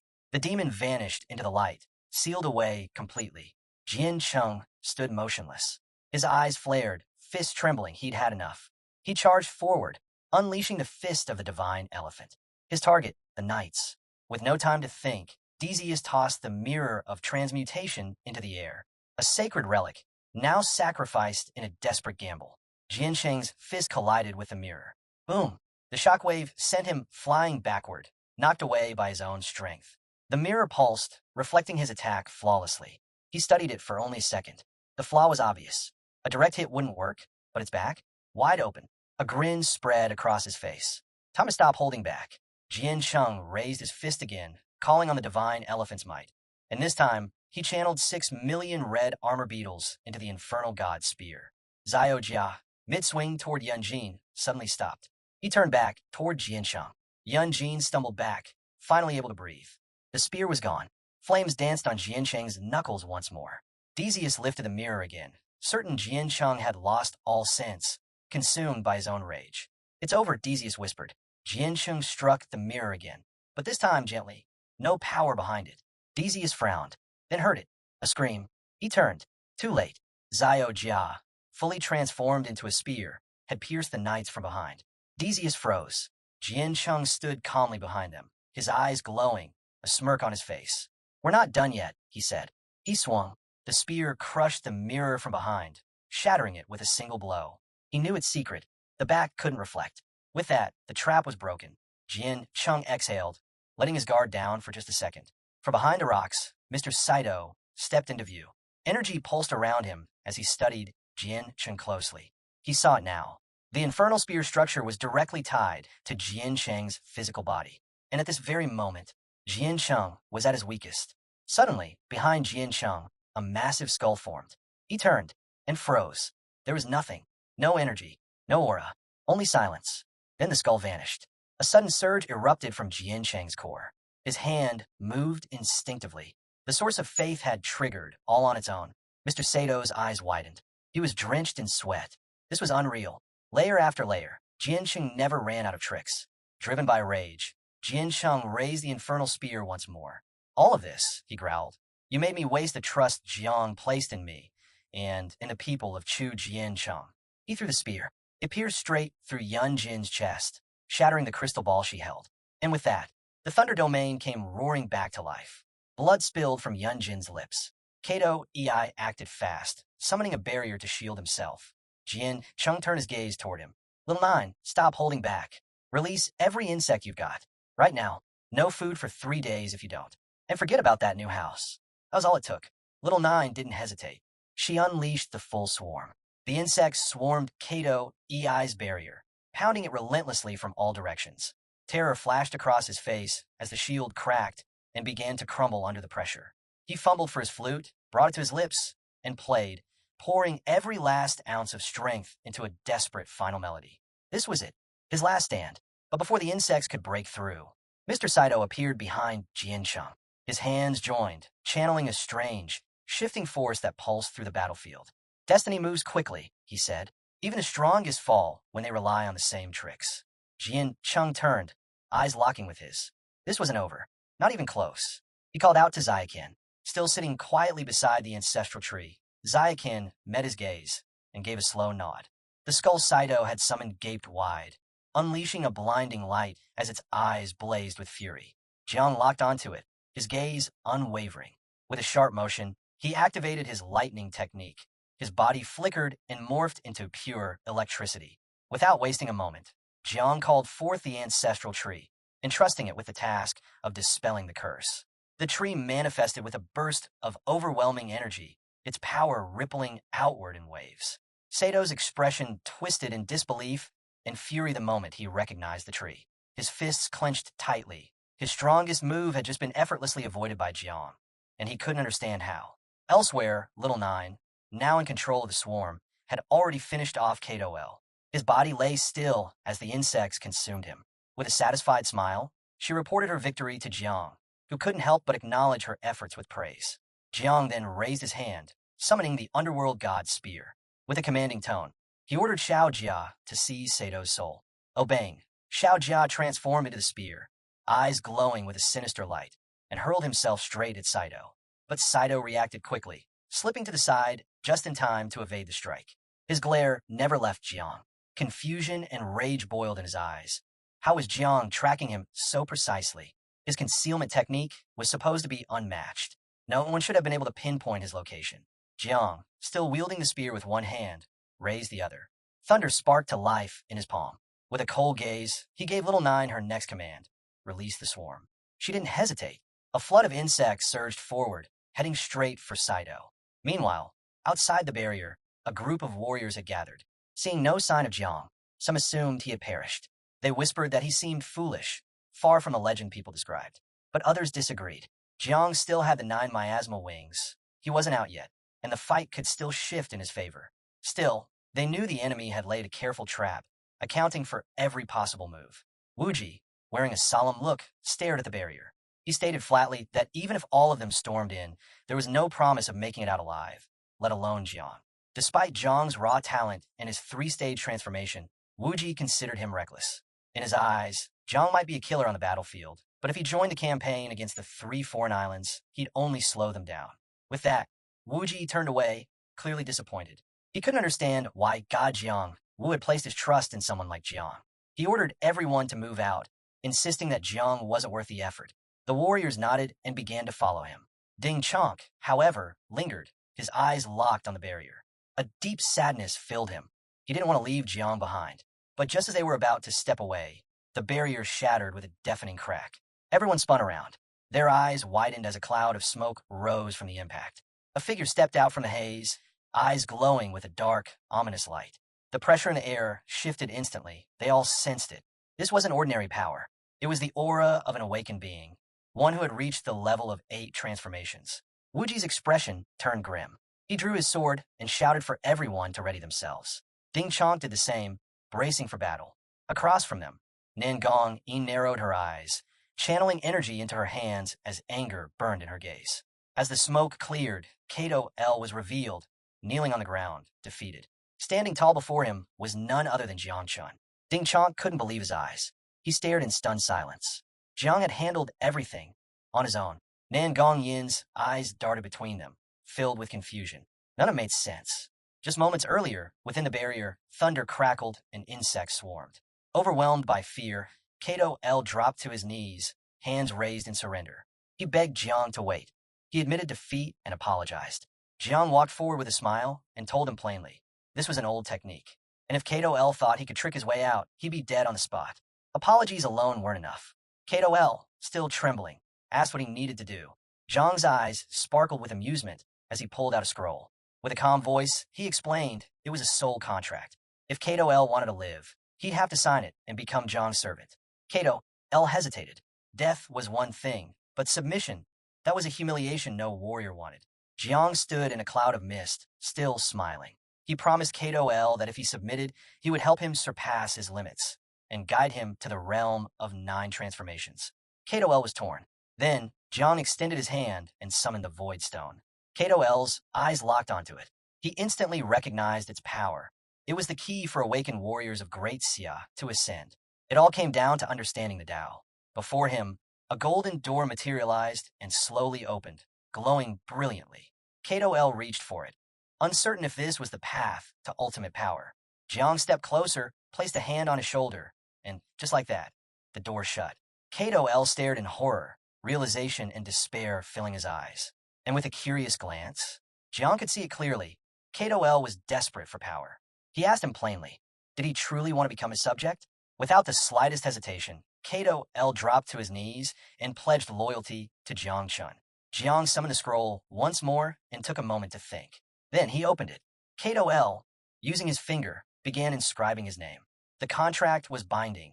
If he ever broke it, the heavenly Tao itself would reject him. Worse still, Jiang could end his life with a single thought, no matter where Kato L was. As soon as the signature was complete, the scroll sealed itself shut. Jiang's eyes lit up. Kato L was now bound to him completely. He reminded Kato L to follow every command exactly, without exception. With a fire in his eyes, Kato L clenched his fists and asked if Jiang was going after Sakura. If so, he was ready to follow him like a loyal beast, to fight and even die, no matter who stood in his way. Jiang simply closed his eyes and let out a dry cough. In truth, he had no interest in dragging Kato L into a war. He just wanted someone inside Sakura, someone to gather intel. And who better than Kato L? Thinking it through, he remembered how, in Sakura, admiration for strength had always been part of their tradition. Suddenly, the knight's barrier crumbled like shattered glass. Jiang turned toward it, wondering if the demon from the underworld had finally been wiped out by the heavenly Tao.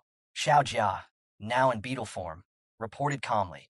He had eaten the demon since it didn't manage to escape in time. Instead of being upset, Jiang found this news oddly satisfying. Saito stood nearby, stunned. Xiao Jia had devoured a creature from the underworld. Jiang, unfazed, shut his eyes again and coughed, telling Saito not to ask too many questions. As the last of the barrier dissolved, Saito explained that now that the artifact was destroyed, the collapse was inevitable. Jiang turned to him and gave a new order: return to Sakura. He told Saito to get everything in place, because soon he would name him the Great General. Saito nodded, accepting the command without hesitation. From a distance, Wuji's expression sharpened. He slowly reached for his sword. This wasn't how he thought things would play out. Jiang noticed his intense aura and locked eyes with him. As the smoke fully cleared, Wuji called out, asking if he was really Jiang. Jiang nodded without a word. That's when Wuji noticed the man behind him, Saito, the #1 assassin on the list. And yet, Saito was kneeling to Jiang. Suspicious, Wuji asked if Saito was planning some kind of sneak attack. Jiang explained calmly, Saito was no enemy now. He served under him. Jiang stepped forward, demanding to know who Wuji really was. The man crossed his arms and introduced himself proudly. Fengyun Wuji, the current leader of Grand Xia's Genius List, 781st edition. The people beside him, all former top 3 prodigies from earlier editions. Jiang was now expected to join the team representing Daxia in the upcoming competition against the 3 overseas islands. Nan Gongyan, clearly irritated, turned to Ding Chungu and snapped, asking if this was how weirdos communicated. Ding Chungu, completely baffled, couldn't believe Jiang had survived, and more so, that Wuji actually trusted everything he said. Trying to explain, he extended his hand and said that asking questions was just a way of analyzing the situation. Nan Gong fired back, claiming it was a miracle someone like Ding had managed to stay alive so long in the caves. That jab hit a nerve. Ding's face twisted with frustration. He had no idea why she always seemed ready to pick a fight with him. Meanwhile, Jiang and Wuji locked eyes. A powerful energy surged around them, building in silence. Everyone around grew tense. They didn't know if they should step in or let it unfold. Nan Gong explained it clearly. What looked like a standoff was actually mutual admiration. They were sizing each other up with respect. To Chungu, the 9 miasma wings were far more powerful than he'd imagined. Jiang extended his hand toward Wuji, complimenting his strength. He admitted the sword had left a lasting impression. Wuji's gaze remained steady. He reminded Jiang that he had reached the 6th transformation, while Jiang was still a 3. Yet, even with that difference, he wasn't sure he could beat him. The kind of pressure from someone with less cultivation was no accident. It made sense that God Jiang Wu was grooming Jiang as his successor. Wuji then revealed something important. During the upcoming competition, Jiang might not be allowed to use the 9 miasma wings. He warned him to be cautious. Then, eyes filled with resolve, he slammed his fist against his chest and vowed. When the time came, he would protect Jiang with everything he had. It was the promise he'd made to God Jiang Wu. Just then, Chunga stepped in, letting them know that night was falling. He suggested they head back to the main base in the city, where they could discuss things more freely. Jiang turned to Saito with a calm look and reminded him to return to Sakura and stick to the plan. Saito placed a hand on his chest and bowed respectfully. With that, Jiang and the others turned and began walking away. Saito watched them go, a sigh of relief slipping out. In his mind, Wuji was mistaken to think Jiang's strength came solely from the 9 miasma wings. Jiang continued walking. He thought about Wuji, 29 years old and already at the peak of 6 transformations. Without the help of the insect system, could he really have taken him on? He imagined the Great Tan Tournament. If there was a restriction on using external power sources, if he had to fight with nothing but his own strength, he wasn't sure he'd stand a chance. Soon, Jiang found himself inside his sea of consciousness, his focus on Xiao Chan. There were still 2 months to go. He needed to raise his skill from level 1 to level 3. He remembered. The last time the ancestral tree gave him a fruit, it unlocked his divinity and activated his skill. That had pushed him toward the path of 10 transformations. Right then, Xiao Chan shifted form, transforming into a human. Slowly, he descended toward Jiang. Jiang's eyes gleamed with curiosity. He had no idea what kind of power this fruit would grant him this time. He picked it up, turning it over in his hands, remembering how the last one had ripened only after Xiao Jia collected scattered souls from Chu Zhang's battlefield. But this time, it had ripened on its own. That puzzled him. Xiao Chan's eyes lit up with realization.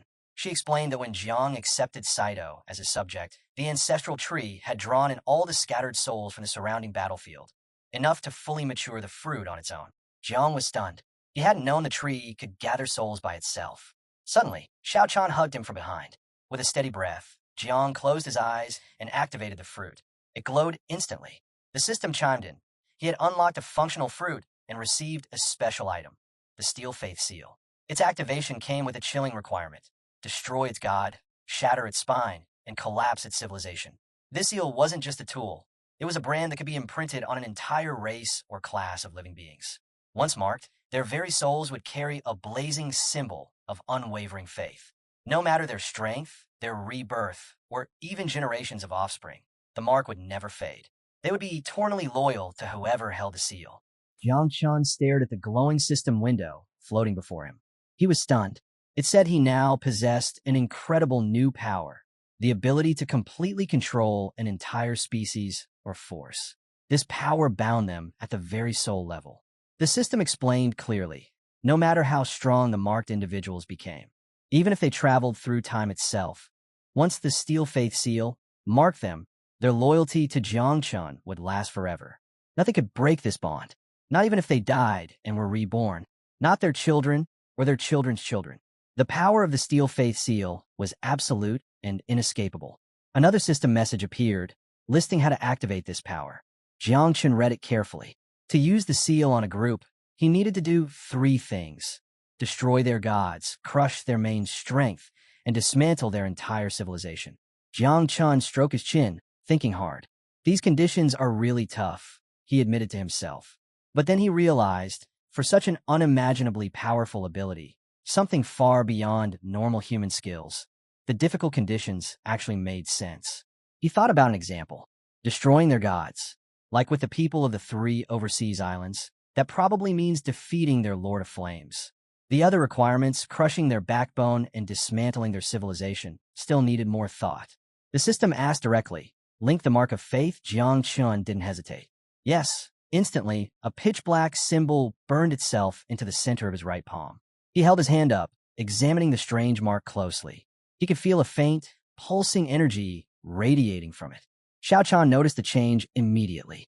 She stepped closer, her voice filled with concern. Jiang Chun, are you okay? Jiang Chun lowered his hand, giving her a small, reassuring smile. It's nothing urgent, just deep thoughts. His expression then turned serious. He raised his marked hand slightly. My master once warned me, he said slowly. A massive shift is coming. A whole new era is about to begin. He remembered Xiao Chan's earlier advice. She had urged him to use this time, while his influence was growing, to build real, lasting power. But Jiang Chun knew the danger of trust all too well. History proved it. Even a mighty human emperor 400 years ago hadn't been safe. His own closest followers betrayed him, tearing him apart in the caverns. This new ability, the Steel Faith Seal, changed everything. It meant Jiang Chun could erase that kind of betrayal threat completely. He could ensure absolute loyalty. And where better to test this power, he thought, than the 3 overseas islands? It seemed like the perfect place to try out the Steel Faith Seal. He turned to Xiao Chan. What do you think? He asked her directly. Xiao Chan stepped even closer, her eyes steady and serious. You're right, she stated firmly, and I will stand by you. Always. Suddenly, Jiang Chen's personal status window flashed open in his vision. Asterisk cultivation, asterisk 3rd transformation, level 69, asterisk professions, asterisk multiple asterisk mother bugs, asterisk asterisk little n. Level 69 progeny, 800 million asterisk Zio Geo. Level 43 progeny, 6 million asterisk Xiao Chan. Level 2 Progeny. 168. A few hours later, Jiang Chun was back in his apartment. He sank heavily into his couch, finally relaxing. The peace didn't last. Xiao Chan, the older man, leader of the Heavenly Punishment Squad, stormed through the door. His face was flushed bright red with anger. He marched straight towards Jiang Chun. "You!" Xiao Chan yelled, pointing a finger. "You've thrown the entire Heavenly Punishment Squad into chaos. Because of you." He took a furious breath. Months of careful planning, strategic tracking, covert operations. And what do? You walk right into the enemy's ambush point, and then you single-handedly wipe out every single assassin. Xiao Chan leaned in, his eyes blazing. And worst of all, you subdued an 8th transformation assassin. How? How did you do it? Was it the 9 miasma wings? Jiang Chun blinked, completely caught off guard by the sudden fury. He panicked internally.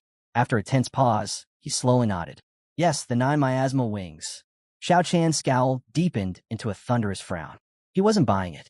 How many insects do you really command? He demanded, his voice a low growl. Jiang Chun stayed silent, looking away. Xiao Chan leaned in even closer, invading Jiang Chen's personal space, his eyes narrowed to slits. More than 10 million, he hissed. Jiang Chun said nothing. Sweat started to form on his forehead. Xiao Chan leaned impossibly closer, his face almost touching Jiang Chen's. More than 12 million, he pressed, suspicion thick in his voice. Jiang Chen's heart hammered in his chest. He couldn't force any words out. Driven by intense suspicion, Xiao Chan did something unexpected. He climbed right onto the couch. Jiang Chen knew keeping this secret weapon hidden was the best way to use it later for maximum impact. He turned to face Xiao Chan, made a tight fist, and promised firmly, "I won't tell anyone." Not a single word. Then curiosity got the better of him. He asked Xiao Chan, how many of the 9 miasma wings insects would someone need to kill the Lord of Flames? Xiao Chan's face instantly lost all color. His eyes opened wide in shock. "You want to kill the Lord of Flames?" he gasped. Jiang Chen hurried to explain, No, just a question. What if someone tried?" Even so, Xiao Chan's mind raced back to very old memories. The Lord of Flames was a warrior who had reached the 9 transformations level more than 400 years ago. Nobody knew exactly how strong he was now. Rumors even said the powerful 3 overseas islands were so worried about him that they had started creating artificial gods just to fight him. Finally, Xiao Chan answered, his voice shaky. "At least 100 million insects. And even then, you'd have to trap him inside a miniature abyss first. That might create a small opening to attack." The realization hit Xiao Chan hard. Jiang Chun might actually be able to gather that many insects before the Tanyan tournament started. Just 6 months ago, the young man only had a few million insects. Now he had over 80 million. That was unbelievable.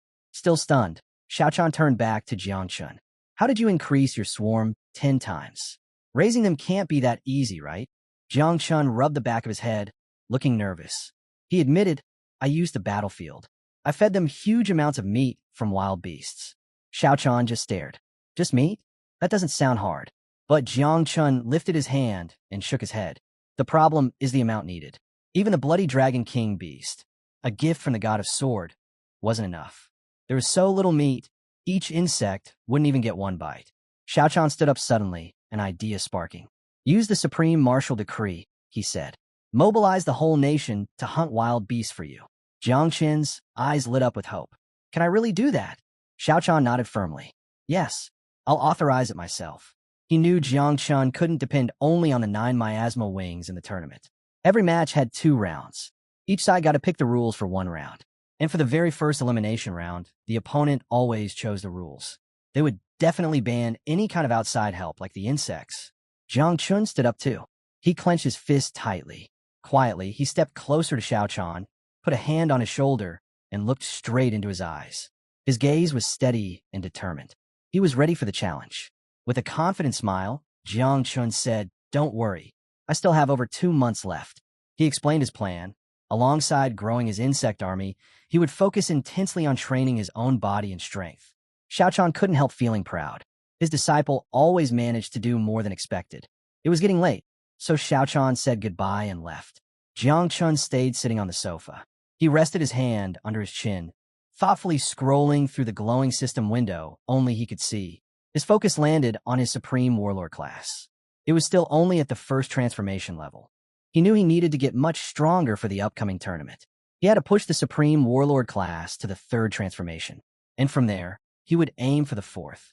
Now that he had activated 3 powerful divine rank classes, leveling up would be slower. The special fruits he used for enhancement would take longer to absorb because the experience points were split between all 3 classes. Still, the requirement to level up the Supreme Warlord to its second transformation was clear. He needed to use skills directly related to this class to hunt and kill 10,000 wild beasts. Jiang Chen's gaze became sharp and focused. If he truly wanted to reach his peak strength, he needed to make things harder for himself. Taking bigger risks usually meant getting bigger rewards. Once the Supreme Martial Decree was issued, his 9 miasma wing swarm would likely grow huge again from all the beast meat, maybe even reaching 80 billion insects. But he also knew he couldn't keep relying on the ancestral tree to magically create new insect nests forever. He needed a better solution. A new idea formed. Use the abyss with a powerful 8th transformation spider queen used to rule. That deep, dangerous place would be the perfect base. He could raise his insects there and complete his hunting mission for the Supreme Warlord class at the same time. His mind was made up. He would go to that abyss and finish the quest to hunt 10,000 beasts right there. Meanwhile, far away in, Ji Linka looked very serious. He turned to Hong Yan. Leave now, he ordered. We can't let anyone stay near this place. Someone might try to steal the tree. Hong Yan bowed respectfully and walked away quietly. Ji Linku didn't waste any time. A new era is starting, he declared, and war is gathering strength down in the caverns. The Great Dreamer raised her hand calmly. First, we must secure Great Sea's main headquarters, she said. To do that, we need to take back the 3 overseas islands before the war explodes. She looked at them both. Right now, we need to plan how to retake the islands. Ji Linku took a slow sip of his tea, his eyes sharp. The Great Dreamer reminded him this wasn't a new idea. She had first suggested reclaiming the islands 200 years ago. Since then, she had written dozens of plans for how to do it. But Ji Linku still wasn't convinced. None of the plans ever seemed good enough to him. One big problem always stopped them: the Lord of Flames. Let's be honest, Ji Linku said bluntly. The Lord of Flames is stronger than I am. If we don't deal with him first, we'll never get the islands back. Jiang Wuxian, Xuanji, added another problem. My true body must stay in the caverns, he stated firmly. It needs to be there to keep the pressure on our enemies. Leaving isn't possible. The Great Dreamer rested her cheek on her hand, looking away. My power, it only works inside Great Sea's main base, she admitted quietly. I'm much better at defending than attacking. A shadow of fear crossed Ji Linku's eyes. He realized something very unsettling. They had no one powerful enough to fight the Lord of Flames and win. Ji Linku slowly put his teacup down on the table. His mind raced. Old Jiang Chun must have thought of something, he figured. He turned to Xuanji. Tell us your plan, he urged. Xuanji's eyes seemed to glow with a hidden light. He didn't give them a battle plan. Instead, he gave them an order: protect Jiang Chun. Protect him with everything you have. He paused, letting the words sink in. Then he added, Jiang Chun isn't just a distraction. Xuanji looked straight at Ji Linku and the Great Dreamer. Aren't you curious? Why did I go to such great lengths to save Jiang Chun when the Forbidden marked him? Ji Linku lowered his gaze, thinking hard. The Great Dreamer leaned forward slightly. Finally, she asked the question out loud. Why? Ji Linku answered before Xuanji could. Even though things look calm on the surface, he began, I know it's dangerous underneath. Lies, trouble, hidden groups, it's all quietly building up. He pointed to the deeper problem. The insects spreading through the caverns? That's like a bomb waiting to explode. His voice grew urgent. If that bomb goes off, it could destroy everything we won in the last 100 years of war. People have always seen those insects as an ancient curse. Letting them spread freely is way too dangerous. Ji Linku looked directly at Xuanji.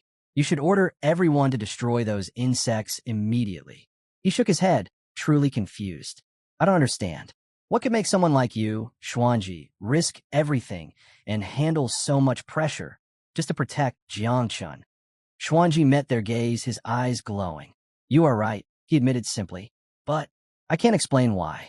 His voice was heavy. If I told you the reason, the knowledge itself might kill all of us. Both Ji Linku and the Great Dreamer fell completely silent. They stared at Xuanji, waiting. Xuanji looked into the distance, remembering. 10 years into the future, he said slowly, a stranger came to see me. His voice dropped lower. On their shoulder sat a cicada. The great dreamer slammed her hands down on the table. She understood instantly. A warrior. From the future, she breathed, horrified. At least 10th transformation level. That meant incredibly powerful. But Xuanji raised his hand sharply. Stop, he commanded. No more questions. If I say any more, the consequences, the karma, will kill all three of us right here. The room went deathly quiet. The great dreamer slowly sank back in her chair, her voice barely a whisper. So, our only mission is to protect Jiang Chun? Xuanji nodded firmly. Yes, protect him. Use the full strength of the entire nation to protect him. Ji Linku was still confused, but he argued, if Jiang Chun is that important, wouldn't it be safer to keep him out of the Great Tanyan competition? Why let him compete? The great dreamer answered him, her face pale with dread. The 3 overseas islands, she explained, they can create beings with godlike power, even with Fengyun Wuji guarding him. I fear Jiang Chun might not survive the first round of that competition. Xuanji made one thing very clear. You will protect him, he ordered. But Jining saw a terrible future in his mind. He saw a battlefield covered with dead bodies. He saw his own head stuck on a sword. He saw Ji Linku's body full of sword wounds. He saw the great dreamer turned completely to stone. But even seeing this, Xuanji just smiled calmly and turned back. He said, the future of Great Xia is always bright. On Pinglai Island, one of the 3 sacred islands overseas, important people gathered inside a big temple called the Ceremonial Temple. A man with a long ponytail stood at the front behind a tall desk. Several powerful leaders sat facing him. This man had called them there using Sovereign Yan's name. He had gathered the leaders of the 7 armies and the 12 great families. This man's name was Yang Ming. He was called the Bloody Azura and was Sovereign Yan's first and oldest disciple.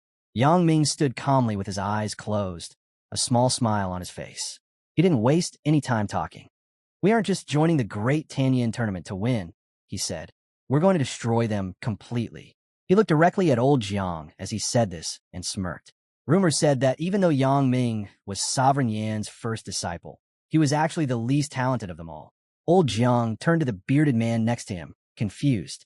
Yang Ming didn't even seem to have reached power beyond the 7th transformation level.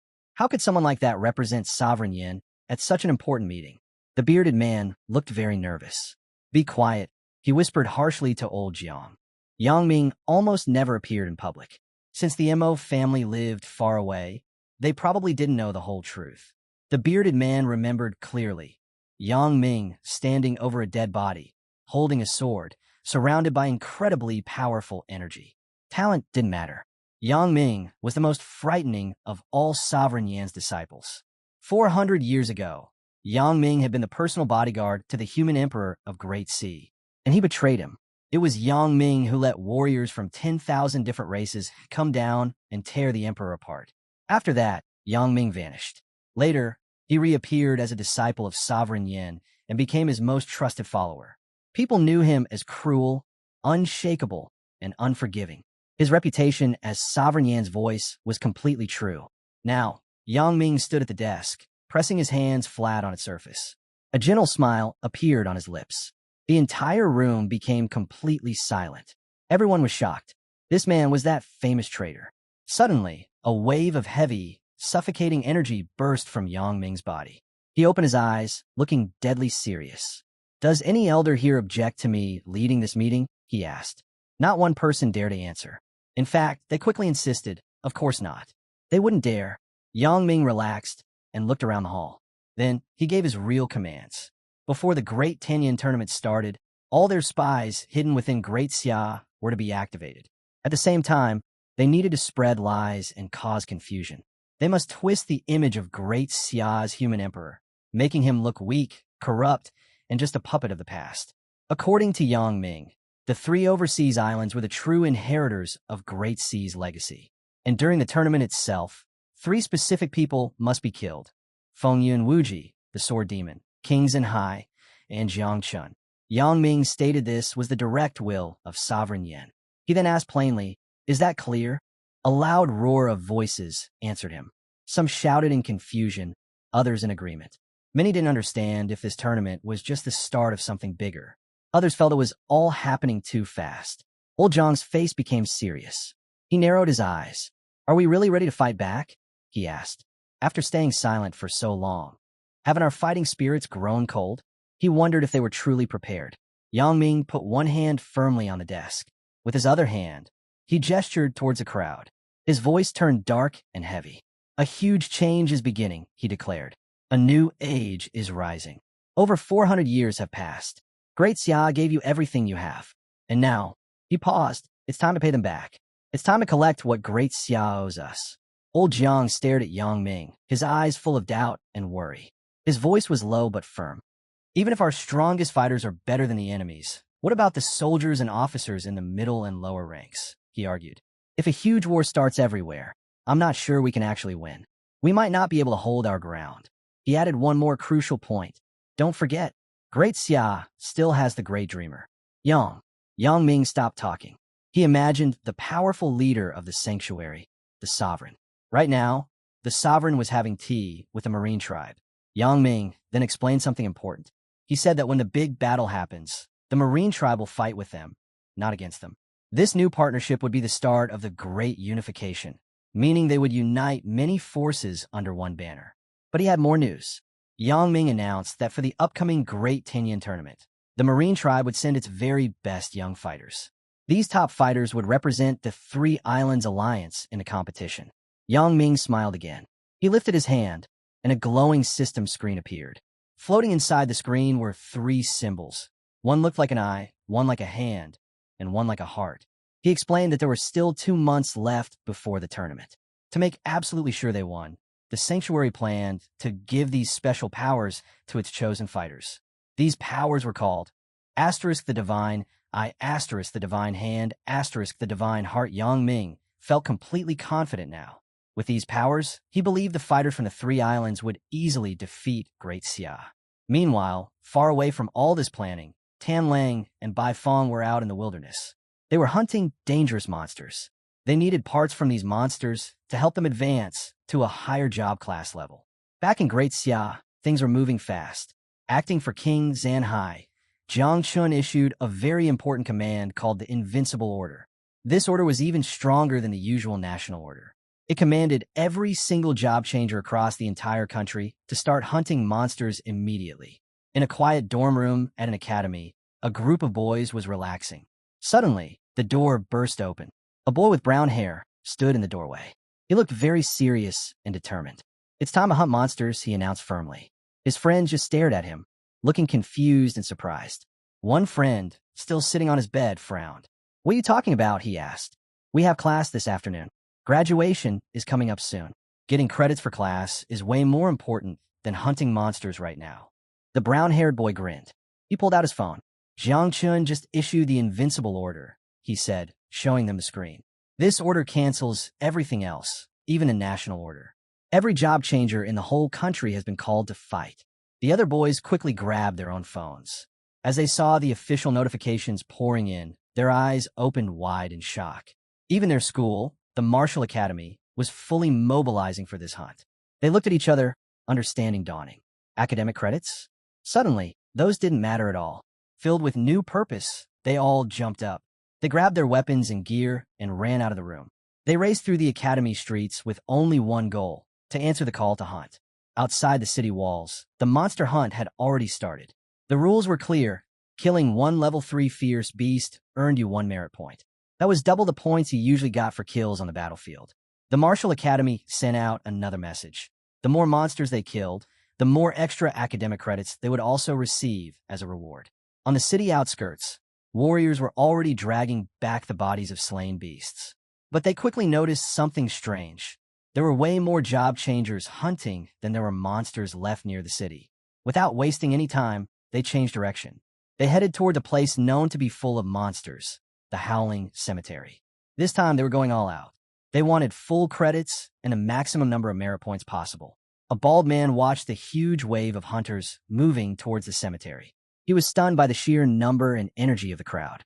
Meanwhile, back at the main command base for Jiang Chen's battlefield, many important officials were gathering. One man with a mustache stood near the edge of the group. His face showed pure happiness. This was Xiao Zhainu's father. Grinning widely, he declared, "The Invincible Order. It's only issued once in 100 years. It's been activated. I will support my son-in-law with everything I have." Standing beside him, a man with a long ponytail nodded his head firmly. "I have reserve forces ready. I will send every last one to support Jiang Chun." A man with purple hair nearby overheard them. His expression changed, becoming hard and determined. He, too, was ready to risk everything he had to support Jiang Chun. Deep underground beneath the Jiangnin war zone, Xiao Chan, Jiang Chun, and Little Nine walked towards the huge pile of beast corpses. Xiao Chan looked at Jiang Chun and asked, "Aren't you going to let the insects out? We're almost out of space here for all these dead beasts." Nearby, Little Nine held her face in her hands. Her eyes were wide open, staring at the mountain of beast meat. She looked like she was drooling, ready to eat. But Jiang Chun looked serious. First, he told Little Nine to take 80 million of the newborn insect larvae to feed.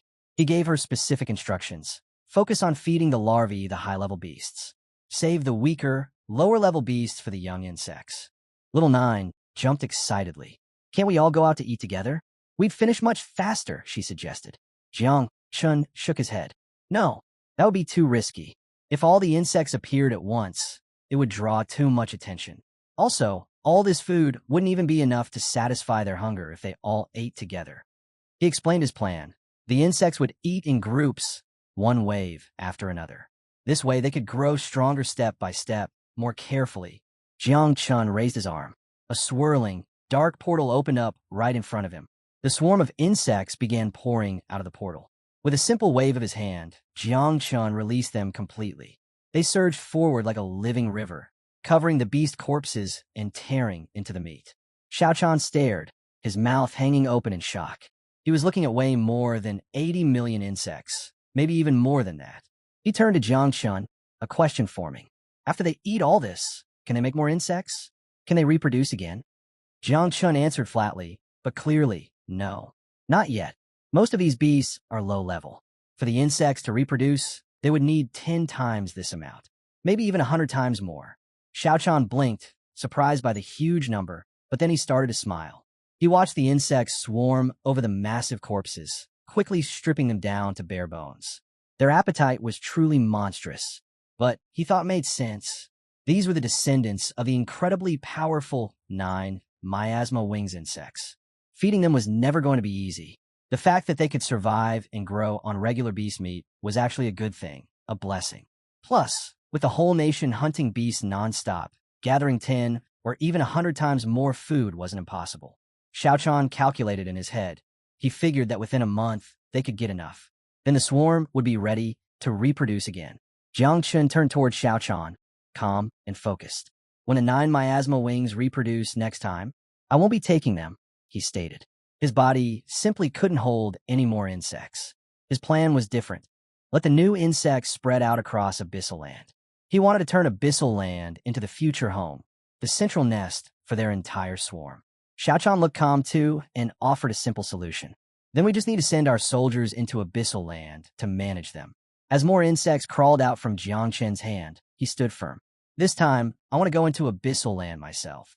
It wasn't about not trusting other people, and it definitely wasn't about relying only on the 9 miasma wings' power. He wanted to become stronger himself, on his own terms. Xiao Chan's face immediately showed worry. "That place is far too dangerous," he protested. But Jiang Chen didn't change his mind. He reminded Xiao Chan of the rules for the first round of the big Tianyu tournament they were involved in. It was important. Xiao Chan sighed. He put his arm around Jiang Chen's shoulder. "All right," he said, his voice heavy with concern, "but you have to be very careful." Jiang Chun just smiled confidently. "I have plenty of hidden tricks I can use," he assured Xiao Chan. Whether he decided to use them or not was his choice, but he wasn't stupid. He wouldn't walk into serious danger unprepared. He turned to leave the feeding area, deciding to let the insects stay behind and finish eating. By the time he got back, they would be done. Just then, Little Nine fluttered down and landed gently on his shoulder. "Why didn't you go out to eat with the others?" Jiang Chen asked her. She looked down, a little shy.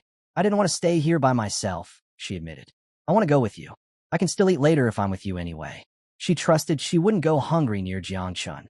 Her answer surprised Jiang Chen a little. He didn't say no, but he was touched that she thought about staying with him even when she was clearly hungry. The great dreamer squeezed her pillow tightly, her face clearly annoyed. She had been just about to fall asleep again when Ji Lingxiu called her. She thought bitterly that if people would simply stop disturbing her naps, she might have already reached 10 transformations by now. Ji Lingxiu didn't bother with small talk. "This is urgent," he stated, watching her carefully. She let out a big sigh, sat up, and folded her arms across her chest, ready to listen. He explained that all across the Daxia territory, people were suddenly talking loudly.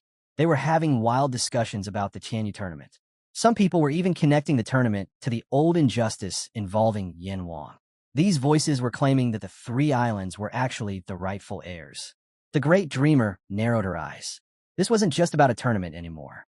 It was becoming a fight of different ideas and opinions. She knew this trouble was started by people who liked causing problems. When things got chaotic like this, the great dreamer believed the best way to deal with such troublemakers was to be very firm. Getting rid of them completely was a real option she considered. But Ji Lingxiu quickly reassured her. They were already taking care of it. Suddenly looking much brighter and almost playful, the great dreamer stood up. She stretched out her hand. She said that in her experience, loud rumors always die down when faced with truly wise people. She added that the dreams and hopes of millions of people needed to be cleaned up, made pure again. Her hand clenched into a tight fist. Her eyes became sharp and serious. Ji Lingxiu respectfully held out his hand towards her. "You really protect Daxia well, like its guardian goddess." She waved her hand dismissively. "Stop trying to flatter me. Just tell me the real reason you came here." Ji Lingxiu didn't hesitate. He revealed that Jiang Chun had given out an invincible order. This order was disguised as a mission for people to change their class. But the real goal? To collect the dead bodies of fierce beasts. The great dreamer spotted the problem immediately. No class change, she pointed out, not even one that needs 6 transformations, requires that many beast corpses. Ji Lingxiu agreed. "You're right, the disguise is too weak. Anyone looking closely would figure it out." Calmly, the great dreamer placed her hand flat on the table. She suggested a better cover story. Say that Daxia is making imperial-level weapons. Hunting fierce beasts is just part of gathering the special, high-quality materials needed for that. Ji Lingxiu nodded. That story could work. Then he asked, "Do you know where Jiang Chun is right now?" Meanwhile, far away, Jiang Chun was in the middle of a fierce fight, his fists swinging fast. With one powerful punch, he sent a beast crashing to the ground. Jiang Chen's eyes shone with determination. He was ready to test his powerful new class, the Tyrant God of War. Focusing his energy, he used his special move, the invincible fist of the immortal god. He landed a heavy blow right on a monster's face. But surprisingly, the beast didn't die. It staggered, looking confused and dizzy, and then it turned and ran away. Jiang Chun stared at his own fist, confused. That wasn't enough. He had expected the punch to kill it instantly. After all, it was only a second-class fierce beast. Then he understood. His class might be incredibly powerful, but he hadn't practiced his skills enough yet. He couldn't use the class's full strength properly. Just as this thought crossed his mind, a whole group of beasts appeared behind him. Their eyes glowed as they fixed their gaze on him, their next target. Jiang Chen's expression turned serious. 3 beasts charged at him at the same time. He wasn't sure if his current speed was fast enough to dodge all 3 attacks. At that exact moment, Little Nine appeared. She transformed into her 9 miasma wings form. Flying swiftly, she swallowed several of the beasts right out of the air. She turned towards Jiang Chun, her look serious. "Be careful," she warned him. But Jiang Chun wasn't happy. He narrowed his eyes, looking directly at her. "Who told you to step in?" he asked sharply. Her sudden attack had scared away the rest of the beasts. He looked down at the ground and sighed. "Stay in the nest," he instructed Little Nine. "Let me finish fighting them. Then you can eat them." Little Nine shifted back to her human form. She spoke softly. "It's dangerous for you out here alone." Jiang Chun gently put his hand on her head. "Don't worry about me," he said kindly but firmly. "I have more than just insects helping me. I have other powerful classes too, Thunder Growth of all things, and the Celestial Blade." He felt confident. Those beasts wouldn't be able to hurt him. He just needed a bit more time to make his body stronger and tougher. Little Nine. Jiang Chun saw a bright light flash in his eyes. His system showed, plus 1,000 experience points. He smiled big. 15 days had gone by. Deep inside the cave, Jiang Chun did only one thing: hunt beasts.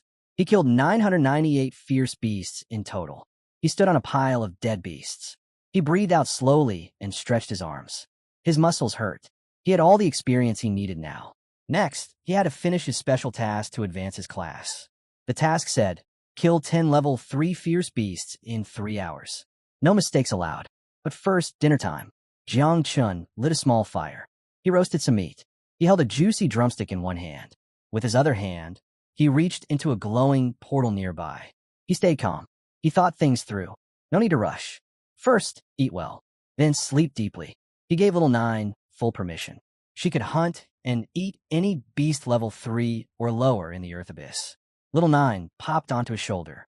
Her eyes shone with excitement. She didn't wait. She flew off fast.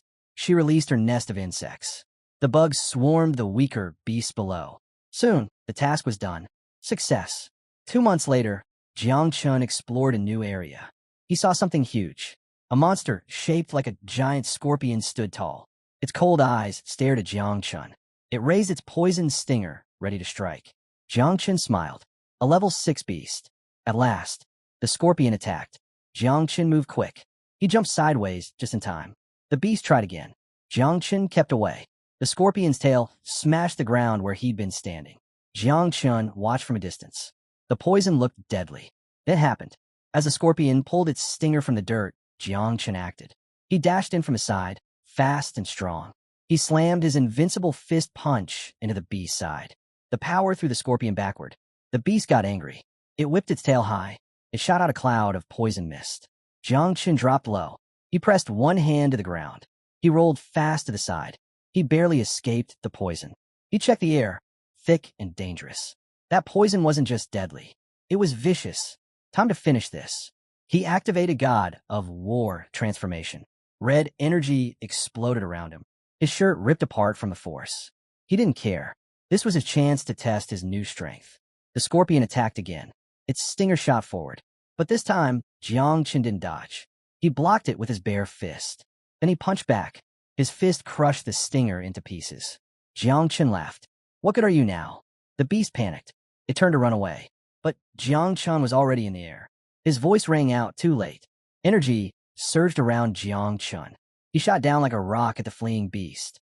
His fist smashed into it hard. The force slammed the monster into the ground. Dead. The system flashed. Plus 100, 086 EXP. Jiang Chun's level jumped from 61 to 69. Then a happy system message appeared. He finished the 3rd stage of Dominant God of War. Several skills got stronger right away. Invincible Fist now gave 10% more fighting power. God of War transformation lasted 10 seconds. During this, Invincible Fist hit 10 times harder. Imperial Army form gave 10% extra support power. This grew stronger with his soldier strength. Standing on the dead beast, Jiang Chun stared at the system screen. His face darkened with confusion. This time, no new path unlocked. No higher class to reach. Is this the strongest I can get? He wondered. His thoughts stopped. A group of high-level beasts charged at him. Their eyes were full of killing hunger. The earthly abyss was full of danger. And the tournament was coming soon. He had no time to waste. He gave the order. Little Nine and her insects could eat any beast they wanted, no matter the level. This place is your new home, he told her. Little Nine appeared again. From her body, a flood of insects poured out. They covered the whole battlefield. They swallowed everything in their path. Hours later, Jiang Chun reached Jungin's underground warehouse. Jiang Chun was exhausted. His shirt was ripped to pieces. He pulled off the torn pieces of cloth from his body. He looked at the ground with tired eyes. His first thought was, I need new clothes. Xiao Chan stood nearby. He had his arms crossed. He looked amused as he stared at Jiang Chun, who was almost naked. It was obvious the earthly abyss had been tough on him. Jiang Chun heard Xiao Chan and snapped out of his thoughts. He turned around, surprised. He gave a small nod. He didn't say out loud that he was the one who tore his clothes when he transformed earlier. Xiao Chan chuckled. He pushed open the door to the warehouse. Don't be too surprised when you see how many fierce beasts we collected, he said with a grin. Jiang Chun blinked, confused. Did you hunt that many? Xiao Chan admitted he hadn't gone into the secret realm lately. But when he checked the records, it seemed like almost every fierce beast in the Daxia realm had already been killed. But when the door opened with a creak, the warehouse was completely empty. Jiang Chen's face went stiff. What happened, he asked. Xiao Chan's mouth hung open. His eyes were wide with shock. The insects had eaten everything. Jiang Chen closed his eyes. He sighed and shook his head. Their hunger had clearly gotten bigger again. He raised his hand. He called the hungry swarm back, ordering them to return to their nest. Beside him, Xiao Chan stood frozen in surprise. Little Nine clapped her hands together near her mouth. She glowed happily. The big meal had worked perfectly. Jiang Chan looked closely at the huge swarm of insects. He noticed something. Some of the insects could now have babies 2 or even 3 times in a row. A massive group of them down in the abyss was already getting ready to multiply. This was just the beginning. Xiao Chan raised an eyebrow, curious. With this group, could the 9 miasma wings finally reach 100 million? Jiang Cheng glanced at his hand. Confidence shone in his eyes. He gave a firm nod. Xiao Chan looked stunned. 100 million? He gasped. That many could create a small abyss.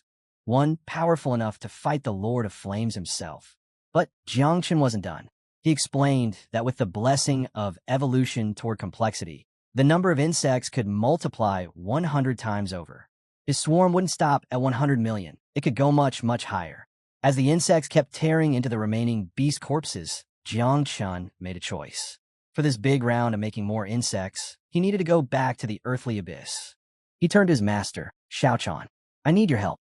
Xiao Chan didn't hesitate. He immediately declared the earthly abyss a forbidden zone. From now on, no one else could enter it. Jiang Chun looked down at the ground. He gave the command, begin reproduction. And then it started. Millions of insects poured out of his body. They swirled into the air like a huge black tornado. A countdown flashed in Jiang Chen's mind. 10 minutes, 9 minutes, 8 minutes.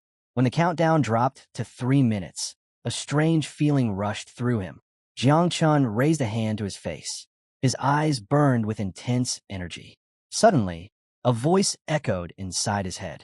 It was cold and powerful. The disaster will cover the whole world. Everything will be eaten. Fear gripped Jiang Chen. He felt like his mind, his very soul, was being swallowed by something dark. 80 billion insects. That was the number now. Was he losing control? Then, something even worse happened.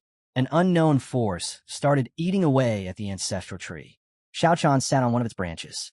She felt it immediately. Her eyes narrowed with deep worry. She called out to Jiang Chen. It's the desire for annihilation. Coming from the 9 miasma wings. If this keeps happening, it will eat you alive.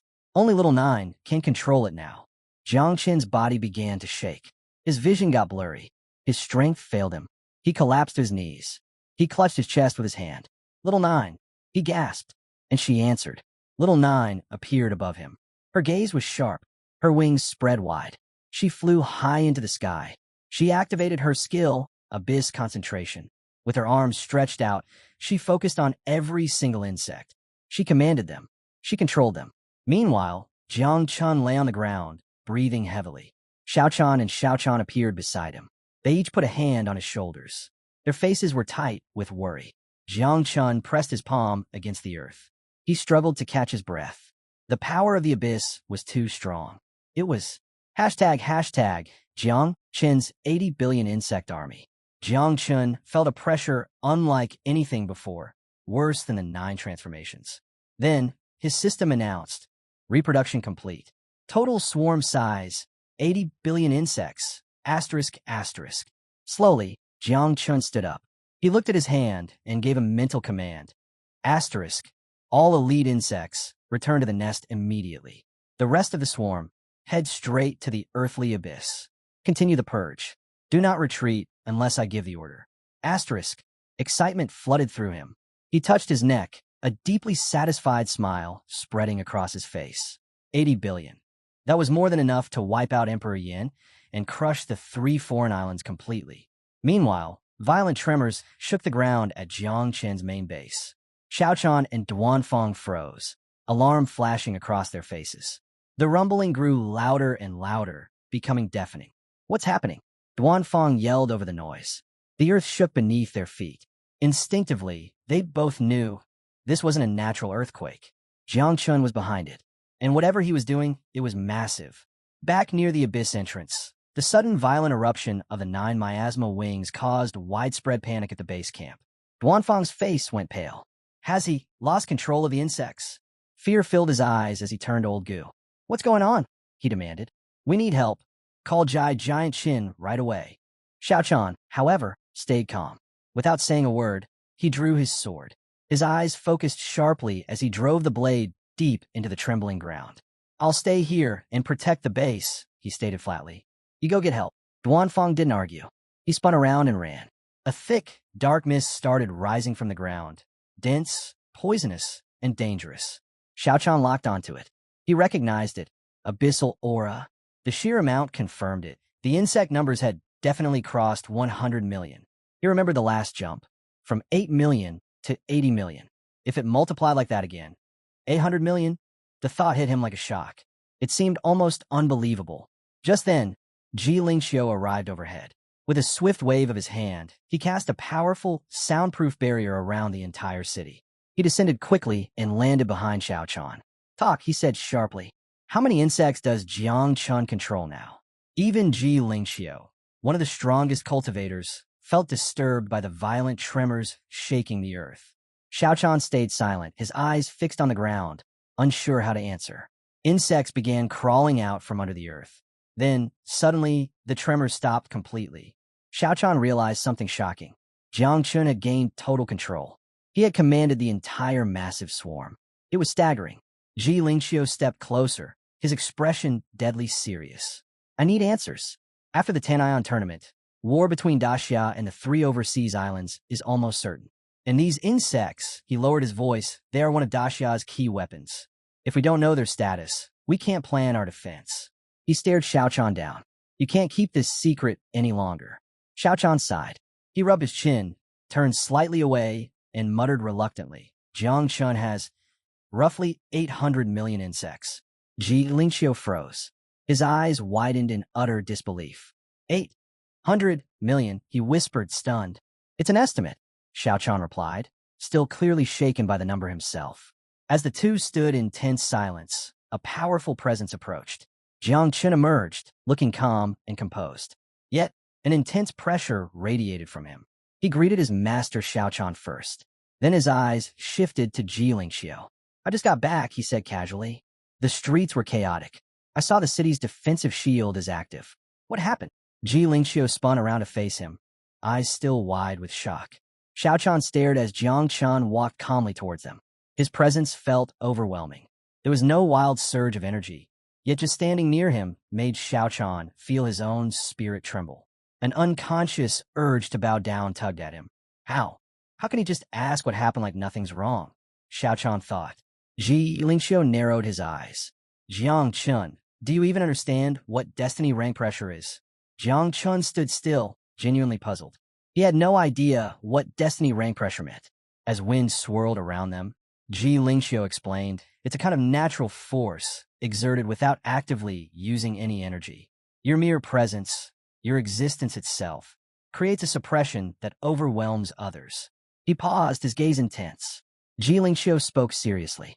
That thing is stronger than destiny rank. Nobody knows if it was a god or something else. But one thing is sure. He looked directly into Jiang Chen's eyes.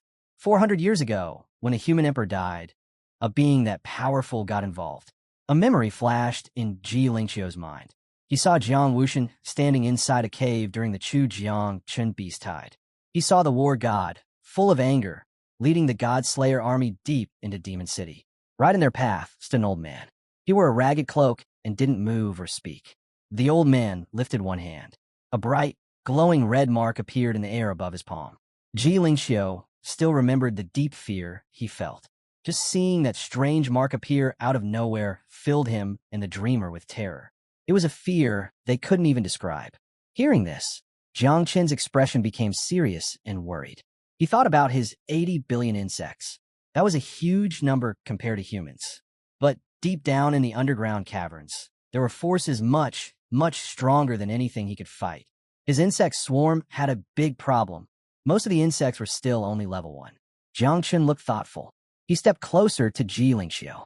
If that demon elder was so powerful, he asked, why didn't he kill Jiang Wuxian back then? Was something holding him back? Ji Lingxiu's eyes turned very serious. He raised his hand. Did you know, he asked, why the rankings for divine weapons only go up to level 6? Jiang Chen shook his head no. That limit isn't random, Ji Lingxiu explained. It's because of a bigger restriction. It's called the Seal of the Heavenly Path. A huge, glowing portal began to open behind Ji Lingxiu. This seal was created when a new age began, he continued. Its job? To keep things balanced. He made 3 powerful-looking swords appear in the air using his power. Look at the Human Emperor's sword. It's ranked number 1 in all of Daxia. But even that sword is stuck at level 6. Its real power is way stronger. But the seal, it locks it down.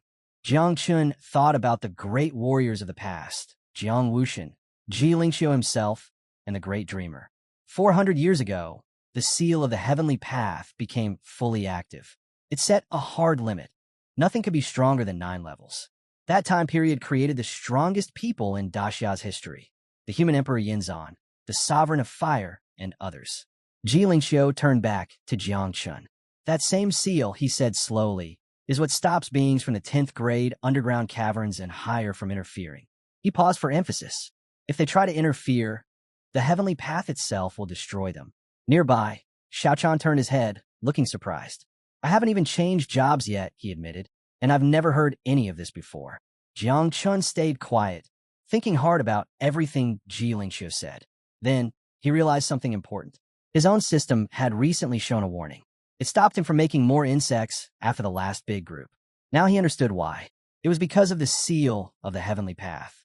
Ji Lingxiu stretched out his hand. A giant sword appeared. He drove it point first into the ground. There are only a few days left until the Great Tanyan Tournament, he announced. When it starts, I'll be leaving from the War Zone port in Demon City. Ji Lingxiu asked Jiang Chun to come back with them first. They needed to prepare and gather their strength. Xiaochan nodded, agreeing with the plan. Jiang Chun raised his hand. Then take me with you, he said. They all climbed onto the giant flying sword. As they flew through the sky above the city, Jiang Chun looked at Ji Lingxiu. He was curious. When exactly will the seal of the Heavenly Path for level 10 become fully active? Ji Lingxiu turned to face him, his face very serious. It's already starting. Slowly, he answered. But the prophecies say that in 3 months, the seal will be fully awake. He looked away, his voice becoming quieter. I once found a way to reach the 10th level, deep inside the ancient god sea of consciousness. But someone took it away. They erased it completely. Jiang Chen's eyes widened. A look of disappointment crossed his face. That's too bad, he said softly. They kept flying over the city buildings below. Jiang Chun, still deep in thought, had another question. What happens when the 10th level seal is fully unlocked?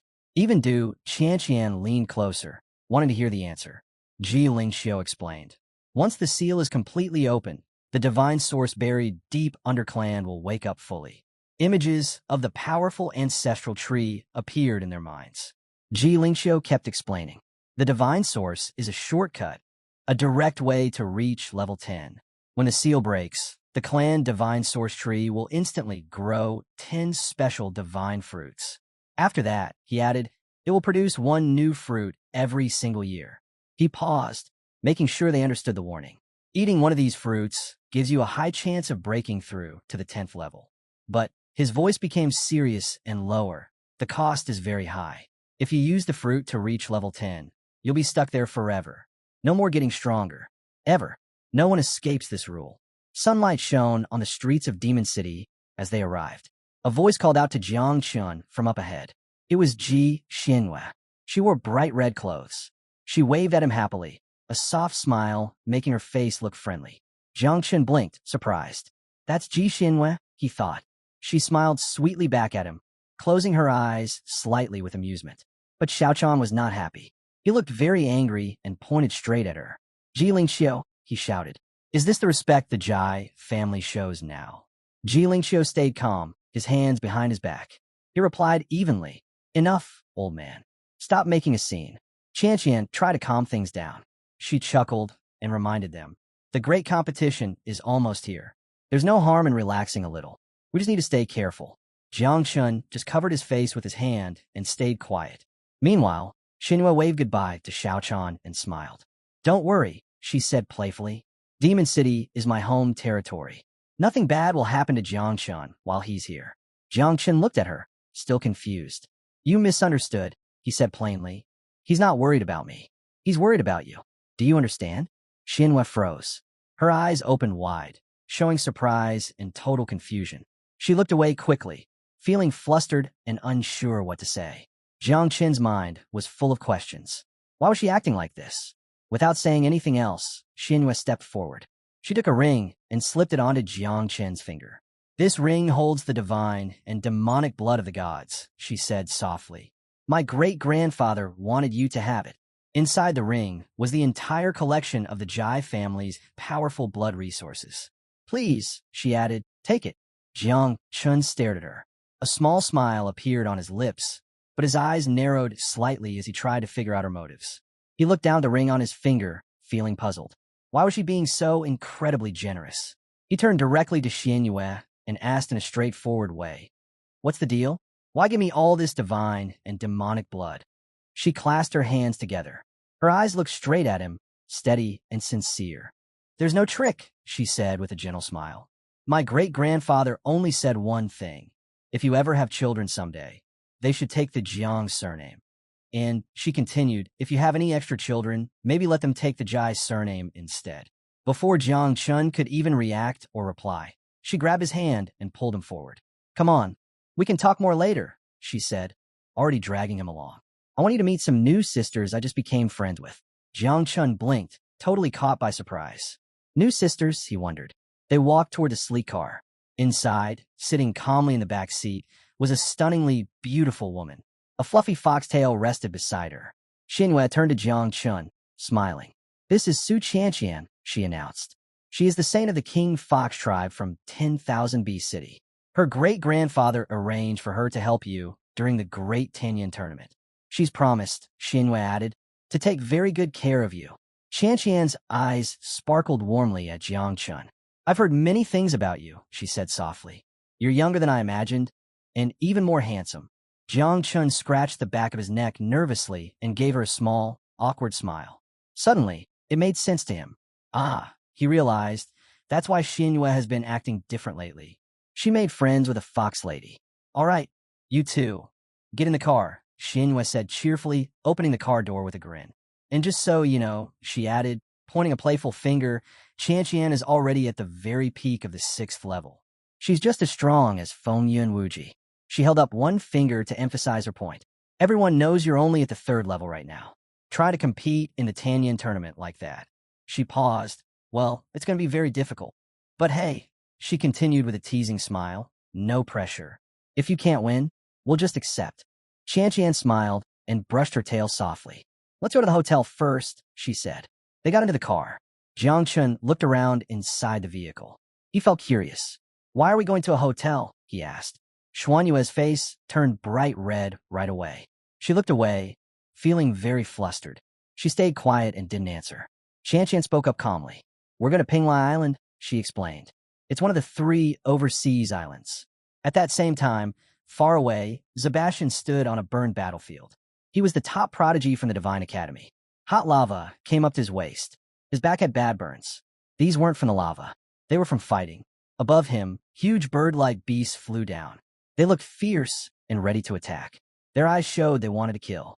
Sebastian didn't wait. He turned to face them. He raised his arms and used his special power, the Eye of the God of Fire. Lava rushed up from below. It flowed straight into his eye socket.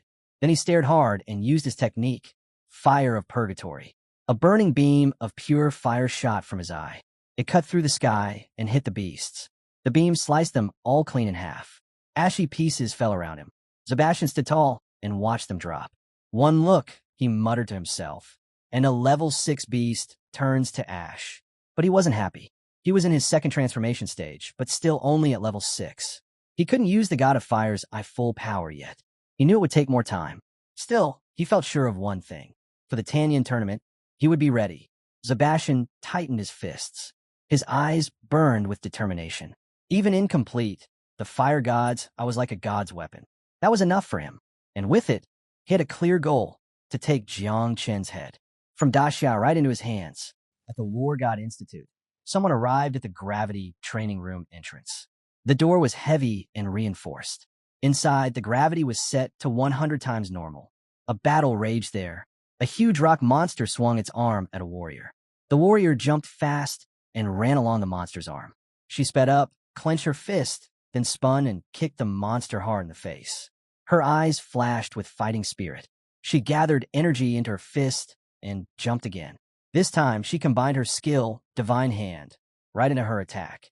Then she used her technique, Mounted Collapsing Fist. One powerful punch. A shockwave like an earthquake blasted through the monster. It shattered into pieces of rock. Breathing hard, she landed and put a hand on her waist to catch her breath. This was Ouyang Yi, the top prodigy of the War God Institute from the 3 overseas islands.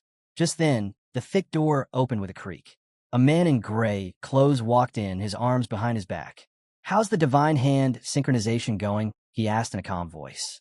Hearing her master, Ouyang Yi put her hands together respectfully and bowed her head. She climbed onto a pile of rocks to answer. "Synchronization is at 95%, she said sincerely. "In normal conditions, I can use all my close combat moves perfectly with the Divine Hand.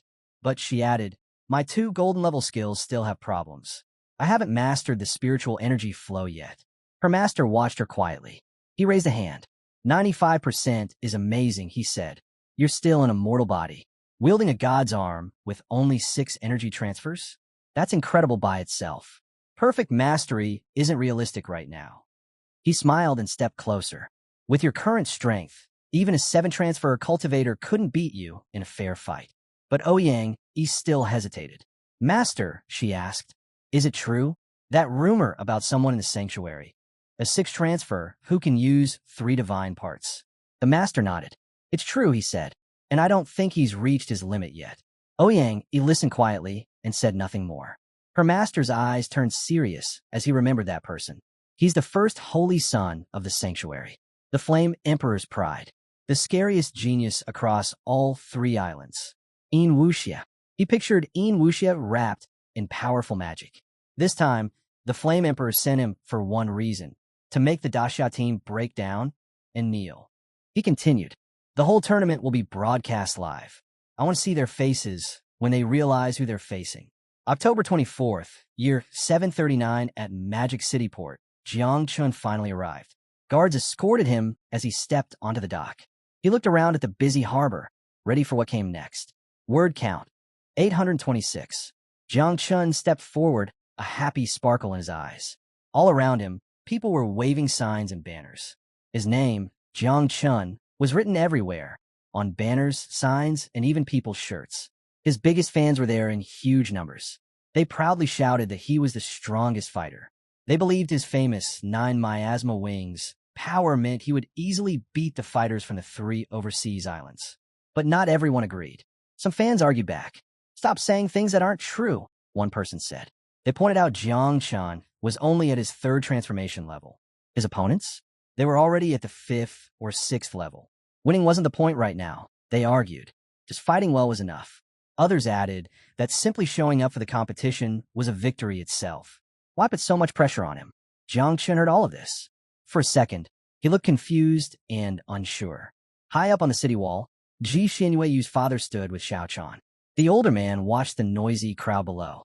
"You know," he said to Xiao Chan, "before fighters had official transformation levels, people used words like top influencer or dominant figure. I never really understood those terms until now. Seeing Jiang Chun in this reaction, it finally makes sense to me." Down below, excited fans rushed forward and hugged Jiang Chun tightly. He tried to say something, but no words came out. The sudden wave of attention completely overwhelmed him. He just stood there, stunned. Xiao Chan, watching from the wall, quietly shook his head in amazement. He had lived a long time, but he'd never seen a scene like this before. Meanwhile, Xiao Chan and Ji Lingxiu were already waiting on a large ship. Kayankin helped Jiang Chun climb up onto the ship's deck. The moment Jiang Chun stepped onto the wood, his legs gave out. He collapsed, totally exhausted. Kayankin gently put a hand on his back, trying to steady him. For Jiang Chun, dealing with all those fans felt harder and more draining than any fight. Xiao Chan looked straight at Jiang Chun, his voice stern but maybe a little amused. "You little brat, acting all shy and innocent now, after making such a huge scene and stealing everyone's attention." Then Ji Lingxiu stepped closer to Jiang Chun. He held out his hand with a confident smile. "I looked everywhere. Ji Lingxiu announced. And I found the absolute best teammates for you. Jiang Chen slowly pushed himself up. He took a careful look at the two new people standing nearby. Qian Qian quietly moved to hide slightly behind Jiang Chen as he stared at the newcomers. The man wearing glasses stepped forward first.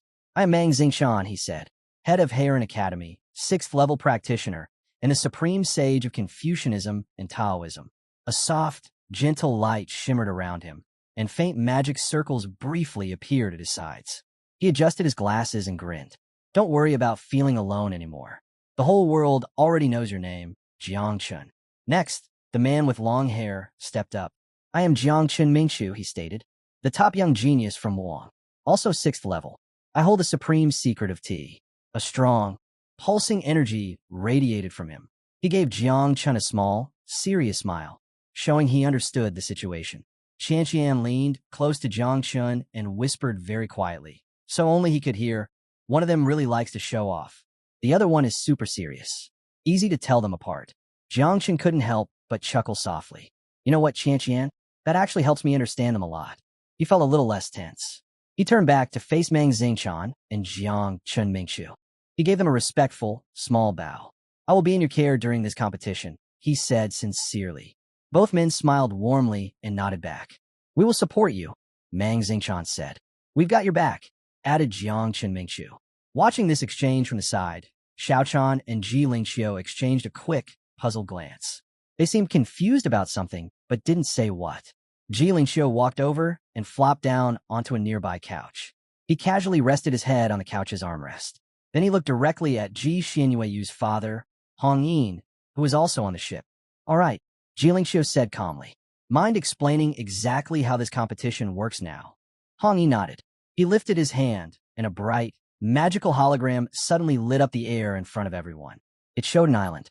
The battle will happen on a small island located between Demon City and the 3 overseas territories, Hong Yin explained. Its name is Tanion Island. Ji Lingxiu raised his hand with a calm smile. When we say defeat the 6 generals, we mean exactly that. 6 specialized combat androids guard the gate. Beat them decisively, and you move forward. He scanned the 100 participants, noting their tense postures. The holographic display behind him flickered with simulated battle sequences, emphasizing the challenge ahead. He explained the solo nature of the first round. No alliances, no external assistance. Only the top 50 would advance. Rely solely on your own capabilities, he stressed. The participants exchanged uneasy glances, some cracking knuckles or adjusting equipment as they sat to study the hologram. A low murmur spread through the group, calculations of odds and whispered strategies. Hong Yin stepped forward, his voice cutting through the chatter. Survivors proceed to round 2 within Great Xia's specialized arena. He paused, letting the weight of his next words settle. Your performance here directly impacts round 2 advantages. Underestimate this at your peril. He gestured upward to the shimmering portal, its light curtain rippling like liquid. This broadcast reaches every corner of the Federation. Win with honor. Lose with dignity. His focus shifted to Fengyan Wuji. As captain, your responsibility extends beyond personal glory. Hong Yin's tone softened fractionally. Jiang Chen's presence is politically necessary. His combat readiness remains insufficient for this tournament's caliber. He locked eyes with each team member. Protect him. Consider him your squad's anchor. Keep him secure at all costs. Qian Qian snorted, jabbing Jiang Chen's cheek with her index finger. Don't worry, Captain. I'll stick to him like glue. Jiang Chen flinched, more from irritation than pain. Asterisk, a political burden? An anchor? Asterisk, humiliation heated his neck. Do they see me as a mascot? Fengyun Wuji's rigid nod. A soldier accepting orders. Only deepened his frustration. Yet beneath the embarrassment, Jiang Chen recognized their genuine concern. They're shielding me because they care. His shoulders relaxed slightly. A reluctant half-smile formed as Qian Qian kept poking. Hong Yin addressed the group again. Round 1's difficulty is calibrated for broad accessibility, and Round 2's open combat should pose minimal issues for seasoned fighters. Xiaochan edged closer to Jiang Chen, his brow furrowed. The Void God Realm's energy matrix is unstable.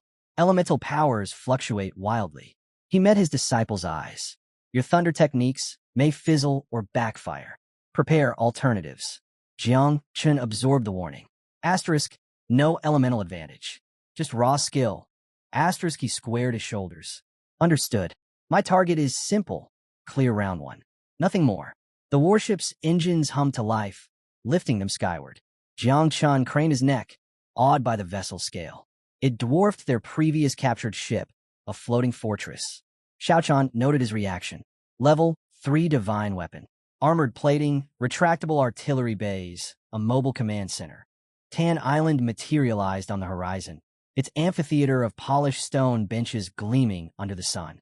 Qianqian plopped onto a seat, patting the space beside her. Jiang Chun sat, running a hand over the cool, veined marble. Is this entire structure a chessboard? He asked Hong Yin. Hong Yin sprawled comfortably. The board of stars. Decorative mostly. Its combat utility is limited to containment fields, trapping reckless opponents. A purple-haired attendant approached with a lacquered tray. Identity tokens for Void God Realm access, she announced. Hold yours during transit. Jiang Chun pocketed his badge, scanning the empty, opposing platforms. Are we the first arrivals? Qianqian stretched lazily. Plenty of time. 10 minutes isn't. A sharp whistle cut her off. 5 airships descended, landing with synchronized precision. Van Gongyan shot up, face reddening. Theatrical nonsense. Using flight talismans just for a dramatic entrance. Ding Chunxiu yanked him down. Compose yourself. Their posturing changes nothing. Fengyan Wuji's eyes narrowed. Pressure radiated from the newcomers. A palpable force like thick humidity. 5 warriors bore pulsating magical artifacts. In Wuxia stood central. 3 distinct energy signatures coiling around him like serpents. Overcompensating, Fengyun Wuji thought. Multiple artifacts suggest insecurity, not strength. Jiang Chun tracked In Wuxia's smirk, the man's gaze deliberately lingering on him. Testing me already? He tightened his grip on his token, knuckles whitening. The air crackled with unspoken rivalry as the newcomers took their seats. Van Gongen sat back down, still very angry. Those arrogant jerks, he muttered. They didn't even try to hide how strong they are. Ding Chunqiu didn't say anything. Fengyan Wuji leaned closer to her. The first round will be okay, he said quietly. But find me right after it finishes. We need to talk then. Nearby, Qianqian playfully licked her lips. That big dummy from the Magic Institute, she said, meaning the man fused with the Eye of God. I think I have a 50% chance of beating him. Mang Xingchan watched the opposing team carefully. I'll take the fighter from the Five Elements Institute, he stated calmly. I might not win, but I can keep him busy. Next to him, Jiang Chen Mingchu pushed his glasses up his nose confidently. I'll deal with the beautiful woman from the Academy of the God of War, he declared. Jiang Chen Mingchu grinned smugly. When the time comes, I'll teach her how to recite poetry, mouth to mouth. Fengyan Wuji's eyes flashed, not with humor, but with real anger. He turned seriously to Jiang Chun. Listen, he said firmly. If you ever find yourself facing In Wuxia, don't try to fight him. Just give up immediately. Get out of there. Jiang Chun blinked, surprised. If even Fengyan Wuji isn't confident, he thought, asterisk, how strong must this In Wuxia be? What kind of monster is he? Asterisk, meanwhile, In Wuxia's mean smile got wider. He slowly pointed one finger at himself. Then he pointed at Jiang Chun and Fengyan Wuji. His message was perfectly clear. He believed both of them were already as good as dead. Jiang Chun narrowed his eyes. Boldly, he gave In Wuxia a thumbs-down gesture. Are these people really that scary? He asked, smirking. I better memorize all their faces, just in case I forget to finish one off. Suddenly, the sky ripped open. A swirling red hole appeared above everyone. People stared, confused. Someone muttered, so many old friends. Looks like it's time for a proper reunion. All eyes fixed on the red portal. A man with a ponytail stepped out. He smiled like he was just visiting an old neighborhood. It had been many years. This was Yang Ming, known as the traitor of Daxia. Ji Zunyuis's father jumped to his feet instantly. Energy surged from his hand, ready to fight. Ji Lingxiu pulled out his sword. His eyes were hard like steel, locked onto Yang Ming. As soon as people recognized who he was, the crowd buzzed with whispers. So it's true, people thought. He really has been hiding on the overseas islands all this time. You're going to die today, someone shouted. Xiaochan didn't wait. Sword in hand, he said coldly, don't bother anyone else.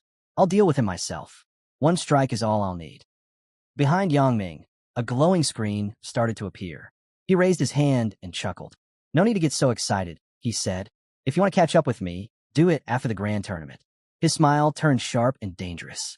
If you win the grand tournament, he stated, I'll accept my death. No arguments.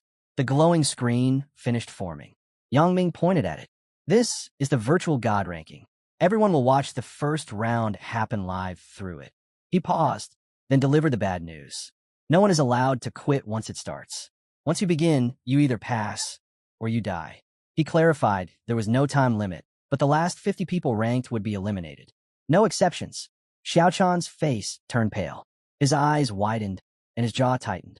Wait, he muttered to himself. Asterisk, they never mentioned you couldn't quit early. Did they plan this whole thing just to trap Jiang Chun? Asterisk, he started to panic. No outside help could reach anyone inside the Void God realm. Jiang Chun could be in serious danger. Maybe it's best to pull him out right now, Xiao Chan thought. But Ji Lingxiu turned to him, calm and steady. If he withdraws before it starts, Ji Lingxiu said, Daxia's spirit and its good name will suffer badly. Xiao Chan clenched his fists, torn. Then, his eyes burning with worry, he moved quickly toward Jiang Chun. I don't care about spirit or reputation, he declared. My disciple's life is more important than anything. Seeing Xiao Chan step forward, the others followed. They agreed. Jiang Chun's safety was the top priority. Suddenly, a timer lit up above the fighting area. 9 seconds left. Hovering in the air with a nasty grin, Yang Ming pointed at the countdown. Better get ready, he announced. The divine virtual realm is opening now. The numbers started ticking down. 8, 7. Xiao Chan rushed to Jiang Chen's seat. His face was tight with fear. Take off the teleportation ring, he urged desperately. We're getting you out of here. Jiang Chun sat very still. He had his arms crossed and was staring down at the floor. Slowly, he lifted his head. His eyes showed a strong, determined will. If I leave now, he said firmly, Daxia loses everything, and we won't get back the overseas islands. The teleportation ring near him started glowing and humming, getting ready to work. Xiao Chan put a strong hand on Jiang Chen's shoulder. If you don't leave right now, he warned, it will be too late. But Jiang Chen didn't answer. He just closed his eyes and stayed silent. Suddenly, the portal flashed brightly and swallowed Jiang Chen completely. He was gone. From where he stood, Xiao Chan reached his hand out into the empty space where Jiang Chen had been. His heart was beating very fast. He knew there was nothing he could do to bring him back now. High above them, Yang Ming floated in the air. He watched everything happen below him like a distant observer. Xiao Chan turned away from the now empty portal. He clenched his hands into tight fists. He was very angry. If anything happens to him, his voice shook with emotion. I promise, I will make the people of the 3 islands pay with their blood. Ji Xuanyue's father walked over and stood calmly beside Xiao Chan. He gently placed a hand on Xiao Chan's arm. Let it go, he said in a steady voice. Being afraid only makes your thoughts unclear. Right now, all we can do is wait. Who knows? Jiang Chun might do something amazing. Inside the divine realm, Jiang Chun suddenly appeared. He found himself standing in front of a huge stone door. A glowing symbol was carved deep into the center of the door. He stared at it, confused about what to do. Then, a system message popped up in his view. First trial. Outer exam. Break through 50 stone doors to escape the corridor. Asterisk, asterisk, the instructions were simple, but also very harsh. Jiang Chen's eyes brightened. He made a tight fist. Flames burst into life around his clenched hand. Let's go, he whispered to himself. He jumped forward and punched the first stone door with all his strength. Using his invincible divine fist technique, loud cracks spread across the stone like a spider web. But then, the cracks began to fade away. The stone door was healing itself. Jiang Chen's eyes opened wide in surprise. It can fix itself, he thought. There was no time to stand around. He punched again, faster this time, and even harder. His plan was clear now. He had to break the door completely before it could repair the damage. Boom! The first door shattered into pieces of rubble. Jiang Chun moved on to the second door. He paused. This door looked different. It had more detailed carvings and felt stronger. He carefully studied the symbol on it. These doors are going to get tougher, he realized. It became clear to him. The strength needed to break each door matched that of very powerful cultivators, like those at the 5th or 6th stage of transformation. His eyes focused sharply. He gathered crackling thunder energy into his fist. He noticed the energy in this realm was weak and thin, but it wasn't completely gone. Sparks of electricity flashed around him. He lunged forward, invincible thunder fist. A bright, powerful strike smashed the second door completely apart. Without stopping, he turned, raised his arm again, and shot out a bolt of thunder. Krak? Jiang Chun easily destroyed the third stone door. Seeing that his plan was working, he felt a small spark of satisfaction. Still, he knew just using brute force wouldn't be enough for much longer. He needed to be smarter. He placed his hand on the cold surface of the fourth door, thinking hard. If he kept relying only on raw power and quick reactions, he would quickly fall behind the stronger, more experienced 5th and 6th transformation cultivators. He needed careful aim. He needed a better strategy. He remembered something from earlier. When he hit different spots on the doors, the carved symbols glowed with different brightness. The spots where the glow was dimmer seemed weaker. That must be the key, he thought. He decided to take a moment to study each door carefully, looking for a pattern or a weak spot to hit. Sharpen the axe before chopping the wood. He reminded himself, meaning it's better to prepare properly before acting. If he was right about the weak spots, this technique could save him both time and energy. Meanwhile, a large leaderboard appeared on the system window visible to everyone watching. At the very top was Ian Wuxia from the 3 overseas islands. He had already cleared 17 doors. Right behind him were Yang, Yi, and Zhu Beishan. Also, Yang Ming sat quietly across from the others. He clasped his hands together and spoke in a cold, calm voice. There's an old saying, he stated. Being careful helps you avoid trouble for a very long time. His stare became hard. Yinzan is the smartest person alive. Just because Jiang Chun is last right now doesn't mean Yinzan's worries about him were wrong. The laughter in the room stopped immediately. The older men looked down, feeling ashamed. They realized how silly their earlier mocking had been. Suddenly, the system screen showed Jiang Chun again. He was standing still in front of the next stone door. People watching felt confused. He had passed the first 2 doors easily. Why was he stuck now? Some guessed he wasn't actually stuck. He was probably just thinking hard, figuring out the best way to get through. Ji Lingxiu watched the screen closely. He's getting better quickly, he said, though he sounded cautious. But the distance between him and the others, it's still very big. Xiao Chan, her face full of worry, replied softly, That doesn't matter to me. I don't care if he finishes last. As long as he comes out alive, that's all I want. Ji Lingxiu blinked, surprised. He hadn't expected such deep concern from Xiao Chan, who was usually very strict. Meanwhile, in the test realm, other talented people were starting to show their true strength. On the ranking board, positions 19 to 22 were held by members of the human dragon race. Unlike Jiang Chun, who carefully studied each door, these people moved slowly and casually. They only attacked a door once they reached it. No one could understand why they were holding back their power. Then, without warning, the human dragon race's top genius, Ao Kuan, suddenly moved. A huge burst of raw power exploded from his body. His eyes were confident. With enormous force, he threw himself straight at the stone door in front of him. The door shattered instantly into pieces. That was the signal. The other human dragon members followed his lead, speeding up and quickly climbing higher on the ranking board. Ao Kuan smashed through the stone doors as if they were made of dry leaves. He wasn't in the top ranks yet, but his speed was unstoppable. He was rapidly catching up to the top 10. When the system updated next, Ao Kuan had reached stone door number 23, putting him in 11th place. Close behind him was Alcan, now in 13th place after clearing his 21st door.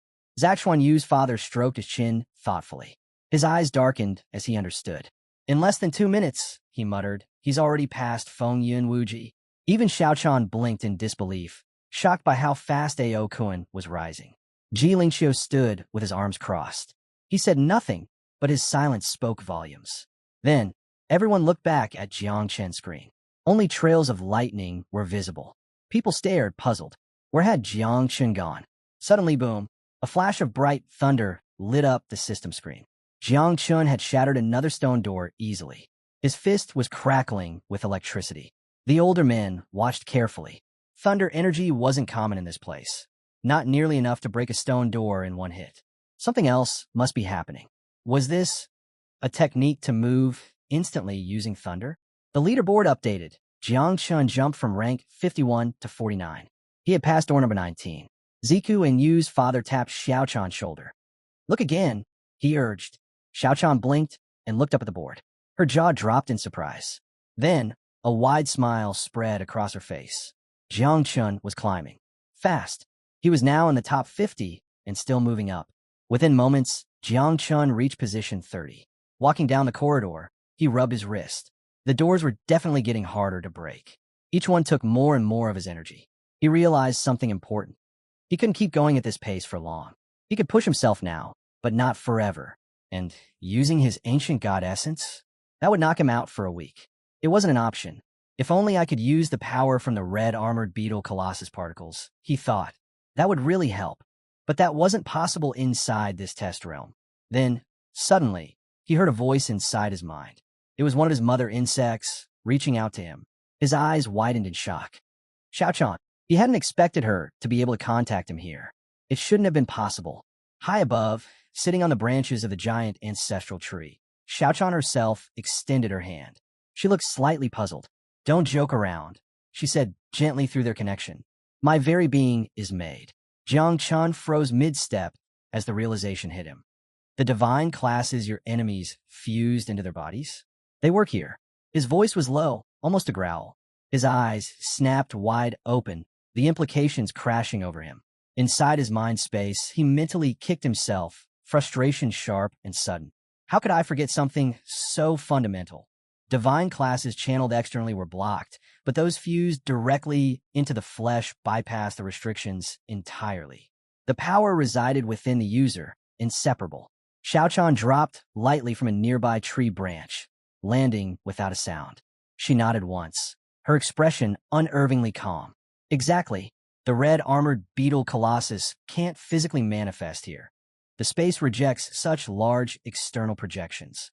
But it can merge with you. A faint, knowing smirk touched her lips. Honestly, among all your assets, only your 9 miasma wings are truly crippled in this place. Everything else fused to you functions. Hope surged through Jiang Chun, hot and bright. He ran a hand roughly through his hair, a fierce grin spreading across his face. Then let's do it. Fuse all the red armored beetles into my body. Now, his gaze swept the area, landing on Xiaojia.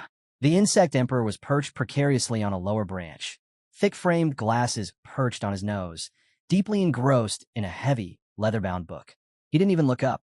Sorry, Xiaojia mumbled, turning a page with deliberate slowness. I'm busy studying. Critical research. No time for distractions. Jiang Chun blinked, momentarily derailed. Asterisk what? Since when did he get glasses? And what is he even reading in the middle of a trial? Asterisk he marched over, the urgency returning. Reaching up, he firmly gripped Xiaojia's thin shoulders, the book nearly slipping from the emperor's grasp.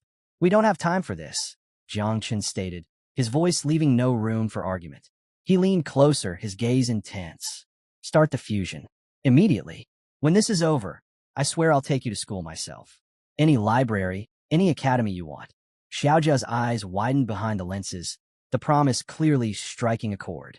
A flicker of interest replaced the forced studiousness. But Jiang Chun wasn't finished. His grip tightened slightly.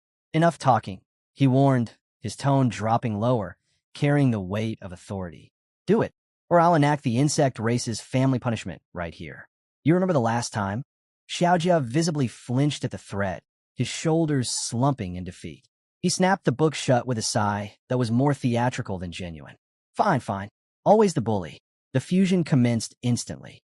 A swirling vortex of crimson light erupted around Jiang Chun as all 6 million red armored beetles dissolved into pure energy, flowing into him like a torrential river. He gasped as the power slammed into his system. Red, vein-like energy pulsed violently beneath his skin, visible even through his clothes. His fists clenched involuntarily, knuckles turning white, as a fierce crimson aura ignited around him, radiating raw, violent energy. It felt like molten metal flooding his veins. If a few hundred beetles allowed me to unlock the ancient god's nervous network. Then, with 6 million, he focused on the towering stone doors blocking his path. Asterisk. These doors are less than nothing. Dust waiting to be swept aside. Jiang Chun didn't roar, didn't strain. He simply raised his fist, the red energy coalescing around it like a miniature sun. He unleashed the technique ingrained in his very bones. Fist of the prison heaven. Boom! The impact wasn't just sound. It was a physical shockwave of pure, condensed red power. It exploded outwards from his fist in a blinding sphere. The impossibly thick, magically reinforced stone doors didn't crack or crumble. They shattered. One after another, they disintegrated like fragile glass, collapsing into clouds of pulverized stone that rained down silently, leaving only empty archways. It was over in less than a heartbeat. In the system's control center, the massive virtual god ranking shimmered and updated with jarring suddenness. 1 SD. Jiang Chun, Dasha. The display showed he'd not only finished the strength test, but had already transitioned into the next phase, the speed trial. 2 ND. Inwui, 3 overseas islands, still struggling at door 53 RD. Zhanjiang, door 47-4th. Ouyanging, door 46-5th. Shambadai, door 45-6th. Fengyun Wuji, Daxia, door 45. The bustling noise of the control center died instantly. Every screen, every conversation, every movement froze. Dozens of eyes locked onto the ranking board. Audible gasps cut through the sudden silence, followed by the sharp clatter of someone dropping a data tablet. Jaws hung slack, faces paled. Whispers started but died almost immediately, choked by sheer disbelief. The impossible had happened. Jiang Chun had cleared the entire, grueling strength test in barely 1 second. Xuan Yu's father, a seasoned cultivator, stood rooted like a statue, his eyes wide enough to show white all around the irises. He spun mechanically toward Xiaochan, his voice a strained rasp. How? How is this? Option 2 *, go through the maze and find the exit. You can only get hit 5 times max. Final rule * break, even 1 pillar, and you're out immediately. Jiang Chun frowned. Sword waves inside a maze? That's tricky, he thought quietly. But honestly, this feels easy for me. He used his Void Eye ability. His sight instantly expanded, showing him the entire maze layout. The pillars lit up, and many glowing sword waves shot out from them. Jiang Chen's eyes lit up with excitement. He didn't wait. He activated his thunderclass speed. Electric sparks surrounded him as he blasted forward at top speed. Sure out, Jiang, he called out calmly in his mind. Show me what happens in the next 3 seconds. Inside his mind, the spirit Shurao, Jiang closed her eyes. She placed a hand on her chest and used her power. Tiny, glowing insects flowed out from her like sparkling dust. Because of her Chujiang insects, Jiang Chun could now see exactly what would happen 3 seconds ahead. With a confident grin, he dashed through the waves like it was a simple game. Every sword blast missed him completely. Every turn he made was perfect. As long as Shurao Jiang showed him the future, nothing could hit him. He moved like lightning itself, gliding through the maze, dodging attacks before they even happened. Suddenly, the virtual god ranking updated again. Jiang Chun of Daxia has completed the speed test. Now entering. Trial 3, Constitution. Everyone watching froze. He had finished the second test in just 1 second. It seemed impossible. Everyone knew the maze reset for each person. There were no tricks or pre-learned paths. The director of the 3 Islands Institute of Engineering stood up, his mouth hanging open in shock. He was stunned. He had built the test system, and even he didn't know the fastest way out of the maze. As people started whispering loudly, several angry elders from the islands marched over to Yangming. This is cheating, one elder shouted at Yangming. Suspend him immediately. We need a full investigation. Yangming stayed silent. He just stared at the floor without speaking. That's when Gu stood up. He pointed straight at the angry elders, his face serious and strong. You're just mad because he's better than you. He continued, his voice loud. Let's remember something. You designed this test. You made the rules. You control the whole system. And now, just because one of our Daxia warriors is doing better than you expected, you scream cheating? The elders looked uncomfortable. One elder stepped forward, his eyes burning with anger. Watch how you speak. Jiang Chun is only at the 3rd transformation level. There's no way he did this without cheating. It's impossible. Gu's eyes locked onto the elder, sharp and unafraid. Gu started getting angry. He stood firm and stared coldly at the elder. You've gone through 8 transformations yourself, and you still talk nonsense, he said scornfully. Tell me, are you even worthy of being called an elder of the Divine Warriors Institute? The elder's face turned dark with rage. And you, Gu added, his voice dangerous. You know I am a pillar of Daxia, and yet you dare to question my honor? Gu's anger was barely held back. Then, with a bold smirk, he sat down and casually flipped them the middle finger. He was completely fed up with their insults. To think you've been serving the immortal and marine races for so long, he muttered, loud enough for them to hear. No wonder your minds don't work right. The elder's eyes flashed with fury. One of them pointed a shaking finger at Gu, ready to fight back. But before things got worse, Yang Ming finally stood up. He raised his hand. Enough. His single word silenced the angry crowd. As the acting referee for this round, Yang Ming announced, I order a pause in the competition. We must investigate the suspicions about Jiang Chun. Gu's eyes narrowed dangerously. Fury exploded inside him. He stood up again, golden energy swirling around his body. In a flash, he drew his sword and sent a powerful slash of energy straight at the elder. But the elder reacted fast. His face hardened. He raised his hand and sent his own wave of energy to block it. Looking to die, he roared. The two attacks were about to crash together violently. Suddenly, a wave of power surged between them. Everyone stopped, frozen. A massive wave of energy had shot out, cutting cleanly through the middle of the arena. It stopped both Gu's and the elder's attacks dead in the air. Everyone looked toward where the energy came from. Ji Lingxiu had arrived. Calmly, he tossed a simple wooden log onto the ground. He sat down on it like it was a stool. Clear this area, he said plainly, pulling out a cup. I'm drinking. Yang Ming clenched his teeth tightly. Anger burned in his eyes. Are you trying to trick me, Ji Lingxiu? Is this a trap? He shouted. But Ji Lingxiu didn't react or look scared. He just used a small bit of his power. With a simple motion, he sent Yang Ming flying backwards. Yang Ming crashed hard into his chair. Ji Lingxiu kept sipping his tea calmly. You don't belong at this table, he said coldly. Flies should know their place. The elders watching were completely shocked and frozen. They couldn't believe what they just saw. What happened? They thought. Suddenly, a calm, steady voice spoke inside Yang Ming's own mind.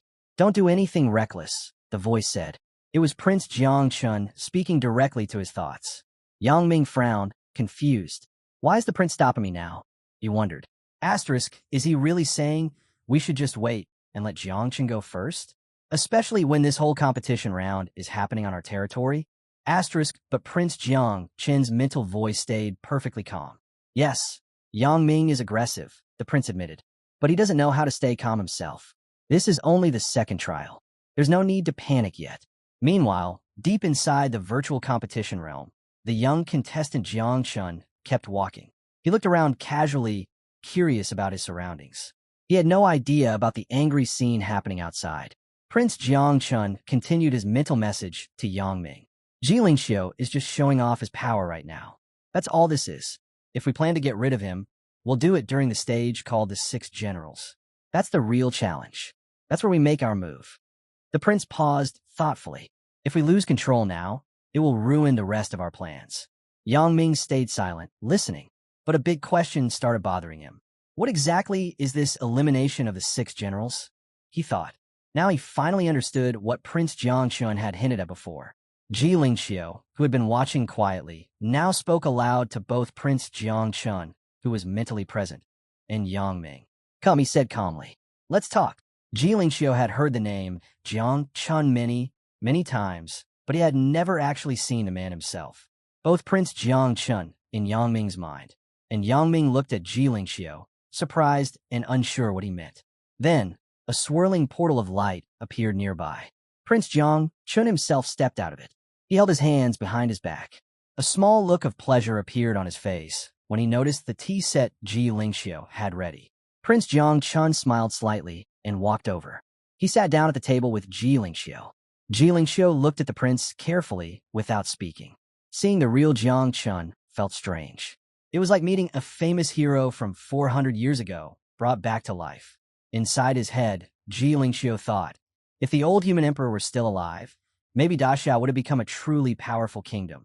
But Prince Jiang Chun's expression suddenly turned sharp and serious. Glory, he asked, sounding almost disgusted.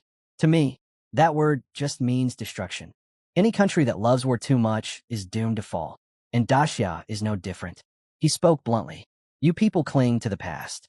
You cry for the dead emperor like lost dogs missing their owner. You've forgotten the lessons your own ancestors taught. Ji Lingxiu stayed perfectly calm. He looked down at the teacup in his hand. He gave a small smile. Maybe the emperor loved war, he replied. because he refused to kneel before anyone. He met the prince's gaze. It's better to be destroyed while standing tall than to live forever on your knees. Prince Jiangqin's eyes lit up with interest. Oh, he said, grinning a little. Are you trying to start an argument with me? Ji Lingxiu placed his teacup gently down on the wooden table. He kept his peaceful smile and shook his head. No, he answered simply. I only invited you here to talk. I want to make sure the younger contestants, like Jiang Chun, get a fair chance in their fight. Meanwhile, deep inside the virtual competition realm, the young contestant Jiang Chun paused. He looked up at the ceiling silently, deep in thought. Nearby, an announcer named Jai spoke to the watching elders. In the time it takes to drink 1 cup of tea, Jiang Chun has already finished the 3rd trial, the physical constitution test. In Wookiee is only just finishing the 2nd trial now.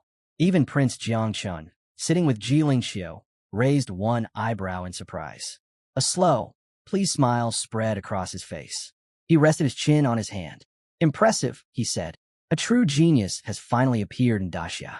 But quietly, in his own mind, a doubt remained. Could someone? The thunder energy in the area was disappearing fast. Because of this, Jiang Chun worried that even his strongest lightning attack might not be powerful enough to succeed. Yet he stayed calm. He knew his special defensive skill, the prison Overlord body, could protect him. But using it could damage the pathway he was in. However, if he didn't use enough power, the force would crush him completely. This was definitely the toughest challenge he had faced so far. He lifted his hand. There was no doubt in his mind. It was time to use his main ability. Skill activated. Growth of all. Immediately, a huge root erupted from the ground. Jiang Chun had created it using his growth of all power. Without wasting a second, he sent the root shooting straight up into the giant worm's open mouth. Then, Jiang Chun jumped in after it. He activated his lightning skill for speed and stepped right into the worm's mouth. He placed his hand on the root he'd created, using it to guide his way deeper inside. Suddenly, he froze. His lightning skill stopped working. He needed more energy to restart it. But he was almost out. Inside the worm, rows of giant, sharp teeth began ripping into the root. They chewed closer and closer to where Jiang Chun held on. The pressure from the worm's body, squeezing around him, was intense and getting worse. Jiang Chun's heart raced. He could feel the worm's inner walls pressing in on him from all sides. The teeth were nearly at his arm. Time was running out. He looked worried, his eyes urgent. Quickly, he stretched out both hands and summoned a thick vine upwards. As the worm's mouth kept closing, trying to trap him, he started climbing the vine as fast as he could. But he wasn't climbing fast enough. One of the worm's enormous fangs was about to stab into his body. Fear hit him for just a moment, but Jiang Chun reacted instantly. With no choices left, he gathered every bit of strength he had left and called on his lightning power one final time. Crack! His entire body transformed into a bolt of thunder. He shot like lightning straight out of the worm's mouth and landed hard on the solid ground outside. Slowly, he stood up, breathing heavily. Then, right in front of him, a glowing door appeared. The 5th trial, mental resistance. To pass this trial, he had to withstand a series of painful mind attacks and reach the exit without losing control or collapsing. Jiang Chun took. Day broke over Daxia, with Mount Clan rising tall among the clouds. This mountain, apart from the 8 major battle zones, was the birthplace of Daxia's strength. Hidden within its depths, a series of underground tunnels waited silently. Close by, Panga City stood under the morning light. On the roof of a temple in Panga City, the great dreamer reached out her hands. Her eyes lit up with a strange glow, and a glowing mark appeared on her forehead. Above her, a huge portal tore open in the sky, spilling streams of energy down upon the city. She turned toward Lord Fong, who stood quietly in the distance. Lord Fong, she called. The shield over heavenly secrets now covers all of Pangu City. Her voice was steady. We are completely concealed. No force can spy on us now. We're safe. Lord Fong, keeper of the cave's entrance, faced her. With a composed nod, he welcomed her words. Welcome, he declared, to the god-slaying army. Suddenly, a swirling crimson portal opened up. From within, endless rows of armored knights on horseback marched out, filling the city with the presence of the god-slaying army. The great dreamer studied their arrival. To her, each knight alone seemed ordinary. But together, they moved as a powerful unit, their presence straining the barrier she had cast. She understood at once. This was the army's real strength. Old Jiang had shaped them into a force to be reckoned with. At that moment, Jiang appeared beside her, arms folded, a golden aura radiating from his form. Pride was clear in his stance. Her recognition meant much to him.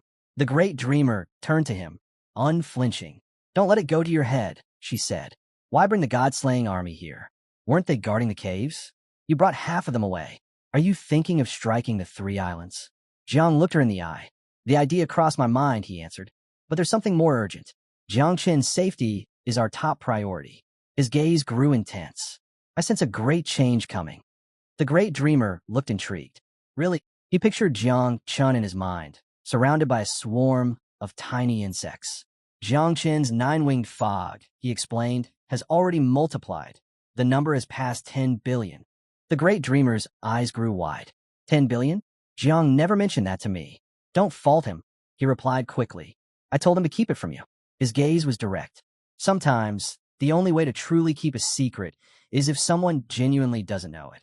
She rested a hand on her hip, thinking it over before nodding. "Makes sense. Neither Master Gui nor Sayo are good at hiding anything anyway." She met his eyes again. "So is this what's at you on edge?" His eyes sharpened. "Near the underground caverns," he said, "an ancient power has awoken. It likely sensed Jiang Chen's presence. This being has sent out an order. Jiang Chen must be eliminated at any cost." He paused for a moment. "The old demon races, the immortals, the dragons, the beast tribes, all of them have joined forces.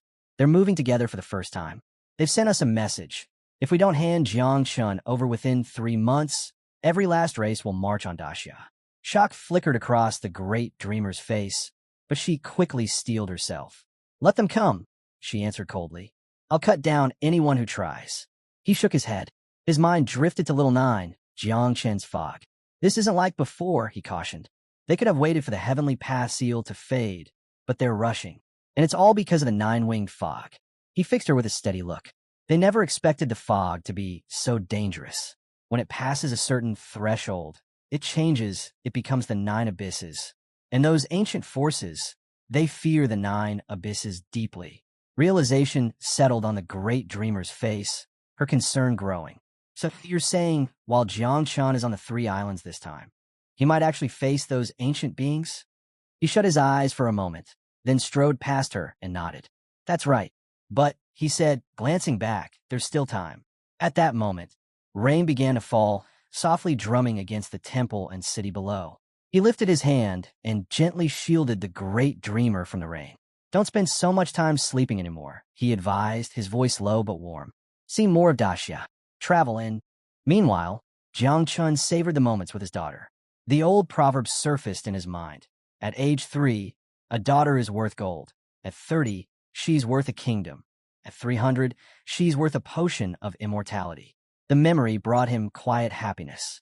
Inside the virtual trial realm, Jiang surveyed his surroundings as unstable energy shimmered in the air. Suddenly, the system's voice rang out, announcing the 5th challenge, mental evaluation. The rule was simple: resist mental attacks and make it to the exit. Zhang's eyes flickered in surprise, but his confidence never faltered. This shouldn't be a problem, he thought. The ancestral tree's absence might make things trickier, but he wasn't concerned. This trial seemed well within his abilities. Suddenly, the air twisted violently before him, and a monstrous figure appeared, blocking his path. Its twisted eyes burned with malice, and it let out a roar that was meant to break spirits. But Jiang remained unfazed, his posture relaxed. Within his mind, Xiaochan had a very different reaction. She clung tightly to the old tree, her body shaking with fear. "It's terrifying." She begged the tree in her thoughts, desperate for protection. Back in the real trial space, Jiang calmly lifted a hand, covering half his face so that only one eye was visible. That eye began to glow a deep, intense red. He poured his mental power into his gaze, firing a beam of crimson energy straight at the creature. The blast cut through the monster as if it were made of mist, and it vanished instantly, completely destroyed by the force of Zhang's will. Watching from the other side of a viewing portal, Shi Xuanyu's father suddenly rose from his seat, his eyes bright with pride and happiness. Master Gu, standing nearby, clenched his fist and broke into a wide grin, overwhelmed with relief and excitement. He and Shishuanyu's father shared a look. Neither could quite believe that Jiang Chun had cleared another trial in seconds. The results screen showed it all. Jiang Chun was now a full 5 minutes ahead of his closest rival. Meanwhile, the elders from the three islands could hardly contain their anger. Their faces grew darker by the moment, teeth grinding in frustration. This can't be real, one fumed inwardly. Even a mental cultivator couldn't crush an attack that fast. They didn't say it aloud, but every one of them was convinced Jiang Chun must be cheating. It was the only explanation that made sense. Off to the side, Ji Lingxiu lounged with his head propped on his fist, obviously bored. He spotted a mosquito clumsily landing in his prized, fragrant tea. Annoyed, he knocked the cup over, spilling tea across the polished table. The prince, watching from nearby, noticed the gesture and looked at him, puzzled. "Was the tea not to your taste?" he asked, his voice even. Ji Lingxiu didn't reply directly. He waved his hand dismissively. "Maybe my eyes deceive me," he said, tone dry. "You're right, Prince. In such distinguished company, no ordinary fly would dare interrupt." Just then, Yang Ming leaned toward the prince, genuine worry on his face. "Jiang Chun is now far ahead of the holy prince," he whispered anxiously. "The gap keeps growing. Are you certain your plan will succeed? Can you truly kill him in the six-cut stage?" The prince's calm shattered, anger flashing in his eyes at the question. Instantly, Yang Ming fell to his knees. "Please, your highness, forgive me," he pleaded, his voice shaking. "I meant no offense." The prince took a moment, then forced himself to regain composure. He didn't understand Yang Ming's panic. "The 5 trials," he explained slowly, his tone regaining control, "aren't about combat alone.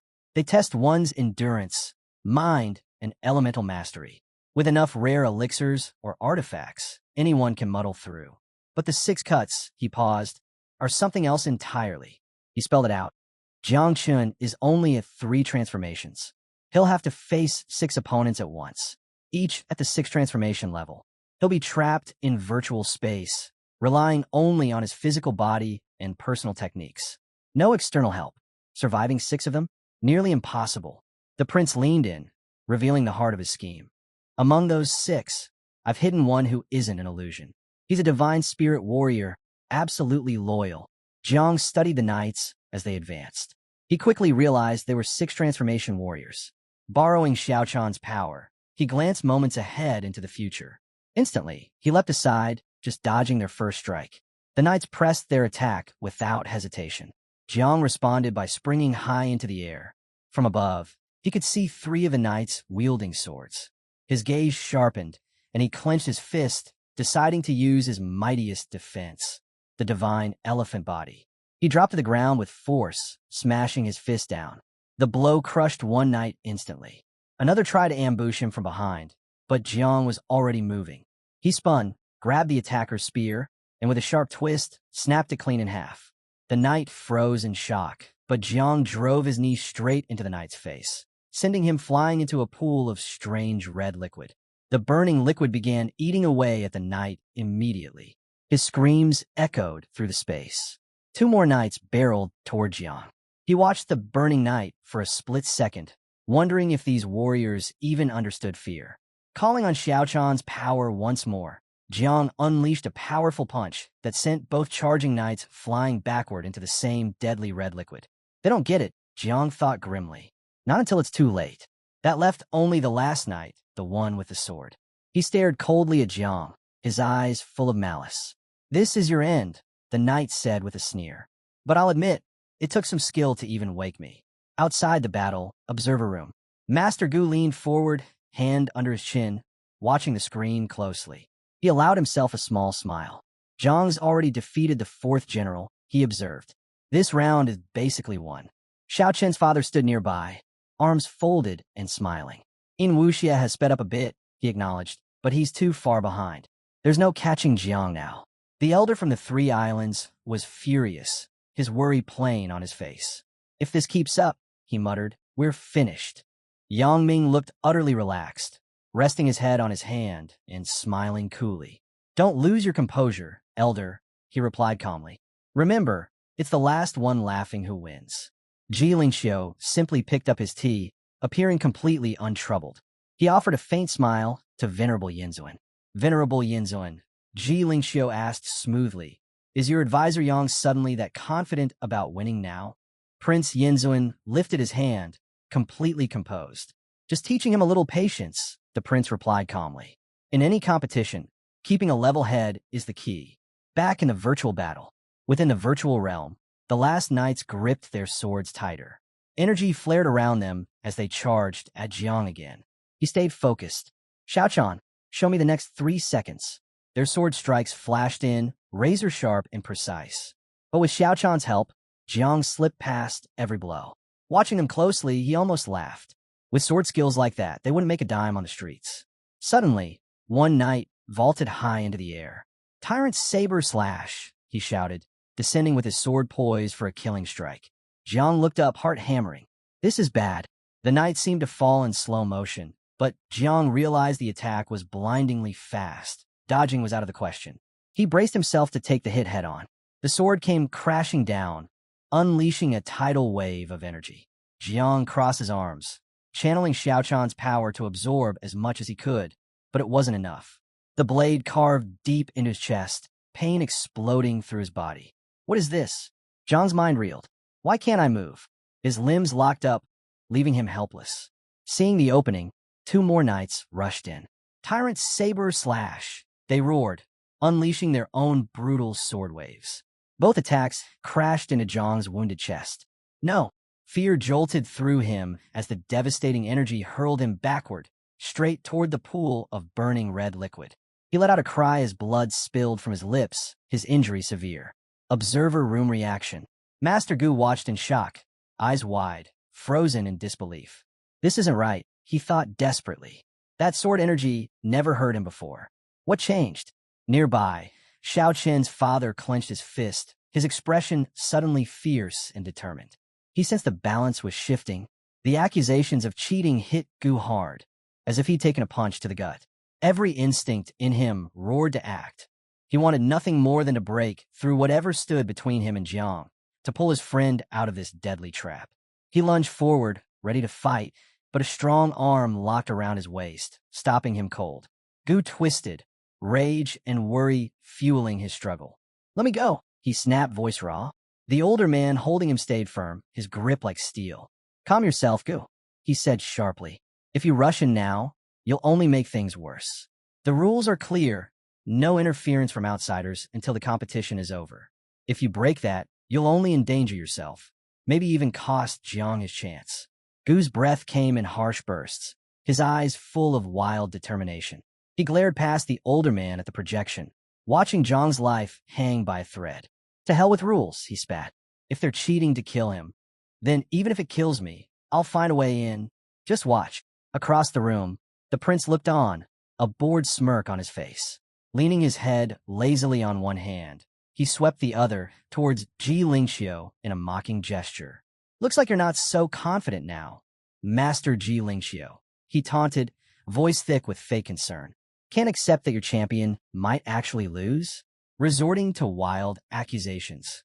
Ji Lingxiu met the prince's stare, his face unreadable. Calmly, he lifted his teacup and took a slow sip, radiating a cold, unshakable composure. If defeat is so hard for you to swallow, Prince, he said quietly, then you already know what's true. Nothing I say will change that. The prince's smirk twisted into something sharp and mean. He nodded once hard. Oh, I know what's coming. And I'll make sure the whole world sees it too. Inside, a chill settled over him.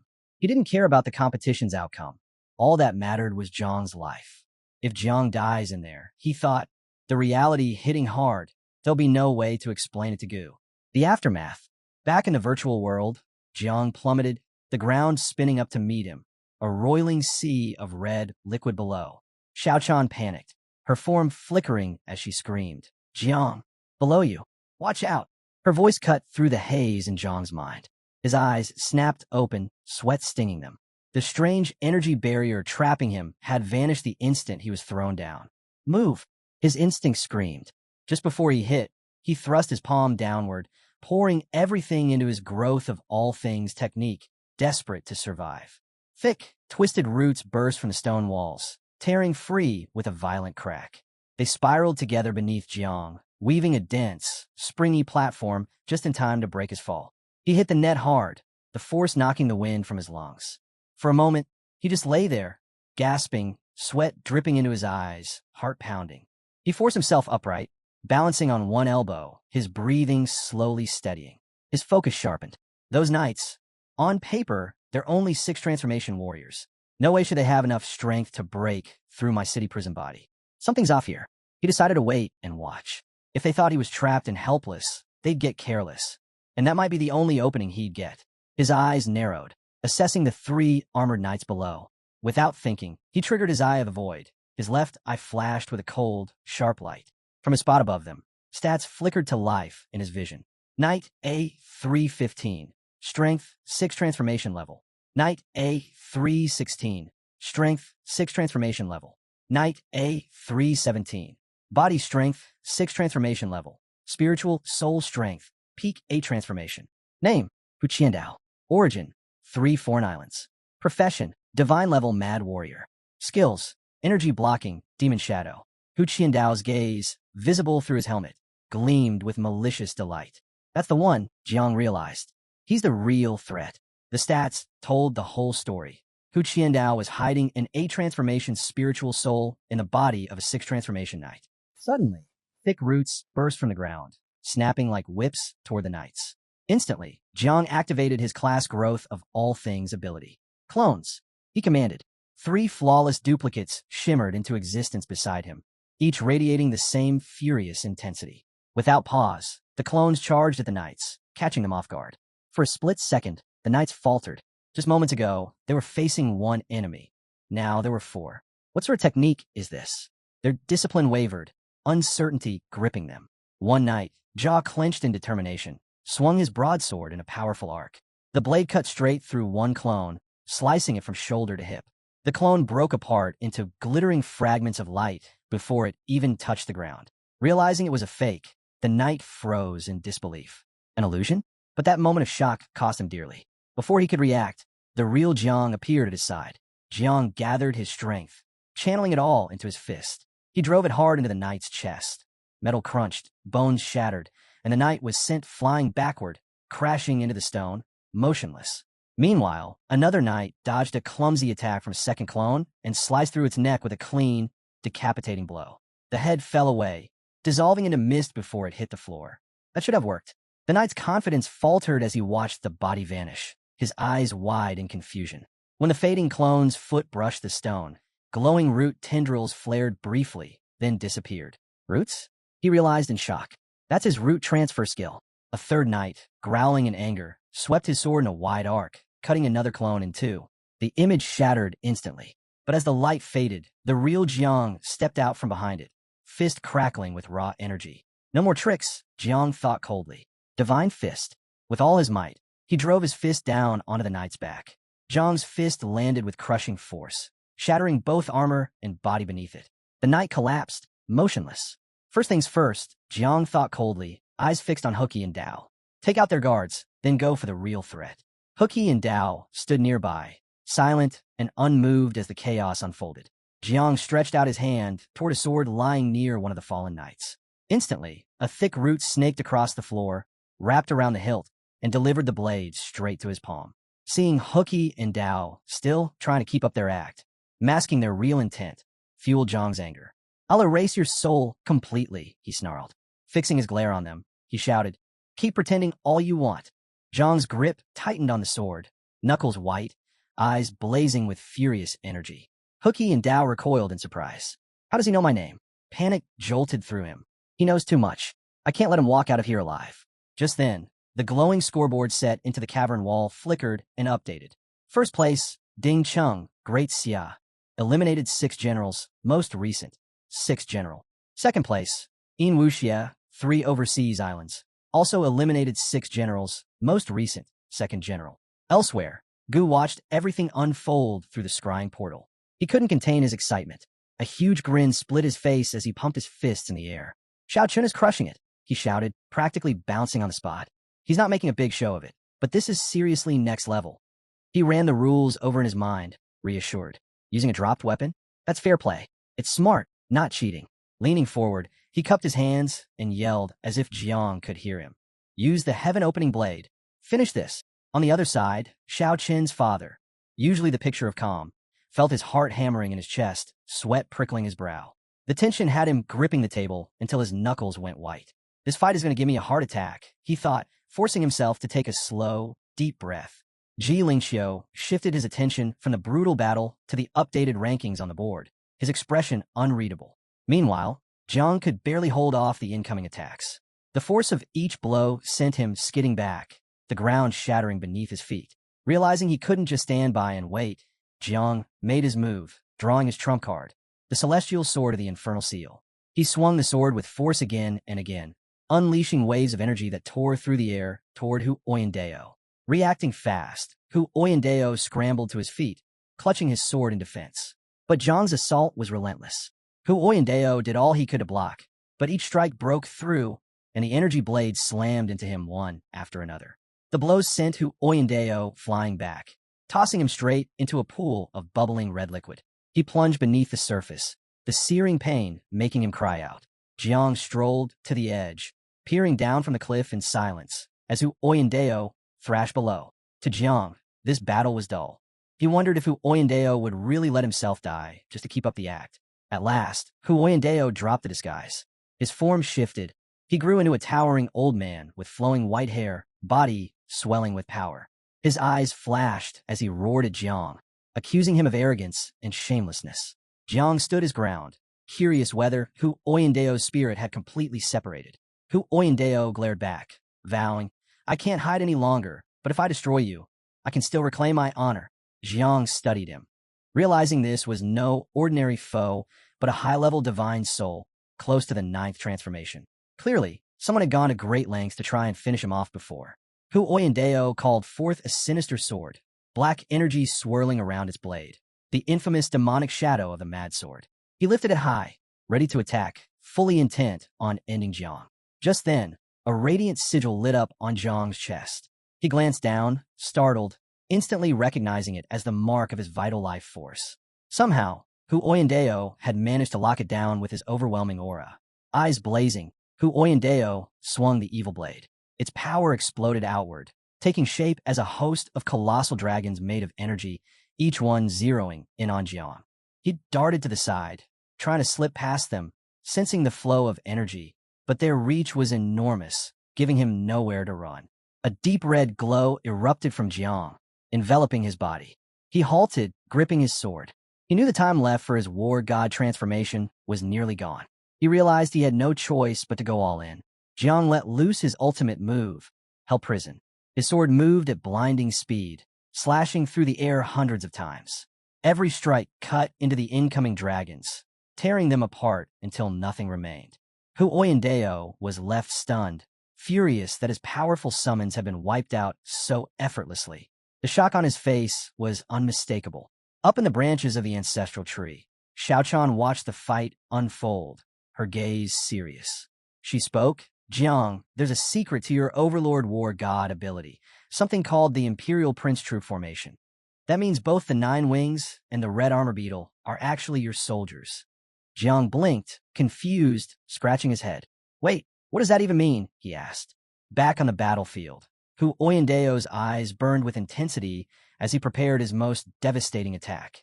Sensing the danger, Jiang acted fast. He focused his sword and slashed at the vital energy bond Hu Oyandeo had set. Then he leaped back, determination shining in his eyes.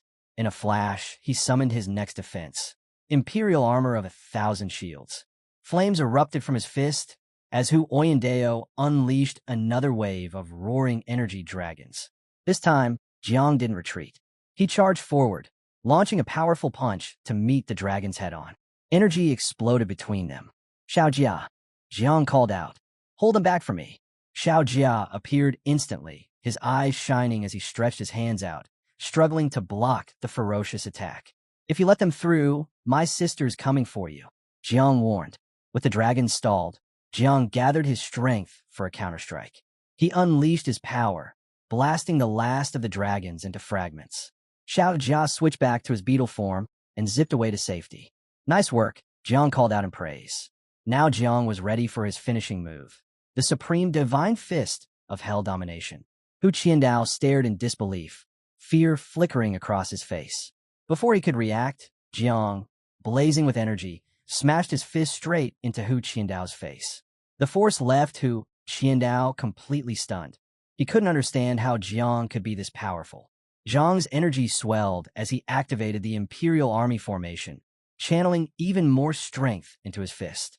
Light blazed around it, growing brighter and larger. Hu Qiandao crashed to the ground, finally realizing just how dire the situation had become. Jiang's enormous, radiant fist morphed suddenly into a fierce energy dragon. With a thunderous crash, the dragon smashed down right at Hu Qiandao's neck. Hu Qiandao howled in pain, mouth open wide. But as the dragon struck, a spark of confidence lit up in Hu Qiandao's eyes. He was convinced Jiang still couldn't finish him off. Catching that look, Jiang didn't hold back. He unleashed a relentless flurry of punches, every one transforming into a new energy dragon that battered Hu Qiandao again and again. The cries of pain echoed as each blow landed, and soon Hu Qiandao was barely hanging on. Jiang could tell Hu Qiandao's divine soul was fading fast, his life force nearly gone. But then Jiang glanced at his own hand and realized his energy was almost completely drained too. Hu Qiandao's soul was close to collapse, but in his final moments, he managed a weak smile at Jiang. Both fighters were at their limit. Jiang, exhausted, placed his hand on the ground, letting his god of war mode fade. Hu Qiandao, seeing this, felt a wave of relief. He'd barely survived. Both Hu Qiandao and what remained of his soul quietly watched Jiang, noticing just how weak he'd become. Seizing the moment, Hu Qiandao's expression turned wicked as he prepared to strike. He was certain this would be Jiang's end. Jiang's heart raced. Was this really it for him? Just then, Jiang noticed little Xiao Chan perched on his shoulder, and he wondered what she was doing there. Deep inside his mind, in his sea of consciousness, Hu Qiandao's leftover soul zipped around like an annoying fly. Not far from the great ancestral tree in this mental world, Xiao Chan turned with a stern look and spoke to the tree. Master, Hu Qiandao's soul is making too much noise. It's disturbing your rest. As the restless soul buzzed closer, something unexpected happened. It started getting drawn right into Jiang's real body. Still exhausted, Jiang sat motionless as Hu Qiandao's soul was pulled in. Hu Qiandao shrieked in panic, completely stunned that his divine soul was being absorbed, sucked away with no escape. Suddenly, a glowing system window appeared in front of Jiang, delivering an update. His Overlord War God ability had evolved into Heaven-Slaying War God. The strength of his unbeatable divine fist war god transformation and Imperial Execution battle formation increased by 30%. Jiang stared in shock at the notification. His Overlord War God skill had just advanced, reaching the 3rd stage before hadn't triggered this change. He realized it was the ancestral tree absorbing Hu Qiandao's soul and sharing the power. Relieved, Jiang wiped sweat from his brow and wondered, if the tree could do this all along, why didn't it help sooner? At that moment, the global virtual god leaderboard refreshed. 1. Jiang Chun Daxia. Time, 32 minutes, 17 seconds. 2. In Wuxia oversees 3 islands for defeating the 6th general. All across Daxia, crowds exploded with cheers at the latest rankings. Cries of God Jiang echoed everywhere, voices rising in excitement over his win. Sea King, incredible! They roared, jeering at the overseas 3 islands. Even cheating couldn't save you. Laughter filled the streets, with people declaring their loyalty to Qinba. A brilliant portal opened up. Jiang stepped out, rubbing his head and giving his master, Gu, a proud grin. Master, not bad, right? I did all right on the leaderboard. Gu and Xiao Qin's father gazed at him, clearly impressed. Gu spoke up, voice full of approval. Not just all right, Jiang. You took 1st place. Absolute first. Gu's expression turned serious as he added, you nearly gave me a heart attack. You must have gone through hell. Let me check if you're hurt anywhere. Ji Lingqiu watched on, joy shining in his eyes. He thought to himself, there's no way Prince Yinzuan thought Jiang Chan would survive that. He must be furious about losing a top-tier divine soul. Sure enough, Prince Yinzuan's glare was ice-cold as he brooded over Hu Qiandao's failure. Completely useless, he seethed inwardly. He ruined everything. Good riddance. 1,000 deaths wouldn't be enough for him. Now my entire plan's in shambles. Just then, Yin Wuxia stepped out of the glowing portal, blinking at the blinding lights of the arena. His confident stride slowed as he realized who was waiting, Prince Yinzun himself. Caught off guard, Yin Wuxia moved quickly, dropping to one knee and bowing low until his forehead touched the cold stone. Your disciple, Wei, has claimed first place, he announced, pride in every word. He waited for praise, but the prince's eyes only narrowed, a cold anger flickering across his face. Not far away, Ji Lingxiu burst out laughing. You really should have checked the rankings before celebrating. Even if you can't see, just listen. Who do you hear everyone cheering for? He pointed mockingly, his laughter ringing out. The words landed like a slap. Panic swept over Yin Wuxia as he spun around, searching for the results. On the floating screen, first, Jiang Chun. Second, Yin Wuxia. The realization hit like a hammer, and he tasted blood. Unable to contain the shock, he coughed up a spray of crimson, staining the floor. The prince stood, voice sharp and commanding. Control yourself, Yin Wuxia. The next round is still ahead, the battle inside the secret realm. Get your focus back. Yin Wuxia stayed on the ground, staring at the bloody stone, silent and shaken. Young Ji's body glows with magic as he tells Yin to relax, reminding him that in war, victory and defeat are just two sides of the same coin. No reason to get so worked up. Senior Yinzun then speaks, asking if Young Ji is leaving so soon, calling him his friend. Young Ji glances back and says the tea has gone cold anyway, but promises to treat him to something better after the second round tomorrow. Yinzun laughs, saying he'll be waiting. Meanwhile, Jin clenches his teeth in fury, glaring at Jiang Chun. He warns him to hide his strength in the second round. Jiang Chun doesn't respond, only watching him in silence. In his thoughts, he wonders if Jin is hiding some terrifying power that could shake the world. Could be tied to the gore parts? He reminds himself that he has the Eye of the Void, the Spring and Autumn Cicada, and Old Man Tree. Yet on the Void Gourd rankings, he was only 10 seconds ahead of Jin. He recalls that in the first round, he had used a hidden card, while Jin had not. Thinking about it that way, it doesn't seem as bad. Worst case, their trump cards will collide in the second round. Whether Jin is a true god or a fake one doesn't matter. He resolves to fight him head-on. Half an hour later, the updated Void God rankings are revealed. Jiang Chen's group takes first place, Jin lands in second, and San comes in third. Looking at his placement, San shrugs and says he'll just have to get more serious in the next round. A white-haired youth glances at the ranking and remarks that Jiang Chun doesn't really need their protection. A pink-haired girl laughs, saying the results are interesting. Jiang Chun may have secured first place, but the number of Daxiao members who advanced is alarmingly low. Someone else points out that out of 50 competitors, only 12 from Daxiao made it through, while other factions advanced more than 3 times that number. Young Ji steps in, saying those who were eliminated shouldn't be disheartened. Making it out alive is already an achievement. He then instructs Old Gu and the Hong Palace to handle accommodations and ensure the wounded receive treatment. They agree without hesitation. With that, Young Ji gathers the prodigies who advanced and tells them to follow him back to the hotel, where they'll begin planning their strategy. Once they arrive at the room, Young Ji raises an isolation barrier. When everyone is gathered inside, he points toward the plain beside the rocky mountain and explains that this is the full map of the secret realm for the second round. He reminds them they've already seen it before, and that the overseas 3 islands also possess a copy. But since his faction is the one providing the secret realm, they naturally withheld some details. He tells them they must commit these locations to memory. He begins with Flame Maple Valley, describing it as a land overflowing with fierce fire element energy. He assigns it to Nangong Yin, reminding him that with his fire-type class, it will serve as his perfect battleground. Next, he introduces Ice Fiend Grotto, a ley line maze harboring an ice jiao deep within. He directs Deng Chuanxiu to use it to his advantage, saying he can lure opponents inside where his power can be unleashed without restraint. Turning to Feng Yun, Young Ji orders him to link up with Jian Xian at the first chance and protect him. He then calls Su Qian, Meng Xing, and Zhang Ming Chu, giving them the same duty as Feng Yun's deputies in safeguarding Jian Xian. At this, the pink-haired girl questions the decision, asking if Sword God truly believes Jian Xian even needs protection. A bespectacled youth agrees, noting that Jian Xian's performance in the Void God realm surpassed them all, and that within the secret realm, he can wield the nine-wing miasma as well.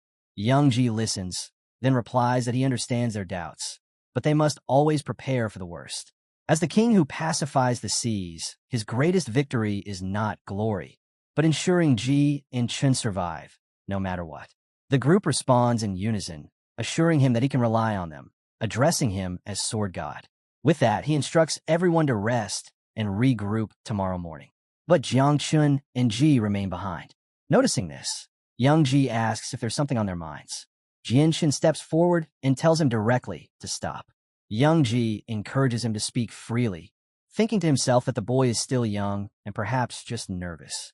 Yet Jian Shin speaks without hesitation. He wants to kill Yin Zun. Young Ji was so stunned that he smashed the table without realizing it, declaring flatly that such a thing was absolutely impossible. Even though 800 million nine-wing miasma might stand against a 9th rank, Yin Zun was no ordinary foe. He was a figure from the same era as a human emperor, his strength beyond imagination. Young Ji admitted that even he himself would likely last no more than 3 minutes against him. Yin Zun had the power to bestow God's parts on younger prodigies, let alone his own body. The might of a peak 9th rank fused with God's parts was overwhelming, and Young Ji warned Jiang Chun not to even dare think 800 million was enough. But Jiang Chun calmly revealed that he hadn't intended to keep anything from him. In truth, he possessed far more than 800 million. That revelation shook Young Ji to his core.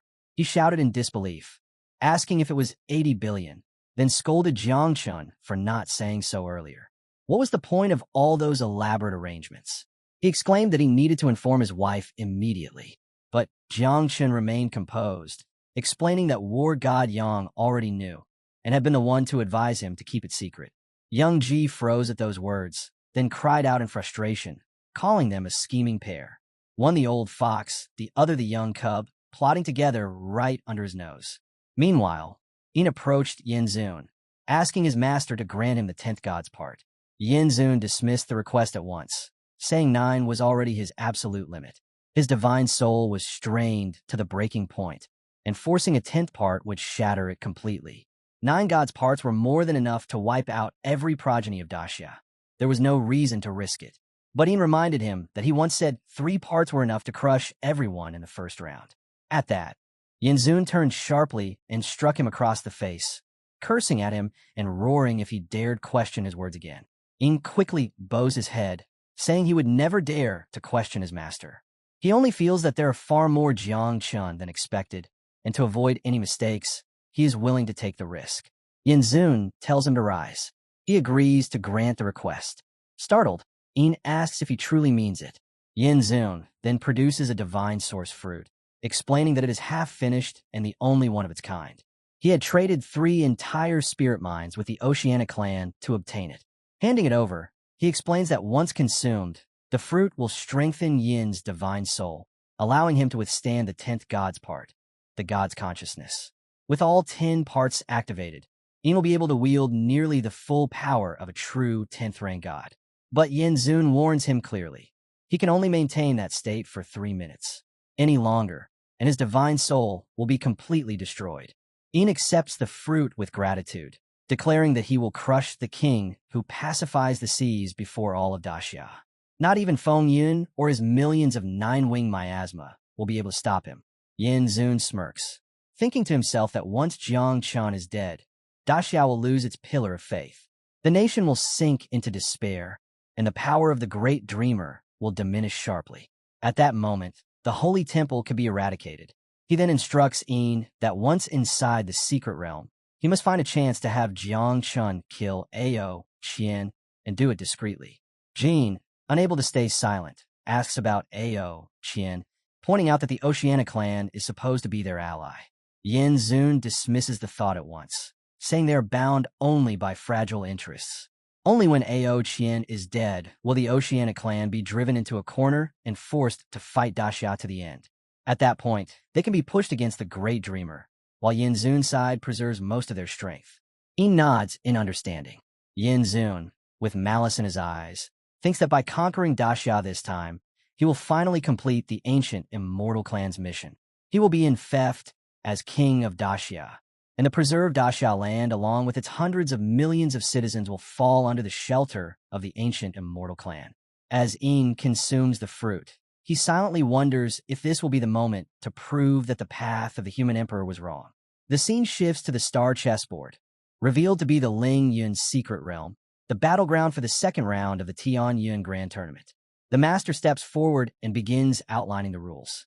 First, 1 or 2 Ling Yun flags will appear at random every hour, and the team with the most flags at the end will be declared the winner. Second, the secret realm will last a total of 5 hours. During the first hour, no one will be permitted to leave, but once that time passes, participants can activate the Ling Yun mark on their hands to exit. Third, everyone's starting position will be randomized. And lastly, the entire competition will be broadcast live from start to finish without pause. Our hero's starting point is revealed, Black Leaf Forest. He mutters that his luck is terrible, having been placed at the southernmost edge of the secret realm. He recalls what happens here every hour. The black leaves of the forest will turn white. The trees will awaken, and their roots will merge into a colossal creature rivaling an 8th rank. Suddenly, a serpent dives at him from above. He lets out a sigh of disappointment. So, this is his luck? To be stuck in a remote corner, faced with nothing more than some worthless Dashao opponent? As he turns his head, he sees clearly. It's a 6th-tier demon beast. He watches closely and realizes something. The creature is being controlled. Could the newcomer be a beast tamer? A figure wrapped in green energy appears, confirming his suspicion. The stranger sneers that it is Jiang Chen's misfortune to cross paths with him and warns that he will be devoured to the last scrap. He proclaims his ability, beast taming, though admits he has not yet installed any god's parts. Jiang Chen smirks and asks, "Is that so?"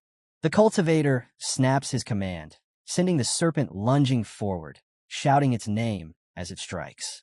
But with a single swing of his blade, Jiang Chen slices the serpent into clean segments. He answers with confidence, "Yes, it's me. I was starting to worry I wouldn't run into anyone." Then he scoffs, adding, "Trying to show off beast taming in front of me? That takes some nerve." The beast tamer panics and bolts, cursing his luck for running into Jiang Chen so early. Desperate, he decides his only hope is to draw monsters toward him and use the chaos to escape. He fires a flare into the sky, which bursts into a brilliant lightning flash. Attempting to summon his technique, myriad beasts without borders, he waits, yet nothing comes. Confused, he stares around in disbelief. Jiang Chen laughs and tells him the truth. The entire forest is saturated with dark energy. If he can find even a single beast nearby, Jiang Chen says he'll admit defeat. Then he adds coldly that if it weren't for that little flare, the man would already have been dead 2 seconds ago.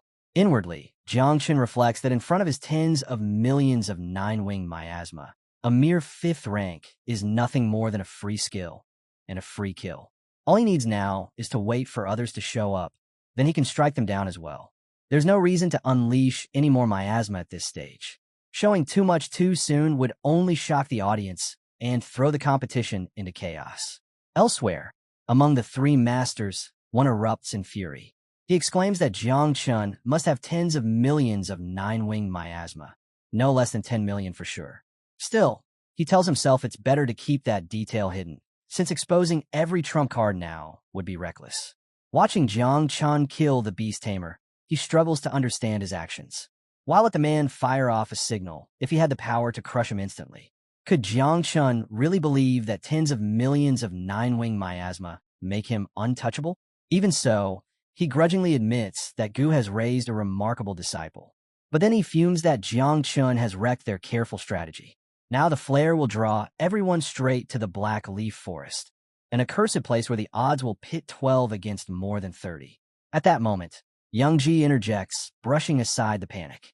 He tells them there's no need for concern. Better to sit back and enjoy the spectacle. After all, Jiang Chen has already declared himself the king of faking it, so he should continue playing the part. There's no need to make a fuss. Just watch and enjoy as Jiang Chen serves up a mere appetizer. The old monster's eyes go wide in disbelief, questioning what the grandpa means by that. Could Jiang Chen really be acting this recklessly? But then he remembers it was that same grandpa who laid out their strategy before. If he is calm now, perhaps Jiang Chen's trump card isn't just the tens of millions of 9-wing miasma. The white-haired master grows unsettled at Jiang Chen's moves, but the sword god stays composed. He recalls how he had been the one to reveal the 800 million, and yet, even now, facing the threat of countless six tears fused with god parts, she still exudes complete confidence. Meanwhile, in the central region of the Ling Yun's secret realm, the greatest creation of humanity reveals itself, its cuisine. Ao Qian devours a demon beast he just slaughtered, sighing that its heart and liver are far inferior to the taste of human ones. He muses aloud that the heart and liver of the king who pacifies the seas, roasted properly, would surely be exquisite. At that moment, he notices the flare in the sky and realizes Jiang Qin's position has been exposed. Instantly, Ao Qian shifts into his demonic serpent form and bolts in that direction. He remembers Grandpa's birthday is coming soon. After he kills Jiang Qin, he will fashion his skull into a divine urn as a gift. Grandpa will love it. Years ago, Jiang Qin's war zone plundered 2 sea god pearls from the Oceanic clan. This time, he vows he will collect interest. Elsewhere, Yin lifts his gaze to the sky, recognizing at once that the signal marks Jiang Qin's location. But why expose himself so early? Without wasting a moment, he unfurls the wings of God. Purple energy erupts, shattering the stone beneath him, and with a single beat, he soars toward the flare. On another front, a cultivator laughs mockingly at a white-haired youth. He jeers that the king who pacifies the seas has been found and swears he won't let him escape. Though the white-haired one ranks 5th in the Void God rankings, and he only 15th, he claims that even if he can't kill him outright, he can hold him down long enough. Just wait, he sneers. The king who pacifies the seas will be finished before long. But before he can finish, blue strings whip out and coil around his body. In one swift motion, the white-haired youth passes by, yanks the strings tight, and slices him into pieces. Coldly, he scolds him for being too noisy. Without another glance, he too heads toward Jiang Qin's location. All across the realm, players surge toward Jiang Qin's location. Barely 2 minutes into the competition, and already the battlefield looks as if it will decide the final clash. Watching from above, the masters realize Jiang Qin never follows the rules. To his enemies, he appears as prey, yet none of them understand he is the true apex predator. Ao Qian is the first to arrive. With a cold voice, he declares that as crown prince, he will be borrowing Jiang Qin's head. Jiang Qin smirks, replying that Ao Qian certainly came quickly, but perhaps he should lend his own head instead for Jiang to play with. In response, Ao Qian opens his mouth, unleashing the power of the sea god pearl. The sky darkens as an endless ocean manifests above, pressing its weight onto the forest below. Jiang Qin observes calmly, remarking that this technique feels oddly similar to Xiao Yuanshan's. Ao Qian narrows his eyes. How could Jiang find it familiar? He spits out the truth. Da Xiao once stole 2 sea god pearls from his clan, and one of them ended up in Jiang's possession. Jiang Qin pauses, recalling a distant memory from childhood. Back then, someone had given him a pearl, but finding no use for it, he had casually passed it to someone else. Ao Qian roars in rage upon hearing this. He curses Jiang Qin as nothing but a treasure-stealing rat too ignorant to use what he was given. Today, he swears, Jiang Qin will die under the might of his clan's own sea god pearl. With a furious wave, Ao Qian summons 1,000 dragons from the boundless sea, commanding them to tear apart the 9-winged miasma. Jiang Qin immediately understands. Ao Qian's target is his wings. But he doesn't falter. The others haven't arrived yet, and he refuses to reveal more of his true card so soon. Instead, he slips a hand into a portal and retrieves a dagger cloaked in darkness. If Ao Qian wants a different game, Jiang Qin will play it gladly. This dagger is no common weapon. It is bound to the prison-suppressing physique, a divine armament said to originate from the underworld king himself. With a single slash, the blade releases ripples of red Dao energy, splitting apart the ocean Ao Qian had summoned. Jiang Qin steps in, unleashing his technique, 3,000 thunder tribulations. Thunder cascades down from the heavens, tearing open the skies. Lightning bolts rain upon Ao Qian, locking his body in place. Even his divine sense is bound, cutting him off from the sea god pearl completely. Qian activated his dragon scale protection through his divine weapon and lunged to stab Jiang directly. Jiang replied that even without the 9-wing miasma, he could kill him, and that he had no need of the sea god pearl. Qian retorted that no mere human should dare challenge a dragon in close combat. As their attacks closed, black energy surged around Jiang. He transformed into a war god. His fist became like a block of divine steel. With a single strike, he cut across Qian's chest. Blood poured as Qian's dragon scales shattered beneath the blow. He staggered, stunned to find Jiang's physical strength had soared to an unimaginable level, far beyond what he had expected. From a distance, Yin watched the fight and noted that Qian was being used as a tool. That suited him. Qian's death would further his plan. Having observed Jiang's move, Yin decided it was his turn to take action.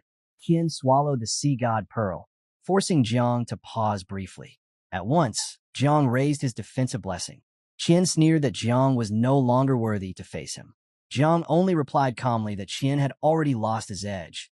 Now all he had left were empty words. Their weapons clashed, lightning exploding through the air. Qian roared that he would cut Jiang down today. From the audience, someone muttered that Xian, the one carrying the pig's thigh of the true dragon bloodline combined with the sea god pearl, was indeed a terrifying opponent. Old Gu watched closely, thinking even he wouldn't be confident facing Qian head-on. Yet Jiang was holding his ground. He recalled Jiang taking first in the opening round, proof that it meant something. Jiang slashed again, but Qian called upon the sea god edges to shield him.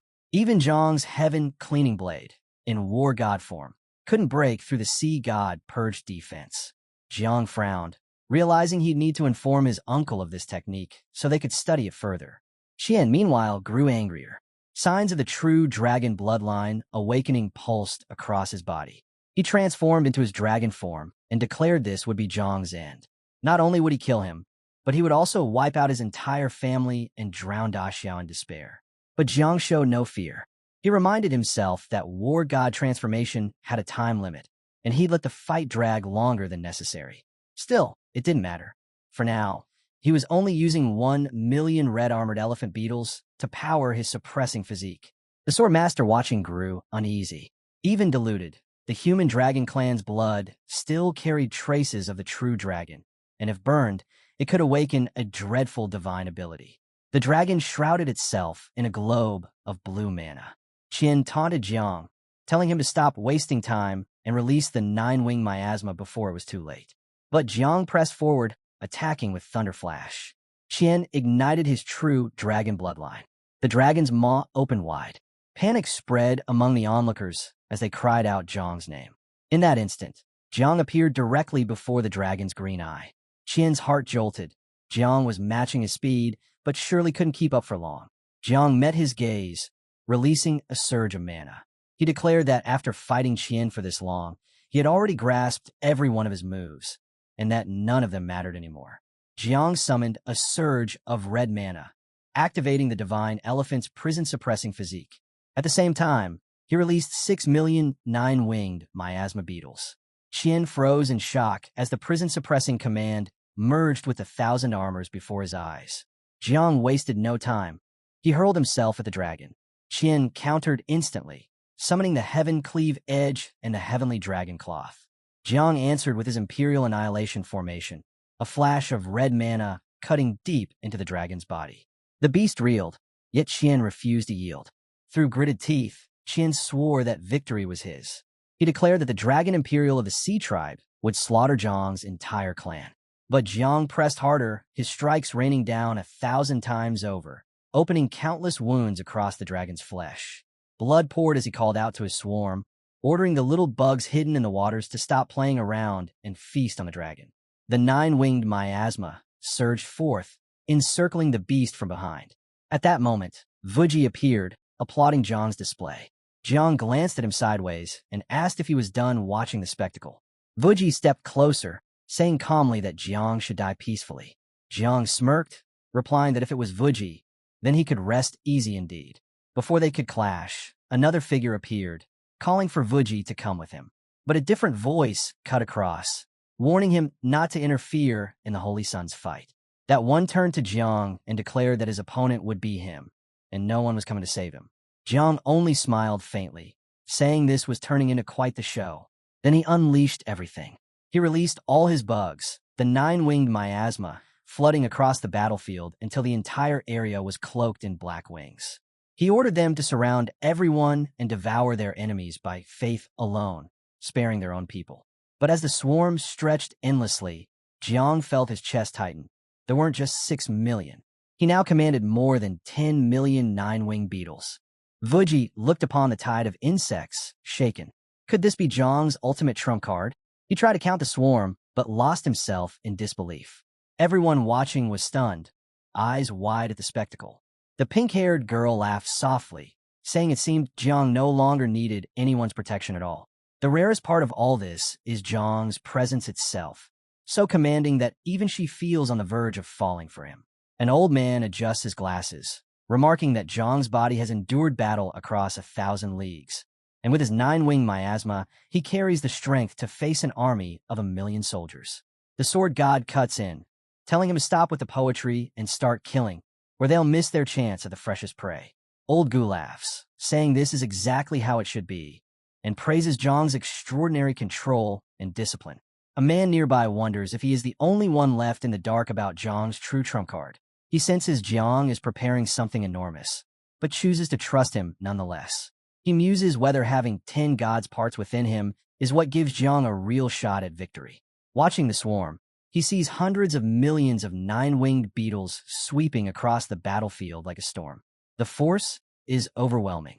Now he finally understands why the catacombs are so desperate to see Jiang dead.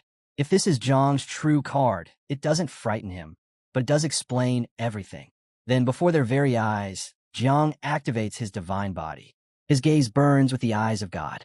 His hands blaze as the hands of God. His steps thunder with the foot of God. His wings stretch wide, radiant as the wings of God.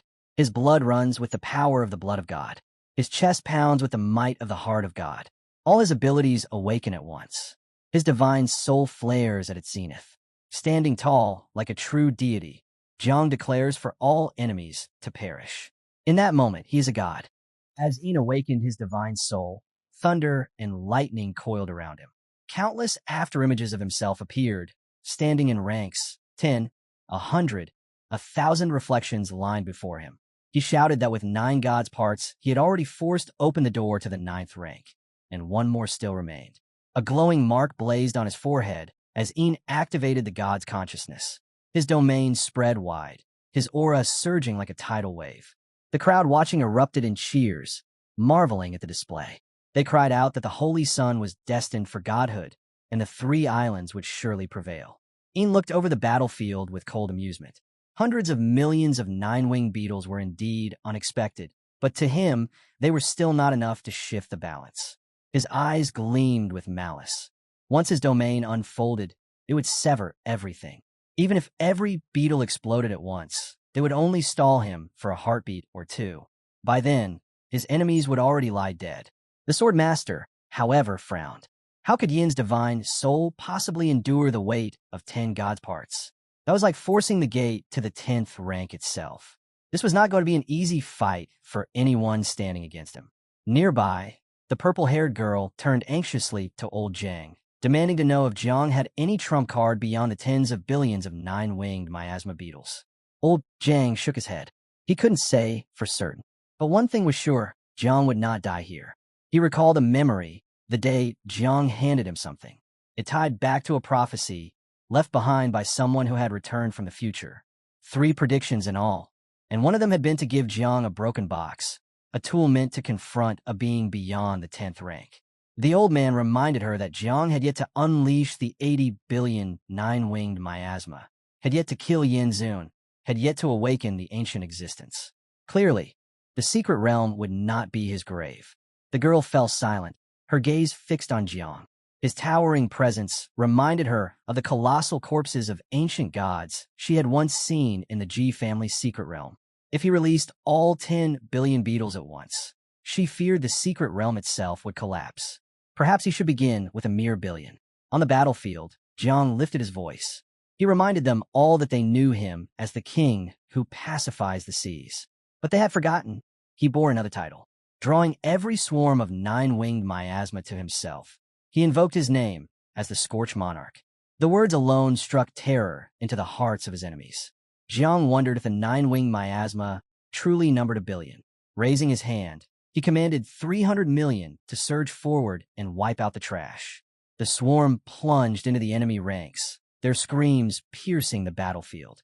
Then he ordered 700 million more to follow him and destroy his true opponents.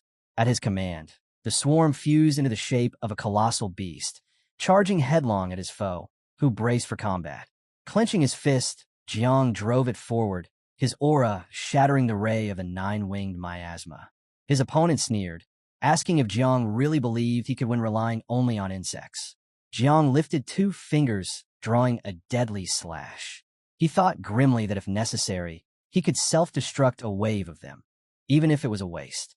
In the next instant, the swarm detonated, the explosion tearing through the air and wrenching a scream of pain from him. Recovering quickly, he raised his hand and summoned his weapon.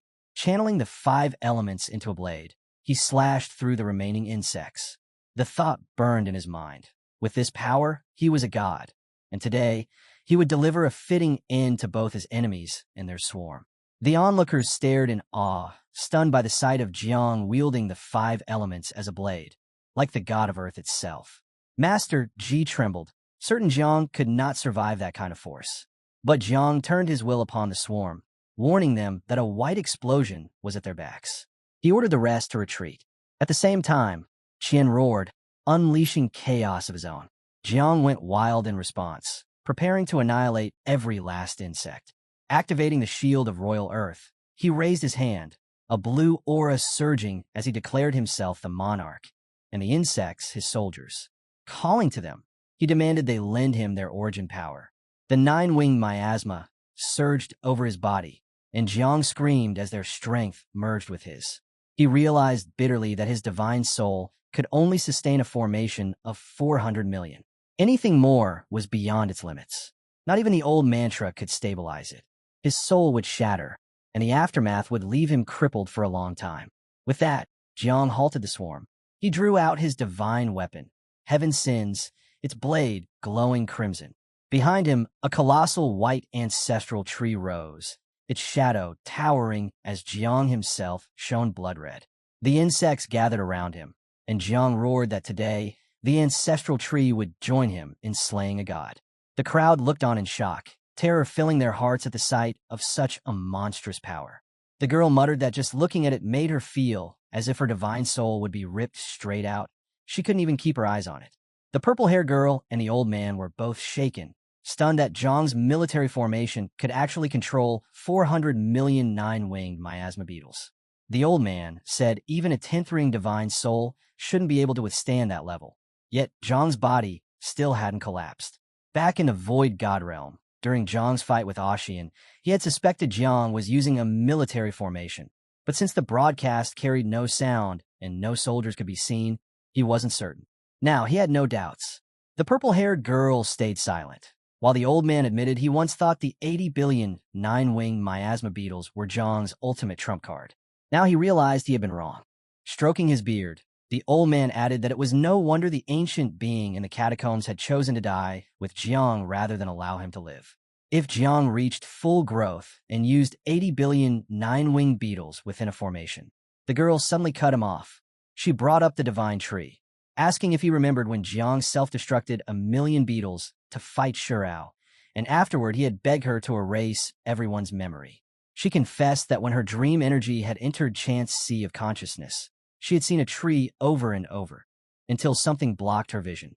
The old man gave her a sidelong glance, reminding her that when Jiang awakened his profession, that tree had appeared as well. Jiang wasn't just any cultivator. He was a divine-grade spirit cultivator. The girl shook her head, thinking of the pyramid system of professions. She insisted this wasn't about Jiang or even about herself. She couldn't say what it truly was, but it was outside the profession system altogether. If she had to rank it, the profession tied to the divine tree wasn't just divine grade. It stood above divine grade. The old man turned back to the battlefield screen, frowning. Haunt had been dormant for ages, but she was still a mental-type profession with incomparable insight. If she said this was something above divine grade, she couldn't be wrong. But then what could it be? The girl told him to stop dwelling on it, and asked instead whether Jiang's military formation could stand against Jiang himself. The old man began explaining. Military formations had levels, and the kinds of tanks they controlled differ by tier. A low-level formation could handle only 2 layers, while mid-level one could control 5. Arms folded across his chest, the old man continued. If someone harnessed the strength of a 100,000-strong god-slaying army, they could stand against more than 10 peak 9th-rank experts, and even manage to kill 1 or 2. But Jiang commanded 400 million 9-winged miasma beetles, and the power he now wielded reached no less than 10 layers. Only at this level could he awaken the origin of the 9-winged miasma and unleash a truly fatal strike. Even Jiang himself felt a chill as he gazed upon the divine tree.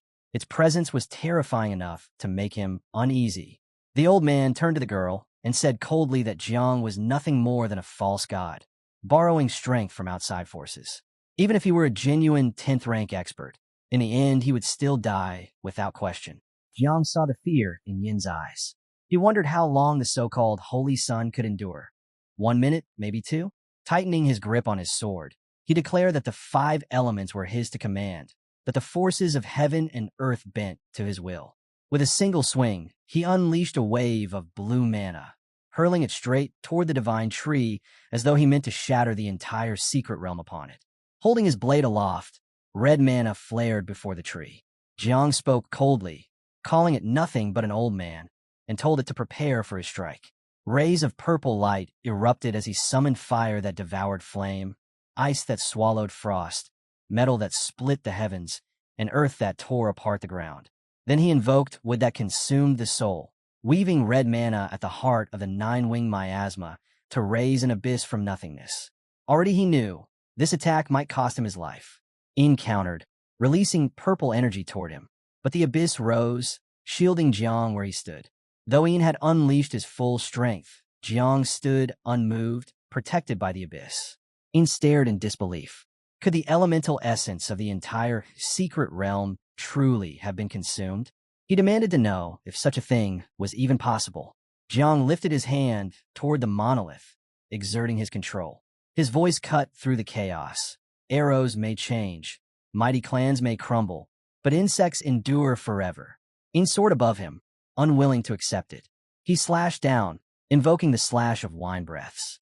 Jiang answered by forming a blue monolith from his hand, its glow spreading across his body until even his eyes turned the same color. He told Yin that belief or doubt meant nothing. It was irrelevant. In this state, his formation could sustain 400 million 9-winged beetles at most. But he raised his monarch high into the sky, bracing against Yin's blade aura, and added with absolute certainty. That was more than enough to kill a false god like him. Jiang caught the slash of blade aura with a single hand, leaving Yin stunned. How could he block it barehanded? Then Yin understood. The source was Jiang's military formation. The sword he held radiated that power. But then the weapon began to break apart. Jiang commanded it to shatter, and the blade exploded into fragments that rained across his face. He cried out, screaming that both his blade and his divine power had been destroyed. Yin surged forward at blinding speed, declaring that Jiang had exhausted himself. Now was his turn. Jiang's frame towered large, yet Yin still refused to believe that he had the strength to prevail. In the next moment, Yin raised his foot, aiming to stomp Jiang into the ground, claiming that as a god he could crush anyone. But Jiang did not flinch. He lunged forward, saying coldly that he didn't care whether Yin called himself a god or not. Jiang awakened the blade of the great Tao, calling it to aid him. He slashed deep across Yin's back, drawing a howl of agony. Yin staggered, struggling to keep his balance. In another instant, Jiang activated Thunder Flash, his blade sparking with lightning. He commanded the great Tao to cleave the heavens. A radiant symbol of godhood seared itself onto Yin's forehead. The mark detonated with dazzling light. Yin screamed as his divine soul cracked, his divine power unraveling all at once. He writhed, refusing to accept such an end, but the explosion ripped through him, stripping away every last shred of strength. The blast shook the entire realm. Onlookers shouted warnings, telling each other to dodge quickly or be consumed by the shockwave. Players scrambled to raise their protections, forming a massive blue globe to shield themselves. The force was so fierce that many feared it might collapse the entire secret realm. Within the globe, whispers spread. Was Jiang all right after such an exchange? From outside, A voice warned them not to relax yet, reminding them the containment might not hold. The girl calmly rested her hand under her chin, saying the danger had passed. She told the others to stand up and check themselves to make sure everyone was safe. The scene shifted back to Jiang as he commanded the abyss to devour and absorb the lingering energy. Nearby, banter sparked. One man teased that if the handsome guy wanted to flirt, he should just say it instead of staying silent. The other asked if she had a boyfriend, and she replied that she didn't. Before the moment could linger, a red-haired youth cut in, demanding to know why they were staring at him. He insisted they should look at him, since he was clearly the most handsome. Meanwhile, Jiang collapsed to the ground, his body aching from the toll of overusing his power. Everyone noticed. The girl's hair lengthened as she sprinted forward, catching him before he could hit the earth. Holding him close, she murmured that it looked like Jiang now had someone to care for him.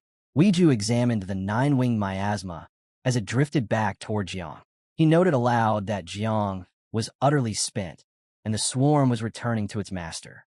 Scanning the battlefield, he saw the few remnants left, beings with God's parts still clinging on, and understood exactly what that meant.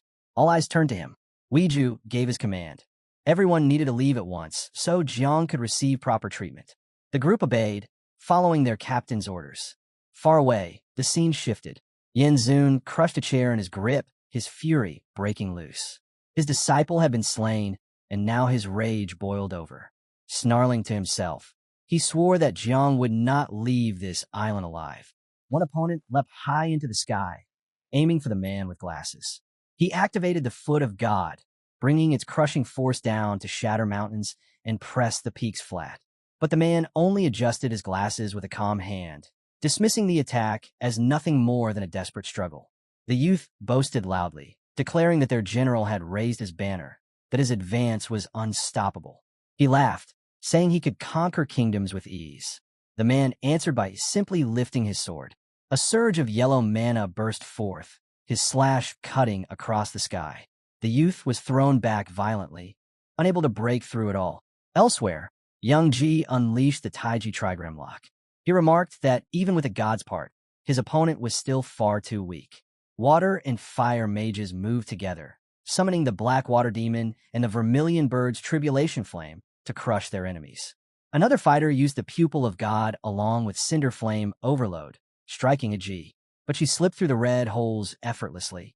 With a teasing voice, she remarked that the dark-skinned man certainly had a bad temper, and asked if he wanted his sister to help cool him down. She darted forward in a blur, wrapping her arms around the man glowing with red mana in his eyes. Ji bent him backward, stretching his frame as she bound his muscles. She teased that her brother truly had a fiery nature. Her hair spread and coiled around him completely, tickling as it tightened.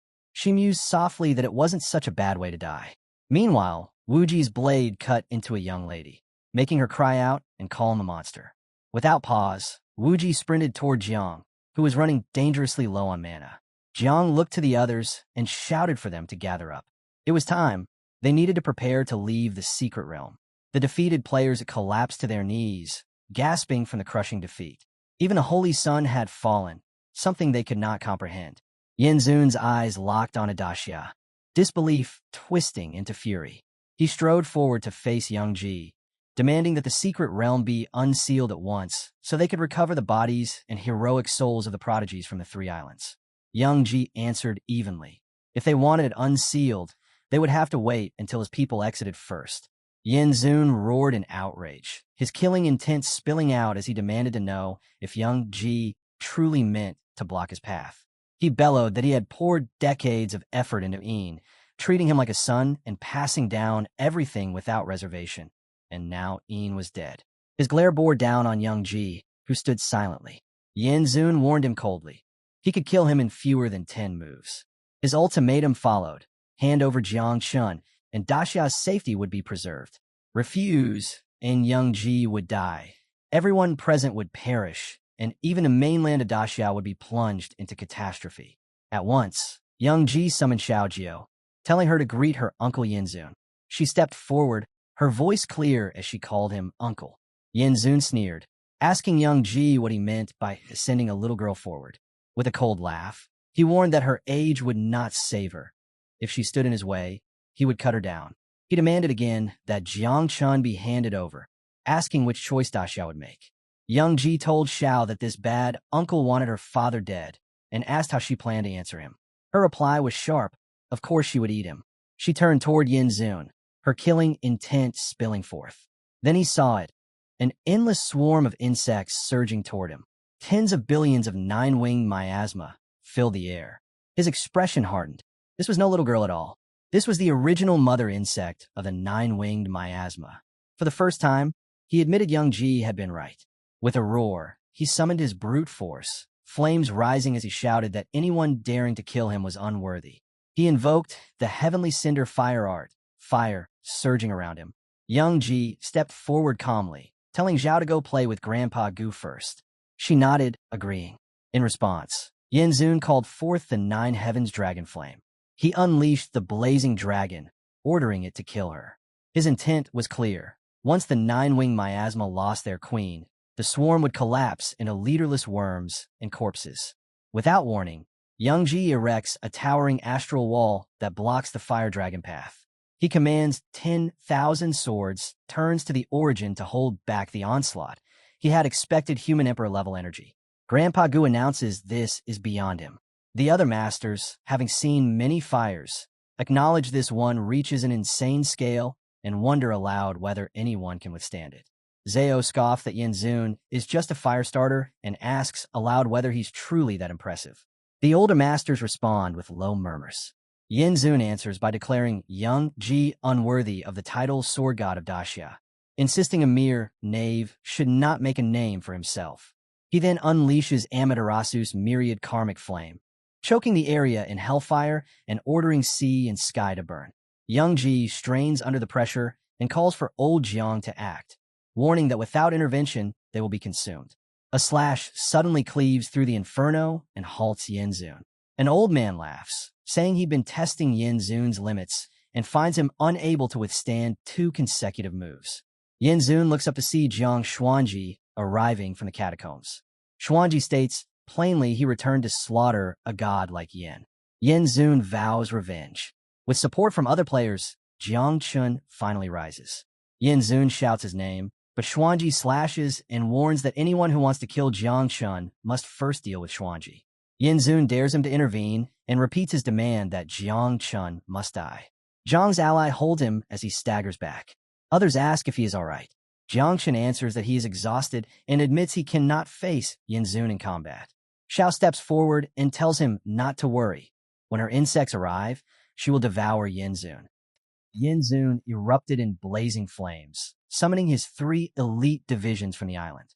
In moments, a colossal warship materialized on the horizon, packed with tens of thousands of warriors, their chants shaking the skies as Yin roared for them to annihilate Grand Xia. The army responded in unison, swearing that victory would be theirs. Gripping his golden gleaming axe, Xian stepped forward, his aura flaring. He acknowledged Yan's hidden trump card, but warned him not to forget.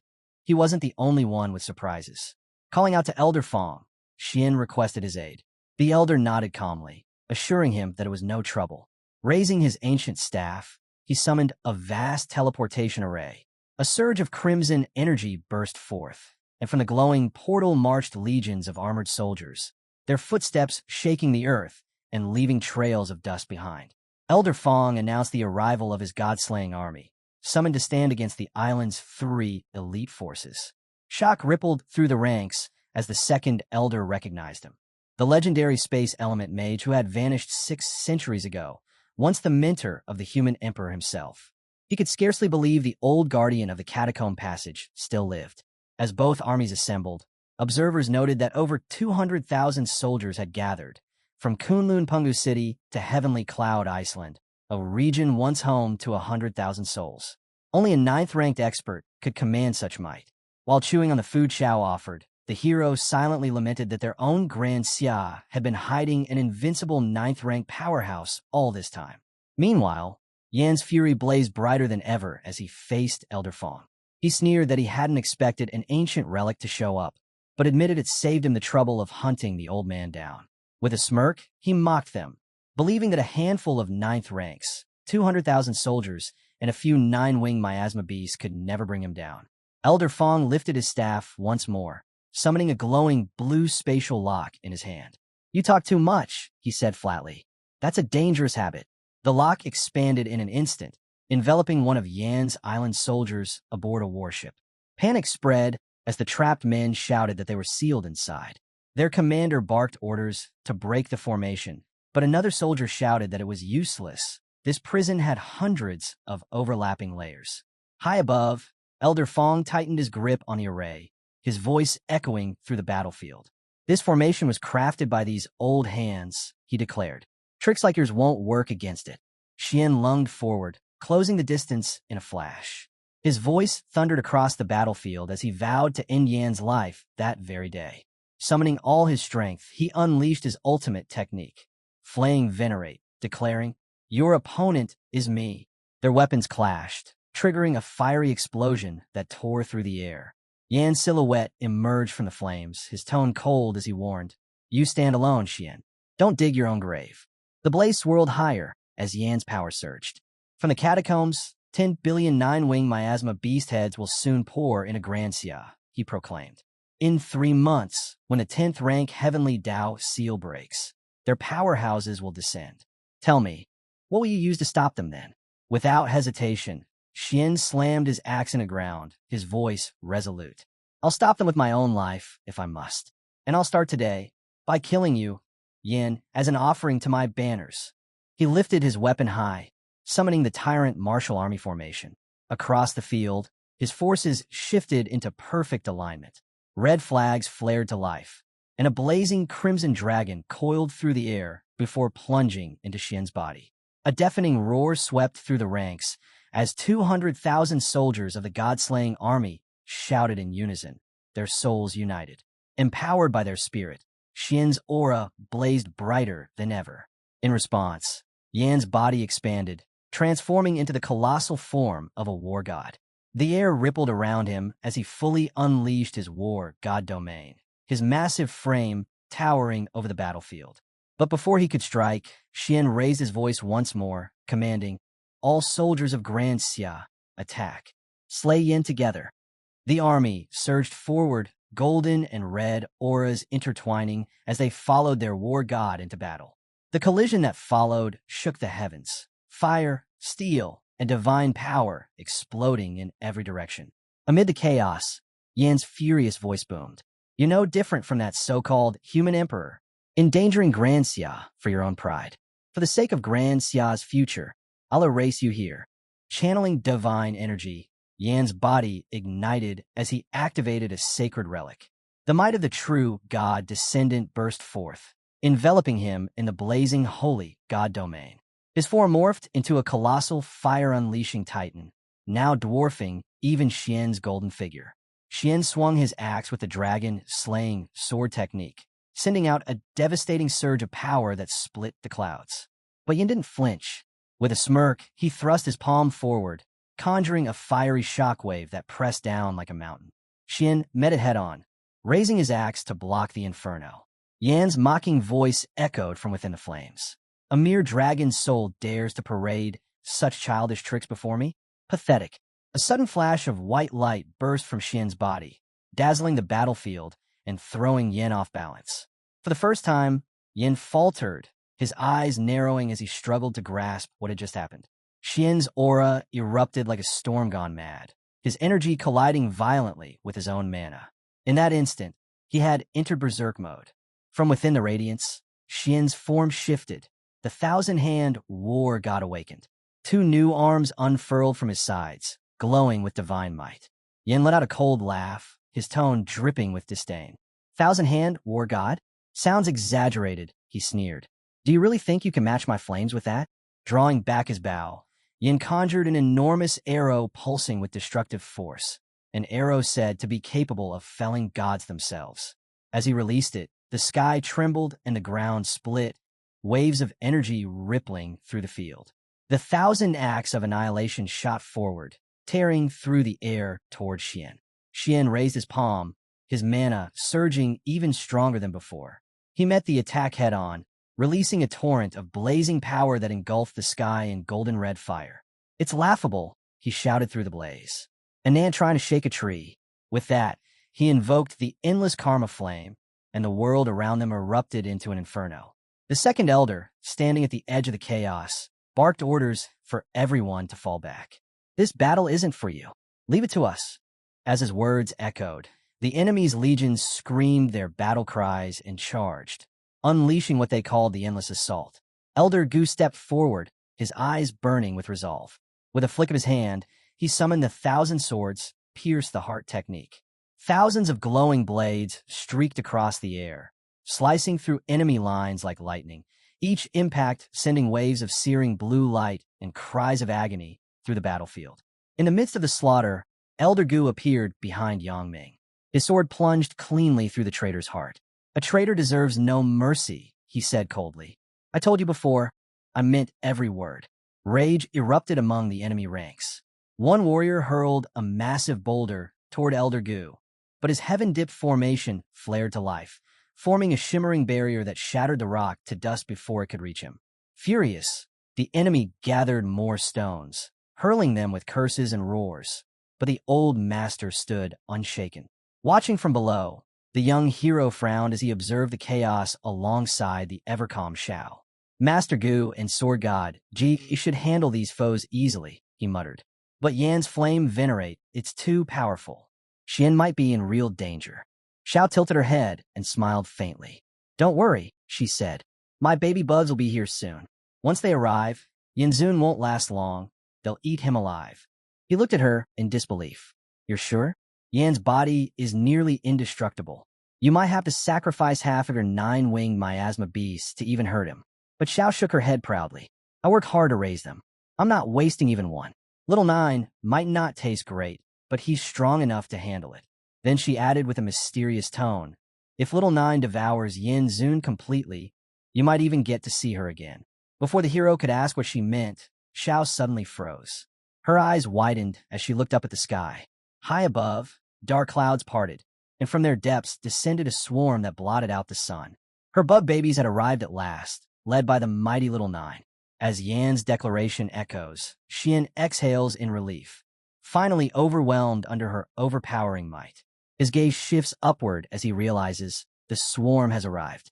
Before he can react, Yan's massive dragon form erupts, unleashing a torrent of fire straight at him. Her voice cuts through the chaos, warning that his army's momentum and divine war body have reached their limits. The flames engulf Xian, hurling him back violently. Elder Fong springs into action, summoning a celestial dipper wall of heavenly evolution to shield him. Yet, when Yan's flames surge outward to consume everything in sight, the swarm of insects stands unfazed, blocking the inferno as if it were nothing. Then, with thunderous flare, Xiao descends onto the battlefield. Her voice rings out with wild confidence. She's here to devour Yan. In an instant, her aura shifts as she unleashes the 9-winged miasma, awakening the nascent 9 serenities.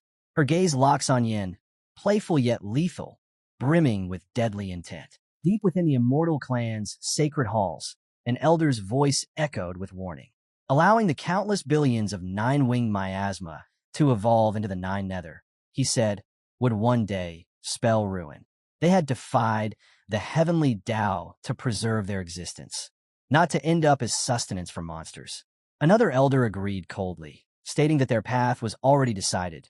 Jiang Chun must die, and Yin Zun must be saved. Both were still vital pieces in their grand design. Elder Yin Su let out a mocking laugh. "And who among you can actually do it?" he asked. Crossing the bounds of space and time, he reminded them, was only possible if they awakened the sleeping ancestor. Someone dared to mention an immortal elder from the ruins, but before the thought could take root, a red-robed immortal cut in sharply. Under the seal of the heavenly Tao, if the ancestor acts, death is certain. A black-haired elder proposed another route. They should wait 3 months until the 10th seal was undone. Then they could restore their divine bodies and reclaim their 10th tier might, sweeping through Grand Xia effortlessly. But the platinum-haired sovereign frowned, his tone heavy. And who can guarantee that in 3 months, the 9-winged miasma won't become a catastrophe? Why can't the patriarch sacrifice himself for the clan instead? The chamber erupted into debate until Yun Su raised his hand, silencing them all. His gaze was sharp, Patience, he said. There are others more desperate than we are. Whichever side moves first will bear the cost. Just then, the palace trembled. A shadowed force surged from the heavens, tearing through the clouds. Unease spread among the immortals. Had the Nether clan finally made their move? Yin Su remained composed, a faint smirk on his lips. No, he murmured. That's just Zhao Yu opening the abyss to forge the Yellow Springs. In the end, the Nether clan will only become the tale of destiny. He added with a hint of irony. Even the monsters of the Abyssal clan must be stirring by now. Some immortals whispered that it was reckless to risk awakening an ancient horror just to eliminate Jiang Chun. But Yin Su simply chuckled. Let them, he said. We can sit back and enjoy the spectacle. Far below, in the depths of the abyss, Yin sneered as the manifestation of the nine-winged miasma took shape. Jiang Chun sat calmly amid the chaos, scattering 80 billion mites like dust, daring Yin to withstand it. Then Xiao ignited with blinding brilliance, becoming the heart of the swarm. Rising into the heavens, she tore open the void itself and proclaimed with thunderous finality the birth of her divine realm. Yan's confidence shattered as panic surged through him. His plan was in ruins. The Grand Xia elders stood frozen, watching in horror as entire domains crumbled before their eyes, a sight beyond anything recorded in their history. Warriors across the field broke into chaos, demanding answers from their captain. But the captain only exhaled heavily and told them to stay silent. They were powerless in the face of this. High above, Xiao twirled in the air like a living galaxy. From her form, endless swarms poured down like a torrential waterfall, blotting out the sky. Her voice echoed through the heavens, calling upon all of humanity and daring them to flee if they could. In defiance, Yin let out a furious roar. A colossal fire dragon erupted behind him, sweeping forth a blazing sea of flames. But the moment it collided with Zhao's 80 billion insects, the inferno was snuffed out as though it had never existed. Stunned, Yin shouted in disbelief. His power was useless. Xiao only laughed, mocking him with a cruel grin, saying his flesh was coarse and foul. Enraged, Yin cursed and launched another attack, but she tore open the abyss itself. A monstrous face emerged from within the cycle of reincarnation, its presence alone draining the color from Yan's face. Snarling, he decided if she was too difficult to handle, he'd simply kill Jiang Chun instead. The Fire Origin Dragon turned and charged at the old man, but three figures intercepted it in unison. One unleashed a heaven-cleaving blade, another invoked 10,000 swords as one, and the last raised mountains through Earth's wrath. Their combined might exploded in a blinding surge as the dragon shrieked and ripped through the skies. Ji Lingqiu's voice cut through the chaos, warning them that Yan's attack carried the weight of the rules themselves. Blocking it meant certain death. One elder groaned, pulling out a treasured relic he had reserved for a far greater foe, cursing that he had to waste it now. Meanwhile, Jiang Chun sat unmoved amidst the storm, calm as ever. He muttered that the old mutt lacked the strength to end him. With the prophecy in his grasp, he was sure the outcome was already his. His casual tone only fueled the elders' frustration, driving them to rush forward recklessly to block the flames.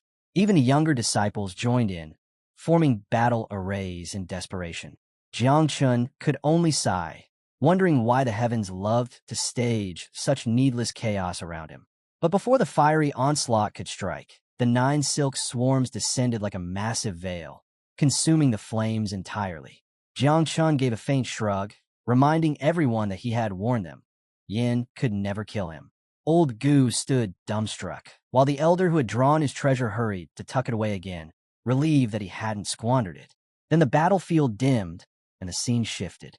Xiao reappeared, now seated on a mysterious boat steered by an old man.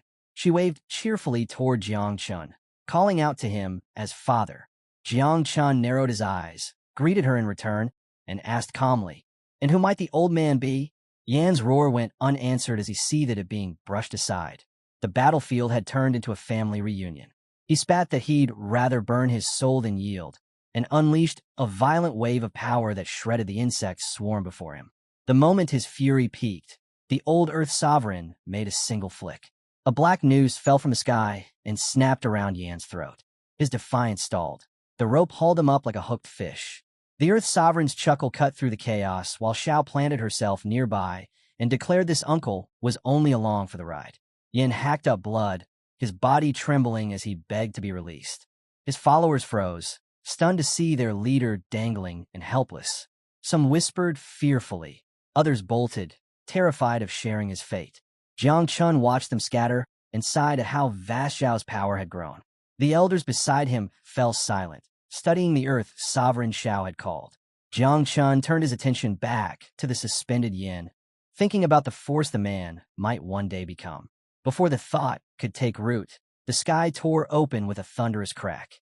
A colossal hand plunged down from the heavens as they all heard the divine roar. Joyu had arrived, and this time there would be no escape. From the shattered void, a massive clawed hand burst forth, a strike from the Min clan, cutting straight toward the Earth's sovereign and Xiao. Startled, Xiao cried out for help, but the Earth's sovereign merely lifted his hand with calm precision.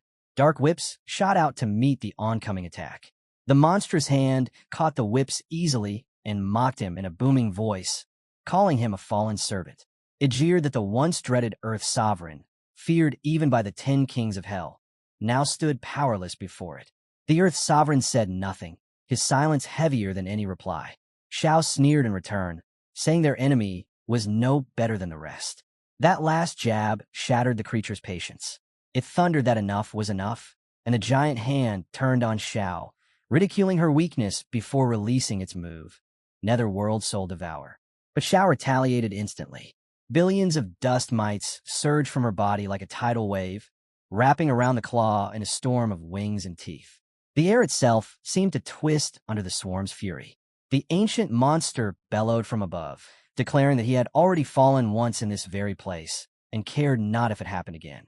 He swung his palm down toward Feng Wui and Tun, his voice booming that humanity must vanish from existence. Darkness flooded everything, snuffing out sight, breath, and movement alike. Then light.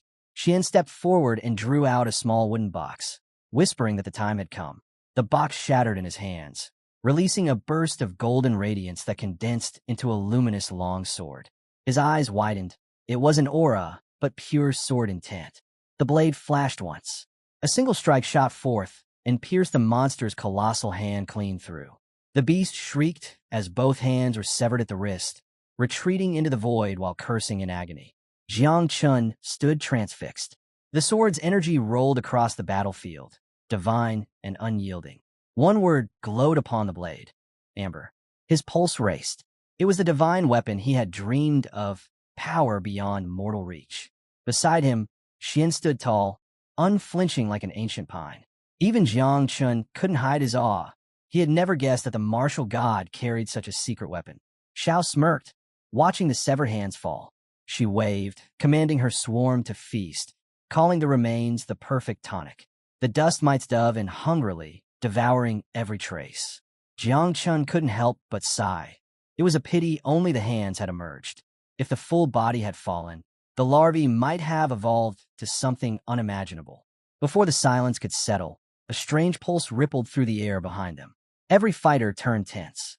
A massive tree trunk began to materialize, its roots coiling, its branches stretching through the still open spatial rift.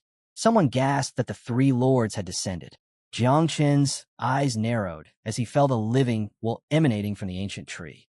Could it truly possess consciousness? Before he could answer his own thought, the tree let out a thunderous roar. Its branches whipped tight and pulled something out from the rift. A withered corpse, its flesh dried and ancient, hanging like the remnants of a dead god. The flames vanished in an instant, devoured by an unseen force. Jiang Chen's eyes widened as a streak of energy surged straight toward him. In the next breath, everything changed. He found himself standing in a strange, color-shifting realm, alone before a towering tree bearing a single radiant flower. The air hummed with power. He frowned, wondering who this tree lord was and how it dared to toss aside its honor so carelessly. "Are you alive?" he demanded. "If you are, answer me." The only reply was laughter, deep, distant, and ancient.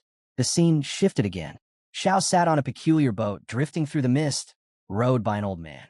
She glanced at him and asked softly, "Are you leaving, old man?"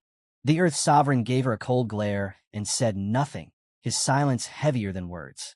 On the ground below, Jiang Chun watched them from afar. The elders gathered around him, asking if he was unharmed. His mind raced. Did the Earth's sovereign truly know him? His thoughts broke off when he noticed the 9 nether prototype vanish into thin air. He frowned, wondering where the little 9 had gone. Zhao's voice echoed faintly. She told him she was exhausted after the battle and wanted to sleep. Her body began to dissolve into streams of light. Jiang Chun promised with a faint smile that he'd treat her to lunch once she awakened again. Turning to the girl standing behind him, he asked her to watch over Zhao's slumber. She nodded, assuring him that there was no need to worry. Nearby, the second handler stood dumbfounded. "What just happened?" he muttered. "I didn't even blink, and I still can't understand what I saw."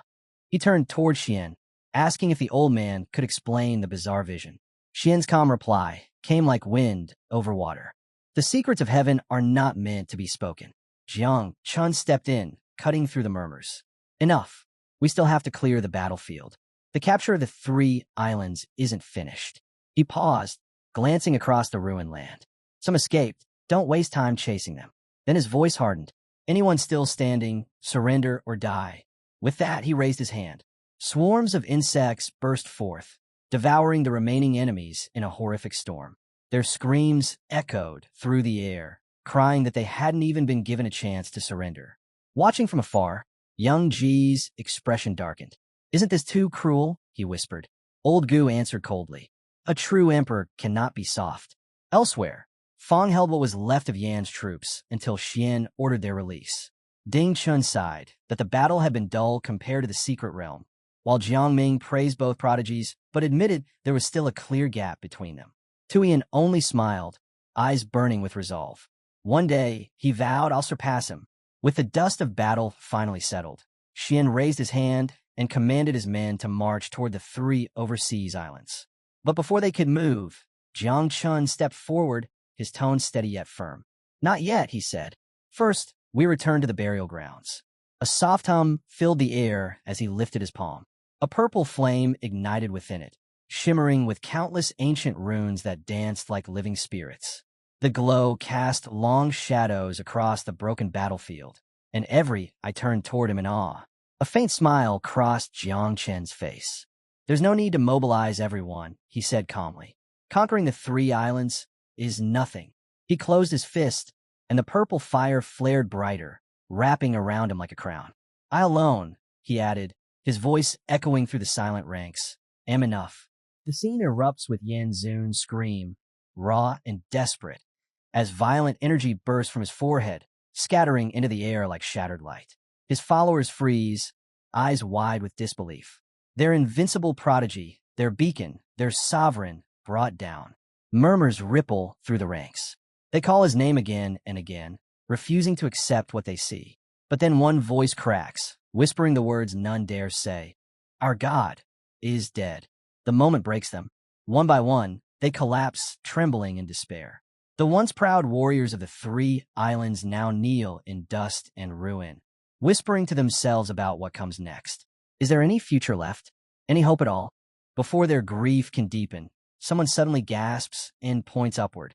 A black vortex churns across the sky, expanding fast. Panic spreads as another shouts, "It's the 9th wing miasma." A third screams, "I don't want to die." But through the chaos, a single figure stands unmoving. The boy's gaze is steady, his voice calm as it cuts through the uproar. "The prelude is over," he declares. "Your prodigies have fallen. Your faith has crumbled. Your gods are dead." He raises his hand high, and red light pours from above, flooding the heavens. Now begins the harvest. His voice deepens, carrying across the islands. Penglai, Fanghang, Yingzhou, the academies, the 12 clans, the 5 billion souls of the 3 islands, kneel before me. The light swells until it blinds the crowd. Even as they shield their eyes, they can't help but stare at the crimson glow, their hearts trembling at the overwhelming force radiating from it. Slowly, they lift their heads, all replacing fear. Some cry quietly, their tears reflecting the blood-red sky. The boy lowers his hand, smiling faintly. "It feels," he says softly, "as though nothing has changed." Yet all around him, hearts begin to stir. Memories of past lives, of glories long buried, rise once more. Then, as if moved by something beyond reason, the masses drop to their knees and bow deeply. Their voices rise together, an ocean of devotion, calling out, welcoming their new lord, and offering prayers to Jiangchun. He chuckles lightly at their cries. So, the great threat is finally gone, he says with an amused grin. All thanks to the Zanahi king. I expected a grand battle, not a swift ending like this. He shakes his head, half in disbelief. My disciple ended a feud that lasted centuries, in just minutes.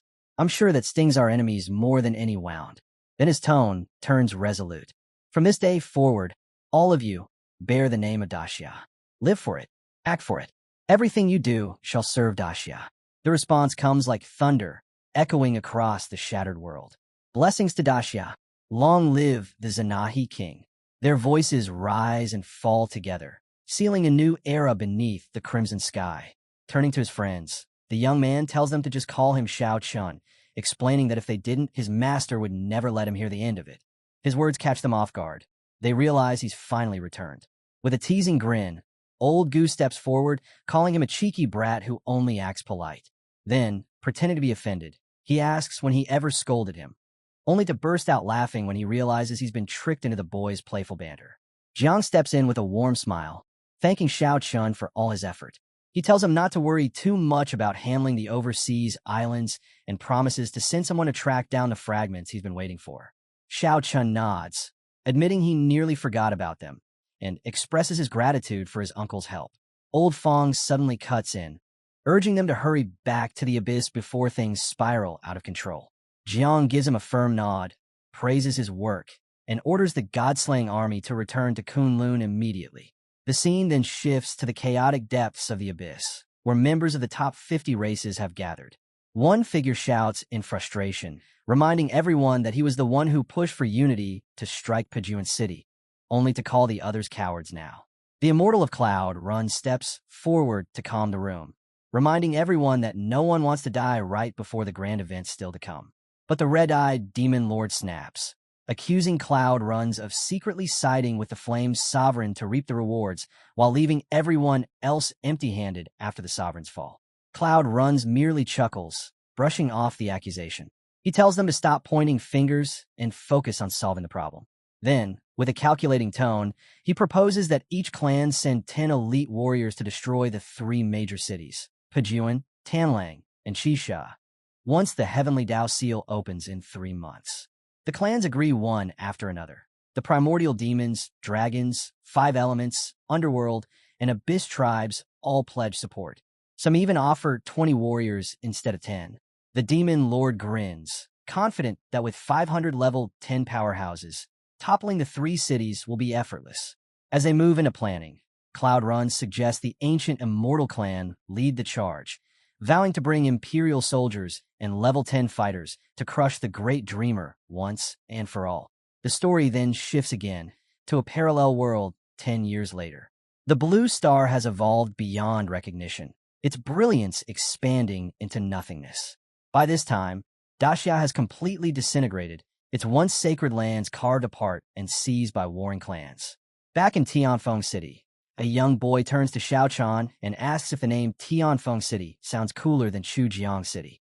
She lets out a small cough before replying that Chujiang still sounds better.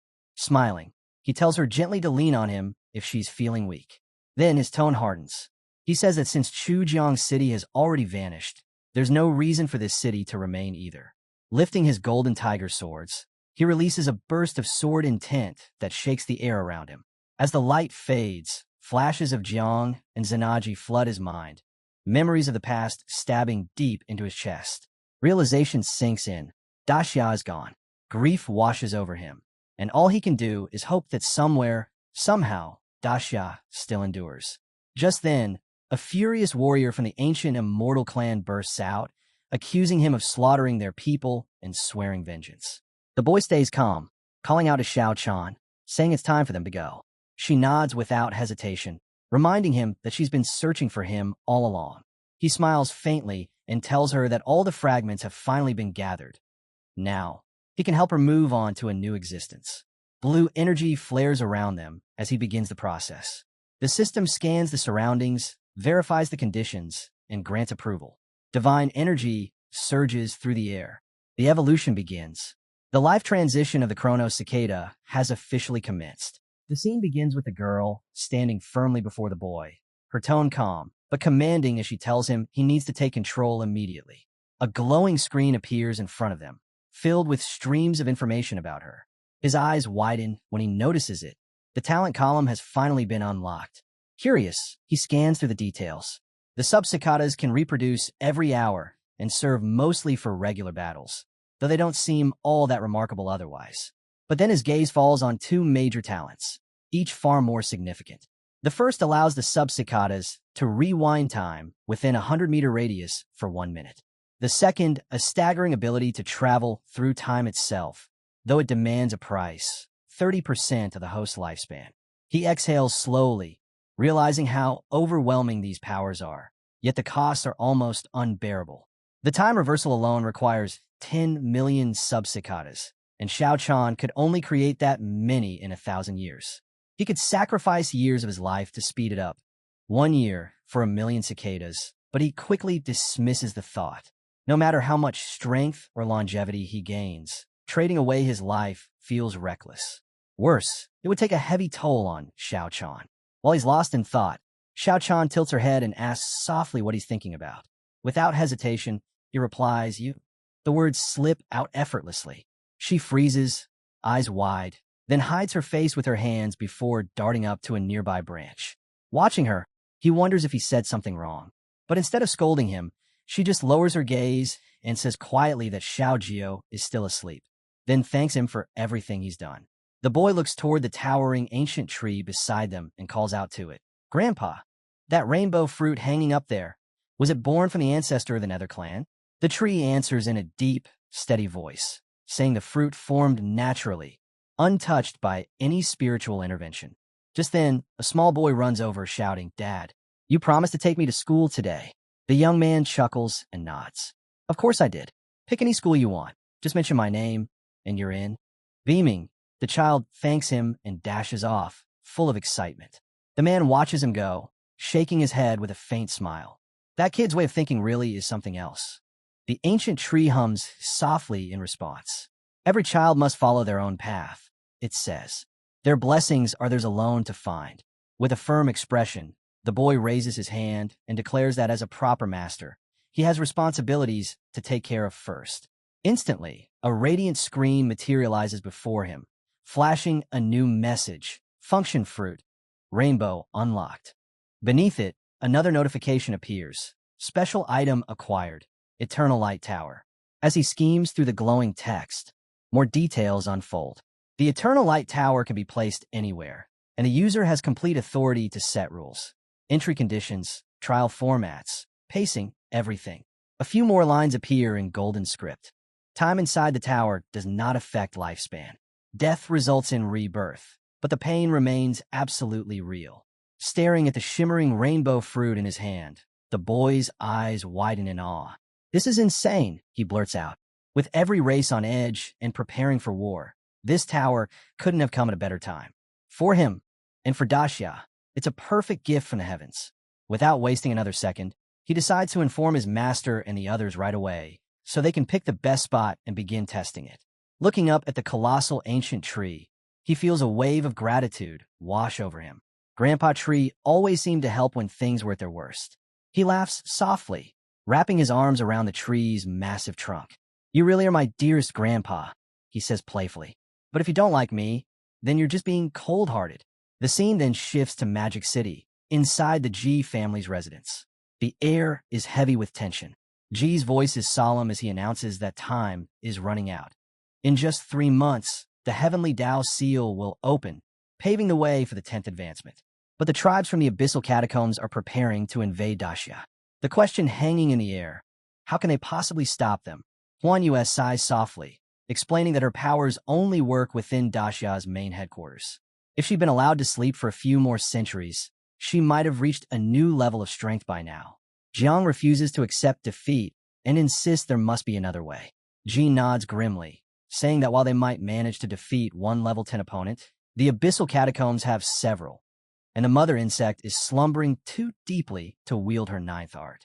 The room falls silent, until someone brings up the Kunlun Chunyun source, a mythical place said to produce 10 sacred fruits once the seal opens.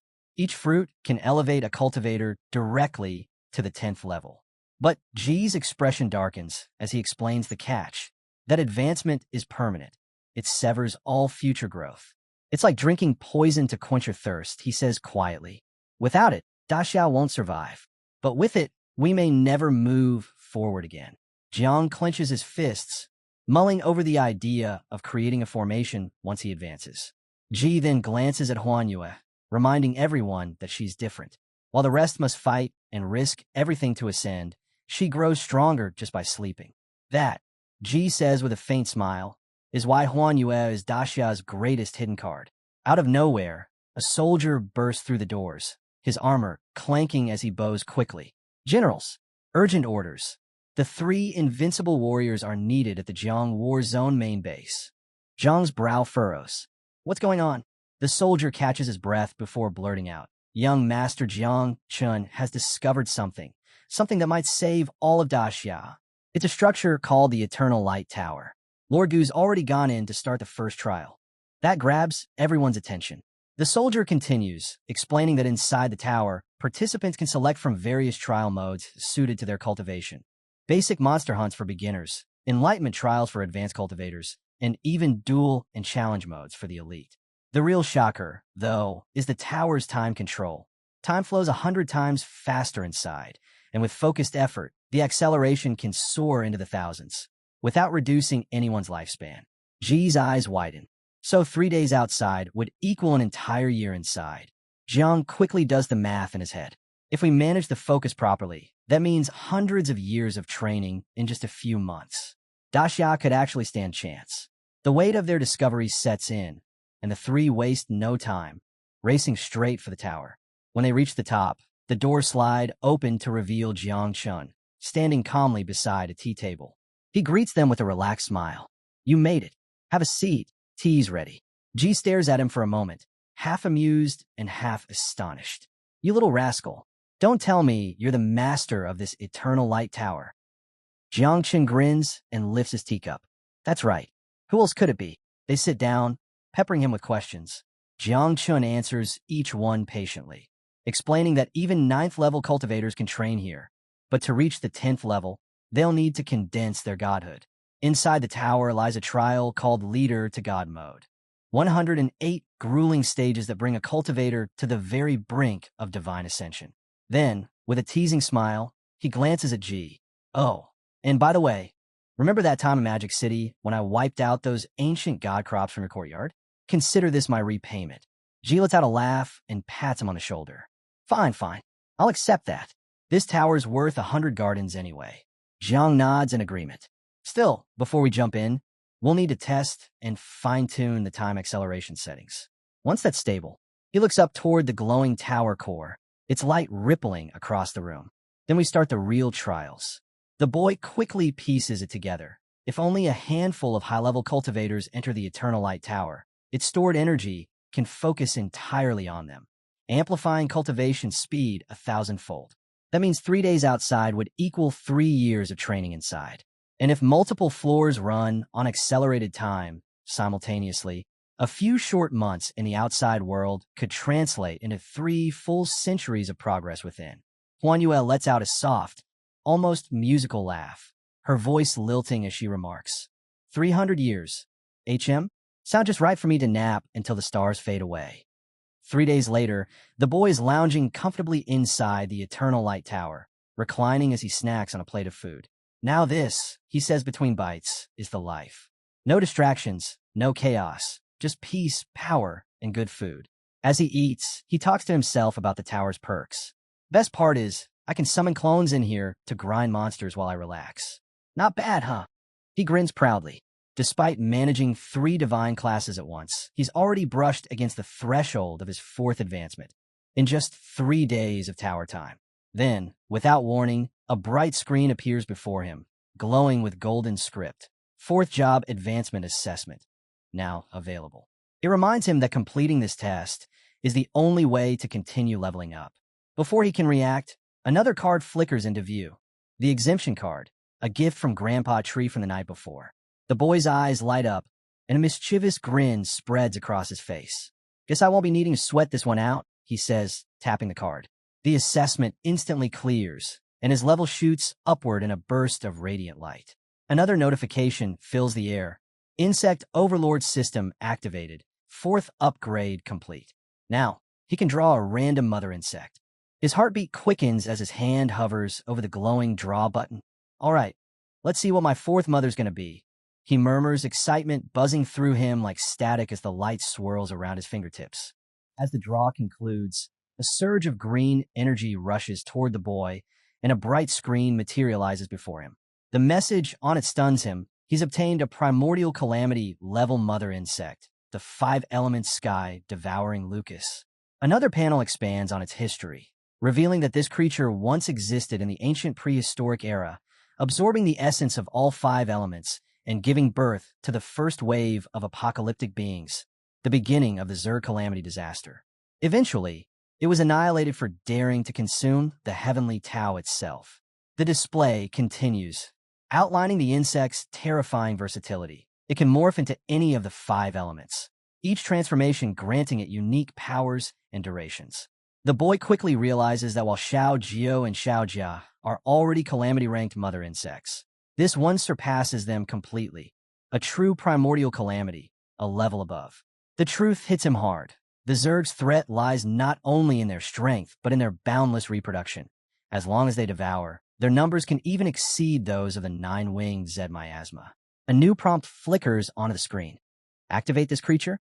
Without hesitation, he confirms. A figure emerges from the glowing light. Her voice echoes calmly, declaring that she stands at the root of the 5 elements, summoned by fate to serve him. And she teasingly remarks that he's hit the jackpot. The boy shrugs it off, replying that she'll understand soon enough, then coughs lightly and accepts her oath with the air of a ruler. But as she speaks again, her tone turns unexpectedly lively and smug, more like a talkative, self-satisfied girl than the fierce being he imagined. He names her Xiaowu, and she accepts the name with a smug grin, acting as if she's granting him a favor.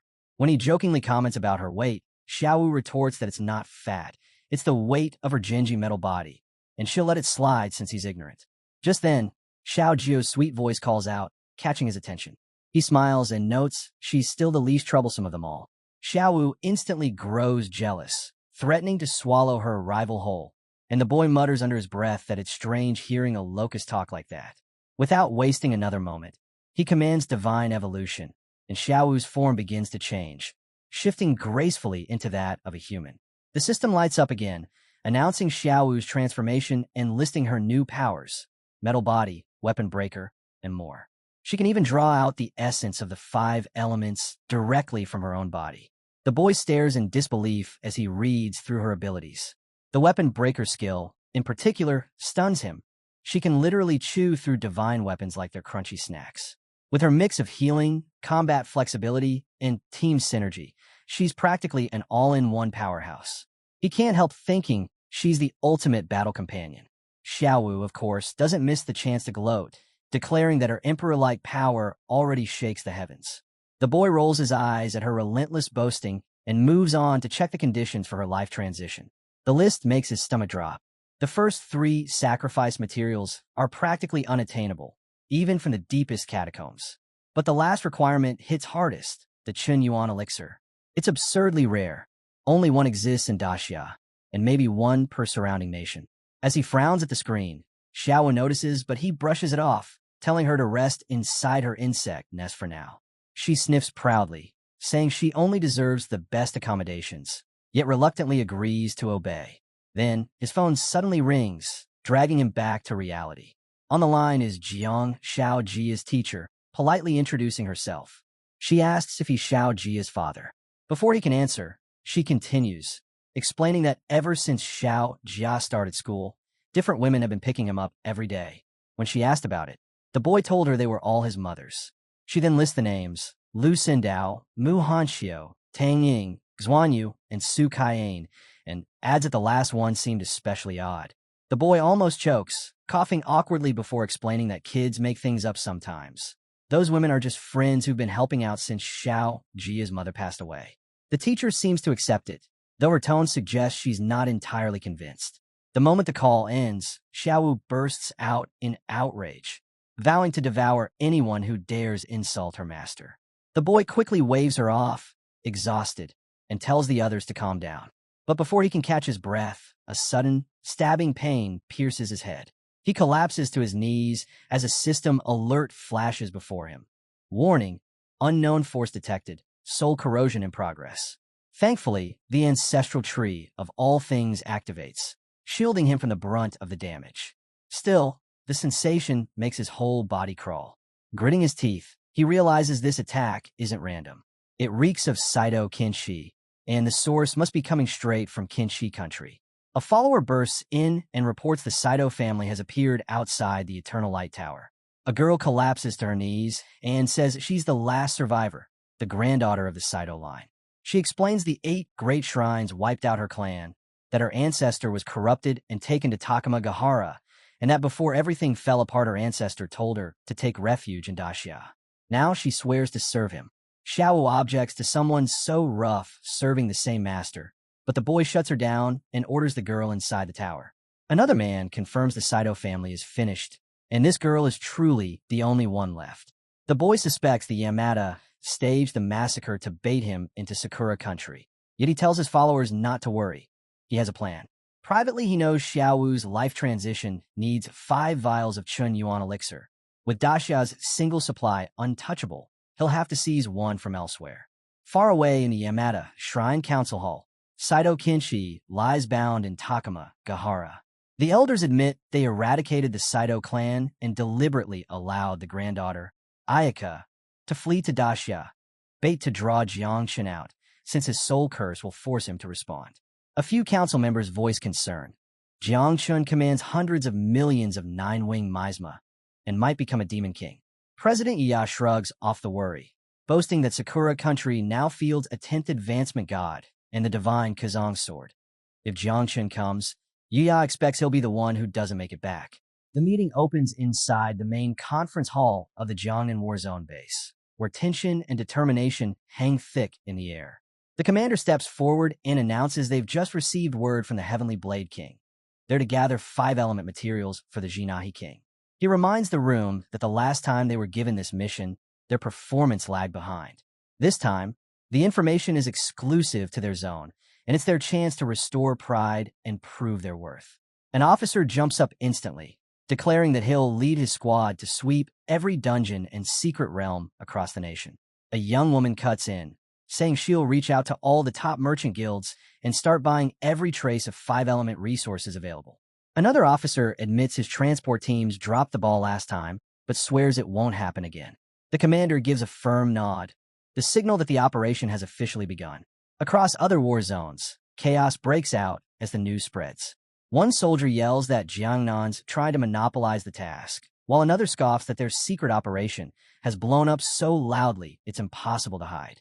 Before long, rival zones are scrambling to organize their own forces, determined to outpace Jiangnan and seize the lead in the collection race. Meanwhile, Jiangchun, the Jinahi king, stands before his master, utterly baffled. All he did earlier that morning was mention he might stop by the Jiangnan war zone to pick up a few 5-element materials, and now the entire country's mobilized like it's a national emergency. His master gives a faint smile. This just proves your influence. You don't even need to issue a command. Your words alone are enough to move the nation. Jiangchen laughs helplessly, realizing his attempt to keep things quiet has completely spiraled out of control. Still, he decides to turn the situation to his advantage, treating it as a massive military training drill that could strengthen unity across all war zones. Grinning, he jokes about Yun Jinqian, the proud guardian of the Guanghai war zone, who's already dispatching people overseas to scavenge for materials. His master chuckles softly. No surprise there. The perks tied to the Eternal Light Tower are too tempting for anyone to ignore. Jiang Chun nods, mentioning he heard that the Wuxian War Zone's guardian managed to break through the 9th level right after entering the tower. Curious, he asks why his master hasn't gone in yet. The old man shakes his head lightly. I'm not a job advancer, he explains. My progress isn't worth the slot. Better to let someone else take the chance. The master leans back slightly, his tone calm, yet carrying a quiet weight. He begins speaking about the abyssal catacombs, a place wrapped in mystery and danger, a realm known as the Eternal Blade Domain, where the legacies of countless blade masters lie dormant, waiting for the worthy. Jiangchen looks intrigued. Master, are you planning to go there? The old man gives a small nod. My time in Daxia is over, he says with a faint smile. It's time I seek new horizons in the abyss. Out there, the 5 great rankings, divine, heavenly, earth profound, and yellow, are open to those who dare to fight for them. He pauses, eyes reflecting a flicker of pride. My senior brother, Ji Gang, is already in the top 10 of the profound ranking, wielding the heaven-splitting sword. He's just a step away from his 7th level. I can't let him have all the glory. I want to reach the heavenly ranking myself. Jiangchen can't hide his admiration. Master, you already deserve a place in the divine ranking. Just existing at your level is a miracle in itself. The master laughs heartily at that, but soon grows serious. You flatter me, boy. But remember, your path ahead will be harsher and heavier than anyone else's. You'll face trials that can crush both body and soul. Still, don't forget this. Your allies, your friends, and your teachers, you won't be walking alone. Jiang Chun bows deeply, gratitude written in every movement. Thank you, Master, for everything. With a gentle smile, the old man turns and walks away, his figure fading like mist at dawn. A week passes. Deep in the underground warehouse of the Jiangnan War Zone, Xiao lets out a loud groan. This isn't even enough to fill the gap in my teeth, she complains, eyeing the massive stacks of elemental resources piled around them. Jiang Chun sighs. The sky-devouring Lucas may possess monstrous combat power, but its hunger is just as terrifying. Even after gathering tons of 5-element materials from across the nation, they've only managed to feed it once or twice. He realizes the truth. Creating a creature of such magnitude comes with unimaginable costs. Xiao smirks. What's wrong? Not satisfied. Jiangchen shoots back. It's not about satisfaction. The transformation of the 5 elements isn't your real strength, is it? Her grin widens as she raises her arm, faint elemental energy swirling around her. You're catching on. The true power of the sky-devouring Lucas isn't just in controlling the 5 elements. It's infusing them into one. Jiangchen's eyes widen as the concept clicks in his mind. The merging of the 5 elements, that was power beyond comprehension. So, does that mean it can unleash energy on the 10th level? Xiao crosses her arms and snorts proudly. You're thinking too small. The sky-devouring Lucas already ranks 10th among all living beings. Its strength surpasses the seal of the heavenly Tao itself. But it can only sustain that level of power for 10 seconds. She leans closer, her voice laced with confidence. Still, keep feeding it. Keep letting it devour. And one day, it'll do what no creature has ever done. Jiang Chun swallows hard, both awed and unsettled. You mean? Xiao grins, her eyes gleaming like molten metal. Yes, it'll swallow the heavenly Tao itself. Jiang Chun lets out a short laugh, the kind that sounds equal parts amused and dangerous. Hold off on devouring the heavenly Tao for now, he says. I'm taking you to Sakura country first, for a proper feast. He raises his hand, summoning a crimson gleam that ripples through the air. In an instant, massive crimson-armored elephant beetles thunder into existence. Their bodies pulse with energy as Jiang Chun orders them to merge with him. Next, he gestures toward the sky. Sky-devouring Lucas. Enter hive number 2. Xiao's eyes shine with excitement. Sakura country is going to shake when their emperor arrives, she says with a grin, her voice carrying both arrogance and anticipation. At the border of Sakura country, Saito Ayaka stands beside Jiang Chun, her hands clenched at her sides. It's time, Jiang Chun says calmly. We're going in. Rescue your grandfather and collect a few old debts while we're at it. Ayaka hesitates, glancing at him nervously. Is Daxiao really sending troops for this? Jiang Chun shakes his head. No troops. Just me. Her eyes widen. But Sakura country might be small, yet it still holds several 8th-grade shrines. That's no small force. A faint grin crosses his lips. You really don't know much about me, or about Daxia, do you? Ayaka lowers her gaze. Our nation doesn't have proper intelligence on Daxia. All I know is that my grandfather once mentioned you, his master. Jiang Chun sighs.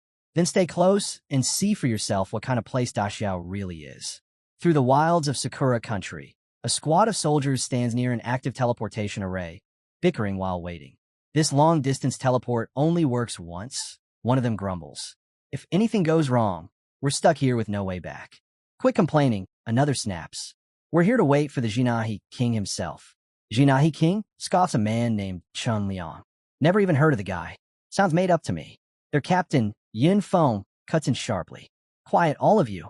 We're the Night Watch Recon Squad. We follow orders, not rumors. Moments later, the air ripples, and Jiang Chun appears with Saito Ayaka at his side. The squad stiffens instantly. Even without an introduction, his presence alone makes it clear. The so-called king they've been waiting for is standing right in front of them. Yin Feng quickly steps forward and salutes. Captain Yin Feng of the Night Watch Recon Squad. It's an honor, Your Majesty. Jiang Chun nods casually, his tone calm, but carrying weight. This is Saito Ayaka, the pride of the Saito family. The squad murmurs among themselves, surprised, curious, until Jiang Chun adds casually, she's also my servant now. Their confusion deepens, but no one dares to question it aloud. Jiang Chun glances around and asks, you all know where Takuma is located, right? The soldiers exchange uneasy looks. They realize that whatever mission this man is on, it's far beyond anything they've trained for, and the moment they answer, they'll be stepping straight into the storm. Suddenly, the air thickens with a chilling energy as a forbidden seal bursts to life. The soldiers freeze, panic spreading like wildfire as they shout for everyone to retreat. Jiang Chen's voice cuts through the chaos, demanding an explanation. One soldier blurts out that the second moon overhead, Tsukuyumi Mikoto, isn't real at all, but part of a divine surveillance system. Anyone who dares utter the word Takuma without permission is instantly sentenced to death for blasphemy. Before anyone can escape, the ground trembles under a surge of divine light. Celestial enforcers descend from the heavens, their radiance blinding. The Night Watch mutters curses, blaming Ayaka for keeping them in the dark. Unbothered, Jiang Chun steps forward, a surge of violet energy rippling from his body. He glances up at the false moon and sneers, calling it nothing more than a trick of light. The moment his power erupts, the sky itself seems to bend to his will. The divine soldiers are thrown back, scattered like leaves caught in a violent gale. When the dust settles, Jiang Chun moves through the wreckage with steady steps, his voice ringing clear and unshaken. Scourge Monarch, Jiang Chun. And with that declaration, a new calamity begins to unfold across the land of Sakura. Chaos breaks loose as the squad scrambles, voices overlapping in panic. The young man shouts for everyone to retreat, but the watchmen remain frozen in place. One of the female guards stammers out that the creature they just encountered was a level 7, her voice trembling with disbelief. Trying to cut through the fear, the young man takes a breath and asks if it's safe to talk now, and how he can reach Takuma. A cautious watchman steps forward, explaining that Takuma has always been forbidden territory, completely sealed off from the world. No one knows its true location. He adds that perhaps only the shrine masters of the 8 great shrines hold that secret, since even their own patriarch, before he was taken, knew only the name but never the place itself. Intrigued, the young man asks which shrine lies nearest to them. Another watchman quickly answers, Akahata Shrine, located in the city just ahead. It's one of the top 3 among the 8th grade shrines, drawing countless devotees. Its master stands at the peak of the 8th rank, capable of summoning Takuma's divine force to unleash a brief burst of 9th rank power. Saito narrows his eyes, warning that walking in openly could be a death wish. They'd likely be walking right into a trap. But the young man only smirks, his tone steady. Then I'll make it my trap instead. Meanwhile, inside Akahata Shrine, the air is thick with incense and tension. Elders and priests assemble after receiving a divine message from Takuma. A messenger kneels before them, reporting grim news. The Zainahi king of Dacia has entered Sakura country, though his whereabouts remain unknown. The shrine master, Shinjin, rises from his seat, his voice echoing through the hall. He announces that all 8 great shrines will secretly compete to locate and capture Jiangchun, with the divine Takuma offering immense rewards to whoever succeeds. Shinjin vows that Akahata Shrine will take the lead and ascend as the most powerful shrine in the nation. A captain steps forward, concern shadowing his words. He warns that they have no idea how many Daxian warriors have crossed over nor the strength they possess. But Shinjin dismisses his worries with cold confidence, convinced that under Takama's blessing, even Jiang Xuanji himself wouldn't survive if he dared appear. Before anyone can respond, an urgent messenger bursts in. His voice shakes as he reports. Captain Kato and his entire law enforcement unit are dead. Every single soul lantern has gone dark, including Tsukuyami no Mikoto, the divine relic said to be indestructible. The room falls silent. The elders exchange grim looks, their composure cracking as the truth sinks in. Every warrior who fought was level 5 or above, and Kato himself was a level 7. The impossible had just happened. Shinjin bursts into wild laughter, his voice echoing through the shrine halls. To him, fate itself had just handed over victory. The Zainahi king was right in his city. Convinced the heavens favored Akahata, he rallies his men, declaring they'll hunt the intruder down themselves. With smug certainty, he adds that Jiang Qin's divine soul, still shattered from Yagami Okamai's strike, won't be able to withstand another fight. Not long after, Jiang Qun and his team arrive at the towering staircase of Akahata Shrine.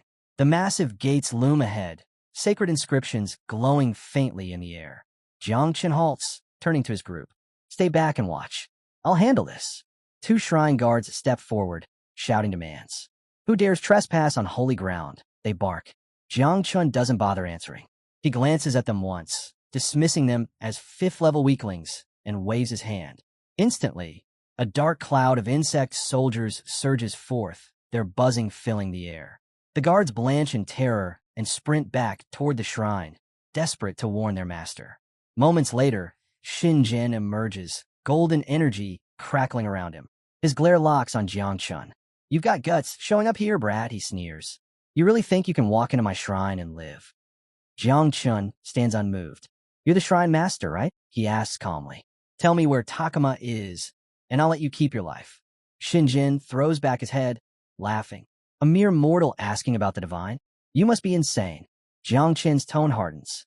Then you and your shrine will be erased. All of it. Fury surges through Shinjin. Fool! The fate of Sakura lies within my grasp. The power of Takama flows through me. His golden aura bursts outward, shaking the ground.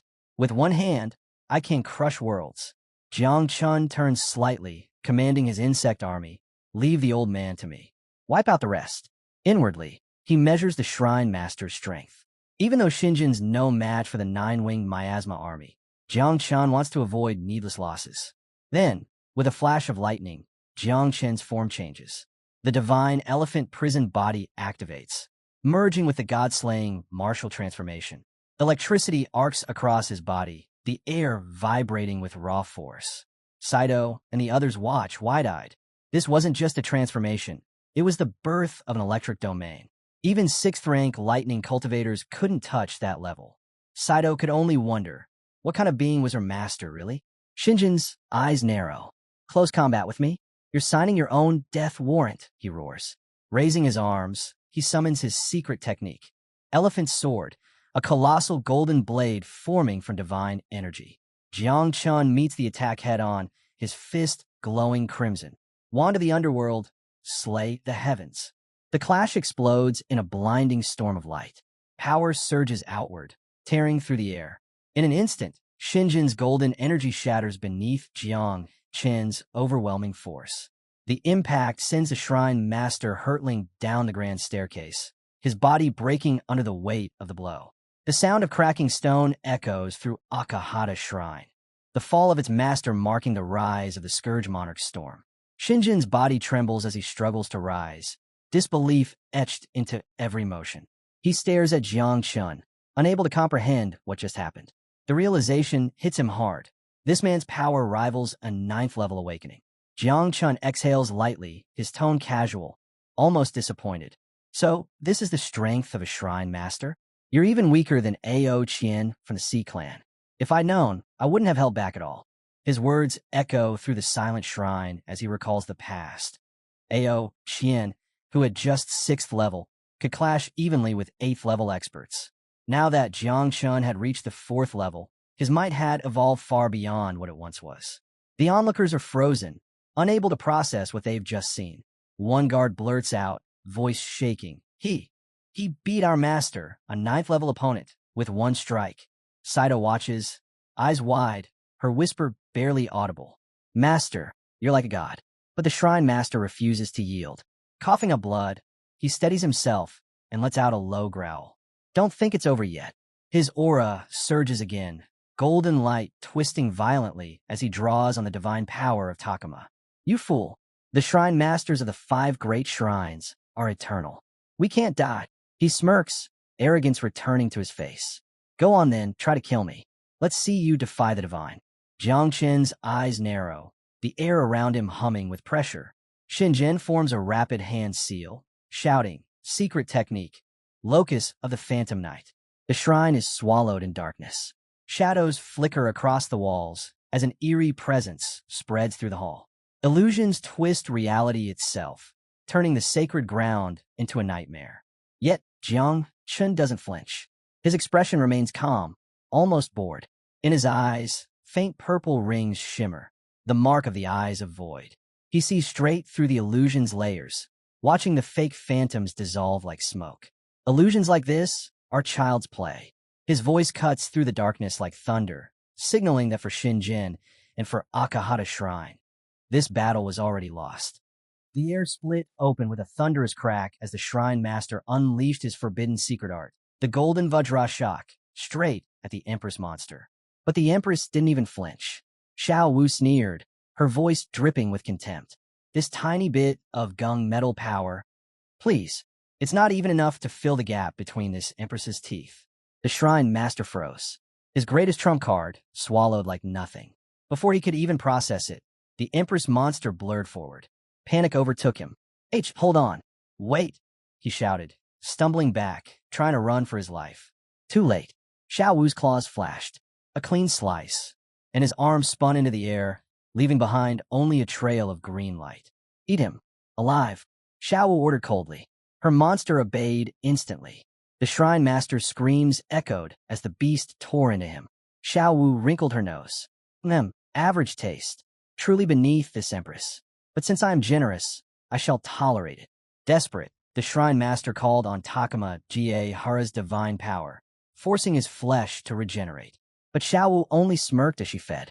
Low quality or not, at least it was something she could keep replenishing. Another scream tore out of him as the Empress bit clean through half his torso. Now this Empress finds slightly interesting. In moments, her sharp fangs ripped through the rest of him. Finished yet? She asked her monster casually, as if discussing dinner. Good. Now who's the next god? Move fast. That was all it took. Everyone bolted in pure terror. Xiao Wu's voice thundered after them. What happened to your promised regeneration? You dared lie to this Empress. The shrine master's followers tripped over themselves, screaming that their master had been eaten alive. From a distance, our boy simply watched. Body gone, soul gone, devoured to the last speck. He sighed. Regeneration? Coming back from that? Stop talking like a full-blown chunny. Have some shame. Only then did he notice the family, standing not far away. All frozen, eyes wide, completely dumbfounded by what they had just witnessed. One of them, a little girl named Ayaka, stared especially hard at him. She had only just regained her consciousness, and seeing a 9th-level master right in front of her sent butterflies scattering in her chest. She wanted to marry him on the spot if she could. Our boy waved them over. Don't just stand there. Let the monster finish its meal, then we'll head to the main hall. Ayaka nodded instantly, almost too eagerly. Once inside the main hall, he stopped before a massive painting. His eyes narrowed. That 8-headed serpent. Is that Yamada no Orochi from Takuma Hara? One of the attendants stepped forward and explained reverently. Yamada no Orochi is a primordial being, one of overwhelming power. Once they entered deeper into the hall, the discussion shifted to the Heavenly Tao.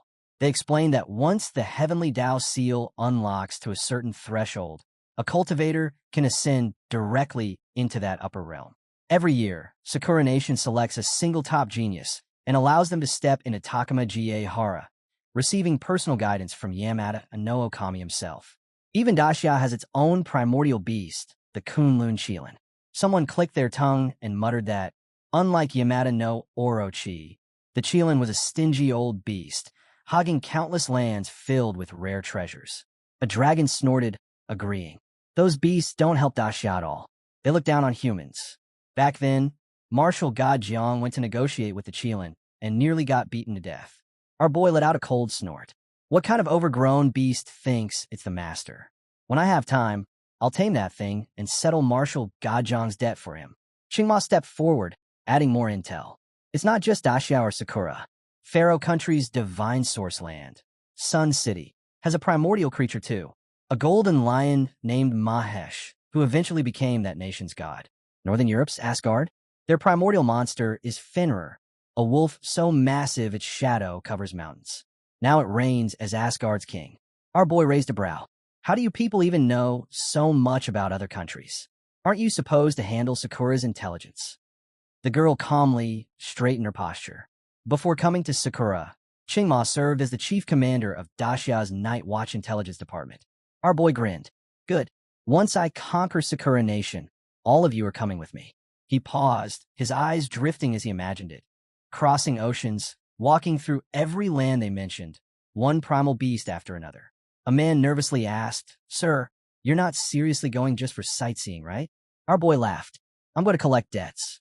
If they pay, it'll be a friendly visit. If they don't, I'll wipe the place off the map. The entire room stiffened at his declaration. Then a ripple of sound cut through the hall, and Xiao Wu materialized, licking her lips. The offering tastes decent. Still beneath this empress, but tolerable. Her eyes gleamed. Now, then, let's head to the strongest sanctuary, Yamada Shrine. It's time to greet Shrine Master Kimura. Scene shift, Yamada Shrine Castle. A solemn voice echoed inside a sprawling castle. All heads and senior officials of the Great Shrine proceed to Yamada Shrine's main hall. We must discuss our next move. The mood was heavy. Their Akahata Shrine had been destroyed, leaving them no choice but to retaliate. Inside the grand hall sat Lord Kimura, elevated on the throne, his expression shadowed with tension. We must set aside all internal feuds, he declared. From this moment on, we cooperate fully, and we kill the Daxians, especially Daxia's Jinhai king. The room shifted uncomfortably. One elder slammed his hand onto the table. Kill Jiangchun? Are you insane? He turned Takeda Shinjin into mist with a single punch. That man is not a mere fourth-level awakener. He continued, voice trembling. And don't forget the hundreds of millions of nine-winged miasma locusts and that second mysterious insect swarm that erased Takeda Shinjin, a man who possessed divine power. Even if we gather Sakura's entire army of 7th and 8th level awakeners, it still won't be enough. His words echoed through the hall, and for a moment, silence swallowed every corner of Yamada Shrine. Kimura's gaze sharpened as he glared down from the throne. Why are you inflating that demon's reputation and crushing our own confidence? He barked. Jiangchun is nothing but an evil fiend riding on borrowed power. The room erupted again, but this time with frustrated disbelief. Borrowed or not, the man's feats are real, someone muttered. We're only 8th level. All of us. A trembling voice finally offered a solution. Then, shouldn't we request assistance from Yamada? No, Okami. Kimura slammed his palm on the armrest, killing that idea instantly. Impossible. Even with the heavenly Dao seal, Yamada no Okami still cannot descend from Takama Jiehara. That door remained sealed. The hall fell silent. Then Kimura rose and dropped a bombshell that rippled like thunder. 3 years ago, I broke through to the 9th level. Gasps spread across the room. In Daxia's cultivation path, my realm is called the Invincible Realm. He extended a hand, and a chilling divine power flickered around him. And I wield the divine weapon bestowed by Yamada no Okami himself. His fingers curled around the air as if gripping an unseen blade. The Yamada no Kagami. A wave of oppressive authority swept through the hall. With the blessing of Sakura's national fate, with Takama Jiehara's divine power surging through me, Kimura leaned forward, voice dropping to a cold whisper. What can a mere insect demon possibly do to us? Despite their fear, a thin sliver of hope returned to the officials' faces. A real 9th level, wielding a divine weapon, perhaps they still had a chance. Scene shift, outside the capital. Night fog hugged the ground, carrying faint echoes of coughs and dragging footsteps. Hurry, hurry, someone wheezed. We have to get all the bodies to the processing plant before dawn. Damn it, I'm running out of strength, another cried. Why is this happening here, in the capital? Their voices faded into the darkness as they dragged corpses toward a building reeking of death. Third District, outskirts of the capital. Our boy stood quietly, watching everything unfold from the shadows. Beside him, Ayaka's eyes dimmed. People here, ordinary people, they live like they're trapped in hell. Our boy gave a cold nod. Sakura isn't like Dacia. Here, the hierarchy is carved into your bones. The moment you fall into menial labor, you're branded a slave. Humans traded like livestock. He looked out over the slums. Ever since the class change era began, countless nations collapsed into this same system. For 800 years, resistance after resistance rose and died. Ayaka tightened her fists. Even our family is helpless before the 8th grade shrines. She explained their original plan: crush the 8th grade shrines, overthrow Takamagara, and then use the brand of faith to claim the entire nation. But our boy only exhaled. That plan may already be dead. To trigger the brand of faith, you must first destroy hope, then annihilate the gods. He looked over the broken masses, struggling in the darkness. But tell me, is there any hope left for these people? Will they still believe in gods when all they've seen is suffering? His voice dropped. How do you destroy something that already stopped existing? Silence followed, until someone pointed at him from afar. Our boy paused, then smirked. It doesn't matter if they've spotted me. He stepped forward, the air tremoring with a quiet, growing pressure. If there is no faith left, then I will become the guide. His shadow stretched, trembling like a waking beast. In the name of calamity, he murmured, eyes flashing. This nation will be reforged. And then, a whisper rose across the slums. Soft at first, then stronger, then echoing like the birth of a myth. A new god has arrived. More voices followed. A new god has arrived. The night bent around him, and destiny shifted. The air in the outskirts cracked with screams. Warriors, grown men with blades in their hands, were trembling uncontrollably. Some collapsed to their knees. Others clawed at the dirt, crying, begging, howling for mercy. Please, please spare us. We didn't see anything. Don't kill us. I don't want to die. Terror rolled through them like a storm. And then he appeared. Our boy stepped out of the shadows, calm, steady, almost bored, as if he hadn't just broken a nation's spine. He pointed at them lazily. Go tell Ayaka. She's about to become your new god. Ayaka froze mid-step, the color draining from her face. Wait, what? What do you mean by that? Our boy stretched his shoulders, speaking as if explaining a trivial chore. When I said I'd destroy this country, I meant the 8 great shrines. He let out a soft exhale. Turns out that's not enough. You destroy 8, and 9 more crawl out. He walked past her, hands in his pockets. So here's what you're going to do. You have 3 days. 3 days to rise among your people. 3 days to become the savior of Sakura country. Ayaka's breath hitched. In 3 days, he continued, voice flat and merciless, I'll cleanse this land of every sin. Anyone who refuses to obey, every so-called professional in Districts 1 and 2, will become fresh meat for the new wing miasma. The trembling warriors nearly fainted. As they've treated others like disposable livestock, he murmured, they'll finally taste that life for themselves. Ayaka's knees buckled. She dropped, forehead touching the ground. Master, her voice cracked. I understand. I'll act immediately. I swear it. This night will never fail you. Behind her, her group stood frozen, faces pale, hearts pounding, absolutely horrified by the sight of their noble young lady bowing like a servant. Scene shift. Yamada Shrine, District 1. Kimura's roar shook the entire hall. One of his eyes had turned pitch black with rage. District 1 Central. Yamada Shrine. Jiangchun has butchered his way up from District 3. Over 1,000 dead. This mad dog dares to parade around as a king. He slammed his foot down, cracking the stone beneath him. Today, in the name of heavenly justice, we execute this thief. Priests and warriors knelt before him, trembling. But then, a single voice drifted through the chamber. Cold, mocking, amused. What a joke. Every head snapped upward. Standing above them, hand raised as if silencing a crowd of children, was our boy.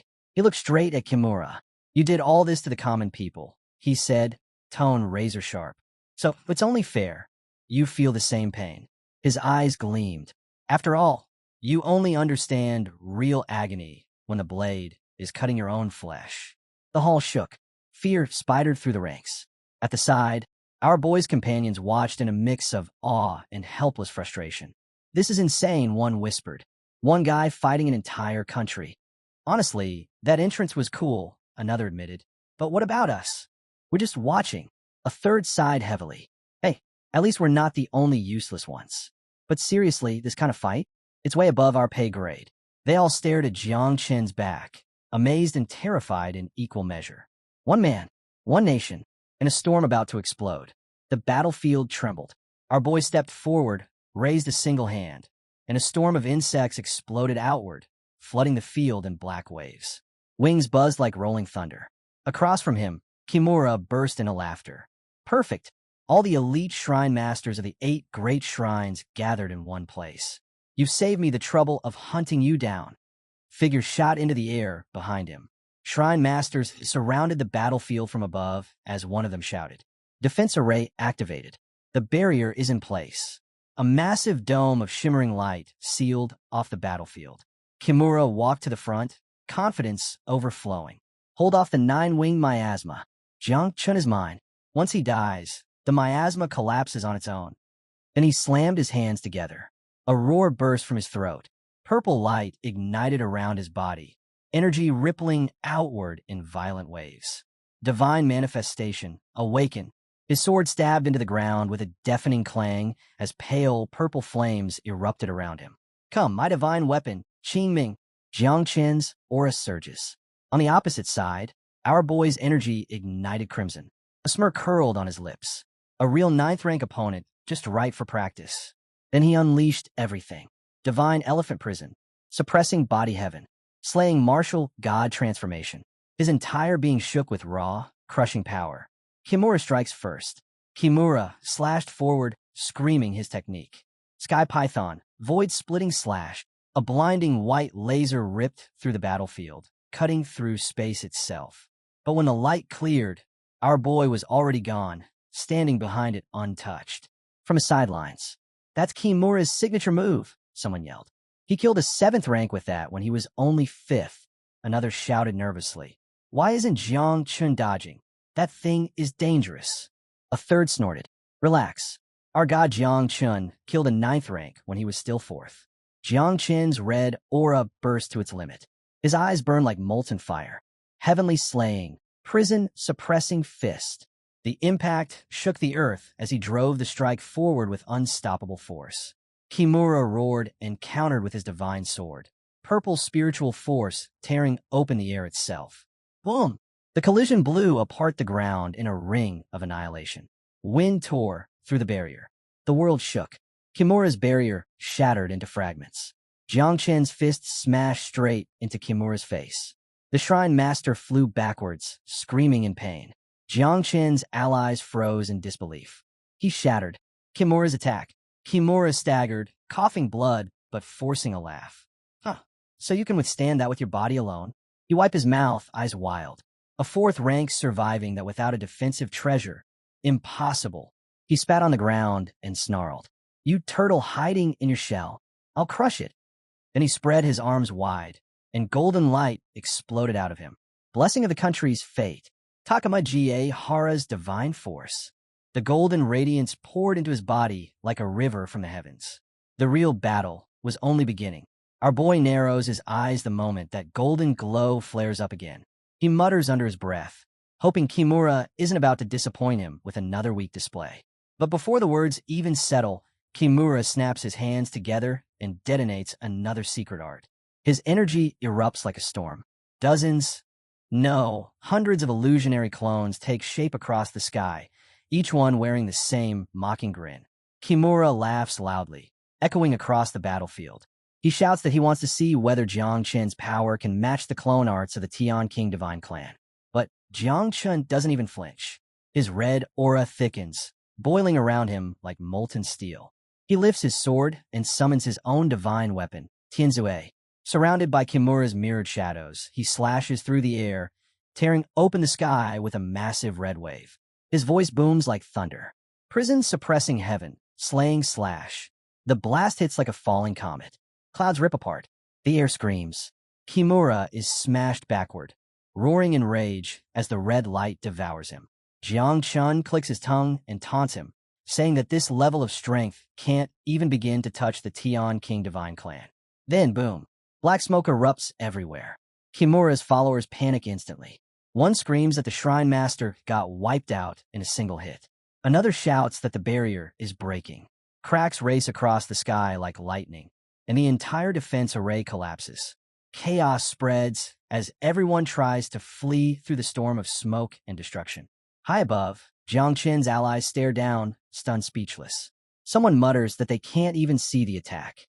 Another curses out loud, asking if Kimura's dead already. But then, something flickers.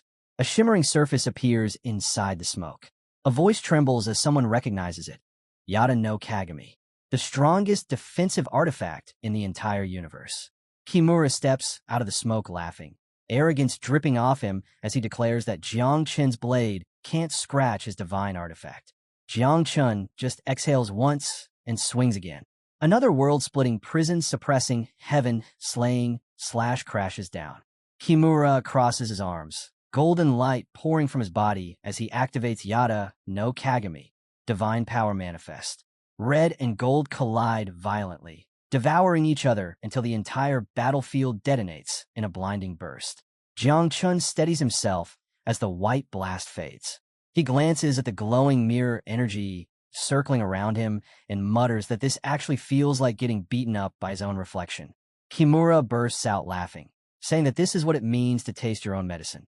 He shouts that Jiang Chun will never break through the Yada no Kagami, and all he has to do is outlast him until he collapses. Jiang Chun sighs, annoyed.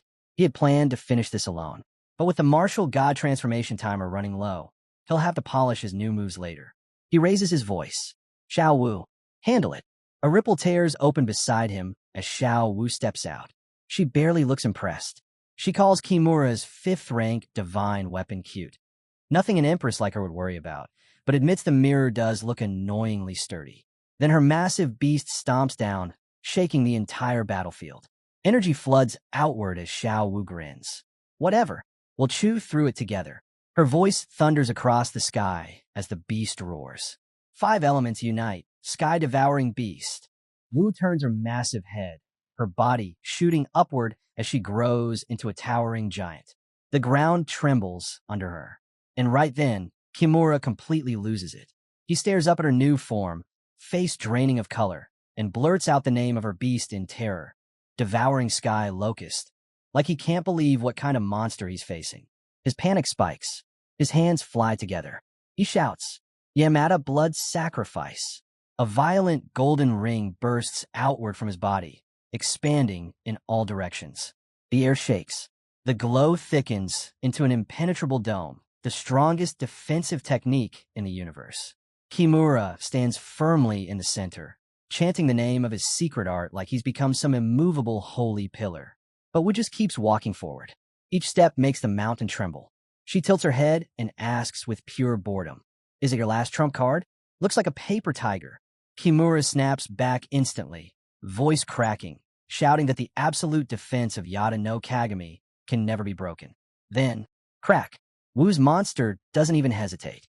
It simply slams down a paw and shatters the golden field like brittle glass. Rocks explode upward. The shockwave hurls Kimura across the ground. The giant beast snarls, You talk too much. Kimura hits the dirt, rolling helplessly as Wu's paws pin him in. His eyes go wide with disbelief. It's impossible, his voice shakes. Wu steps onto the edge of the mountain, her shadow swallowing him whole. She looks down calmly and tells him, Old man, this empress will show you what's possible. And then she moves. The entire world blurs. She shoots forward with such insane speed that the air detonates behind her. As long as this empress exists, nothing is impossible. She bursts into laughter, energy exploding around her as she raises a massive paw toward Kimura. And you taste good, worthy of my personal appetite. Kimura unleashes a shriek of pure terror. Yada no Kagami. Someone, anyone, save me. Nearby, his comrade Scott screams that even a national tier weapon shouldn't break like that, and that a 5th tier or even 9th level divine weapon shouldn't be able to withstand such destruction. But Kimura's already scrambling backward, trying to run with tears in his eyes. Wu blasts green energy right in front of him and claws the ground, blocking every escape route. He collapses and begs her not to kill him, promising to tell her anything. Right then, our boy's voice cuts through the chaos. Wu, stop. Kimura jerks around, twisting his neck toward Jiangchun like a broken puppet. He tries to straighten up and stutters out a pathetic greeting, telling him to return as if that changes anything. Our boy doesn't waste time. He puts the tip of his sword against Kimura's chest and coldly orders, "Tell me where Takuma Hara is. 3 seconds, or your head hits the ground." Kimura panics hard.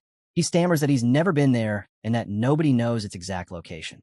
He explains that after every Akisu Grand Tournament, a passage descends from Takuma Hara to select geniuses, but it never appears in the same place. And anyone who enters never comes back. Our boy pushes the sword closer. "Think again. Give me anything useful and I'll spare you." Kimura finally breaks.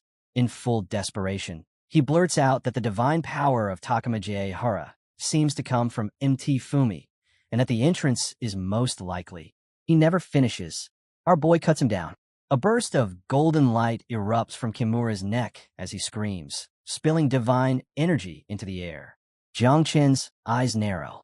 That golden light, it's the same divine power tied to Takuma Hara. He mutters to himself that killing the man before he could hide anything was the right move. Then he curses under his breath about the day the 8 great shrines were wiped out and whispers a final guess. The Zainahi king is coming. Our boy stands over Kimura's fading corpse and exhales once. Then he turns to his group and says it plainly. He already knows where Takuma Hara is, and he's going alone. He orders everyone to return to Dacia, saying there's no point wasting another second in Sakura country. Instantly, protests break out. "Go alone. We didn't even get to see anything. What about backup?" But he cuts all of them off with one cold look. "Just listen. If you can't help, then at least don't make trouble." His voice leaves no room for argument. The group falls silent. Scene shift, Eternal Light Tower. Trial mode, Ladder to God. Inside the towering pillar of light, old Jiang climbs the endless staircase leading toward the summit. His breath is steady, his steps unwavering. He murmurs to himself, "After all these years climbing through the Eternal Light Tower, I'm finally reaching the top." Someone behind him laughs warmly and congratulates him. G, sitting on the stairs with exhaustion in his eyes, lowers his head. He admits that his comprehension is far worse, that his life has been too harsh for easy cultivation. But before old John can respond, he stops. He senses something outside. A wave of panic. Voices. A disturbance.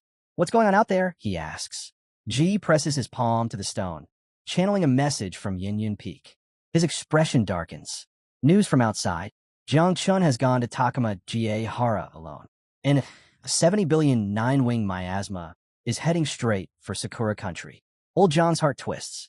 He immediately steps down with urgency, saying he's going to him. Old Jiang tries to reassure him, but Ji blocks his way.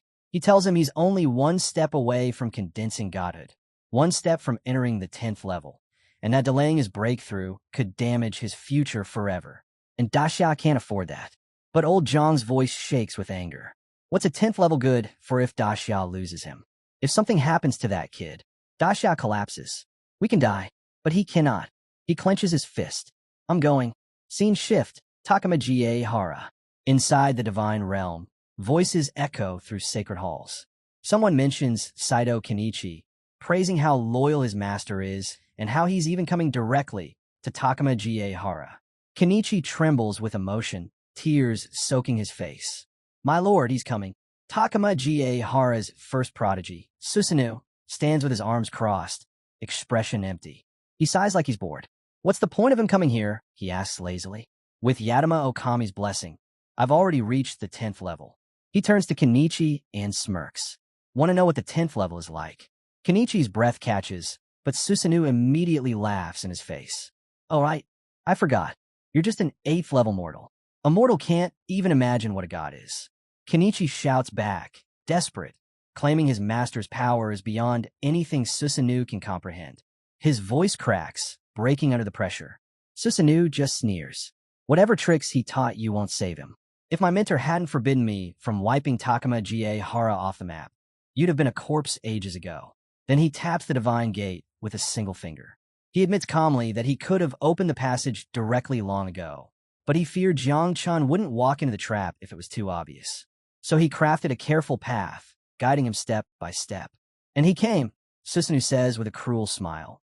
Willingly, Susanoo lifts his hand, divine pressure flooding the air. No matter how talented he is, under my divine might, he's nothing but insect food. Scene shift, MT Fumi. The mountain is vast, silent, and untouched. Not a single ripple of divine energy stirs. Our boy stands on the empty peak, scanning the horizon. He mutters, still can't see the entrance. Xiao Wu steps beside him, her massive form casting a long shadow across the rocky cliff. She tilts her head at the mountain and casually asks, should I swallow it? She says it like she's asking whether to eat a snack. Then she adds with a hint of pride that the Empress has eaten a few divine mirrors before, but they took days to digest.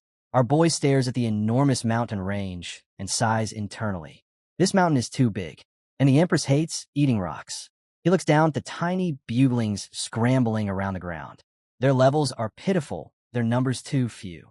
At this rate, even if all of them ate nonstop, 5 years wouldn't be enough to chew through MT Fumi. He rubs his chin, thinking to himself that this entire mountain is the birthplace of Sakura Country's so-called god. If Xiao Wu wants to destroy it, she will. And devouring it will definitely speed up her recovery. He finally straightens up and raises his voice toward the open sky. Grandpa, you can speak now. Scene shift, MT Fumi's peak. Our boy looks up at the colossal tree towering over him, Grandpa Tree, and raises a brow. First time you've spoken to me on your own, he says, half amused. He pats the trunk and adds, all right, keep swallowing. Eat as much as you want. Then, with hopeful eyes, he asks, by the way, got any rainbow fruits this time? Grandpa Tree stays completely silent. Doesn't move. Just keeps ripping chunks out of the sacred mountain like it's chewing through soft bread. Our boy's smile fades. Oi, why'd you go silent again? He taps the trunk. Don't just eat. Answer me. Grandpa Tree lifts a branch and bonks him on the head. Finally, its ancient voice rumbles softly. There are rainbow fruits. Our boy lights up instantly. Nice. That's my Grandpa Tree, always reliable. He whispers to himself with confidence. With Grandpa Tree around, even the Western Temple won't escape. The Shiva Temple won't escape. And not even Asgard's divine essence source elixir can run. Scene shift, Susanoo. Susanoo sits atop a distant ridge, divine aura flowing like sharp wind blades. He senses a familiar presence approaching MT Fumi. A slow smirk forms. He's finally here. Once the boy dies, Master will devour the essence of the ninth, and I'll swallow their god-level inscriptions. He rises, ready to take the first step, but then he sees it. Grandpa Tree, devouring the sacred mountain. Susanoo's jaw drops. What kind of tree dares devour MT Fumi? Before he can process it, a giant golden eye appears above him, filling the sky with crushing divine pressure. The voice that follows is cold and absolute. If MT Fumi collapses, Takamagura disappears. Susanoo stiffens. Master, the golden eye narrows. You will not interfere with the mountain. Your task is elsewhere. It orders him to drag Jiang Chun into Takamagara and kill him, along with Jiang Xuanji and Ji Linxiu from Daxia. You are at the 10th level now, and you possess the Kusanagi sword. This should be simple. Susanoo bows stiffly. Understood. Scene shift, the horizon. Ji stands frozen, pointing toward the mountain. Old Jiang, look. Xiao Chen's divine tree is swallowing the sacred mountain. Old Jiang nearly falls off the stairs. Both men rush across the landscape, divine power roaring behind them. Our boy turns, spots them, and shouts, huh? Grandpa Jiang? Ji. His eyes go wide in disbelief. But before they can meet, the air beside Grandpa Tree distorts. A rip in space. A strange hole opens. From within, several red-eyed snake phantoms slither out, hissing. A mere tree dares devour our sacred mountain. Uprooted. Ji's face drains of color. These are the phantoms of Yamada no Okami. Its real body can't appear here. The snakes strike, and our boy doesn't hesitate. He grabs Ji. Both of them leap straight into the hole. Scene shift inside the abyss. Old Jiang lands alone, surrounded by black fog. He looks around, breathing hard. Is this Takamagara? No answer. No Ji. No Xiao Chun. His voice echoes uselessly in the void. Panic creeps into his eyes. He spreads his divine sense, try to locate them, but the attempt collapses instantly. The fog burns it away. It's corrosive, poisonous, eating through spiritual power, even the soul. Old Jiang clenches his fists. This place is far deadlier than they told us. Scene shift. Poison mist abyss. Old Jiang, refusing to back down, tightens his grip on the heaven-splitting axe. With a single swing, he unleashes a massive arc of golden energy that rips through the fog, activating his martial god domain. The light spreads like a protective tide, but only to 100 meters. His face tightens. Only 70%. The pressure from Sakura Country's fate, the divine source land, and Takamagara's own suppression all crash down on him like invisible chains. His domain shrinks, unstable. The poisonous mist gnaws at his strength, corroding divine power layer by layer. Old Zhang's expression darkens. If he's feeling this much pressure, Ji and Xiao Chan might be in even greater danger. He takes off running, pushing his body to its absolute limit, a blaster strapped to his waist. He prays silently that Grandpa Tree can keep the enemies busy long enough for him to find the others. Scene shift, our boy in the fog. Meanwhile, Jiang Chun stands in the same toxic haze, completely unfazed. The poison hisses and curls around him, but he doesn't even blink. He scoffs. A poisonous mist? Overestimating yourself, daring to appear in front of the poisoned demon. Yamada no Orochi? Other divine beasts? He shrugs. Anyone who runs in a Grandpa Tree is as good as dead. What actually annoys him is the thick fog. He can't see anything, can't tell directions, and the divine source elixir could be anywhere. He clicks his tongue. How am I supposed to find it in this soup? Then his eyes brighten. Xiaojia, the little foodie genius with a god-tier nose for rare ingredients. A moment later, Jia appears, looking perfectly cheerful despite the deadly environment. Dad, were you looking for me? Our boy nods and asks him to sniff out the divine source elixir. But Jia suddenly grabs his sleeve. Dad, before that, help me with the trigonometry problem. Jiangchen freezes. What? Jia whines that it's super hard. He's been stuck for 3 days, and since it's just a high school second-year exam problem, Dad should be able to solve it easily, right? Our boy stares blankly. Weren't you in elementary school last month? Jia puffs up proudly. I skipped a grade. I'm a top student now. Jiang Chun sighs, pinching his forehead. Great. Dad forgot everything his teachers ever taught him. But he still crouches down. Fine, I'll try. He tells Jia to calm down, write the solution, and strike a confident pose while thinking. And then, after a dramatic moment, he says, Okay, done. Jia's eyes sparkle with awe. Dad, you're amazing. You wrote it so fast. Our boy smirks. Of course. But honestly, I still don't know the method. Too complicated. He waves it off. Help me find the divine source elixir first. I'll teach you the solution later. Jia nods enthusiastically, sniffs the air, then points forward. It's that way. Scene shift deep inside the fog. Our boy and Xiao Jia race through the mist, cutting straight toward the direction of the divine source elixir. But suddenly, clang, clang, clang. The sound of blades colliding rips through the fog like lightning. Our boy's eyes narrow. Uncle Ji. The two rush forward, and the battlefield comes into view. Ji versus Susanoo. Sword light erupts in every direction. Ji stands battered but determined, trading blows with Susanoo amid swirling toxic mist. Each strike vibrates the entire abyss. Susanoo sneers mid-swing. Someone like you dares call yourself invincible? Pathetic. Ji's grip tightens, his voice sharp. You're already at the 10th level. Of course your strength. Susanoo cuts him off with a cold laugh. Yes, I reached the 10th level long ago. And you? You're nothing. I'll kill you like a dog. Divine pressure explodes outward. He raises his sword, the Kusanagi sword blazing with god-level light. God Slayer slash. The attack crashes down like a divine execution. Ji roars back with everything he has left. Myriad sword. Return to the origin. His sword intent erupts. Countless sword shadows surge forward. But the difference in power is catastrophic. Susanoo's strength obliterates Ji's technique. The clash detonates. Crack. Ji's sword shatters in his hands. He's blasted backward, smashing into the ground hard enough to crack the earth. Dust rises. His hands tremble as he stares at the broken blade. It's like watching a part of his soul shatter. Susanoo, surrounded by crackling golden lightning, walks toward him slowly. Each step sends ripples through the fog. He lifts his sword again, divine energy coiling around the blade like a serpent. His killing intent floods the air. Just as he swings downward, a voice tears through the battlefield. Uncle G!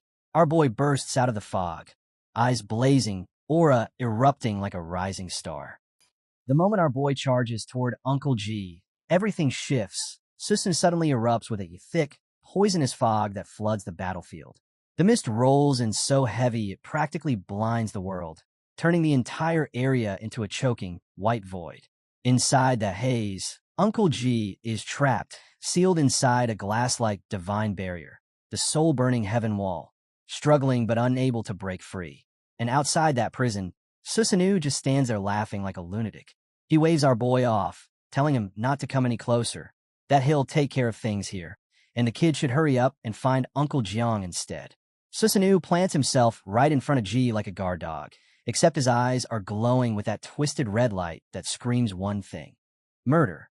He says the biggest prey has finally walked into his trap, that he's done playing the slow Lingxi torture game, and that he'll give G a quick death. Says he should be thankful. But right when Susanoo lifts his sword to deliver the finishing blow, a thunderous boom cracks across the fog. Uncle Jiang arrives. He slams his heaven-splitting axe straight into the ground, sending a surge of heavy red energy exploding outward. His aura floods the battlefield as he takes his stance, steady, unshaken. For the first time, Susanoo actually freezes, eyes widening for just a heartbeat. Then he laughs again, saying all the important fish have gathered. Since they're all here, he might as well send them all straight to the western heaven together. Uncle Jiang's temper snaps.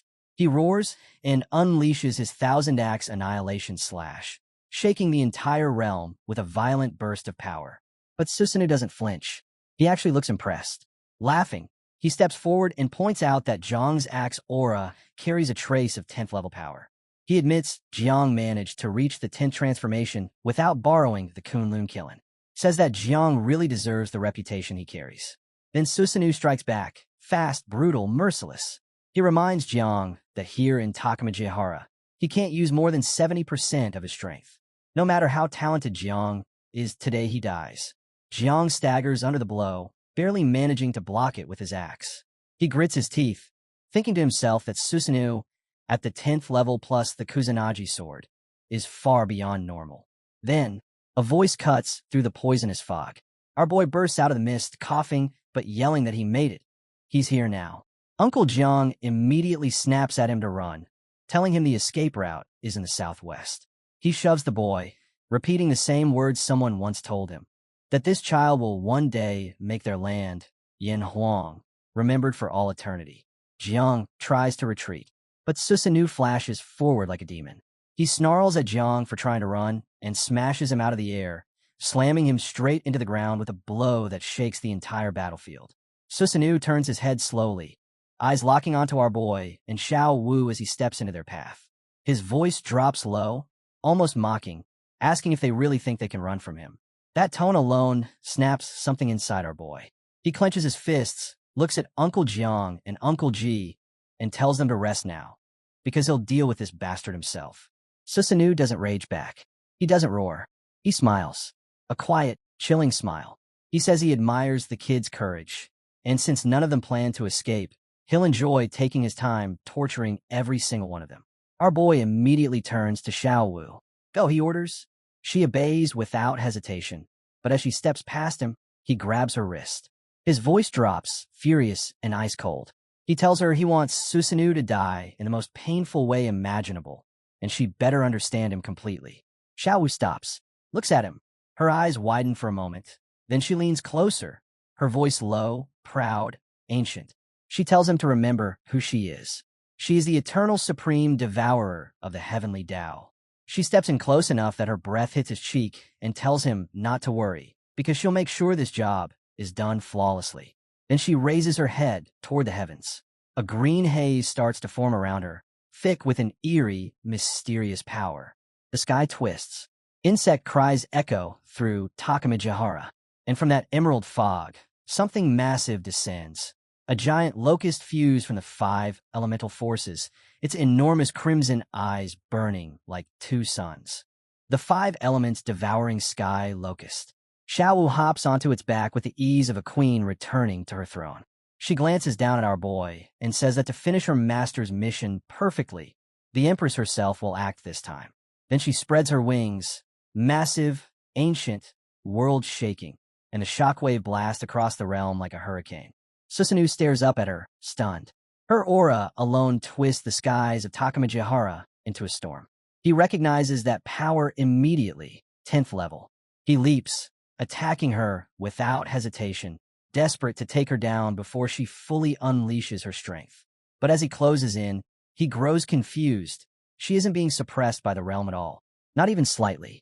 He swings the Kusanagi sword with a god-slaying slash, putting everything he has into the strike.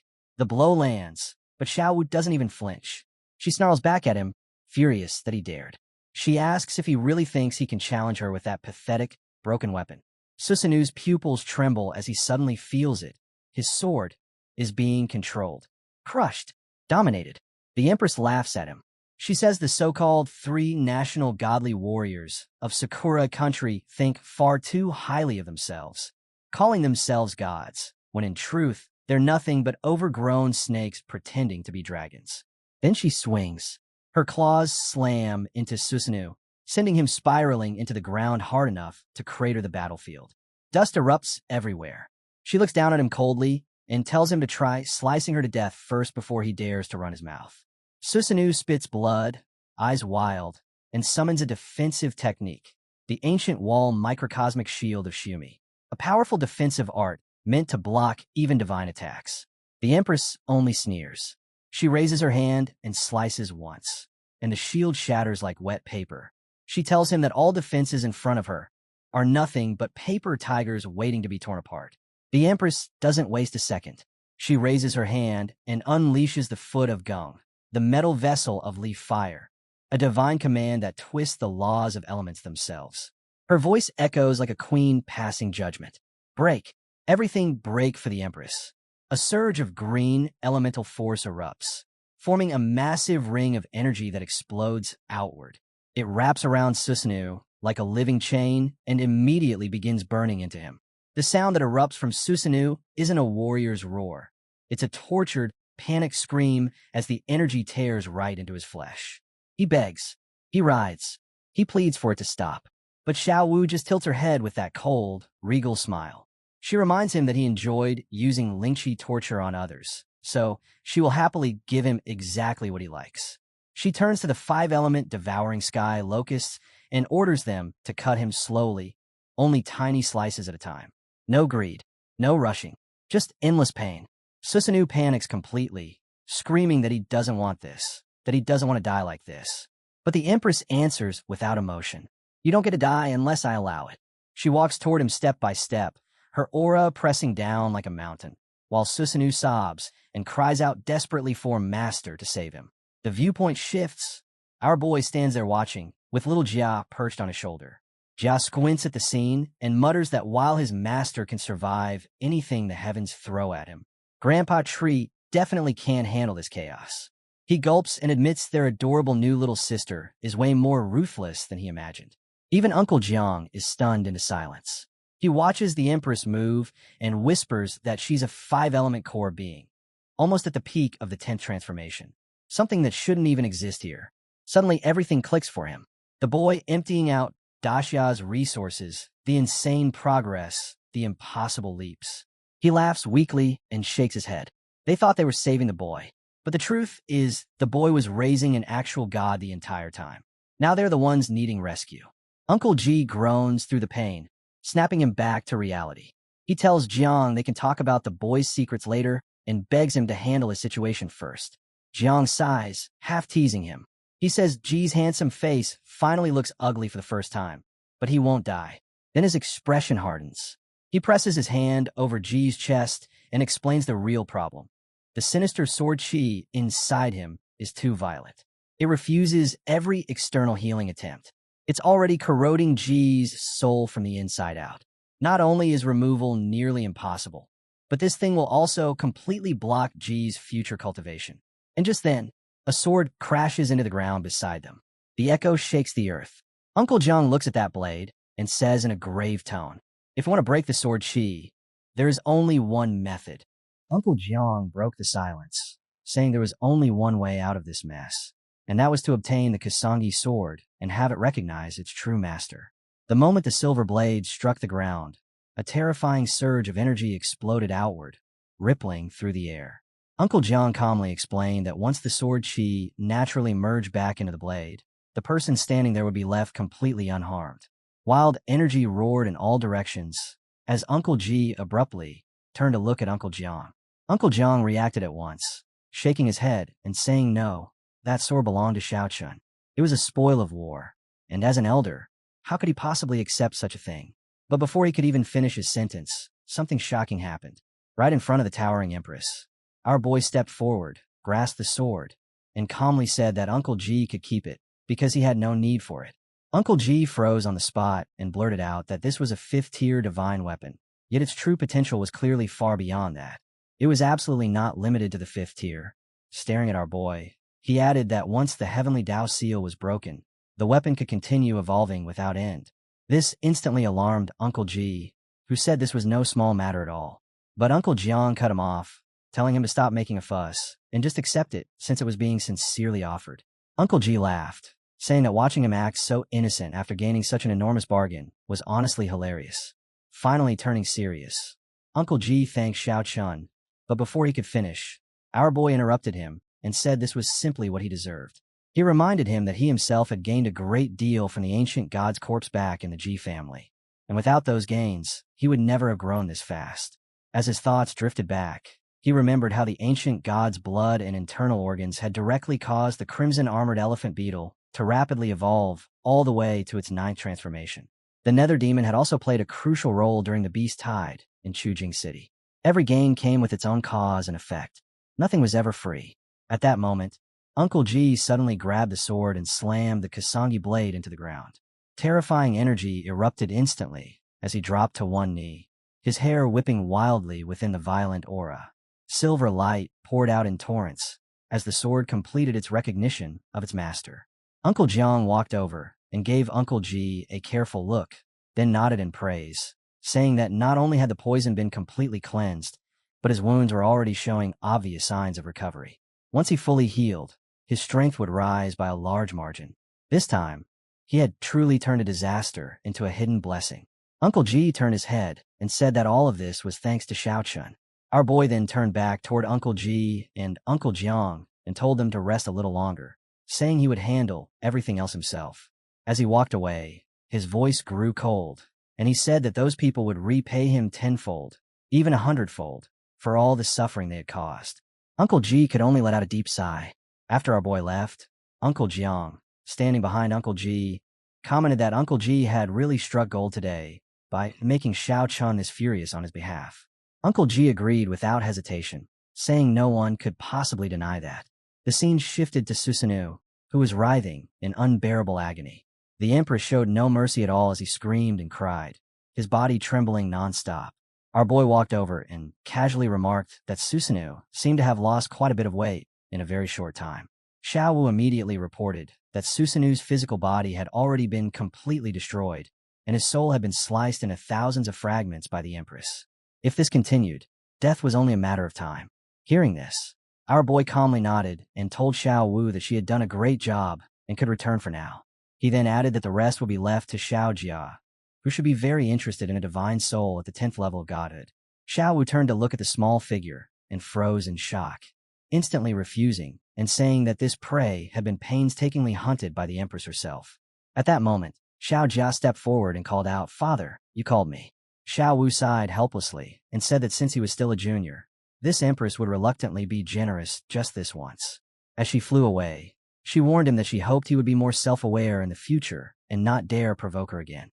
Xiao Jia looked up with excitement and happily asked if this was a gift prepared by his younger sister.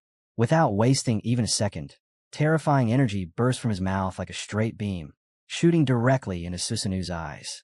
Susanoo's screams became even more miserable. Xiao Jian stared in shock and blurted out that this was insane. calling it an incredible feast, and enthusiastically thanked the little sister. Xiao Wu stepped closer to Xiao Jia and coldly asked who he had just called little sister. Her eyes turned sharp as she warned him that if he didn't watch his mouth, he would end up digging his own grave. Xiao Jia immediately nodded in an extremely obedient manner and agreed, then opened his mouth and called her little sister again anyway. Xiao Wu turned her head away, thinking to herself that this kid was truly an idiot beyond saving. On the other side, Uncle Ji was completely dumbfounded. He pressed a hand to his head and muttered that shredding a 10th-level divine soul so effortlessly was simply absurd, and that this insect was outrageously overpowered. Uncle Jiang was equally shocked and asked if that little boy had just devoured the divine soul outright. Uncle Ji could only reply honestly that he had no idea either. The two of them began analyzing the situation, reasoning that the nine-winged miasma was the origin of the ninth netherworld, and that the boy's aura seemed to exist on the same level. Xiao Qin's new insects, which carry the essence of the 5 elements, were even more terrifying than they had initially imagined. At that moment, our boy told Uncle Ji and Uncle Jiang to stop guessing and said he would explain everything clearly. Holding on to both of them, he began speaking. Suddenly, a burst of golden energy spread throughout the area. Our boy's eyes lit up as he said the timing was perfect and that he would immediately set up a barrier. Once the barrier was formed, our boy formally introduced them. He explained that Xiao Wu was the 5 elements devouring sky locust, his neo-bug. Then he placed his hand on the small child and said that this was Xiao Jia, the infernal crimson armored elephant beetle, capable of merging with his body to massively enhance his physical strength. He added that the so-called dark god tier professions they had suspected before were actually caused by Xiao Jia. Uncle Ji stood there stunned, saying that now everything finally made sense. Uncle Jiang nodded in agreement, saying that with this explanation, everything lined up perfectly. He then looked at Xiao Qian with a solemn expression and said that he truly was the future of Xia. Within the golden energy barrier, everything became blurry and indistinct from the outside world. Suddenly, Uncle Ji sensed something and asked what that disturbance was. Our boy replied calmly that it must be Grandpa Tree fighting the primordial creature, Yamada no Orochi. The ground began to tremble violently. Uncle Ji asked if they should go and help, but our boy shook his head and said there was no need, because that snake was already in serious trouble. Uncle Ji asked in disbelief whether there truly existed a power even greater than the insect swarm, something that surpassed even a primordial creature. His mind drifted back to the overseas islands, to that mysterious tree that had once stripped the divine souls from an ancient being, and he asked Xiaochan what that divine tree really was. Our boy explained calmly that Grandpa Tree had existed within his consciousness ever since the day he awakened. It was the source of his god-level profession, spirit nurturer, yet even he did not fully understand what it truly was. All he knew was that it was unimaginably mysterious and terrifyingly powerful. Uncle Ji told him not to rush, saying that some things would only be understood with time, and that one day, he would know. Our boy's expression then turned serious. He said the space would not last much longer, and reminded them that his purpose here was to find the divine source elixir, which remained the highest priority. He asked if they had any leads. Uncle Ji replied that they did, and Xiao Jia was immediately ordered to lead the way. Xiao Jia responded with excitement, calling him father without hesitation. The scene shifted to the battlefield. Giant serpents flooded the area, spewing flames in every direction as torrents of fire blasted toward the ancient tree. Countless snakes coiled and slithered through the air, their scorching flames devouring the surroundings as they sneered arrogantly, mocking how a hideous tree dared to stand so boldly before them. Their flames intensified, burning even hotter, as they laughed and said the tree would reap what it had sown. The ancient tree roared in fury and retaliated. Water-soaked poison poured forth like a decaying waterfall, cascading down as it struck directly at the snake's souls. Yet to the tree's horror, the serpents absorbed the attack, treating it as nourishment instead. The old tree froze, utterly unable to believe what it was witnessing. The snakes mocked it mercilessly, saying that a mere tree could never comprehend their existence. The tree roared back in defiance, declaring itself a primordial creature born from the heavenly Tao, proclaiming that there was nothing it did not know. In the next instant, it unleashed a devastating blast of power straight at the serpents. Heavenly thunder erupted as lightning crashed down, and the surrounding space shattered like a broken mirror. The ancient tree bellowed that it was still standing and could not be destroyed. The snakes gazed at it calmly and asked whether it had exhausted all its tricks. They said that the time inside Takamagara was almost over and that they would stop playing now. If the tree did not mind, someone else would come and play with it later. As the snakes began to withdraw, the ancient tree suddenly panicked and roared, demanding to know what they meant by that. In the next instant, its roots exploded outward, spreading at terrifying speed as they shot forward and coiled tightly around the serpents, binding them in place and locking their massive bodies midair. The tree's voice thundered through the shattered space as it demanded an answer, asking exactly what they were planning to do. As the scene shifts, everyone finds themselves standing before towering golden trees. Vast streams of golden energy drift through the air, and above all of it rises a massive ancient tree, endlessly releasing its power in every direction. Xiao Jia looks around, stunned, and immediately turns to his father, saying that this is the place where the divine source elixir is born. Our boy nods without hesitation, says good, and then turns to Uncle Jiang, asking if the fruit hanging at the center of the tree is the divine source fruit. Uncle Jiang confirms it calmly, but adds that one of the fruits has already been taken, most likely handed over to Susanoo. He continues explaining that each country's divine source elixir eventually condenses into 10 divine source fruits. When the heavenly Tao seal completes its 10th transformation, those fruits fully mature. After that, a new fruit is born every year. Consuming one can revive the dead, heal even the most severe injuries, and has an extremely high chance of directly pushing someone from the 9th level straight into the 10th. Uncle Jiang glances back at the towering tree and adds a serious warning. Advancing to the 10th level this way permanently locks a person at that realm, making any further breakthroughs impossible. Before he can even finish, our boy cuts in, asking if the unripe fruits are still useful and whether someone below the 9th level can eat them. Uncle Jiang nods and says they are still effective. Even an unripe fruit has around a 30% chance of pushing someone from the 9th level to the 10th. For those below the 9th level, consuming it greatly enhances their physique and strength, though they will still eventually be capped at level 10. Hearing this, our boy simply says that's fine. He looks up at the fruits, swaying on the branches, and says they don't have time to wait for them to ripen, so they'll pick them now. He then tells Uncle Jiang to take 7 of the fruits back to the taxi as emergency supplies. Uncle Jiang freezes for a moment and asks why they need so many. Our boy smiles casually and says he's not planning to use them himself. Even if he does, he'll still be traveling to other countries later, so there'll be plenty of chances to get more. Uncle Jiang laughs and replies that our boy doesn't need them anyway. At that moment, Uncle Ji bursts out laughing and teases Uncle Jiang, saying Xiao Jiang is getting old, just like him, and just isn't used to seeing a kid this monstrously strong anymore. Uncle Jiang laughs as well and agrees, saying that it looks like they really should start getting used to it from today onward. Uncle Ji then reminds Uncle Jiang to take good care of himself. Time is tight, and the mission isn't something they can take lightly, so they decide to head back to Daisha first and continue cultivating there. Our boy responds immediately, saying it's fine, and tells both Uncle Jiang and Uncle Ji not to worry about him. After that, our boy walks forward and stops in front of Xiao Wu, telling her she can just swallow the divine source elixir directly. Xiao Wu replies with absolute confidence, saying there's nothing this empress cannot swallow. The next moment, she digs her hands in the ground, and thick green energy spreads outward as the power of swallowing heaven activates, devouring everything around her. Our boy stands there watching that terrifying swallowing power together with the little boy beside him. Xiao Jia suddenly speaks up, saying he found something too, and asking if there's really nothing left for him. Our boy smiles and tells him that since he's the older brother, he should let his little sister have it this time. He reminds him that she just brought him food earlier as well, and promises that later on, he'll take him to the Julie Divine Vault for a proper big meal. Xiao Jia lets out a long sigh and says fine, adding that he'll trust his father one last time. Since he's not getting a share now, he says he'll head back first to do his homework. Hearing that, our boy can't help but think that this kid is seriously petty. Not long after, Xiao Wu comes back and plops down on the ground, saying the taste is actually pretty good. She adds that it took much longer than she expected. Then she looks at our boy and says she's extremely full and sleepy, declaring that this empress is going back to her room to sleep. Our boy tells her to rest well. At that moment, a screen suddenly appears, showing that the 5 elements devouring Shy Lucas life rank transition has completed 1 out of 5 stages, and his level rises to level 49. Later that night, as our boy walks through a barren stretch of land, he mutters to himself that 4 more divine source elixirs are still needed to complete the life rank transition.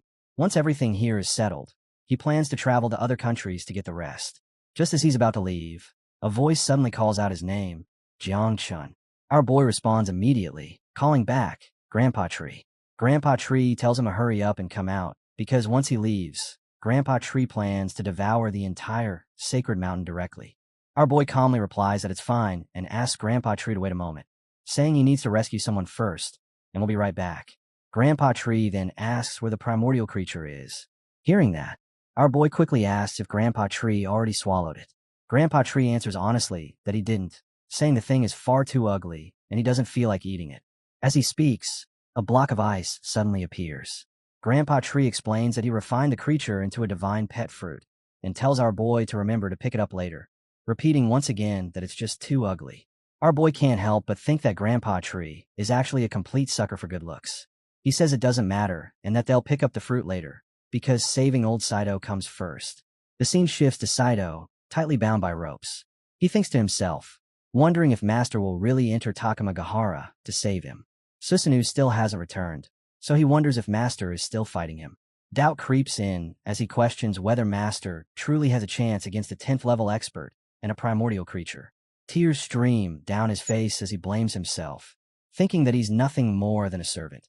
Yet he might be the cause of his master's death. At that moment, the door suddenly opens. Our boy walks in and calls out to old Saito. Saito weakly lifts his head and asks if it's really Master. Our boy takes one look at his condition and curses Susanoo under his breath, saying that letting him die like this would be far too cheap. He sits down beside Saito, and Saito asks in a trembling voice whether Susanoo was truly killed by Master. Our boy answers yes without hesitation and says he'll save him right now.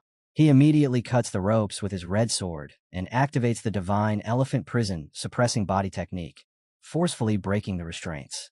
Saito bows deeply despite his injuries, saying that his lord's kindness is immeasurable and that he can never repay it. He swears that the Saito family will follow their lord forever, willing to brave mountains of blades and seas of fire without the slightest hesitation. Our boy tells him to get up first and head outside, saying they can talk about everything later. Saito replies apologetically that he can't move, explaining that the tendons in his legs have been severed. Our boy looks down at his legs, then calmly takes out a divine source fruit and says they'll try eating this first. He tells Saito to stop overthinking and just eat it without worrying about anything. Placing the fruit in front of him, he adds that this country still needs Saito around to help manage it. Saito quickly agrees and begins swallowing the fruit, but as he does, our boy reminds him to slow down and not choke. The moment the fruit is fully swallowed, terrifying energy bursts out from Sato's eyes. He starts shouting and crying at the same time as power surges through his hands and spreads across his body. Little by little, strength returns to his legs, his wounds heal at a visible speed, and his feet finally move again. Tears stream down his face as Saito suddenly freezes. Then he lifts his head in disbelief, stands up, and an explosive wave of energy erupts from his body. He shouts that he can see again, saying that not only has he fully recovered, but he's also broken straight through to the 9th level. Our boy smiles and says that's great, but this place is about to be destroyed, so they need to leave immediately. Saito agrees without hesitation, and the two of them fly away together. As they fly, our boy thinks to himself that the divine source fruit really is terrifyingly powerful, especially for those below the 9th level. Even though Saito will eventually be locked at the 10th level forever, that is still the highest realm he could ever reach in this lifetime. More importantly, if Saito were to ever develop disloyal thoughts in the future, our boy could eliminate him with ease. The scene then shifts to Mount Fumi. Roots burst violently from the ground, and the giant tree at the peak of the mountain shines brilliantly, spreading its power in every direction. The roots tear through rock and earth, growing wildly, and suddenly an intense surge of pink energy erupts from the upper mountain. A massive ring of pink and purple light expands across the sky. From a distance, our boy and Saito stare in shock. Sato's eyes widen as he asks what that is, wondering if this is the legendary phenomenon. Saito stares at the scene in front of him and asks if what they're seeing could really be the legendary ancestral vein of heaven and earth. They're standing right before the massive tree, and wave after wave of spiritual energy keeps spreading outward without pause. Amarpo immediately confirms it, saying Saito is right. To be precise, this is only a section of the ancestral vein of heaven and earth. According to ancient legends, at the very beginning of the era, ancestral veins of different sizes formed upon the original divine plant.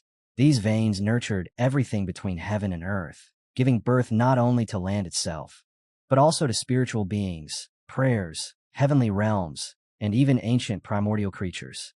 Amarpo looks up at the towering tree, his expression thoughtful, and speaks again, wondering if Grandpa Tree plans to swallow this section of the ancestral vein of heaven and earth entirely.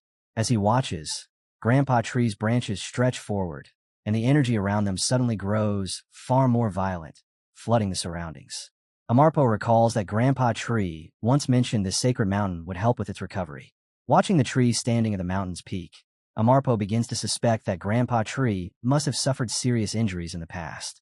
All of a sudden, dense green energy erupts above the tree and spreads outward like a massive wave. In the next instant, the enormous tree vanishes without a trace, leaving behind only a single branch. Hanging from that branch is one solitary fruit.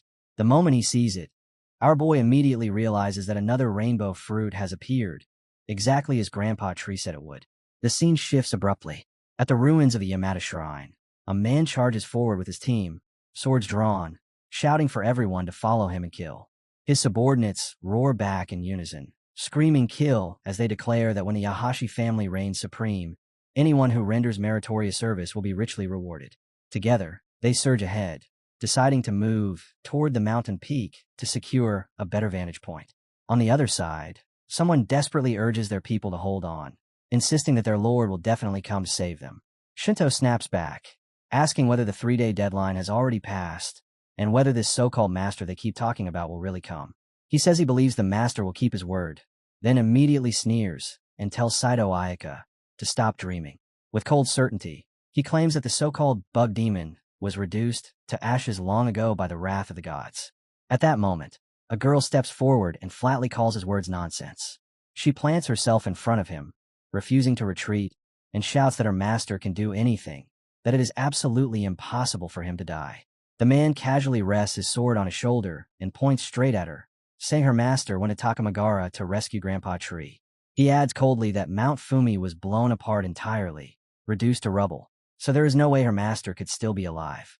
She fires back at once, yelling that this only proves how terrifying the battle was and does not mean anything happened to her master. The man bursts into laughter, sharp and mocking, and calls her far too naive. He explains that the truth is very simple.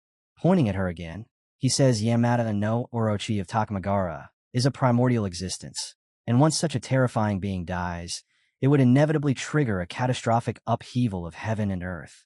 Since heaven and earth remain stable, the only one who could have died is that bug demon. He laughs again and tells her to give up already. Hearing this, her heart trembles, panic creeping in as doubt begins to gnaw at her.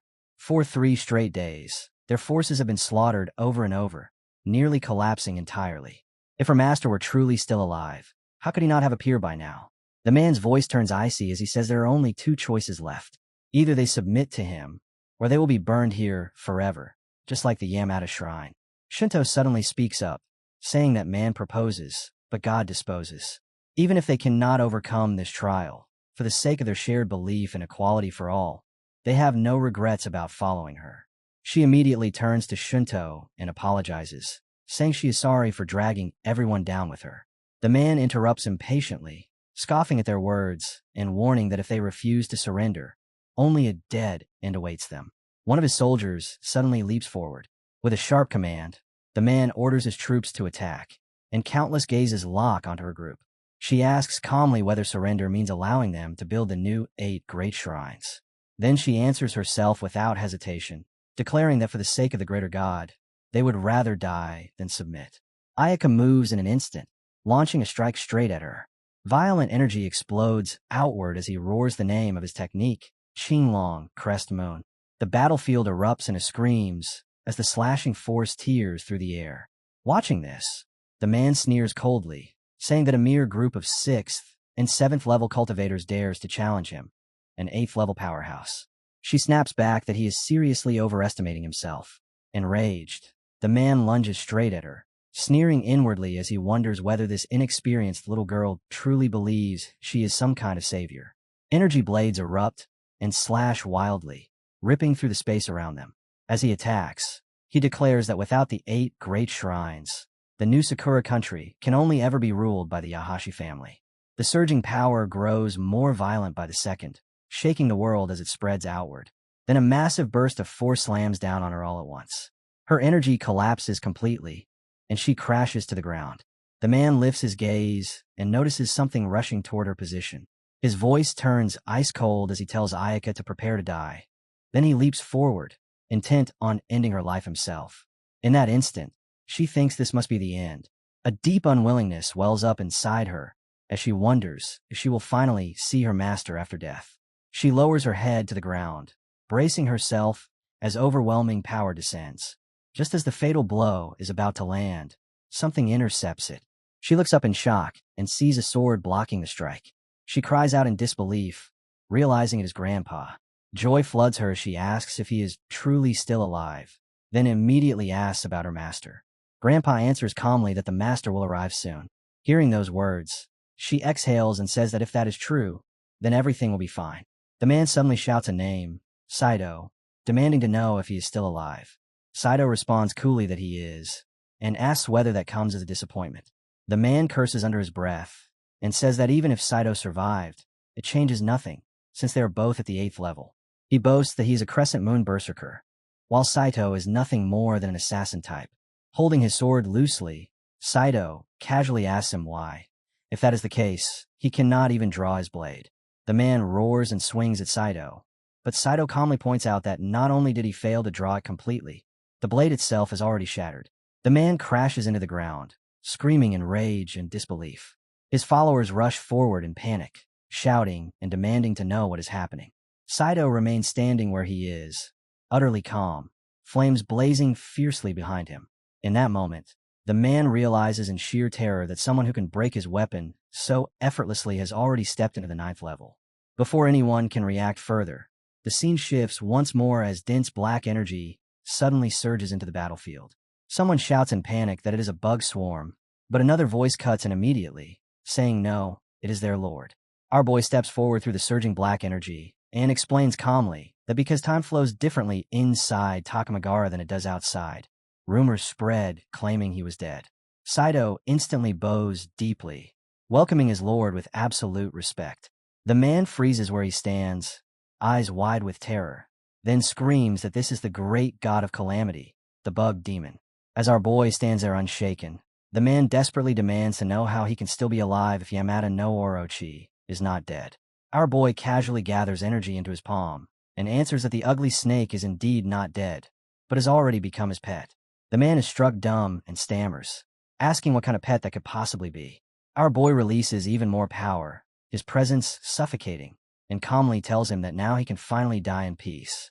In an instant, buglings pour into the battlefield, sweeping through everything and erasing resistance. The man and his followers collapse completely, crying, screaming, and begging to be spared. Watching his subordinates fall apart, the man drops to his knees, wailing as he begs for mercy and swears that they are willing to follow our boy. He bows again and again, forehead striking the ground, pleading for his life. Our boy's expression remains cold as he says that he already gave Saito Ayaka a chance 3 days ago, but it was not taken. Now it is far too late. As his words fall, his energy engulfs the man entirely. The man screams echo as he is swallowed whole, vanishing without a trace. In the end, our boy gives a single order to clean everything up, leaving nothing behind. A man's screams rip through the air as unbearable pain consumes him, violent energy shredding his body apart piece by piece until nothing at all remains. As the last trace disappears, their thoughts shift to the heavenly Tao seal. Under its restrictions, the number of 9-winged miasma creatures is unlikely to increase any further. The only realistic path left is to refine their quality instead. After absorbing this batch of nutrients, the buglings should be able to evolve once again. At that moment, she freezes completely. The two of them stare at our boy, minds blank with shock. They thought what happened earlier was already beyond belief, yet they never imagined that hadn't even been the master's full strength. This level of power feels like a true natural disaster, something that exists outside all common sense. The master's strength has always stood far beyond ordinary understanding. Our boy calmly rolls his neck and looks at them, then asks why they're still kneeling. Are you really going to stay there and watch? He reminds them that the future of Sakura country is now resting in their hands. As the new leaders, they must show confidence and resolve, not fear. They immediately rise to their feet and answer seriously, voices steady as they say they understand, Master. Our boy nods lightly and says that is good. As his feet settle on the ground, Saito steps forward and declares with a firm voice that he, Kenichi Saito, swears to the heavens. As the new leader, he will rebuild the beautiful Sakura country. All people are born equal, and even ordinary citizens deserve basic human rights. Our boy turns back and replies calmly that to completely resolve the issue, it will still require 2 more days of feeding. He asks them to first arrange a comfortable place for him to rest, and tells them they can handle everything here. They immediately agree and promise that everything will be taken care of. The scene shifts to an extremely luxurious hotel suite. Every detail immaculate and perfectly arranged. She stands beside the bathtub and informs him that the hot water is ready. She hesitates briefly, then asks if he needs her to stay and serve him. Though she is still young, she has learned many massage techniques, and if the master needs anything, she can help. Our boy looks at her calmly as water continues to flow into the tub. He tells her there is no need and asks her to go out first. She answers politely and quietly leaves the room. The scene shifts once more, revealing a small, adorable girl standing atop the grandpa tree. She mutters that the other ladies are being far too sensitive. Her lord was never that kind of person to begin with. At the same time, she admits quietly that her lord never had those kinds of feelings toward them either. With a small pout, she adds that no one understands her better than Zio-chan. Standing below, our boy hears her and tells her not to make fun of herself. She quickly explains that it is just shyness, nothing more. After a brief pause, she admits in a low voice that it is actually kind of cute. Her gaze lingers on him, quiet and sincere. Our boy shifts his attention and thinks that Grandpa Tree looks larger and more radiant than before. Its presence feels heavier, brighter, and this time it has produced 2 rainbow-colored fruits. It really did not deceive him. Staring at the strange patterns on the surface, he wonders if this is the divine pet fruit with snake-like markings. He raises his hand toward the fruit without hesitation. A screen immediately appears, announcing that the divine pet fruit rainbow has been opened, and that the primordial spirit beast Yamata no Orochi has been obtained, rank 10. Thick smoke surges out in all directions, swallowing the surroundings in an instant. Our boy observes that the gray mist resembles Takamagara, yet it feels far purer and more refined. Something suddenly stirs in his mind, and he wonders if this is some kind of transformation state. Another screen flashes into existence, displaying Yamata no Orochi at level 299. It is listed as the guardian beast of the divine source land of Sakura country, possessing terrifying power beyond imagination. Our boy stares at the information and blurts out in disbelief. He himself is only level 133, yet this snake has already reached level 299. For a moment, he thinks this must be the most terrifying existence on Blue Star. Then he corrects himself, remembering the Qilin sleeping deep within Kunlun Mountain of Taxia, which should be far stronger. He reflects that the foundation of Taxia is hundreds of thousands of times deeper than that of Sakura country. The peak of the 10th level was actually condensed into a fruit by Grandpa Tree. It is a pity he did not personally witness that battle. As he continues to study the screen, another thought crosses his mind. The heavenly Dao seal of the 10th level is now partially open. In theory, only beings standing at the critical limit of the 10th level can move freely. Once the threshold is crossed, the heavenly Dao will immediately suppress and lock them down. The ancient existence that acted from afar in the caves of the 3 overseas islands last time had clearly surpassed the 10th level. Even though it was heavily injured by the intent of the Tiger Soul Blade, a starving camel is still larger than a horse. Our boy can't help but wonder how Grandpa Tree managed to transcend space itself and forcibly drag that ancient being out from an underground cave. The thought makes him frown. Is Grandpa Tree really just a companion life form bound to his god-level profession? Or is there something far more terrifying hidden beneath the surface? He looks at Grandpa Tree again, his thoughts growing heavier. Did it deliberately add some kind of restriction to conceal its true identity?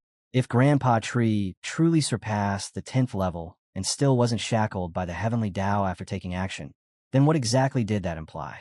Before he can dig any deeper, she interrupts him calmly, telling him that the secrets of heaven cannot be revealed yet. Probing them now would bring him no benefit. When the time comes, she says, everything will naturally become clear. Our boy shifts his attention and notices the small snakes nearby. He remarks that they've already finished transforming. To his surprise, they actually look rather cute, not ugly at all, completely different from how Grandpa Tree had described them. She speaks again, her tone formal, saying that his subject, Orochi, greets my lord. However, the voice and manner of speech sound oddly old-fashioned. At that moment, Xiao Jia suddenly appears, tugging at his father with a pitiful expression. He complains that many of his classmates have spirit pets, but he doesn't have one. Because of that, they laugh at him, look down on him, and even bully him. Our boy nearly rolls his eyes internally. This little brat has gone completely astray. As the lord of the underworld, how could anyone possibly bully him? Still, he sighs, places a hand on Xiao Jia's head, and agrees to give him a pet. He warns him seriously to be careful, reminding him that the snake is quite fierce and should never be used to fight people. Xiao Jia's eyes light up at once. He thanks his father repeatedly and promises to behave well and become a model student. He then walks up to the snake, chest puffed out, and proudly announces that from today onward, it will be his spiritual pet mount. Without hesitation, he names it Pippi Snake. The snake lets out a sound in response, but in the next instant, energy violently bursts from its body. It complains indignantly that it is a primordial spirit, a divine existence, yet it's being treated like a ride for a small child. The whole situation feels utterly ridiculous. Our boy opens his mouth to call Orochi. Xiao Jia quickly stops him and says it's fine. He actually likes that the snake has its own personality. Since it's his pet, he will train it himself. He calmly reminds it that this is the underworld region, a place capable of devouring gods and demons alike. Stepping closer, Xiao Jia looks straight at Pippi Snake and asks if she's willing to listen to him now. After a brief silence, the snake finally lowers its head and agrees, calling him master. Our boy watches from behind and comments that Pippi Snake is already ready. It can even grow larger at will, which honestly feels pretty good. Xiao Jia cheers happily, jumps straight on a Pippi Snake's back, and tells it to move. The snake responds at once, obediently slithering forward. As they go, Xiao Jia starts bragging without restraint. He says his classmates only have 3-headed snakes, but now he has an 8-headed one. That girl will definitely be jealous. She even said that if his spirit pet became stronger, she would be his girlfriend. He adds casually that it doesn't really matter, since he already has 2 girlfriends anyway. Our boy's expression darkens instantly. There are way too many problems packed into that single sentence. Since when is the strength of a spirit pet judged by the number of heads? 2 girlfriends already, and now he's aiming for a 3rd? What an absolute disgrace to the family. He feels a stab of guilt, blaming himself for failing to raise his child properly, and calls Xiao Jia back. Instead of listening, Xiao Jia pats Pippi Snake and tells it to run even faster. She walks up beside our boy and gently reminds him that adults shouldn't interfere too much in children's affairs. The more tightly you try to control them, the more rebellious they become. She tells him to just let it be. Those girls will eventually teach the boy a lesson themselves, and after suffering a setback, he'll naturally understand. Our boy lets out a long sigh and finally agrees. He says he needs to return to work. After all, there is still 1 rainbow fruit left that he hasn't picked yet. He raises his hand toward the final rainbow fruit, recalling how the last one opened the Eternal Light Tower and brought benefits to all of Taxia. This time, he can't help but wonder what kind of change this one will bring. The moment he grasps the fruit, terrifying energy spreads outward in all directions. A screen appears, announcing that the Wonder Fruit Rainbow has been opened, and that a unique special item has been obtained. Jinmu Seed, rank 10. Our boy freezes in surprise. A seed? The screen explains that this is the only remaining seed after the destruction of the Jinmu tree. Once grown and fully matured, it can be used as a heavenly pillar. It can also increase fortune and accelerate the expansion of the enshrined beings of heaven and earth within the country. Our boy releases the seed, and instantly, vast waves of power surge out and sweep across the surroundings. Another screen appears, stating that the fruit produced contains an enormous amount of heavenly Tao laws. By consuming it, one can directly comprehend laws at the Tao level. In Jiang Chen's palm, the small seed glimmered faintly, as though an unfathomable power slept within it. The gentle glow reflected in his eyes, making its presence feel almost unreal. As he recalled the listed effects, enhancing a nation's fortune, extending the primordial veins of heaven and earth, even carrying fragments of heavenly Tao laws, unease crept into his heart. Every single effect was something that trampled common sense. He could not help but ask himself what kind of heaven-defying existence this seed truly was. Thinking back to the earlier description, Jiang Chun lowered his gaze to the seed and frowned slightly. The phrase, opening the heavenly court upon Jinmu, would lingered in his mind like an unresolved riddle. Was the heavenly court what he imagined it to be, or something far more intricate than a simple space? The more he thought about it, the more questions surfaced, stacking endlessly like a sealed box he could not pry open. He turned his eyes toward the ancient grandpa tree, hoping for some form of guidance. In response, only a faint rustle of leaves echoed back. Silence followed. He waited for a long while, but no answer came. The faint hope on his face gradually faded, replaced by quiet disappointment, and he let out a soft sigh. It seemed that if he wanted answers, he would have to plant the seed himself and uncover its secrets firsthand. Pushing those thoughts aside, Jiangchen opened the system panel. The familiar window flickered into view, revealing the planting instructions. The seed had to be placed within the divine origin spirit fluid in the land of divine origin and continuously nourished with remnant souls for it to even have a chance to take root and grow. Jiang Chun and Xiao Chan read through the information carefully, silently weighing the conditions. Jiang Chun quickly recalled that great Daxia's land of divine origin was located in Kunlun, near the abyss entrance, a place where remnant souls were plentiful. After a brief consideration, he concluded that once they brought the seed there, they could ask Master and Uncle Ji to help watch over it. Just then, Xiao Chan suddenly began coughing violently. Her brows knit together, as if a scorching pain had seized her throat. Jiang Chen's heart jumped.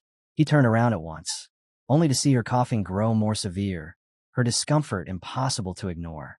He stepped closer and asked in a low voice what was wrong. Her eyes were already reddened, pain and panic intertwined in her expression. In a trembling whisper, she said she had just seen something deeply unsettling. Jiang Chun urged her to speak. Xiao Chan lowered her gaze to her hands, fear still clinging to her eyes, and slowly explained what she had witnessed. The vision had been blurred, as if separated by countless layers of mist. Yet one sensation was crystal clear. One of the three invincible supremes of Daxia was about to fall. Which one it was, she did not know. Jiang Chun froze on the spot. The words struck him like a thunderbolt, leaving his mind momentarily blank as he struggled to process them. Xiao Chan closed her eyes, forcing herself to probe deeper, but the vision remained indistinct, looping endlessly without ever revealing who it was. He could not understand how such an outcome was even possible. With Daxia's eternal light power tower, Uncle Ji was on the verge of reaching the 10th level of enlightenment. Even if progress slowed, he would still reach at least the midway point before the myriad races ever launched an assault on Daxia. As for Sister Huanyu, she was the final safeguard, someone who could contend with 10th level cultivators while still standing at the 9th. More importantly, Jiangchen himself was still there.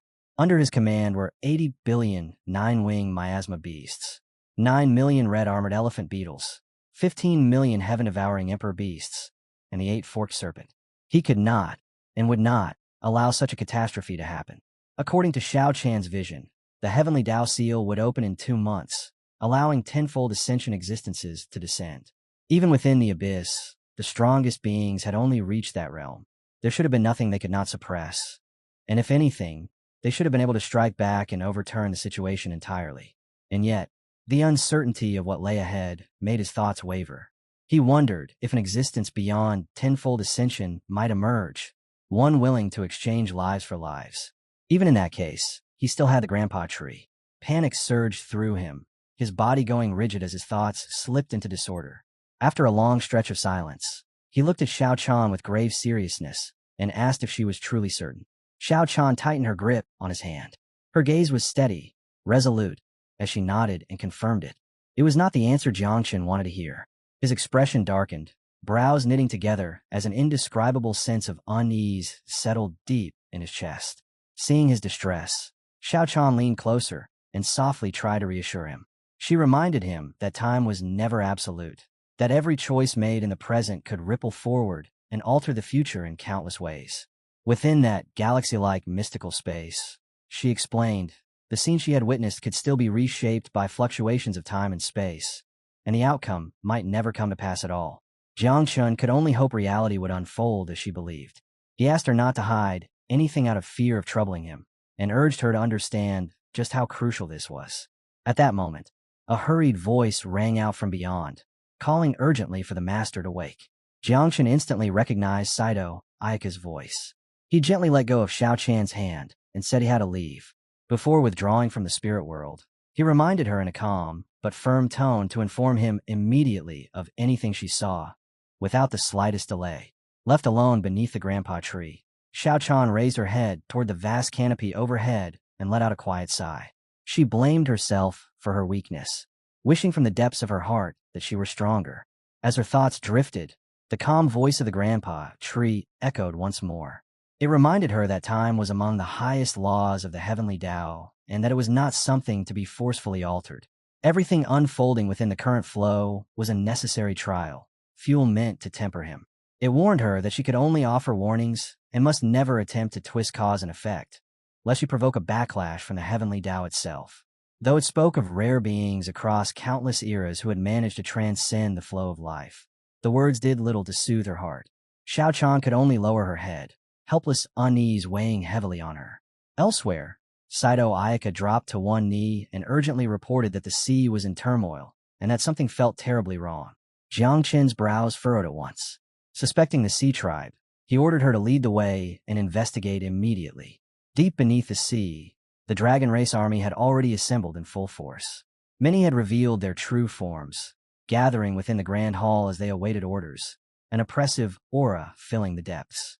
As the news spread, Jiang Chun rushed toward the high heaven plains. Sakura Nation had descended into chaos, and Mount Fuji had collapsed entirely.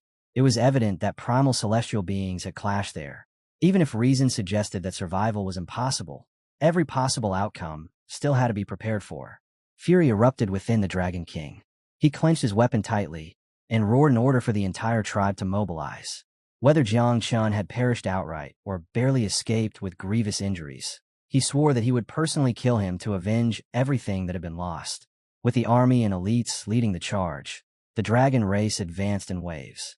Taking advantage of Sakura Nation's disorder, the Dragon King commanded his forces to press forward and seize part of the territory. The sea answered with deafening roars. Towering tsunamis surged upward, dark clouds converged, storms howled, and dragons spiraled through the skies, their battle cries shaking the heavens. The Dragon King charged ahead through wind and waves, gripping his trident overflowing with killing intent as he declared that the day of vengeance had finally come.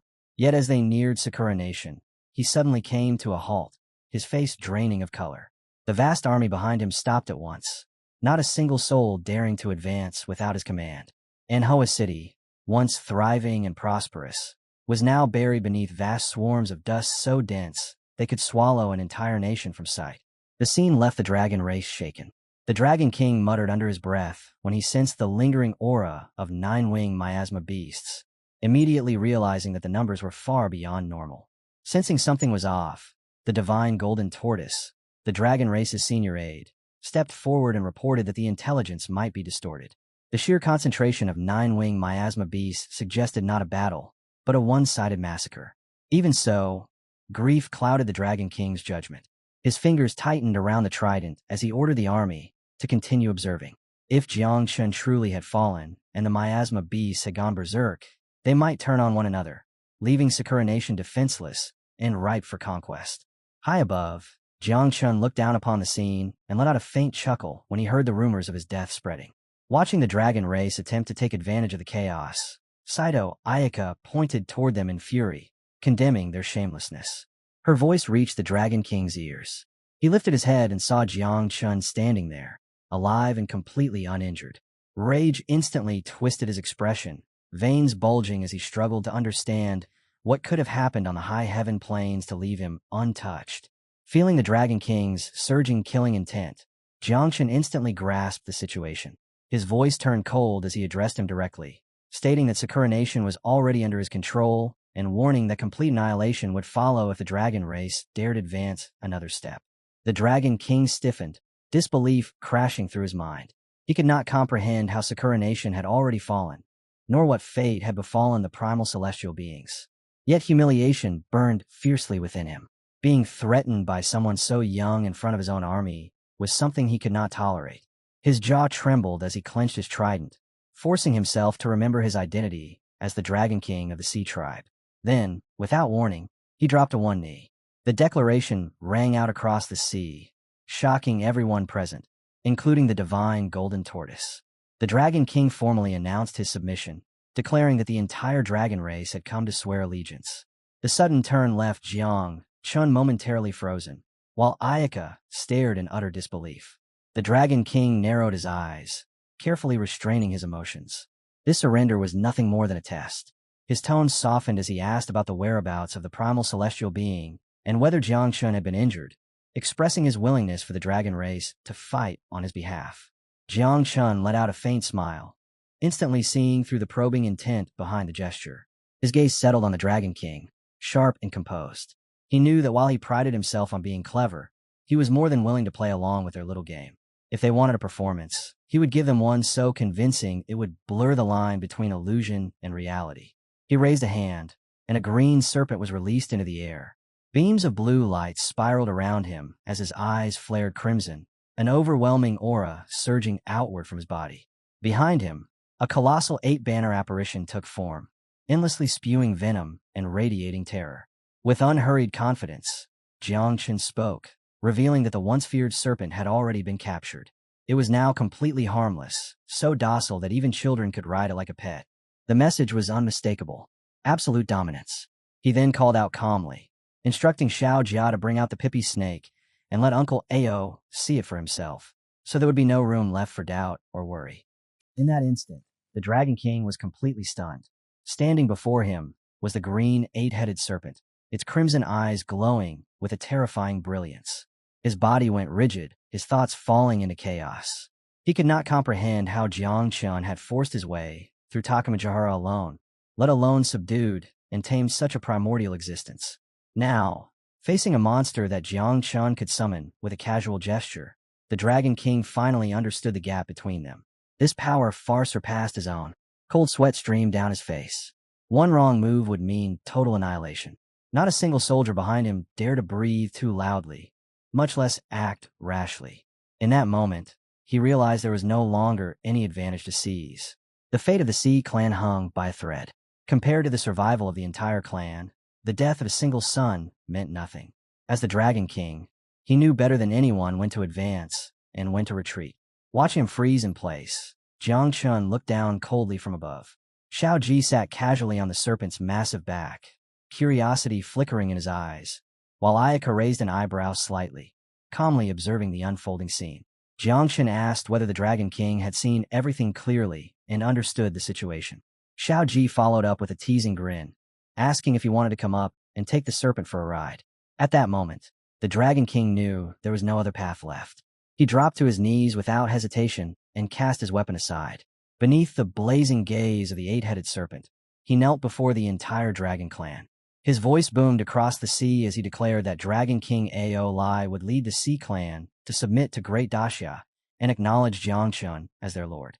As the Dragon King bowed his head, the officers behind him followed, kneeling in unison. Dragon clan soldiers turned toward Jiang Chun one after another, pledging their loyalty together. After confirming their submission, Jiang Chun calmly judged the result as acceptable. He raised his hand. An ancient sigil flared crimson as it rose into the air. Dark aura coiled around him as his eyes narrowed, the spreading power making his expression turn stern and resolute. With a single swing of his hand, the sigil detonated. Before the 8-headed serpent and Ayaka, red beams shot forth toward the Dragon clan. Jiang Chun's gaze sharpened as he coldly spoke the name of the spell. Faithbrand. The crimson light pierced each person's brow, forming an unbreakable covenant that bound them forever. Subduing the Sea clan and Sakura Nation would greatly tilt the scales in Great Xia's favor when the multitudes finally descended. Yet Xiao Chan's warning about the fall of an invincible existence weighed heavily on Jiang Chen's mind. It pushed him toward a single resolution. He had to grow stronger, no matter the cost, and he had to do it now. He felt no resentment toward those who had surrendered. To him, they were merely steps along the path. What mattered was power, and erasing threats before they had a chance to bloom. In the past, aside from Sakura Nation, 4 other countries had secretly plotted assassinations, each one coincidentally harboring a divine origin spirit. Those debts had not been forgotten, and now it was time to collect. His next target was the Coal Nation. Elsewhere, a white-haired old man continued his relentless hunt, using slaughter as his method of cultivation. The heaven-splitting blade flashed, cleaving straight through another monster's torso and ripping it apart into 3 bloody fragments. Almost instantly, a heavenly Dao reward descended, granting him a 10% increase in strength. He paused in surprise as he sheathed his blade. He had not expected a mere scouting unit from the Taurus race to have reached the 7th transition. It was proof that the foundation of the multitudes was far deeper than it appeared. Still, the reward was real, and it was useful. Before he could dwell on it, a figure came sprinting toward him from afar, shouting that his junior brother had caused a massive incident, throwing all of Daxia into chaos. The old man turned with a deep frown, demanding an explanation. The messenger quickly waved his hands and said it was good news, adding that someone in Pajun City was already spreading the tale and that they should go hear it for themselves. As night descended, the streets grew lively and bright with lantern light. A narrator's voice rang out clearly, announcing the era of class change, marking the second day of the 11th month in the year 793 of the Daxia calendar. Inside a bustling tea house, the main hall was packed to the brim. An elderly storyteller stood at the center, recounting how the Zhenhai king of Daxia had single-handedly marched into Sakura Nation. A folding fan snapped open in his hand as his voice rose and fell with practiced ease, weaving a tale filled with danger, daring rescues, and a ruthless collection of debts through sheer strength. He spoke of a nine-winged diagram of heavenly calamity, a presence so overwhelming it commanded even the gods. At one of the wooden tables below, the white-haired master listened quietly, sipping his tea. After a moment, he snorted and complained that the old man had failed to capture the true spirit of his disciple. The girl beside him laughed softly and teased him in response. Their table erupted in laughter, and soon nearby patrons joined in as well. Everyone there knew of the master's unwavering devotion to his student. As cups were raised and tea flowed, the old man continued his tale, saying that the moment the Zhenhai king entered Sakura Nation, he swept away 8 great divine societies, each one comparable to Daxia's 8 major war zones. His words immediately drew the focused attention of the 2 men seated nearby. Then, without warning, he paused. He lightly tapped the wall behind him and slowly declared that everything they had heard so far was merely the beginning.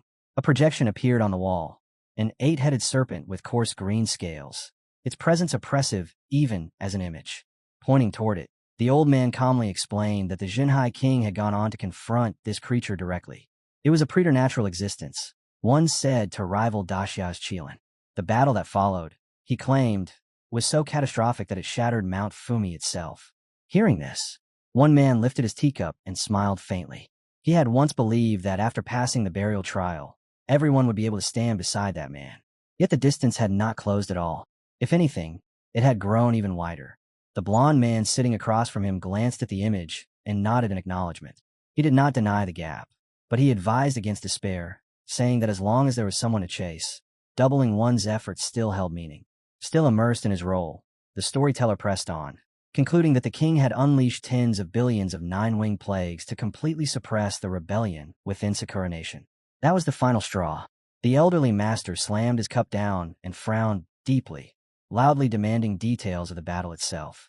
He scolded the narration for being far too shallow, all outcome and no substance. The old man on stage merely sneered, waved his hand dismissively, and said that only heaven knew the finer details. Gathering even this much information had already been difficult, he added, and anyone dissatisfied was free to leave. Those words instantly ignited the elderly man's temper. His gaze turned sharp and cold. He could not tolerate a story that delivered conclusions without process. Rising abruptly, he grabbed Ji Gang and dragged him to his feet, declaring that he would listen no further and would question Xiaochen personally a later time. Knowing his master's disposition all too well, Ji Gang said nothing, resignation written all over his face. Even so, Ji Gang muttered softly that he still wanted to hear the rest. That single sentence only made things worse. His master's anger flared again as he inwardly cursed his disciple for being utterly clueless. Seeing that no one else intended to leave, the elderly man snorted, grumbling that he would go on his own. He stormed out in a rage, berating the crowd for lacking backbone as he went. The onlookers stared after him in stunned silence, unsure how to react. On the stage, the storyteller remained unmoved. Straightening his posture, he continued in a more solemn tone, gesturing as he clearly stated the time. The era of class change. November 9th, year 793 of the Daxia calendar. When the tale reached the moment the king entered the cold country and erased the human enclosure with a single strike, the elderly man, who had sworn he would leave, was still lurking in a corner, listening intently. Unable to hold back, he spoke up, explaining that so-called human enclosures were no different from livestock pens.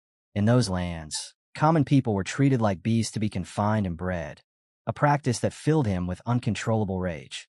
By the time the story reached its peak, The elderly master returned to the tea table with a stern face and coldly declared that he wished to hear what else the old man had to say. Ji Gang quickly refilled the cups.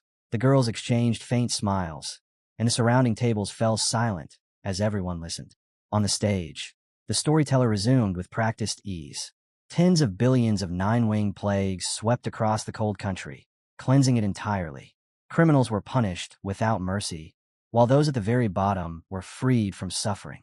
To clarify, the old man sketched a Qilin-like beast and explained that the Jinhai king had then attacked the cold country's divine origin talisman mountain, clashing head-on with the 10th transition preternatural existence. His words came faster and faster, vivid enough to make it feel as though he had witnessed the battle himself. With visible excitement, he declared that the Jinhai king had emerged victorious and that the divine origin talisman mountain had been completely shattered. He went on, saying that on November 15th, the king arrived in Pharaoh Nation, wielded the heaven-splitting blade to slay 9 chief gods, and then advanced straight toward the divine origin site of Sun City. Sensing the rising fervor in the hall, the old man boldly continued, recounting how within the ancient city's dimensional space, the king fought the preternatural Golden Lion King and once again claimed victory.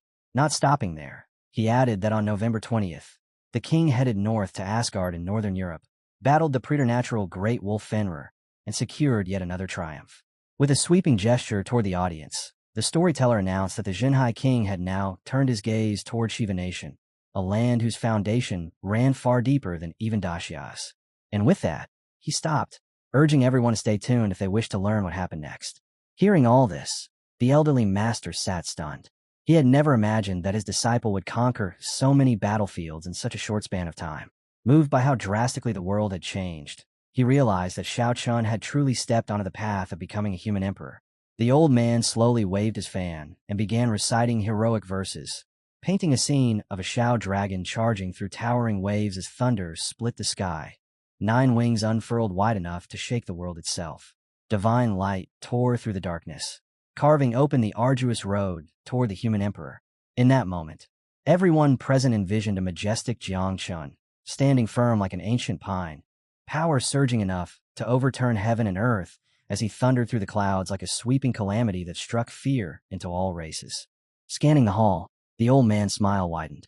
He lifted his cup high and offered a toast to the king of Dacia, to the calamity Overlord, to the river human emperor. His voice rang with conviction as he declared that a great war was drawing near, that the multitudes would soon invade Dacia, and that humanity could only survive by becoming self-reliant and strong. The hall erupted instantly. Thunderous applause rolled through the space. Cheers rose one after another, and cries praising Dacia echoed without end. Elsewhere, the protagonist suddenly sneezed. He paused for a brief moment, wondering if someone was speaking about him. Below, within the territory of the cold country, soldiers reacted the instant they spotted him, weapons snapping upward, as one of them shouted for him to identify himself. Jiang Chun frowned slightly, puzzled at how they had found him so quickly. Standing coldly in the air, he looked down at them and murmured that the feast for pests had begun once more, and that this would be the final one for a while. He ordered them to eat their fill and break through to the 4th level. The command was issued, and the insect swarms surged forward at once. They rolled across the land like a raging tide, devouring everything in their path. Soldiers wailed in agony and screamed in despair as realization struck. These were Dacia's calamity insect demons. Panic spread instantly, and urgent messages were sent flying toward the heavenly deity temple. The moment the crucial report was received, Jiang Chun pressed the offensive without hesitation, ordering the swarms to continue advancing while commanding Xiao Wu and Xiao Jia to head directly for the heavenly deity temple. Both answered in unison and moved without delay. As they arrived before the shrine, dazzling Buddhist light burst outward. Below, a monk began chanting at a frantic pace. Behind him, a towering cloaked figure materialized, radiating overwhelming Buddha light, its movements perfectly synchronized with the monk's own. In a stern voice, the figure demanded how demons could be allowed to run rampant within a sacred land. Jiang Chun did not even slow down. He glanced at the monk and let out a faint laugh, mocking whether the performance was already over. At the same time, he acknowledged that Shiva Nation's momentum truly surpassed that of the smaller states. Nearby, Xiao Wu crossed her arms and swept a cold gaze across the area, a sneer curling at the corner of her lips. In her eyes, Anyone below the 9 transition was nothing more than an ant, not even worth sparing a second glance. The moment the Empress heard those words, she let out a cold scoff. In her eyes, that level of power was laughable, not even enough to fill the space between her teeth. Without the slightest pause, she stepped forward toward the temple, killing intent surging from her like a rising tide. Her voice rang out sharply, ordering everyone to unite, to suppress demons and eradicate evil. As she shot toward the temple leader, the reaction below was immediate. Streams of light intertwined as the Vajra Great Shield unfolded in every direction, sealing the entire area in a golden dome. Almost at the same instant, the temple leader raised his hand and released the evil spirit's great hollow. A radiant barrier burst outward from him, expanding layer upon layer until it completely enveloped his figure. Xiao Wu's eyes widened. Even tens of millions of devouring sky Lucas had failed to tear through such a defense in a single strike. Yet here it stood, unshaken. The Empress did not hold back. She unleashed her full force against the Vajra barrier, power crashing into it again and again. The air shook violently, but the shield did not shatter. Irritation flashed across her face. Refusing to accept it, she pressed her palm directly against the golden surface. The feedback that surged back stunned her. She shouted in disbelief, demanding to know how they could possibly endure an attack from her. High above, our boy watched in silence. He had already expected this. A nation whose foundation rivaled Daxiao was never going to be fragile. Their strength was rooted deeply, and this Vajra shield was especially formidable, capable of gathering and merging the power of countless cultivators into one unified defense. His gaze shifted toward Temple Master Fan Yi. The man's methods were reminiscent of a great dreamer commander, using the structure of collective force to elevate himself.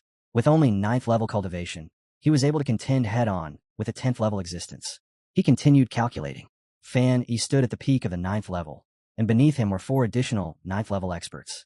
Beyond them stood 18 at the 8th level, and tens of thousands between the 5th and 7th.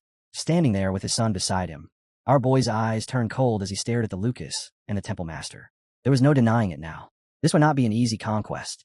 Then he finally moved. He raised one hand and calmly ordered the 9-winged miasma to withdraw. Instead of pressing forward blindly, they were to redirect and reinforce the devouring Sky Lucas. On the other side of the battlefield, Sky Lucas was already roaring in fury as the Temple Master's counterattack descended. The blow struck her directly, forcing her backward. Even so, she lifted her head and bellowed defiantly. This Empress could devour even the heavenly Tao itself. She did not need anyone's assistance. Our boy said nothing. He simply watched her, eyes steady, measuring every fluctuation in her aura. Then, in a calm and even tone, he addressed her as the devouring sky beast. The title fell like a spark in a dry tinder. In the next instant, the Empress' body expanded violently. Her figure swelled into a colossal form that blotted out the sky. Xiao Wu's scream tore through the battlefield as she roared for the devouring sky beast to rise. A gigantic Empress manifested fully, her presence shaking the heavens. She urged herself forward, shouting to hammer harder, to rip everything apart, to crush all resistance beneath her feet. Fury radiated from her like waves of fire. Her eyes burned blood red. If she failed to shatter this barrier today, she declared, she would lose all face. Then she moved. The massive Empress hurled herself against the Vajra barrier, roaring that she would devour them all. The impact this time was no longer restrained. It was absolute. The golden dome trembled, cracks racing across its surface like lightning splitting the sky. A second later, it shattered. Fragments of light exploded outward, scattering in every direction. The released energy was so violent that the surrounding defensive formations collapsed on the spot. High above, our boy let out a faint laugh. As expected, Xiao Wu could never endure provocation. The moment she was stirred, she committed everything. In situations like this, that recklessness became a weapon. Beside him, his son suddenly frowned and muttered that his head was hurting. Below, inside the collapsing shield, the Temple Master's followers descended into chaos. Their cries rang out in panic. They could not hold on any longer. Hearing the desperation in their voices, the Temple Master lifted his head, expression dark and severe. He produced a strange device, and waves of purple energy spread from it as he shouted for the Vajra Dharma wheel to guard them. But the Empress was already charging again. She smashed through anything that dared obstruct her path, tearing apart barriers and defenses alike. Her speed was terrifying. Every strike ripped open space as she forced her way toward the Temple Master. Her hiss cut through the air, saturated with killing intent. Seeing the tide shift unpredictably, our boy's voice finally sharpened. Xiao Wu was in danger. He ordered the 9-winged miasma to move immediately and reinforce her. If that still proved insufficient, Xiao Wujiao would step in as well. At the same time, The temple master's thoughts remained cold and strategic. He commanded his subordinates to move out and eliminate the remaining evil clutches scattered throughout the Shiva kingdom. Hundreds of billions remained. That single task would bind them for a long while. When Xiao Wujia heard this, he turned to his father and spoke calmly. Reverse psychology. He understood the intention. A faint smile touched our boy's lips. All those books had not been wasted on him. Yet when the focus returned to Xiao Wu, she was no longer calculating. She was completely consumed by rage. She was no longer composed. She screamed and cried at the same time, emotions tearing out of her without restraint. Her voice thundered toward the temple master, furious that he dared to look down on her. Green energy erupted from her body and spread wildly in all directions, devouring the battlefield in a tide of corrosive light. That tortoiseshell defense, she roared, would never stop her. Then the great empress opened her mouth. A strange, liquid-like force poured out. She invoked the 5 elements and summoned Li fire to incinerate everything in sight. The green fluid energy surged forward with such intensity that the air itself distorted. Space blurred. Under its corrosion, outlines twisted and nothing remained clear. She followed with giant metal, pressing forward relentlessly. Each step crushed resistance. Each wave shattered what remained of the defenses. She screamed again for the barrier to break, and this time the defenders inside could no longer maintain order. Terror overtook them. They shouted that the monster was too powerful. As cracks raced across the last fragments of the shield, someone screamed that it was broken. They fled. She did not chase immediately. She stood there, unmoving, watching them scatter like frightened insects. Then her voice cut across the chaos, commanding one group to escape while another turned back and counterattack. Behind her, the colossal empress raised both hands. A luminous green liquid spread outward in every direction. Gui water. Her command was cold and absolute. Spread. Drown everything. The moment the water touched the ground, the battlefield collapsed into disorder. Those caught within it felt the earth beneath their feet turn soft and sinking, as if the land itself had become a swamp. Screams erupted. They demanded to know what kind of water this was. It was no ordinary element. It clung to their bodies, slowed their limbs, locked their movements in place. Panic intensified as one after another shouted that they could no longer move. The green tide continued to expand until it reached the Grand Temple Master. He stood upright, unyielding, refusing to step back even as his subordinates struggled toward him in desperation. They cried out that all the monks at the 5th and 6th levels had already been melted by the Gui water. Another voice shouted that the Arhat formation had been completely destroyed. The situation was spiraling beyond control. The temple master's expression did not waver. He told them not to panic. The heavenly temple pagoda still stood. As long as it remained, they could continue to fight. He did not finish his sentence. The entire structure trembled violently. Cracks split across its surface. The ground quaked beneath it as the tower began to collapse. Shocked cries rang out as someone shouted for the Kayan Earth Code to drill straight through the pagoda. Watching the battlefield twist and collapse under waves of divine power, our boy's eyes locked onto the Empress. Disbelief flickered across his face as he muttered under his breath that he never imagined Xiao Wu could command abilities like this. A faint laugh escaped him. So this was the truth. People only reveal their real strength when the blade is already at their throat. On the other side, the temple master roared for the 8th and 9th level cultivators to stand with him. His body was clearly breaking down, yet not a single follower hesitated. They rushed forward without fear.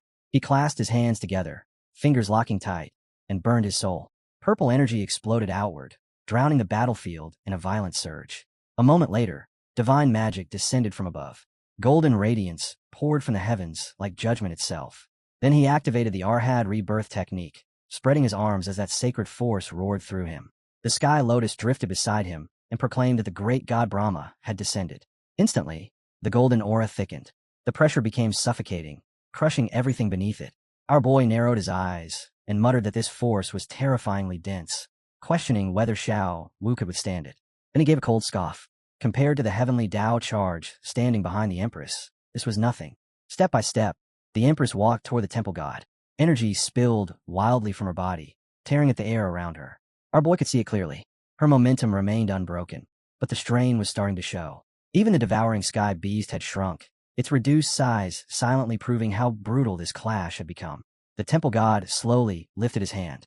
Golden light compressed around his palm, tighter and tighter, until it gleamed like a miniature sun. Then he pushed it forward. In Brahma's name, he declared purification. The next instant, his hand shot out and seized the Empress. Fingers clamped around her head and eyes with ruthless force as he pronounced the death of a blasphemer. Her scream ripped across the battlefield, filled with rage and agony. She cursed him, calling him a bastard, daring him to harm her. She shouted to the devouring sky beast, warning that he was courting death. And then it happened. A colossal surge of JIA, wood vitality detonated from her body. Vast Empress wings burst open behind her, flooding the heavens with endless green life force. That vitality did more than mend flesh. It multiplied her strength. Lucas moved at the same time, unleashing attacks that tore through the god's divine projection and shattered its oppressive presence. Our boy's gaze sharpened. Xiao Wu's momentum climbed even higher than before. But the temple god did not retreat. He tightened his grip, both hands crushing against her head as he declared that the 5 elements would return to one. And in the very next heartbeat, the Empress vanished from within his grasp. The temple god stood motionless for a single breath, eyes widening as he realized the Empress had vanished completely from his grip. The space in his hands was empty. No aura, no trace, nothing. Then it came. Without warning, a single nail tore through the void and slammed straight into his palm. The impact was small, almost silent. But the moment it pierced him, a strange, unsettling energy spread outward from the wound. It was not golden. It was not divine. It felt ancient, invasive, wrong. The temple god's expression twisted. From the point of contact, the energy surged through his arm like a living parasite. The divine glow around him flickered violently. Then his hair erupted. What had once flowed like sacred silk suddenly burst apart into countless fragments. Each strand hardened midair, cracking into jagged, rock-like shards. They shot outward in every direction, slicing through the battlefield like a storm of blades. Every fragment was razor-sharp, carrying killing intent within it. The sky itself seemed to be shredded as those stone-like splinters scattered violently, each one capable of tearing flesh and bone as if they were nothing. The moment that hand began to fracture, it did not crumble like flesh. It shattered like stone. Cracks raced across it in an instant, and then it burst apart. Solid chunks exploded outward, rocks blasting in every direction as if a mountain had detonated midair. The fragments tore through space, smashing into everything around them. Someone screamed for the devouring sky beast to break open, and chaos swallowed the battlefield. The temple master's followers lost all composure. They screamed, cried, and shoved one another aside in blind panic. Some were trampled, others fell and crawled. In that moment, loyalty meant nothing. Order meant nothing. Survival was all that remained.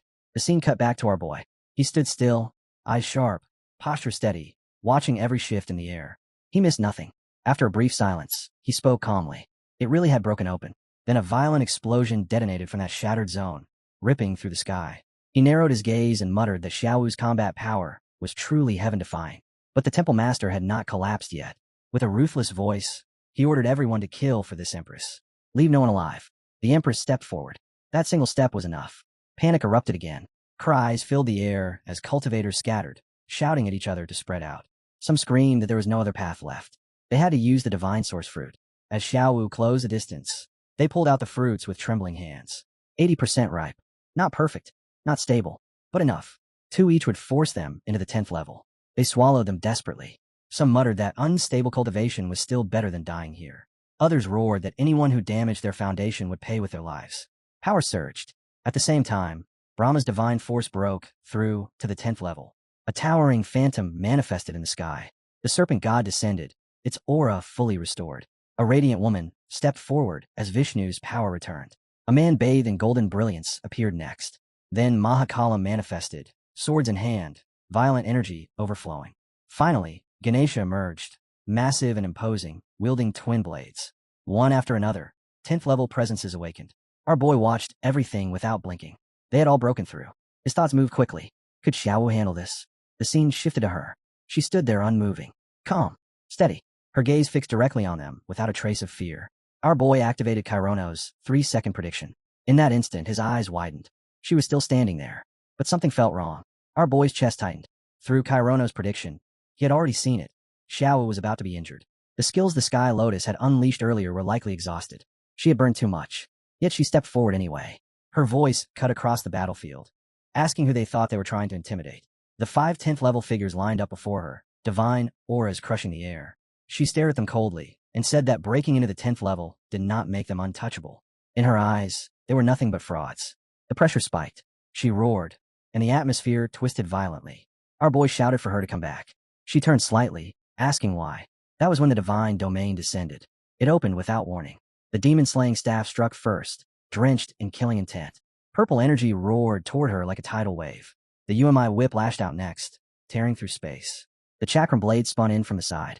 The Dandanta sword slashed downward. Tiger claws ripped through the void from behind. Every direction was sealed. She stood alone in the center of it all, refusing to retreat. Our boy shouted again for her to come back.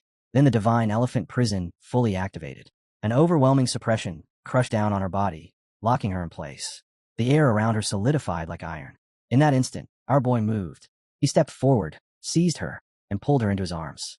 His hand spread wide as the martial god transformation erupted through him. Power surged. The army formation of the ninth netherworld ignited behind him, a vast force roaring into existence. All those divine attacks slammed into his energy at once. The collision shook heaven and earth. He did not step back. He glared at them with absolute dominance. Xiao's voice cut through the chaos. She said the devouring sky locusts had already dispersed, and then they appeared. Countless locusts poured into the sky from every direction, blackening the battlefield. She grabbed his hair and shook his head, shouting at him to release her. She could still fight. He snapped at her, shut up. His voice carried command. All devouring sky locusts were ordered back to their nest. They obeyed. Then he turned and called out a single name. Xiao-chan. She instantly lost control. Madness overtook her. You, Grandpa Tree Keep. And he restrained her together, holding her down before her power spiraled further out of control. Even while struggling, she clutched onto him and said not to worry, calling him her lord. He began moving forward. But before he could advance far, 5 figures appeared and blocked his path. They called his name. Jiang Chun. One by one, they stepped forward, declaring that with the combined strength of the 5 of them, he would die here today. Our boy stopped, and the air grew still. He planted his feet into the earth and faced them without blinking. His voice was calm as he asked whether that was truly the case. Inside, his thoughts were already moving. He had intended to preserve his trump cards for the primordial creature waiting ahead. Grandpa Tree had already admitted he was growing tired. That battle would not be simple. But since these people were so eager to rush toward death, he would send them first. With a single thought, he summoned them. The air trembled. The snake emerged first, coiling with cold authority. The unicorn stepped forward, radiant and proud. The lion appeared in blazing gold. The wolf materialized beside them, eyes sharp as blades. The 4 divine pets stood shoulder to shoulder and declared without hesitation that they would fight and die for their lord. Silence swallowed the temple side. Faces turned pale. Voices shook. They stared in disbelief, whispering that these were peak 10th rank primordial creatures. Such a lineup should not exist. It made no sense. The lion moved first. His roar shattered the sky. Golden energy erupted from his throat, spreading like a tidal wave of sunlight. When his paw slammed into the ground, the shock ripped outward, cracking space itself. The temple master stepped forward to confront him, gripping a strange device. Thick purple energy poured out as he activated the demon-slaying curse. When the lion advanced, their forces collided head-on, golden light grinding against violet darkness. For a moment, they stood evenly matched. The temple master shouted for the others to spread out. Too late. The lion's blazing sun-golden eyes ignited. A concentrated beam of searing light pierced straight into the temple master's gaze. A scream tore from his throat. He staggered, clutching his face, wailing about his eyes as his composure collapsed completely. Then the great sun-buried sand technique descended. Razor-sharp golden currents exploded forward like a storm. The temple master could not resist. His body was dragged helplessly within that blinding torrent. Flesh shredded away piece by piece. His screams were swallowed by the storm. When the golden light faded, only a skeleton remained. The lion stood tall, unmoved. The remaining comrades of the grand temple master froze in horror. Some cried out for their fallen leader. Others stared blankly, unable to accept that he had died so quickly. Refusing to let the lion dominate the battlefield alone, they roared for everyone to attack together. One of them steps forward and casually points ahead, saying the snake woman is his. He claims he fights cleaner than Binu, and today he will prove it. The battlefield splits in an instant. The wolf lunges left, the snake glides right, and the unicorn charges straight ahead, each locking onto a different temple comrade. One of the enemies shouts arrogantly that he will personally judge Haishi. The moment those words fall, the snake exhales a thick cooperative mist laced with pale white energy, spreading it across the field. At the same time, the girl's eyes flash as she releases her divine frenzy, her aura surging wildly. Then Wolf Fong explodes forward. Golden energy erupts from his body like a blazing sun as the golden will protector activates behind him, spinning and radiating pressure. The unicorn does not hesitate either. Chains of sin shoot outward, clanking as they lash through the air and coil tightly around their enemies, locking them in place. On the other side of the chaos, the temple comrade Dena roars and activates his demon-slaying techniques, blade flashing with ruthless intent. But Xingbi does not stay to test his luck. The moment the tides shift, he turns and runs without the slightest pause, vanishing from the center of conflict. Just as the clash intensifies, a vast presence descends. The spirit of the grand temple master materializes in the sky, his voice sharp and urgent. He commands them to head to the divine snow mountain at once and summon the Garuda. No one questions him. They immediately respond in unison, their agreement swift and absolute. And then the focus returns to our boy. He stands there calmly, hand behind his back, watching the entire scene unfold as if it were a stage performance. After a brief analysis, he speaks in a relaxed tone and tells them to go ahead. It will save him the effort of returning later to search for it himself. Grandpa Tree suddenly tightens his vines and pulls her back firmly. She thrashes in his grip, furious, shouting to let go of this empress because she will personally slaughter those jerks. The old tree's voice rumbles lazily. If she keeps disturbing his rest, he will turn her into a fruit and hang her from his branches. That threat freezes her. She ends up sitting by the roots, still trembling with anger. But the moment his words sink in, the fight drains from her body. She closes her eyes. A single tear slips down her cheek. Then she bursts out crying, yelling that it is all because she is too weak. Her skills are weak. Her level is too low. If she were stronger, she would have devoured them in a single breath. Zhao-Chen walks over calmly and stops beside her. He tells Zhao Wu to behave. Those people will be dealt with. For now, they will just sit and enjoy the show. She sniffs and straightens her back slightly. Fine. This empress will give him face for now. After all, now he has. The scene cuts. Our boy stands at the center of the battlefield, all his divine pets surrounding him like a living wall. His voice is steady as he gives them two choices: surrender or die. The answer comes back immediately. They would rather die than bow. He tilts his head slightly. They are still clinging to hope, saying Garuda will avenge them, that they will gain freedom, that their souls will return to heaven. He nods once. Good. Then he will personally set them free. He wants to see exactly where those souls go. The moment he finishes speaking, a golden line tears through the sky. Blinding golden energy erupts outward, roaring as it spreads across the battlefield. The heavens tremble. Everything in its path is reduced to dust. The defiant roars dissolve mid-sound, crushed into silence. The scene shifts again. The snake moves like a shadow and casts a secret spell toward the girl. His hand locks around her neck, sealing her senses so she cannot hear a thing. But from every direction, other snakes suddenly shout surrender. They seize her arms and pin her in place, forcing the words into her ears. The secret art, eternal slumber, activates and begins devouring her consciousness bit by bit. Elsewhere, the wolves surge forward. Fallen Fong smashes through the defense line and begins slaughtering another group of temple comrades. They counterattack desperately, but the wolf is stronger. It roars, releasing a violent wave of energy. Then it grabs a man by his collar, lifts him, and bites down without hesitation. A cold voice echoes that Fenrir has completed his mission. On the opposite side, the unicorn binds a man tightly with chains of sin. The man screams and begs. The unicorn gathers all its power, lowers its head, and charges. The horns crash forward with overwhelming force. A voice resounds, declaring the punishment of justice as unicorn illusions shatter everything. Through it all, our boy simply watches. Not bad. They are performing well. He orders them to collect every divine weapon from the fallen. Then his gaze shifts slightly. Xiao Jiao will take the souls. All of them belong to her. Xiao Jiao looks up at him and replies sweetly, thanking her father. Even a mosquito's leg counts as meat. The next second, her energy spreads outward like an invisible tide, swallowing everything in reach. Our boy narrows his eyes. These little brats have even learned sarcasm now. Before he can finish that thought, the sky locusts explode into noise, yelling that he is biased, calling him a dog who favors others. They shout that Master will not even let this empress take a bite. He presses his forehead, another one stirring inside his sea of consciousness. Raising too many children truly is a disaster. His gaze shifts toward the empress, and he sighs lightly. Fine. Stop shouting. All of this is yours. She freezes. For a moment, she cannot believe what she heard. Then she lifts her chin proudly and declares that this empress will forgive him for now, but must not happen again. Even while eating, she keeps talking, warning him to wait until she finishes before settling accounts. He ignores her. Just as the divine beasts begin moving toward him, he glances toward the distance. Garuda is taking too long. Could be trapped inside the divine snow mountain. He raises his voice. Divine beasts, follow him to the divine snow mountain.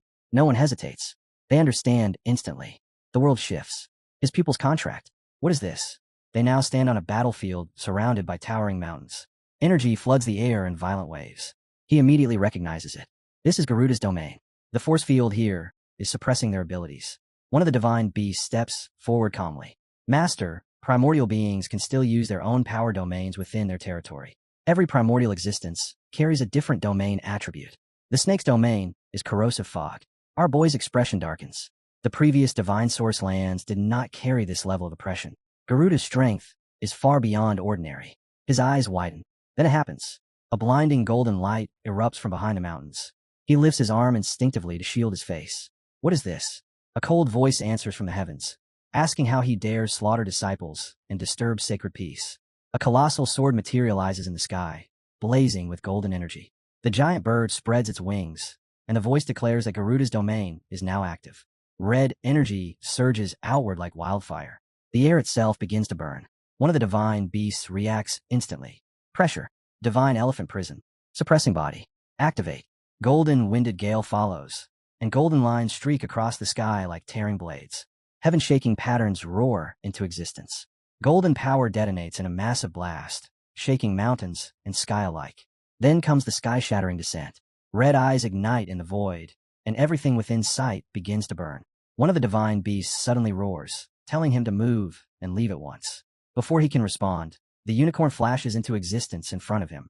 It lowers its head and tells its master to step back and leave this to it.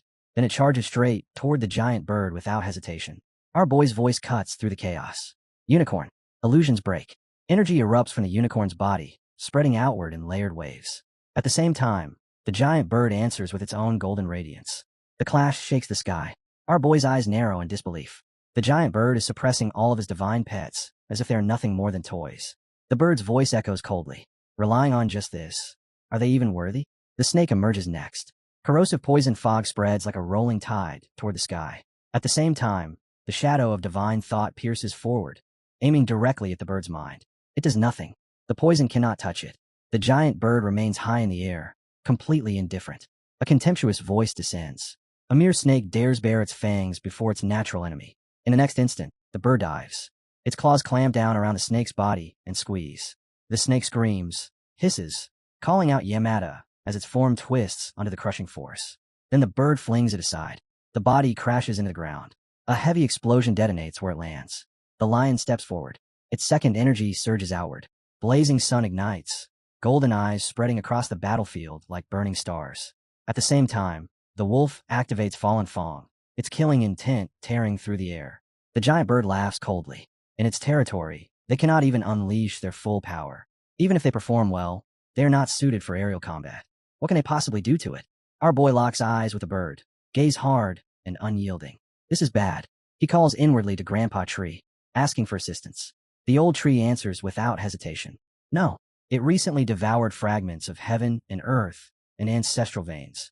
Digestion is incomplete. Its spirit is weakened. The ancestral vein here is even more violent than expected. It must refine its focus before attempting to swallow such power. But it adds one thing. If he defeats this bird, it can grow another rainbow fruit for him. He nods once. Understood. He plants his feet firmly against the ground. Random attacks will not win this. His thoughts sharpen. 800 billion. 9-wing miasma. Defensive corrosion. God's no mountain. Domain force field. As the bird circles above, he calculates coldly. Hold it at the lowest cost possible. Minimize casualties. His voice rings out clearly. Divine beasts, heed his command. Deploy in formation. Attack in order. Energy begins gathering around him, rising in steady waves. He stares up at the burning sky. He refuses to believe he cannot handle it. The golden eagle tore across the sky like a blade of light, untouchable and arrogant, until the air itself turned against it. Out of nowhere, a dense cloud of dust and writhing insects swallowed its path. For a split second, the mighty predator faltered. Its sharp eyes blinked in disbelief before its massive wings beat violently, trying to shake off the living storm clinging to its body. Chaos spiraled around it, a buzzing tempest determined to drag it down. But the eagle was no ordinary beast. It roared through the air, accelerating in a flash, its wings slicing through the sky as it curved around the cliffside with ruthless precision. Strikes came from every direction, yet it twisted and dove between them effortlessly. No matter how many insects swarmed it, they were still insects. In its mind, they were nothing. Then it realized the truth. These creatures were not trying to scratch or sting. They were trying to consume, try to drain it dry. With no retreat and no hesitation, the golden eagle chose annihilation. Its wings slammed downward, and fire erupted in every direction. The sky transformed into a furnace. Blazing fireballs detonated upon impact, shock waves rippling outward as smoke and embers swallowed everything in sight. Explosions overlapped one after another, turning the battlefield into a storm of flame and pressure. And yet, something was wrong. Through the blaze, the eagle saw it clearly. The insects were not dying in fear. They were throwing themselves forward, self-destructing. Each explosion fed into the next. Smoke twisted upward, dark and unnatural, spiraling into a massive vortex. Flames were dragged inward, swallowed whole. The wind howled as if the heavens themselves were collapsing. And then, just like that, silence. The golden eagle instinctively pulled back. Karma's raging fire was extinguished, devoured by the nine nether vortex. The battlefield shifted in an instant. Power that once burned dominantly was now being suppressed. At that very moment, Shin moved. He lowered his hand, and a crimson matrix ignited beneath him. Lines of blazing red spread outward, forming an intricate pattern that reshaped his entire presence. His aura exploded skyward as he entered the war god state. The ground trembled. The air thickened. His horn radiated a brilliant light that pierced through the smoke like a beacon of reversal. Strength flooded back in his body. Without wasting a breath, Shun ordered the surrounding divine beasts to move immediately. They could not allow the golden-winged divine eagle to interfere with Kai's side of the battle. Not now. Not when the tide was within reach. Energy surged outward from Shun like a rising sun. One by one, the divine beasts regained their peak condition, their weakened forms restored to their prime. Roars echoed across the battlefield as the entire faction snapped back into full combat readiness. Below, the nine-winged insects rose again in relentless waves. They surged toward the golden-winged divine eagle without hesitation, detonating themselves midair. Explosions stacked over explosions, turning the sky into a thick, choking battlefield of smoke and shattered light. Commands rang out through the chaos, demanding the eagle reveal itself. And far from the center of destruction, beneath the roots of the ancient Jia tree, a completely different storm was unfolding. Xiao Jiao knelt there, trembling, tears streaming down her face, as she mourned the children she believed she had lost. Her small frame shook with grief. Then a soft voice called her name. Xiao Chan. Hearing it, Xiao Jiao slowly lifted her head. Her eyes were red and swollen, but the moment she saw who stood before her, something inside her stirred. She wiped her face clumsily, stood up, and took a hesitant step forward. Zaya would try to rush closer, but found herself tangled in thick roots, struggling in frustration. And then Xiao Chan closed the distance and wrapped Xiao Jiao in a tight embrace, her voice filled with relief. She told her she had finally woken up. It felt as if she had been lost in darkness for ages. At the sound of her name, Zaya Wu froze. A memory struck her like lightning. The master had mentioned Xiao Jiao. Her eyes widened slowly as realization dawned. The one standing before her was not a stranger. The moment Xiao Jiao bared her sharp teeth, Zaya's chest tightened with anger and shock. That killing intent was real. She was ready to bite. Before either of them could move, a shadow cut between them. A hand locked around Zaya's neck so fast she did not even register the motion. Her feet nearly left the ground.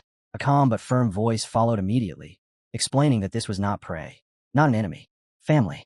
Outside, the battle still raged. If Xiao Jiao had truly recovered, then standing here was a waste. She needed to fight. At those words, Xiao Jiao's brows knitted together. She had only just awakened, and already the world was on fire. She had thought the children were harming themselves when they stirred. Now she understood. Without hesitation, her body dissolved into a streak of light and shot toward the battlefield. Her heart pounded with one thought: her father. She would ensure his safety first. Everything else could wait. Behind her, Xiao Chan struggled to steady Xiao Wu, who was still kicking and shouting stubbornly that she feared nothing. The scene shifted back to the battlefield. Shin stood at its center, silver hair whipping violently in the storm winds. His red eyes burned with ruthless clarity. Every movement around him followed his command. This was no scattered fight anymore. It was controlled war. Remote suppression. The order dropped like a blade. Instantly, chains of light pierced down from the sky, crashing toward the golden-winged divine eagle. At the same time, thick mist rolled in from every direction, toxic and heavy, laced with corrupt spells and vicious curses. The battlefield dimmed as if swallowed by a poisonous tide. The chains wrapped around the eagle's body in layers. For a fraction of a second, it staggered. Then it sneered. With a violent flap of its massive wings, blazing flames erupted outward. The chains ignited and disintegrated into ash midair. Fire roared around its golden feathers as it retaliated with a sweeping wind slash that tore through the encroaching fog. But Shin was already moving. Center, increase suppression. The command echoed. At once, the wolf shot forward like a released arrow. Its body split mid-charge, dividing into multiple clones that fanned out across the sky, each one following the prearranged assault pattern without hesitation. Fenrir's fangs gleamed as he lunged at the restrained eagle and unleashed the sun Munjaldavar. The attack carved through the air with terrifying precision. The golden-winged divine eagle roared and spread its wings wide. A torrent of karma flame exploded outward, swallowing Fenrir's advancing formhole. The clone disintegrated instantly, reduced to curling black smoke. The eagle looked down coldly, eyes filled with contempt. It mocked the wolf's weakness, believing that even a single strike was enough to erase him. Then its expression changed. Its red pupils tightened sharply. That smoke was not fading. It was clinging. The black remnants latched onto its body like a living curse, quietly devouring its divinity. By the time the eagle understood what had happened, the corruption had already burrowed deep. Strength began leaking from its core. Panic flickered through its gaze as it struggled to draw upon its full power. Shin saw the shift immediately. Tightened suppression. The order was absolute. New chains descended, thicker and heavier than before. The poisonous mist surged violently, swallowing the golden-winged divine eagle in layers of suffocating pressure as the battlefield closed in around it. The golden-winged divine eagle narrowed its burning eyes and released a cold snort, even as suppression tightened around it. Riding atop Shun, Bakai's voice cut through the chaos. Maintain pressure. No gaps. He drove the formation forward with ruthless clarity. Max, Fenrir, and C split off instantly, each locking onto their assigned targets. Eyes, wings, claws. There would be no wasted motion. Bakai himself angled low, blade gleaming, aiming straight for the eagle's talons. Bound and already corroded from within, the eagle could not maneuver cleanly. Max dove first. His trajectory was flawless. He fixed onto the eagle's pupils and unleashed a concentrated laser. The beam pierced through smoke and flame, searing directly into its eyes.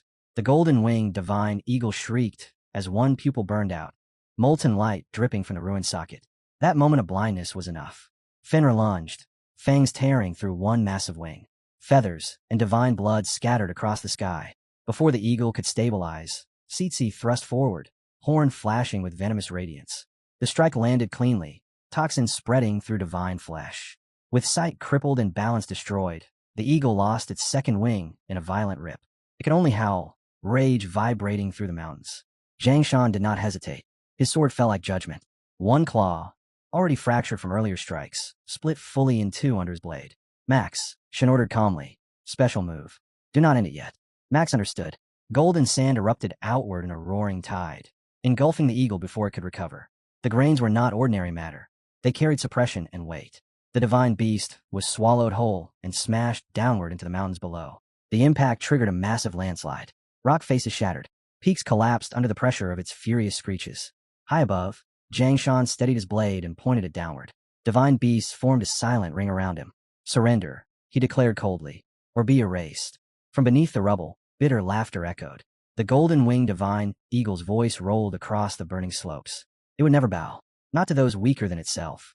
Dignity was worth more than survival. Flames erupted from its buried form. Mountains ignited instantly. Forests turned to blazing pillars. The heat distorted space itself. Fire coiled upward like serpents of karma, and the eagle's voice thundered across every direction. If it could not rain, it would self-destruct. The karma flame state detonated outward. Torrents of fire scorched everything in range. Black smoke consumed the sky. Explosions rippled violently through the terrain.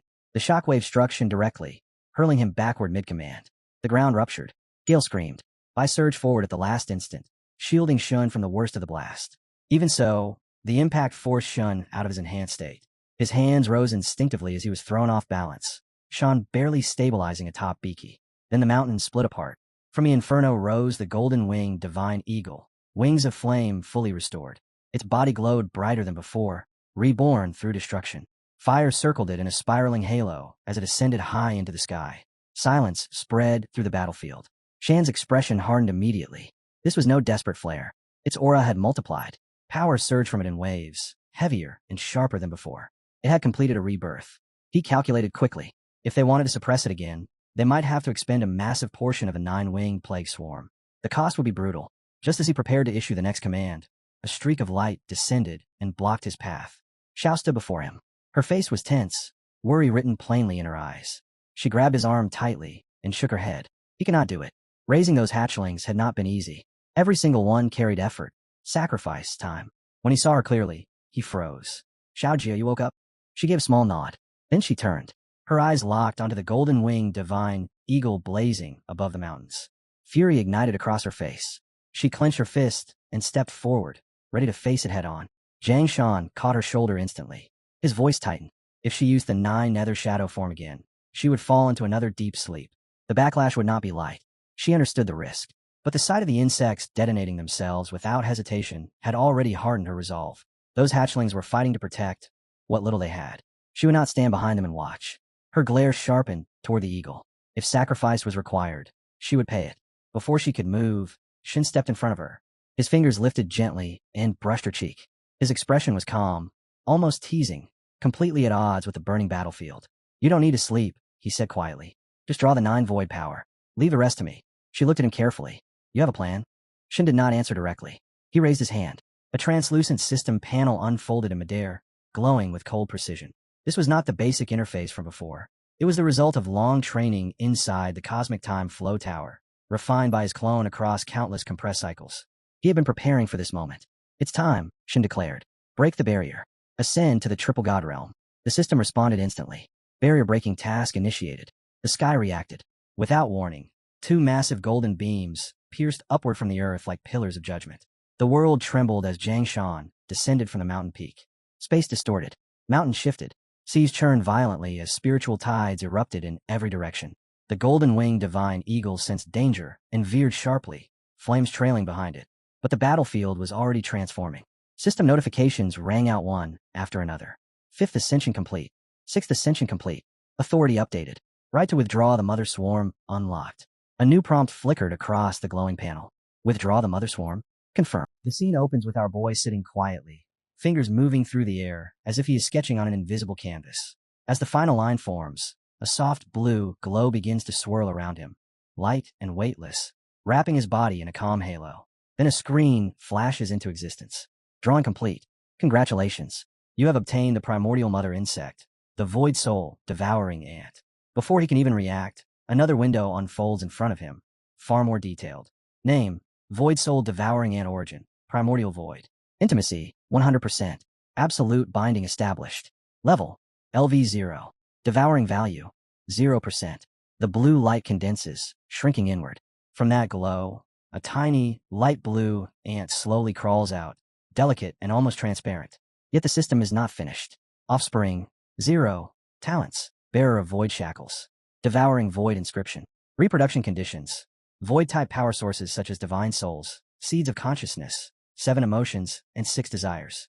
Note, reproduction unlocks only when devouring level reaches 100%. Our boy narrows his eyes and studies the little creature carefully. The information feels incomplete. No combat power. No clear description of offensive ability. Just vague words about devouring the void. He tilts his head slightly, wondering what devouring the void is even supposed to mean. Then he looks at the ant again, so small it could be crushed with a fingertip, and mutters that something this tiny does not look capable of fighting anything. After a brief silence, he dismisses the doubt. Overthinking has never solved anything. Evolution will. He raises his hand. Blue light bursts outward like a rising tide. Divine evolution activated. The glow thickens, swallowing the ant entirely. Energy pulses once, twice, then fades. When the light disperses, he freezes. Sitting on the ground is no longer an insect. A small girl with light blue hair and clear, innocent eyes sits there quietly. Soft, gentle, almost fragile. She looks up at him and speaks in a small voice. Father. For a moment, he cannot respond. He crouches down, studying her face as if trying to confirm reality. She looks like a timid child, weak enough to be blown away by the wind. He wonders how someone like this could ever step onto a battlefield. Still, he reaches out and places his hand gently on her head. The faint blue glow lingering around her gives him an idea. Xiaolan. She nods immediately, eyes bright. Father. He exhales slowly and sits down in front of her, expression turning serious. Enough appearances. He asks her directly what her fighting style is. Xiaolan looks at him calmly, as if the answer is obvious. I eat until I'm full. The words hang in the air, and for the first time since her transformation, he truly has no idea how to respond. He stares at her and asks if she means she needs to devour void power itself. A faint headache forms as he mutters that he does not even know where to find something like that right now. Xiaolan lowers her head, thinking for a brief moment. Then she looks up, eyes bright, and says there is some nearby. She slowly raises her finger and points toward the grandpa tree, asking innocently if she can eat that tree. His expression explodes. What do you mean, eat the grandpa tree? His voice rises instantly. He steps forward and grabs her small arms without realizing how tight his grip is, firmly declaring that she absolutely cannot touch it. The thought alone makes his scalp go numb. Xiaolan blinks, unbothered. In a calm tone, she says he actually has very good food on him. Before he can process that, Xiao Wu suddenly shoots out from his body and flies toward him, as if responding to her words. At the same time, the grandpa tree's deep voice echoes out, calling Jiang Qin's name and telling him to let the child come over. Our boy's heart nearly stops. He shouts toward the tree, asking if it has lost its mind and whether it plans to turn her into fruit or something absurd like that. But Xiaolan is no longer listening. She has already leapt forward. He reaches out and yells for her to stop, yet he's a step too slow. She runs straight to the grandpa tree, presses herself against its trunk, and begins licking it without hesitation. Green liquid slowly seeps out where she touches, and she happily murmurs that it tastes delicious. The grandpa tree speaks calmly, explaining that the green liquid is spiritual energy overflowing from the ancestral veins of heaven and earth. It is a form of void power, pure and abundant, more than enough for her to eat her fill. Only then does our boy finally breathe again. He admits to himself that he completely misunderstood the situation. Xiaolan glances back at him and says he worries too much. The grandpa tree is no ordinary existence. No one can simply eat it. Then the ancient tree grumbles about some other troublesome brat that showed up earlier and caused annoyance. After a while, Xiaolan steps back, rubbing her belly with satisfaction. She announces cheerfully that she is full and can now reproduce. He places his hand gently on her head, thinking that at least this one is easy to raise. When he glances at the system interface, however, his eyes widen slightly. The progress has advanced far faster than he expected. He wonders if she had been starving before, or if the spiritual energy from the grandpa tree is simply that nourishing. Soon, light blue energy begins to swirl again around her small body, moving in smooth arcs, like an invisible brush, painting something new into existence. Our boy watches the blue light thicken around Xiaolan and makes a quick decision. If reproduction is possible, then speed is everything. Increase numbers first. Refinement can wait. The great Tao is simple. Accumulate before perfecting. Lan dissolves back into light, her small figure turning into pure blue energy, head slightly lowered, as if waiting for instruction. He does not hesitate. Evolve to complexity. The air trembles. High above the mountains, another presence manifests. Xiao Jiao appears, floating in midair, aura surging like a dark tide. His voice echoes across the sky as he declares that the ninth netherworld rises to suppress all. He states with absolute confidence that the ninth netherworld river will never be able to trap him. Across from him, a golden bird hovers in the heavens, radiant and fierce. A shout rings out for the gold-winged gale to break free while the ninth netherworld curse descends to bind it. Xiao Jiao raises his hand, and karmic flames of reincarnation roar outward, wrapping around the golden bird and locking it in place. Then his voice shifts, turning urgent as he calls out to his father. Without using the ninth netherworld killing technique, he can only restrain it for 1 minute. Our boy remains calm. Be good. I understand. His gaze shifts instantly toward Yin Yang, calculations running through his mind. 1 minute. That is all they have. Behind him, Lan remains submerged in blue light, continuing her reproduction without interruption. He narrows his eyes. Her abilities are still unclear. They cannot gamble everything on an unknown variable. He raises his hand again and orders the system to draw the next mother insect immediately. A different glow answers this time. Yellow energy seeps into the air like drifting dust. A screen appears. Draw complete. Congratulations. You have obtained a special primordial mother insect. 18-star, Yin Yang Mayfly. The light condenses. What appears is not an ant, not a beast, but a striking insect-like woman in a black dress, sitting confidently as if she has always belonged there. Her presence is sharp, mature, and unapologetic. Our boy studies her and asks whether she can directly transform into human form without divine evolution. She responds with a low hum. Then, without warning, she leans forward and places her hand against his face, fingers cool and deliberate. She calls him the stinky little brother who summoned her. He stiffens slightly, admitting that he did not expect this vessel to look like this. She smirks and replies that she did not expect her vessel to be so young either, or somewhat handsome. A strong scent of alcohol drifts from her breath. Before he can react, she casually pushes him backward and leans over him with lazy amusement. He stares at her, concluding internally that she looks exactly like a drunkard. He tries to steady his thoughts and focus on what matters. Abilities. Function. Combat value. She suddenly laughs, resting against him, as if this entire situation is entertainment. He opens the system interface and checks her reproduction status. Unavailable. For the first time since summoning her, his expression turns completely blank. He taps the screen again, unwilling to accept it at face value, and reads every line carefully. 18-star, Yin Yang Mayfly. Special primordial being. Born alongside the Great Tao. Rule-level existence. Cannot reproduce. Does not require reproduction. His brows knit together. For a brief moment, he questions whether the zero system has malfunctioned. Then his eyes shift downward. Level, 174. Same as host. Intimacy, 100%. Eternal binding established. Talent. Yin Yang return to nothingness. Analyze and revert the rules of the Great Tao. He goes still. Analyze the rules of the Great Tao. The description feels absurdly abstract, almost exaggerated. Before he can process it fully, Yin-Yang tilts her head back and takes another lazy swig from her wine gourd. She looks at him with open disdain and comments that he looks like a complete novice. Apparently, he truly is one. He freezes. She continues, asking whether something so simple is already beyond his understanding. His temper snaps instantly. He points at her and calls her a drunkard, demanding to know who she is calling novice. Not calling a master is one thing, but insulting him the moment she appears is another. He mutters that he has never seen such an arrogant and ill-mannered insect in his life. Even that Sunder brat from before was better than this. On the side, Xiaowu stares in disbelief while Yin-Yang continues drinking as if none of this concerns her. Our boy straightens himself and formally addresses her by name. The 18-star, Yin-Yang Mayfly. As her master, he commands her to demonstrate her ability immediately. She turns her neck slowly toward him, eyes half-lidded, and agrees. Even if he is a novice, he is still her master for now. She lifts her hand and lightly hooks a finger under his chin, saying she will treat him like a clueless child who needs comforting. His face darkens as he demands to know what she just said. She ignores his tone and asks whether he does not want to eliminate the bird outside. He pauses. Then she begins explaining calmly.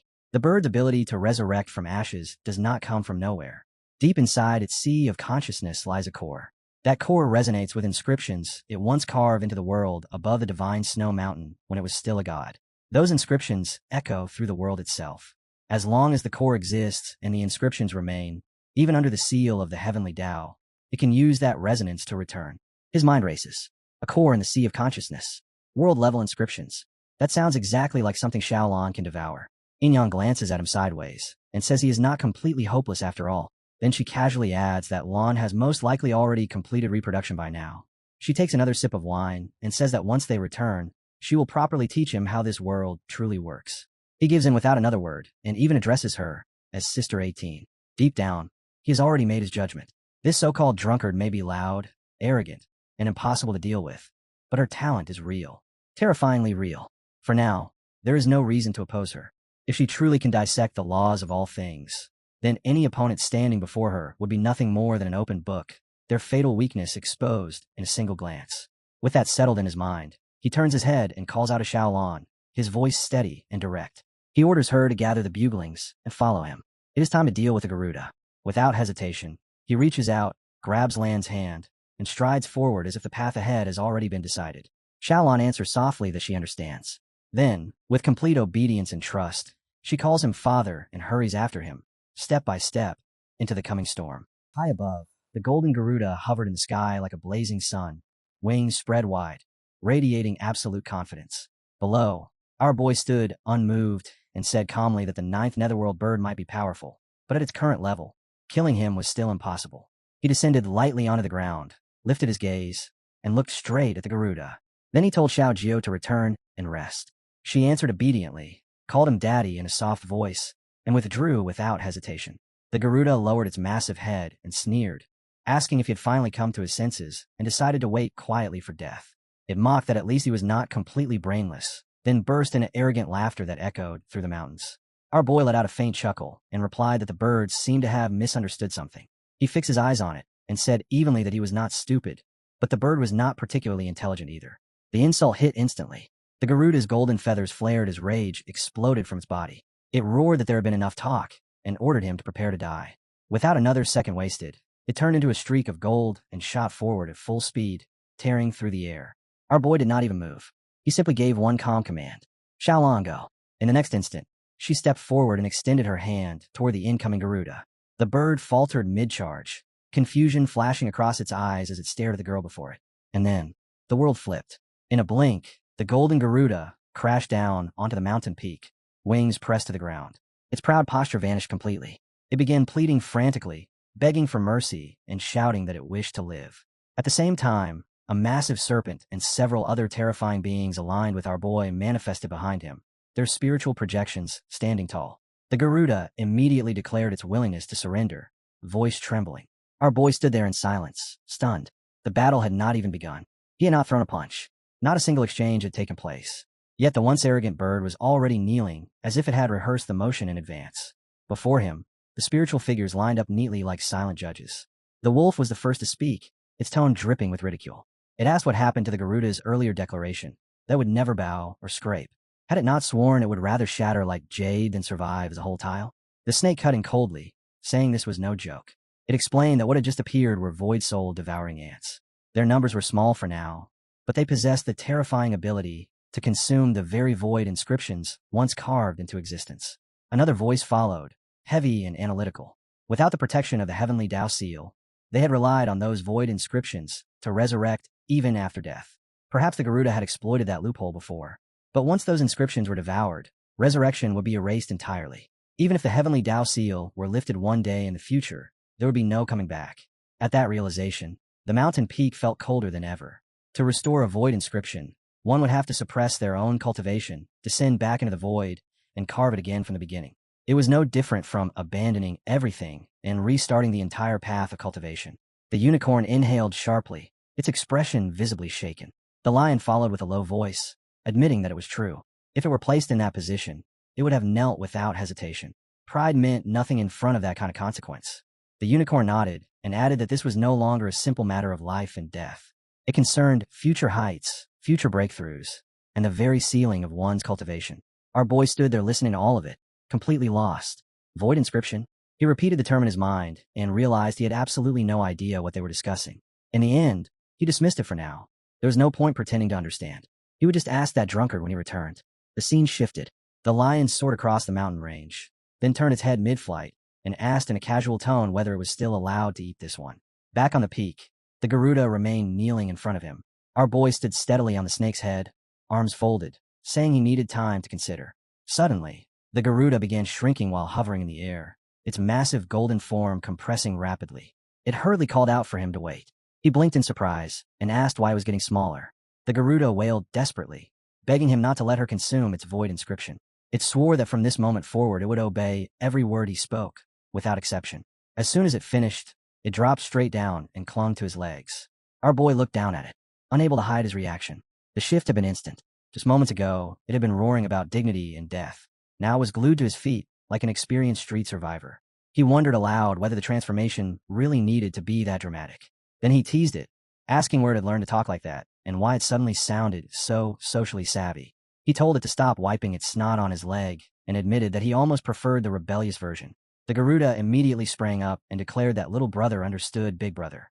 Ignoring the performance, our boy turned toward Grandpa Tree and calmly asked it to trouble itself to bear some fruit.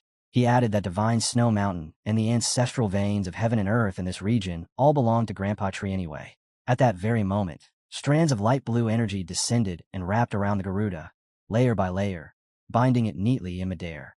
The bird panicked, asking what was happening. Our boy answered evenly that it was merely a precaution, a simple formality to guarantee loyalty. A golden sphere condensed in the air, radiant and dense. In the next instant, the Garuda's form collapsed inward and transformed into that shining golden ball. It dropped lightly in front of him and hesitated, mumbling that father, the babies had not yet. Our boy raised his hand and gently placed it on Lan's head. His voice was calm as he told her not to worry. The consciousness, emotions, and desires of every evil monk across the entire Shiva kingdom would all belong to her. Beside them, Inyan grabbed Lan's hand with excitement and declared that she would take her along. She would devour flesh and blood, and Lan could devour the souls. A perfect division. Lan's eyes lit up as she thanked Big Sister happily. Grandpa Tree's voice echoed again, directing Xiao Wu to swallow the divine source elixirs scattered across the area. It warned that it was about to begin swallowing the mountain itself. Wu Yu immediately shot into the sky, declaring confidently that of course this empress would handle it, and that no one needed to instruct her. Then Grandpa Tree's tone shifted. It spoke seriously to Jiang Chun, telling him that once it swallowed this segment of the ancestral vein of heaven and earth, it would fall into a deep sleep. When it would awaken again was uncertain. From here onward, his path would depend entirely on himself. He stood before the massive tree and quietly accepted those words. As the swallowing began, roots spread outward like living rivers, piercing through mountains and stretching across the land. Watching the scene, he admitted to himself that when Grandpa Tree had earlier said it was tired, he had already sensed this outcome. Even so, a trace of disappointment lingered in his chest. But he understood. He could not lean on it forever. Holding the golden sphere that contained the Garuda, he called for it to return. The golden ball shimmered, and the Garuda reappeared at once, bowing obediently and greeting him as Big Bro. He then ordered Yamada and the others to withdraw and rest as well. They responded respectfully and disappeared one after another. He calculated that finishing matters here would likely take at least a full day. Since there was time, he decided to clarify something that had been bothering him. Turning around, He addressed Sister 18 politely and asked what exactly a void inscription was. She was sitting cross-legged on a tree branch, swaying slightly. Hearing his tone, she commented that he was unexpectedly courteous and drifted down closer to him. Then, as usual, she teased him, calling him stinky little bro and asking whether he even knew what realm lay beyond the so-called talent level. He answered seriously that anything above the 10th level should be considered a god, right? She wrapped an arm around him and burst into laughter, declaring that idea adorably naive. Sister 18 lazily leaned in and said the so-called 10th level was nothing but a pretty fantasy people told themselves. In the real world, the 10th level was only a key, a door handle. It opened the road to godhood, but it barely touched the threshold. Our boy's eyes widened. She continued, saying Tai Ji returns to nothingness, and what people called the 10th level was only the very first condensation of divinity. Not a god, not even close. More like a fertilized egg, something with potential, but still fragile and incomplete. In ancient times, anything below the 10th level was simply called the mortal realm. The 10th level itself was just a transition, at best a metamorphosis from mortal to immortal. Then she started listing realms like she was reciting a food menu. Above the 10th level came the Divine King realm, then the Emperor of Annihilation realm, then the Profound Saint realm, and finally the Celestial Venerable realm. And even the Divine King realm wasn't a single step. It was divided into 9 stages. Divine Conquest Stage 1 through Stage 9. Structured almost the same way the mortal realm was split from level 1 to level 9. Our boy listened without blinking. Sister 18 narrowed her eyes and said that inside the Divine King realm, the 3rd stage was called the Void Stage. This was where the real stakes began. At that point, one had to imprint their consciousness into the deep void itself. The void had 36 layers, also known as the 36 heavens. The deeper the imprint, the higher the talent. The deeper the imprint, the stronger the comprehension of the great Tao.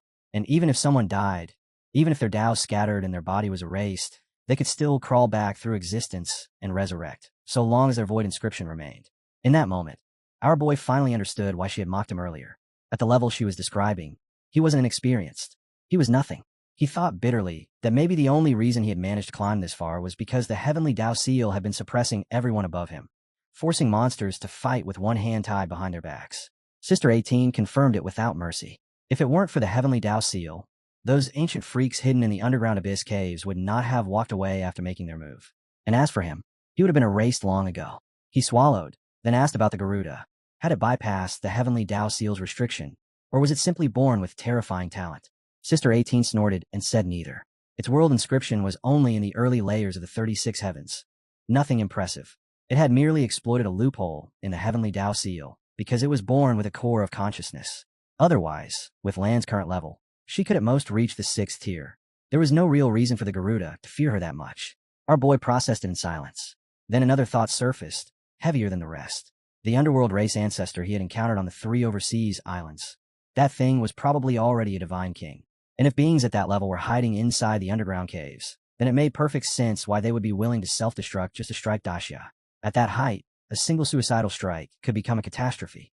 The scene opens with Xiaoqing's words echoing like a curse no one wants to acknowledge. He once said that among the 3 invincibles, one would fall. Back then, it sounded distant, almost impossible. Now, that prophecy hangs in the air like a blade suspended by a single thread, ready to drop at any moment. Only half a month remains before the 10th level heavenly Tao seal is completely unsealed. 15 days. That is all the time left before the balance of the world shifts beyond control. If Grandpa Tree does not awaken before that moment arrives, then there will be no one left to rely on. No ancient guardian. No hidden pillar holding up the sky. He will have to grow stronger with his own hands, no matter the cost. His thoughts drift back to Uncle Jiang. Just a single wisp of Tiger Soul Blade intent had once been released, and that faint trace alone was enough to wound the ancestor of the underworld race. That was not even the true weapon, just a fragment of its will. If a mere strand carried such terrifying power, then the divine weapon Tiger Soul itself must be something capable of shaking heaven and earth. Within these final 15 days, he must enter the abyssal forbidden zones. He must find the true Tiger Soul. And after that, he will step into the underground caves personally. No substitutes. No retreat. If fate demands blood, then he will answer it face to face. The scene shifts. Night falls over the underground caves, where chaotic space-time twists and folds like a living thing. Shadows ripple across fractured dimensions, and an oppressive aura fills the air. A voice rises, addressing the gathered figures in the darkness. It announces that the 5 Elements Emperor of Annihilation has awakened. Not only that, he has already sensed the appearance of the 5 Elements origin within Daxia's territory. One origin alone would have been shocking. But now, the void origin has surfaced. The yin-yang origin has followed close behind. Three supreme origins emerging in succession, all within the same land. The speaker's tone grows heavy. This situation is far from ordinary. Such convergence is never a coincidence. When powers of this level gather, it signals that the tides of the era are about to overturn.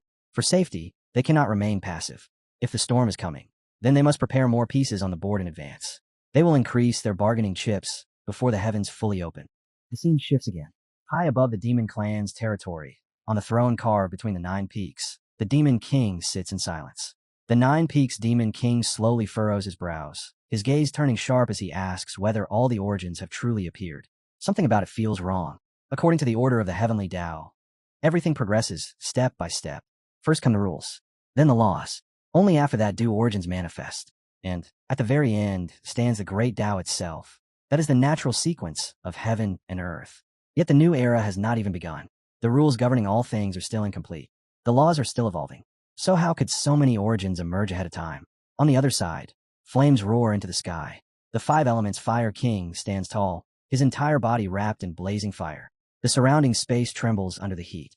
He says coldly that even their clan does not know the exact reason. They only know one thing. The origin of the 5 elements has already appeared in the world. He continues, his tone turning darker. This era has been filled with abnormalities from the very beginning, and almost every strange phenomenon traces back to one name, Jiangchun. If this continues, and the new era truly unfolds under such conditions, then the 5 elements clan will inevitably be suppressed. In the worst case, they could even become slaves beneath others. Their clan will never accept such humiliation. Flames surge higher as the Fire King declares that their ancestor, the Emperor of Extinction, has awakened. Not only that, the ancestor has personally spoken. He is willing to offer the Emperor Origin Fruit as a reward. The moment those words fall, the entire hall falls into stunned silence. The Emperor Origin Fruit is no ordinary treasure. It is an extremely rare heavenly object containing the Emperor Origin power of all 5 attributes. No matter what path one cultivates, blade, sword, fire, void, or body refinement, this fruit can help them transcend realms and break through barriers that would otherwise take centuries to overcome. The Fire King's voice echoes like thunder. Whoever kills Jiangchun will receive the Emperor Origin Fruit. Shock spreads across the gathered kings. Even those who have seen countless treasures cannot hide the flicker in their eyes. But the Fire King is not finished. He says that their ancestor has also issued another order. If they're going to wage war, then they must go all out. They must not calculate losses. This time, they will not simply suppress Daxia. They will completely annihilate it. The Manhwa people will be erased from this era entirely. The 5 Elements clan then puts forward a proposal. In addition to the previously agreed joint development beyond 500 levels, each clan present must send 10 members. On top of that, every clan must dispatch 1 expert from each of the first, second, and third stages of the Divine King realm. The Fire King's eyes burn fiercely as he declares that even if he is punished and annihilated by the heavenly Tao for interfering too deeply, it will be worth it. The more force they commit now, the greater the rewards they will seize when Daxia falls in the future. For a brief moment, silence hangs in the air. Then one voice answers. The Underworld clan agrees. Another follows. The Ancient Immortal clan agrees. The Demon clan gives its approval.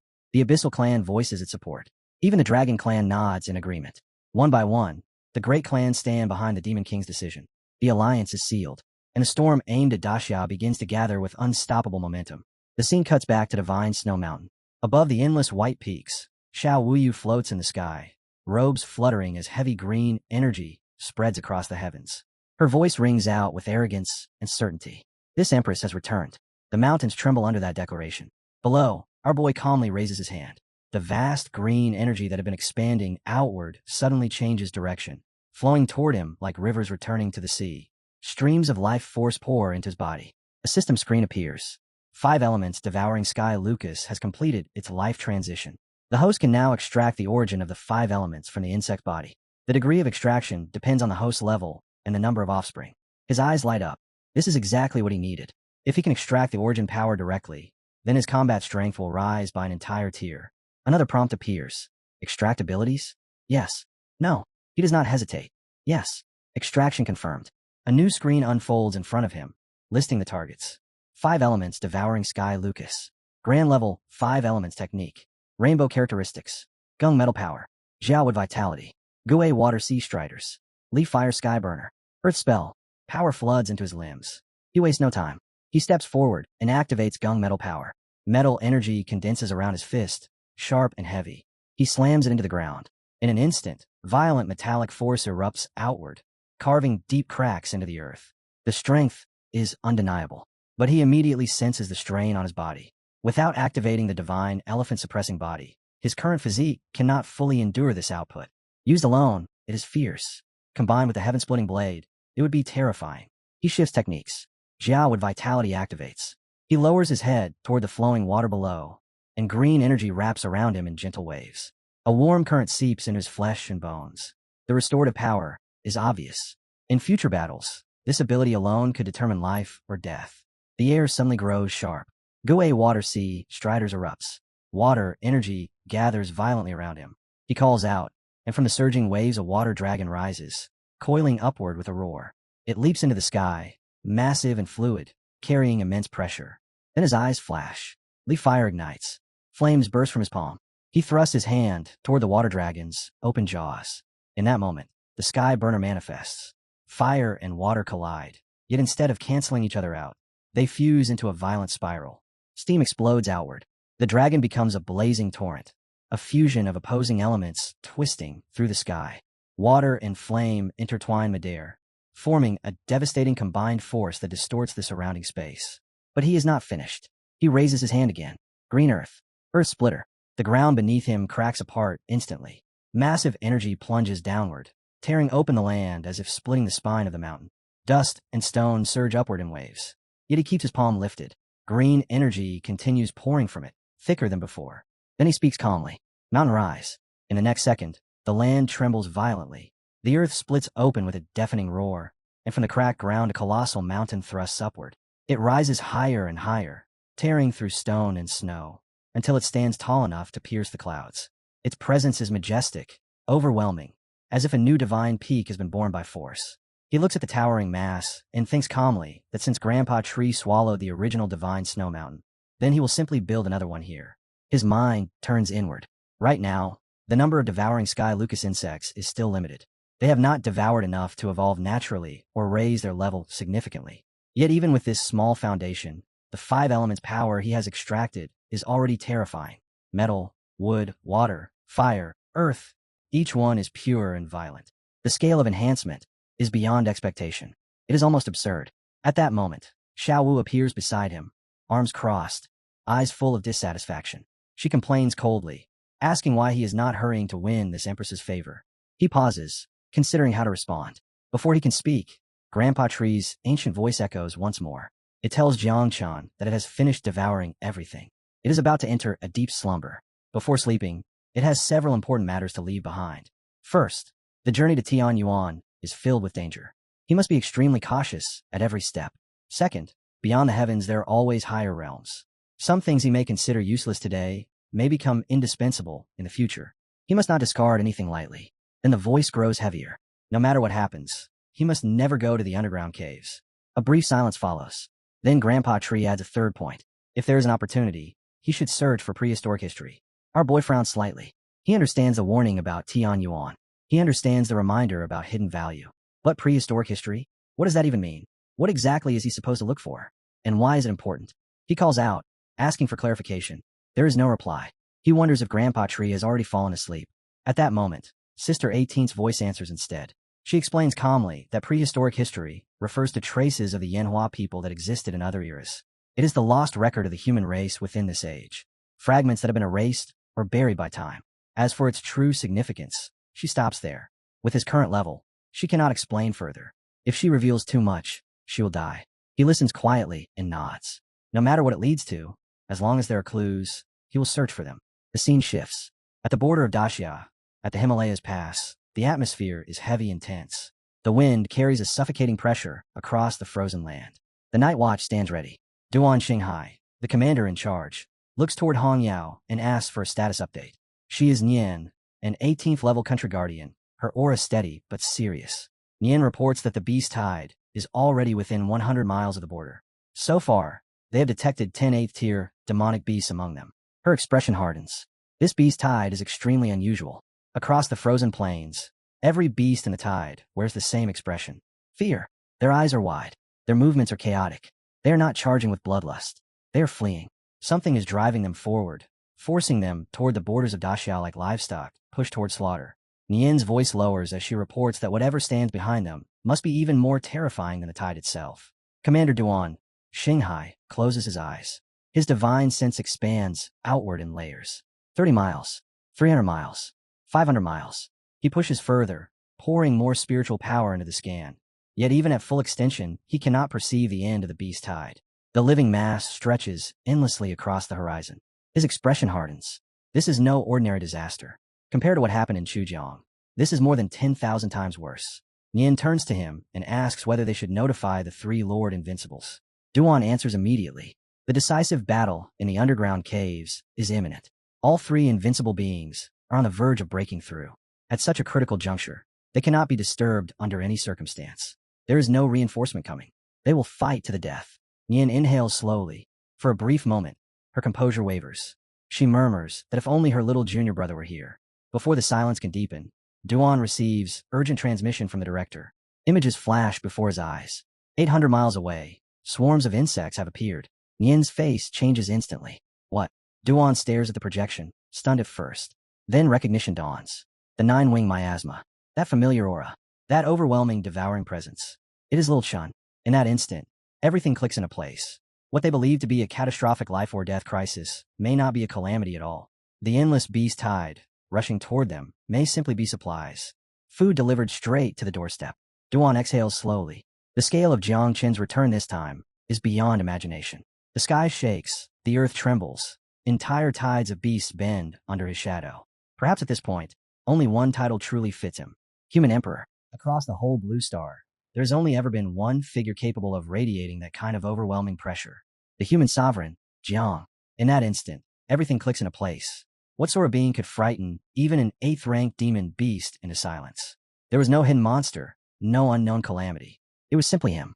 The moment word spreads that he has returned, the dread surrounding the myriad races' assault on Xia dissolves like mist under the sun. With Jiang back, the sky itself feels steadier. High above, he stands at the edge of a tall building, posture straight, expression calm, looking down over the gathered crowd. No thunder splits the heavens. No aura explodes outward. He does not need spectacle. He merely speaks, voice even, saying it has been a long time and that he has returned. That is enough. Below him, countless voices rise together, welcoming human sovereign Jiang into the pass. Loyalty and relief merge into a single echo that rolls through the air. As the cheers fade, he reflects quietly. A full month has passed since he journeyed from the Sakura nations to the Shiva nation. Distance was supposed to be insignificant to someone at his level. Yet the longer he stayed away, the heavier his chest felt. Leaving his homeland behind proved far more difficult than he anticipated. Then suddenly, a figure rushes forward. Nguyen's eyes are red as she calls him a stinky brat, her voice trembling. If he was going to return, he should have done so openly instead of frightening his senior sister half to death. Anger wraps tightly around her worry, and neither hides well. Duan steps in at once, resting a steady hand on her shoulder to calm her.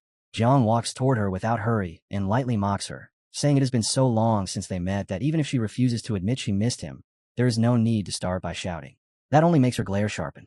She snaps back that she cannot be bothered with him, calling him a single brat with even more irritation. Yet inside, her thoughts betray her. This brat grows more dazzling each time she sees him. It is infuriating. Duan then faces Jiang properly and speaks in a composed tone. He says that Jiang has finally returned and begins reporting the situation. The majority of the slots for the internal night tower have already been filled, including those on the 3 overseas islands. In total, 12 cultivators have reached the 8th level. Of those, 8 have already stepped into the 9th. The remaining 4 are on the verge of breaking through and will certainly advance before the great battle begins. Among the overlords, 28 have successfully stepped into the 8th level, Duan and Nian Hongyao included. Duan explains that he is rotating them into the internal night tower, according to the quota system. If everything proceeds as calculated, one more batch can be pushed through before the Great War descends. Jiang listens without interruption. Then he calmly tells Uncle Duan to handle all arrangements as he sees fit. After that, he asks about Uncle Jiang and the others. Duan reports that after securing his own breakthrough, he made his way to the stairway to God. Martial God Jiang had already been standing just one step away from the summit. Sovereign God Ji and the Great Dreamer were also closing in, not far from crossing into the 10th level. Before the words can fully settle, a terrifying aura erupts across the heavens and earth. It is unmistakable. Martial God Jiang. In that instant, Uncle Jiang breaks through and enters the 10th level. The scene shifts to the Jiangnan War Zone's internal light tower. Dense energy churns through the air like a storm without wind. At the center, Uncle Jiang stands with both arms spread wide, voice resounding as he announces the condensation of godhood. Old Ji stands below, silently witnessing the transformation. He sees it clearly. From flesh to blood, from marrow to bone, everything has been reforged. Runic patterns crawl across Jiang's body. This is no longer a mortal shell. It is a divine body. The aura radiating from him far surpasses that artificially forced 10th level flame, venerable. Old Ji understands immediately. If he were to fight Jiang now, Jiang would not even need to touch spiritual power. Pure physical strength alone would be enough to crush him. The difference between 9th and 10th level should only be one step. Yet standing there, Old Ji feels an endless abyss separating them. It is not a small gap. It is a boundary that seems impossible to cross. Jiang lightly steps across the buildings and calls out to Old Ji. Old Ji looks up, slightly annoyed, telling him to restrain himself because the pressure is suffocating. Old Jiang laughs, admitting that this is his first time entering this realm, and he has yet to master control. Then his tone deepens. Only now does he truly understand. Beneath the gods, all beings are ants. Old Ji feels a sting at those words, even knowing they are true. Jiang walks over, places a firm hand on his shoulder, and tells him seriously to break through to the 10th level before the great battle arrives. The moment someone steps into the 10th level, everything changes. It is not an increase in strength. It is a transformation of existence. For sword cultivators in particular, that realm turns them into absolute rulers of single combat. Old Ji asks directly whether the 10th level is the end. Old Jiang shakes his head. No, the 10th level is merely the beginning. It is the threshold of godhood. Only after crossing it does one understand what lies beyond the mortal path. Words cannot explain it. Experience can. After saying that, he tells Old Ji to continue pushing forward. He will check on Manhua first, then return to the underground caves to take command. Old Ji nods in agreement. The scene shifts. A little girl lies on the ground, softly calling out, "Little Jiang." Old Jiang stands before her and calmly says he is heading back to the underground caves. If anything happens to him, she must hand the brocade pouch to Jiang Chun. She stiffens instantly, asking why he speaks such ominous words again. Dexia's national strength has multiplied several times. He himself has stepped into the 10th level. What could possibly go wrong? Is this his own foresight? Or did that mysterious figure say something? Old Jiang replies that the person rarely speaks. Only 3 instructions were left behind. First, mobilize all of Dexia's power to protect Jiang Chun. Second, when confronting an ancient being, release the Tiger Soul Blade intent. Third, if Dexia falls in a catastrophe, deliver the brocade pouch to Jiang Chun. Huan falls silent, thinking carefully. How could Dexia possibly descend in a catastrophe? After Jiang leaves, she keeps repeating that word in her mind. Catastrophe. If Dexia collapses and the pouch must go to Jiang Chun, then when disaster arrives, Jiang Chun will survive. The only truly terrifying possibility would be the destruction of Bozan City and Jiang Chen's death. But that is only conjecture. They are not so easy to kill. The scene shifts again, far beyond the present, into the long river of time. Dexia's Kunlun Sacred Mountains. Inside the primordial god clan palace, a man in golden robes speaks coldly. Time Emperor Jiang Chun has slaughtered another city. He deserves death. A second man with blue horn states that the remaining forces of Dexia have either submitted or fled to the chaotic domain. Only Jiang Chun continues to resist stubbornly. A third figure with bluish horns and hair dismisses it as a final struggle. Jiang Chun will not last more than a few days. 2 days ago, a heavenly venerable of the Five Elements clan personally took action and nearly ended him.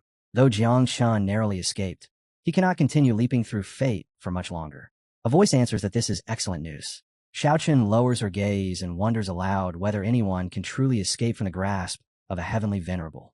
After a long breath, she admits that the Time Emperor's talent eclipses countless eras. Another girl lets out a faint smirk and tells her junior sister that she understands far too little. Jiang Chun is not even 300 years old. In the past, he always carried more hidden cards than anyone imagined. The blue-haired, horned man cuts in coldly. No matter how many tricks he possesses, they are meaningless before ancient powerhouses. Everything has already been suppressed. What remains to him now is only the time divine ability. The man with golden claws nods in agreement. Celestial venerables are remnants of a previous era's terror. How could such beings fail to deal with one rising emperor? The scene shifts once more. A towering ancient tree bends slightly, as if bowing to an unseen weight. A voice calls out, "Master." Beneath the tree, our protagonist sits quietly in long black robes. There is no movement, yet the air around him feels distant. The girl beside him suddenly notices something wrong. His hair is turning completely white. She begins coughing. He tells Zyojin calmly that he is fine and there is nothing to worry about. Then his gaze lingers, and he adds softly, But you? She interrupts at once, saying she is fine as well. He calculates silently and states that the myriad races will soon launch their attack on XIA. Half a month remains, she confirms. He lowers his eyes and says that Uncle Jiang will die soon. She asks whether he intends to return. He hesitates. Xiao Shanu's name hangs unspoken between them. He reaches out and grips her hand. She studies him and asks directly whether he fears she will fall into a deep sleep like Xiaojiu and Xiaojia. She tells him firmly that it will not happen. Xiaochan is truly extraordinary. Then she says they can return in a few days. It is a pity that Uncle Jiang dies like that. When she speaks Xiaochan's name so naturally, he looks at her, startled.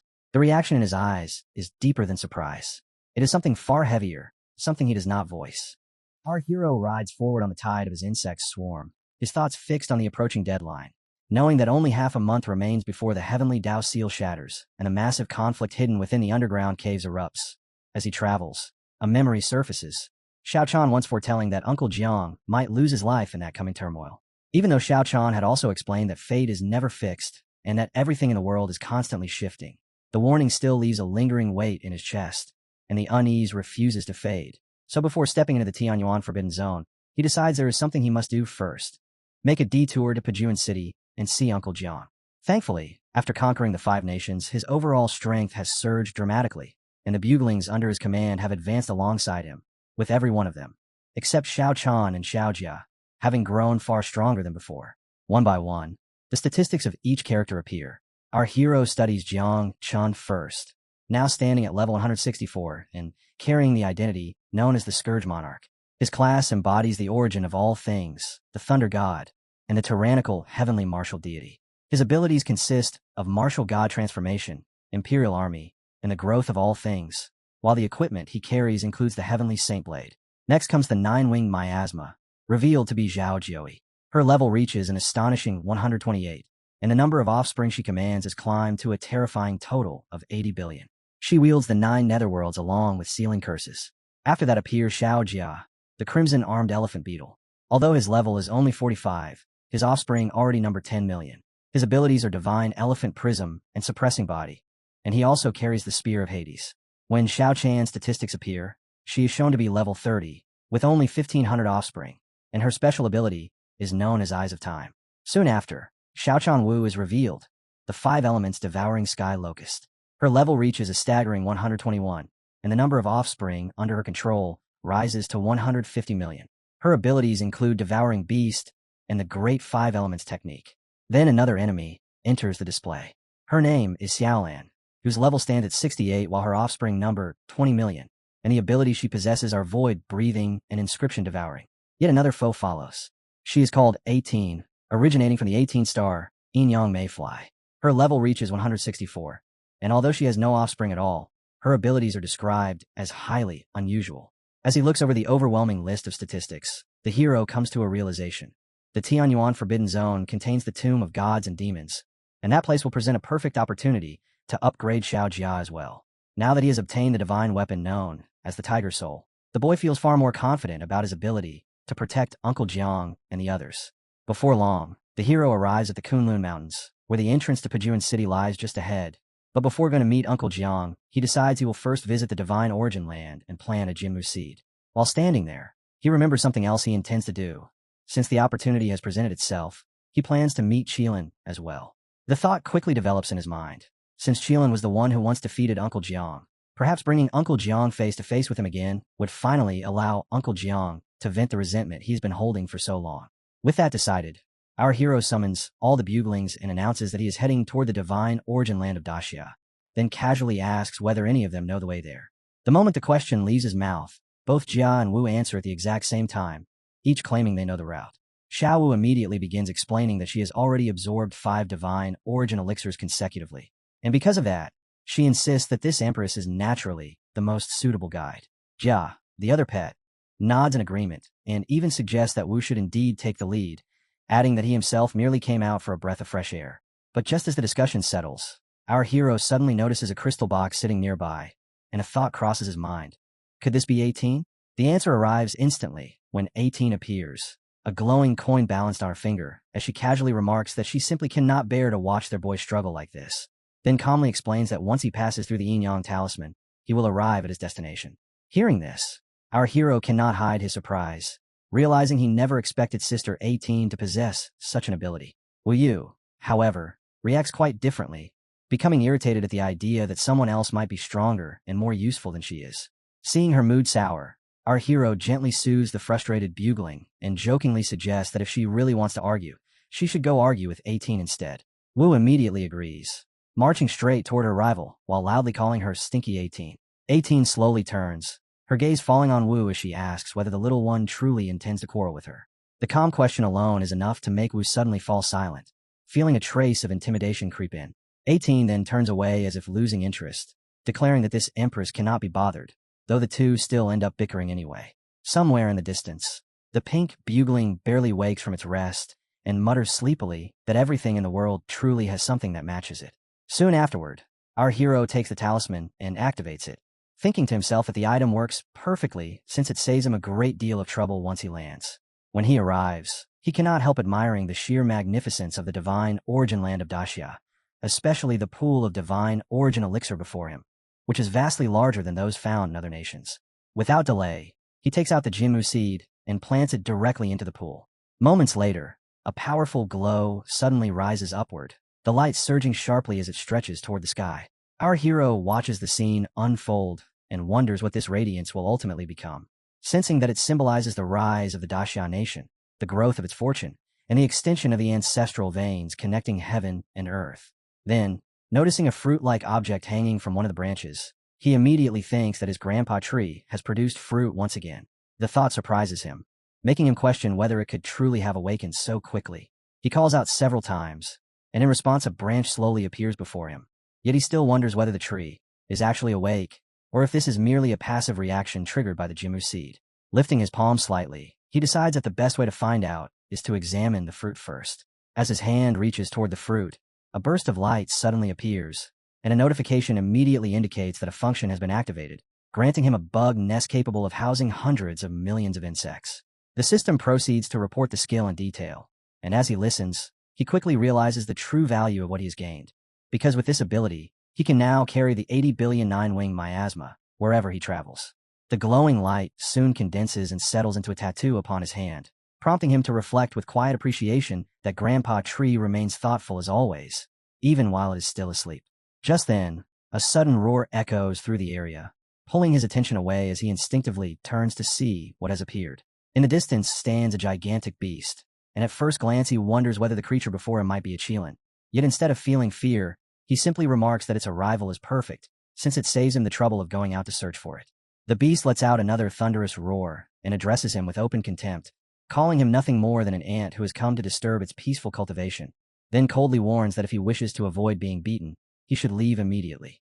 Our hero does the opposite and steps forward with confidence, calmly stating that the rumors describing the creature as rebellious appear to be true, but today it must make a choice. Either surrender willingly or face death. The beast bursts into laughter at those words and mocks him, asking where he managed to find such confidence when all he possesses are merely a few 100 million wing miasma. Without hesitation, our hero summons 3 buglings and casually remarks that the number should be counted again, since even the 9-wing miasma alone far exceeds what the beast has estimated. Then he reveals the rest of his cards, summoning them one after another as they transform into the shapes of the powerful creatures under his control, before adding that if even those are not enough, he still has more. The overwhelming display finally causes the beast to pause, and although it admits that the situation has become somewhat troublesome, it still insists that none of it truly poses a challenge. Watching the reaction, our hero begins to wonder whether even this level of force cannot subdue the creature, questioning in his mind whether the Qilin is genuinely rebellious, or simply that powerful. Just as he prepares to make his next move, the creature suddenly declares that his existence means nothing at all. Yet the moment the word death enters the conversation, the beast abruptly drops to the ground, kneeling without hesitation as it immediately chooses to surrender and openly admits defeat. The sudden reversal leaves both our hero and the bugling stunned, since they had all been ready for a full battle. Feeling annoyed by the absurd turn of events, he cannot help but question why the beast made such a dramatic display earlier if it intended to surrender so quickly in the end. Our hero looks at Qilin and asks directly whether the creature is truly submitting or simply playing tricks. The beast answers without hesitation, declaring that it is a creature that stands by its word and that its surrender is naturally sincere. Then it even questions why its lord still holds such doubt toward it. Our hero replies that judging from its expression and the tone it used earlier, suspicion is unavoidable. Hearing that, the beast admits openly that while it may be bold and rebellious by nature, it is certainly not foolish. A wise being does not choose to suffer losses when facing someone stronger, and anyone with insight understands when the times have changed. It further explains that it serves as the guardian deity of Daxia, and was originally meant to protect the nation. Yet the previous Daxia had been so weak that it simply was not worth the effort. Now, however, after witnessing someone like our hero, it believes it should finally shoulder that responsibility properly. After hearing this explanation, our hero feels reassured and gradually becomes convinced of the beast's sincerity. With that settled, he summons all the buglings and divine beasts before leaping on Achilant's nose, casually instructing it to follow him so they can go meet Uncle Jiang, while adding that the first thing it must do when they arrive is apologize. The beast is immediately stunned and questions why it should apologize to someone it already defeated before. Our hero simply glares at it and asks whether it dares to disagree. Faced with that look, the beast instantly gives in despite its obvious frustration, and while repeatedly affirming its agreement, it begins moving toward Uncle Jiang. Before long, the scene shifts inside Pejuan City, where Uncle Jiang stares in shock the moment he sees the massive beast, asking in disbelief what exactly it is. The beast responds by admitting that although it once beat him badly in the past, it has now come to offer a sincere apology. Noticing that Uncle Jiang has already broken through to the 10th level, it even kneels down and casually remarks that apologizing brings no humiliation at all. The comment irritates our hero, who immediately strikes the beast on the head and scolds it for speaking improperly, insisting that it must learn how to apologize sincerely. Now left with a swollen bump on its head, the beast turns aside and mutters that if it is required to study, then it will study, but if it is ordered to leave, then it will leave as well. Our hero tells it to go wait outside while he talks with Uncle Jiang.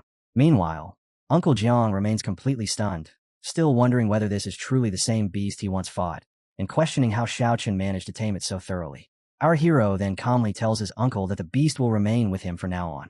Hearing that, Uncle Jiang bursts into laughter and remarks that such a gift is far too generous, though certainly very pleasing. Our hero then asks if something is troubling him.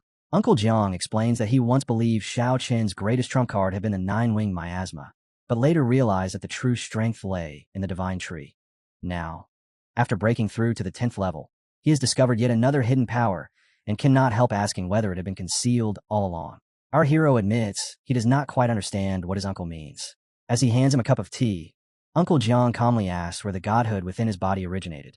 Hearing this, our hero recalls the moment clearly, explaining that he obtained it after fusing with the godhood found inside the ancient god corpse belonging to the Ji family.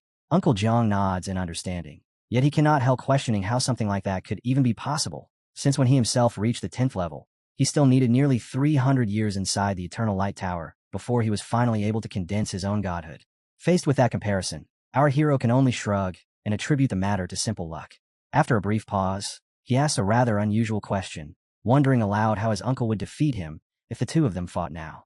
Uncle Jiang sighs at the question and dismisses it as nonsense, explaining that with 80 billion nine-wing miasma already approaching the 4th level, along with countless other insects under his command, and the divine tree that can swallow entire divine origin lands, our hero's strength has already surpassed his own, and merely thinking about such a force is intimidating enough.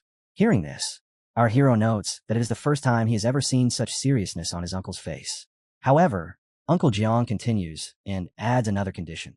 If he were to reach the 3rd stage of the Divine King realm, and if the divine tree did not interfere in the battle, then the outcome would likely favor him with a 70-30 advantage. Our hero nods, understanding the explanation, before shifting the topic and asking about the ancient history of the Yunhuang people.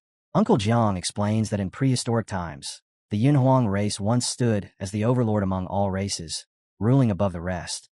But in the present era, their history has been deliberately erased and even turned into a forbidden topic. According to the rumors, 400 years ago, the human sovereigns uncovered fragments of this ancient history, and as a result, they were torn apart by countless races. Hearing this, our hero asks what kind of secret could possibly be hidden behind such events. His uncle can only shake his head and admit that he does not know, because every attempt to investigate the matter has ultimately failed. Realizing there is no answer to be found for now, our hero concludes that the only option left is to wait until he fully explores the underground cave himself. Soon afterward, he tells his uncle that he will be leaving for Tianyuan and that they will meet again after he returns, asking him to take care of himself in the meantime. Uncle Jiang understands that the boy has already sensed that something deeper lies behind these matters, perhaps connected to fate and cause itself, so he chooses not to burden him with anything further. Instead, he reassures him that with the strength he currently possesses, combined with the god-slaying army in Qilin, there should be no real danger awaiting him. He also mentions that both the Great Dreamer and Jalinkyu are already close to breaking through to the 10th level, meaning the safety of Daxia is secure. Hearing this, our hero finally feels relieved. Before they part ways, Uncle Jiang reminds him to remain cautious, since the future of the city now rests upon his shoulders, and with those words, the two separate. Later on, our hero arrives at the Guanghai battle zone, where a man immediately approaches to greet him with deep respect, expressing gratitude for being granted entry into the Eternal Light Tower and proudly announcing that he has already broken through 9 levels. Our hero cuts him off before he can continue the formalities, telling him to skip the pleasantries and speak directly about the Tianyuan Forbidden Zone. The man begins by explaining that Tianyuan, known as Daxia's very first Forbidden Zone, is an extraordinarily unusual place divided into 9 layers of extreme danger, and even the powerful Yun family has paid a heavy price there, suffering severe losses, while only managing to reach the outer boundary of the 9th level without ever stepping into the first 8 layers. According to him, that outermost region is nothing more than an enormous graveyard packed with corpses, demons, and countless tombs, while the deeper one moves toward the core, the more absolute the emptiness becomes, until eventually nothing at all remains. Hearing this description, our hero immediately forms a suspicion in his mind, thinking that among those endless graves there might exist one that conceals the secret treasure left behind by the Julie Divine Emperor. Yin then apologizes, explaining that everything he has said is the full extent of what he knows about Tianyuan, and admitting that the information may not be particularly helpful. Yet my boy calmly replies that it does not matter, since once he enters Tianyuan he will naturally uncover more answers himself. Not long afterward he arrives at a certain place where a stunning woman dressed in red approaches and greets him warmly. And the moment he sees her he recognizes her as Xianyue, immediately wondering why she has appeared here. Looking slightly shy, she gently adjusts her hair and explains that Uncle Jiang informed her about the situation, adding that she heard he plans to head toward the Julie Divine Treasure. She continues by saying that her family possesses a trace of the Julie clan's bloodline, which might allow her to offer him some assistance during this journey. As my boy starts heading toward the cruise ship, he states that there is no time to waste and suggests they continue talking while moving forward, a proposal she readily accepts. Soon the two of them step through a portal together, and just before they pass fully inside, he reminds her that once they enter she must follow his instructions carefully. She agrees without hesitation, and in the next moment both of them vanish into the portal. When they emerge again, they find themselves standing on a vast stretch of green fields beside an enormous sea, and both are visibly surprised because the scene before them looks completely different from what they had imagined. The girl remarks that apart from the tombstones visible in the distance, the entire area resembles a peaceful paradise. My boy nods but immediately warns her not to relax her guard, reminding her that his uncle clearly described Tianyuan as an extremely dangerous place. She acknowledges his warning, yet suddenly she senses something strange in the surroundings and begins to question it aloud. At that exact moment my boy notices it as well, his eyes widening instantly as panic flashes across his face, and he suddenly shouts her name. He calls out to the girl, yet she is nowhere in sight. She disappears without the slightest warning, leaving him standing alone and disoriented, completely unaware of what surrounds him. Without wasting even a moment, he summons his buglings and sends them scattering through every corner of the area, ordering them to search for Xianyue at once. Almost immediately, countless viewing windows unfold before his eyes, each one revealing a different part of the region, yet none of them show her. He checks every direction and every hidden spot, but there is still no trace of Xianyue, not even a single living presence anywhere nearby, which makes him wonder why the entire 9th level feels utterly empty. Unease quickly grows into fear as the thought forms that something might have happened to her. Yet confusion lingers because earlier he never sensed even the slightest killing intent from that strange light. He then calls over one of his buglings, Xiaozhan, and asks whether it might be possible to glimpse Xuanyue's future by consuming cicadas. Xiaozhan apologizes and explains that her current level is still too low, and even if she sacrifices all of her larvae, the farthest she could see would only be 7 minutes into the future. Hearing this, he frowns in dissatisfaction and remarks that such a brief glimpse is practically meaningless. He turns to another bugling, who immediately strikes a confident pose and declares that their missing companion must be safe, perhaps even in perfectly good condition. Intrigued, he asks how she can be so certain and demands a proper explanation, but the bugling simply replies that revealing any further details would involve heavenly secrets, something she cannot disclose. Letting out a sigh, he ends up blaming himself, muttering that the real problem is his own lack of strength. As he thinks further, he suddenly remembers that Xianyue once mentioned possessing the inheritance of the Julie bloodline, which makes him suspect that her sudden disappearance could somehow be connected to that power. Taking out a sheet of paper, he decides to put the matter aside for now, reassuring himself that as long as she remains alive and unharmed, that alone is enough. What matters most at this moment is locating the hidden secret within Tianyuan, and securing the tiger soul blade. Channeling his divine soul into the paper, he quickly learns that the treasure is located at the 3rd level. Realizing what this means, he notes that he currently stands on the 9th level and has no clear route leading downward. Yet even so, he summons a protective shield and begins moving toward the massive stones ahead, stepping forward without hesitation. These towering stones mark the resting place of a graveyard belonging to gods and demons. At that moment, he summons Xiao Jia, who immediately starts complaining that it has not yet finished its homework. My boy tells the bugling to stop studying because he's taking it out for a feast.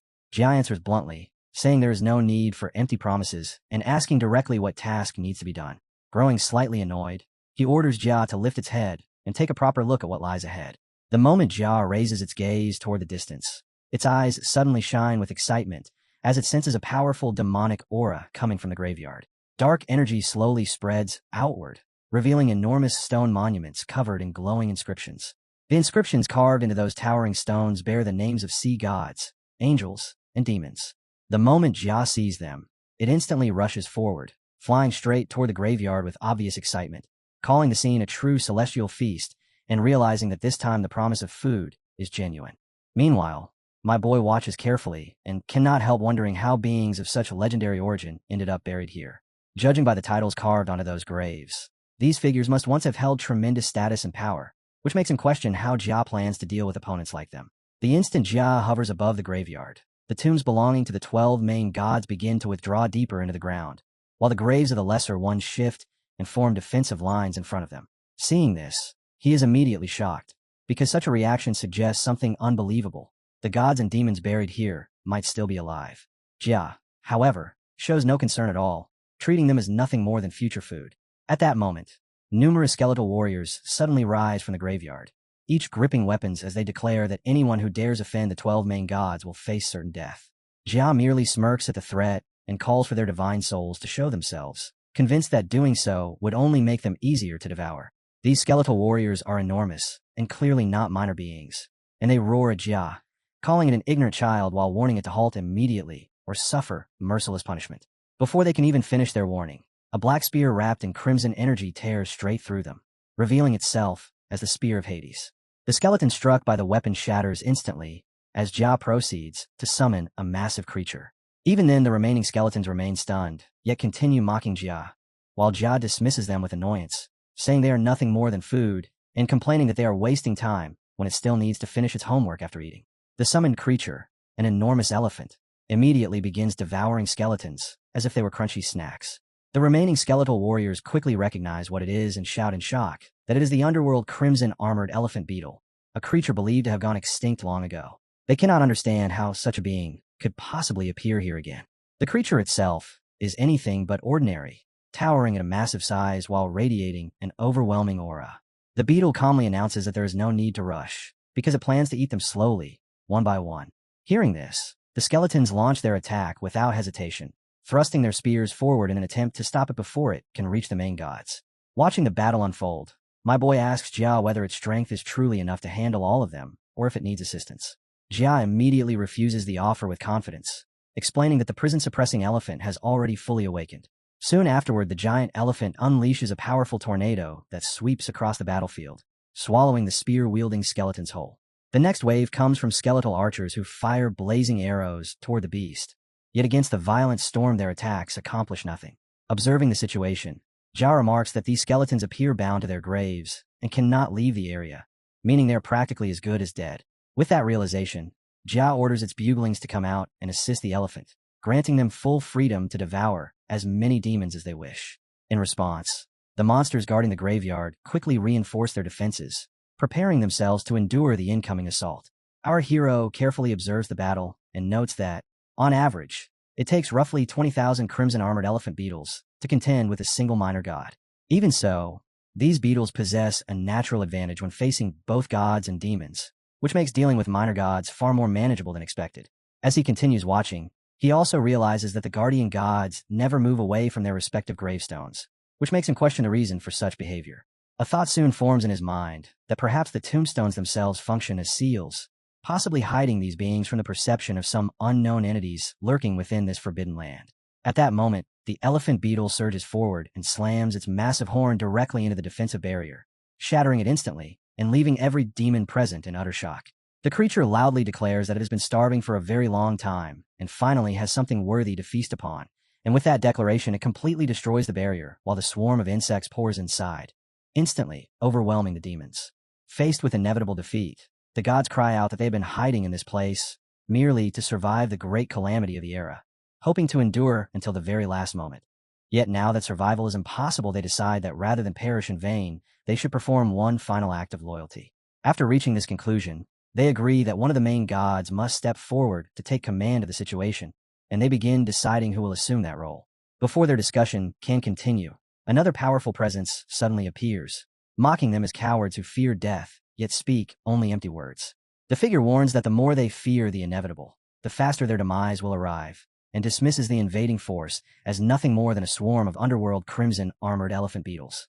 The identity of this entity is soon revealed as the god of the underworld, Hades. Declaring that he will personally intervene, Hades proclaims that anyone who dares to desecrate the resting place of gods is destined to suffer eternal damnation. He questions how mere insects could ever hope to understand the power of the underworld and commands the altar of the underworld to rise. Raising a weapon high above his head, he asserts his authority over the battlefield and then issues a chilling command, ordering all of the guardian gods to offer themselves as sacrifices.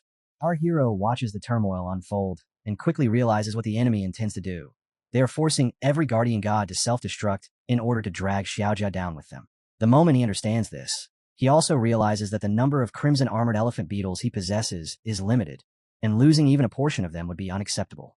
Acting immediately, he orders Xiaojia to withdraw and gather every bug back into his body, deciding that he will personally handle the fight while Xiaojia waits until the battle ends to enjoy its feast. In his mind, this confrontation becomes the perfect opportunity to test his own strength. Jia obeys at once, rushing back and merging directly into his fist. As the fusion completes, his appearance changes dramatically. He enters the divine elephant prison-suppressing form, and the moment it activates, his body undergoes a martial god transformation. At that exact moment, the enemy prepares an underworld explosion, and violent gases erupt outward as a terrifying surge of energy rushes toward him. Though caught slightly off guard, he reacts quickly, turning his head aside and raising his arm to block the incoming shockwave. Yet his eyes widen as he feels the overwhelming force behind it. The energy continues crashing against his body, and while resisting it, he cannot help wondering how much strain his current form can endure. Meanwhile, Hades steps forward and coldly declares that someone at such a level actually dares to resist the underworld explosion head-on. He states that since this opponent fails to understand the vastness of heaven and earth, he will be left to die here, without even a place to be buried. Immediately afterward, Hades releases another devastating attack, unleashing a cross-shaped underworld explosion straight toward him. This time our hero realizes that confronting it directly would be unwise, so he calls upon the power of the ninth netherworld. A powerful seal instantly forms before him, intercepting the incoming blast and completely absorbing it. Seeing his attack erased in this way, Hades is visibly startled and cannot comprehend how an unknown ability managed to neutralize his explosion. Before Hades has time to respond, our hero immediately launches a counterattack, summoning a curse and striking forward.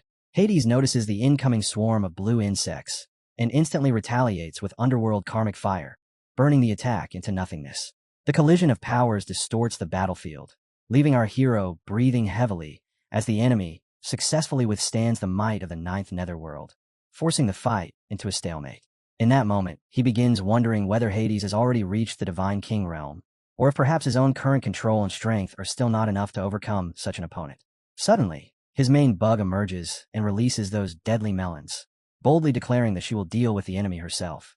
Without the slightest hesitation, she activates her 9-meter kill technique, sending a massive swarm of insects crashing down upon the monster like a storm. The enemy lets out a cry of pain, yet almost instantly summons a barrier of holy light that repels all evil, and a green shield materializes above it, spreading outward until it blocks the entire swarm. Our hero and his pet shark both stare in surprise, unable to believe that such a powerful assault has been halted so easily. As they watch more closely, they soon realize who is responsible: the goddess of wisdom, Athena, who has appeared specifically to counter the power of the ninth netherworld and its devastating insect swarm. With calm authority, she declares in the name of wisdom, she will cleanse every trace of evil from this world. Seeing this, our hero immediately understands that another god has stepped in to stop the attack, and he observes that the holy light radiating from her seems capable of suppressing dark abilities. This realization makes him wonder whether Xiao Wu's grade 5 elements technique might be able to affect her. At that exact moment, his unexpected pet, 18, suddenly appears and casually asks whether someone is called for wisdom, then curiously questions who would dare to speak of wisdom in her presence. He is completely shocked that she has shown up on her own and joined the battle without even being summoned. Meanwhile, the goddess of wisdom studies 18 carefully and questions whether she is truly human, suspecting instead that she might be some kind of insect creature. In the blink of an eye, 18 appears directly behind Athena, laughing as she remarks that Athena does not even recognize who she is yet still calls herself the goddess of wisdom, something 18 finds utterly ridiculous. Athena is stunned by this sudden intrusion, while 18 quietly notes to herself that Athena had been able to block the holy light, yet failed to detect her approach at all, meaning Athena could not sense her presence in the slightest. This makes Athena wonder what kind of being 18 actually is. Without hesitation, 18 then asserts her dominance, casually complimenting Athena's beauty and suggesting that she should call herself the goddess of beauty rather than the goddess of wisdom. The remark immediately enrages Athena, who declares that no one in this world has the right to insult her wisdom. With a swift and decisive strike, Athena cuts 18 cleanly in half.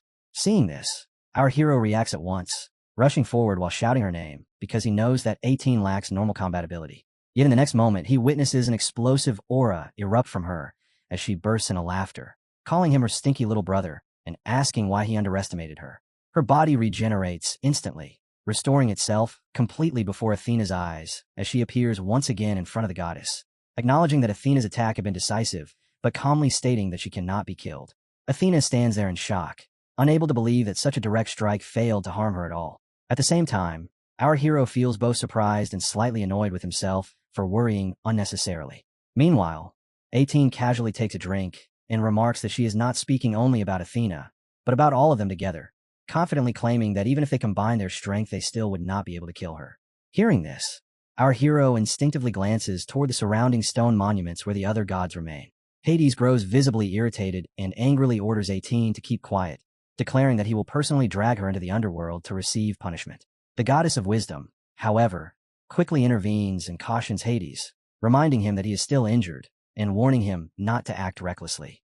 18 suddenly bursts in a loud laughter, openly mocking Hades by calling him a foolish god of the underworld and saying he would be far better off listening to Athena, who may not actually be the wisest, but is still vastly superior to someone as brainless as him. Her words ignite Hades' fury, causing him to curse at 18 in rage, yet Athena calmly advises him not to fall for such obvious provocation. Meanwhile, our hero senses something unusual about 18's presence, noticing that the aura surrounding her carries a strange quality that feels almost poisonous, which makes him suspect that this might be her unique method of attacking. Watching her fearless attitude leaves him impressed by how domineering she is, and he cannot help thinking that someone like her might be capable of cursing several gods to death without much effort. 18 then unleashes her full aura and boldly declares that despite everything she has said, these so-called gods are still pretending to remain dormant. She warns them that time is already running out and that if they continue behaving this way, they will lose their final opportunity to move. As her words echo across the battlefield, the ground suddenly begins to tremble while the surrounding stone structures shake violently. Athena immediately realizes that 18's actions are not simple taunts, but a deliberate attempt to trigger something. She wonders what 18 meant when she spoke of time running out, and begins questioning whether she should prevent the other gods from emerging, briefly considering whether she and Hades alone might be able to handle the situation if they try to suppress them. Before she can make a move, however, her thoughts are abruptly cut off as every remaining god bursts free from their stone forms. In the next moment, their leader appears, Zeus himself, clearly furious as he demands to know who dares behave with such arrogance before them. Seeing this, our hero is momentarily stunned, realizing that 18 has provoked all of them at once. He cannot understand what she is planning and wonders whether she truly has a strategy to confront them or if she is simply acting recklessly. Regardless of her intentions, he immediately summons all of his companions, calling forth the 5 divine beasts and preparing for the inevitable battle. One of his strongest allies steps forward and proudly declares that the king has finally released the empress. She surveys the gathered enemies with open disdain, dismissing them as nothing more than worthless trash, and confidently announces that she alone can deal with them. Since this is her first battle after being unleashed, she resolves to fight with everything she has. Our hero and the swarm of insects under his command quickly arrange themselves into a formidable formation. Watching from a distance, the gathered gods study the terrifying force before them and begin identifying the creatures present: world-destroying, devouring locusts, soul-devouring ants, and numerous other primordial beings originating from different realms. The goddess of wisdom steps forward and demands to know who he is, questioning how a single individual could possibly command so many natural disasters at once? My boy answers calmly, introducing himself as Jiangchun, the Lord of Calamity, and coldly declares that he will not grant them any choices today, because their only fate is to become nutrients. He reaches into a portal, draws out a sword, and steps forward into a combat stance, while calling for Xiao Jia to coordinate with him in bringing down Zeus. At the same time, he assigns Xiao Jiu to confront Hera and orders Xiao Wu to deal with Athena. Xiao Lan is directed to face Apollo, while the remaining mythical beasts are told they may freely choose their own opponents. After issuing these arrangements, he gives one final command. Every enemy must be eliminated, but none of them are to be consumed, because all the corpses will be left behind for Xiao Jia to feast upon afterward. Without the slightest hesitation, every one of them accepts their master's orders. Wu even comments that serving such a troublesome master leaves this empress with no interest in rewards anyway. At the same moment, our hero leaps forward to engage the enemy forces. Wu also charges straight toward Athena, dismissing her as nothing more than a foreign goddess, and demanding to know how she dares display arrogance in front of an empress. She then commands her buglings to follow her and eliminate the target. The goddess of wisdom carefully observes the approaching swarm and concludes that although the devouring sky locusts are indeed dangerous, they have not yet reached the scale of a true natural disaster, and therefore should not pose a threat to her. Acting immediately, she summons an enormous suit of holy light armor to protect herself. In response, Wu calls forth a devouring sky beast, whose humanoid form crashes violently against the armor while mocking its feeble power. With a single bite from the locust swarm, the armor shatters completely.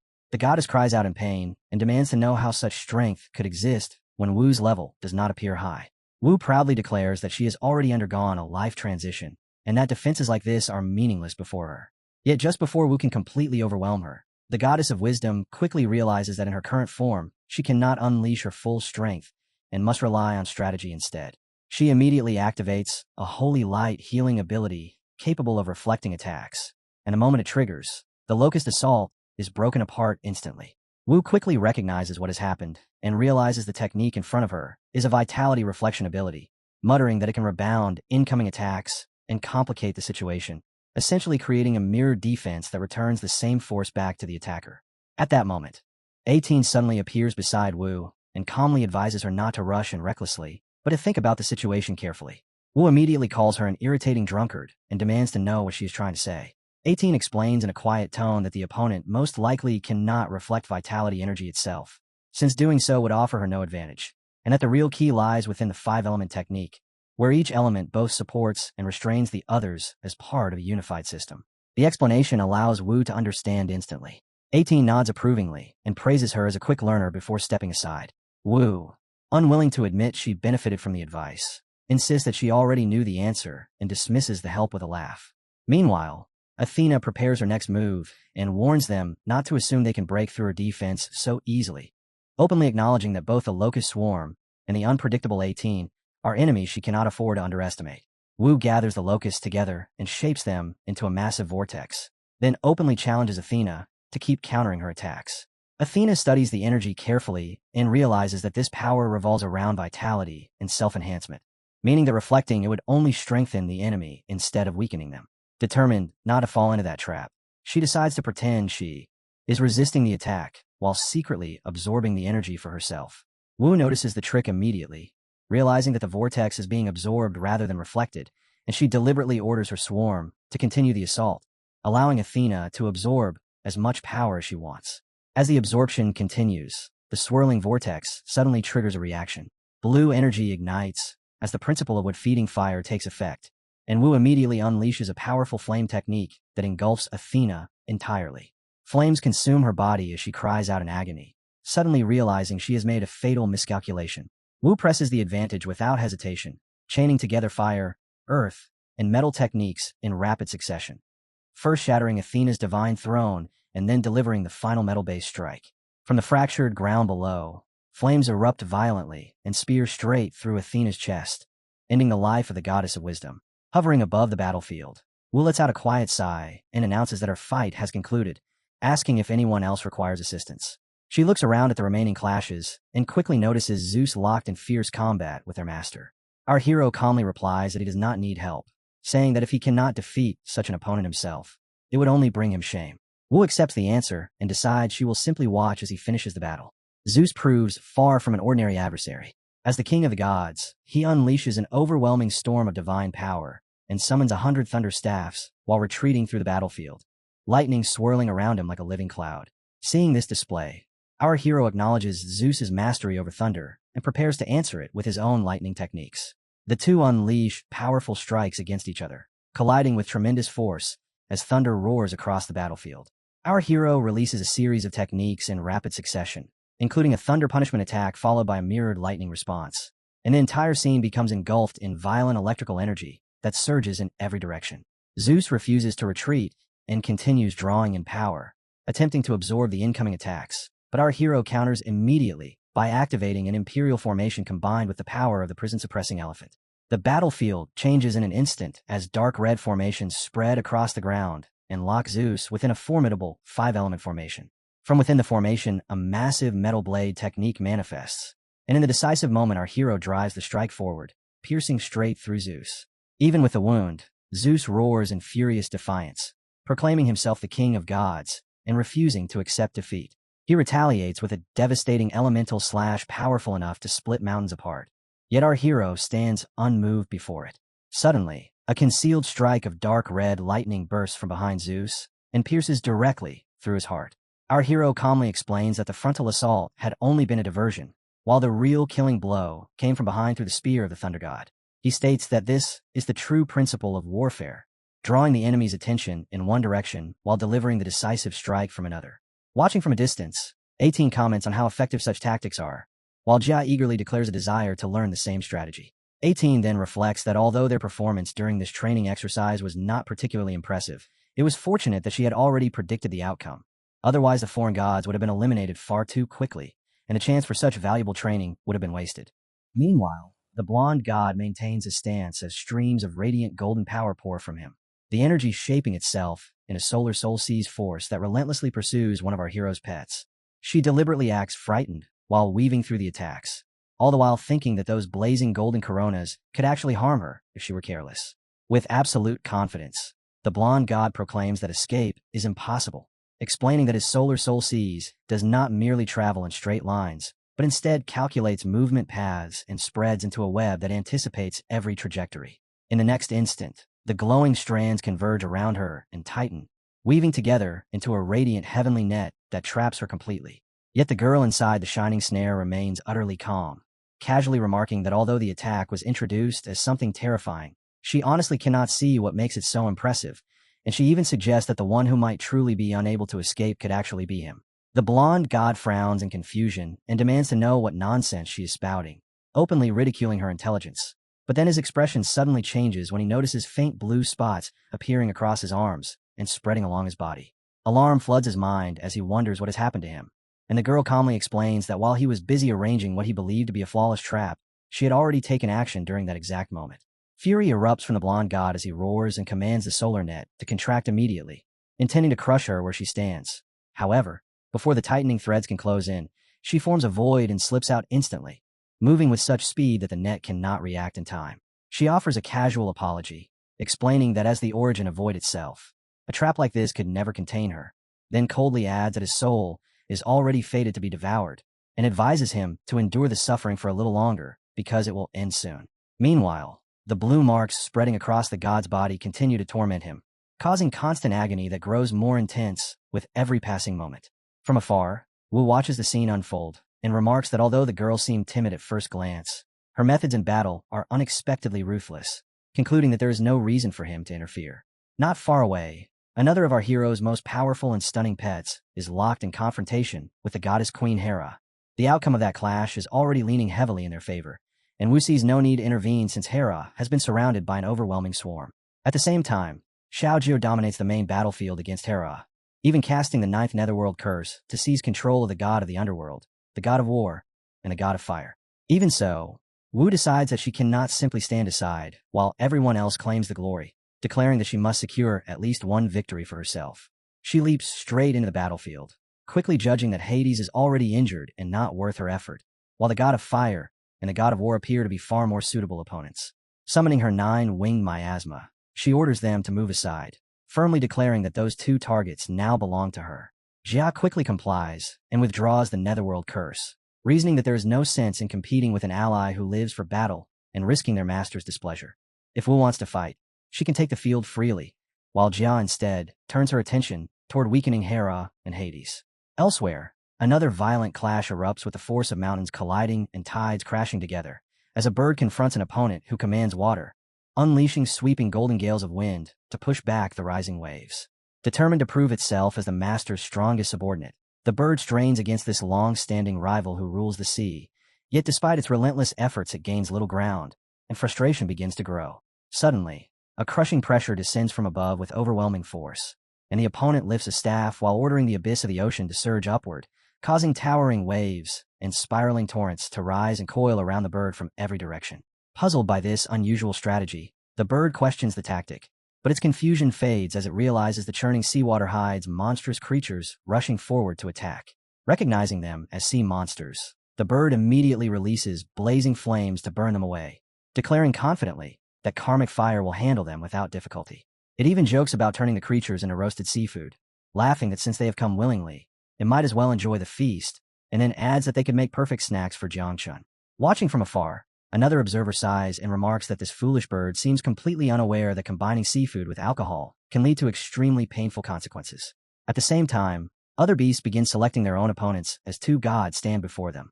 One proposes that he will deal with the god of wine, while leaving the goddess of love to the other, and the lion answers casually, telling him to pick whichever opponent he prefers. The snake then glides toward the goddess of love and raises a question that has lingered in his mind for a long time, wondering aloud whether someone who has paired countless couples together has ever searched for love for herself, and asking if she could even pierce her own heart. The goddess responds with playful charm as she releases an arrow of affection, teasing that perhaps the snake has developed a liking for her. She compliments his appearance, yet adds that she also values what lies within a person, hinting that she is unsure what truly resides inside his heart. Her words instantly leave the snake flustered. He admits awkwardly that no one has ever called him handsome before, completely unaware that he has already fallen under her charm. Seeing this unfold, the lion immediately steps in and shouts for him to stay alert. The lion then loudly scolds the snake, calling him a love-struck idiot and telling him to take a good look at himself first, bluntly insisting that he is not handsome at all. The lion then scoffs at the snake's so-called senior attitude, declaring that with behavior like that he is completely unworthy of facing the goddess of love, and suggesting they simply switch opponents instead, boldly claiming that he himself is stronger and unaffected by such desires. The snake shrugs and agrees to the exchange, deciding he will fight the other god instead, though he adds a condition. If he defeats his opponent first, the lion must apologize for those earlier remarks. The lion stubbornly argues that, at the very least, he is somewhat handsome. Hearing that, the snake reacts with visible disgust, calling him an ugly freak and telling him to stop spouting nonsense. Afterward, the snake slithers toward the god of wine, who sits calmly drinking, and remarks that this creature would make excellent material for brewing medicinal wine. The god responds with mocking amusement. Annoyed by the attitude, the snake immediately releases a cloud of corrosive mist, yet the god of wine casually blocks it by forming a barrier from his drink itself, a defense he calls the whiskey shield.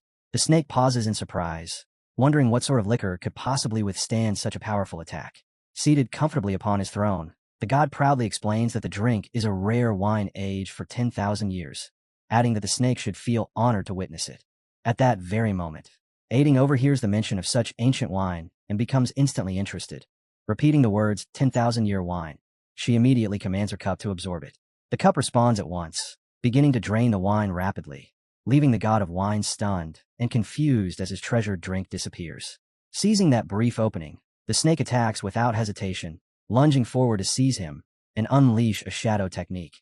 And the moment its fangs bite down, the god of wine is killed instantly. Meanwhile, the king of the gods, Zeus, slowly begins recovering his strength. Gripping the weapon that has been lodged in his body, he realizes the situation has grown extremely dire, understanding that if things continue like this, they could all perish here permanently.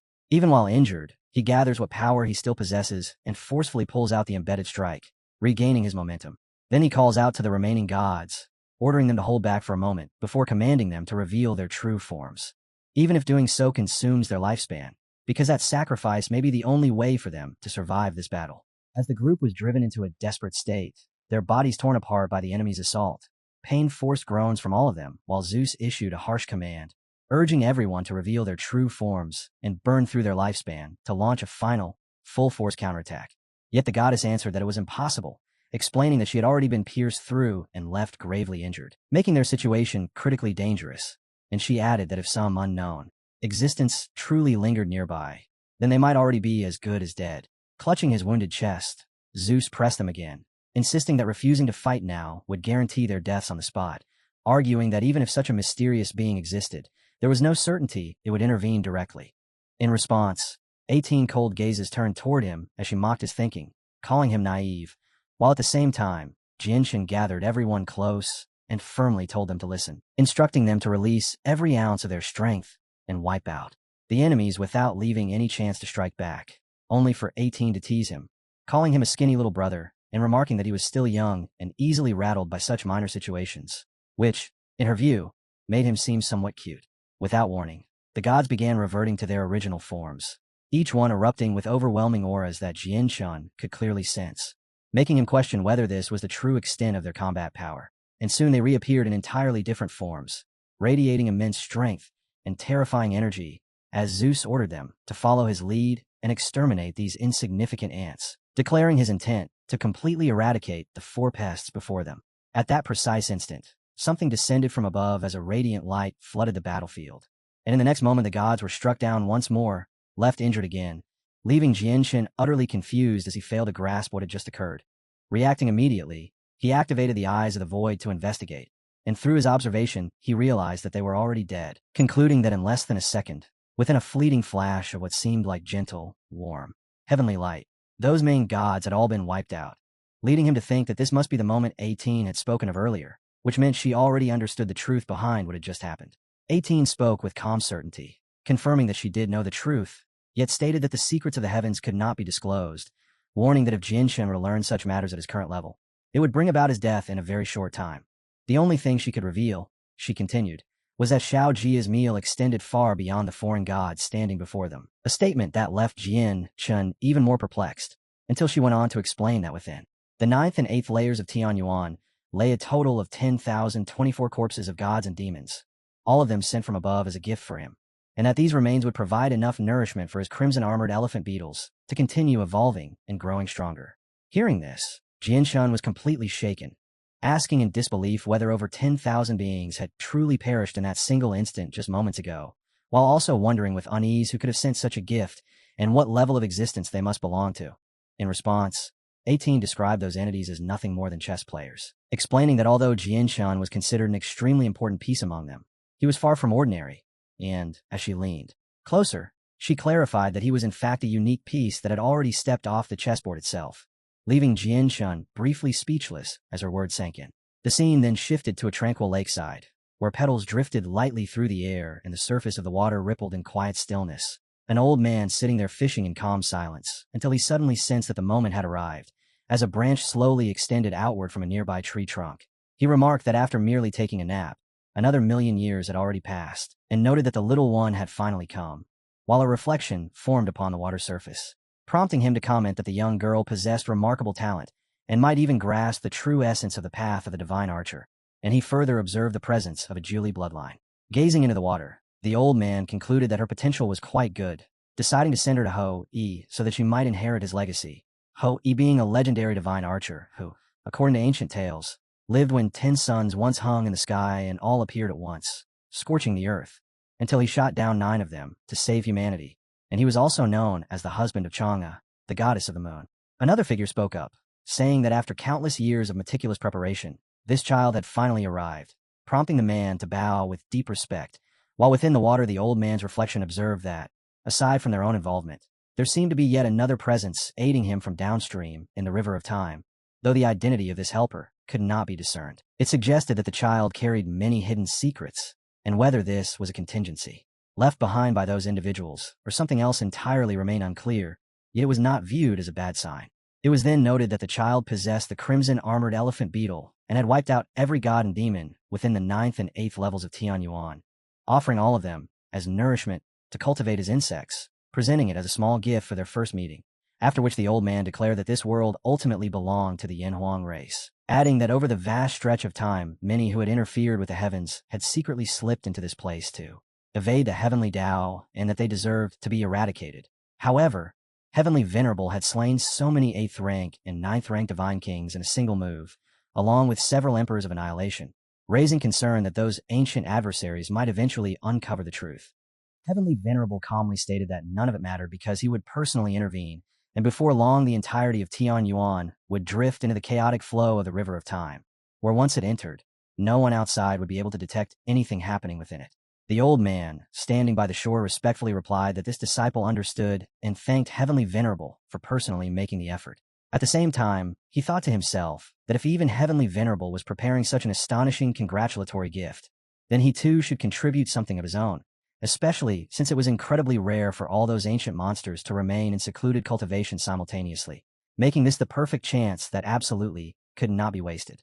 Yet he quickly fell into thought over what kind of offering could truly be considered worthy, because even the enrichment tree no longer seemed sufficient.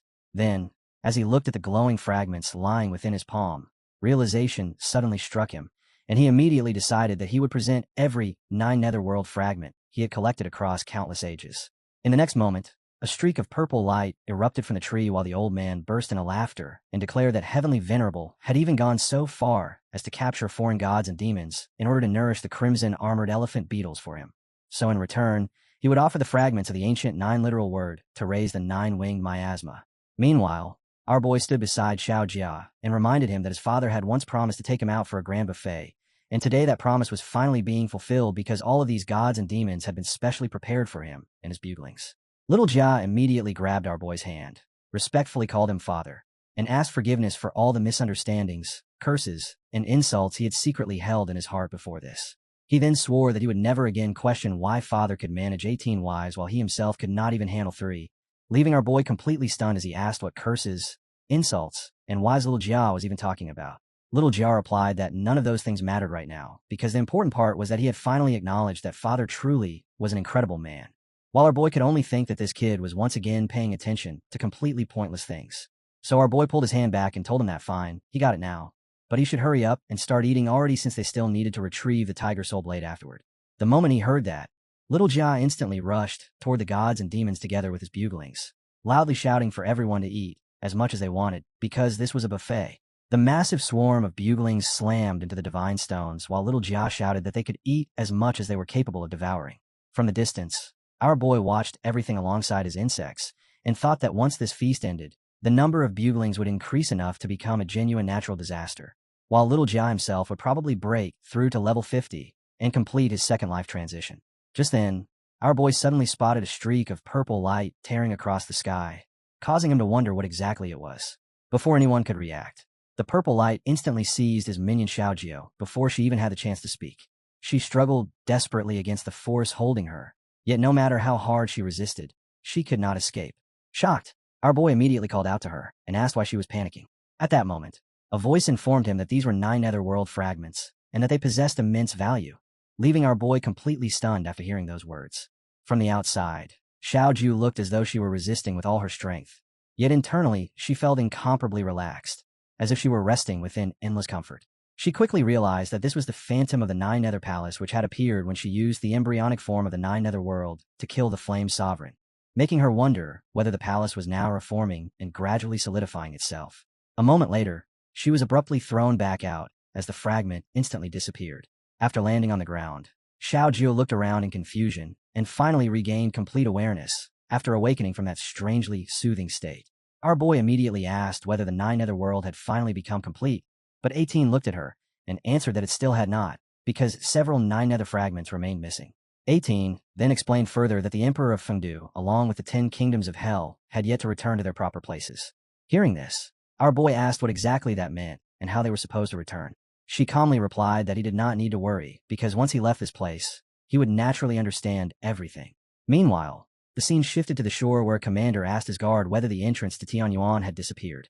The guard answered yes, Commander, before explaining that not long after that young man anchored himself there, the entrance to Tianyuan suddenly vanished without any warning or fluctuation whatsoever, merely flashing briefly before disappearing entirely. The commander immediately felt despair spreading through him as sweat poured down his face, and he continuously muttered that it was over while thinking about the underground cave war that was approaching soon, because if anything happened to Jiangchun there, the consequences would be unimaginable.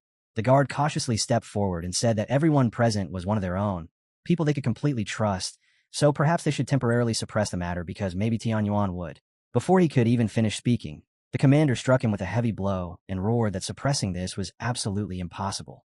He angrily demanded to know whether the guard understood who that young man truly was, because that had been Daxia's Zhenhai king, human sovereign Jiang. The commander furiously questioned how he could even suggest hiding something this serious, and asked whether he was trying to drag the entire Yun family toward destruction. Without wasting another moment, the commander immediately ordered that messages be sent to the great dreamer sword god Jia and martial god Jiang. He then commanded every member of the family to follow him at once, because they had to find human sovereign Jiang no matter what. The guard instantly acknowledged the order. The news rapidly spread to Xiao Ji, leaving him utterly shocked the moment he heard it, while Huan Yu found it impossible to believe that both Xiao Chun and Tianyuan had disappeared. At the same time, Elder Jiang immediately ordered every national-level professional to abandon all other matters and focus entirely on locating Jiang Chun. Then, in a single instant, all of them gathered together in one place. Huan Yu asked Elder Jiang whether he had also come there, while Xiao Ji asked if everything was all right within the underground caves. The elder replied that the situation there was definitely not good, so he was only using a phantom clone to say a few words before returning immediately. Afterward, the elder asked whether there was still no news regarding Chun. The girl answered that she had searched through the dreams of hundreds of billions across Daxia, yet still failed to discover even the slightest clue. Xiao Ji added that both he and the nation's guardians had used their spiritual senses to sweep through every corner of the city, yet neither Xiao Chun nor Tianyuan had left behind any trace whatsoever. Old Jiang silently realized at that moment that the catastrophe destined to descend upon Daxia had been connected to this incident all along. She nervously asked whether this meant Xiao Chun had already, but old Jiang turned away before firmly declaring no. He said Xiao Chun would be fine and simply might not return for some time, then instructed everyone to stop searching because this result had been predetermined from the very beginning. He then reminded them that only a few days remained before the Heavenly Dao Seal opened the 10th level, meaning preparing for war was now far more important. With Xiao Chun gone, they themselves had to become the shield protecting Daxia. Xiao Ji reassured him not to worry because both Huan Yu and he himself had already reached level 10. The elder turned away and calmly stated that was enough, telling them there was no need to worry about the underground caves because they should instead devote all their attention to guarding Daxia headquarters, while he alone would be sufficient to defend Daxia. The girl was immediately stunned and told old Jiang that the battle within the underground caves would be unimaginably dangerous, so he should bring every professional he possibly could. She even requested that Xiao Ji accompany him, because otherwise she simply could not feel at ease. However, the elder refused outright. He explained that if he were to fall in that battle, Daxia would still need someone capable of supporting it afterward, and, at the very least, they needed to survive until the day Xiao Chun completely matured. Xiao Ji called out to old Jiang once more, while even Huan Yu asked him whether he truly could not die. Hearing that, old Jiang suddenly burst into laughter before finally saying fine. He would listen to them, and he swore that he absolutely would not die. Then old Jiang turned toward everyone with a serious expression and solemnly declared that he would forever continue shining for Daxia before vanishing instantly. The scene then shifted to the chaotic underground time-space where a man sat while countless figures stood beneath a celestial list. One of them announced that only 3 days remained before the Heavenly Dao Seal finally opened the 10th level, allowing their operation to officially begin. A terrifying horned creature then stated that none of the ancestors had been able to sense Jiang Chen's presence at all, causing their assassination plan to fail completely, though he admitted that he had a feeling the situation might soon change. After that, the demon lord with glowing eyes responded that he believed the Yin Huang people were hiding Jiang Chun, but it ultimately made no difference because Jiang Chen no longer dared to reveal himself. According to him, they should first eliminate Jiang Xuanji along with his forces. Then, speaking in an icy and serious tone, he declared that the instant Jiang Chen appeared would also become the exact moment of his death. Then our boy looked toward his minion Xiao Jia and said that now that he had eaten and drunk to his heart's content, it was finally time to begin reproducing. In the next instant, a massive flood-like aura nearly exploded outward as crimson energy surged into the sky, while our boy calmly stated that the great Tao always began in simplicity before eventually evolving into complexity. At that moment, the system displayed a notification announcing that the Hell Crimson Armor Elephant Beetle Mother Insect Xiao Jia had completed reproduction, and after several complete cycles, the total number of offspring had finally exceeded 200 million. Jia's body had become vastly larger and far more muscular than before, while another system notification declared that the Crimson Armor Elephant Beetle had advanced to level 164 and successfully completed its second life transition. Immediately afterward, Jia respectfully bowed toward our boy and requested that Father please extract the abilities. Our boy praised him as a good child, saying that he had not only become much more handsome, but had also grown far more filial. Then our boy placed 2 fingers against Jia's forehead and began the extraction process. Suddenly, he felt a violent surge of power flood directly into his body as the system congratulated him for obtaining a brand new ability known as Infernal Smelting Cauldron. Right after that, an enormous swarm gathered above him while the system explained that Jia had completed his second life transition, allowing the host to extract his abilities once again. The notification also included a special note stating that the refining time was 10 seconds, while the attack duration lasted 3 seconds, followed by a warning that if attacks exceeding the mother insect's realm were absorbed, the offspring insects would need to be refined in order to strengthen the feedback. Our hero's eyes instantly widened in shock as he realized just how absurdly powerful this ability truly was. In his mind, this was essentially the legendary concept of fighting fire with fire. Meanwhile, that strange structure continued hovering above his head, while our boy silently thought that if he ever encountered an overwhelmingly powerful enemy, he would still need to sacrifice some buglings during the refinement process. To him, it was practically identical to the self-destruction ability possessed by the nine-wing miasma, meaning both were suicidal techniques that should never be used unless there was absolutely no other option remaining. Soon afterward, the massive cauldron rapidly shrank before our boy caught it in his hand, thinking to himself that thankfully it still remained extremely effective against opponents below the Divine King realm. Then, from beneath our boy's feet, a gigantic swarm suddenly erupted upward into the sky as the system revealed that the elephant beetle offspring reproduction had finished and that the total number had now reached 100 billion. Our boy stared at the overwhelming swarm in complete shock because it was finally starting to resemble a genuine natural disaster. Our boy commands the endless swarm while wondering just how terrifying his physical strength will become once he completely merges with every last one of them. And without hesitating any longer, he activates the fusion at full scale. The instant it begins, his eyes flare with light as the divine elephant prison suppressing body fully awakens. But the moment the fusion takes hold, unbearable pain crashes through him so violently that he drops to his knees while swollen veins spread across his entire body. Then the swarm disappears completely, and massive wings burst from his back as his ears rapidly enlarge.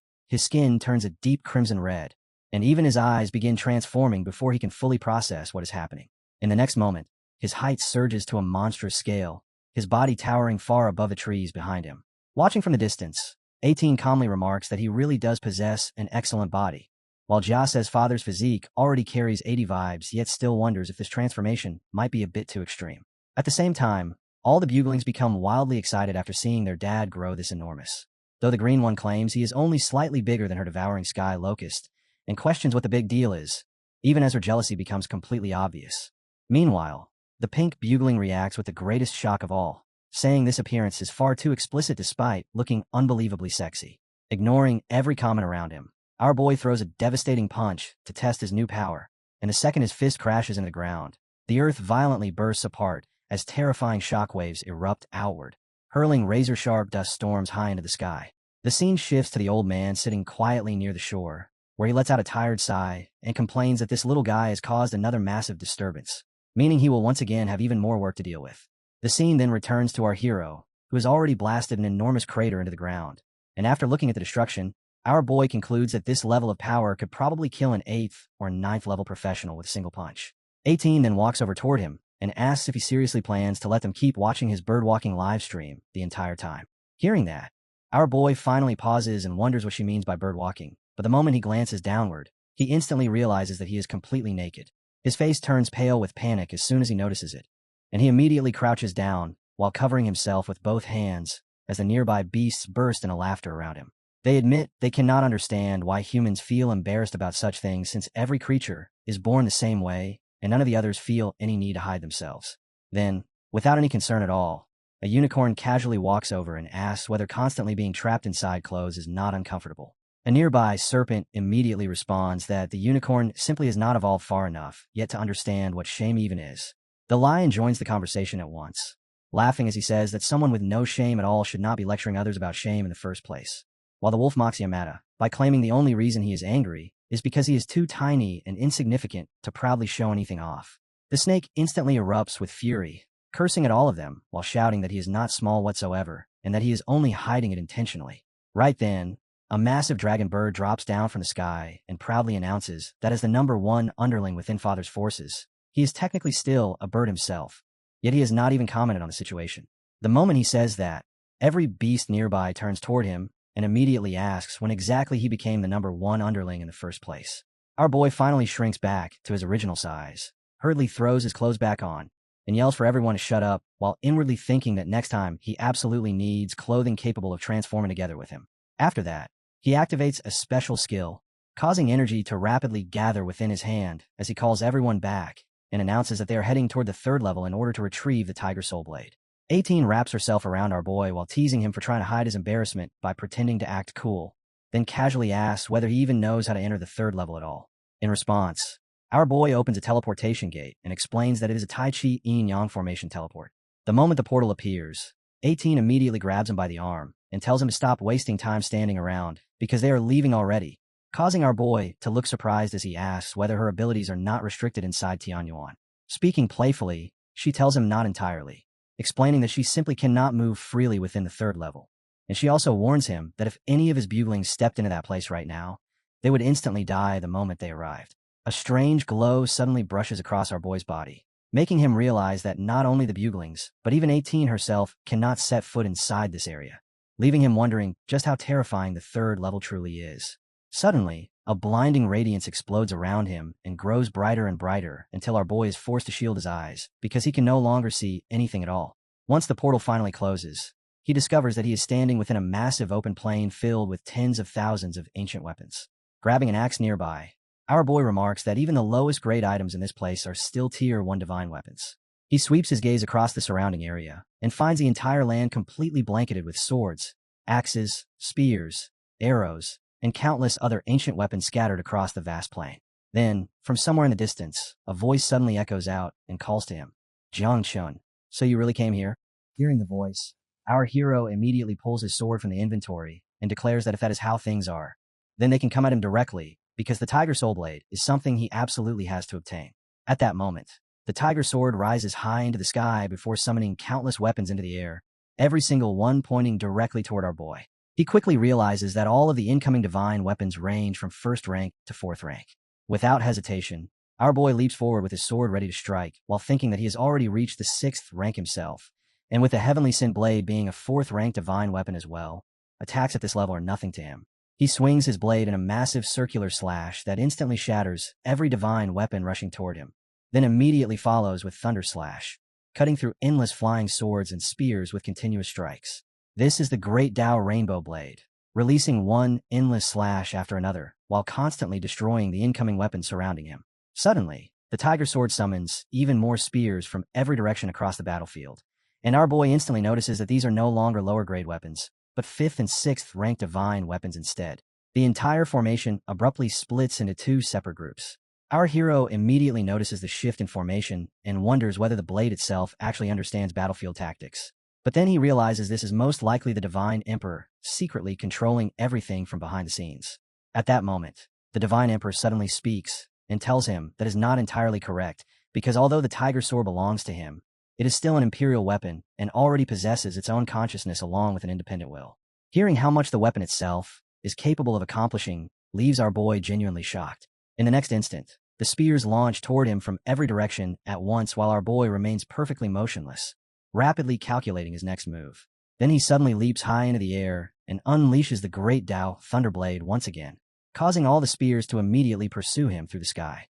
Our boy suddenly drives his sword straight toward the incoming attacks, and a blinding crimson light explodes outward at terrifying speed. Although he successfully blocks the assault, the combined force still blasts him far backward, making him realize that once these divine weapons combine their strength together, their power becomes unbelievably terrifying.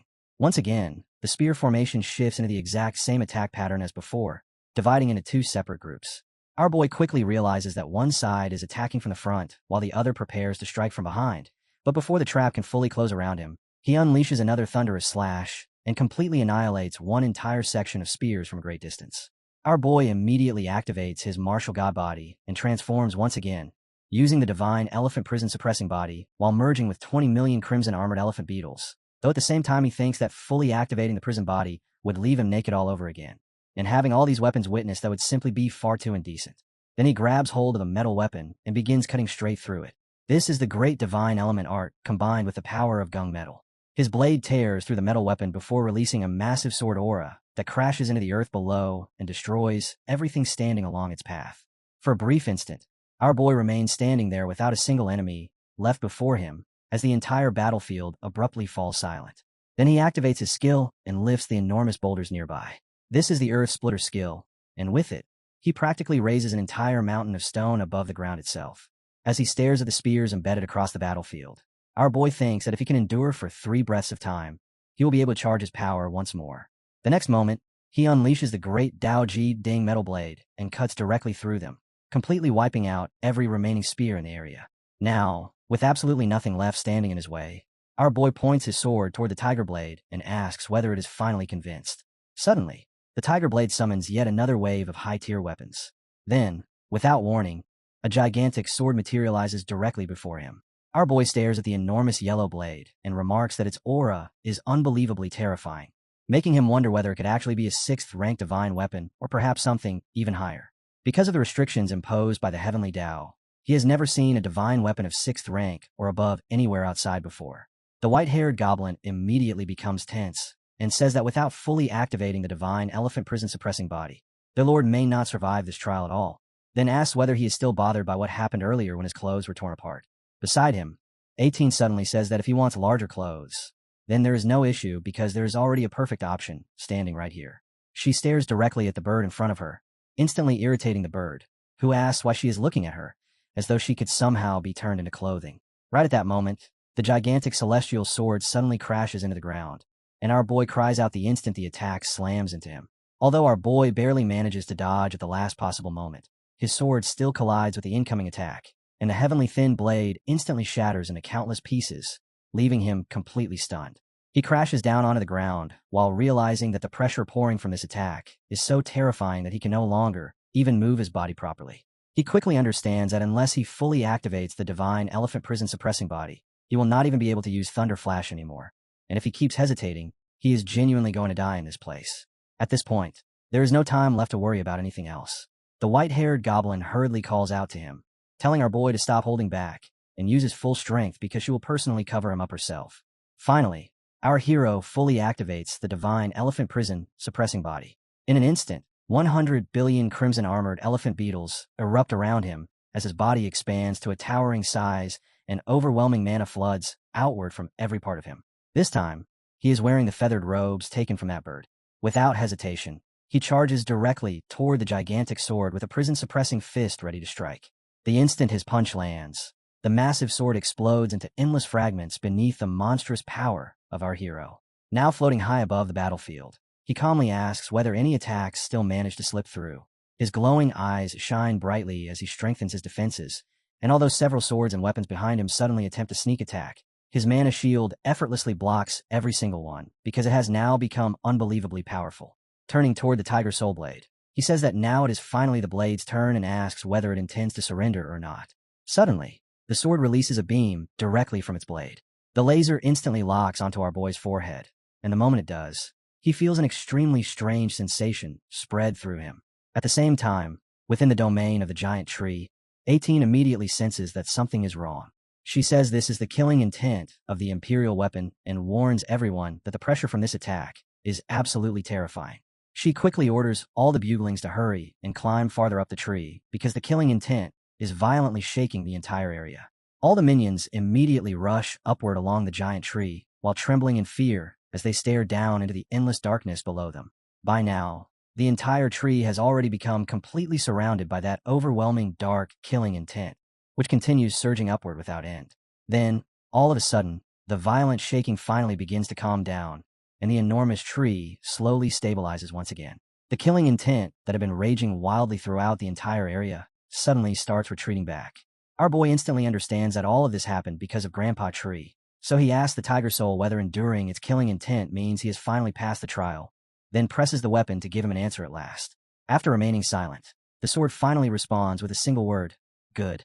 It acknowledges him as its new master, declares that the killing intent has now returned to the heart, then calls out to our boy and announces that from this moment onward, he will become the true master of the Tiger Soul. The moment our boy grips the sword, an overwhelming wave of power surges straight into his body, and he immediately realizes that the Tiger Soul Blade has finally returned to where it truly belongs. The scene shifts to an enormous stadium as an announcement resounds across the entire area, informing every elite of Dacia and all overseas competitors that although cultivation inside the Eternal Light Tower is important, the Battle of the Earth Caves is already approaching, and there is no time left to waste. This time the enemy is attacking with its full strength, making it impossible for the god-slaying army alone to continue holding the front line, so everyone must head out and provide support.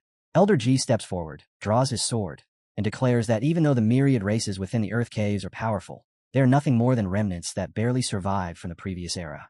He says they proudly call themselves the 10,000 races, but in reality they are only a scattered mob controlled by a few dozen factions. Then asks what it is they fear most. Death. He continues by declaring that the descendants of Yin Huang have endured until today for one reason. Whenever disaster appeared, they always stood together, throwing away their lives without hesitation just to continue fighting. Then, with an enraged roar, he demands to know who is willing to march with him into a battle to the death. A man wearing an orange shirt immediately steps forward and declares that the Guanghai Yun family has disgraced Daxia. So in this battle, until the final member of the Yun family falls, the front line will never collapse. The men instantly soar into the sky, leaving trails of yellow light behind them, as the announcement echoes out that the Yun family of Guanghai has entered the sinner's camp and is now advancing toward the Earth Caves. Right after that, a red-haired man in a suit steps forward and introduces himself as Fang Zheng, the former captain of the Human Sovereign Guard. He declares that he once followed the Human Sovereign in a battle inside the Earth Caves, and now the time has come to slaughter those barbarians once again. He bursts forward like a bird wrapped in blinding, crackling energy as the announcement declares that the Ying family of the capital and the Human Sovereign Guard are heading in a battle alongside him. Then 4 more figures step forward as a girl proudly declares that the Tianfu War Zone and the Brothers of Chuan could never stay out of something like this. After which the Huangfu family joins in together with the Qinlua Wu family and the Song family. 3 different beams of light immediately shoot into the sky, while 3 more bloodlines proclaim their loyalty to defend their homeland and Lord Ji Yingcheng. Huan Yu walks over to Ji and asks whether he is going too, and Ji nods before saying that this time he cannot listen to old Jiang. He explains that he has already taken away most of Daxia's people who are 5th rank or higher, and if anything happens after this, then everything will truly depend on her alone. She looks disappointed, yet calmly says that even if he takes away every single job changer, it still would not matter, because all of her abilities exist within Dreamscape. As long as the tens of billions of ordinary citizens across Daxia still hold dreams and faith in their hearts, they will continue supporting her. The moment she finishes speaking, she releases her power, and a massive dragon rises behind her while she declares that although those people cannot fight on the front lines, they are still the greatest force protecting their homeland. After hearing that, Ji says he can finally rest easy. Out of the 3 of them, Jiang is actually the youngest, yet he has always acted like the eldest brother while taking care of both of them, and when they think back on everything, they realize he has always carried every burden by himself. He has truly become too exhausted. Ji then says that both he and old Jiang actually share the same opinion. A woman 3,000 years older belongs among immortals. He adds that little Chun is quite outstanding, and in the future he can handle matters outside while she manages everything inside, making the 2 of them a perfect match together. After hearing those words, she remains silent. Ji turns around and says that old Jiang kept talking about how badly he wanted to personally host the wedding between her and little Chun. She immediately replies that if all of them return safely, then she will marry Jiang Chun. Jiang says he only hopes there will still be a chance, then tells her that enough has been said and it is finally time for him to leave as well. Before departing, he turns back once more and says that being a hero can sometimes feel lonely, which is why he's going to accompany him. The moment she hears that, she nearly bursts into tears as she says that all of them left because everyone wanted to become heroes, and now even little Chun has disappeared, leaving only her behind. She wonders whether she can truly shoulder everything alone. The scene then shifts to our hero as he finally obtains the Soul Tiger Blade. A system notification immediately announces that he has acquired an Imperial weapon, and once he leaves this place, it will temporarily become a Tier 7 Divine weapon whose power will continue evolving as the Heavenly Dao Seal unlocks further. Our boy lets out a sigh, feeling it is unfortunate that the blade cannot maintain its current strength outside, though he is still relieved because it will remain a top-tier Divine weapon nonetheless. A strange star-shaped circle suddenly appears on our hero's chest, and the instant it forms, an icy chill spreads through his body, making him wonder what exactly it is. The system notification immediately explains that Imperial weapons possess their own spirits and must be nourished by the Divine Soul, and once the bond is fully completed, man and weapon will become one, moving as naturally as a person controls their own limbs. Hearing that leaves our hero stunned, and he quickly realizes that this nurturing process was initiated by the sword itself. He asks if that means the weapon not only acknowledges him, but actually likes him so much that it wants to achieve unity between man and weapon with him, as quickly as possible. At that moment, a voice suddenly echoes out and tells him that this is only natural, because his body contains the Julie divinity of their clan, causing the tiger soul to be instinctively drawn toward him. The voice warns him to remember this clearly. The tiger soul once slaughtered immortals and destroyed gods in numbers far exceeding 1,000,000. The voice continues, saying it hopes he never disgraces that glorious reputation, and our hero immediately bows respectfully before thanking it for such a generous gift. The voice then tells him that his journey here has finally come to an end. Major events have already unfolded outside, and now it is time for him to return. Our boy immediately asks what major events could possibly have happened out there. No answer comes back. Our hero finds it strange, because he has only spent a single day and night here, meaning the Battle of the Earth Caves should still be 10 days away. Other than that war, what major event could even happen? Could the Great Battle of the Earth Caves really have started ahead of schedule? The scene shifts back to the shore as a guard tells Commander G that he has not closed his eyes for 3 entire days and should finally get some rest. G refuses, saying that aside from the order to remain at the entrance of Tianyuan and receive Jianshun, he cannot afford to make even a single mistake. His condition has obviously worsened, yet he says at the moment he thinks about his only daughter Xian, whose fate is still unknown, he becomes completely unable to rest. If the heavens allow her to return safely, then he would not care, even if he dies afterward. The other man says they have already searched for many days and waited for so long, yet there is still no news from Tianyuan. The Great Battle of the Earth Caves has already begun, and they still have no idea what is happening on Marshal Gajong's side. The elder lets out a long sigh and says that with enemies outside and troubles within, this has truly become a great calamity for Daxia. Then, without warning, a laser beam suddenly crashes into the water, and a gigantic gate rises from the sea. Ji stares at it in shock and wonders if that is the entrance to Tianyuan. A moment later, our boy finally steps out from the gate while carrying Ji's daughter in his arms. Ji instantly rushes across the water at astonishing speed while calling out to our hero, barely able to believe that his daughter is still alive, but our boy quickly tells him not to worry because she is perfectly fine and has simply received an enormous stroke of fortune. He explains that the gains are too overwhelming for her to absorb all at once, so she will need to remain asleep for some time, and the old man immediately replies that she can rest for however long she needs. The two of them then travel across the sea toward the surface, and midway through the journey, the old man says he must quickly send a message to the great dreamer because she is probably losing her mind from worry by now. Our hero then asks why he is here instead of the Moto War Zone, and also questions whether the Wajan family was not supposed to guard this place, and where they have gone now. Ji explains that after Tian Yuan disappeared, the Yin family searched everywhere without finding any trace of it, and in the end, they led their entire clan into the Earth Caves to join the war and atone for their sins. As for him, he was ordered to stay behind at headquarters and wait here to support our hero. The news leaves our boy completely stunned. He cannot believe Tian Yuan vanished, so he quickly asks how long he had been trapped inside. Ji reveals that half a month has already passed since he entered Tian Yuan, wondering whether time flows differently inside and outside that place. Our hero curses under his breath as he realizes this means the Heavenly Tao Seal already, which also means the Great Battle of the Earth Caves is already. As the massive chariot reaches the seashore, the old man reveals that 3 hours earlier, the Heavenly Tao Seal was unlocked and the Battle of the Earth Caves officially began. Right now, Marshal Gajiang and Sword Gaji are holding the front line. Our boy immediately lands on the shore, entrusts Xiao Yu to him, and says that he must head to the Earth Cave at once. Ji agrees without hesitation. Our hero then asks 18 whether there is any way to teleport him there, and she appears beside him before calmly replying that there is. Just before she can finish her sentence, Huan Yu suddenly rushes over and excitedly asks if he has finally returned, making our hero smile as he greets her by calling her sister Huan Yu. Before either of them can say anything else, the entire atmosphere abruptly changes, the sky turning completely crimson as darkness spreads overhead. Countless strange particles begin drifting through the air, causing everyone to look up in confusion while wondering what exactly is happening. The surrounding airflow becomes increasingly violent, and moments later a blood-colored downpour starts falling from the scarlet clouds above. Several drops land across our boy's face, leaving him staring upward in shock. He quickly realizes it is not rain at all, but bloody snow, as crimson flakes slowly descend and gather in the palm of his hand. The scene then shifts to the last changed era, where Ji arrives before old Jiang and announces that he has brought reinforcements with him. The old man immediately asks why Ji never listens to orders, questioning what will happen to the Daxia headquarters if he has already come here himself. Ji calmly tells him not to worry because he already left behind all the half-ripe divine origin fruits that Little Chen gave him, explaining that when the critical moment arrives someone, there will naturally step forward. He also reveals that this time he brought along all the death soldiers from every family, because if they had not been permitted to join the battle, then they would rather choose death instead.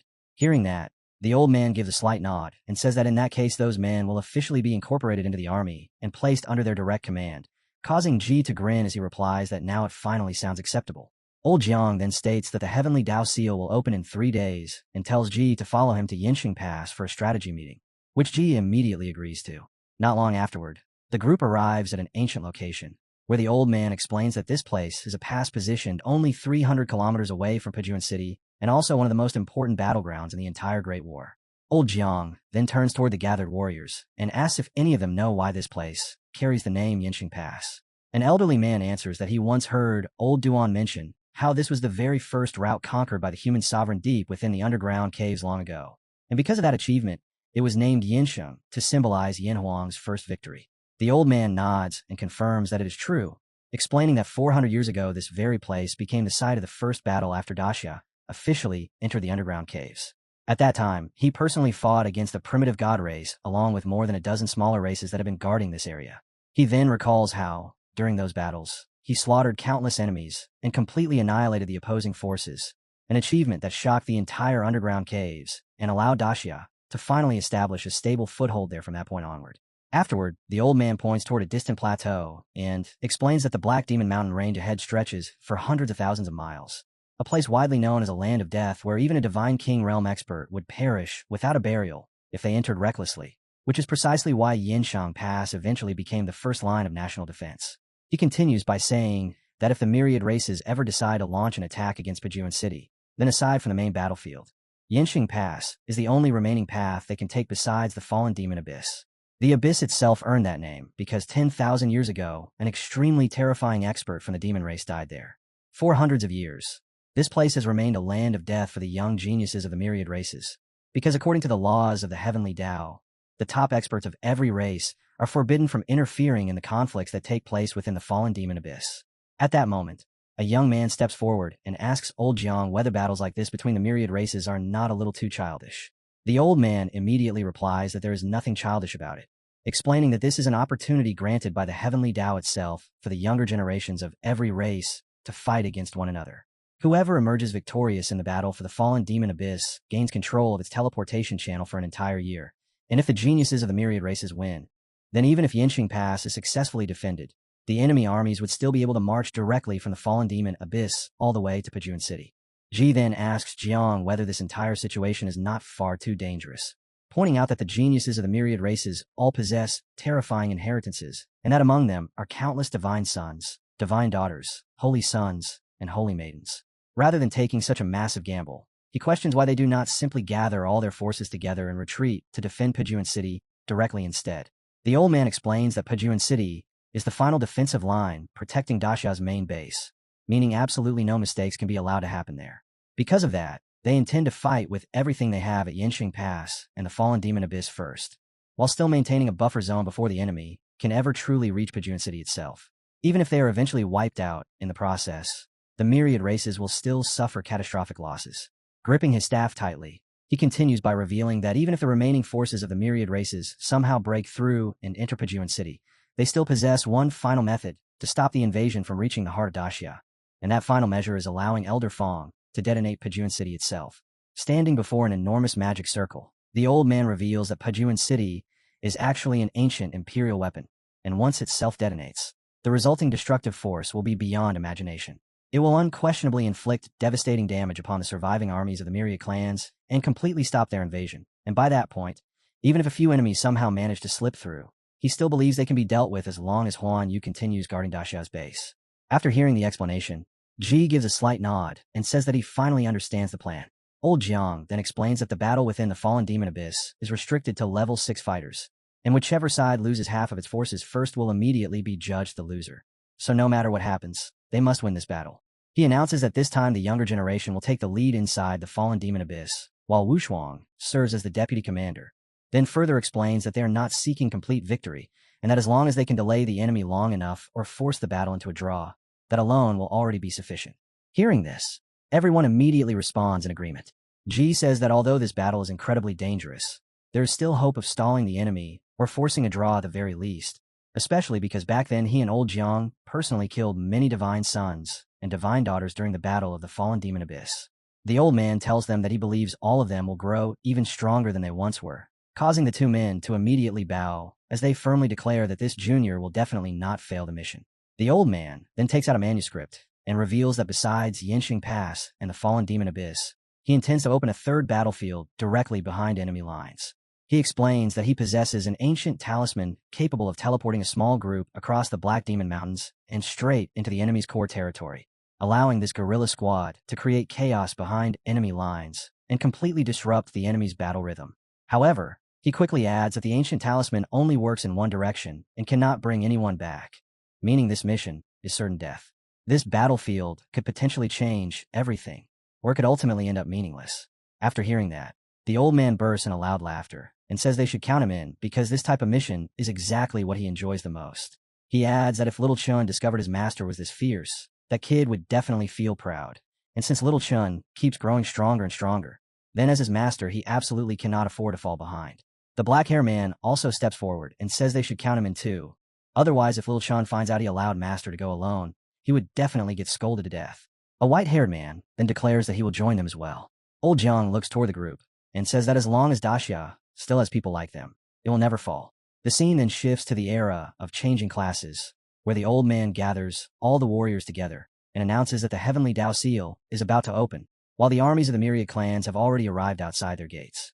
Every soldier is immediately ordered to prepare for war, while the commanders from every camp are instructed to follow him and establish the first defensive line. The 600,000 members of the God-slaying army are assigned as the second line of defense, while Old Ji takes command of the main legion as the third line. Jiang then shouts that if the myriad races wish to pass through Yinxing Pass, they will first have to step over their corpses. As long as the city still stands, he will stand with it, and if the city falls, then he will perish alongside it. Meanwhile, on the enemy side, a man rises into the sky and announces that the heavenly Dao Seal is about to open. As the demon clan's elite force participating in this war, they remind every race present that this battle will end only in either victory or death, while the rewards distributed afterward will depend entirely on the battle merits earned by each clan. He then reveals that during the joint offensive, 500 level 10 soldiers will act as the vanguard leading the assault. Since there are very few armies below the 10th level, their primary targets will be experts within the Divine King realm. The selected elites from every clan are also ordered not to act unless absolutely necessary, and instead preserve their strength specifically for Jiangchun. Then, from the crimson sky above, a streak of light suddenly crashes onto the battlefield. It is the heavenly Dao Seal, and with its arrival, the restriction on level 10 power is finally lifted. The old man instantly orders the army to charge forward and slaughter the enemy. At once, both sides surge toward each other head-on, and every soldier across the battlefield repeats only a single word from their mouths: kill, kill, kill. Old Jiang then activates a skill known as Divine Origin Fruit, and the instant it appears, countless glowing yellow spheres materialize above the army. He orders every commander to take one of those spheres, and almost immediately, streaks of light descend directly before the troops as the old man announces that the level 10 barrier has finally shattered. He then unleashes the martial god body, causing his figure to expand to a colossal size large enough to shield the entire army from incoming attacks by himself alone. After transforming into the martial god domain and completely releasing his power, he roars for the 10th grade god-slaying army commanders to follow him out of the formation. He orders one leader to follow the great marshal and slaughter the enemy, because today he intends to kill 10 opponents himself, while another commander for the Julu camp immediately scoffs and says that killing only 10 enemies is nothing impressive at all, because if he cannot slaughter 100, then how could he possibly face his elder? When Old Jiang unleashes the Crimson Flame Tianyuan Slash, the attack slices through a monster with absolute ease. The enemy commanders are instantly shocked after witnessing one of their level 10 experts get killed by a single strike from Jiang, and none of them can understand when he became this powerful. Their leader coldly states that from his perspective, it only proves the monster race is too weak. He then immediately orders the demon race to charge forward and kill Jiang first in order to seize the momentum of the battle, and the commanders instantly obey. One of them rushes directly toward Jiang, while loudly declaring that Jiang is about to die. Old Jiang swings his sword toward the enemy, and the sudden flash of the blade leaves the opponent completely stunned. The attack slams into him and blasts him backward as blood sprays from his mouth. Without stopping, the old man continues swinging his blade while declaring that anyone who dares offend Daxia will be killed without mercy. From farther away, one of the enemy commanders asks the Demon Lord whether he still believes the monster race is weak after seeing this display. The Demon Lord replies that something is obviously wrong, because even if Jiang already broke through to level 10, he still should not possibly possess this level of strength. Very quickly, they realized that old Jiang burned his divine soul the moment he stepped onto the battlefield. Does he intend to carve open a massive advantage and raise the army's morale right from the beginning? They immediately conclude that they cannot allow him to succeed. Otherwise, the morale of their own forces will completely collapse. The Demon Lord instantly orders everyone not to be deceived, because Jiang cannot maintain this state for very long. He tells them not to fall for the bluff, and commands all forces to surround and kill Jiang at once. And soon every level 10 demon expert completely encircles him.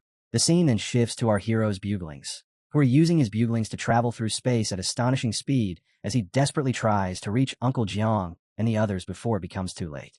As the battlefield descended into complete chaos, the horned demonic forces closed in on Jiang Xuanji from all directions, ready to rush him and end his life.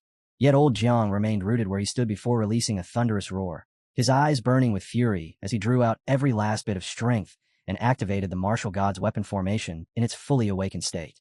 With that overwhelming power completely unleashed, he repeated his vow without hesitation, proclaiming that Daxia would never fall and that Yin Huang would prosper forever. Then, determined to destroy his enemies, he awakened the most destructive form of his magical power. In the next instant, a colossal crimson dragon blazing with power appeared at his side, and after taking a defensive stance, he swept out his spear and released the dragon's soul slash, sending the massive red dragon crashing straight into the demonic army. The demons had no way to endure such a terrifying assault as strike after strike tore through their ranks, and amid the destruction and screams, old Jiang declared that this was the true might of the martial god, and that victory would belong to Daxia alone.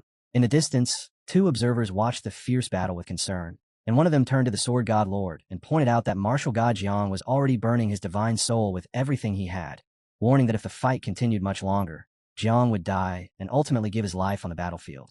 He then proposed that they enter the battle themselves. Xiao Ji replied that he already understood the situation, but reminded him that their orders were to defend the city no matter what, adding that until old Jiang fell, their duty was only to stop and kill any outsiders attempting to break through, because even the smallest error could bring destruction to the entire region. He further stated that old Jiang had personally said he would take many enemies down with him, and he trusted him completely.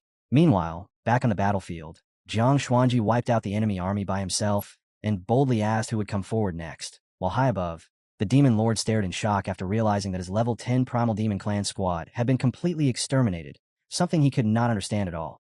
Standing beside him, the Monster King mockingly remarked that even now, while facing Jiang Xuanji's desperate style of combat, the Demon Lord was still relying on chance and continuing to hold back. According to the Monster King, that was the exact reason the squad had been taken by surprise and wiped out so easily, and he went on to ask who else could possibly be held responsible for such a failure. The moment he heard that, the Demon Lord flew into a rage and demanded to know what right the Monster Clan had to criticize them, arguing that the Monster Clan had spent ages attacking the enemy's defensive line without managing to break through it. He accused them of deliberately holding back and declared that as long as they remained there, nobody should even think about advancing beyond the 10th defensive line.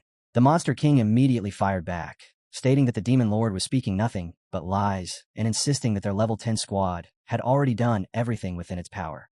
Instead of calming the situation, those words only made the Demon Lord even angrier as he argued that breaching the enemy defenses was never a simple task. He reminded everyone that humanity had survived the great catastrophe of the century, and then questioned who among them truly wanted to march towards certain death, adding that what each person genuinely thought in their heart was something only they themselves knew. As the argument grew increasingly heated and the accusations continued to escalate, Yinlu stepped forward and cut them off, asking why they were wasting time fighting one another instead of finding a real solution. He then informed them that, in such a short amount of time, Jiang Xuanji had already killed several additional level 10 Monster Clan members, causing the Monster King to react in shock. The Demon Lord, however, immediately cursed Yunlu in fury and accused him of pretending to be honorable and respectable, pointing out that among all those present, the ancient clan was the most deceitful of all, since they had remained behind the main battlefield, while simply waiting to collect the rewards afterward. Yunlu calmly explained that there was a strategic reason for his clan's actions, stating that defending a narrow area was far easier, and that some clans naturally needed to step forward and take leadership positions. Before he could continue, the Demon Lord angrily cut him off and declared that he would personally find a way to deal with every one of them. Consumed by frustration, the Demon Lord lifted his divine spear and called forth the ancestor of the primordial demon race from the Divine King realm. Violent purple lightning streaked across the heavens as an overwhelming aura swept over the battlefield, and moments later, a gigantic burning crimson eye ripped open among the clouds above. The ancestor's voice rumbled across the heavens as he warned that if the clans continued acting out of self-interest and refused to fight with full commitment, they would become eternal enemies of the demon clan and would need to reconsider both their future and their fate. At the same time, Xiao Ji became visibly tense after sensing the terrifying presence, instantly recognizing the demon clan ancestor from the Divine King realm. He pointed out that although the ancestor had not personally taken action yet, the pressure he emitted alone was already enough to shake Zhang's forces. Moments later, the demon ancestor struck, and a devastating force descended from the sky, violently shaking the entire battlefield. Watching the situation unfold, Xiao Ji thought that if this continued, the morale they had worked so hard to build would gradually be worn down little by little. Amid the smoke and destruction, Zhang looked into the sky without the slightest intention of retreating. With a mocking smile, he remarked that the demon ancestor clearly could no longer sit still and had personally come to watch the spectacle, then laughed loudly and declared that he would give him a performance worth seeing. He immediately summoned Qilin to oppose the primordial demon ancestor. A massive blue beast with bloodshot eyes appeared at once, and Zhang ordered it to crush the demon's oppressive aura.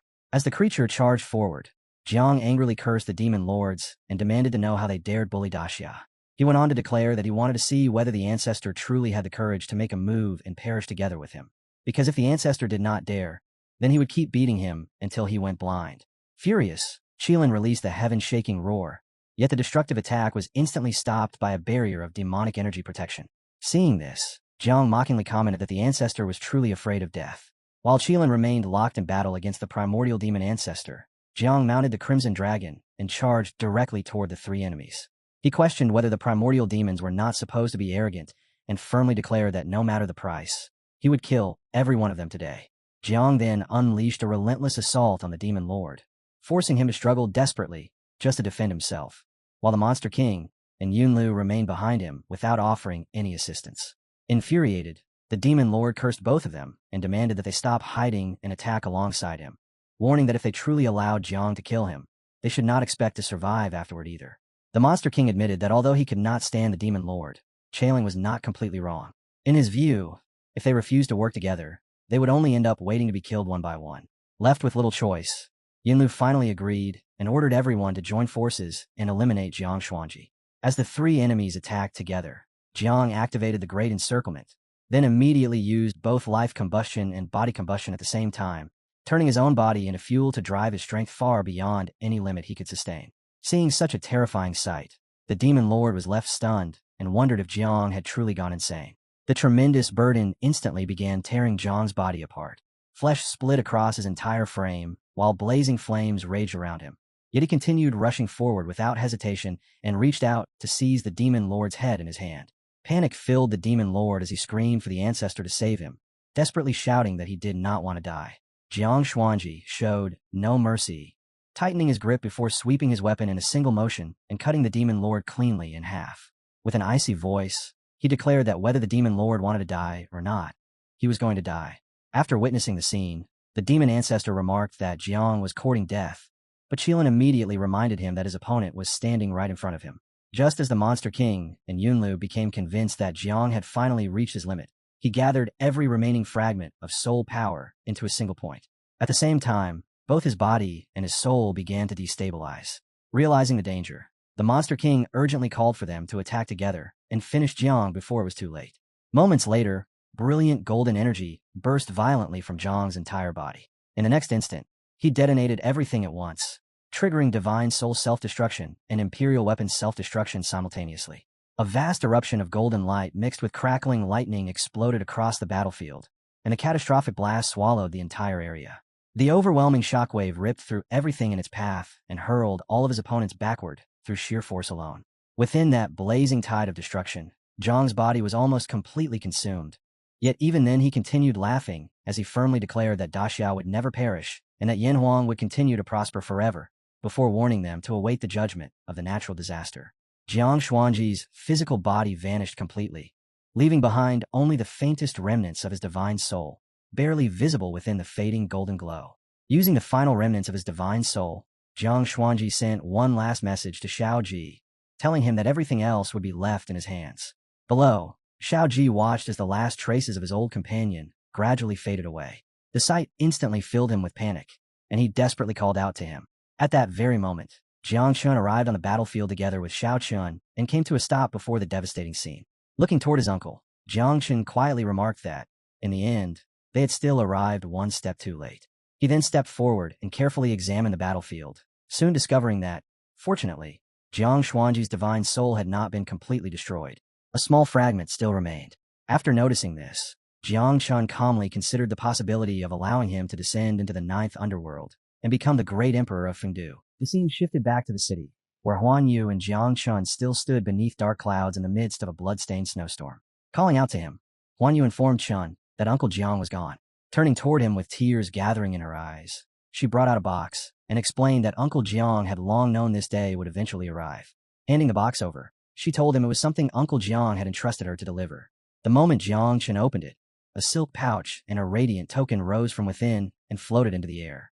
At once, Uncle Jiang's spiritual projection appeared before everyone and revealed that the artifact was the legendary God-slaying token, an item capable of commanding 600,000 soldiers of the God-slaying army, the last military foundation of the great Daxia Empire. Without any hesitation, he entrusted both the token and Daxia's future to Xiao Chun. He then directed Chen's attention to the silk pouch hovering nearby and explained that it had been left behind by a mysterious individual who had asked him to pass it on. Even he did not know exactly what it contained. The only instruction the person had given was that, unless it was truly a matter of life and death, the pouch must never be opened. A heavy silence settled over the scene. As his soul continued to disperse, Uncle Jiang told Chen that his time had come to leave and that the burden of Yin Huang would rest on his shoulders from this moment forward. Jiang Chun softly called out to him, but Uncle Jiang answered with a warm smile, saying that he was already old and that this life had been filled with many regrets. Even so, he felt fortunate, because Chen's existence meant the greatest regret in his heart would never become reality. After speaking those final words, he cast one last look at Jiang Chun before completely fading away. Jiang Chun could no longer hold back his grief, bursting into tears as he dropped to his knees. Huan Yu stepped forward to console him, reminding him that the dead had already departed while the living still had to move forward, and that the time had come for them to bear their own responsibilities as well.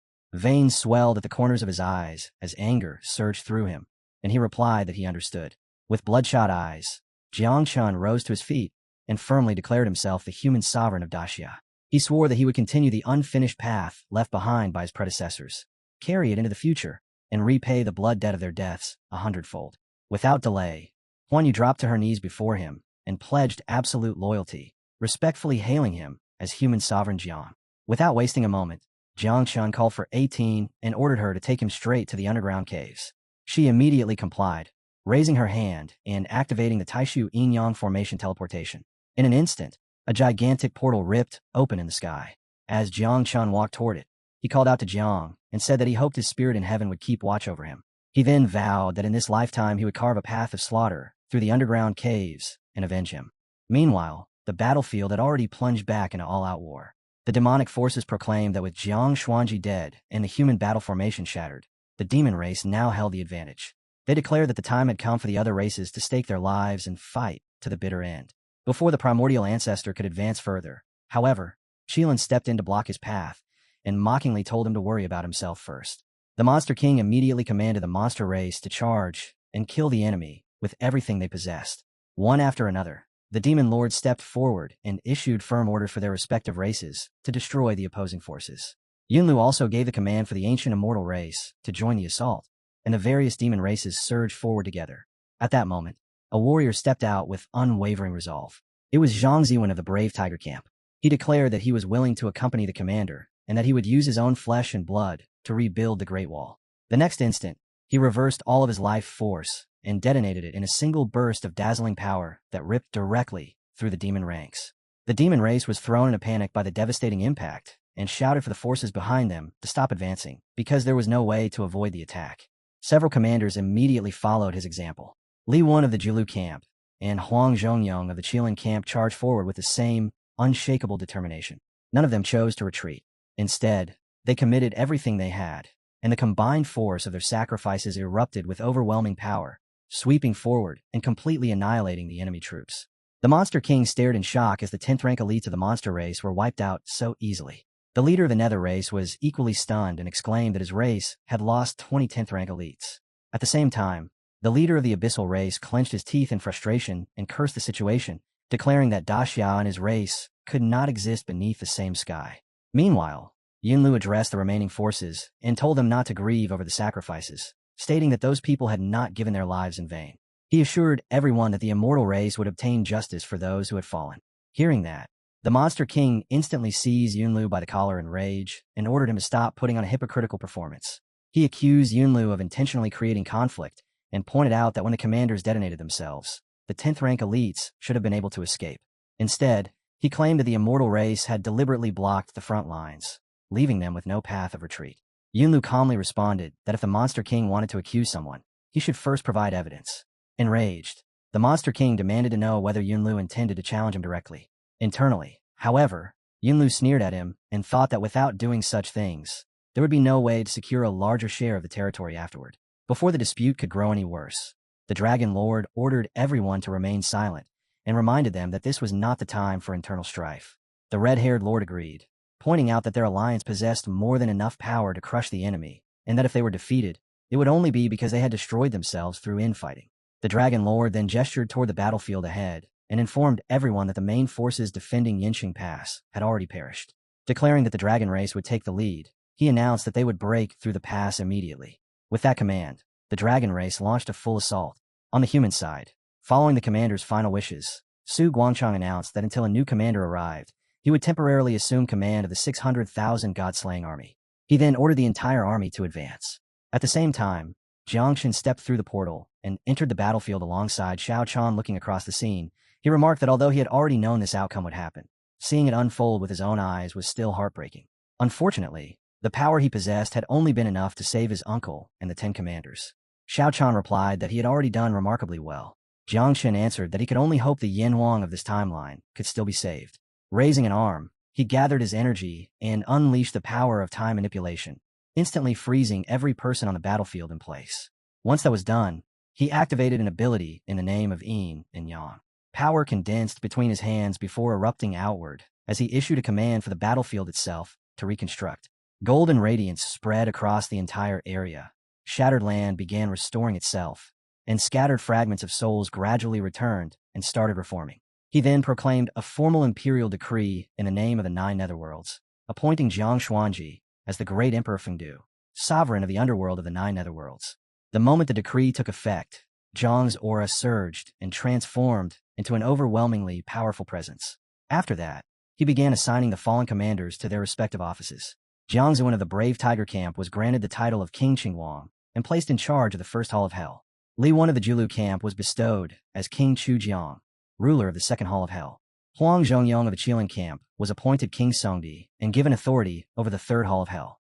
With every appointment, a seal manifested high above the battlefield, serving as confirmation of the decree. At the same time, Jiang, now dressed in Taoist robes, abruptly opened his eyes as a crimson light flickered within them.